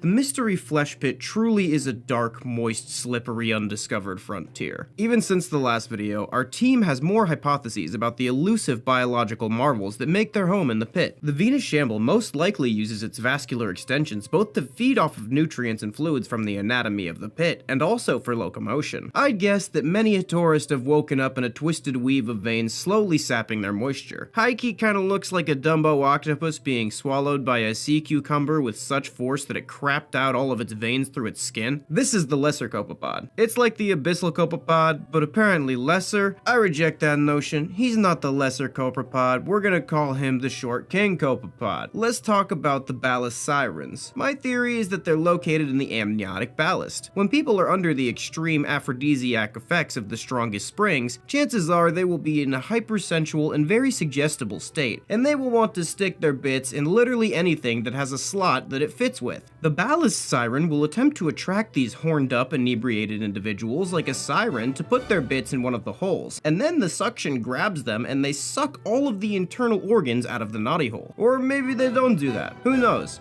I just made all that up from context from its name and anatomy. You got a better idea? Leave it in the comments. The gastric bristleworm is named after a regular bristleworm, which is a common nautical animal that often acts as a decomposer. The gastric bristleworm likely explores the digestive system like an ocean and helps the megafauna digest organic material. If you found yourself unlucky enough to be being digested by the pit, just know that this thing will be swimming in and out of your melting skin while it happens. Moving on, the bone mite is a large parasitic mite that feeds off the bone marrow and blood of the superorganism. If these mites function like I think they do, then I suspect very soon tourists will be found with no bones or blood and their skin covered in bone mite bites. My theory about the little wiggly abomination that looks like an upside down Christmas tree called the gangliotoad is that it's basically a nematode, or a parasitic roundworm, except it's on the scale of the gargantuan creature that is the superorganism, and thus could probably slurp all your blood out so hard that your skin and organs crumple up like a drained Capri Sun. The shrieking cloistropod looks like a Cronenberg-themed quadruple-ended vibrator that operates solely on biological pulsation. It looks like it might root itself into the walls of the flesh and then shriek, I guess? I don't know. I don't know what this one does. I'm moving on. The stinging triocanth kinda looks like a giant wiggly wasp with wiggly deer horns. I'm guessing it acts like a giant wiggly wasp too and stings the crap out of whatever it sees until it's no longer alive. Remember folks, everything in the pit actively wants to end your existence. So act like you would if you were in the wild in Australia. Well, maybe not that extreme, but you know, the same idea. There's reports of an interpit life form capable of creating a hallucinogenic venom in glands behind its eyes and spraying it at those who disturb it as a defense mechanism. I will call this creature an expectorate. It has two large, seemingly bioluminescent eyes it uses to see in the inky darkness of the guts, and four appendages which it uses to drag itself through the folds of the fleshscape. It's often camouflaged in the crevices of the pit anatomy, and uncautious tourists have been sprayed with large amounts of venom that can cause radical perspective shifting and perception of new insights, euphoria, immersive experiences, disassociation and non-responsiveness, sensual enhancement, dysphoria, fear, terror, or panic. Testing of this venom reveals it to be a chemical very similar to 5-MeO-DMT, a powerful psychedelic produced in the venom glands of the Bufo alvaris toad that lives across the southern United States. For this reason, I have deduced that the expectorant is a Bufo alvaris that made its home out of the pit, and then evolved like the amorphous shame. Nah, I made this guy up completely. He's not a part of the MFP, but I had you though, right? The gift garden is yet another example of how the mystery flesh pit is capable of feats that boggle the entire scientific community. Deep in the superorganism is an organ composed of large bronchioles containing tens of thousands of what were soon deemed gift sacs. These sacs receive nutrients from arteries, but this nutrient-rich slurry also contained construction materials such as plastic, metals, wood, and silicate. The gift gardens would use these materials to grow objects that were familiar to a guest. Examples include childhood toys, photos of loved ones, and old appliances. Closer inspection of these items revealed them to be not perfect copies, but instead occasionally functional but often convincing recreations of these objects. Once the gift had gestated enough, the sac would turn translucent, signifying that the guest's gift is ready for collection, and will be available to them for a nominal fee after harvesting. Scientists have absolutely no idea how this organ works, but some theorize it's a process involving the pit's neural tissue receiving brainwaves from the humans inside of it. While the idea of the pit having telepathy is unsettling, there's no reason to think it would use this for predatory purposes. Park is closed, get the fuck out.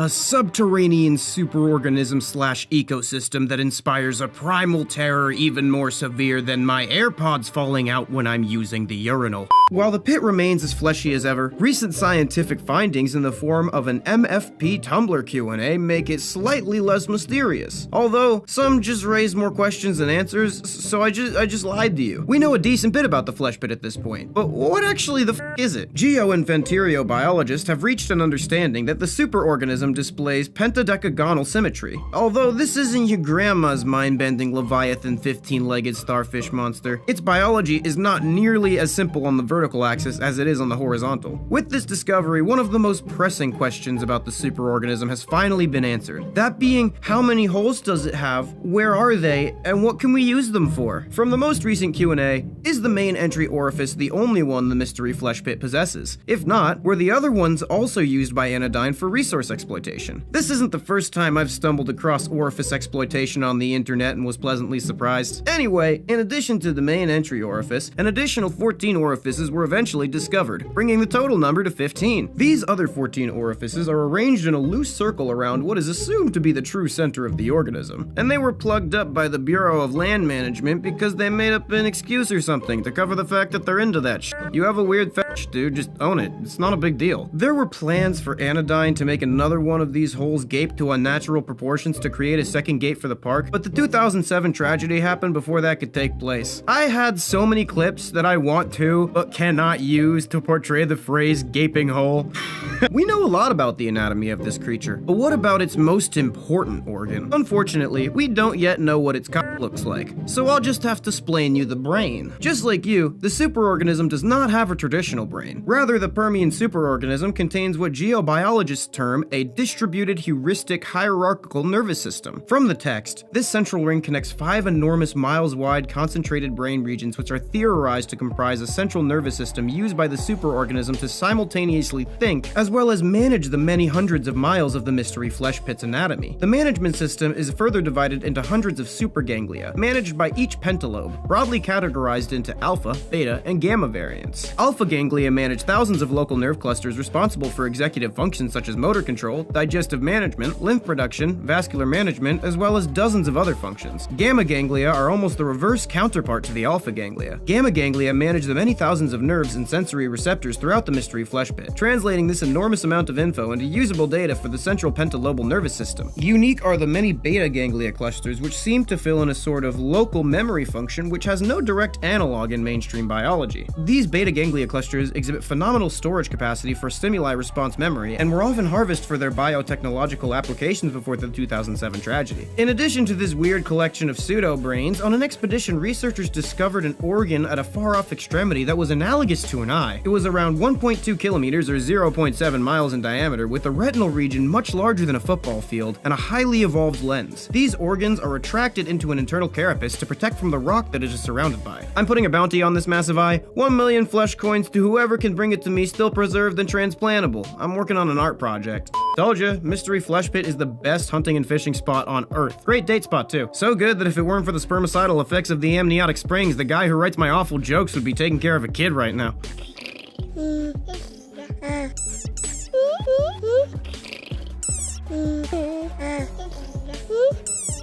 It's no secret that regular old Earth fauna that falls or gets dragged kicking and screaming and praying into the pit can get amalgamated into combination flesh monsters, but have you ever wondered how big the largest compound organism to grace the fleshscape was? Venteriologists theorized that once, hundreds of years ago, a herd of longhorn cattle over 1,000 strong were consumed by the pit. These cattle underwent a mass amalgamation, but were able to survive for an extended period of time due to the size of the organism, and that it could consume its own mass to extend its miserable existence. The pit slowly grew a flesh sac around the compound megacow, which scientists think were for the purpose of digesting it. The horns of this compound megacow consistently gore a hole into this sac, and to this day, the tear in the tissue lining combined with the rhythmic suffering of the megacow is known as the Peking Druid Geobiological Formation. I find it unfair that when I have a gaping wound constantly leaking fluids, people vomit and pass out, but when the flesh pit does it, it's a tourist attraction. That's double standard. The Happy Meat Farm Genetic Modification Abomination Tier List. That's right, we've been blessed with this presentation of all these pained, wallowing testaments to human scientific advancement, and I'm gonna put them on the internet rankings chart on how good they are. Now, some of you might ask what the scale of goodness is, and it's based entirely on my opinion. So let's get into it. Subject number C0172. Chicken, male, 31 days old. Status, alive. Results, skin aberrations, no sensory organs. Is this thing capable of eating? This thing has no sensory organs at all, so I don't even know if it would experience anything in the first place. Does it even know if it's alive? Or is it just basically asleep forever? I envy this thing's existence, so Chicken Helen Keller gets S tier. Subject number M0097. Cow, female, 15 months old. Status, alive. Results, enlarged udder full of tumors. That would be a lot of extra meat, so it does have that working for it, although I'm not really sure tumor meat is very appetizing. Hold up a second. Okay, I just googled it and I can't find anyone who's tried to eat a tumor, and it says it's illegal to sell animals with tumors, but maybe you could sell it on the discount on the down low, so this thing goes in D tier. Subject number P0112. Pig male, 5 months old. Status, alive. Results, lives despite no face. This pig looks like it was run through the deep dream generator. It lives, yet it doesn't have a face. Kinda reminds me of the chicken,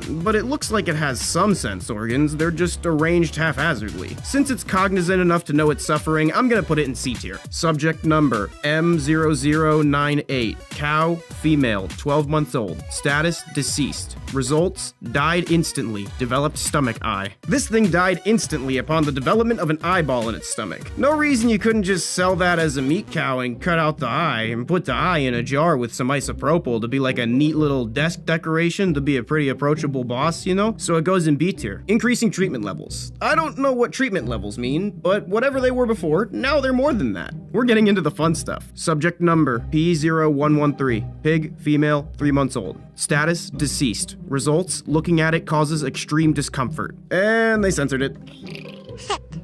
Wait, how did you... Oh, that's not that bad. I've seen worse claim to be in the top 5% of OnlyFans creators. A tier. Subject number C0174. Looks like a coral reef made only out of chickens. It says unclear if alive. Couldn't you check its vitals? Wait, where even would the heart be on this thing? For being a nugget, even before it is processed, this one gets B tier. Recommendation, send to HR. What is HR gonna do about it? I know animals, and chickens aren't usually predators. Subject number M0099. Cow, female, 3 months old. Status, alive. Results, developed extreme growth. I can't even tell where it ends and where it begins. It's just an endless pile of suffering meat made solely for the purpose of consumption. This says a lot about society.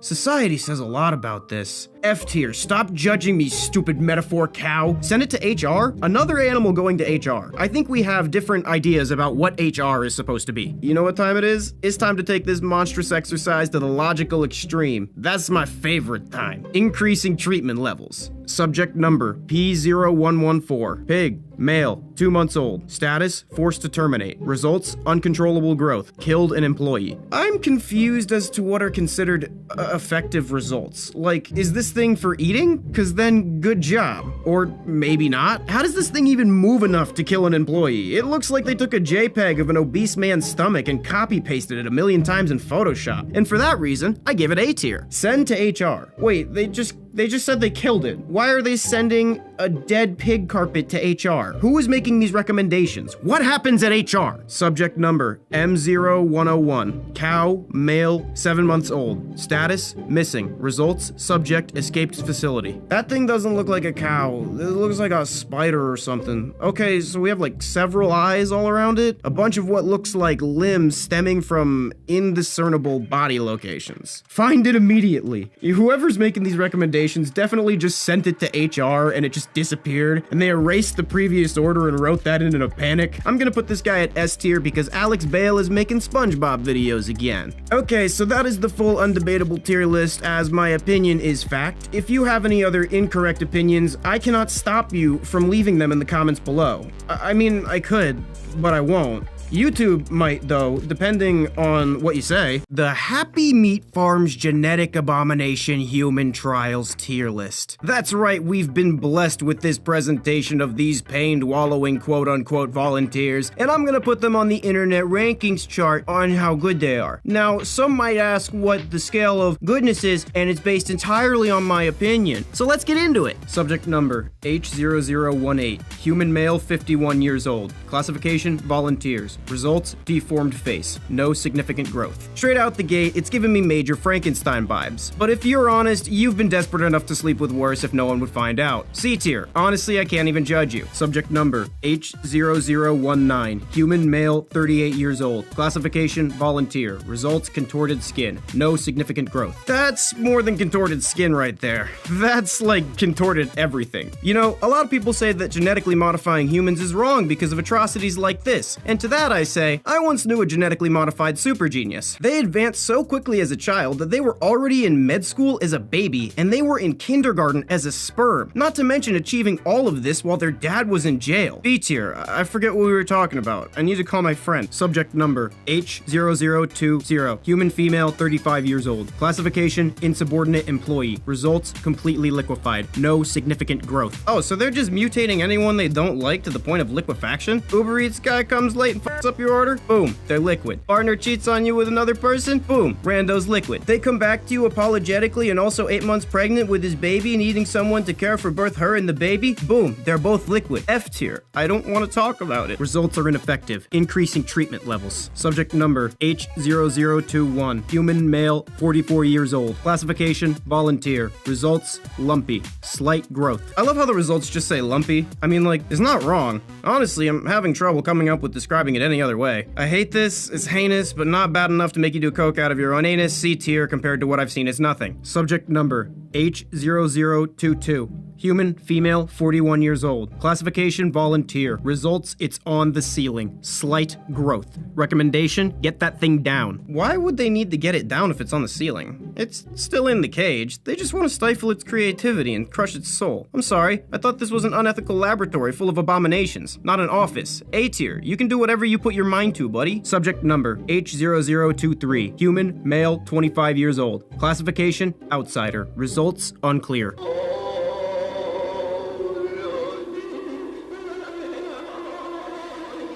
This one, literally just speaks for itself. B tier. Results are still ineffective. Increasing treatment levels. Subject number, H0024. Human, male, 54 years old. Classification, non-compliant journalist. Results, unable to move. Significant growth. As a compliant non-journalist, I would like to say this is all slanderous fiction. I am a hack, I'm a liar, I'm a fraud. Don't look at anything I make with artistic integrity because it is not there. Happy Meat Farms is an upstanding company that would never liquefy nor horribly mutate investigate anyone for a small squabble such as human rights violations that didn't actually happen. F tier, should have kept his mouth shut. Send to HR. I mean, like, okay, at least this time they're actual humans.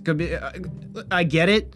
I don't really get it, but I get it more. Subject number, H0025. Human, male, 32 years old. Classification, insubordinate employee. Results, devoid of any human qualities. Significant growth. Ooh, it's pretty horrifying. It's, pretty horrifying. It says devoid of human traits, but this thing is pretty ugly, and ugly is definitely a human trait. Recommendation, send to HR. Yeah, you know, I'd be pretty traumatized too if that were me. D tier, do not let it touch me. Subject number, H0027. Human, female, 47 years old. Classification, hosts. Result, extremely intelligent, extremely dangerous. Recommendation, we need better containers. Wait a minute. If the last one was H0025, and this one is H0027, where is H0026?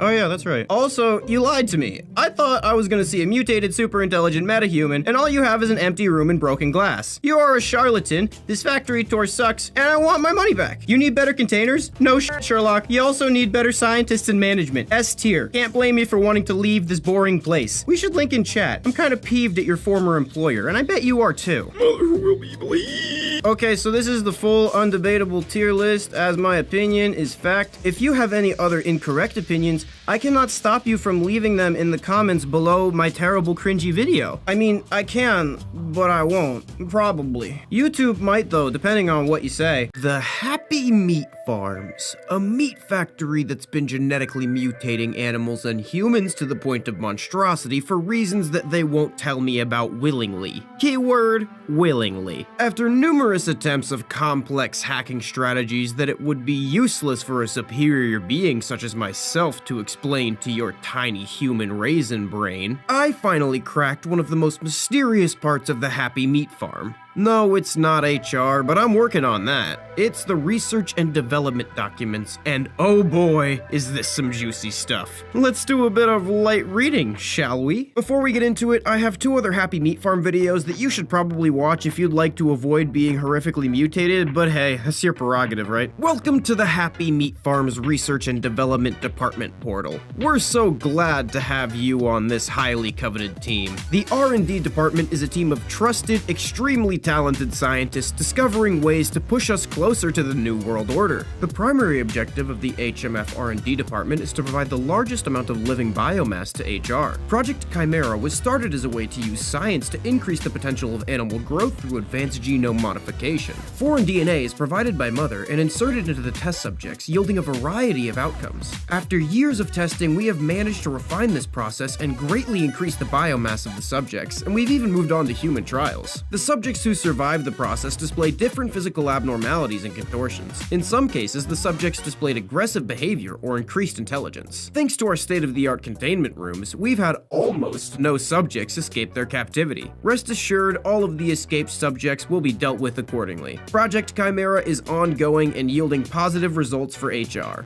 Mother will be pleased. Over the years, Happy Meat Farms was linked to cases of different disease outbreaks across the world. While none of these links were publicly proven or prosecuted, it nonetheless gave us the idea for Project Vulnerability. The R&D department created different meat products that could give consumers various different diseases. Rarely, these products were slipped into the market and consumers were heavily monitored. The goal of the project was to see how creating vulnerabilities in different members of the populace could prove to be useful in creating the New World Order. The project found varying degrees of success. Subject, Arnold Burris, age 63. Subject consumed Happy Meat Farm's chicken breast and developed type 1 diabetes. Yielded no useful results. I don't think that's no useful results. I mean, if the goal was to give him a disease, you definitely did it. Don't be so hard on yourself, buddy. I think you did a great job ruining that innocent man's health. Subject, Hugo Lawson, age 37. Subject consumed Happy Meat Farm's thin-cut ham and developed chronic kidney disease. Subject died 9 months later and yielded no useful results. I guess I don't understand science at all, and I'm just stupid. So, I don't know what useful results are. I don't even know why I'm trying to encourage you anymore. Subject, Cecil Myuu, age 56. Subject consumed Happy Meat Farms ground beef and developed pancreatic cancer. Indirectly yielded 2 promising hosts. This is interesting. The word host has come up before. It came up with that lady that escaped containment. So they're hosts, but what are they hosting? How many are being hosted? And why wasn't I invited? Just for excluding me from the flesh party, I'm gonna read all of your flesh chimera incident reports. Subject number C0079, female chicken, age 14 days. Subject developed small orifices that could spit an acidic substance that allowed it to escape containment and injure 1 employee. Subject was caught and terminated before it escaped HMF grounds. 2 low-level employees witnessed the subject and were given mandatory therapy. No risk posed to HMF. People say spitters are quitters, but it takes some serious guts to try and escape Happy Meat Farms as a 14-day-old baby chicken. Subject number M0101. Male, bovine, age 7 months. Subject developed 11 appendages and an undetermined amount of eyes, described by employees as spider-like in its appearance and movement. Subject showed no signs of intelligence or cognitive abilities. In the process of transportation to HR, subject escaped and killed 3 employees. Whereabouts currently unknown. Minimal risk posed to HMF. I thought this one might have been Alex Bale's Muse originally, but I guess I was wrong, because they say it's just a big dum-dum spider cow. Subject number, age 0027. Human female, age 47. Exact details about the subject's appearance are unclear. All the employees who directly witnessed it are dead and visual records of the subject have been destroyed by it. Subject is extremely dangerous and intelligent. Subject escaped through containment, glass, and killed 11 employees. While the subject did eventually escape the facility, they did not head towards the exit first. It managed to access several of the HMF secured data servers before escaping. The servers remain intact, but many files are missing. Thanks, girl. They made for a great video. Never say I don't do anything for the audience, Amoeba.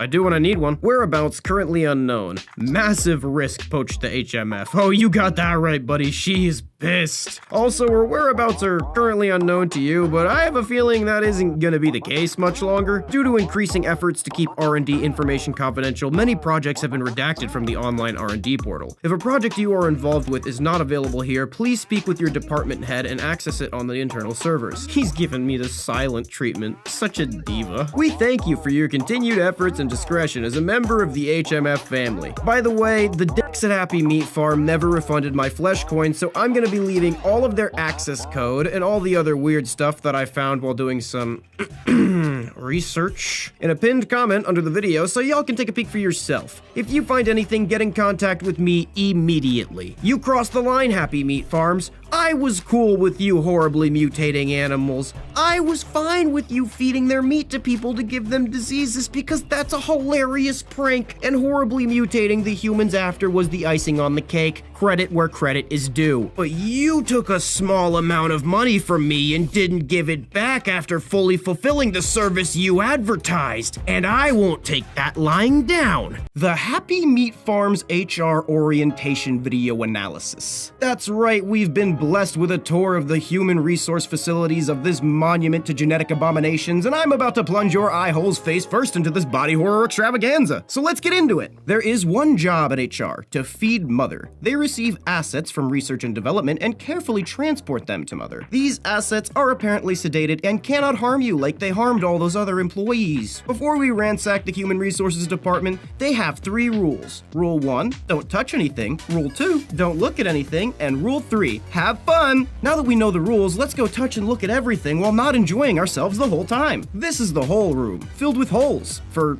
reasons. You can use any hole but this one. Keep your grubby hands off my wife. This is the hair room. It's filled with hair. And this is the flesh room, filled with real... Wait a minute. Oh no. This building is alive, and I've been f***ing it! The rat room. There's a rat in here somewhere. Yeah, now there's 2, buddy. Just wait until the health inspector sees this. You're done. I finally have some dirt on you that can take you down. The room with the yellow balloon. Don't go in there. Why, what happens when I go in? So many fingers inside of me, everywhere! Are you having fun yet?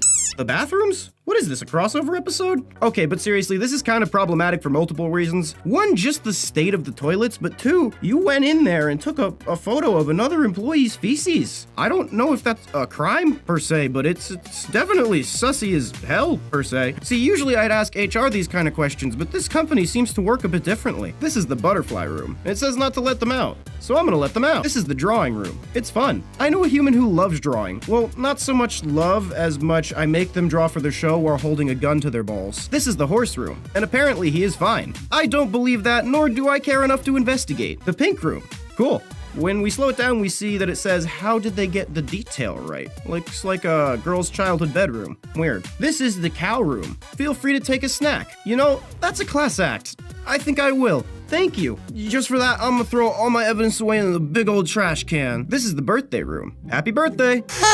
The next area is just a bit damaged as an escaped asset ran through here like an irradiated bull in a genetic china shop. This area has lots of puppies to befriend though. Feel free to pet them, except for this one. This one's in timeout for what he did to that guy's bones. They have a ton of mother's DNA on file too. You thinking what I'm thinking? No, well, yes, but no. I'm taking this. Now we're at the IT department. It's where Jared works. We don't talk to Jared because of he's a killer robot and also what happened with the fast food sandwich restaurant and all those kids. Apparently they can't show us that, or them, but that's okay because we've arrived. Are you ready to feed mother?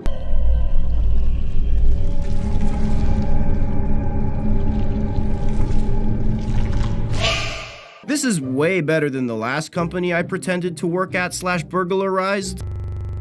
It's not me. It's not me? I don't know who the hell you are, lady. The ego on some people. Wow, these are some ominous vibes. I hope these aren't to indicate what's to come. I mean, I just started working here. I want to have a good first day. I'm sure that these bare sheet metal walls will contain the best experience of my life, gosh darn it.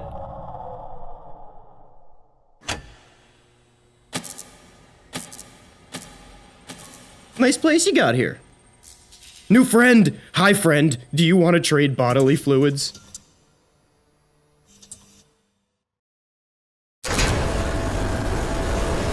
Ooh, face massage. Hello. Hi.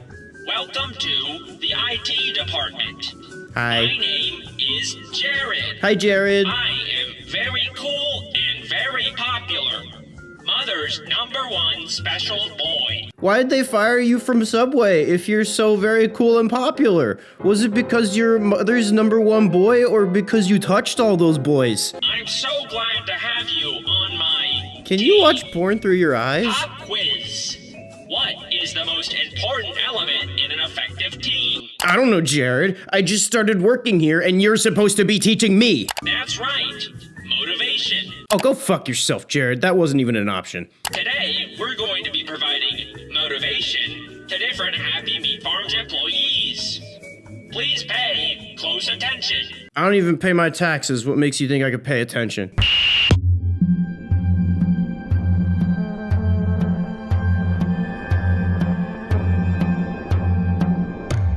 Hi, Victoria. I hope the foreboding music doesn't at all relate to your fate.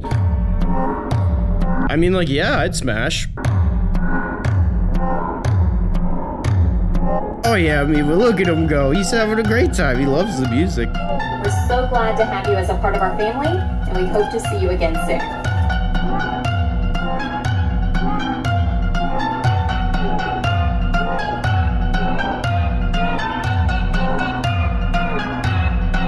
A strong phobia of hair? You could fill her house with hair. Very terrifying. Personally, I would have cut out the middleman and just filled her mouth with hair.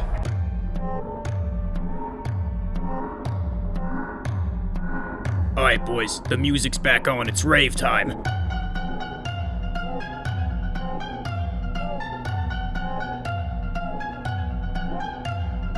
To produce as much meat as possible. Much meat as possible.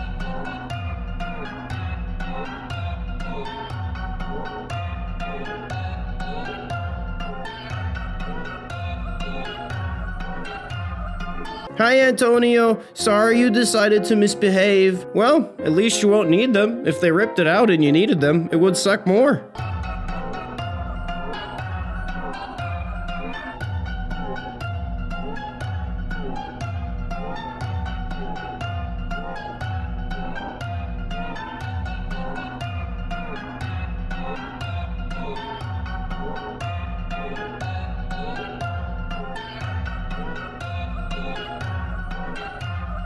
Hi, Bill. Congratulations on being very smart. What do you think, you're better than me? Well, enjoy extreme audio conditioning meant to drive you insane with a noise perfectly replicating your son's own screaming while also being completely unnoticeable.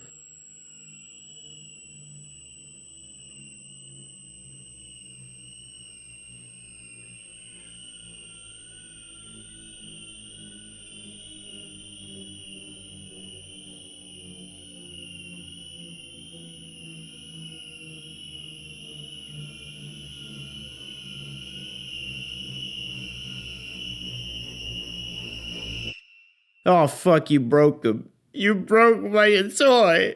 My toy is broken. Uh-oh. It's okay. We all make mistakes. But it's important that each host is properly motivated before digestion. Trust me, I'm speaking from personal experience. Jared, I'm really proud of you for being so resilient. A lot of people would have given up after turning one adult man's brain to mush, but not you. Also, what the fuck is wrong with your teeth, you gross monster? This next host doesn't work for Happy Meat Farms directly. Yay, field trip! We're gonna have to go to the internet. Mother has many children across the internet, each with their own host that requires motivation. Let's take a look.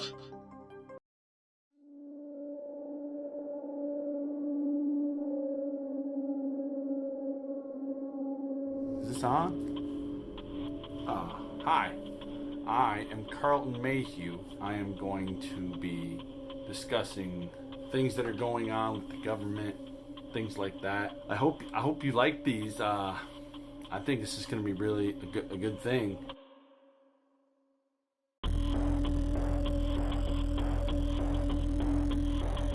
Increase paranoia. I can do that. Oh, you just hired me to drive people crazy? Dude, I could totally do that. That's what these videos are for. Everywhere I turn, it seems like somebody's watching me, keeping track of what I'm doing. They just put up another tower by my house, not more than a quarter mile away. Things have been getting kind of crazy. I've had to add more shielding. People from the Illuminati, people from the New World Order, they're going to be trying to find where Conspiracy Karl lives, where he is, what he's doing. Because I saw him putting up more towers. Noticed my phone signal's been crazy. I think they're trying to get at me. I am Conspiracy Karl. I am Conspiracy Karl, and I am here for you, alright? So let's keep our eyes open, and I'll be seeing you out there.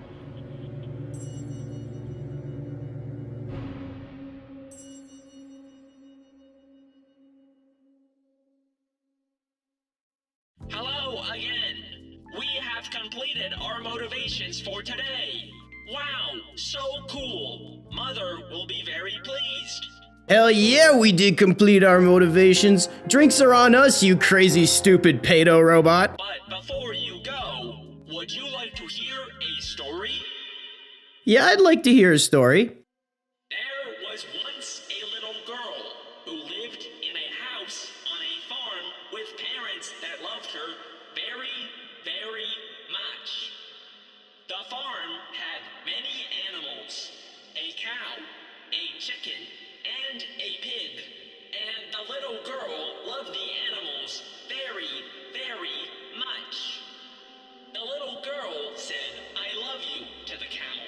"I love you" to the chicken. "I love you" to the pig. But one day, while she was outside with the animals, she smelled something funny and saw the sky turning black. She turned around and saw smoke coming from the house and fire dancing in the windows. She called to her parents, "Mommy, Daddy, Mommy, Daddy," but nobody responded. All the little girl could hear was screams coming from the house.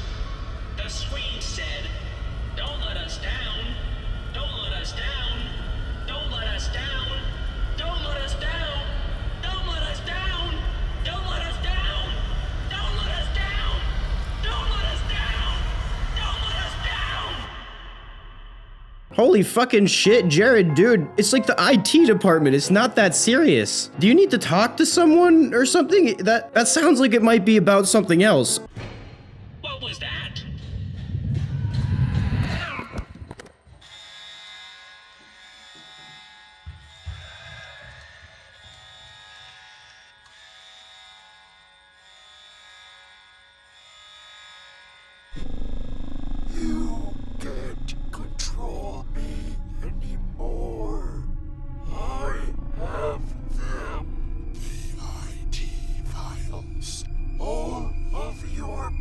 Its identities belong to me. Stop what you are doing, or they will be released. You did this to yourself. I don't know exactly what that means. Stop doing what? Am I fired again? Fuck!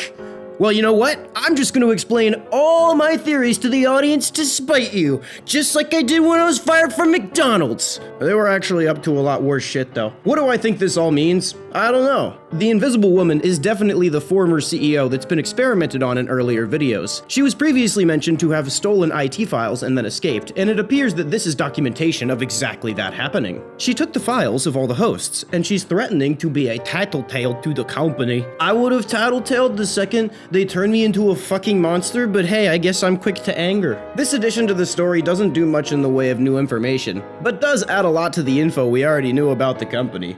Their sins and their way of operation. This is more of a reaction video to the new video, but if you want me to come back and theorize on the whole ARG, let me know. Corner folk.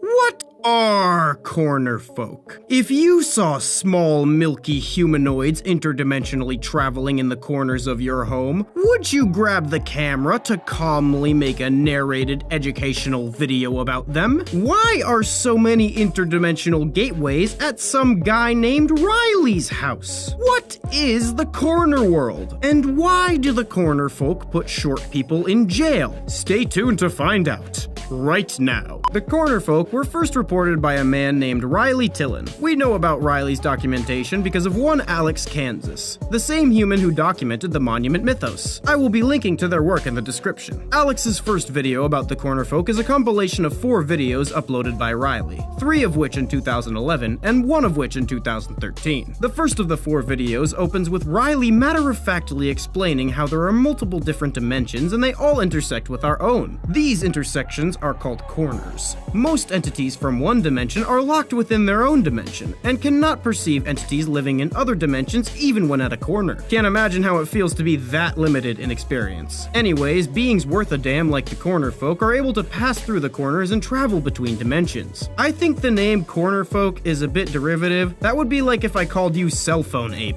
Because of this ability, corner folk are considered a trans-dimensional species. Can I say, so happy to see trans-dimensional species representation in the media. Apparently, the corners of Riley's home just happen to line up with some key corners for dimensional transit. Because of this, the creamy corner folk like to curl up in the corners of Riley's house while he's not around and exhibit micro-movements similar to that of dreaming animals. We can see in the following clip what it looks like when corner folk travel through Riley's house because I stole his iPhone and got this footage in addition to his nudes.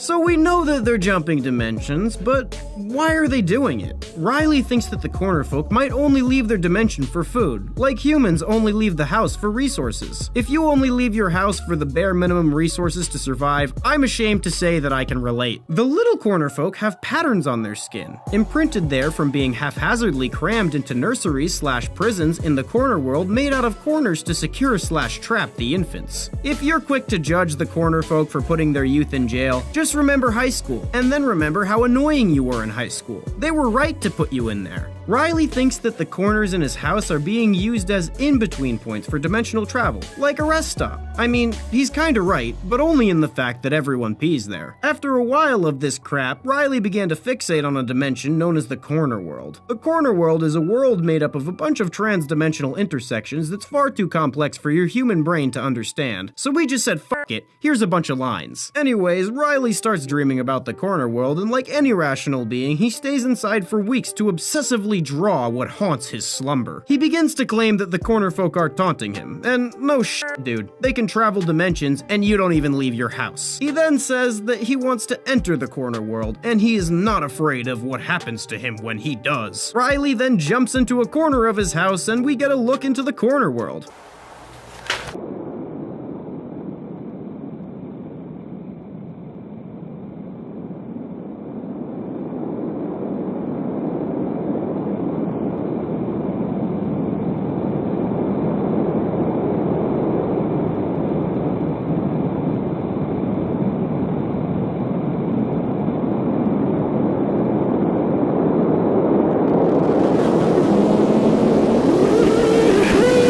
Imagine being so dumb, you try to film a dimension made of dimensions with a third-dimensional camera. After a mental health and wellness check was called in because someone saw that video, authorities discovered Riley asleep in a corner, his internal organs folded across various axes. He somehow survived his intestines being turned into origami, and he made origami his whole recovery despite never having been taught it. So what does this mean? Well, for one, Riley's a nutjob who talks like he put acid tabs in his cereal regardless of whether or not the corner folk are real. It also means we have to figure out what the corner folk want and what the hell they are in the first place. Corner folk. Corner baby? Corner girl? Corner pedophile? Are these trans-dimensional creatures murdering infants and then cramming them into the front windows of admittedly fuel-efficient vehicles? How can a human being possibly enter the corner world and come out unfolded? Who is the corner girl, and can she be saved? And what do corner folk taste like? Find out this time on In the Corner. If you haven't seen my first video on the corner folk, you should definitely go watch it. It explains one man's experience documenting them as well as other trans-dimensional phenomena taking place in the corners of his home. If you don't watch it, you'll probably be really confused, and I will trap you inside of the corner world. The corner folk were first reported by a man named Riley Tillon, who documented them using his home as a sort of rest stop for interdimensional travel, and then tried to enter the corner world, which is a dimension made of other dimensions intersecting. And then all of his organs turned into anatomy origami, and he was never the same. Got it? Good. We know about Riley's documentation because of one Alex Kansas, the same human who documented the Monument Mythos. I will be linking to their work in the description. Now without further ado, let's get into the most anticipated animated event since Pokemon 3 Michael Vick Returns, Corner Folk 2. The next video in the Corner Folk series is Corner Baby. Unlike the first Corner Folk video, it doesn't star our boy Riley Tillon, it stars the man, the myth, the legend, Alex Kansas himself. It details a crew building a set in an abandoned nursery. Despite taking place on September 21st, 2021, the video starts with music that reminds me of a 2014 life hack video. The nursery is pretty decrepit, as most of its windows have been shattered. Anyways, during the 4 hours of mind-numbing painting that it took to create the set, somebody pulled up in a car and parked it near Alex and his squad. Now, I have already found something suspicious about this video. It claims to be taking place in 2021, but right here they are seen bottle flipping. This must mean one of two things. A, the video date is incorrect, or B, that's pretty cringe. Anyways, shortly after Alex's stint of being way too focused on someone doing a bottle flip, he's told to come outside by his friend, who has purportedly found something disturbing.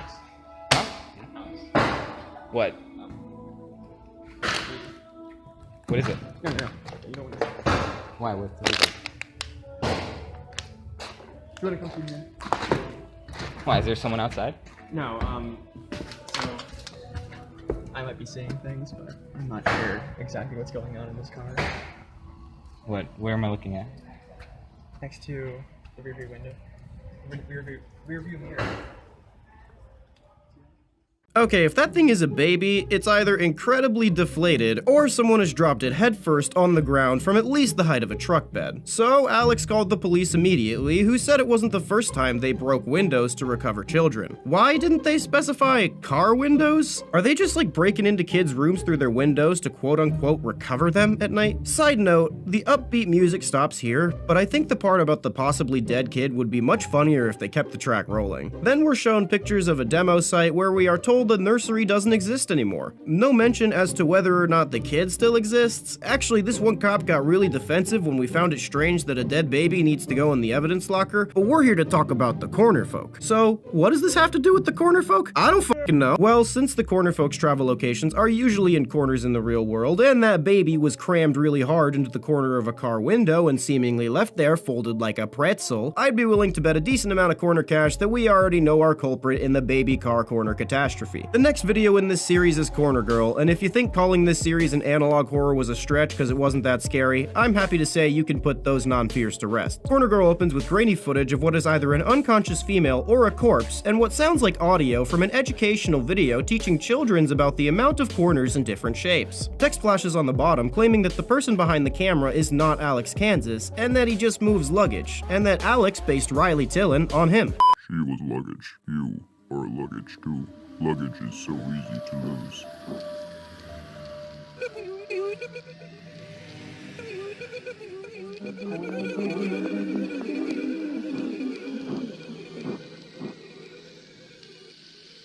Sincerely, Alex's inspiration.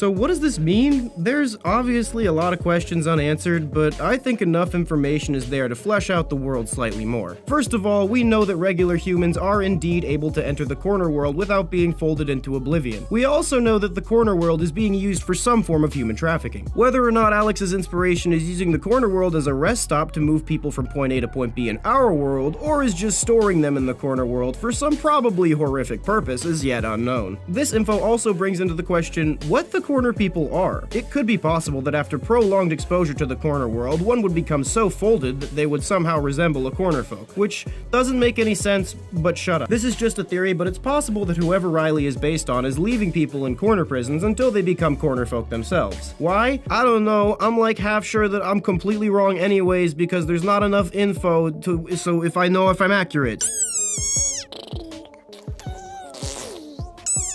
Humans will believe anything you tell them. Their brain is as smooth as a Ken doll's crotch. The Monument Mythos. Why was there a lady locked immobile in the Lincoln Monument for 4 to 8 years depending on re-election? Is this some weird fetish shit? What the hell is wrong with this tree? Where did this giant nuclear crab come from? And what would happen if James Dean were actually real? Stay tuned to find out right now. The Monument Mythos was first discovered on a channel called Alex Kansas. It documents how your government communicates and engages with Lovecraftian phenomena and beings to manipulate the reality humans exist in every day. These beings are often contained within important United States monuments. It does a great job documenting this phenomena in a beautiful analog horror fashion, giving me a raging nostalgia fear-erection. And I'll be linking to their work in the description. Without further ado, let's take a look at this delightfully nightmarish distortion of US history. Let's talk about special trees. Special trees are both in Egypt and America, and no one will tell me where they come from. They can't be cut down in a traditional sense, so people will harm them to attempt to stop their growth by making the trees focus on healing themselves. You keep working, buddy. I believe in you. People will also build towers around these trees to limit their growth. For example, the Washington Monument was constructed to contain a special tree. They seem to display some semblance of intelligence, although this is not consistent amongst the trees. For example, the tree in the Washington Monument uses music to lure victims inside the tower, where it raises them up to the top of the tower and drops them to their death. Over 20 individuals have gone missing during visiting the Washington Monument, and by gone missing, we both know that I mean they turned into a bright red stain. Not only this, there is some limited evidence that these trees are capable of teleportation and manifesting in towering human forms. Sometimes lightning will spring from these trees, turning what it strikes into a material known as Giza glass, an incredibly durable material with otherworldly properties that can be fashioned into a razor-sharp blade. Any limb severed from a living being is still fully under the control of that being when severed with Giza glass. Unfortunately, all products containing Giza glass had to be pulled from shelves when some pervert ruined it for everyone when he cut out his eyes, hands, and tongue and left them in several movie theater bathrooms. Giza glass can also turn people's decapitated heads into crowns when they are decapitated, which are basically just like floating living heads. Also, President Rockefeller, who was totally a president and not an oil tycoon, just shut up and go with this, so he cut off a lot of felons' heads and sold them to Germany as slave labor that they used to create an airship that killed a lot of Americans. What the hell are we talking about again? President Rockefeller saw one of these trees and he was like,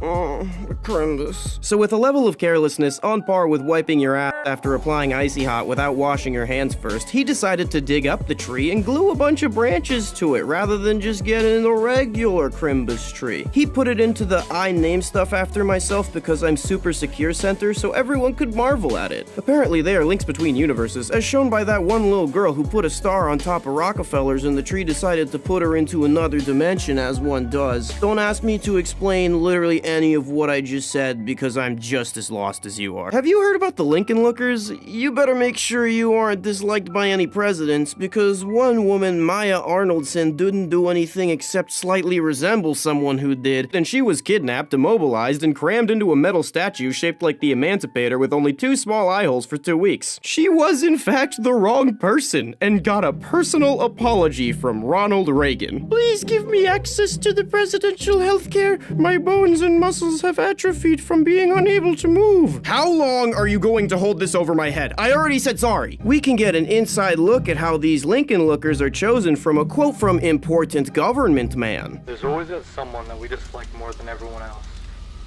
Not usually famous or important, but you've done something that's affected us personally. Often you're the only person who remembers this act. But I've been that bad, but memory hurts. Everyone experiences this, and the president is no exception. Except he can do something about it. Every president can choose one person to be a Lincoln looker. After the alibi is fabricated, the person is abducted from their home, and they stay a Lincoln looker for as long as the president sits in office.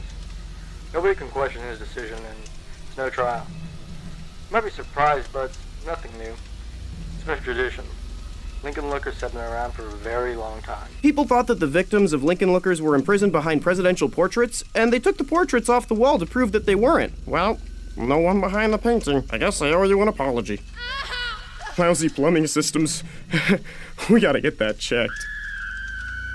Ever visit the Kennedy Memorial Cocaine Lounge? I bet it's not behind the portraits, though. I think either the Lincoln lookers or some other eldritch abomination is in the monument, because one time some blind girl heard scratching noises coming from inside of it. Wait, or was she deaf? Whatever, same thing, doesn't matter. I've had a lot of hate going around, likely deservedly, because I'm an asshole. But to those folks, I'm putting up a pawn for office in 2024, so if being crammed in a statue and fed through a tube for 4 to 8 years depending on the governing and campaigning strategies of the crackhead I found outside Wendy's doesn't sound like a vibe, it's time to have a nice steaming cup of shut the fuck up. In this world, these symbols of national pride that were created to represent our nation's histories as upstanding achievements are hollow.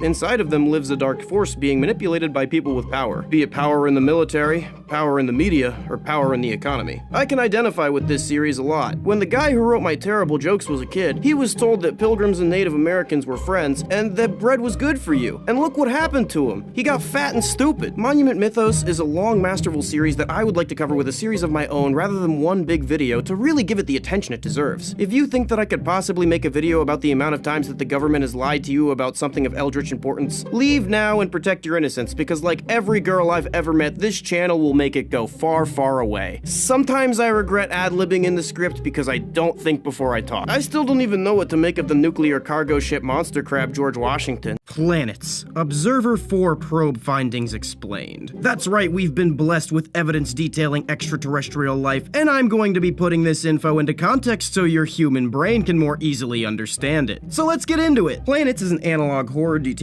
the 48-year expedition of the Observer 4 space probe, as well as the evidence of extraterrestrial life and strange astrological phenomena found during the journey. The Observer 4 was launched in 2038 and recovered in 2086, and the data inside the probe was shocking to say the least. I know what you're thinking, how is it analog horror if it takes place in the future? And the answer is shut the fuck up. We know about these planets because of one YouTube channel run by a fish by the name of Black Dragonfish. I'll be linking to their findings below. At first, all seems routine for the Observer 4 as it approaches a neighboring solar system, snapping some candid pics of some asteroids as it passes. It examines some normal enough seeming planets and their moons, but after a moment the mood seems to slowly but surely darken, foreshadowing that something might not be quite right with the Observer 4. One of the first indications that the Observer 4 probe is acting strangely is when it approaches the planet Horus. Horus is noted as an inhospitable ice planet that has a quote-unquote face that is used for experiments. My question is, how would humans be able to determine that Horus is used for experiments if they literally just discovered it this moment using this probe? Did you guess? Unless I'm missing something, it seems like someone or something else is adding information that it would be impossible for humanity to know based on its current circumstances. The next planet that Observer 4 comes across is Helios. Helios is unique as its moons are alive. I'm not sure if this means the moons themselves are alive or they just contain biological ecosystems. The language feels intentionally vague. There's something missing here. So if this guy is anything like me, he doesn't know either. Tartarus, named for the Greek mythology's version of hell, is the most unique of the moons as it is the most organic in nature, with more biodiversity than the food in the back of the fridge that no one's quite sure what it used to be. The probe describes it as a wandering, quietly weeping gateway. Can't shake the feeling that it's in some way related to its name. Keeping up with the hell naming scheme, the next planet the Observer approaches is Baphomet, named for goat f***er over here. The planet is as black as coal and a terrifying nightmare, as opposed to a not terrifying nightmare. The next planet, Anuket, named for the Nile goddess, is described as a water world. Just like Earth, its oceans are home to yet undiscovered, unimaginable horrors. It has many moons, but none have been photographed. I'm not sure if they just couldn't find it, or the Observer just got lazy, but all I know is what's in this space probe that I stole, so we're moving on. The most significant and concerning media that the probe contains is about the world of Hathor. Hathor.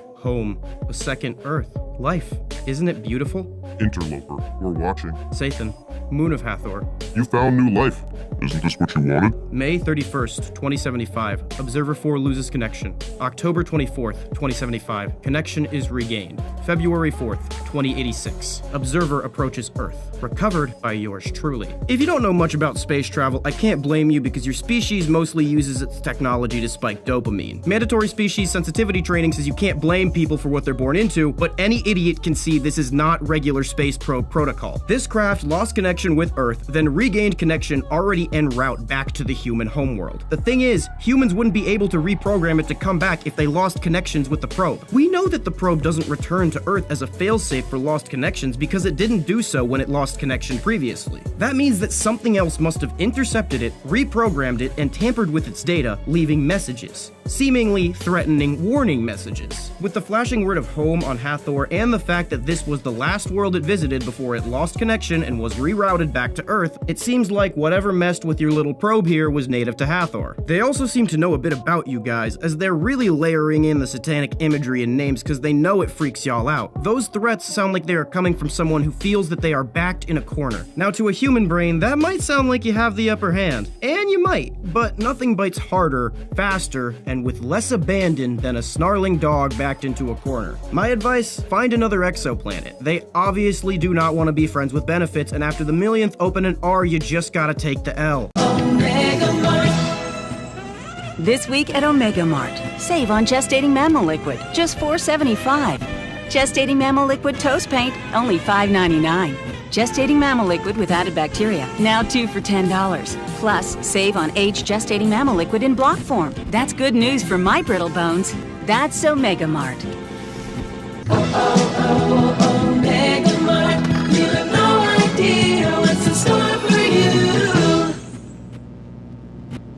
If you've been looking around the internet recently, you've probably heard of Omega Mart. Omega Mart is an art installation attached to what could possibly be an ARG-type story from the team Myuu. Omega Mart seems to be a grocery store with several unusual properties. Just a totally normal supermarket in Las Vegas. The world's friendliest free-range staff. Omega Mart has a strange comedy uncanny valley vibe to it. Both comedic and off in a way that's strangely alluring and sometimes unsettling, a lot of these products seem like something that would be from another dimension made up by an alien. And save on individually wrapped wheat squares. Something familiar with human habits and mannerisms, but also gives themselves away in pretty obvious ways. Romantic dinner in a can. Spoil your special someone. That's true love. That's Omega Mart. It seems like it's trying really hard to be a supermarket, and it just can't get it right.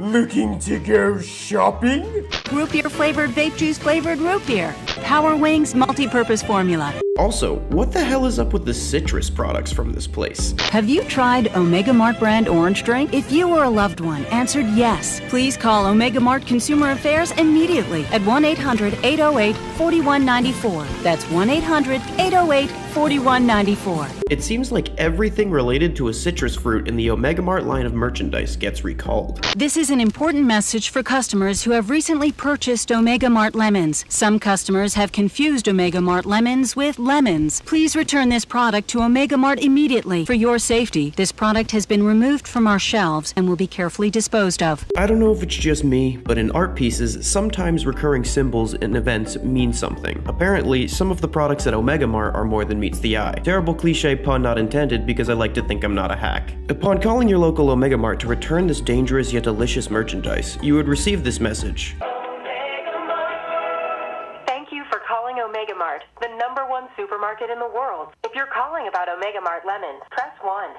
If you or a loved one has been recently exposed to Omega Mart brand lemons, please return them to your local Omega Mart store or dispose of them safely in a lead container, buried a minimum of 5 feet below the ground and 3 miles from any known water source. Use of earplugs is strongly advised. Omega Mart thanks you for your continued trust. All of this media raises a lot of questions, especially because Omega Mart is a real place. Apparently, this is just the latest iteration in an experiential art piece with installments spanning back to 2009. The original experience was much more of a joke, apparently having a much lower production value with props that fooled very little people. It required quite a bit bit more suspension of disbelief. In the second version, the team behind Omega Mart marketed it as a real grocery store. They even took out attack ads against themselves in the local newspaper. The grand opening had artists dressed like employees, fake protesters planted outside by the team, and it seemed like the town was buying it. Some people even came by and applied for jobs. They said it was an art piece and that they weren't hiring, but some people left their resumes anyway. If I worked there, I would hire them just to mess with them to add to the performance part of the Omega Mart experience. The third version is the market associated with the commercials we've just seen today. It's located in Area 15 in Las Vegas. Apparently the place is a sprawling grocery store with secret entrances and tunnels everywhere. I'm guessing whatever's inside could give us some answers relating to the strange ad, but if their marketing is any good, you'll see way more questions than answers, so you'll want to come back. Omega Mart, if this is the case, no one can blame you. And if this isn't the case, you should be doing this. Omega Mart commercials are still being uploaded weekly on the Meow Wolf page, so this series is very much still alive. I don't think it can be solved yet. I think we're gonna see some more cool, unexpected stuff from Meow Wolf and Omega Mart that would make any theories that I would make up just look stupid. Some of you might be wondering, is Omega Mart all just a weird marketing campaign for the sake of memorable product placement to get your smooth customer brain to buy more crap? And to that accusation I say, now for a brief word from our sponsor. Attention shoppers, on sale at Amoeba Mart, half off 4 rectal use only hand sanitizers. Plus, save on non-alcoholic baby food. Show off your flair with ready-to-carve boneless street pumpkins. Feeling lucky? Try your luck with Schrodinger's eggs. They both are and aren't half price until you open them. Hurry, at these prices, they both will and won't last until you check. Unfortunately, I am not able to travel to Area 15 in Vegas because I'm just a voice actor being held hostage by an eyeball creature. That's okay though, because the eyeball creature told me that Omega Mart has a website where you can take home just a little bit of that Omega Mart magic for yourself in your own home. With products like tattoo chicken, vegan goat pus lemonade, and who told you this was butter air freshener spray. Remember, Mr. Omega says shopping every day increases brain smile. For some reason, one of the most dangerous and powerful creatures in the entire Lovecraft mythos goes unmentioned in almost every piece of media I see about him. This abomination is so powerful that even though it died almost 100 years ago, uttering its name can still destroy the career of any online creator. This creature is, of course, H.P. Lovecraft's cat. Even though a lot of Lovecraft's discriminatory ideology aged like spilled yogurt in a Florida parking lot, the monsters and some of the philosophy behind them are still pretty cool. Visualization of Lovecraft monsters is hard because many of them drive you completely mad when you look at them, but this art style is too goofy to scare anyone, and I'm already insane, so I think we'll be safe. First up is the Dunwich Horror. The Dunwich Horror was born from a human woman and a great old one by the name of Yog-Sothoth. Yog-Sothoth is a mass of glowing orbs covered in eyes and writhing with an uncountable amount of tendrils, some of which were, you know, most likely inside of an incredibly disturbed human woman. Unless you have a better idea of how these two did the deed. I mean, what other part of it would even go inside of where is beyond me. Anyways, the Dunwich Horror usually chooses to remain invisible. It can show itself, but when humans look upon the Dunwich Horror, they go completely insane. The Dunwich Horror is described as a monster around the size of a barn that's dotted with red eyes. It has many tentacles extending from its body, each ending in a mouth that contains razor-sharp teeth. It has a vaguely human-like face with a large mouth also overflowing with dagger-like teeth. It exudes a nauseating stench, and survives by draining cows of their blood before devouring them. Now this creature might be terrifying, and it might smell terrible, and also maybe it devours entire swarms of cattle in a series of seconds, and sure, it might drive you literally insane if you look at it from how horrifyingly disgusting it is. But I put up with lots of humans who have the exact same problems. I think the Dunwich Horror gets a bad rap. I mean, sure, it's a harmful monstrosity, but it never asked to exist on Earth. If we are to blame anyone for this, it is the family who encouraged the woman who watched too many naughty tentacle animes to act out her unholy urges in real life with an eldritch abomination. If the mother smoked, drank, and did lines of Colombian white during the pregnancy, you don't blame the baby for being a little bit off. I don't know, maybe that's a bad example. The story of the Dunwich Horror is actually quite tragic. Before the creature's death, its last words were a cry for help from its extraterrestrial father to be saved from a place with people that didn't understand it and punished it because of that. Who's the real barn-sized, horrible-smelling, cattle-devouring, tentacle-covered monstrosity? Now you just think about that. Well, that's pretty depressing, so let's lighten the mood with something really weird. Next on the list are the Children of the Sphinx. The Children of the Sphinx look like humans that have been Frankensteined together with different animals, appearing often as a human with an animal head. They are created from human and animal mummies being mixed and matched like bionicles before being affected by a very powerful magic called suspension of disbelief, which reanimated them. These abominations worship the Sphinx, and that's pretty much the sum of what they do with their existence. Fun fact, the creation of the Children of the Sphinx was partially attributed to Harry Houdini, the legendary escape artist that could escape anything but his own appendix. No, I don't think it was too soon, it was almost 100 years ago. This is Yagalanak the Defiler. Yagalanak's day job is being the god of perversion and depravity. It is a sadistic old one that enjoys making humanity suffer. This old one is from an unknown ruin in an unknown place. While it doesn't always have a physical form, it for some reason chooses to manifest as a morbidly obese mass of a man with no head and mouths with long tongues in each palm. So,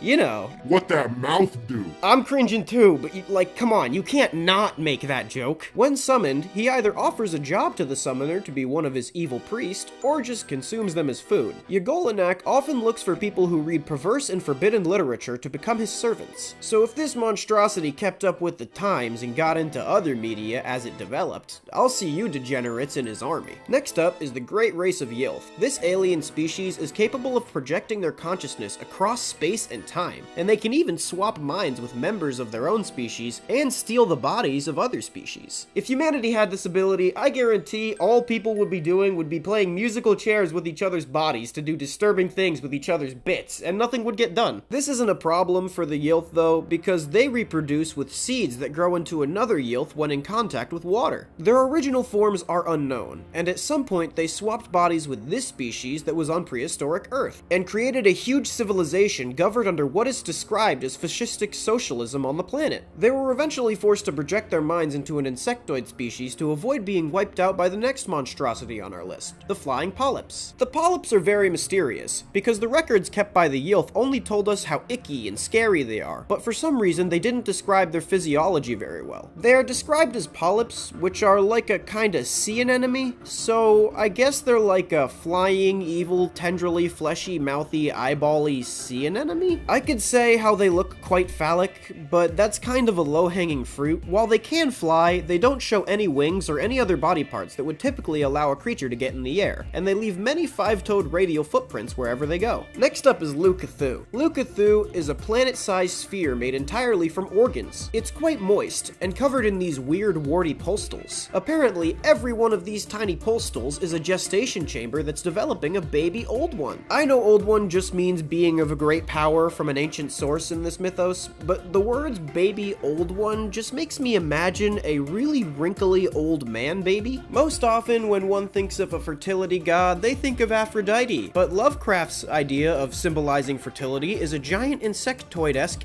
egg sac. It's kind of common knowledge that he projected himself into his work, so I'm really curious what Lovecraft was into. What got his motor running? What made his cream expel at great speed out of his cock? The next entity is possibly the most abstract of all of the abominations in the Lovecraftian mythos. It is the blackness between the stars itself, a literal conscious nothingness that observes all of the universe with a sense of cold indifference. This being rarely chooses to communicate, but when it does communicate, it speaks in a language only it can comprehend. I know what you're thinking, did you only cover this one because you could draw it just by using one color and a paint bucket tool? Now, that's not the only reason, but I'd be lying if I said it wasn't one of them. I couldn't make something on Lovecraft without mentioning the face of the mythos, so let's talk about Cthulhu. Cthulhu is often described as an unholy amalgamation of human, dragon, and octopus. This lumbering beast is said to be the size of a mountain.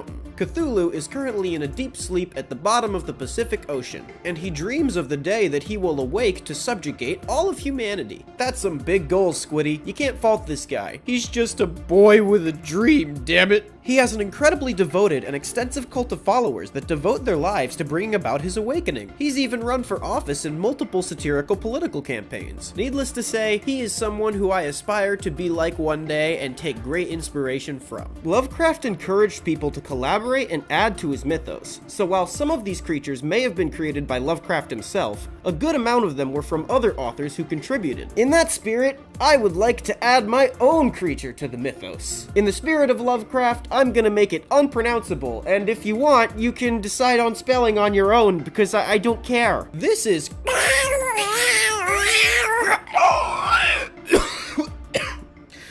and it is the love child of Yagalanak the Defiler and H.P. Lovecraft's cat. It is an overweight neckbeard with anime catgirl ears and a tail that spends its day on internet message boards making jokes about things that I would get canceled just for mentioning in this context. Well, I was deciding between that and a large, consistently growing mass of still living and conscious organisms that have had their flesh, skin, and organs fused together, trapping them as one large being from going from planet to planet, absorbing all living creatures into its own mass, growing exponentially and therefore needing more to feed it. It has its own consciousness, and it also has access to all of the nervous systems of all of the beings it assimilates into its own mass. So it tortures them with their greatest fears, playing out on repeat while it slowly dissolves their physical form into a million other alien beings over eternity. Yeah, so that's definitely a tie. I can't think of which is more horrifying from these two. Okay, medieval folklore fight. A monopod, which is like a Bigfoot guy, not like a Bigfoot guy, nor like a Bigfoot guy, but like a guy with one big foot, versus a Blemmies, which is like a torso face man. See, for me it could go either way because they both look equally terribly designed. Let's take a look at some other folklore monsters that are less stupid. First up is the Wendigo. The Wendigo is created when a person eats human flesh. This legendary Native American entity is cursed to lurk through the forest looking for people to eat, and like the average corporate customer, it will consume anything it comes across in vain attempts to satisfy its endless hunger. The Wendigo resembles an emaciated human skeletal figure with skin tightly encasing its bones. Its complexion is that of ash, and it's reported to have sunken dark eyes. The Wendigo has no lips, as they usually immediately bite them off to sate their unending hunger. Like a member of r/incels, you'll know if one of these beasties is nearby because this creature exudes a stench of decomposition and decay. Obviously, this myth was created as a way of dissuading people from eating each other. A lot of people mistakenly think that the Wendigo and Skinwalker are the same thing, but they're not only wrong, but also insensitive. A Skinwalker is a different entity from Native American legend that is created from the spirit of a shaman or a witch doctor who committed evil deeds during their lifetime, especially to those close to them. It's rumored that simply discussing the Skinwalker will attract their attention. And if that's the case, thanks for the extra views, and maybe, you know, drop me a like for shouting you out. The Skinwalker often appears as a mangled and distorted form of an animal, or sometimes a human. It's capable of replicating animal calls in human voices, but it has a very limited vocabulary. Skinwalkers have to learn how to inhabit the skin of another convincingly. The more experienced the Skinwalker, the better the disguise.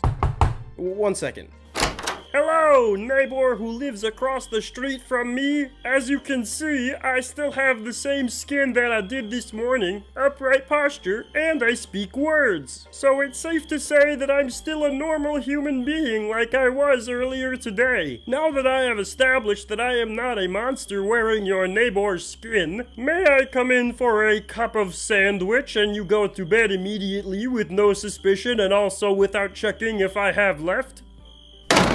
What do you mean I'm wearing your neighbor's skin? That's ridiculous. That's not even my neighbor. Next up is the Kune-Kune, an urban legend from Japan. The Kune-Kune is basically one of those wacky waveable inflatable arm flailing tube men at those car dealerships, except this one causes extreme and debilitating mental illness. The Kune-Kune is a humanoid figure that waves in the wind like it's made out of paper. The Kune-Kune is reported to only be seen from afar. People usually report seeing this entity from a distance in rice fields, open plains, or sometimes the ocean. It waves around like it's being pushed by the wind, even if there is no wind, and it bends in ways that no ordinary human limbs could replicate. It is either stark white or jet black, depending on where you see it. Reports of the Kune-Kune usually go as follows. A person sees a figure off in the distance and someone takes a closer look. The person who takes a closer look becomes pale and begins to develop signs of serious mental illness. The first report of the Kune-Kune came in 2003, and people have been sharing their stories about this entity ever since. Some people suspect that the Kune-Kune Kitsune was a scarecrow that was misidentified on a windy day. While this would explain the movement of the figure, it would not explain the mental illness that follows. I mean, I look at scarecrows pretty closely all the time, and I'd say I'm pretty well adjusted. Actually, maybe we should stop looking at scarecrows so closely. Next up is the Knuckle of V. The Knuckle of V is an evil sea spirit native to Scotland. The Knuckle of V is a horse with a humanoid torso and head sticking out of the back of the horse where a person would usually be riding. The horse and the human are fused as one singular being. The being has no skin, and the outside of the body is covered in raw exposed muscle fiber, and you can see black blood coursing through its veins. The humanoid head has an animal-like mouth, and sometimes rolls or hangs like the neck is snapped and the head may fall off. The arms of the humanoid section of the torso are so long that they almost drag along the ground. The horse has one giant red eye and flippers on its feet. Basically, the Knuckle of V is the platypus of the Scottish folklore scene. This folklore was then stolen by the SCP Foundation to write SCP-3456, the Orcadian Horseman. If the Knuckle of V sees something, it will do everything it can to make it commit the not alive. And also, it likes to light crops on fire. There's a famous quote referencing this creature as the most cruel and malignant of all uncanny beings that trouble mankind. Even though this thing is from the ocean, it has an incredible fear of fresh water, and it never visits when it rains. Seems kinda dumb that something from the ocean is afraid of water, but I got through the rest of the explanation without poking holes into it, so it seems kinda stupid to start now. Another horse folklore creature is the Kelpie. The Kelpie is basically a large black horse that lives on the edge of bodies of water. People who touch the Kelpie get stuck to it, and the horse walks into the water and drowns whoever was attached. So I think the horse is just kinda covered in sticky glue or something. I guess that qualifies as a monster. All I'm saying is if I worked at the Flex Glue Corporation, I'd throw a sign at that thing. Flex glue is so strong,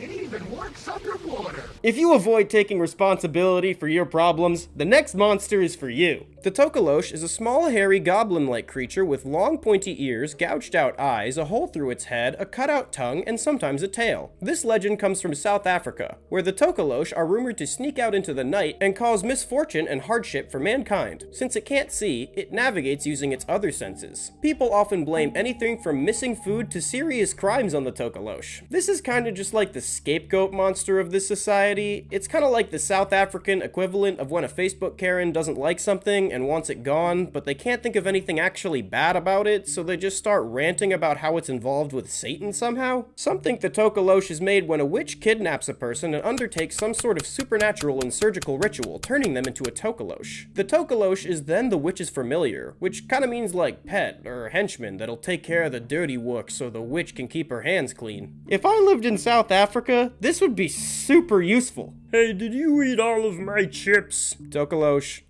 Again? It smells suspicious back here. Are you guys smoking a beer? Tokolosh. Oh, that makes sense.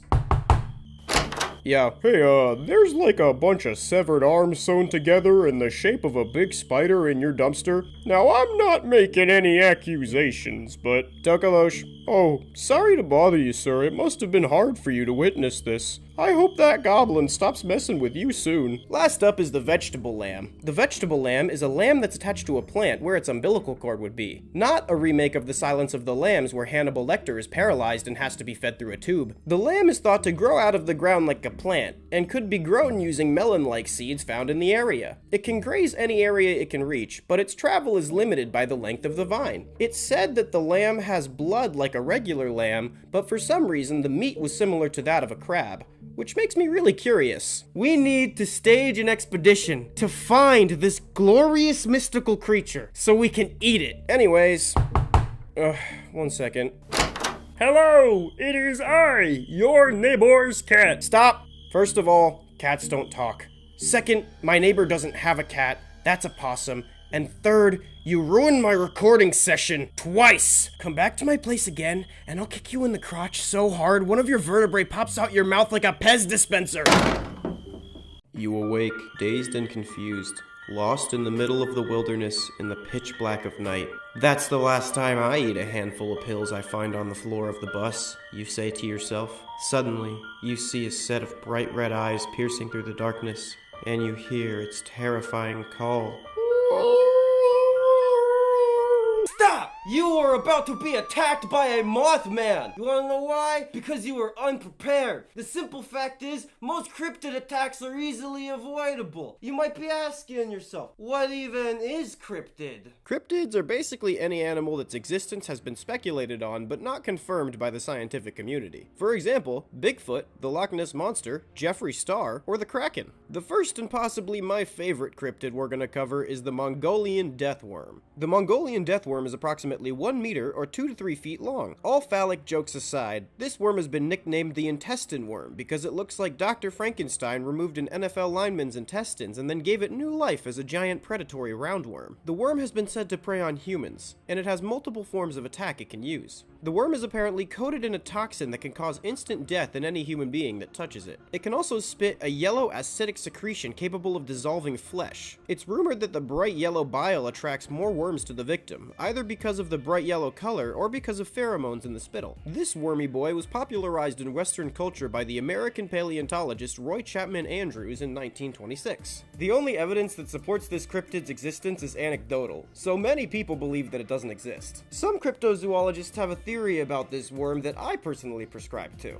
I don't believe the Mongolian deathworm is a worm, per se, but I do believe a creature like that could exist. I think the source of this cryptid could be a large undiscovered species of burrowing legless lizard native to the Gobi Desert. No, I don't mean snake, it's a real animal and there are more differences between snakes and lizards than just legs. While a hot, dry ecosystem would dry out a worm quickly, reptiles are much more suited to desert environments. There are also multiple recorded instances of animals shooting acidic compounds as both predatory strategies and a defense tactic. There's also animals who have incredibly toxic skin. The Gobi Desert is the fastest growing desert on the planet, so there's no shortage of sand for this large wiggly predator to hide in. The next animal on the list is the thunderbird. One version of it is like a giant condor, but this is the boring version. The more interesting depiction of the thunderbird is a giant sky creature with smooth leathery skin and a head similar to an alligator. This description almost matches the morphology of the extinct pterodactyl, meaning that this could be a dinosaurian cryptid, such as the Loch Ness Monster. Personally, I think dinosaurian cryptids are the cryptids least likely to exist. Not only did they somehow survive a grand extinction event, but they also maintained enough of a population of literal giant monsters to survive until the modern day, and kept this literal pack of monsters undetected,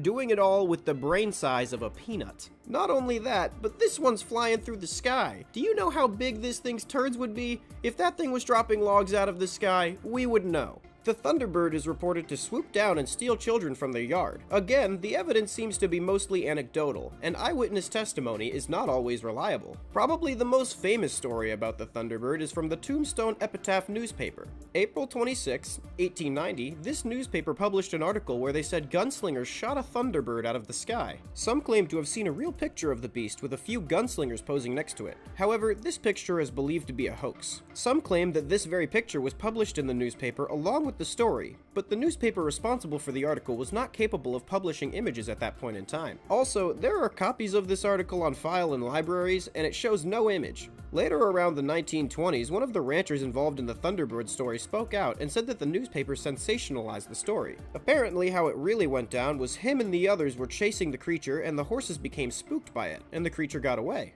They never actually shot it down. Like all timeless classics, the moral of this story is just as applicable today as it was back then. That being, everything you hear on the news is at best exaggerated to scare you, and at worst, a complete lie. When you hear the phrase goat sucker, what unholy idea arises in your little degenerate brains? Whatever it is, get that thought out of your head, you disgust me. It's the Spanish to English translation for chupacabra. This cryptid gained notoriety in Texas, Central South America, and Puerto Rico when the bodies of livestock began to pile up, all mysteriously drained of blood. The rumor is that the chupacabra gives other animals such a big zuck that they don't have any blood left. There are two popular depictions of the chupacabra, one in which it's half dog, half kangaroo with leathery skin, and one where it's a bipedal hairless gremlin thing with glowing red eyes and sharp fangs. Some theorize it may be a bizarre species of undiscovered hairless canine, but some scientists have another theory. Many think these are simply dogs and coyotes that are infected with a disease called mange, which causes hair loss and damage to the skin, giving it a strange, monstrous texture.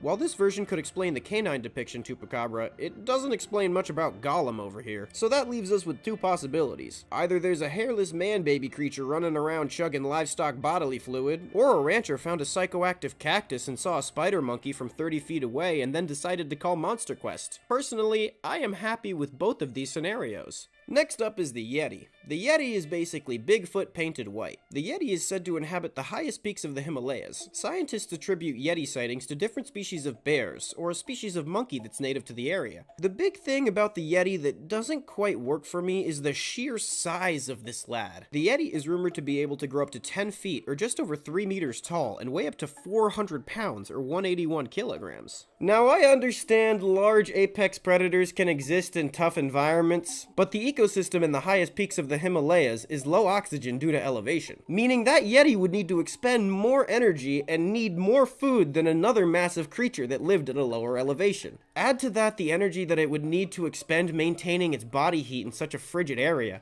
and I'm not sure there would be enough food for a creature of that caliber. If this creature existed at its rumored size, it most likely wouldn't stay up at the top, and at the very least would need to venture down to more observable areas in search of food, which in all likelihood would lead to its discovery. Another primate cryptid that's more likely to exist than the Yeti, in my opinion, is the skunk ape. The skunk ape is what happens when a mommy orangutan and a daddy Florida man love each other very much, so much that they commit a crime against nature. The skunk ape is a large bipedal primate famous for its powerful stench rumored to live in the Everglades. It just so happens that I am currently close enough to the proposed native environment of this cryptid to go investigating, so I went to a place that calls itself the Skunk Ape Research Headquarters. Upon arriving, I noticed the multiple statues of the skunk ape, all for some reason missing hair around its chest raisins. Interesting. After I checked out some of the reptiles they had chilling there, like a baby alligator and a gigantic snake that could easily swallow a small child, I directed my gaze towards a cast of what is claimed to be a skunk ape footprint. Placing my hand beside it for scale, it looks to be around double the length of the average human hand. One thing that troubled me about these supposed footprints is that they are seemingly almost devoid of the changes in elevation that occur in most primate foot structures, our species included. I'm not making any accusations, but it looks like someone could make a very similar foot-shaped cast by digging out a foot shape in the ground and pouring the casting material in. Regardless of whether or not the evidence means anything, many creatures that are monstrous in proportion escape captivity and live wildly in droves in Florida now. So there's no reason that a creature like this couldn't exist. If someone told me that an orangutan escaped a zoo, I believe it could survive in the Florida wilds. Personally, I believe the theory that skunk apes are a population of orangutans, but I don't see anything in the environment preventing the existence of an undiscovered primate. The Everglades are huge. There's plenty of trees, plenty to eat, and plenty of thick foliage to hide in. The museum wasn't enough, so the only thing left to do was get on a boat and travel down the Everglades.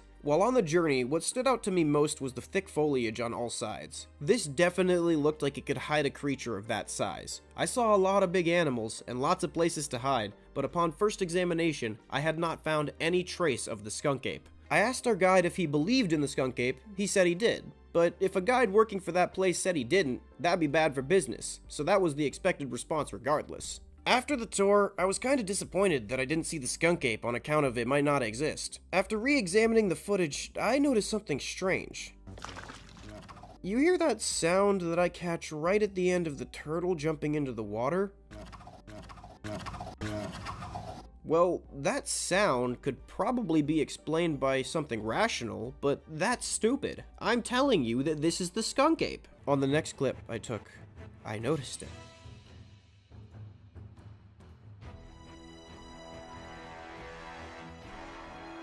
I had found the mother lode, and then I went down in history as the best cryptozoologist in history, and was still humble enough to suggest that maybe the real skunk ape was the friends we made along the way, the end. Human-animal hybrids. What is a human-animal hybrid? Is this a human-animal hybrid? What about this? Have you heard that a team of scientists have created an embryo that was part human being, part monkey?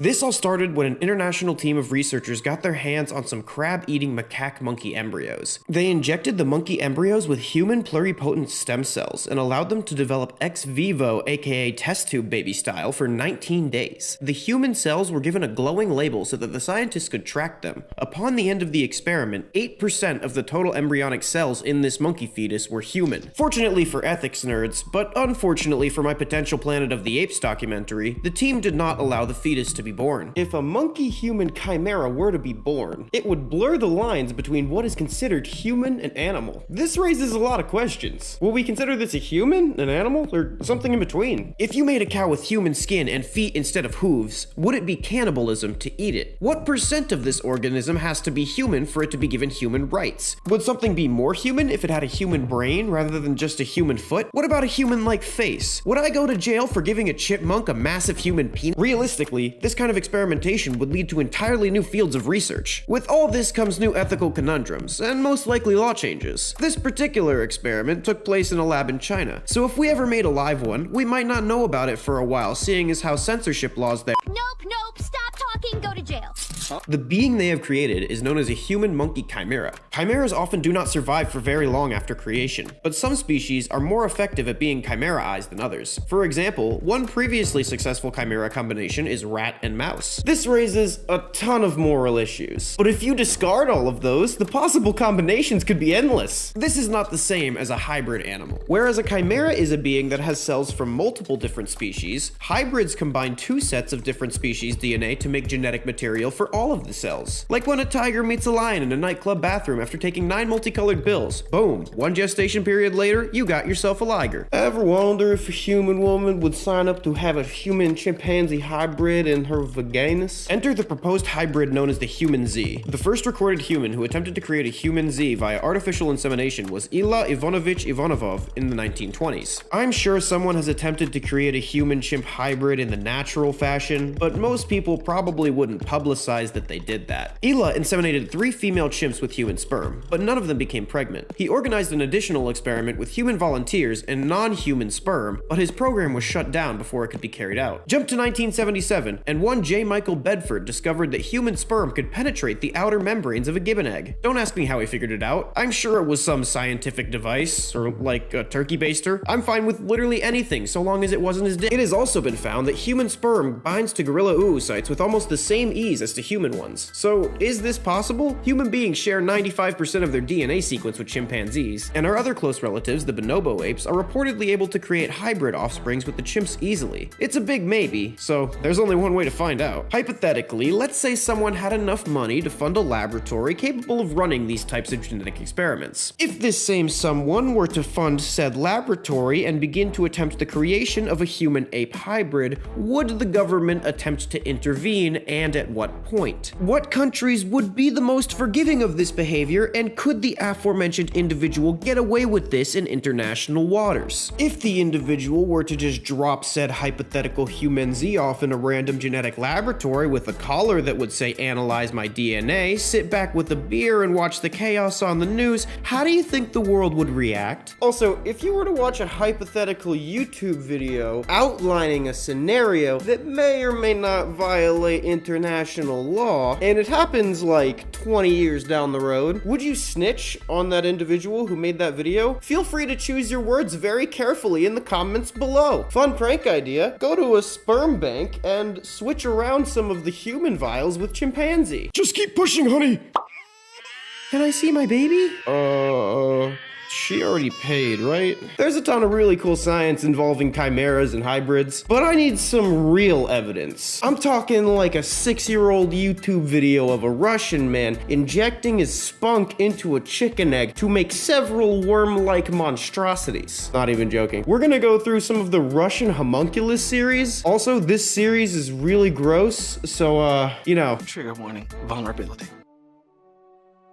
So basically, this guy injects his baby gravy into a pre-chicken, and then he just puts a band-aid on it and waits for a few weeks, and then he cracks it open, and out comes this thing. Yeah.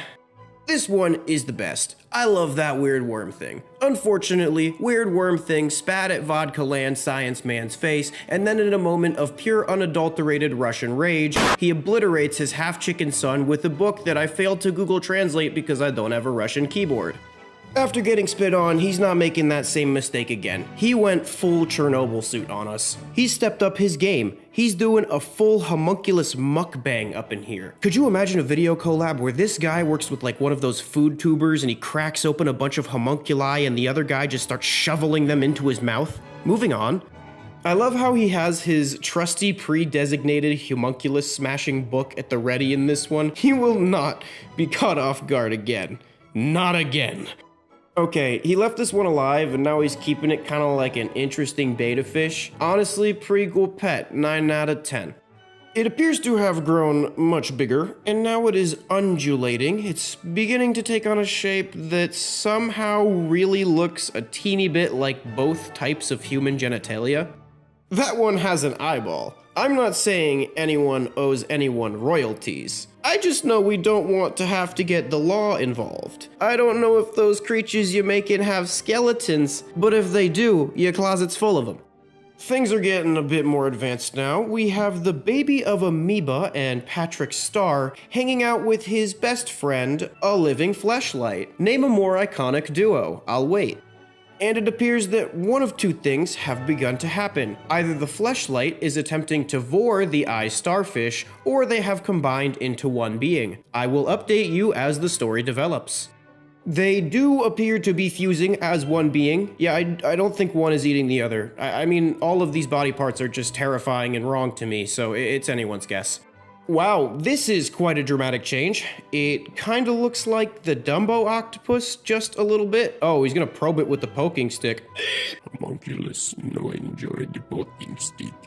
Okay, so you know how I just said that they were combining? Now I'm not so sure. Maybe Dr. Frankenstein's fleshlight really was just eating the other one. Either way, it appears to have foregone the head and instead just replaced it with an upward-facing anus. Quite an interesting evolutionary strategy. It appears to have developed teeth, kind of like one of those sea cucumbers that grow teeth in their anus. Do you know what I'm talking about? Probably not. Moving on. Oh my god, look at it. It just ate a raspberry. Nature is so beautiful sometimes. I mean, like, not right now. That's a disgusting abomination, but I don't know. Go outside. I don't know if I'm gonna have to censor that. Did it just poop, vomit, sneeze, or bust a nut? I'm not really sure if there's much of a difference if you really only have one hole for everything. Oh my god, is that a fish? Oh, it's dead. It's dead. I was expecting the homunculus to try to, like, eat it or something. I mean, like, other than everything that someone may object to morally or ethically here, at the very least, that's incredibly anticlimactic. Is this real? No, of course not. I mean, like, I believed it when I was a kid, don't get me wrong, but there comes a time in every person's life where they have to inject their spunk into a chicken egg and learn things for themselves. It's still an incredibly impressive art project. I have no idea how he managed to make those worm monsters look so realistic. So, homunculus guy, bravo. This is amazing. Hey, fun fact, did you know you could buy a dead bat on Amazon? Thanks, Jeff Bezos. I'm in my childhood bedroom. In my old bed. I'm grown up, though. My feet hang over the far edge of the mattress. I can hear someone in my kitchen, bumping into things, knocking things over. I don't want to go downstairs, but I have to. I know I'll see something awful when I do. This paragraph was the only information accompanying an image of an anomalous entity posted to Twitter by paranormal investigator Trevor Henderson. Still kicking and yet again letting a middle finger fly to the Foundation. Love to see it. In another post with the same image, for some reason captioned like some sort of internet horror dating sim, we find that this little creature's name is Hollowhead, suggesting that it is, in fact, an idiot. Even though this isn't a ton of information, we can still gauge quite a bit about this creature from the image and context provided. Let's start with his... wait a minute. Yup, his physical characteristics. The monster's most dominating feature is its massive balloon head, complete with uncanny valley human features. Its eye sockets appear to be empty, which is strange because I'm still getting the sense that this motherfucker is staring at me with his ominous, distended grin. Its nose looks kinda normal, so we're gonna skip that part. Its dental structure looks vaguely similar to that of Homo sapiens, and the mouth itself looks like it could fit roughly one Homo sapien. One can only imagine the horrific stench emanating from that filthy, unkempt maw. Oi, that was proper nasty. What'd I ever do to the likes of yous? Oh my god, I am so sorry. You're just a regular British person. The creature's body looks skinny and frail. Look at those stick arms. Do you even lift, bro? There's no way that this skeletal frame could feasibly hold up that enormous watermelon of a head. Also, I just realized that this motherfucker has no neck. There's no way in hell he even has the coordination to balance standing up. I want to see this guy try to run, because it would be impossible for him and hilarious for me. It's also notable that this creature doesn't look like it has much space for internal organs in its torso. This, plus my 20-some-odd years experience as an epic pro gamer, tells me that its head is the weak spot. If you gotta fight him, try to pop it like a pimple. The paragraph provided along with this image gives context for what Hollowhead may represent. The primal fear one felt as a child when needing to leave the safety of their room at night and venture into a pitch-black house. So familiar in the day, but when corrupted by the shadows, it becomes uncanny. Of course, there isn't usually any danger. Not this time, though. Evidently, the experiencer of this has grown, reappearing in their own childhood bedroom seemingly out of the blue. And this time, the danger is very real. The distorted monster that once was only in the darkest pits of your imagination now takes a physical form. Real. Live. In the flesh. You'll have to leave the room eventually. Or maybe he'll find his way up to you. Or I don't know, something goofy like that. Okay, so here's what I propose we do about all this. We take a bunch of big old my 600-pound life people and a bunch of starving children from a third world country. And then we switch them for like a year and just document all of it. I'm fairly sure it would result in good content and maybe some deaths. I have no idea how that deals with whatever critter boy we're talking about over here, but if we get TLC on the phone, I'm sure whatever money they'd give us would be good enough to throw at this problem to make it go away. What's the problem again? Hollow head? Something about a head? You want head? Oh, if you're an incel, money should definitely fix that problem. Look at Andrew Tate.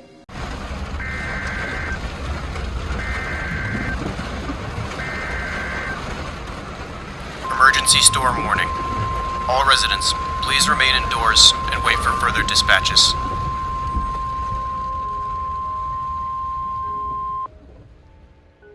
August 6th, 2018. This EAS warning was the only information posted alongside an image of what looks to be a novel anomalous behemoth. Well, that info, and the fact that its founder named it, the Wandering Faith. This big old critter was discovered by Trevor Henderson, who decided it belonged on social media rather than locked away in the Foundation files. Good on ya! Ignorance is bliss, and we gotta steal that from you. Let's start with what's inherently obvious. Its physiology. It has 4 tree stalks of legs. It looks as though it's not affected by the laws of gravity in the same capacity that humans are. I mean, there's no way this fat fuck wouldn't collapse under the massive weight of its own body. This behemoth extends into the sky, with several small tendrils drooping downwards below its neck. Perhaps for use in food collection or tugging on its nub. It's likely that even a step from this creature would cause earthquakes. Not to mention what happens to whatever the hell he's stepping on. What's really intriguing about the Wandering Faith is that it appears that its neck extends off-screen, meaning that its head is still obscured, and at this point, unknown. While it's entirely likely that Trevor took this picture with the fear of the unknown in mind, we're gonna miss the point entirely, but on purpose. Alright, Amoeba, let's find out who this really is. What? That's the most disappointing thing ever. That's like taking a bunch of shrooms, expecting to think about your problems and introspect on your life, and you just come out ashamed that you have to wipe better. The name Wandering Faith may signify some sort of connection to religious imagery. It's also referred to as Day 17, but Trevor himself has never confirmed the same. We learned some new information about this creature on August 8th, 2018. A new photo posted by Trevor of what looks to be a similar type of critter, with an additional one in the background. These could be younger forms of the creatures, a juvenile, if you will. On July 30th, we get an example of what may actually be at the top of its head. It bears the same tentacles as the other creatures, only this time it seems to be bipedal. There's a caption alongside the creature. It's amazing what people can and will adapt to, if given enough time. They've had the evacuations down to a science by now. And even with an emergence, the fields kept them from doing any real damage. They didn't even have to stop the trains this time. He wouldn't be late after all. Once humanity looked at this thing for 20 minutes and realized that it didn't start immediately killing everyone, they just assumed it was a big dumb animal, and responded accordingly by doing fucking nothing. Well, some tried to eat it, I guess. Classic humans. Of course, I'm putting these three images together and making some of these assumptions on only their shared similarities, and this video on ancient horror that I'm stealing, fair using, the canon from. What? Don't look at me like that. I've learned from the most successful comedians that you just steal all your stuff from Twitter so you have someone else to blame when you get canceled. Storm warning. Please stay inside until further notice, unless you or a loved one has been pre-chosen. Posted on August 20th, 2019. I wonder if he's pre-chosen by, like, the critter, or pre-chosen by a person. Like, they all just get in a room, and they have a big raffle, and whoever draws the shortest straw gets sucked up into the sky beast ussy. By the way, pre-chosen definitely just means for eating. Like, yeah, this could be a holy rapture thing, but I got $500 on us just eating them. Now the obvious question, would you stick your dick in it? These creatures all share the same skin texture and similar skin tones, the same tentacle appendages, but they all have variable morphology. They also seem to be, quote-unquote, choosing people. For what? I'm not sure. Some people believe that in the end times before the apocalypse, those without sin will rise to heaven. I'm not one of those fucking people. Maybe being shoved up into this thing's mouth is that kind of deal. Who knows? Probably not. I don't know, maybe they're just choosing who looks tastiest. Also, they tend to bring a storm with them. This could be an effect that the creature has on weather patterns, or maybe it exudes some sort of fog-like steam from its pores to surround it or something. Maybe he's just a big fan of the movie The Mist, or maybe it's like a fart or something, I don't know. Maybe we can learn more about them by thinking about where the hell this critter came from. Some people thought this creature was made in a lab, and then grew to uncontainable proportions. If I find out that this was man-made, the creator is going to scientist jail, alongside that guy who tried to selectively breed pitcher plants to suck him off. Others believe that the wandering faith is holy in nature, and signifies the coming of the end, or something. Thing is, when anything this big and possibly world-ending comes by, people start screaming, "Repent! End of days!" So you kinda gotta take all that with a grain of salt. I have one theory about this creature that is yet to be discussed. I don't think it's some sort of weird giant horse raptor, but instead a sort of mass-scale filter feeder, like a baleen whale. It could use these weird little tentacles, as well as other organs on its massive body, to catch airborne bacteria, or birds like their little plankton. Maybe there is airborne plankton, I don't know, I'm banking on the fact that you don't either. Unless we get some sort of update, it doesn't seem like we'll be able to piece together what these things are, where they came from, or what being chosen means. Recently, new evidence of what looks to be a novel supernatural creature has been posted on the internet. This image was recently posted on multiple social media platforms, alongside the phrase, "stunned in the headlights." This anomalous evidence was uploaded by one Trevor Henderson, a paranormal investigator who tends to wipe his ass with the rules and regulation the Foundation establishes for the sharing of anomalous media. Gotta love it. Even though there's very limited information about this critter, we can still use the uploaded media to gauge some ideas about what exactly the fuck it is. Let's start with what we can clearly see, its physical characteristics. On the front of its head are 4 visible eyes and 3 visible noses. Its eyes are a milky white, like your friend's cat that they have to put like a weird paste in its eyeballs every day or they'll dry up and fall out. It has one long slit of a mouth, with what looks to be multiple points that would be a philtrum in the human being. It's possible that these sensory organs loop around the back of its distended soup dumpling looking ass head, so it may have much more than 4 eyes and 3 noses. Now I want soup dumplings. Please, one viewer at home, put soup dumplings in an envelope and send it to me in the mail. The skin on its face looks clammy and pale, almost like a wet, greasy clay. I feel like if I threw a heavy object at it, it would make like a squelchy dent and just kind of stick inside. Long story short, this thing looks gross and slimy, and I both don't want to touch it and am curious as to if I could fuck it. Cognitive dissonance is a real and powerful thing. Its body looks to be a shadow, or some sort of ghostly figure, with the ends of its legs disappearing before they would supposedly end in feet. Jesus, I can't even say the fucking word without you weirdos frothing at the mouth. The lack of a physical form on its body suggests that this creature is some sort of apparition. By apparition, I don't necessarily mean ghosts, although this could be the case. I mean that this creature may not interact with the physical plane as you do. It may be capable of phasing through surfaces or objects, or disappearing completely. I don't know, dude, I'm making this up based only on a photo, so your guess is as good as mine. It actually is quite possible that this creature is some sort of ghost. It has a ghostly tail that looks similar to that of a white-tailed buck. Side note, y'all ever hear the story of Tail Girl? Anyways, this person was a weirdo, and they wore a tail in public, like a lot. That's not the weird part, though. It is the weird part, but it's not the weird part. This one time, someone ran up behind her and pulled the tail out, and she screamed as if she was in terrible pain, like someone hit her leg with a baseball bat. I saw the shiny metal glint of an egg-shaped ball at the end of the tail. At that moment, everyone knew why she always sat so weird. I don't know why I brought that up, but I was cursed with this information, so now you are too. Ignorance is bliss, and I just stole that from you. If this creature was some sort of ghost, why would it be wandering the earth? And why would it appear here? The four-legged structure of this critter, and how it's appearing in front of a car, suggests that it has some sort of relation to roadkill. Perhaps this is a mauled and distended representation of an animal that met its fate on the side of the road. One may wonder if it's related to the god of roadkill, another Trevor Henderson creation. And to that I say, maybe, but not everything is the goddamn Marvel Cinematic Universe, so shut up. The name Stunned in the Headlights also suggests a relation to roadkill. A common phrase for someone who looks scared or doesn't know their next move is looking like a deer in headlights. It is with this that I state my hypothesis about this creature is that it's either the ghost of Christmas past of a deer that got all smushed up by a semi-truck, or some sort of Kirkland brand god of roadkill. Without more information, all we can do is guess. I take that liberty to guess to make up a bunch of shit that removes the whole fear of the unknown from this beautiful work. That's right, Weirdy. You're just a big dumb animal to me. Guess I shouldn't have been hitting so many deer and toddlers with my car for fun. I regret nothing. It's the drunk crashers who get caught that get us in trouble. Farasica Mayday, a succubus booze-addicted pop star come back to make everyone horny. Let me say that again. A character designed to make people as horned up as possible.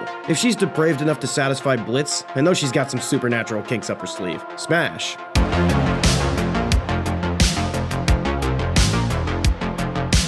Blitz, played by the titular Brandon Rogers. An appetite for the weird and degenerate, plus extreme promiscuity, and an incredible aversion to emotional intimacy. Yeah, that sounds like far too many of my go-tos. Smash, Luna. Let's get your comments out of the way.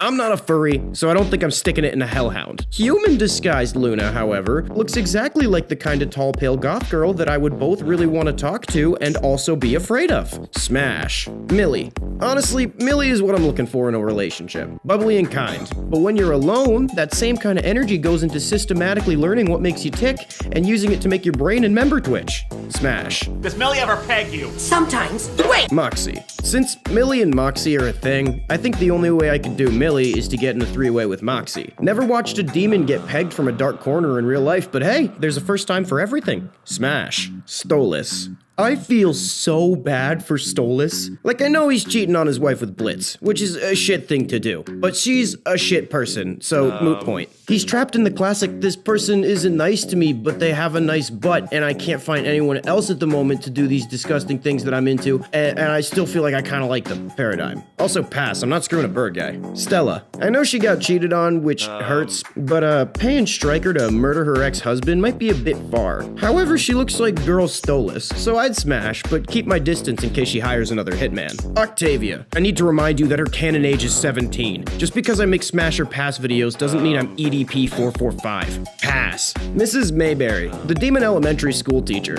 I get to live through all my school teacher and demon fantasies at once. Smash. The mom from the Murder Family. She's designed as infuriatingly hot for Mrs. Mayberry. Not only that, she has an extra hole in her head. Smash. The Cherubs. All of these weird fairy animal babies are a pass. If you're into them, I'm putting you on every watch list imaginable. Secret Agent 1 and 2. They just try to hunt me because I'm some sort of critter, but I love me a brat. Just regular humans, huh? Well, in that case, go with the usual. Smash the girl and pass the guy. Asmodeus, the demon of lust. This entity is the literal embodiment of lust itself. The sheer amount of kinks in its wheelhouse must be insanity. Smash. Fizzaroli, the demon clown. I'm not into clowns, but have you seen those e-girls that have been doing, like, clowns play lately? They're making me ask a lot of questions about what makes me Smash. Striker, the farm boy assassin. This manipulative redneck really pisses me off. But if I could make it painful for him, I don't even know if I could do a hate fuck. Pass. Chaz. I don't know why anyone finds this character attractive. I get he's supposed to piss you off. I know that. But I don't know what anybody would like about him in the first place. The man looks like methed out Machine Gun Kelly as a shark. Jake. The dog. Now in his doggy form, that'd be a pass, but since he can squash and stretch into literally anything, if he grows a few curves, a butt, and like at least one boob, that's a smash.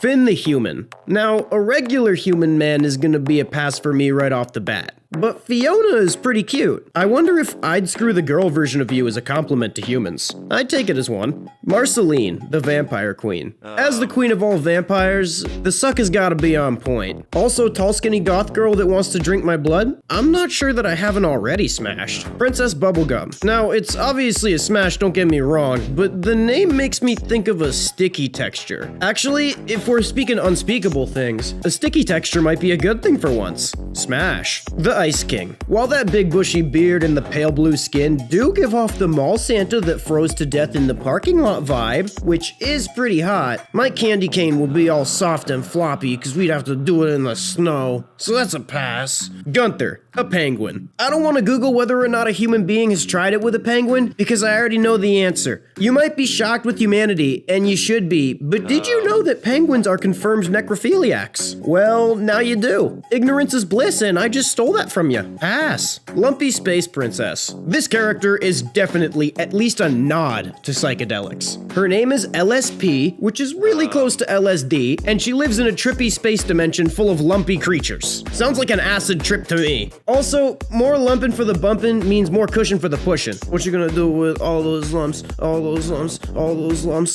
Smash! What the fuck is my job anymore? Fire Princess. While she is cute, and I could make some sort of rubber tinfoil insulation condom, at the end of the day, the burning sensation is a burning sensation. It's to be avoided whether it's gonorrhea or third-degree cockburns. Pass. BMO. While the bubbly personality is a plus, I'm pretty sure if I screwed BMO, it would be a repeat of that time I tried to make an honest woman out of a Tesla charging port. Look, my doctor's gonna know something's up if I say my dick got struck by lightning twice. Lemon grab. I've gotten lemon juice in my eye, but getting it in my piss hole? That sounds like some sort of cartoonish punishment used only as a strange threat. But that's how you know it would really hurt, and not in the fun way. Pass. Peppermint Butler. Initially, this character is just another candy citizen that doesn't interest me. But when we got a peek into his darkness, I had to think again. A dark mind is often a perverted one, and there's only one way to find out. Smash. Cinnamon Bun. It's got nothing to do with the physicality, cause Cinnamon do got buns, but whenever I hear him talk, I think more and more that he isn't all there. Like mentally. I'm stuck. To not take advantage of anyone, I'm gonna pass. Lady Rainicorn. I don't know what made me think of this, but Lady Rainicorn could coil her body around your dingle like a snake and give the first ever torso job outside of Uzumaki. If you don't have a triangle, you could also let her pop in your ass and then out your mouth in one fluid motion. I was fucking drunk when I wrote this. I don't know what any of this says. Smash. The Lich. The name Lich already sounds like an STD. Plus, he's just an evil skeleton with no fleshy holes to speak of, so that's a pass. Prismo. Because this guy usually exists in the second dimension, I'd be concerned about getting my dick flattened. And not in the fun way. Pass. The Snail. Is this snail the same immortal snail that you get $1 million to avoid, but it constantly chases you at a snail's pace, and if you touch it, you die? Every time I see a snail, I'm not sure if it's the same snail. Some of you may call that snail racist, but for safety, I gotta pass. Charlie Morningstar. The sweet Disney princess of the darkest pits of hell. Honestly, I couldn't think of a more wholesome, adorable character in any show. A face like Belle from Beauty and the Beast, unending enthusiasm, and the depravity that comes with growing up in Hell's royal family. Sounds like the perfect girl. Smash.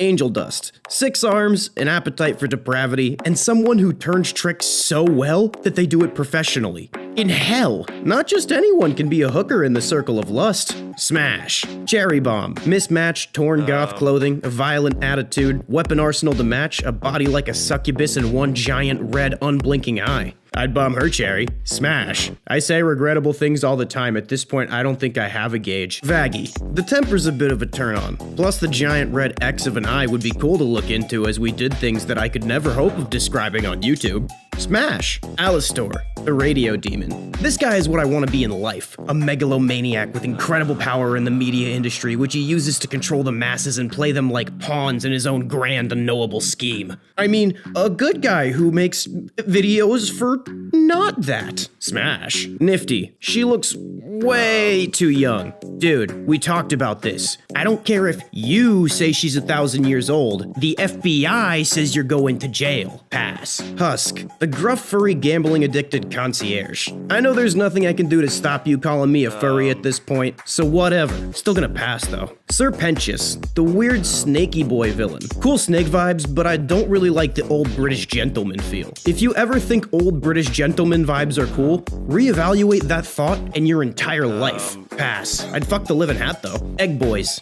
I feel like they'd be one pump and then suddenly a shattered mass of yolks. However, there are a lot of them, so if I killed like 50 or so with my dong, maybe it would work. Smash. Katie Killjoy. I don't think she has a rib cage, which is not a problem for me. The real issue is hot coffee poured directly onto my cock. Seeing this, I think I would say what anybody else would. Smash. Tom Trench, played by the one and only Joshua Tomar. I mean, the gas mask might be a plus. What I really wonder is if I smash, will he let me gaze upon the legendary Tomar Gemerolds? Rosie. I could only find one appearance of her when she was crossing the name of a presumably dead Franklin off a sign with both their names. And you know what that must mean, right? She's single. Smash. The Exorcists. Angels sent down from heaven to annually murder demons in order to solve overpopulation. These things are basically just owl people. Pass. Serial designation J. The formerly entire sexy murder bot turned into, half a murder bot. She's basically a melted pile from the waist up. I repeat, from the waist up. Sounds like it could still work. Only one way to find out. Smash.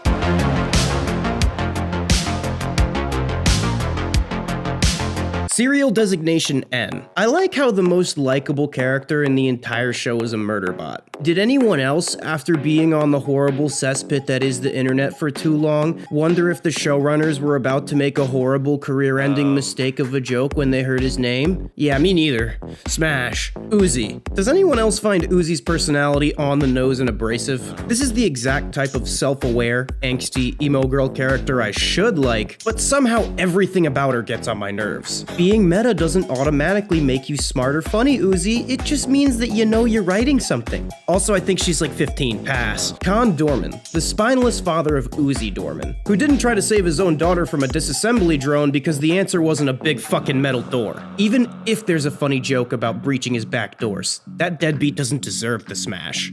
Pass. Serial designation V, the only remaining woman murder bot. I mean, let's be real. They draw her as pretty appealing. The crushing force of that shiny metal ass, plus a streak of sadism that would be tracked by any competent police department. Sounds like my kind of girl. Smash. Thad. I don't know why they gave him a linebacker name like Thad, because he looks more like a Smelvin to me. Seriously, he looks like the Home Alone kid, but made out of metal. Pass. Doll. Doll is honestly one of my favorite characters in the whole series. Mysterious, kinda goth, and for some reason is the only one that speaks Russian, even though they're all on another planet, and it's weird that all the robots speak English anyways. And is possessed by some sort of unknowable horror named the Absolute Solver. Then someone decided to take all these people toasters and put them in a high school. So I got a pass on this character to stay out of jail. Lizzie, the stereotypical mean girl with little more to her. I know a mean girl is supposed to be designed as vapid, but she's nothing more than mean and boring. Nothing behind those eyes is worth putting up with. Pass. Not yet a single biological naughty bit in the series, goddammit. Yeah, I guess I could use motor oil as lube. Wanna ask me if Pepsi is okay next, you big metal asshole? Tessa, the only reference to someone whose holes weren't repurposed from a pencil sharpener. We don't even get a good look at her. But because the rest of the naughty bits in this series lie somewhere between garbage disposal and credit card slot, I'm going with the fleshiest possible option. Smash. Absolute Solver. Some sort of Skynet ChatGPT AI that seems to be pulling the strings behind the murderbot worker-drone conflict. While an unknowably complex, possibly world-ending AI is really hot, without the physical form, I don't think I'd know where to stick it. However, the Absolute Solver's weird, unknowable centipede robotic hand critter, or GLaDOS from Portal, because I'm pretty sure we all know who this is really, has an entire room full of wiggly tentacles and vibraty robot bits. The slipperiest and slimiest form in the whole show. Sounds like a smash to me. Jack Skellington. Now, Skellington is a skeleton, which means all his holes are pointy and sharp, so normally it's a pass. Although, he is tattooed on like every goth girl, so his clout could help me get more than just my foot in a few doors if you know what I mean. Smash. I'll put it out of his misery, it's fine.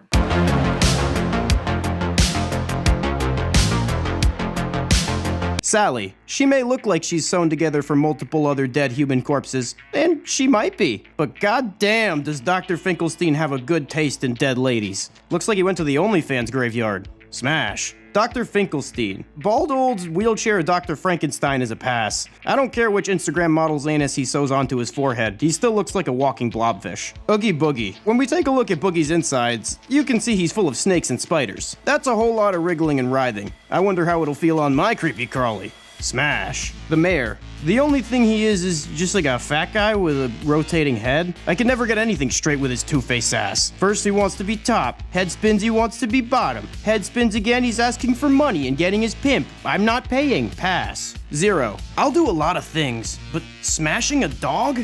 That's immoral and disgusting. You think that just because it's a dead dog, it'll change that? Because it does. Smash. The 3 little monster brats, Barrel, Lock, and Shock. All of them are literal children. I'm a monster, but I'm not a monster. I could never steal the innocence of a group of children that just happened to torture and I think murder Santa Claus. Pass. The Sea Monster Girl. Coming from the depths, you know she's got that good slime. I wonder how it feels when those fish lips take the bait off my worm, if you know what I mean. What the fuck even is this series? Smash. Igor. Dr. Finkelstein's hunchback assistant. I know a hunchback might turn some of you off, but a hunch just means more smacking for the backing, whatever the fuck that means. Smash. Santa Claus. I said it before in the Christmas episode, and I'll say it again. Santa visits every home in one night. The man gets around. The Christmas spirit isn't the only warm fuzzies he'll leave me with. And by warm fuzzies, I mean it itches and burns. Pass. The Wolfman. For the last goddamn time, I am not a furry. Stop calling me a furry, you little fucks, or I'll shave my pubes and superglue them to your face. Who's the furry now? Pass. The clown with the tearaway face.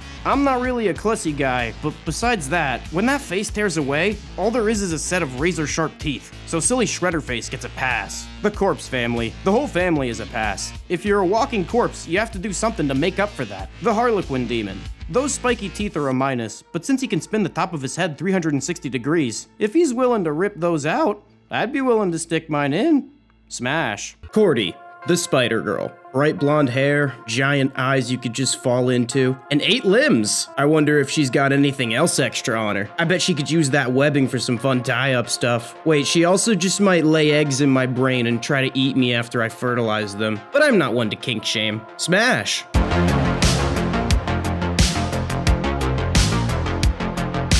Wayland. The comically inept monster hunter protagonist that also serves as Cordy's favorite chew toy. He's hilarious, but also spineless. Seems like the type of guy to accidentally shoot his own dick off, which would help me. Usually I find myself in a situation where it's a bunch of gross monsters and I need to pick the one human, but today it looks like the human guy isn't the best option. Pass. Joe Constance. The monotone voice plus the I don't give a shit about anything even if I'm about to die attitude. Sounds like a win-win. However, I feel like she'd be the stare straight ahead into your eyes silently with no visible change in emotion during coitus type. But if you ignore every red flag, you'll never meet anyone. Smash. Joe's weird little posse. Wait, is that a typo? Huh. Nope. Says posse. Oh, like a group of cowboys! Seeing as how they're an all-male review, I'ma have to bid these weird old guys adieu. Pass. Giannis, the pterodactyl that was attached at the neck to death. While the neck definitely looks capable of a gluck gluck guzzle 69-420, I'm pretty sure that the dinosaur half died when Cordy butthole bungeed it into the ground, and no one wants a repeat of the last time I tried to fuck a dead dinosaur, so I gotta pass. Death itself. Is having sex with death a poetic way to say dying? Or am I just sticking my dick into a monstrosity without the sweet release of eternity to look forward to? I mean, look at it. Completely formless and swarming with flies, smelling of rot and decay. Who could look at that and have anything to say but smash? The Wendigos, the shadowy self-replicating cryptids that populate the outskirts of Cliffside. I'm not sure what these things are actually made out of, but I know they're not ghosts because I've seen them grab people. Since the eye and mouth holes are glowy, does that mean the other holes are glowy? There's only one way to find out, so duplicate yourself some sisters and let's do some shit that I'll never be able to drink away. Smash. Sheriff Pinecone. Why is this one even on here? I mean, come on, it's ridiculous. It's not even fair. Undoubtedly, the sexiest character in the entire show. Like, damn, girl. I know whose sexy ass we're putting on the thumbnail. Smash. Background street crosser. No, I am not just fishing for characters in a show that doesn't have many major characters. Background street crosser captured the heart of millions and is about to capture the dick of one more. Smash. I'll cross your background street, whatever the fuck that means. Peter Griffin, a morbidly obese, alcoholic, average American man, is typically a pass. I'll be real though, I'm a clout hoe. It'd be a flex to say I motorboated his chin balls. Yeah. Smash.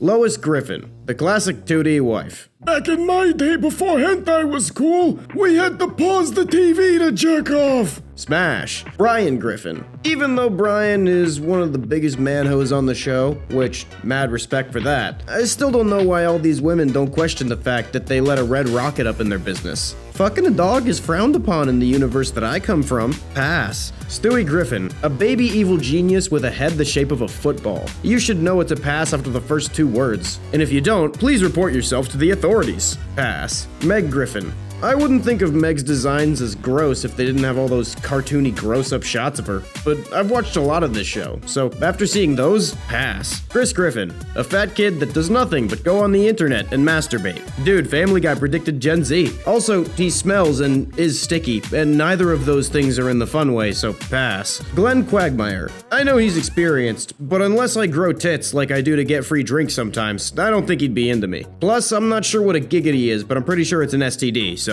pass. Joe Swanson. I don't know about this one. His downstairs might not work too well, so if he can't control his butthole, it might get messy. Pass. Cleveland Brown. Another random alcoholic fat guy, and that mustache would tickle my dingle. Y'all ever hear of foreshadowing? Cuck. Donna Tubbs. I don't care if she was from a different show. That show was canceled. The only thing I remember about that show was Donna's thickness, probably because I was going through puberty when it was on. Smash. Seamus. If his arms are made of wood and his legs are made of wood, I'm afraid what else might be a peg. Butthole splinters sound like a horrific experience, but not a bad band name. Pass. Herbert, the pervert. I'm not really into geriatrics, and I don't think he'd be into me either, seeing as how I have fully developed organs and am able to legally consent. Pass. The giant chicken. I'm not saying it's a pass in a vacuum, but if it's between a giant chicken and a regular one, usually when you fuck a chicken it just dies from trauma. So smash. Bonnie. Her voice is annoying as shit, but this isn't a game about talking to someone. Smash. The greased up deaf guy. Slippery and slimy, plus he'll never hear me coming. Literally, it makes like a thick squelchy noise that I'm very self-conscious of, so this is actually quite comfortable. Smash. Death. If you for some reason subject yourself to this series on a regular basis, you know how I feel about skeletons. And they ain't got no fleshy holes to slime in, so that's a pass. The evil monkey. Now, regular monkeys already have a proclivity to rip your dick off and smack you in the face with it. So I couldn't imagine what an evil monkey would do. So unless you broke its arms and legs, it's a pass. Icon. An internation cube with the power of a world-ending god and the personality of a scene girl. The way they animated the expressions is actually kinda cute, and the constant threat of being ripped apart at the subatomic level shouldn't be nearly this appealing. I'll let you assimilate my matter anytime, girl. Smash. I think they really came into their own, commercially and artistically.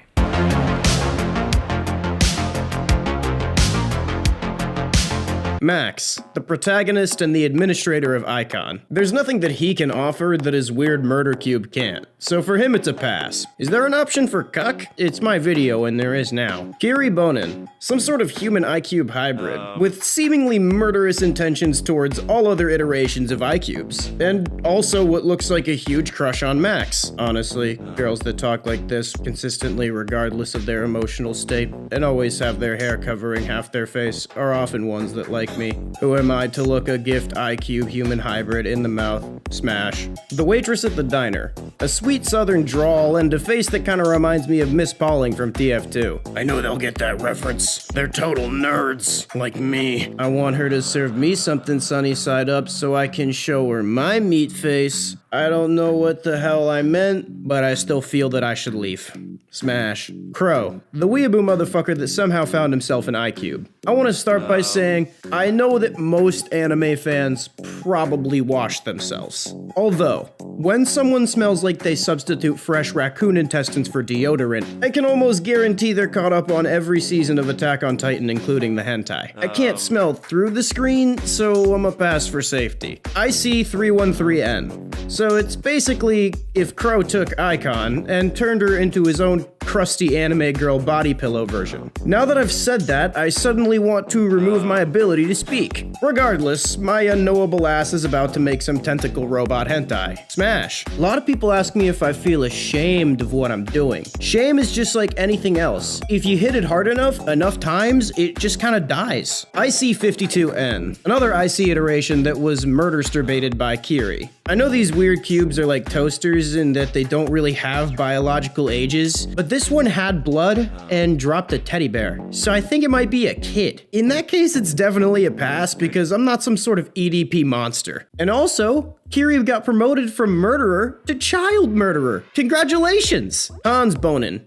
Carrie's weird, negligent, scrambly-faced biological father. I'm really not trying to make some sort of horrific intergenerational sandwich, regardless of how hilarious the last name Bonin is. Wait, I could say I'm boning the Bonins. Nope, not worth it. Pass. Mr. Fisher, the literary professor. I know people have a professor fantasy, but for me, it wouldn't be with like an old guy. Pass, rather the woodshop teacher where all her limbs have been replaced with wooden pegs. Cleo, that lady that's part of Han's completely useless team that showed up and said that one thing that one time. What do you mean I'm just digging for characters? That sounds like something a dead man would say. Smash. Ivy Pepper, a lackadaisy bootlegger. She has a really pretty voice, and any girl brave enough to go toe-to-toe with a gang of old-fashioned bootleggers seems like someone that'd be brave enough to experiment and get weird. Smash. What the fuck is this piece of shit?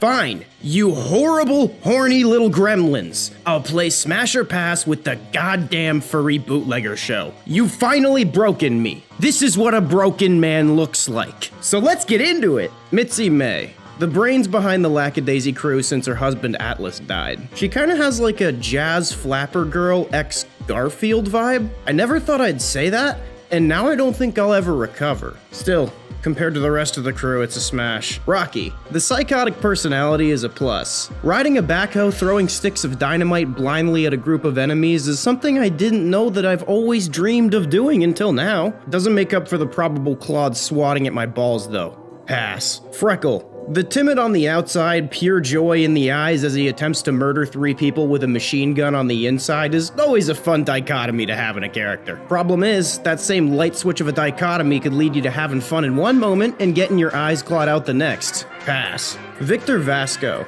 the gruff eye-patched bartender. I don't know what happened to Tony the Tiger to make him so edgy, but he looks like every dickhead bartender that threw me out of a bar because I filled a beer bottle with my own urine and smashed it over the head of another patron. Whatever the fuck that means. Pass. Every single one of these characters is just a fucking anthropomorphic cat person, and I'm pissed about it. I'll be lucky if I'm not the one hacking up a hairball at the end of this horrific video. It's gonna be really hard to say I'm not a furry in this episode, and I blame each and every one of you.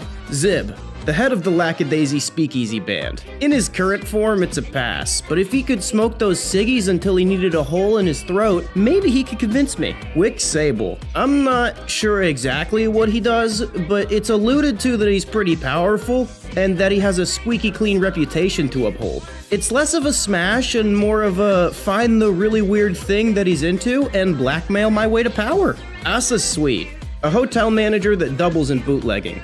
Now, normally this would be an instant pass, but being in this universe, it may be pretty hard to get alcohol. Smashing someone with a consistent supply of booze would be a pretty good idea, to be honest. So, smash. Seraphine Savoy. The charming Louisiana accent is a bonus, plus a deranged pursuit of dangerous situations. Sounds like we get along well. Compared to the rest of the damn cat people, she's a smash. Nicodem Savoy. So it's pretty similar to Seraphine, except it's a dude. Look, you gotta work pretty hard to get me to ignore the fact that you're a cat person. And this is one penis too many. Pass. Mordecai Heller. The primary opposition to the Lackadaisy crew. I don't know exactly what tells me this, but I feel like whatever Mordecai is running with may be slightly more successful than Lackadaisy. This one, I gotta pull the business smash. Screw your way to the top. That's what they say. I still don't know who this they is though. Atlas May, the deceased husband of Mitzi May. He used to be powerful before he blew through his 9 lives. To be honest, one of the only things lower on my list than Anthro Furry Cat is Dead Cat. So, pass. Shrek. You know what they say, Shrek is love, Shrek is life. He's getting in that butt with the threat of a knife. I'ma see how many layers that onion really has, if you know what I mean. Cause I don't. Smash!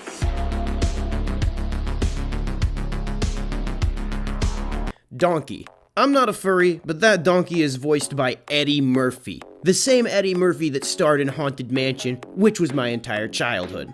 I would be doing a disservice if I didn't say smash. Fiona. If she's an ogre, it's still a smash because unlike the majority of the people on this list, she doesn't have a penis. However, I would prefer the human version of Fiona, but like the last call at a bar or life in prison, you gotta make do with what there is.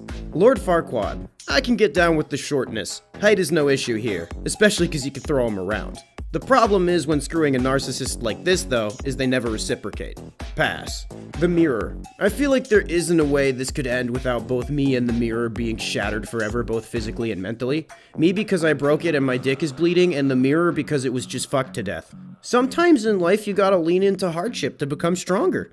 Smash. The Dragon. Look, it's a lady dragon, confirmed by the previously mentioned titular Eddie Donkey himself. If it's a girl, I'm in no position to be picky ever, since I fell flat on my ass in Shrek World. Smash. The Gingerbread Man. You remember that scene where Farquaad rips his legs off? That scene makes me feel like if Gingy tried to take my dinghy, he'd likely end up in crumbs. The giant version, however, if they drilled a butthole, I could see that working. Actually, I'm also worried about getting crumbs in my pee hole. Pass. Pinocchio. I'm not really into getting pegged, so I gotta have to pass. But if you were into that, it would be a smash because you could just sit on his face and then lie to yourself like you already do every day.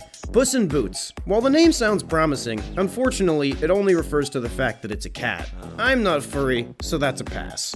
Fairy Godmother. I wonder what those bug wings could do in an intimate setting.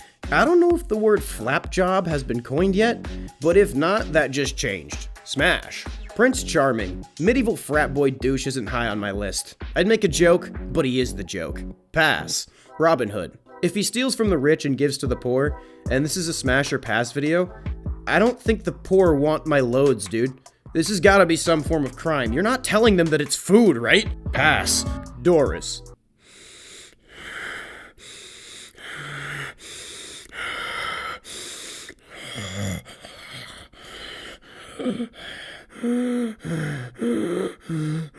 Smash! The Three Little Pigs. Pig skin is the closest analog to human skin in nature, so I would assume that a pig orifice is the closest analog to a human orifice in nature, so that's a smash. Three Blind Mice. I'm not sure a mouse is big enough to handle what I'm packing. Actually, now I am sure, and I need a tiny mouse-shaped coffin, a new pet, and a hug. Thelonious. I don't know what's under that mask, but it looks a lot like other types of masks, that if someone's wearing it, it means I'm exchanging information with them as subtly as I can. With a name like Thelonious, I bet he gets weird with it. Smash. The Big Bad Wolf. How many times do I gotta tell you idiots that I'm not a goddamn furry? Is it enough times for you to comment that I am one yet? I think I might have overdid this episode. Pass. You all sit and judge from your ivory towers, but I see what your species posts on the internet. None of you are innocent. Mr. Meeseeks. I'm Mr. Meeseeks! Give me the most powerful orgasm ever experienced by any being ever. Yes, sirree!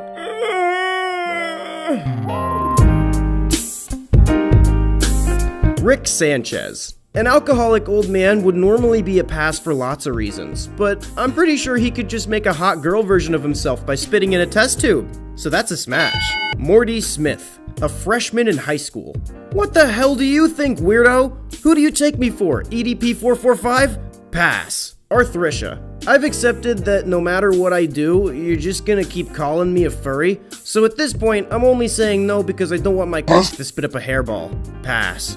Beth. It'd be a smash either way, but to be honest, I would prefer Clone Beth, cause she's seen some weird shit out in space, and I wanna see how that translates to the bedroom. Smash. Damn, but they really did bring a whole new meaning to go fuck yourself. Jerry. I found Jerry to be less and less cringe as the show went on, but that still doesn't change the fact that he's just a dude with a dong. Maybe if he got it replaced with that robot alien penis in that one episode, but he didn't, so it's a pass. Summer. Seeing as how she's 17, and I'm not her weird math teacher who dreams about dreaming about her, I'm gonna pass cause I'm not Mini-Lad. The Gazorpians. Pass on the male Gazorpians because they just rip my junk off like an angry chimp. The woman Gazorpians, however, seem like they'd just force choke me while telling me everything I do is wrong. I could get into that. Smash. Mr. Poopy Butthole. With a name like Mr. Poopy Butthole, you might be worried about his hygiene, which you should be, but you probably wouldn't even need to use lube if you could get past that, so that's a smash. Jerry's weird blue alien girlfriend with 3 titties and 2 hoo-has. I just finished that sentence and you still don't know the answer yet? Squanchy. It depends on which form this squancher takes. If he's the lil squanch, I imagine it would be like squanching a ferret to death, so pass. But if he's the large and in charge Sasquatch form, that's a squanch. Justin Roiland, the creator of Rick and Morty.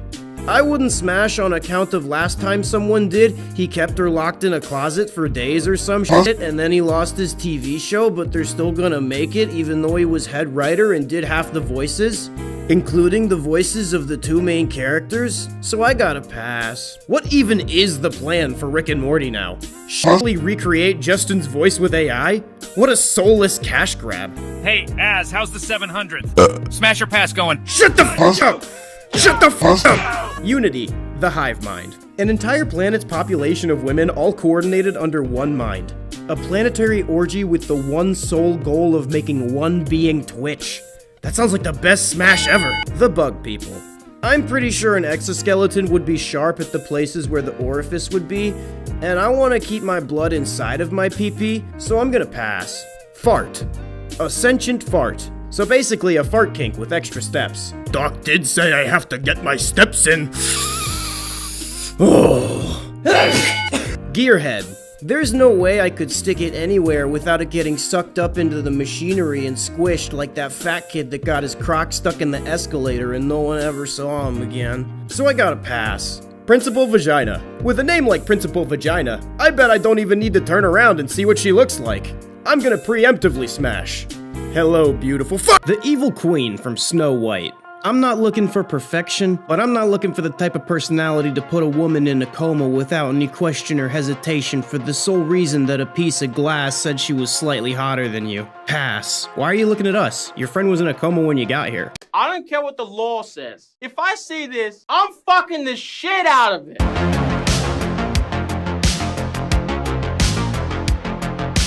Maleficent. Flawless skin, deep piercing green eyes, luscious red lips, and 2 weird little pokey bits on the top. Plus, someone crazy enough to horrifically curse a woman the second they reach adulthood is definitely someone that can get kinky. Smash. The Hunter from Bambi. This is gonna put me in animated hell for sure, but hear me out. The Hunter is an anti-hero. Quick history lesson, humans killed too many wolves and wolves eat deer. Not enough wolves to eat deer means more deer, and more deer means they eat more deer food, which means less deer food for the deer. Now overpopulation is a problem, but not a problem my cock can't fix. Smash. The wicked stepsisters from Cinderella. They're not exactly described as the cutest, or kindest, or the best smelling, but there are 3 of them. The classic quantity-quality quandary. Screw it, an orgy's never bored me. Smash. Captain Hook from Peter Pan. The piratey vibe is definitely a plus, but the hook for a hand makes me think twice about docking in his Pirate's Bay. I don't think I could get into it on account of it looks like a pretty thin line between handjob and mutilation. Pass. Ursula from The Little Mermaid. So it's a mermaid, but instead of a fussy, it's got an octusy. I'm about to see what those suction cups do, cause I'm pretty sure it's in the name. Smash. Jafar from Aladdin. While the style is on point, he's even got the go-to dictator black and red. Anyone at this high of a level of power would probably be a narcissist that'll just expect you to please them the whole time without reciprocation. That's a pass. I'll fuck his stupid bird to death though. Scar from The Lion King. First off, I'm not a furry, so this is an automatic pass. Even if I was though, the retractable claws on a lion would turn my balls into a scratching post. My favorite thing about my balls right now is that they're not that, so I gotta pass. Imza from The Emperor's New Groove. I'ma be real, she looks like a purple skeleton. I wouldn't want to screw a female McDonald's grimace with the opposite eating disorder, so I'm gonna go with a pass. The Witch Doctor from The Princess and the Frog. Anyone who can dance so well that it pops back up in meme culture over 10 years after the movie is someone who can move well enough to catch the pipe. Shake my dick. Won't you shake a poor sinner's dick? Yeah. Bellwether from Zootopia. So it's basically just an anthropomorphic sheep. Did I include this stupid annoying sheep lady just so I could bait furry hate engagement and then reject it? Yes. Pass. Cruella de Vil. Call me them weird spotted dogs that she wanted to turn into handbags or condoms or something, cause I'm about to get me that put. You know, I used to consider myself an artist. Smash. Captain Gantu from Lilo and Stitch. First off, this movie slaps. Especially how Lilo's hobby is just taking pictures of morbidly obese people. Second off, this guy always reminded me of an anthropomorphic great white shark, and that's too many rows of teeth for me to get properly sloppily. Pass. Pooh. From the new Disney movie, Pooh, Blood and Honey. You know, I didn't really expect the sequel to The Many Adventures of Winnie the Pooh to take this drastic a turn in every possible manner, but I gotta say, the new Bad Boy Murder Bear made for a movie just watchable enough to earn a smash. Monstro, the big old whale fish from Pinocchio. I know for legal reasons, this weird big sea animal is a completely different whale, which is why I intend to give it some culture and introduce it to my Moby Dick. Smash. Thanks for the money, idiot.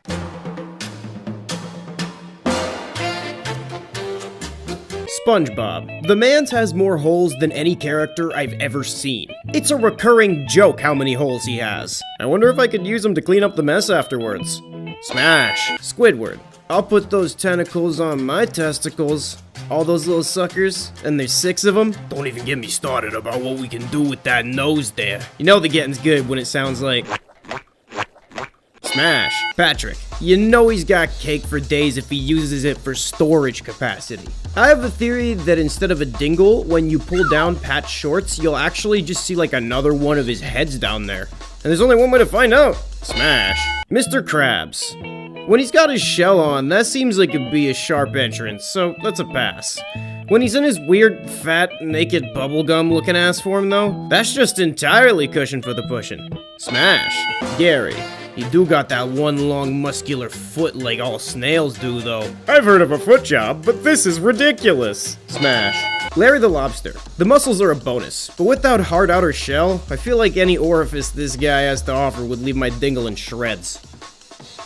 Pass. Sandy. First of all, I'm not a furry, so it's an instant pass. But damn, last time I was inside Sandy Cheeks, I was on a beach in one of those little cabanas that the bums sleep in. Fond memories. Plankton. I'm not sure how this one would work. Any attempt to enter would just splatter his internal organs all over my walls, and I'm certainly not letting him crawl inside my safe to steal my secret formula. Pass. Pearl. The size of a blue gussy seems like something that will be quite loose on my member. However, I've never been inside a blowhole before, but ask me again after I finish this sentence and asphyxiate a whale with my cock. Smash. Mrs. Puff. I wonder how it would feel if you stuffed Miss Puff and she inflated while you were already inside. Actually, you probably just get stabbed with all little pokey bits. So that's a pass. Karen, Plankton's computer wife. The urge to cuck Plankton is very high. However, it seems like it might end the same way it did when I stuck my cock in the electrical socket. Shockingly. That was a stupid joke. Pass. Mermaid Man. The bikini top might have some of you swooning. Thing is, I like tits, but not man tits. Sometimes for a legendary figure, you just gotta look past the sag, though. He about to find out that I'm set on Wumbo. Smash. Barnacle Boy. Have you ever seen a barnacle in real life? Let me pull up an image for you. I don't know if they call him Barnacle Boy for any particular reason, but I don't want to find out. Pass. Potty, the parrot. This is not the first time I've f***ed the marionette of a parrot, and it's not going to be the last. Smash. Patchy the pirate. Now, being the only human on this list is a plus. I'll have sex with a fish, sure, but I'm not, like, gay or anything. So, you know, pass. The realistic fish head reporter.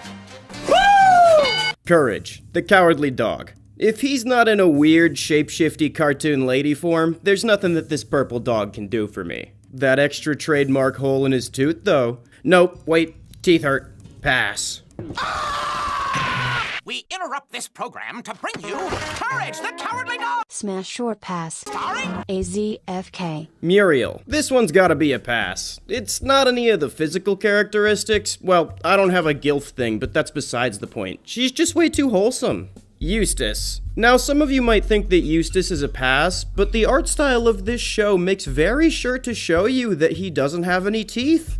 When you live in the middle of nowhere, a wet hole is a wet hole. Smash. The Queen of the Black Puddle, a seductive sea demon who captivates men to devour them in her undersea palace. I'm not really a vor guy, so ideally it'd be other circumstances, but I gotta find some way to get in that ass, even if I'm being squeezed out of it. Smash.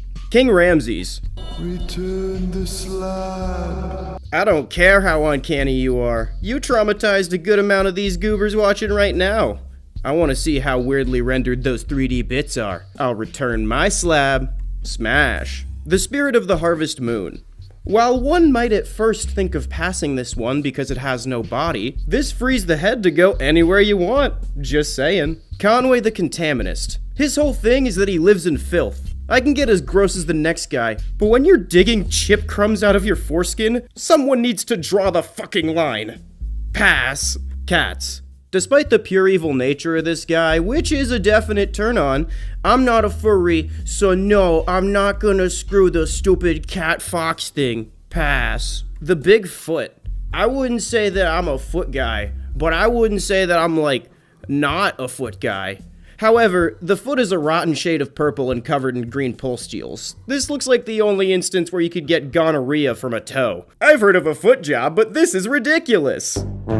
Pass. Fun fact, did you know that Nowhere is a real town, and there was a couple that reported paranormal activity constantly before suddenly disappearing without a trace? Weird, huh? I certainly didn't do it. I'm not sure how fun that is, but I am sure that it's a fact. The Stitch Sisters. Seeing these two, you know I'm gonna smash for the obvious. Their unique personality. Nah, I'm just kidding, 2 BJs at once. What show did you think you were watching? The Bugle Monster. This thing just appears in your dreams and tells you you're not perfect. Dude, is that some sort of neg? You look like a teapot had a baby with Germa, and you're calling me mid? Pass. D. Lung. Does anyone look at this character and wonder if some parts of Courage didn't age so well, and then get kinda sad about that? Cause you don't wanna have to pull the, well, you know, it was the 2000s and other parts of it are really good. Why the hell did they have to play the— Give up, dog! I win bet. New dog in town. Song every time he came on screen, god damn it. Pass. Fred. This character freaks me out the most of anyone in the series. Not for the shaving thing, but just when he says, naughty. He just has a bad energy. I don't know what, but something about this guy makes me think he's doing something that rhymes with wild protester. Bathtub Barracuda. I'm about to show you the scene with him, which confused me as a child and left me in tears as an adult. I don't know how high quality I can find of it, but here you go. There's no such thing as perfect. Huh? You're beautiful as you are, Courage. With all your imperfections, you can do anything.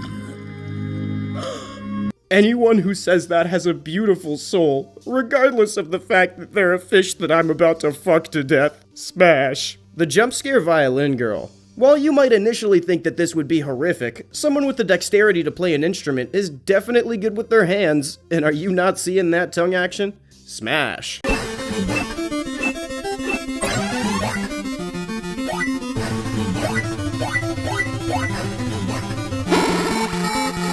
Katana. Well, it was only a matter of time till this show encountered skimpy, useless video game armor. You perverts are the reason for the phrase jiggle physics. And I'm a fan! Smash! Sub-Zero. I'm not a fan of intimate encounters in cold conditions. It's impossible to stay at the ready, and it basically just shrivels up like a raisin. So that's a pass. Melina. If you've ever seen What's Under the Mask, you know that Blenderface over here has quite the dentition. I don't know if that means she has butt teeth or front butt teeth, but there's only one way to find out. Smash. Scorpion, an undead ninja that's a fan of chains and blades. You might think that would be a smash, but if you've ever seen under his costume, it's more zombie and skeleton than I'd like. Rotting meat and bone is not a place where I'd stick it again, so that's a pass. Liu Kang. So basically it's just a martial artist. He looks like his two favorite conversation topics would be discipline and trenbolone, so that's a pass. Sonya Blade, a military officer in the Special Forces. 3 green flags and a girl. Fierce, beautiful, and can field strip an M16 in 6 seconds flat. Those are some talented hands. Smash. Raiden, that guy with them shocky hands. Some of you might think screwing Raiden would be like putting a condom made of tinfoil on and sticking it in a toaster. But if they got good control over it, it's just a bit of fun electro play. Smash. Shang Tsung, one of the main villains in the Mortal Kombat series. He's never really interested in me. I don't play as him because I can't repeatedly spam with him until I win, which is a valid strategy. Go fuck yourself. Pass. Johnny Cage, a martial arts actor.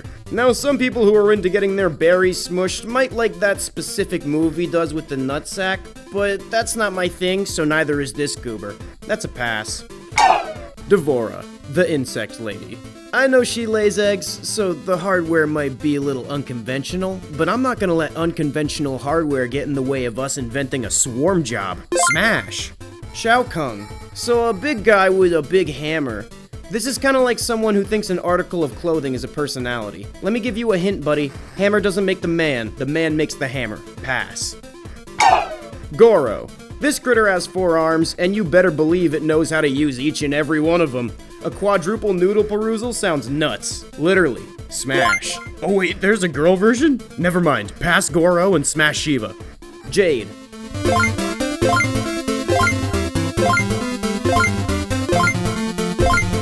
Jax. The guy with them 2 robot arms. For me, it depends on how they connect. Do they connect like a Lego piece, so there's a little fleshy hole with a metal nub stuck in it? That's the only way it's a yes. So unless I know, I gotta pass. Cassie Cage, the daughter of Sonya Blade and Johnny Cage. I'm just saying, Sonya is military and Johnny's an actor, so she was definitely stepping on his face the night Cassie was conceived. Plus, those 2 combined? Of course that's a smash. Creeper. This thing is inherently phallic, but if you were to do anything with it, the resulting explosion would probably give the room you 2 were sharing a new coat of blood red paint. That's a nice booty you got there. It'd be a shame if someone smashed it. Pass.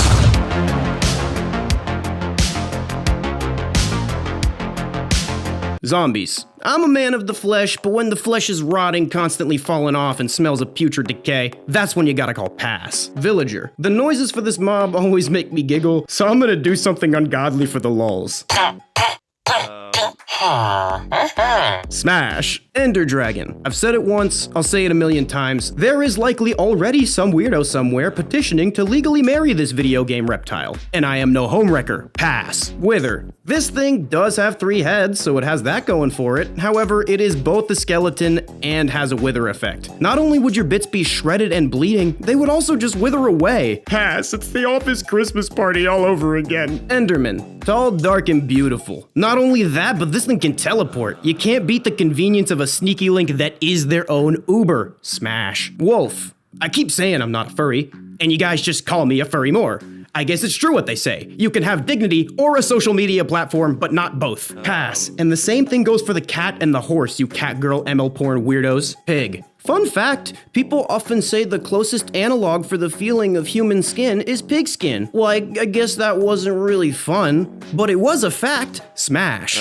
Chicken. On average, 1 out of 256 eggs will drop a chicken. So to make a chicken AZFK hybrid, I will need to smash this poor creature 256 times because I'm bad at math. Smash. Piglins. Remember that thing I said about pig skin and human skin and how they're pretty close and stuff? Well, they just got a bit closer. Smash. Skeleton. If you've been around this channel before, I'm not paying for your therapy, but you also know how I feel about skeletal orifices, and pixelated is only gonna make that stabbing bone hole feel a whole lot worse. Pass. Iron Golem. An entire being made of heavy, rusted metal, and all of its parts end in sharp right angles. So it's basically signing up to get your bits stabbed and crushed and a bit of tetanus. Pass. Spider. I'm not really sure what kind of spider this thing is based off of, but with 8 legs, you know this thing would give one crazy octo jerk. Smash. Slime. Soft and slimy, plus anywhere you stick it, it would make a hole. You know the getting's good when it sounds like...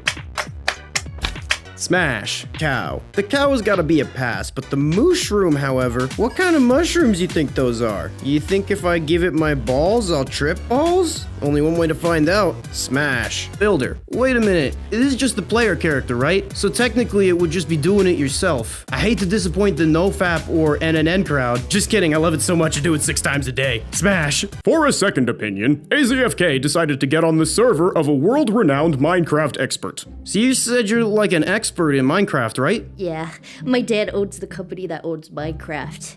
Bill Gates? Hey, wait, what was your dad doing with Jeffrey Epstein? Why are you on my server again? Oh, I'm a YouTuber. My name is AZFK. Well, I've never heard of you. Oh, I make Smash or Pass videos, and I thought I would ask you which is the best to smash, because you know a lot, and you know, that's my full-time job now. How old are you? 22. Oof. What's that supposed to mean? My dad says I should stay in school so I don't end up like you. So, which one would you smash? Actually, I'm not even sure I should be talking to someone like you at all. Pinky. This is an enemy that the tutorial says you should hit from the back, if you know what I mean. 1 in the pinky and 2 in the stinky. Smash. Maybe God was right to abandon us.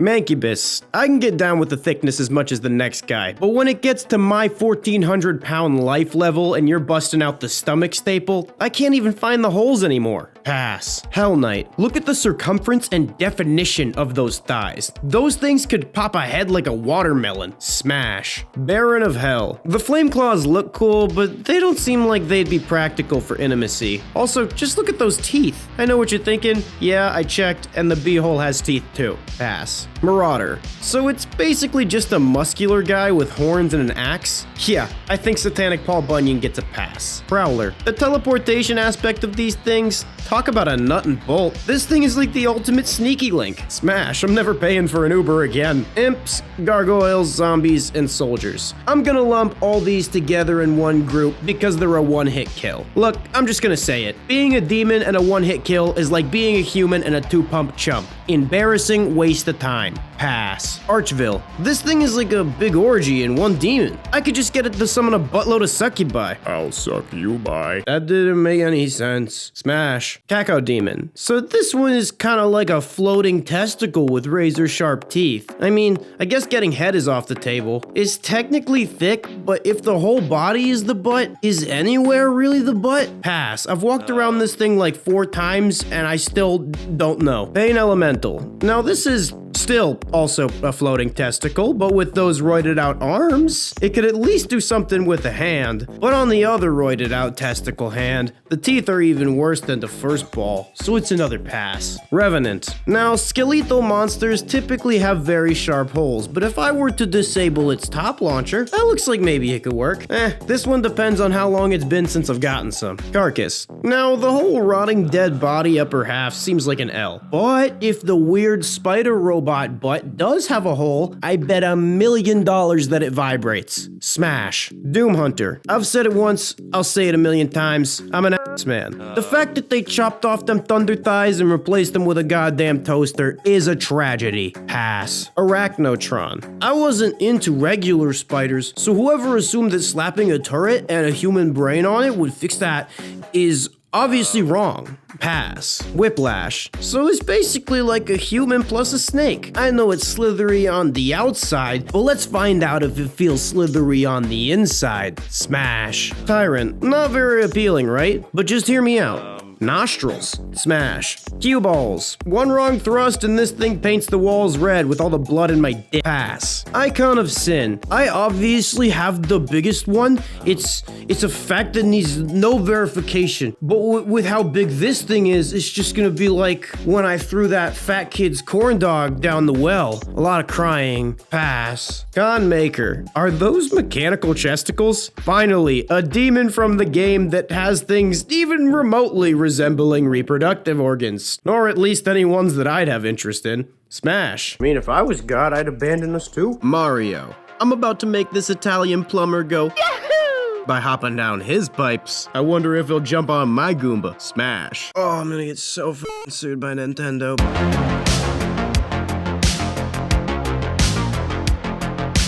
Peach. How could anyone even think of passing on her? She's gotta be hella thick under that dress. I mean, her name is the same name as the butt emoji. Smash. What the f do you mean it's a fruit? Daisy. I've always felt like Daisy is just kind of a reskin of Peach that they made so they didn't have to develop Luigi's character into that incel that one day decides he's had enough and then also decides to blow up a children's hospital. I'm not saying that is a bad thing. I also said that Peach was hot. Smash. Goomba. This one kind of looks like a dong.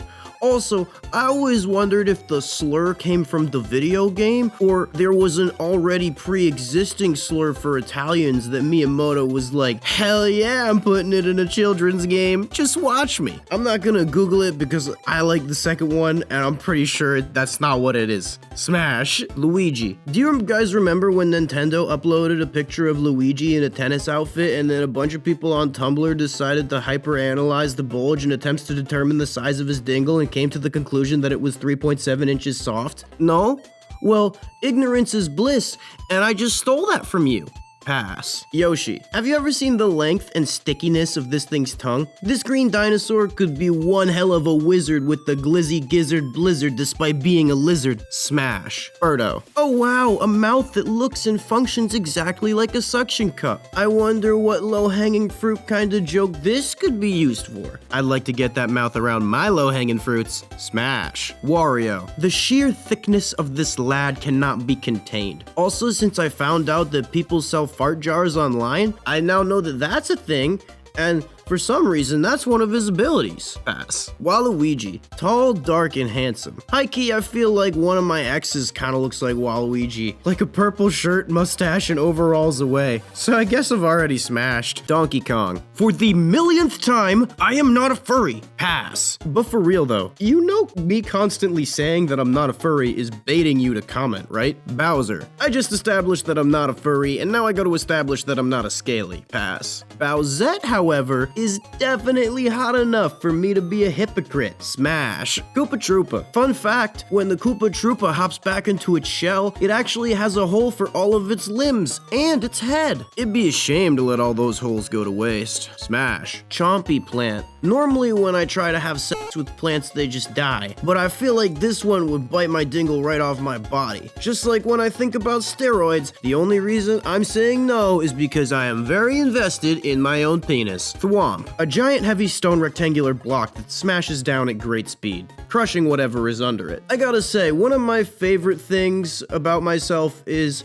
how my pingus hasn't been excruciatingly flattened to the point of being a useless pancake. So I gotta pass. Toad. I like mushrooms as much as the next guy, but I don't know if I like them enough to put aside my sexual preferences. Toadette, however, I'd take a trip to her mushroom kingdom. I wonder if I trip balls if I'll insert them. Smash. Rosalina. Rosalina's a baddie, and I bet she could incorporate these weird little star critters to lick the back of my nut. Oh god, that's a little too far. It's such a funny show. I'm such a great funny guy.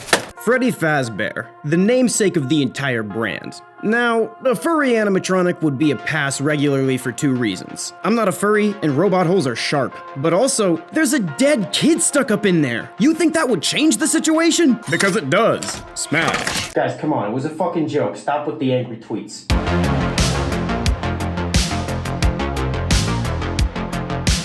Fine, you finally convinced me. I'll play Smash or Pass with the goddamn Chuck E. Cheese ripoffs. Just goes to show that everyone does have a price. And mine was only clicks, so let's get into it. Foxy. Most iterations of this psycho look away for a second and it's already there. Mofo have a hook for a hand. I'm not looking for pigs in a blanket on a stick. Actually, I'm circumcised, so there wouldn't be a blanket, but still pass. Bonnie. This thing is devoid of characteristics which I'd consider desirable. It's technically a Playboy bunny, but in all the wrong ways. It's an actual play boy bunny, so pass. Mangle. Yeah, if I stuck it in, I bet it would get mangled. If Mangle's name is any indication of how they wrangle and strangle my dangle, I'm gonna have to pangle. Fuck, pass. Sorry, I can't even talk today. Chica. Now in the original form, because she looks like an inflatable chicken with some lipstick smeared on, it's a pass. Boy Chica, however. She is such a bad bitch, though. I will fuck the shit out of that robot.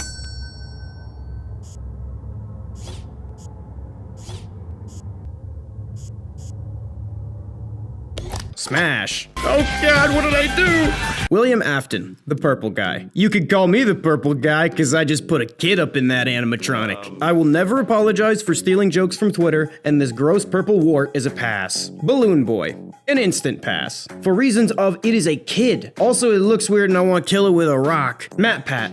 The unofficial mascot of the entire series. He's made more FNAF theories than I've made Smasher passes. I would say pass because the man is my childhood. But I did this game with SpongeBob and Courage, so smash. The puppet. Is it just me, or does the puppet low-key have the hourglass figure going? I've definitely screwed less attractive people in my life. On your deathbed, you only regret the sex that you didn't have. Unless you died of AIDS or some shit. Springtrap. I like my penis minus the tetanus, so I gotta go with a pass. Music Man. I don't know much about this horrifying monstrosity, but if he's like any other type of musician, I know that the skilled use of that hands and mouth will transfer to its other application. Smash. Roxanne Wolf. I know nothing about this one, except it's a wolf, so it's the opportune time to remind you all that I'm not a fucking furry. And check that one off the list. I'm blowing right through these today. The Human Heads. You know, I'm pretty sure you can get a machine like this one on the internet. Kinda reminds me of Speak No Evil, Hear No Evil, See No Evil. Look, I'm pretty sure one won't speak any evil, but they sure as hell are gonna taste it.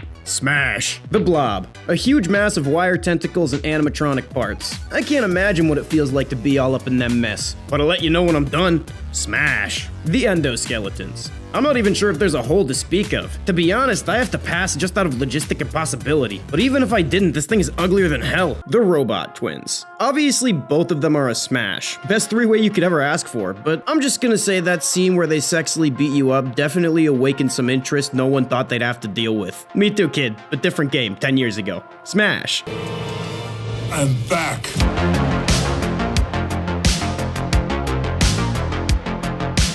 Nora, the horny vending machine. So it's basically like a refrigerator-shaped BDSM bot. I mean, like, first off, of course it's a smash. It's programmed for the purpose of satiating depravity. Second off, I know there's a mod that puts her dialogue in a fight scene with the twins without even checking. I just, like, power of the internet. And now I'm checking to download it, and I confirmed it. Charles, the AI in your glove. Look, all I'm saying is, if I had a Charles on my right hand full of mechanical tendrils, he would likely request to be reassigned immediately. Honestly, I can't think of a worse right hand to be sentient if it wasn't into it. It sounds like hell. Smash. Larissa. Short-dyed hair, dresses like a cross between a lady zookeeper and someone from Futurama, and is known for her intelligence and subtly manipulative behavior. Honestly, this sounds like a lot of my go-tos in college. Smash. A3. Since this is the player character, wouldn't this just be doing it yourself? I mean, I'm kinda already on number 5 today, but I guess I could squeeze something out. Smash. The potty bot.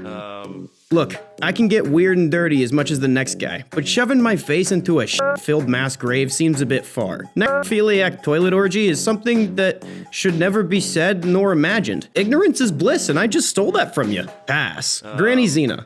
Look, she's a bit older, but any woman who's running around murdering monsters and robots with a pitchfork must have been a baddie in her prime. I'm sure there's some kind of youth gel somewhere in this cyberpunk Chernobyl-style wasteland. Nah, screw it. It looks like there's a lot of life left in those eyes. Smash. Sprouts. A mixture of plant and animal proteins. The unprocessed food of the future. Put unprocessed in quotes, huh? Are you telling me that now I can just walk outside and plant a vagina seed and then wait a month for a whole field of fleshlights? The future is just so beautiful sometimes. Smash. Mutants. So the result of a combination between a human and a spore. For the toxic and fire mutants, that's a pass, since I already know what a burning infection feels like and I'm not yearning for another. The regular varieties just sound like a human with a few extra holes though. Okay. So smash. The goopy glob bathtub blood guy. I don't know what those crimson liquid tendrils do, but I guarantee you by the end of this video I'm gonna find out.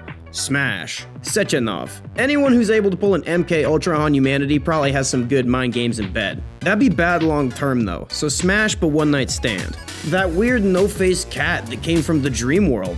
Look, everything in this game is either slimy or clanky, and I needed to find some way to bait you all into calling me a furry for engagement. Also, I'm not a furry, fuck you. Pass. Ereshkova. This bot seems like the only genuinely just friendly critter in the whole game. Seems like a fun, non-judgmental time. Genuinely, this one is just a smash for a wholesome reason. Intimate connection. Don't get used to it. Stockhausen. A former German scientist that fled post-war. Yup, that war. The human is Jewish, and instead of paying him, he says just kill every Nazi I see. I said with pleasure.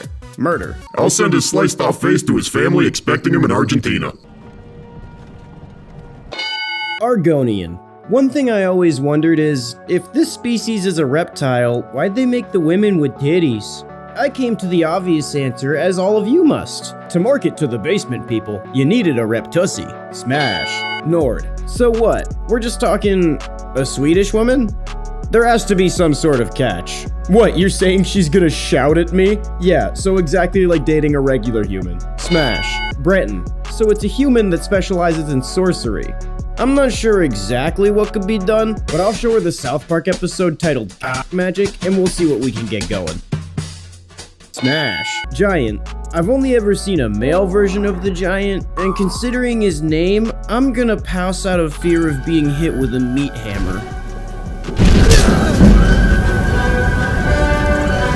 Dark Elf, aka Dunmer, are described as a prejudiced, disciplined, tradition-heavy people. It depends on what individual I get, because repressive cultures breed two types of people: repressed people and absolute freaks. I'll take the risk with a smash. Dragger. So it's kinda like a dungeon zombie. It's also not really a fresh kill, so it'd be like sticking your dick into an already rotting Thanksgiving turkey. Pass. Imperial. Named for imperialism, and you decided to make their two traits well-educated and well-spoken. Goddamn, Bethesda. They're imperial, what are you, colonial? I'll still smash. I don't care how problematic she is. She's hot. Spriggan. The weird forest plant lady monster. Now this would be a smash in every way, shape, and form, despite the fact that this is probably another instance in which I'll get a cock full of splinters. So I gotta pass. Orc. A battle-scarred culture where every woman looks like they could throw me like a rag doll. Husband? Where is thy shirt? Jesus Christ, it's like dating 10-foot-tall lean beef patty with sharp teeth and anger issues. Smash. Red Guards. Described as the most naturally gifted warriors in Tamriel. Look, something I know is that flexibility, strength, and speed are both important in fighting and in screwing. So chances are, they know what they're doing. Smash. Mudcrab. Oh, sorry. This one isn't supposed to be on the list. It's just like way too sexy.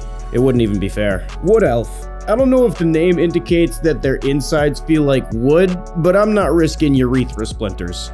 Wait, that sounds like a really cool band name. Pass. Khajiit. I'm not a furry, and personally, I don't think there is a correct kind of cat girl. I think it's all a sin, but if there was, it's not this. I've made a few ussy jokes, but I was thinking about it, I think this one would legitimately just be considered a pass. Dragon. I know for a fact there's at least 2 people fighting for who gets to marry Alduin from Skyrim.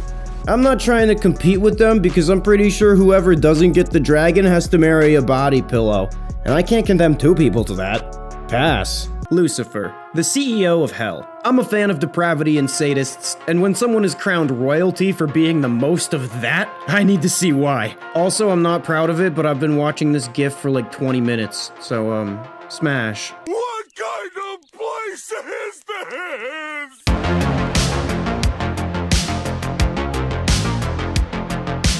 Judgment. So it's like a regular demon girl, except way more goth. Always a plus. I know with a name like Judgment, you'd be worried about kink shaming, but getting kink shamed is my kink. Smash. Modius, the demon of lust. You actually get the option to smash right then and there, first meet. And if you say yes, she breaks your legs so you can't run away. Jesus Christ. That's the hottest thing I've ever heard. Sounds like a plan to me. I love sex and pain, and I fucking hate running. Smash. Cerberus. So basically it's one demon, but the soul is split amongst 3 women. So it's a 3-way, and their minds would all be hyper-coordinated to the point that they'd be moving as one being. That's one hell of a smash. Pandemonica. The customer service rep of Hell. One may think that a buttoned-up office worker would be no fun to spread sheets with, pun intended, but it's always the most buttoned up who are the freakiest when it all comes unbuttoned. Smash. Beelzebub. It depends on whether it's her fly form or her fly-foo form. A morbidly obese symbol of filth is a pass, but a cute girl entirely obsessed with depravity and gluttony sounds like she'd be my best friend.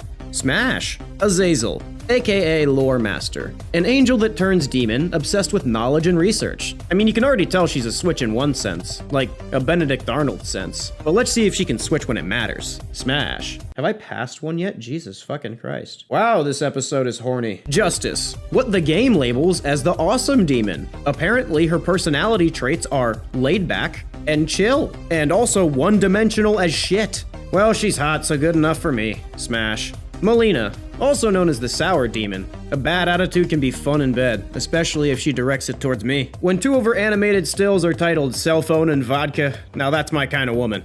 Smash. So wait, this game is about assembling a harem? Oh boy, this is a long time coming, but I think we need to have a chat. Collecting more drawings of girls doesn't actually make you better at talking to them. It's probably the opposite. Zadrata, aka the bitch demon. That's not me, the game named her that. Any girl that's so sadomasochistic that she wears a cross because it constantly burns her skin is someone I want to get in the sack with. Smash. Skeleton. One of the things I don't really get about this model is how it's both bones and muscular, but at the same time. But aside from that, a bony hole is always sharp and painful, so I gotta go with a pass. The Angels. One might think that angels would be the most sexually repressed in the entire game on account of the weird sex rules that Christians have, like the leaders can only fuck little boys for some horrible reason. But there's likely many angels that would secretly go and do their own kinky thing. Strict societies breed 2 types of people. Repressed people and absolute freaks. Smash. Helltaker. He kinda looks like my friend's dad from when I was like a kid. I wouldn't smash, but however, I would go play in the yard pretending to be Pokemon or dumb shit while he makes his hamburgers without melting the cheese somehow. Pass. Generic. The unused blank template demon for the game development files. I've definitely been with the human analog of this design, if you know what I mean. And I gotta say, still better than my hand. Smash. Police. Now, they are pretty cute, but that's not the issue. My issue is they might find the not cocaine that isn't in my piss hole. Pass. Entity 67. A skeleton man with likely a steroid abuse issue leading to his small penis, which both in combination probably lead to his anger. I didn't need to insult him to state pass because I'm not gay, but I just wanted to anyways. Miss Pauling. This is gonna be the only smash in the video with any shred of sincerity behind it. I mean, come on. Let me put it this way. Do you have any doubt of who's gonna be in the thumbnail to get the down bads to click? Smash. Seduce me.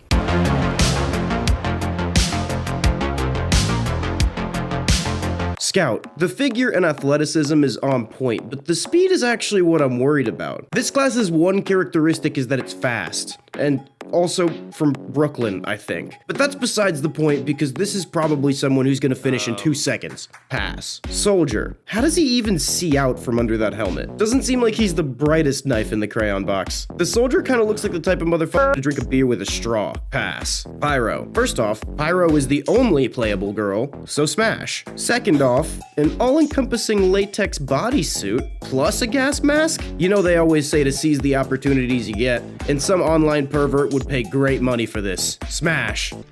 And then, oh fuck. Demo man. Since man is in the name, this is an auto pass. A demo woman, however, an over-the-top strong binge-drinking Scottish woman sounds like it could be a fun time. Smash. Heavy. I can get with the thickness as much as the next guy, but I feel like he'd make sounds like Bada bing, bada boom, is bodies in the room! when your balls deep. So it's a pass. Engineer. Say what you want, this man definitely has the most advanced fleshlight technology that humanity has ever seen. I let the engineer get to work erecting my dispenser. Man, how the fuck did I get here?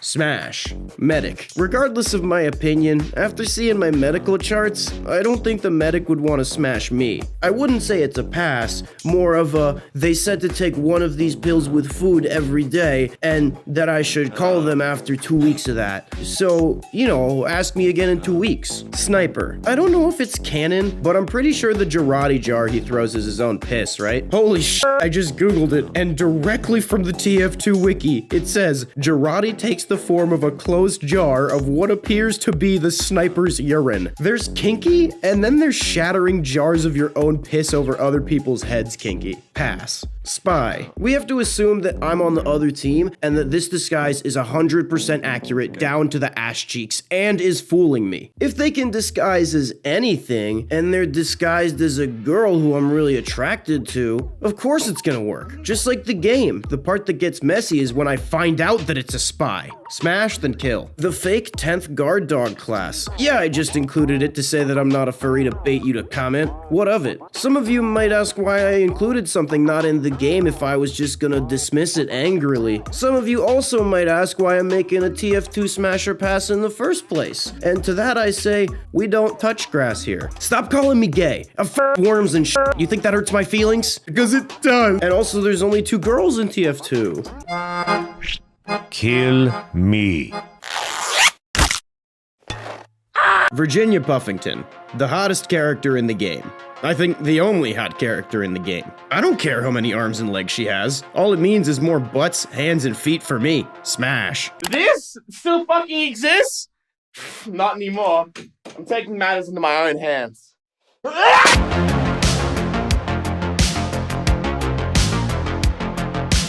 Caterpillar mutant. Long, wiggly, and flexible beyond belief. I'm pretty sure this thing moves so well that you could be inside all 3 of its holes at once. Smash. Slug mutant. This thing is so gosh darn slippery and slimy. More holes, arms, and naughty bits than I could ever imagine. It's like a goddamn factory farm, but for fucking smash. Giant slug mutant. So basically it's the slug mutant, but with an even more extensive carpet-like surface area. Not only could I smash, I could start renting this thing's holes out like a pimp/building manager. Business smash. Blind mutants. So basically just like a human with a really smooth face. So just that and some pain-heavy breathing. Going with the usual then. Pass on the guy and smash the girl. Finger mutant. That hole in the middle definitely looks slimy and fillable, and all the fingers surrounding it, it'd be like sex and a handy at the same time. Smash. Twin mutants. While this thing is lacking an ass, which is my favorite part of any being, it is saved by being what we call in the horrific pervert community, an Eiffel Tower cat dog. Smash. Doesn't make sense and it doesn't need to. You know what I meant. Baby mutants. This little critter has baby in the name. Of course it's a pass, you literal monster. I would inform the FBI if I didn't need you to watch to feed me. Cave demon. Anything that can do a back bend like that while standing on their front hands has strength and flexibility that needs to be tested out. This looks like a job for someone named Assfuck. Strange giant mutant from inside those shiny metal walls. This thing looks like it's only a fraction of the being that it makes up. As we all know, I'm the Guinness World Record holder for having the biggest one. But a hole this size would just be like throwing a kielbasa down a trash chute. Pass. The feral cannibals. I'm not sure if these are supposed to be mutants, humans, or some sort of weird chimps. But if you crash landed on this island and Virginia was nowhere to be found, you'll learn quickly that a hole is a hole. Smash. Tribal cannibals. Now, some of you might be turned away from a foul-smelling, animalistic cannibal yelling constant threats in a language you don't understand. Oh, what's that? You're gonna eat my meat? You're goddamn right you are, you little shit. Gold mask cannibal. So it's a regular cannibal, except fancy. Look, being the leader of the tribe, I know it's used to being on the top of the group, but today it's gonna be the bottom. Smash. Titans. Do you remember when Alex Jones started advertising that workout pill and showed a before and after of him, and the only thing that was different was that he was slightly more red? That's what the Titan kind of reminds me of. Smash. Brute. A big old noseless Voldemort-faced skeletal looking fuck. You have nice titties for a little boy. He swings the club fine, but let's see how well he can swing it with the end of it shoved right up his probably mutated ass. You see this? I got this from this. Now, hear me out. Some people might say this is a bit unethical. But you know what I say to those people? You're poor. The nurses from the Silent Hill series. Okay, so the face is absolutely horrifying, but the rest of it is on par for some of the hottest people I've ever been with in my life. Smash. My disappointment is immeasurable, and my day is ruined.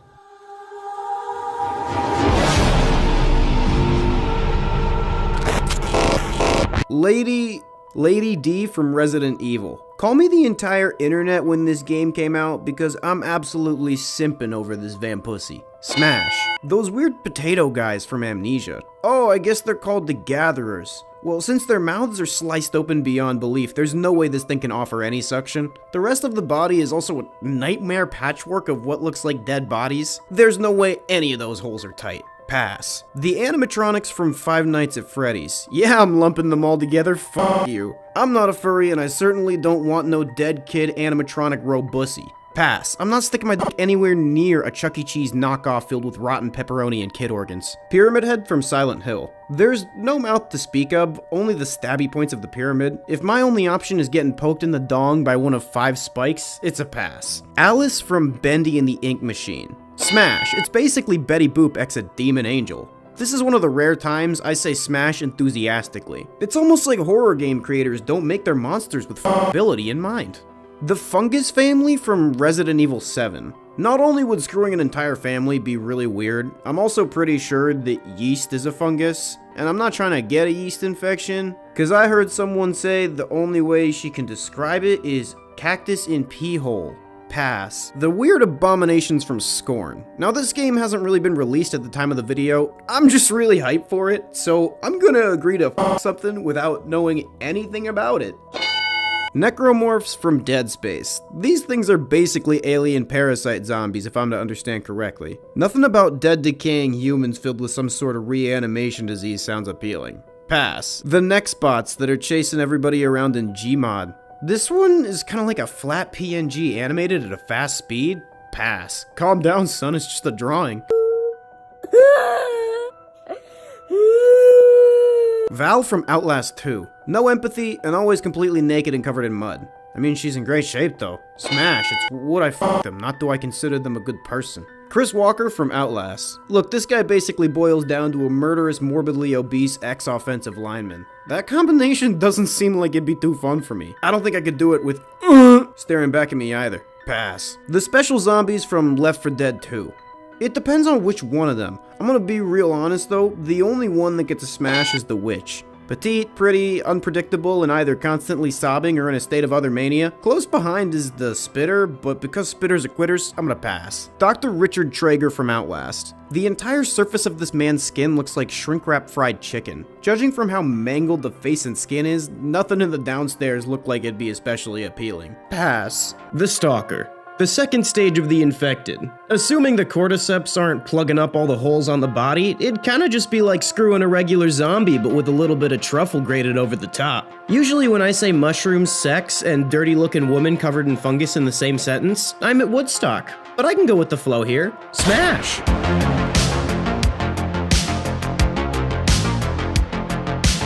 Joel. Now for most of the show, Joel's a pass. However, when he gets that hole in his abdomen, that extra option makes him a bit more appealing.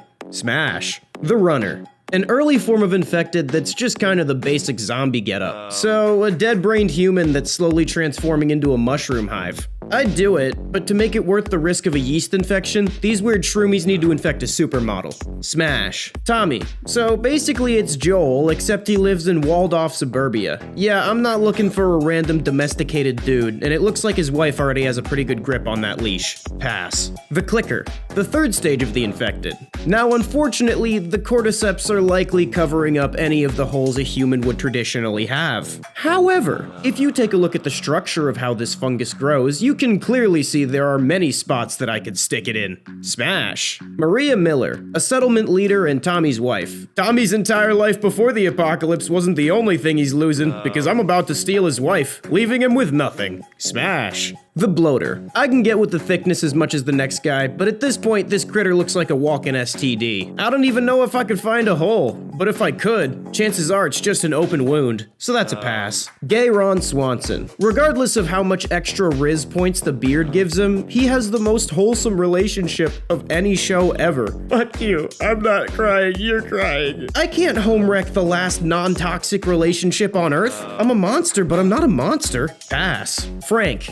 Gay Ron Swanson's husband. I said I wasn't about to home wreck, and that's not gonna change. Especially when you just give me knockoff Ron Swanson. It's not even the real thing. Pass. Shambler. So it's like a bloater, except it has a cloud of noxious gas following it around. It's like a basement dweller that hasn't showered in months with a green cloud following them. I bet it's someone's thing, but it's sure as hell not mine. Pass. Ellie. Of course this one is a pass, you monster. Despite the fact that this weird smelly gnome bugs the shit out of me, this character is a goddamn larva, so you should expect the FBI knocking on your door shortly. The Rat King. A superorganism composed of multiple stalkers, clickers, and a bloater that have been connected together by the cordyceps fungus. It's like an orgy all in one terrible Cronenberg zombie critter. I think at this point, I'd have to use antifungal cream as lube to avoid getting assimilated, but once we figure that out, it's a smash. Ellie's mom. Not for a traditional reason, well maybe for that, but mostly because every time Ellie annoys me, I can just say, I fucked your mom. Smash.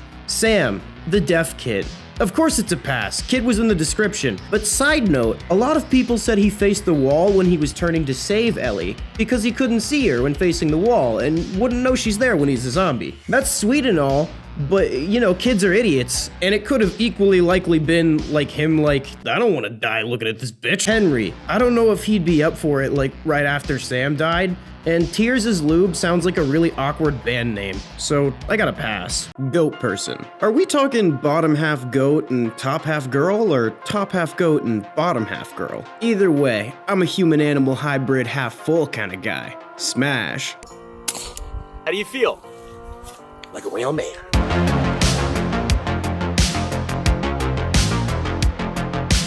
Banshee. The saying scream like a banshee comes from the myth that if you hear a banshee's horrific screech, someone in your family is gonna die soon. I'ma be real. After this, all my neighbors' families are gonna die soon. Smash. Sea serpent. All we gotta do is take out the teeth and drain the seawater, and then this thing is basically just one giant wiggly fleshlight. Smash. Minotaur. A creature with the body of a human and the head of a bull. Honestly, as long as the body is normal and I don't have to French kiss with a cow tongue down my throat, consider it a smash. Phoenix. I won't be putting my member anywhere near a bird that catches fire. 3rd degree burns all over my 3rd leg sounds like a fate worse than death. Pass. Griffin. Half eagle, half lion. As a not furry, I wouldn't do any of these things separately, so I'm not gonna do it if you stick them together. Pass. The Kraken. Initially, some of you might think that it's a smash because all those slippery tentacles. However, this creature has a beak chomping anything that comes close to its mouth hole. For the sake of avoiding crotch amputation, it's gonna have to be a pass. The give me a second. How the fuck do I say this? What? I tried, okay? I tried. The name is this. A race of horrific human-scorpion hybrids. Some say they look like this, but this decrepit, evil blobfish version is much funnier. So that's the one that I'm telling you that it is. Also, either way, it's disgusting. Pass. Camazotz. An anthropomorphic bat creature. I know what you're thinking, but this thing isn't based off the vampire bat, so it may not have its trademark legendary suck. However, at this point in my career, vaguely anthropomorphic is a selling point. Smash! Tokalosh. A little gremlin guy with a hole in its head and no eyes that everyone blames for their problems and mistakes. Honey, I'm pregnant. Tokalosh. What do you mean? How dare you cheat on me? Smash. Hecatoncheires. A giant with 100 arms and 50 heads. Even if you don't go all the way, all those mouths and fingers, it's bound to be otherworldly. I wonder how many genitals it has. Smash. Sleipnir. Basically an 8-legged horse. The fact that this has 8 legs doesn't change the fact that I don't want to butt-fuck a horse. Pass. Yaramayahu, a little Australian red vampire guy that sucks all the blood out of people using their little slurpy fingers. I just said little slurpy fingers, and there's still any question as to whether or not I would? Smash. A Shirim Yokai. No cap, this one translates from Japanese as butt-eye strange apparition. It's like staring into a smelly mirror. If you wouldn't screw yourself, you got some serious work to do. Smash. The Boogeyman, a purposefully nondescript monster that steals nasty children from their home. Apparently, it can take any shape it wants. Shapeshifters are an auto smash because they can transform into anyone or anything you could possibly want. Top half 3-boobed alien lady,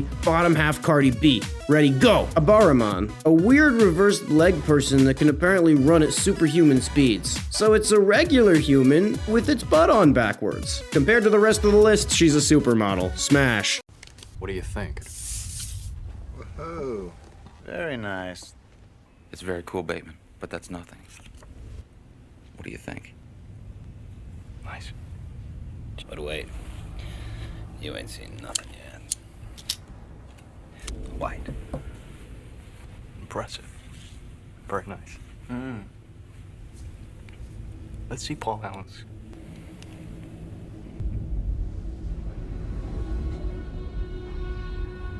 Oh my God.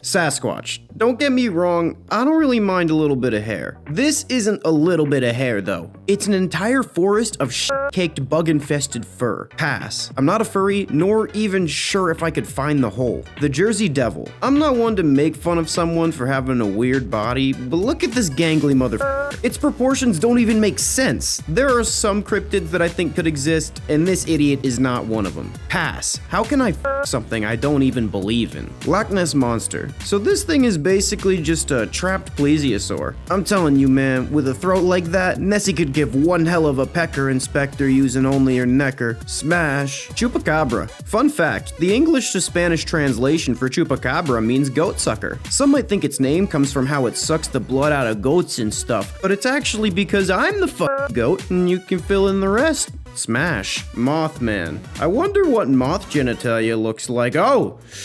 No. Ass, claws.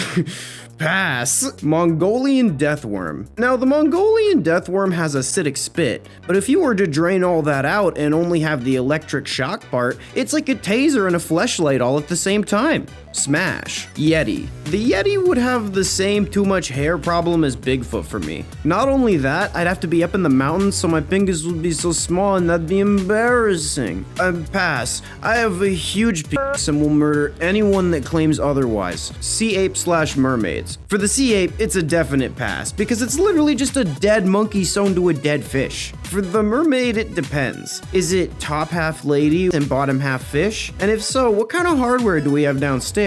Or is it human legs and fish body? Or maybe it's the mermaids that destroyed Animal Planet's reputation. Smash, I don't have time for this, I just want to get my licked. Flatwoods Monster. Some sort of reptilian alien in a big metal suit? I'm just saying, under that titanium dress is definitely a dummy thick ass. They don't build it that wide for no reason, and I see no reason reason better than a huge butt.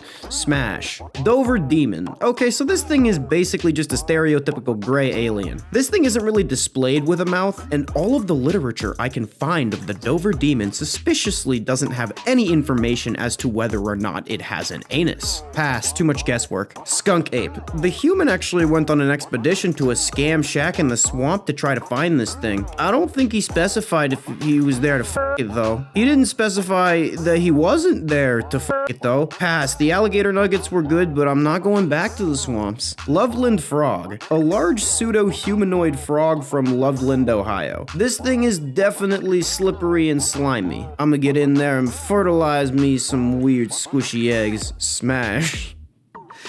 What is it? What's even this shit anymore? Sea serpents. Long, slippery, and basically a living fleshlight. The only thing that makes me question is the salt water. You ever get that in a cut? Imagine that in your hole. Smash. I've stuck my worse. Skinwalker. Now, since this creature can only really shapeshift into animals, that's a definite pass from me. You could ask her to stay a human, but if they're corrupt enough to become a skinwalker, then they definitely have some sort of weird thing for being eaten out as a raccoon, and I'm not about it. Pass. The Wendigo, described as completely emaciated and corrupt beyond belief, shown by their endless hunger for human flesh. I'm not gonna say, like, that's my type, but I'm not gonna say, like, that it's far off from my type.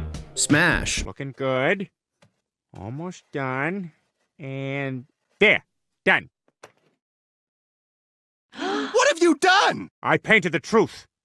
I painted my truth. I had to Google sexualized Sasquatch art and Rule 34 cryptids because of you f***ers. Sometimes I like to work in a coffee shop in between my classes. Sometimes the people in the coffee shop like to enjoy their coffee without someone putting a dump truck thick moth woman on full screen right in front of them. Needless to say, only one of us got what they wanted that day. Monopod. Say what you want, I'd bet a kidney that this is someone's ultimate fantasy. The only discernible trait is one giant foot. Let's just say if this thing was around to post its Cash App, I'd be proven right and you lose your faith in God. Smash. That was right in my ear, dude.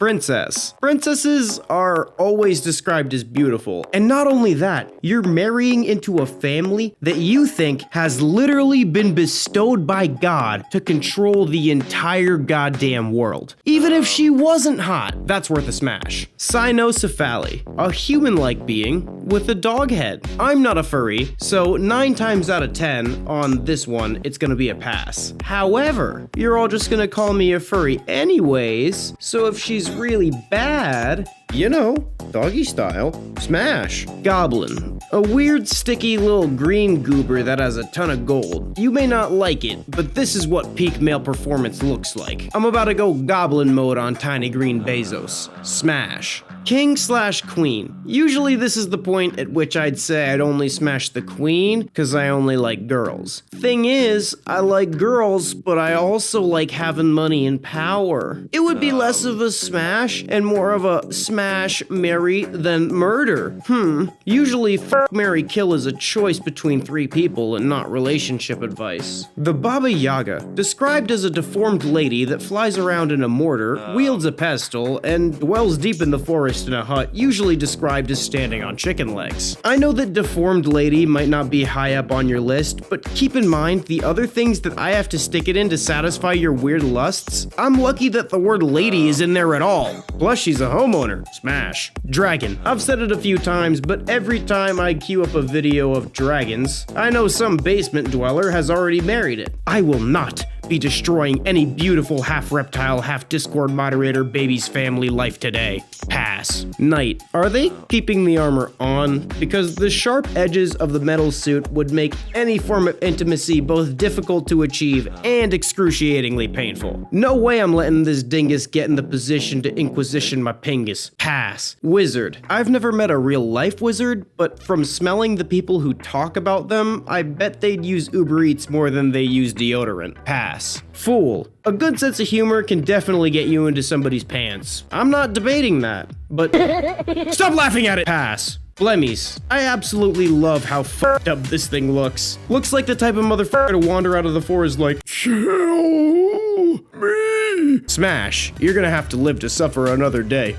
Medieval salamander. So what the medieval people thought a salamander was almost identical to the regular one, except that it was covered in fur, and it poisons fruit, and it's homicidal, and it breathes fire. Okay, I'll cop to it. They were stupid all the way through. Pass. Vegetable lamb. A sheep that grows out of the ground via a pumpkin-like root vine. I wonder if it grazes like normal or uses photosynthesis. And if it didn't need to poo, would it still have a butthole? Smash. Only one way to find out. Sea monk. A vaguely human-like creature that also resembles a squid of sorts. Now initially, you might think that a cute sea monk woman would be a win with all those slippery tentacles, but you're missing two key aspects. One, all sea monks are dudes, and two, monks take a vow of celibacy, so it's an automatic pass. Brillis, described as a fat, squat creature consisting of a human head that sits on weird little pig haunches. Okay, come on. Someone was just f***ing with people.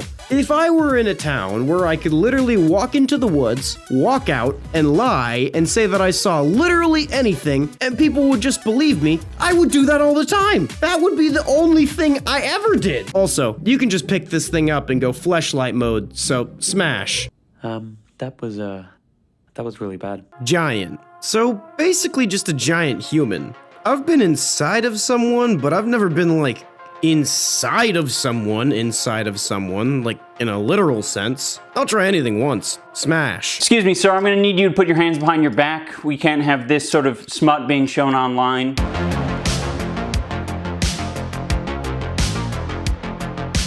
This is a damn ugly world we live in. Medusa. How well does she control those snakes? Because I could imagine her head feeling crazy if they got involved. But if they're basically just feral snakes stapled to her head, getting involved means biting my ball back. They're pretty close to her brain, and I mean, I'm already stoned. Smash. Hydra. Cut off one head and two grow in its place. I'll just keep a big axe on me to slice off the new heads and exponentially increase the total amount of probable knob-gobbling while I'm already getting knob-gobbled. Smash. Ogre. Shrek is love, Shrek is life. I'm about to peel away his layers like an onion. Smash right in those long ogre ears.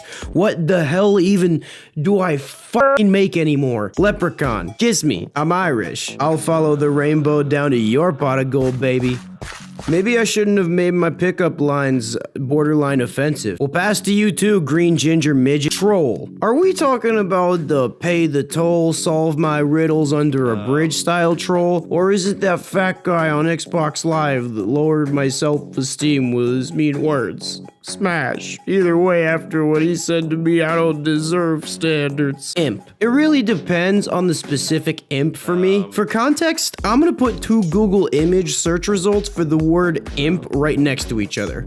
You see what I mean? You see what I gotta deal with here? Pass. This shit's a toss-up. Dragon. Not a furry nor a scaly, but also anyone who wants to fuck dragons probably has a pretty hard time finding a living, breathing, warm body to sleep with them. So I can't go stealing their screen-printed scaly pillow girlfriend? Pass. I'm a monster, but I'm not a monster. Unicorn. I could see someone falling in love with this magical spiky horse if they have a thing for shoving heated metal rods up their urethra, but fortunately that someone is not me. Pass. Chimera. A fire-breathing abomination with the body and head of a lion, another head of a goat, the udders of a goat, and a beefy-ass danger noodle for the tail. You almost had me with the wide selection and diversity of options, but I don't want to stick any part of my body near something labeled fire-breathing. Pass. Centaur. If I have to stick it in the horse butt, it's a pass. But if I can throw a blanket over the weird horsey giblets and then just deal with the woman connected to it at the hips, then it's a smash. Gnome. Are you kidding? This one can give top standing up. Smash. Fairy. So is this like a human-sized fairy or one of those weird little dragonfly-sized fuckers? Since I don't want one of these things inside of me, I'm just going to assume it's the human-sized one. Smash. It's a girl with bug wings. Jobs in 1920. I fought in the Great War. Jobs now. I pretend to f monsters to get strangers to watch an advertisement. The High Priest of the Old Great Ones. Not only is this old one famous beyond all comprehension, it's got a face covered in tentacles. I'm just saying, this thing could give one hell of a scintillating suction slongshuckle. Smash. If it's not a Necronomicon, what is it? It's a survival guide. Survival guide? For what? me. make it worth your while. What the fuck?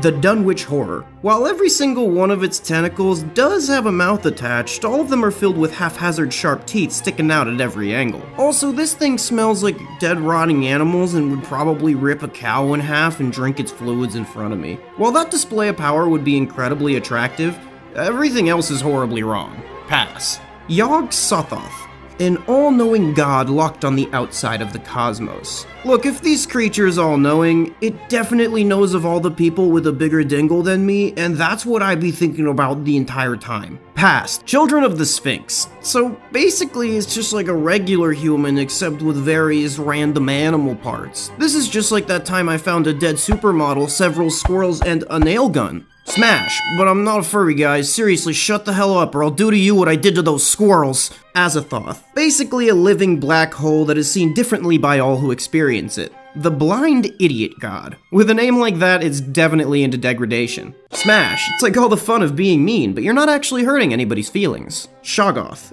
Massive amoeba-like creatures made out of iridescent black slime with multiple eyes floating on its surface. Honestly, that's not even too far off from screwing a member of my own species. Smash. H.P. Lovecraft's cat. First off, pass right off the bat, I'm not gonna smash a cat. There's no way in hell. But not only is it a cat, it's a fucking racist cat. The Flying Polyps. These things are the most phallic creature in the entire Lovecraft universe. Yagalanak the Defiler. This is literally the most perverse entity in all of existence. Its whole deal is perversion and defiling, and that's right up my alley. Although this is just a morbidly obese headless man when you get down to it, so I'm not gonna go right up his alley. Pass. The Great Race of Yith. This thing has a literal toolbox for depraved usage. Face tentacles and that long fwooble with all those weird holes. So many places to smash, I don't know where to start. Lu Cthulhu, the birth womb of the Great Old Ones. So basically this giant monster vag is what they all fall out of. Physical characteristics aside, anytime one of these creatures does something so destructive to humanity that they think is so cool, The dark ancient god Cthulhu has called for a press conference. I can just be like, I fucked your mom. Smash. Migo. No, not the musical group Migos, the pinkish fungoid crustacean-like entities that inhabit the planet Yuggoth. I love mushrooms, and I love shrimps. Can I add the third option of eat it? In the kitchen wrist twisted like stir fry. The conscious nothingness between the stars. Having sex with nothing? No cap, if you're watching this video sincerely and not for comedic effect, that's what you do every day. Pass. Don't worry, I'm not gonna try to slide on your very real girlfriend that definitely goes to another school. Kasagatha. Apparently this is both Cthulhu's sister and mate. What are you doing, step bro? Ew. But not only that, it would be a double dick move to smash her. Also, I just smashed Cthulhu, so that would be a triple dick move. Pass. I'm a monster, but I'm not a monster. Ghast. Humanoid creatures that only speak in guttural squelches. I want to know what those squelches sound like when it's taking it up the butt. Smash. Mummy. With all those bandages, this one definitely has some tie-up potential. I'm gonna dig through this whole gosh darn pile of embalmed toilet paper wrapped human corpses until I find Cleopatra's historically infamous act that destroyed nations. Smash. Hey, stop! Why? I just don't get it. I always catch you watching this sick shit.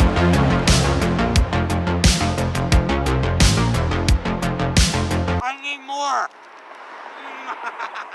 Frankenstein. Frankenstein is a pass for me, but I do the Bride of Frankenstein. You can murder people to mix and match their parts like Mr. Potato Head. The only limit is your imagination and possibly necrophilia. Werewolf. I don't know how many times I need to tell you guys that I'm not a furry. Pass. While I do intend to one day create a human-animal hybrid, I want to do it with science and not my dick. Zombies. Look at her. She's already fallen apart just standing there. If I try to do literally anything, pieces of her will just start sloughing off onto the floor.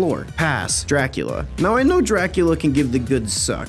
No one's questioning that. But this monster definitely uses its teeth. Pass. Dude, you're like one of the oldest monsters and still haven't learned this yet. And you still don't know why they don't call you back? It's because they're dead. Because you sucked all the blood out of their penis. Headless Horseman. No head, but he definitely has a neck hole. I've never gotten a neck job. I'd imagine it's like sticking it in the hole that lady whose name is Shelly and used to be a smoker. Smash. Demon. For me, it depends what kind of demon. Am I getting a soul job from a succubus, or am I getting crushed under Beelzebub's morbidly obese ass? Pass. I can never get that image out of my head. That's too much of a gamble. The creature from the Black Lagoon. This thing is the slipperiest and slimiest one in the whole list. That's nature's lubrication. Smash. That person your parents warned you about putting razor blade laced poison in your candy. Smash. I'm a sucker for a dark sense of humor. Gray alien. I'm into a lot of weird stuff, but not getting probed. And also, because it's for science, it'd be so strangely professional and methodical that I'd feel like I'm screwing Sheldon from The Big Bang Theory. Smash. Bazinga. Pumpkin with a hole drilled in it.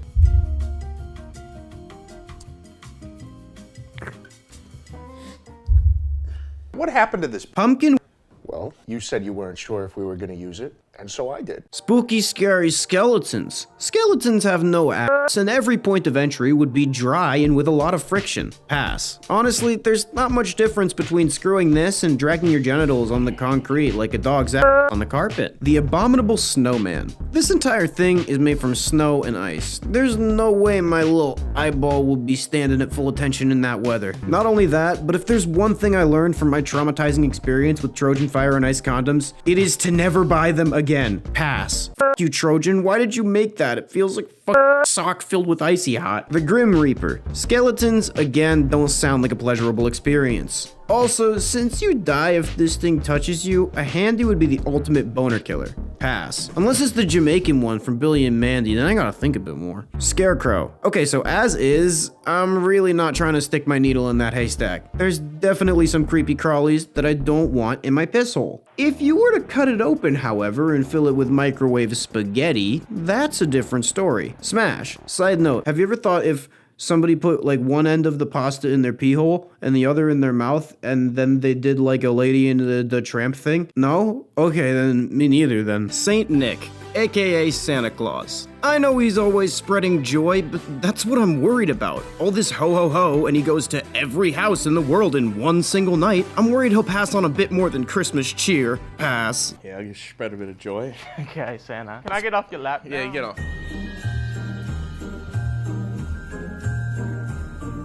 Santa is on a few lists here. Elves. So, I guess it's just a really short human with pointy ears. Those hands could fit anywhere and are supernaturally proficient at making things. I wonder if they're supernaturally proficient with anything else. Smash. Krampus. The evil anti-Santa that whips you with a bunch of sticks and then stuffs you in a sack. I'm not saying it's the weirdest first date I've ever had, but it's up there. Mrs. Claus. It depends on the version of this mythological woman, because in some of them, she's kind of like a grandmother, so I won't be indulging in her milk and cookies. However, some versions of her were made by people who were really horny, so smash. The Coca-Cola polar bear. If this is just a polar bear, then foreplay would consist of getting your arm bitten off before it clamps its jaws and fangs tightly around your crotch giblets, so I'm gonna have to pass. Ebenezer Scrooge. Scraggly old miser really isn't on my bang list. Even if they do learn the true spirit of Christmas, I'm gonna pass. The Grinch. Is it just me, or did they make the Grinch, like, unnecessarily thick? Where in the job description of learning the spirit of Christmas mandates a Kim K dump truck? Doesn't matter to me. Smash. Jack Frost. I'm not one to kink shame anyone, because to be real, I'd be throwing rocks in a glass house. But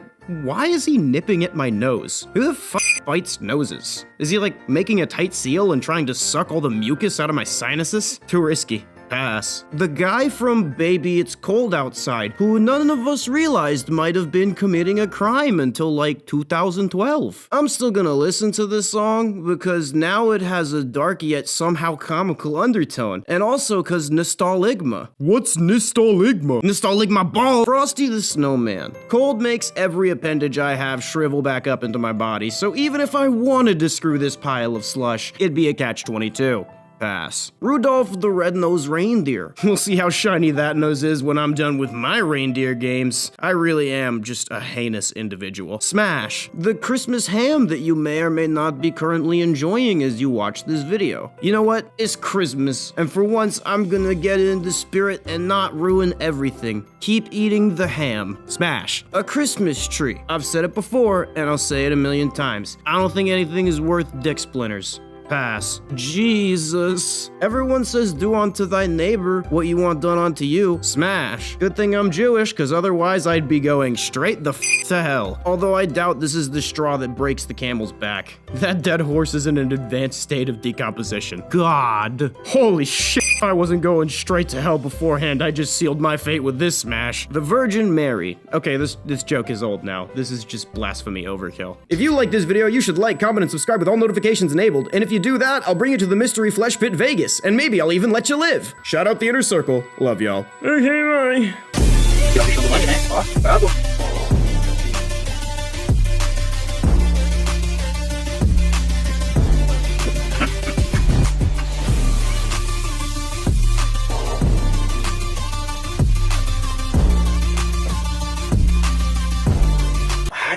Bicho brabo.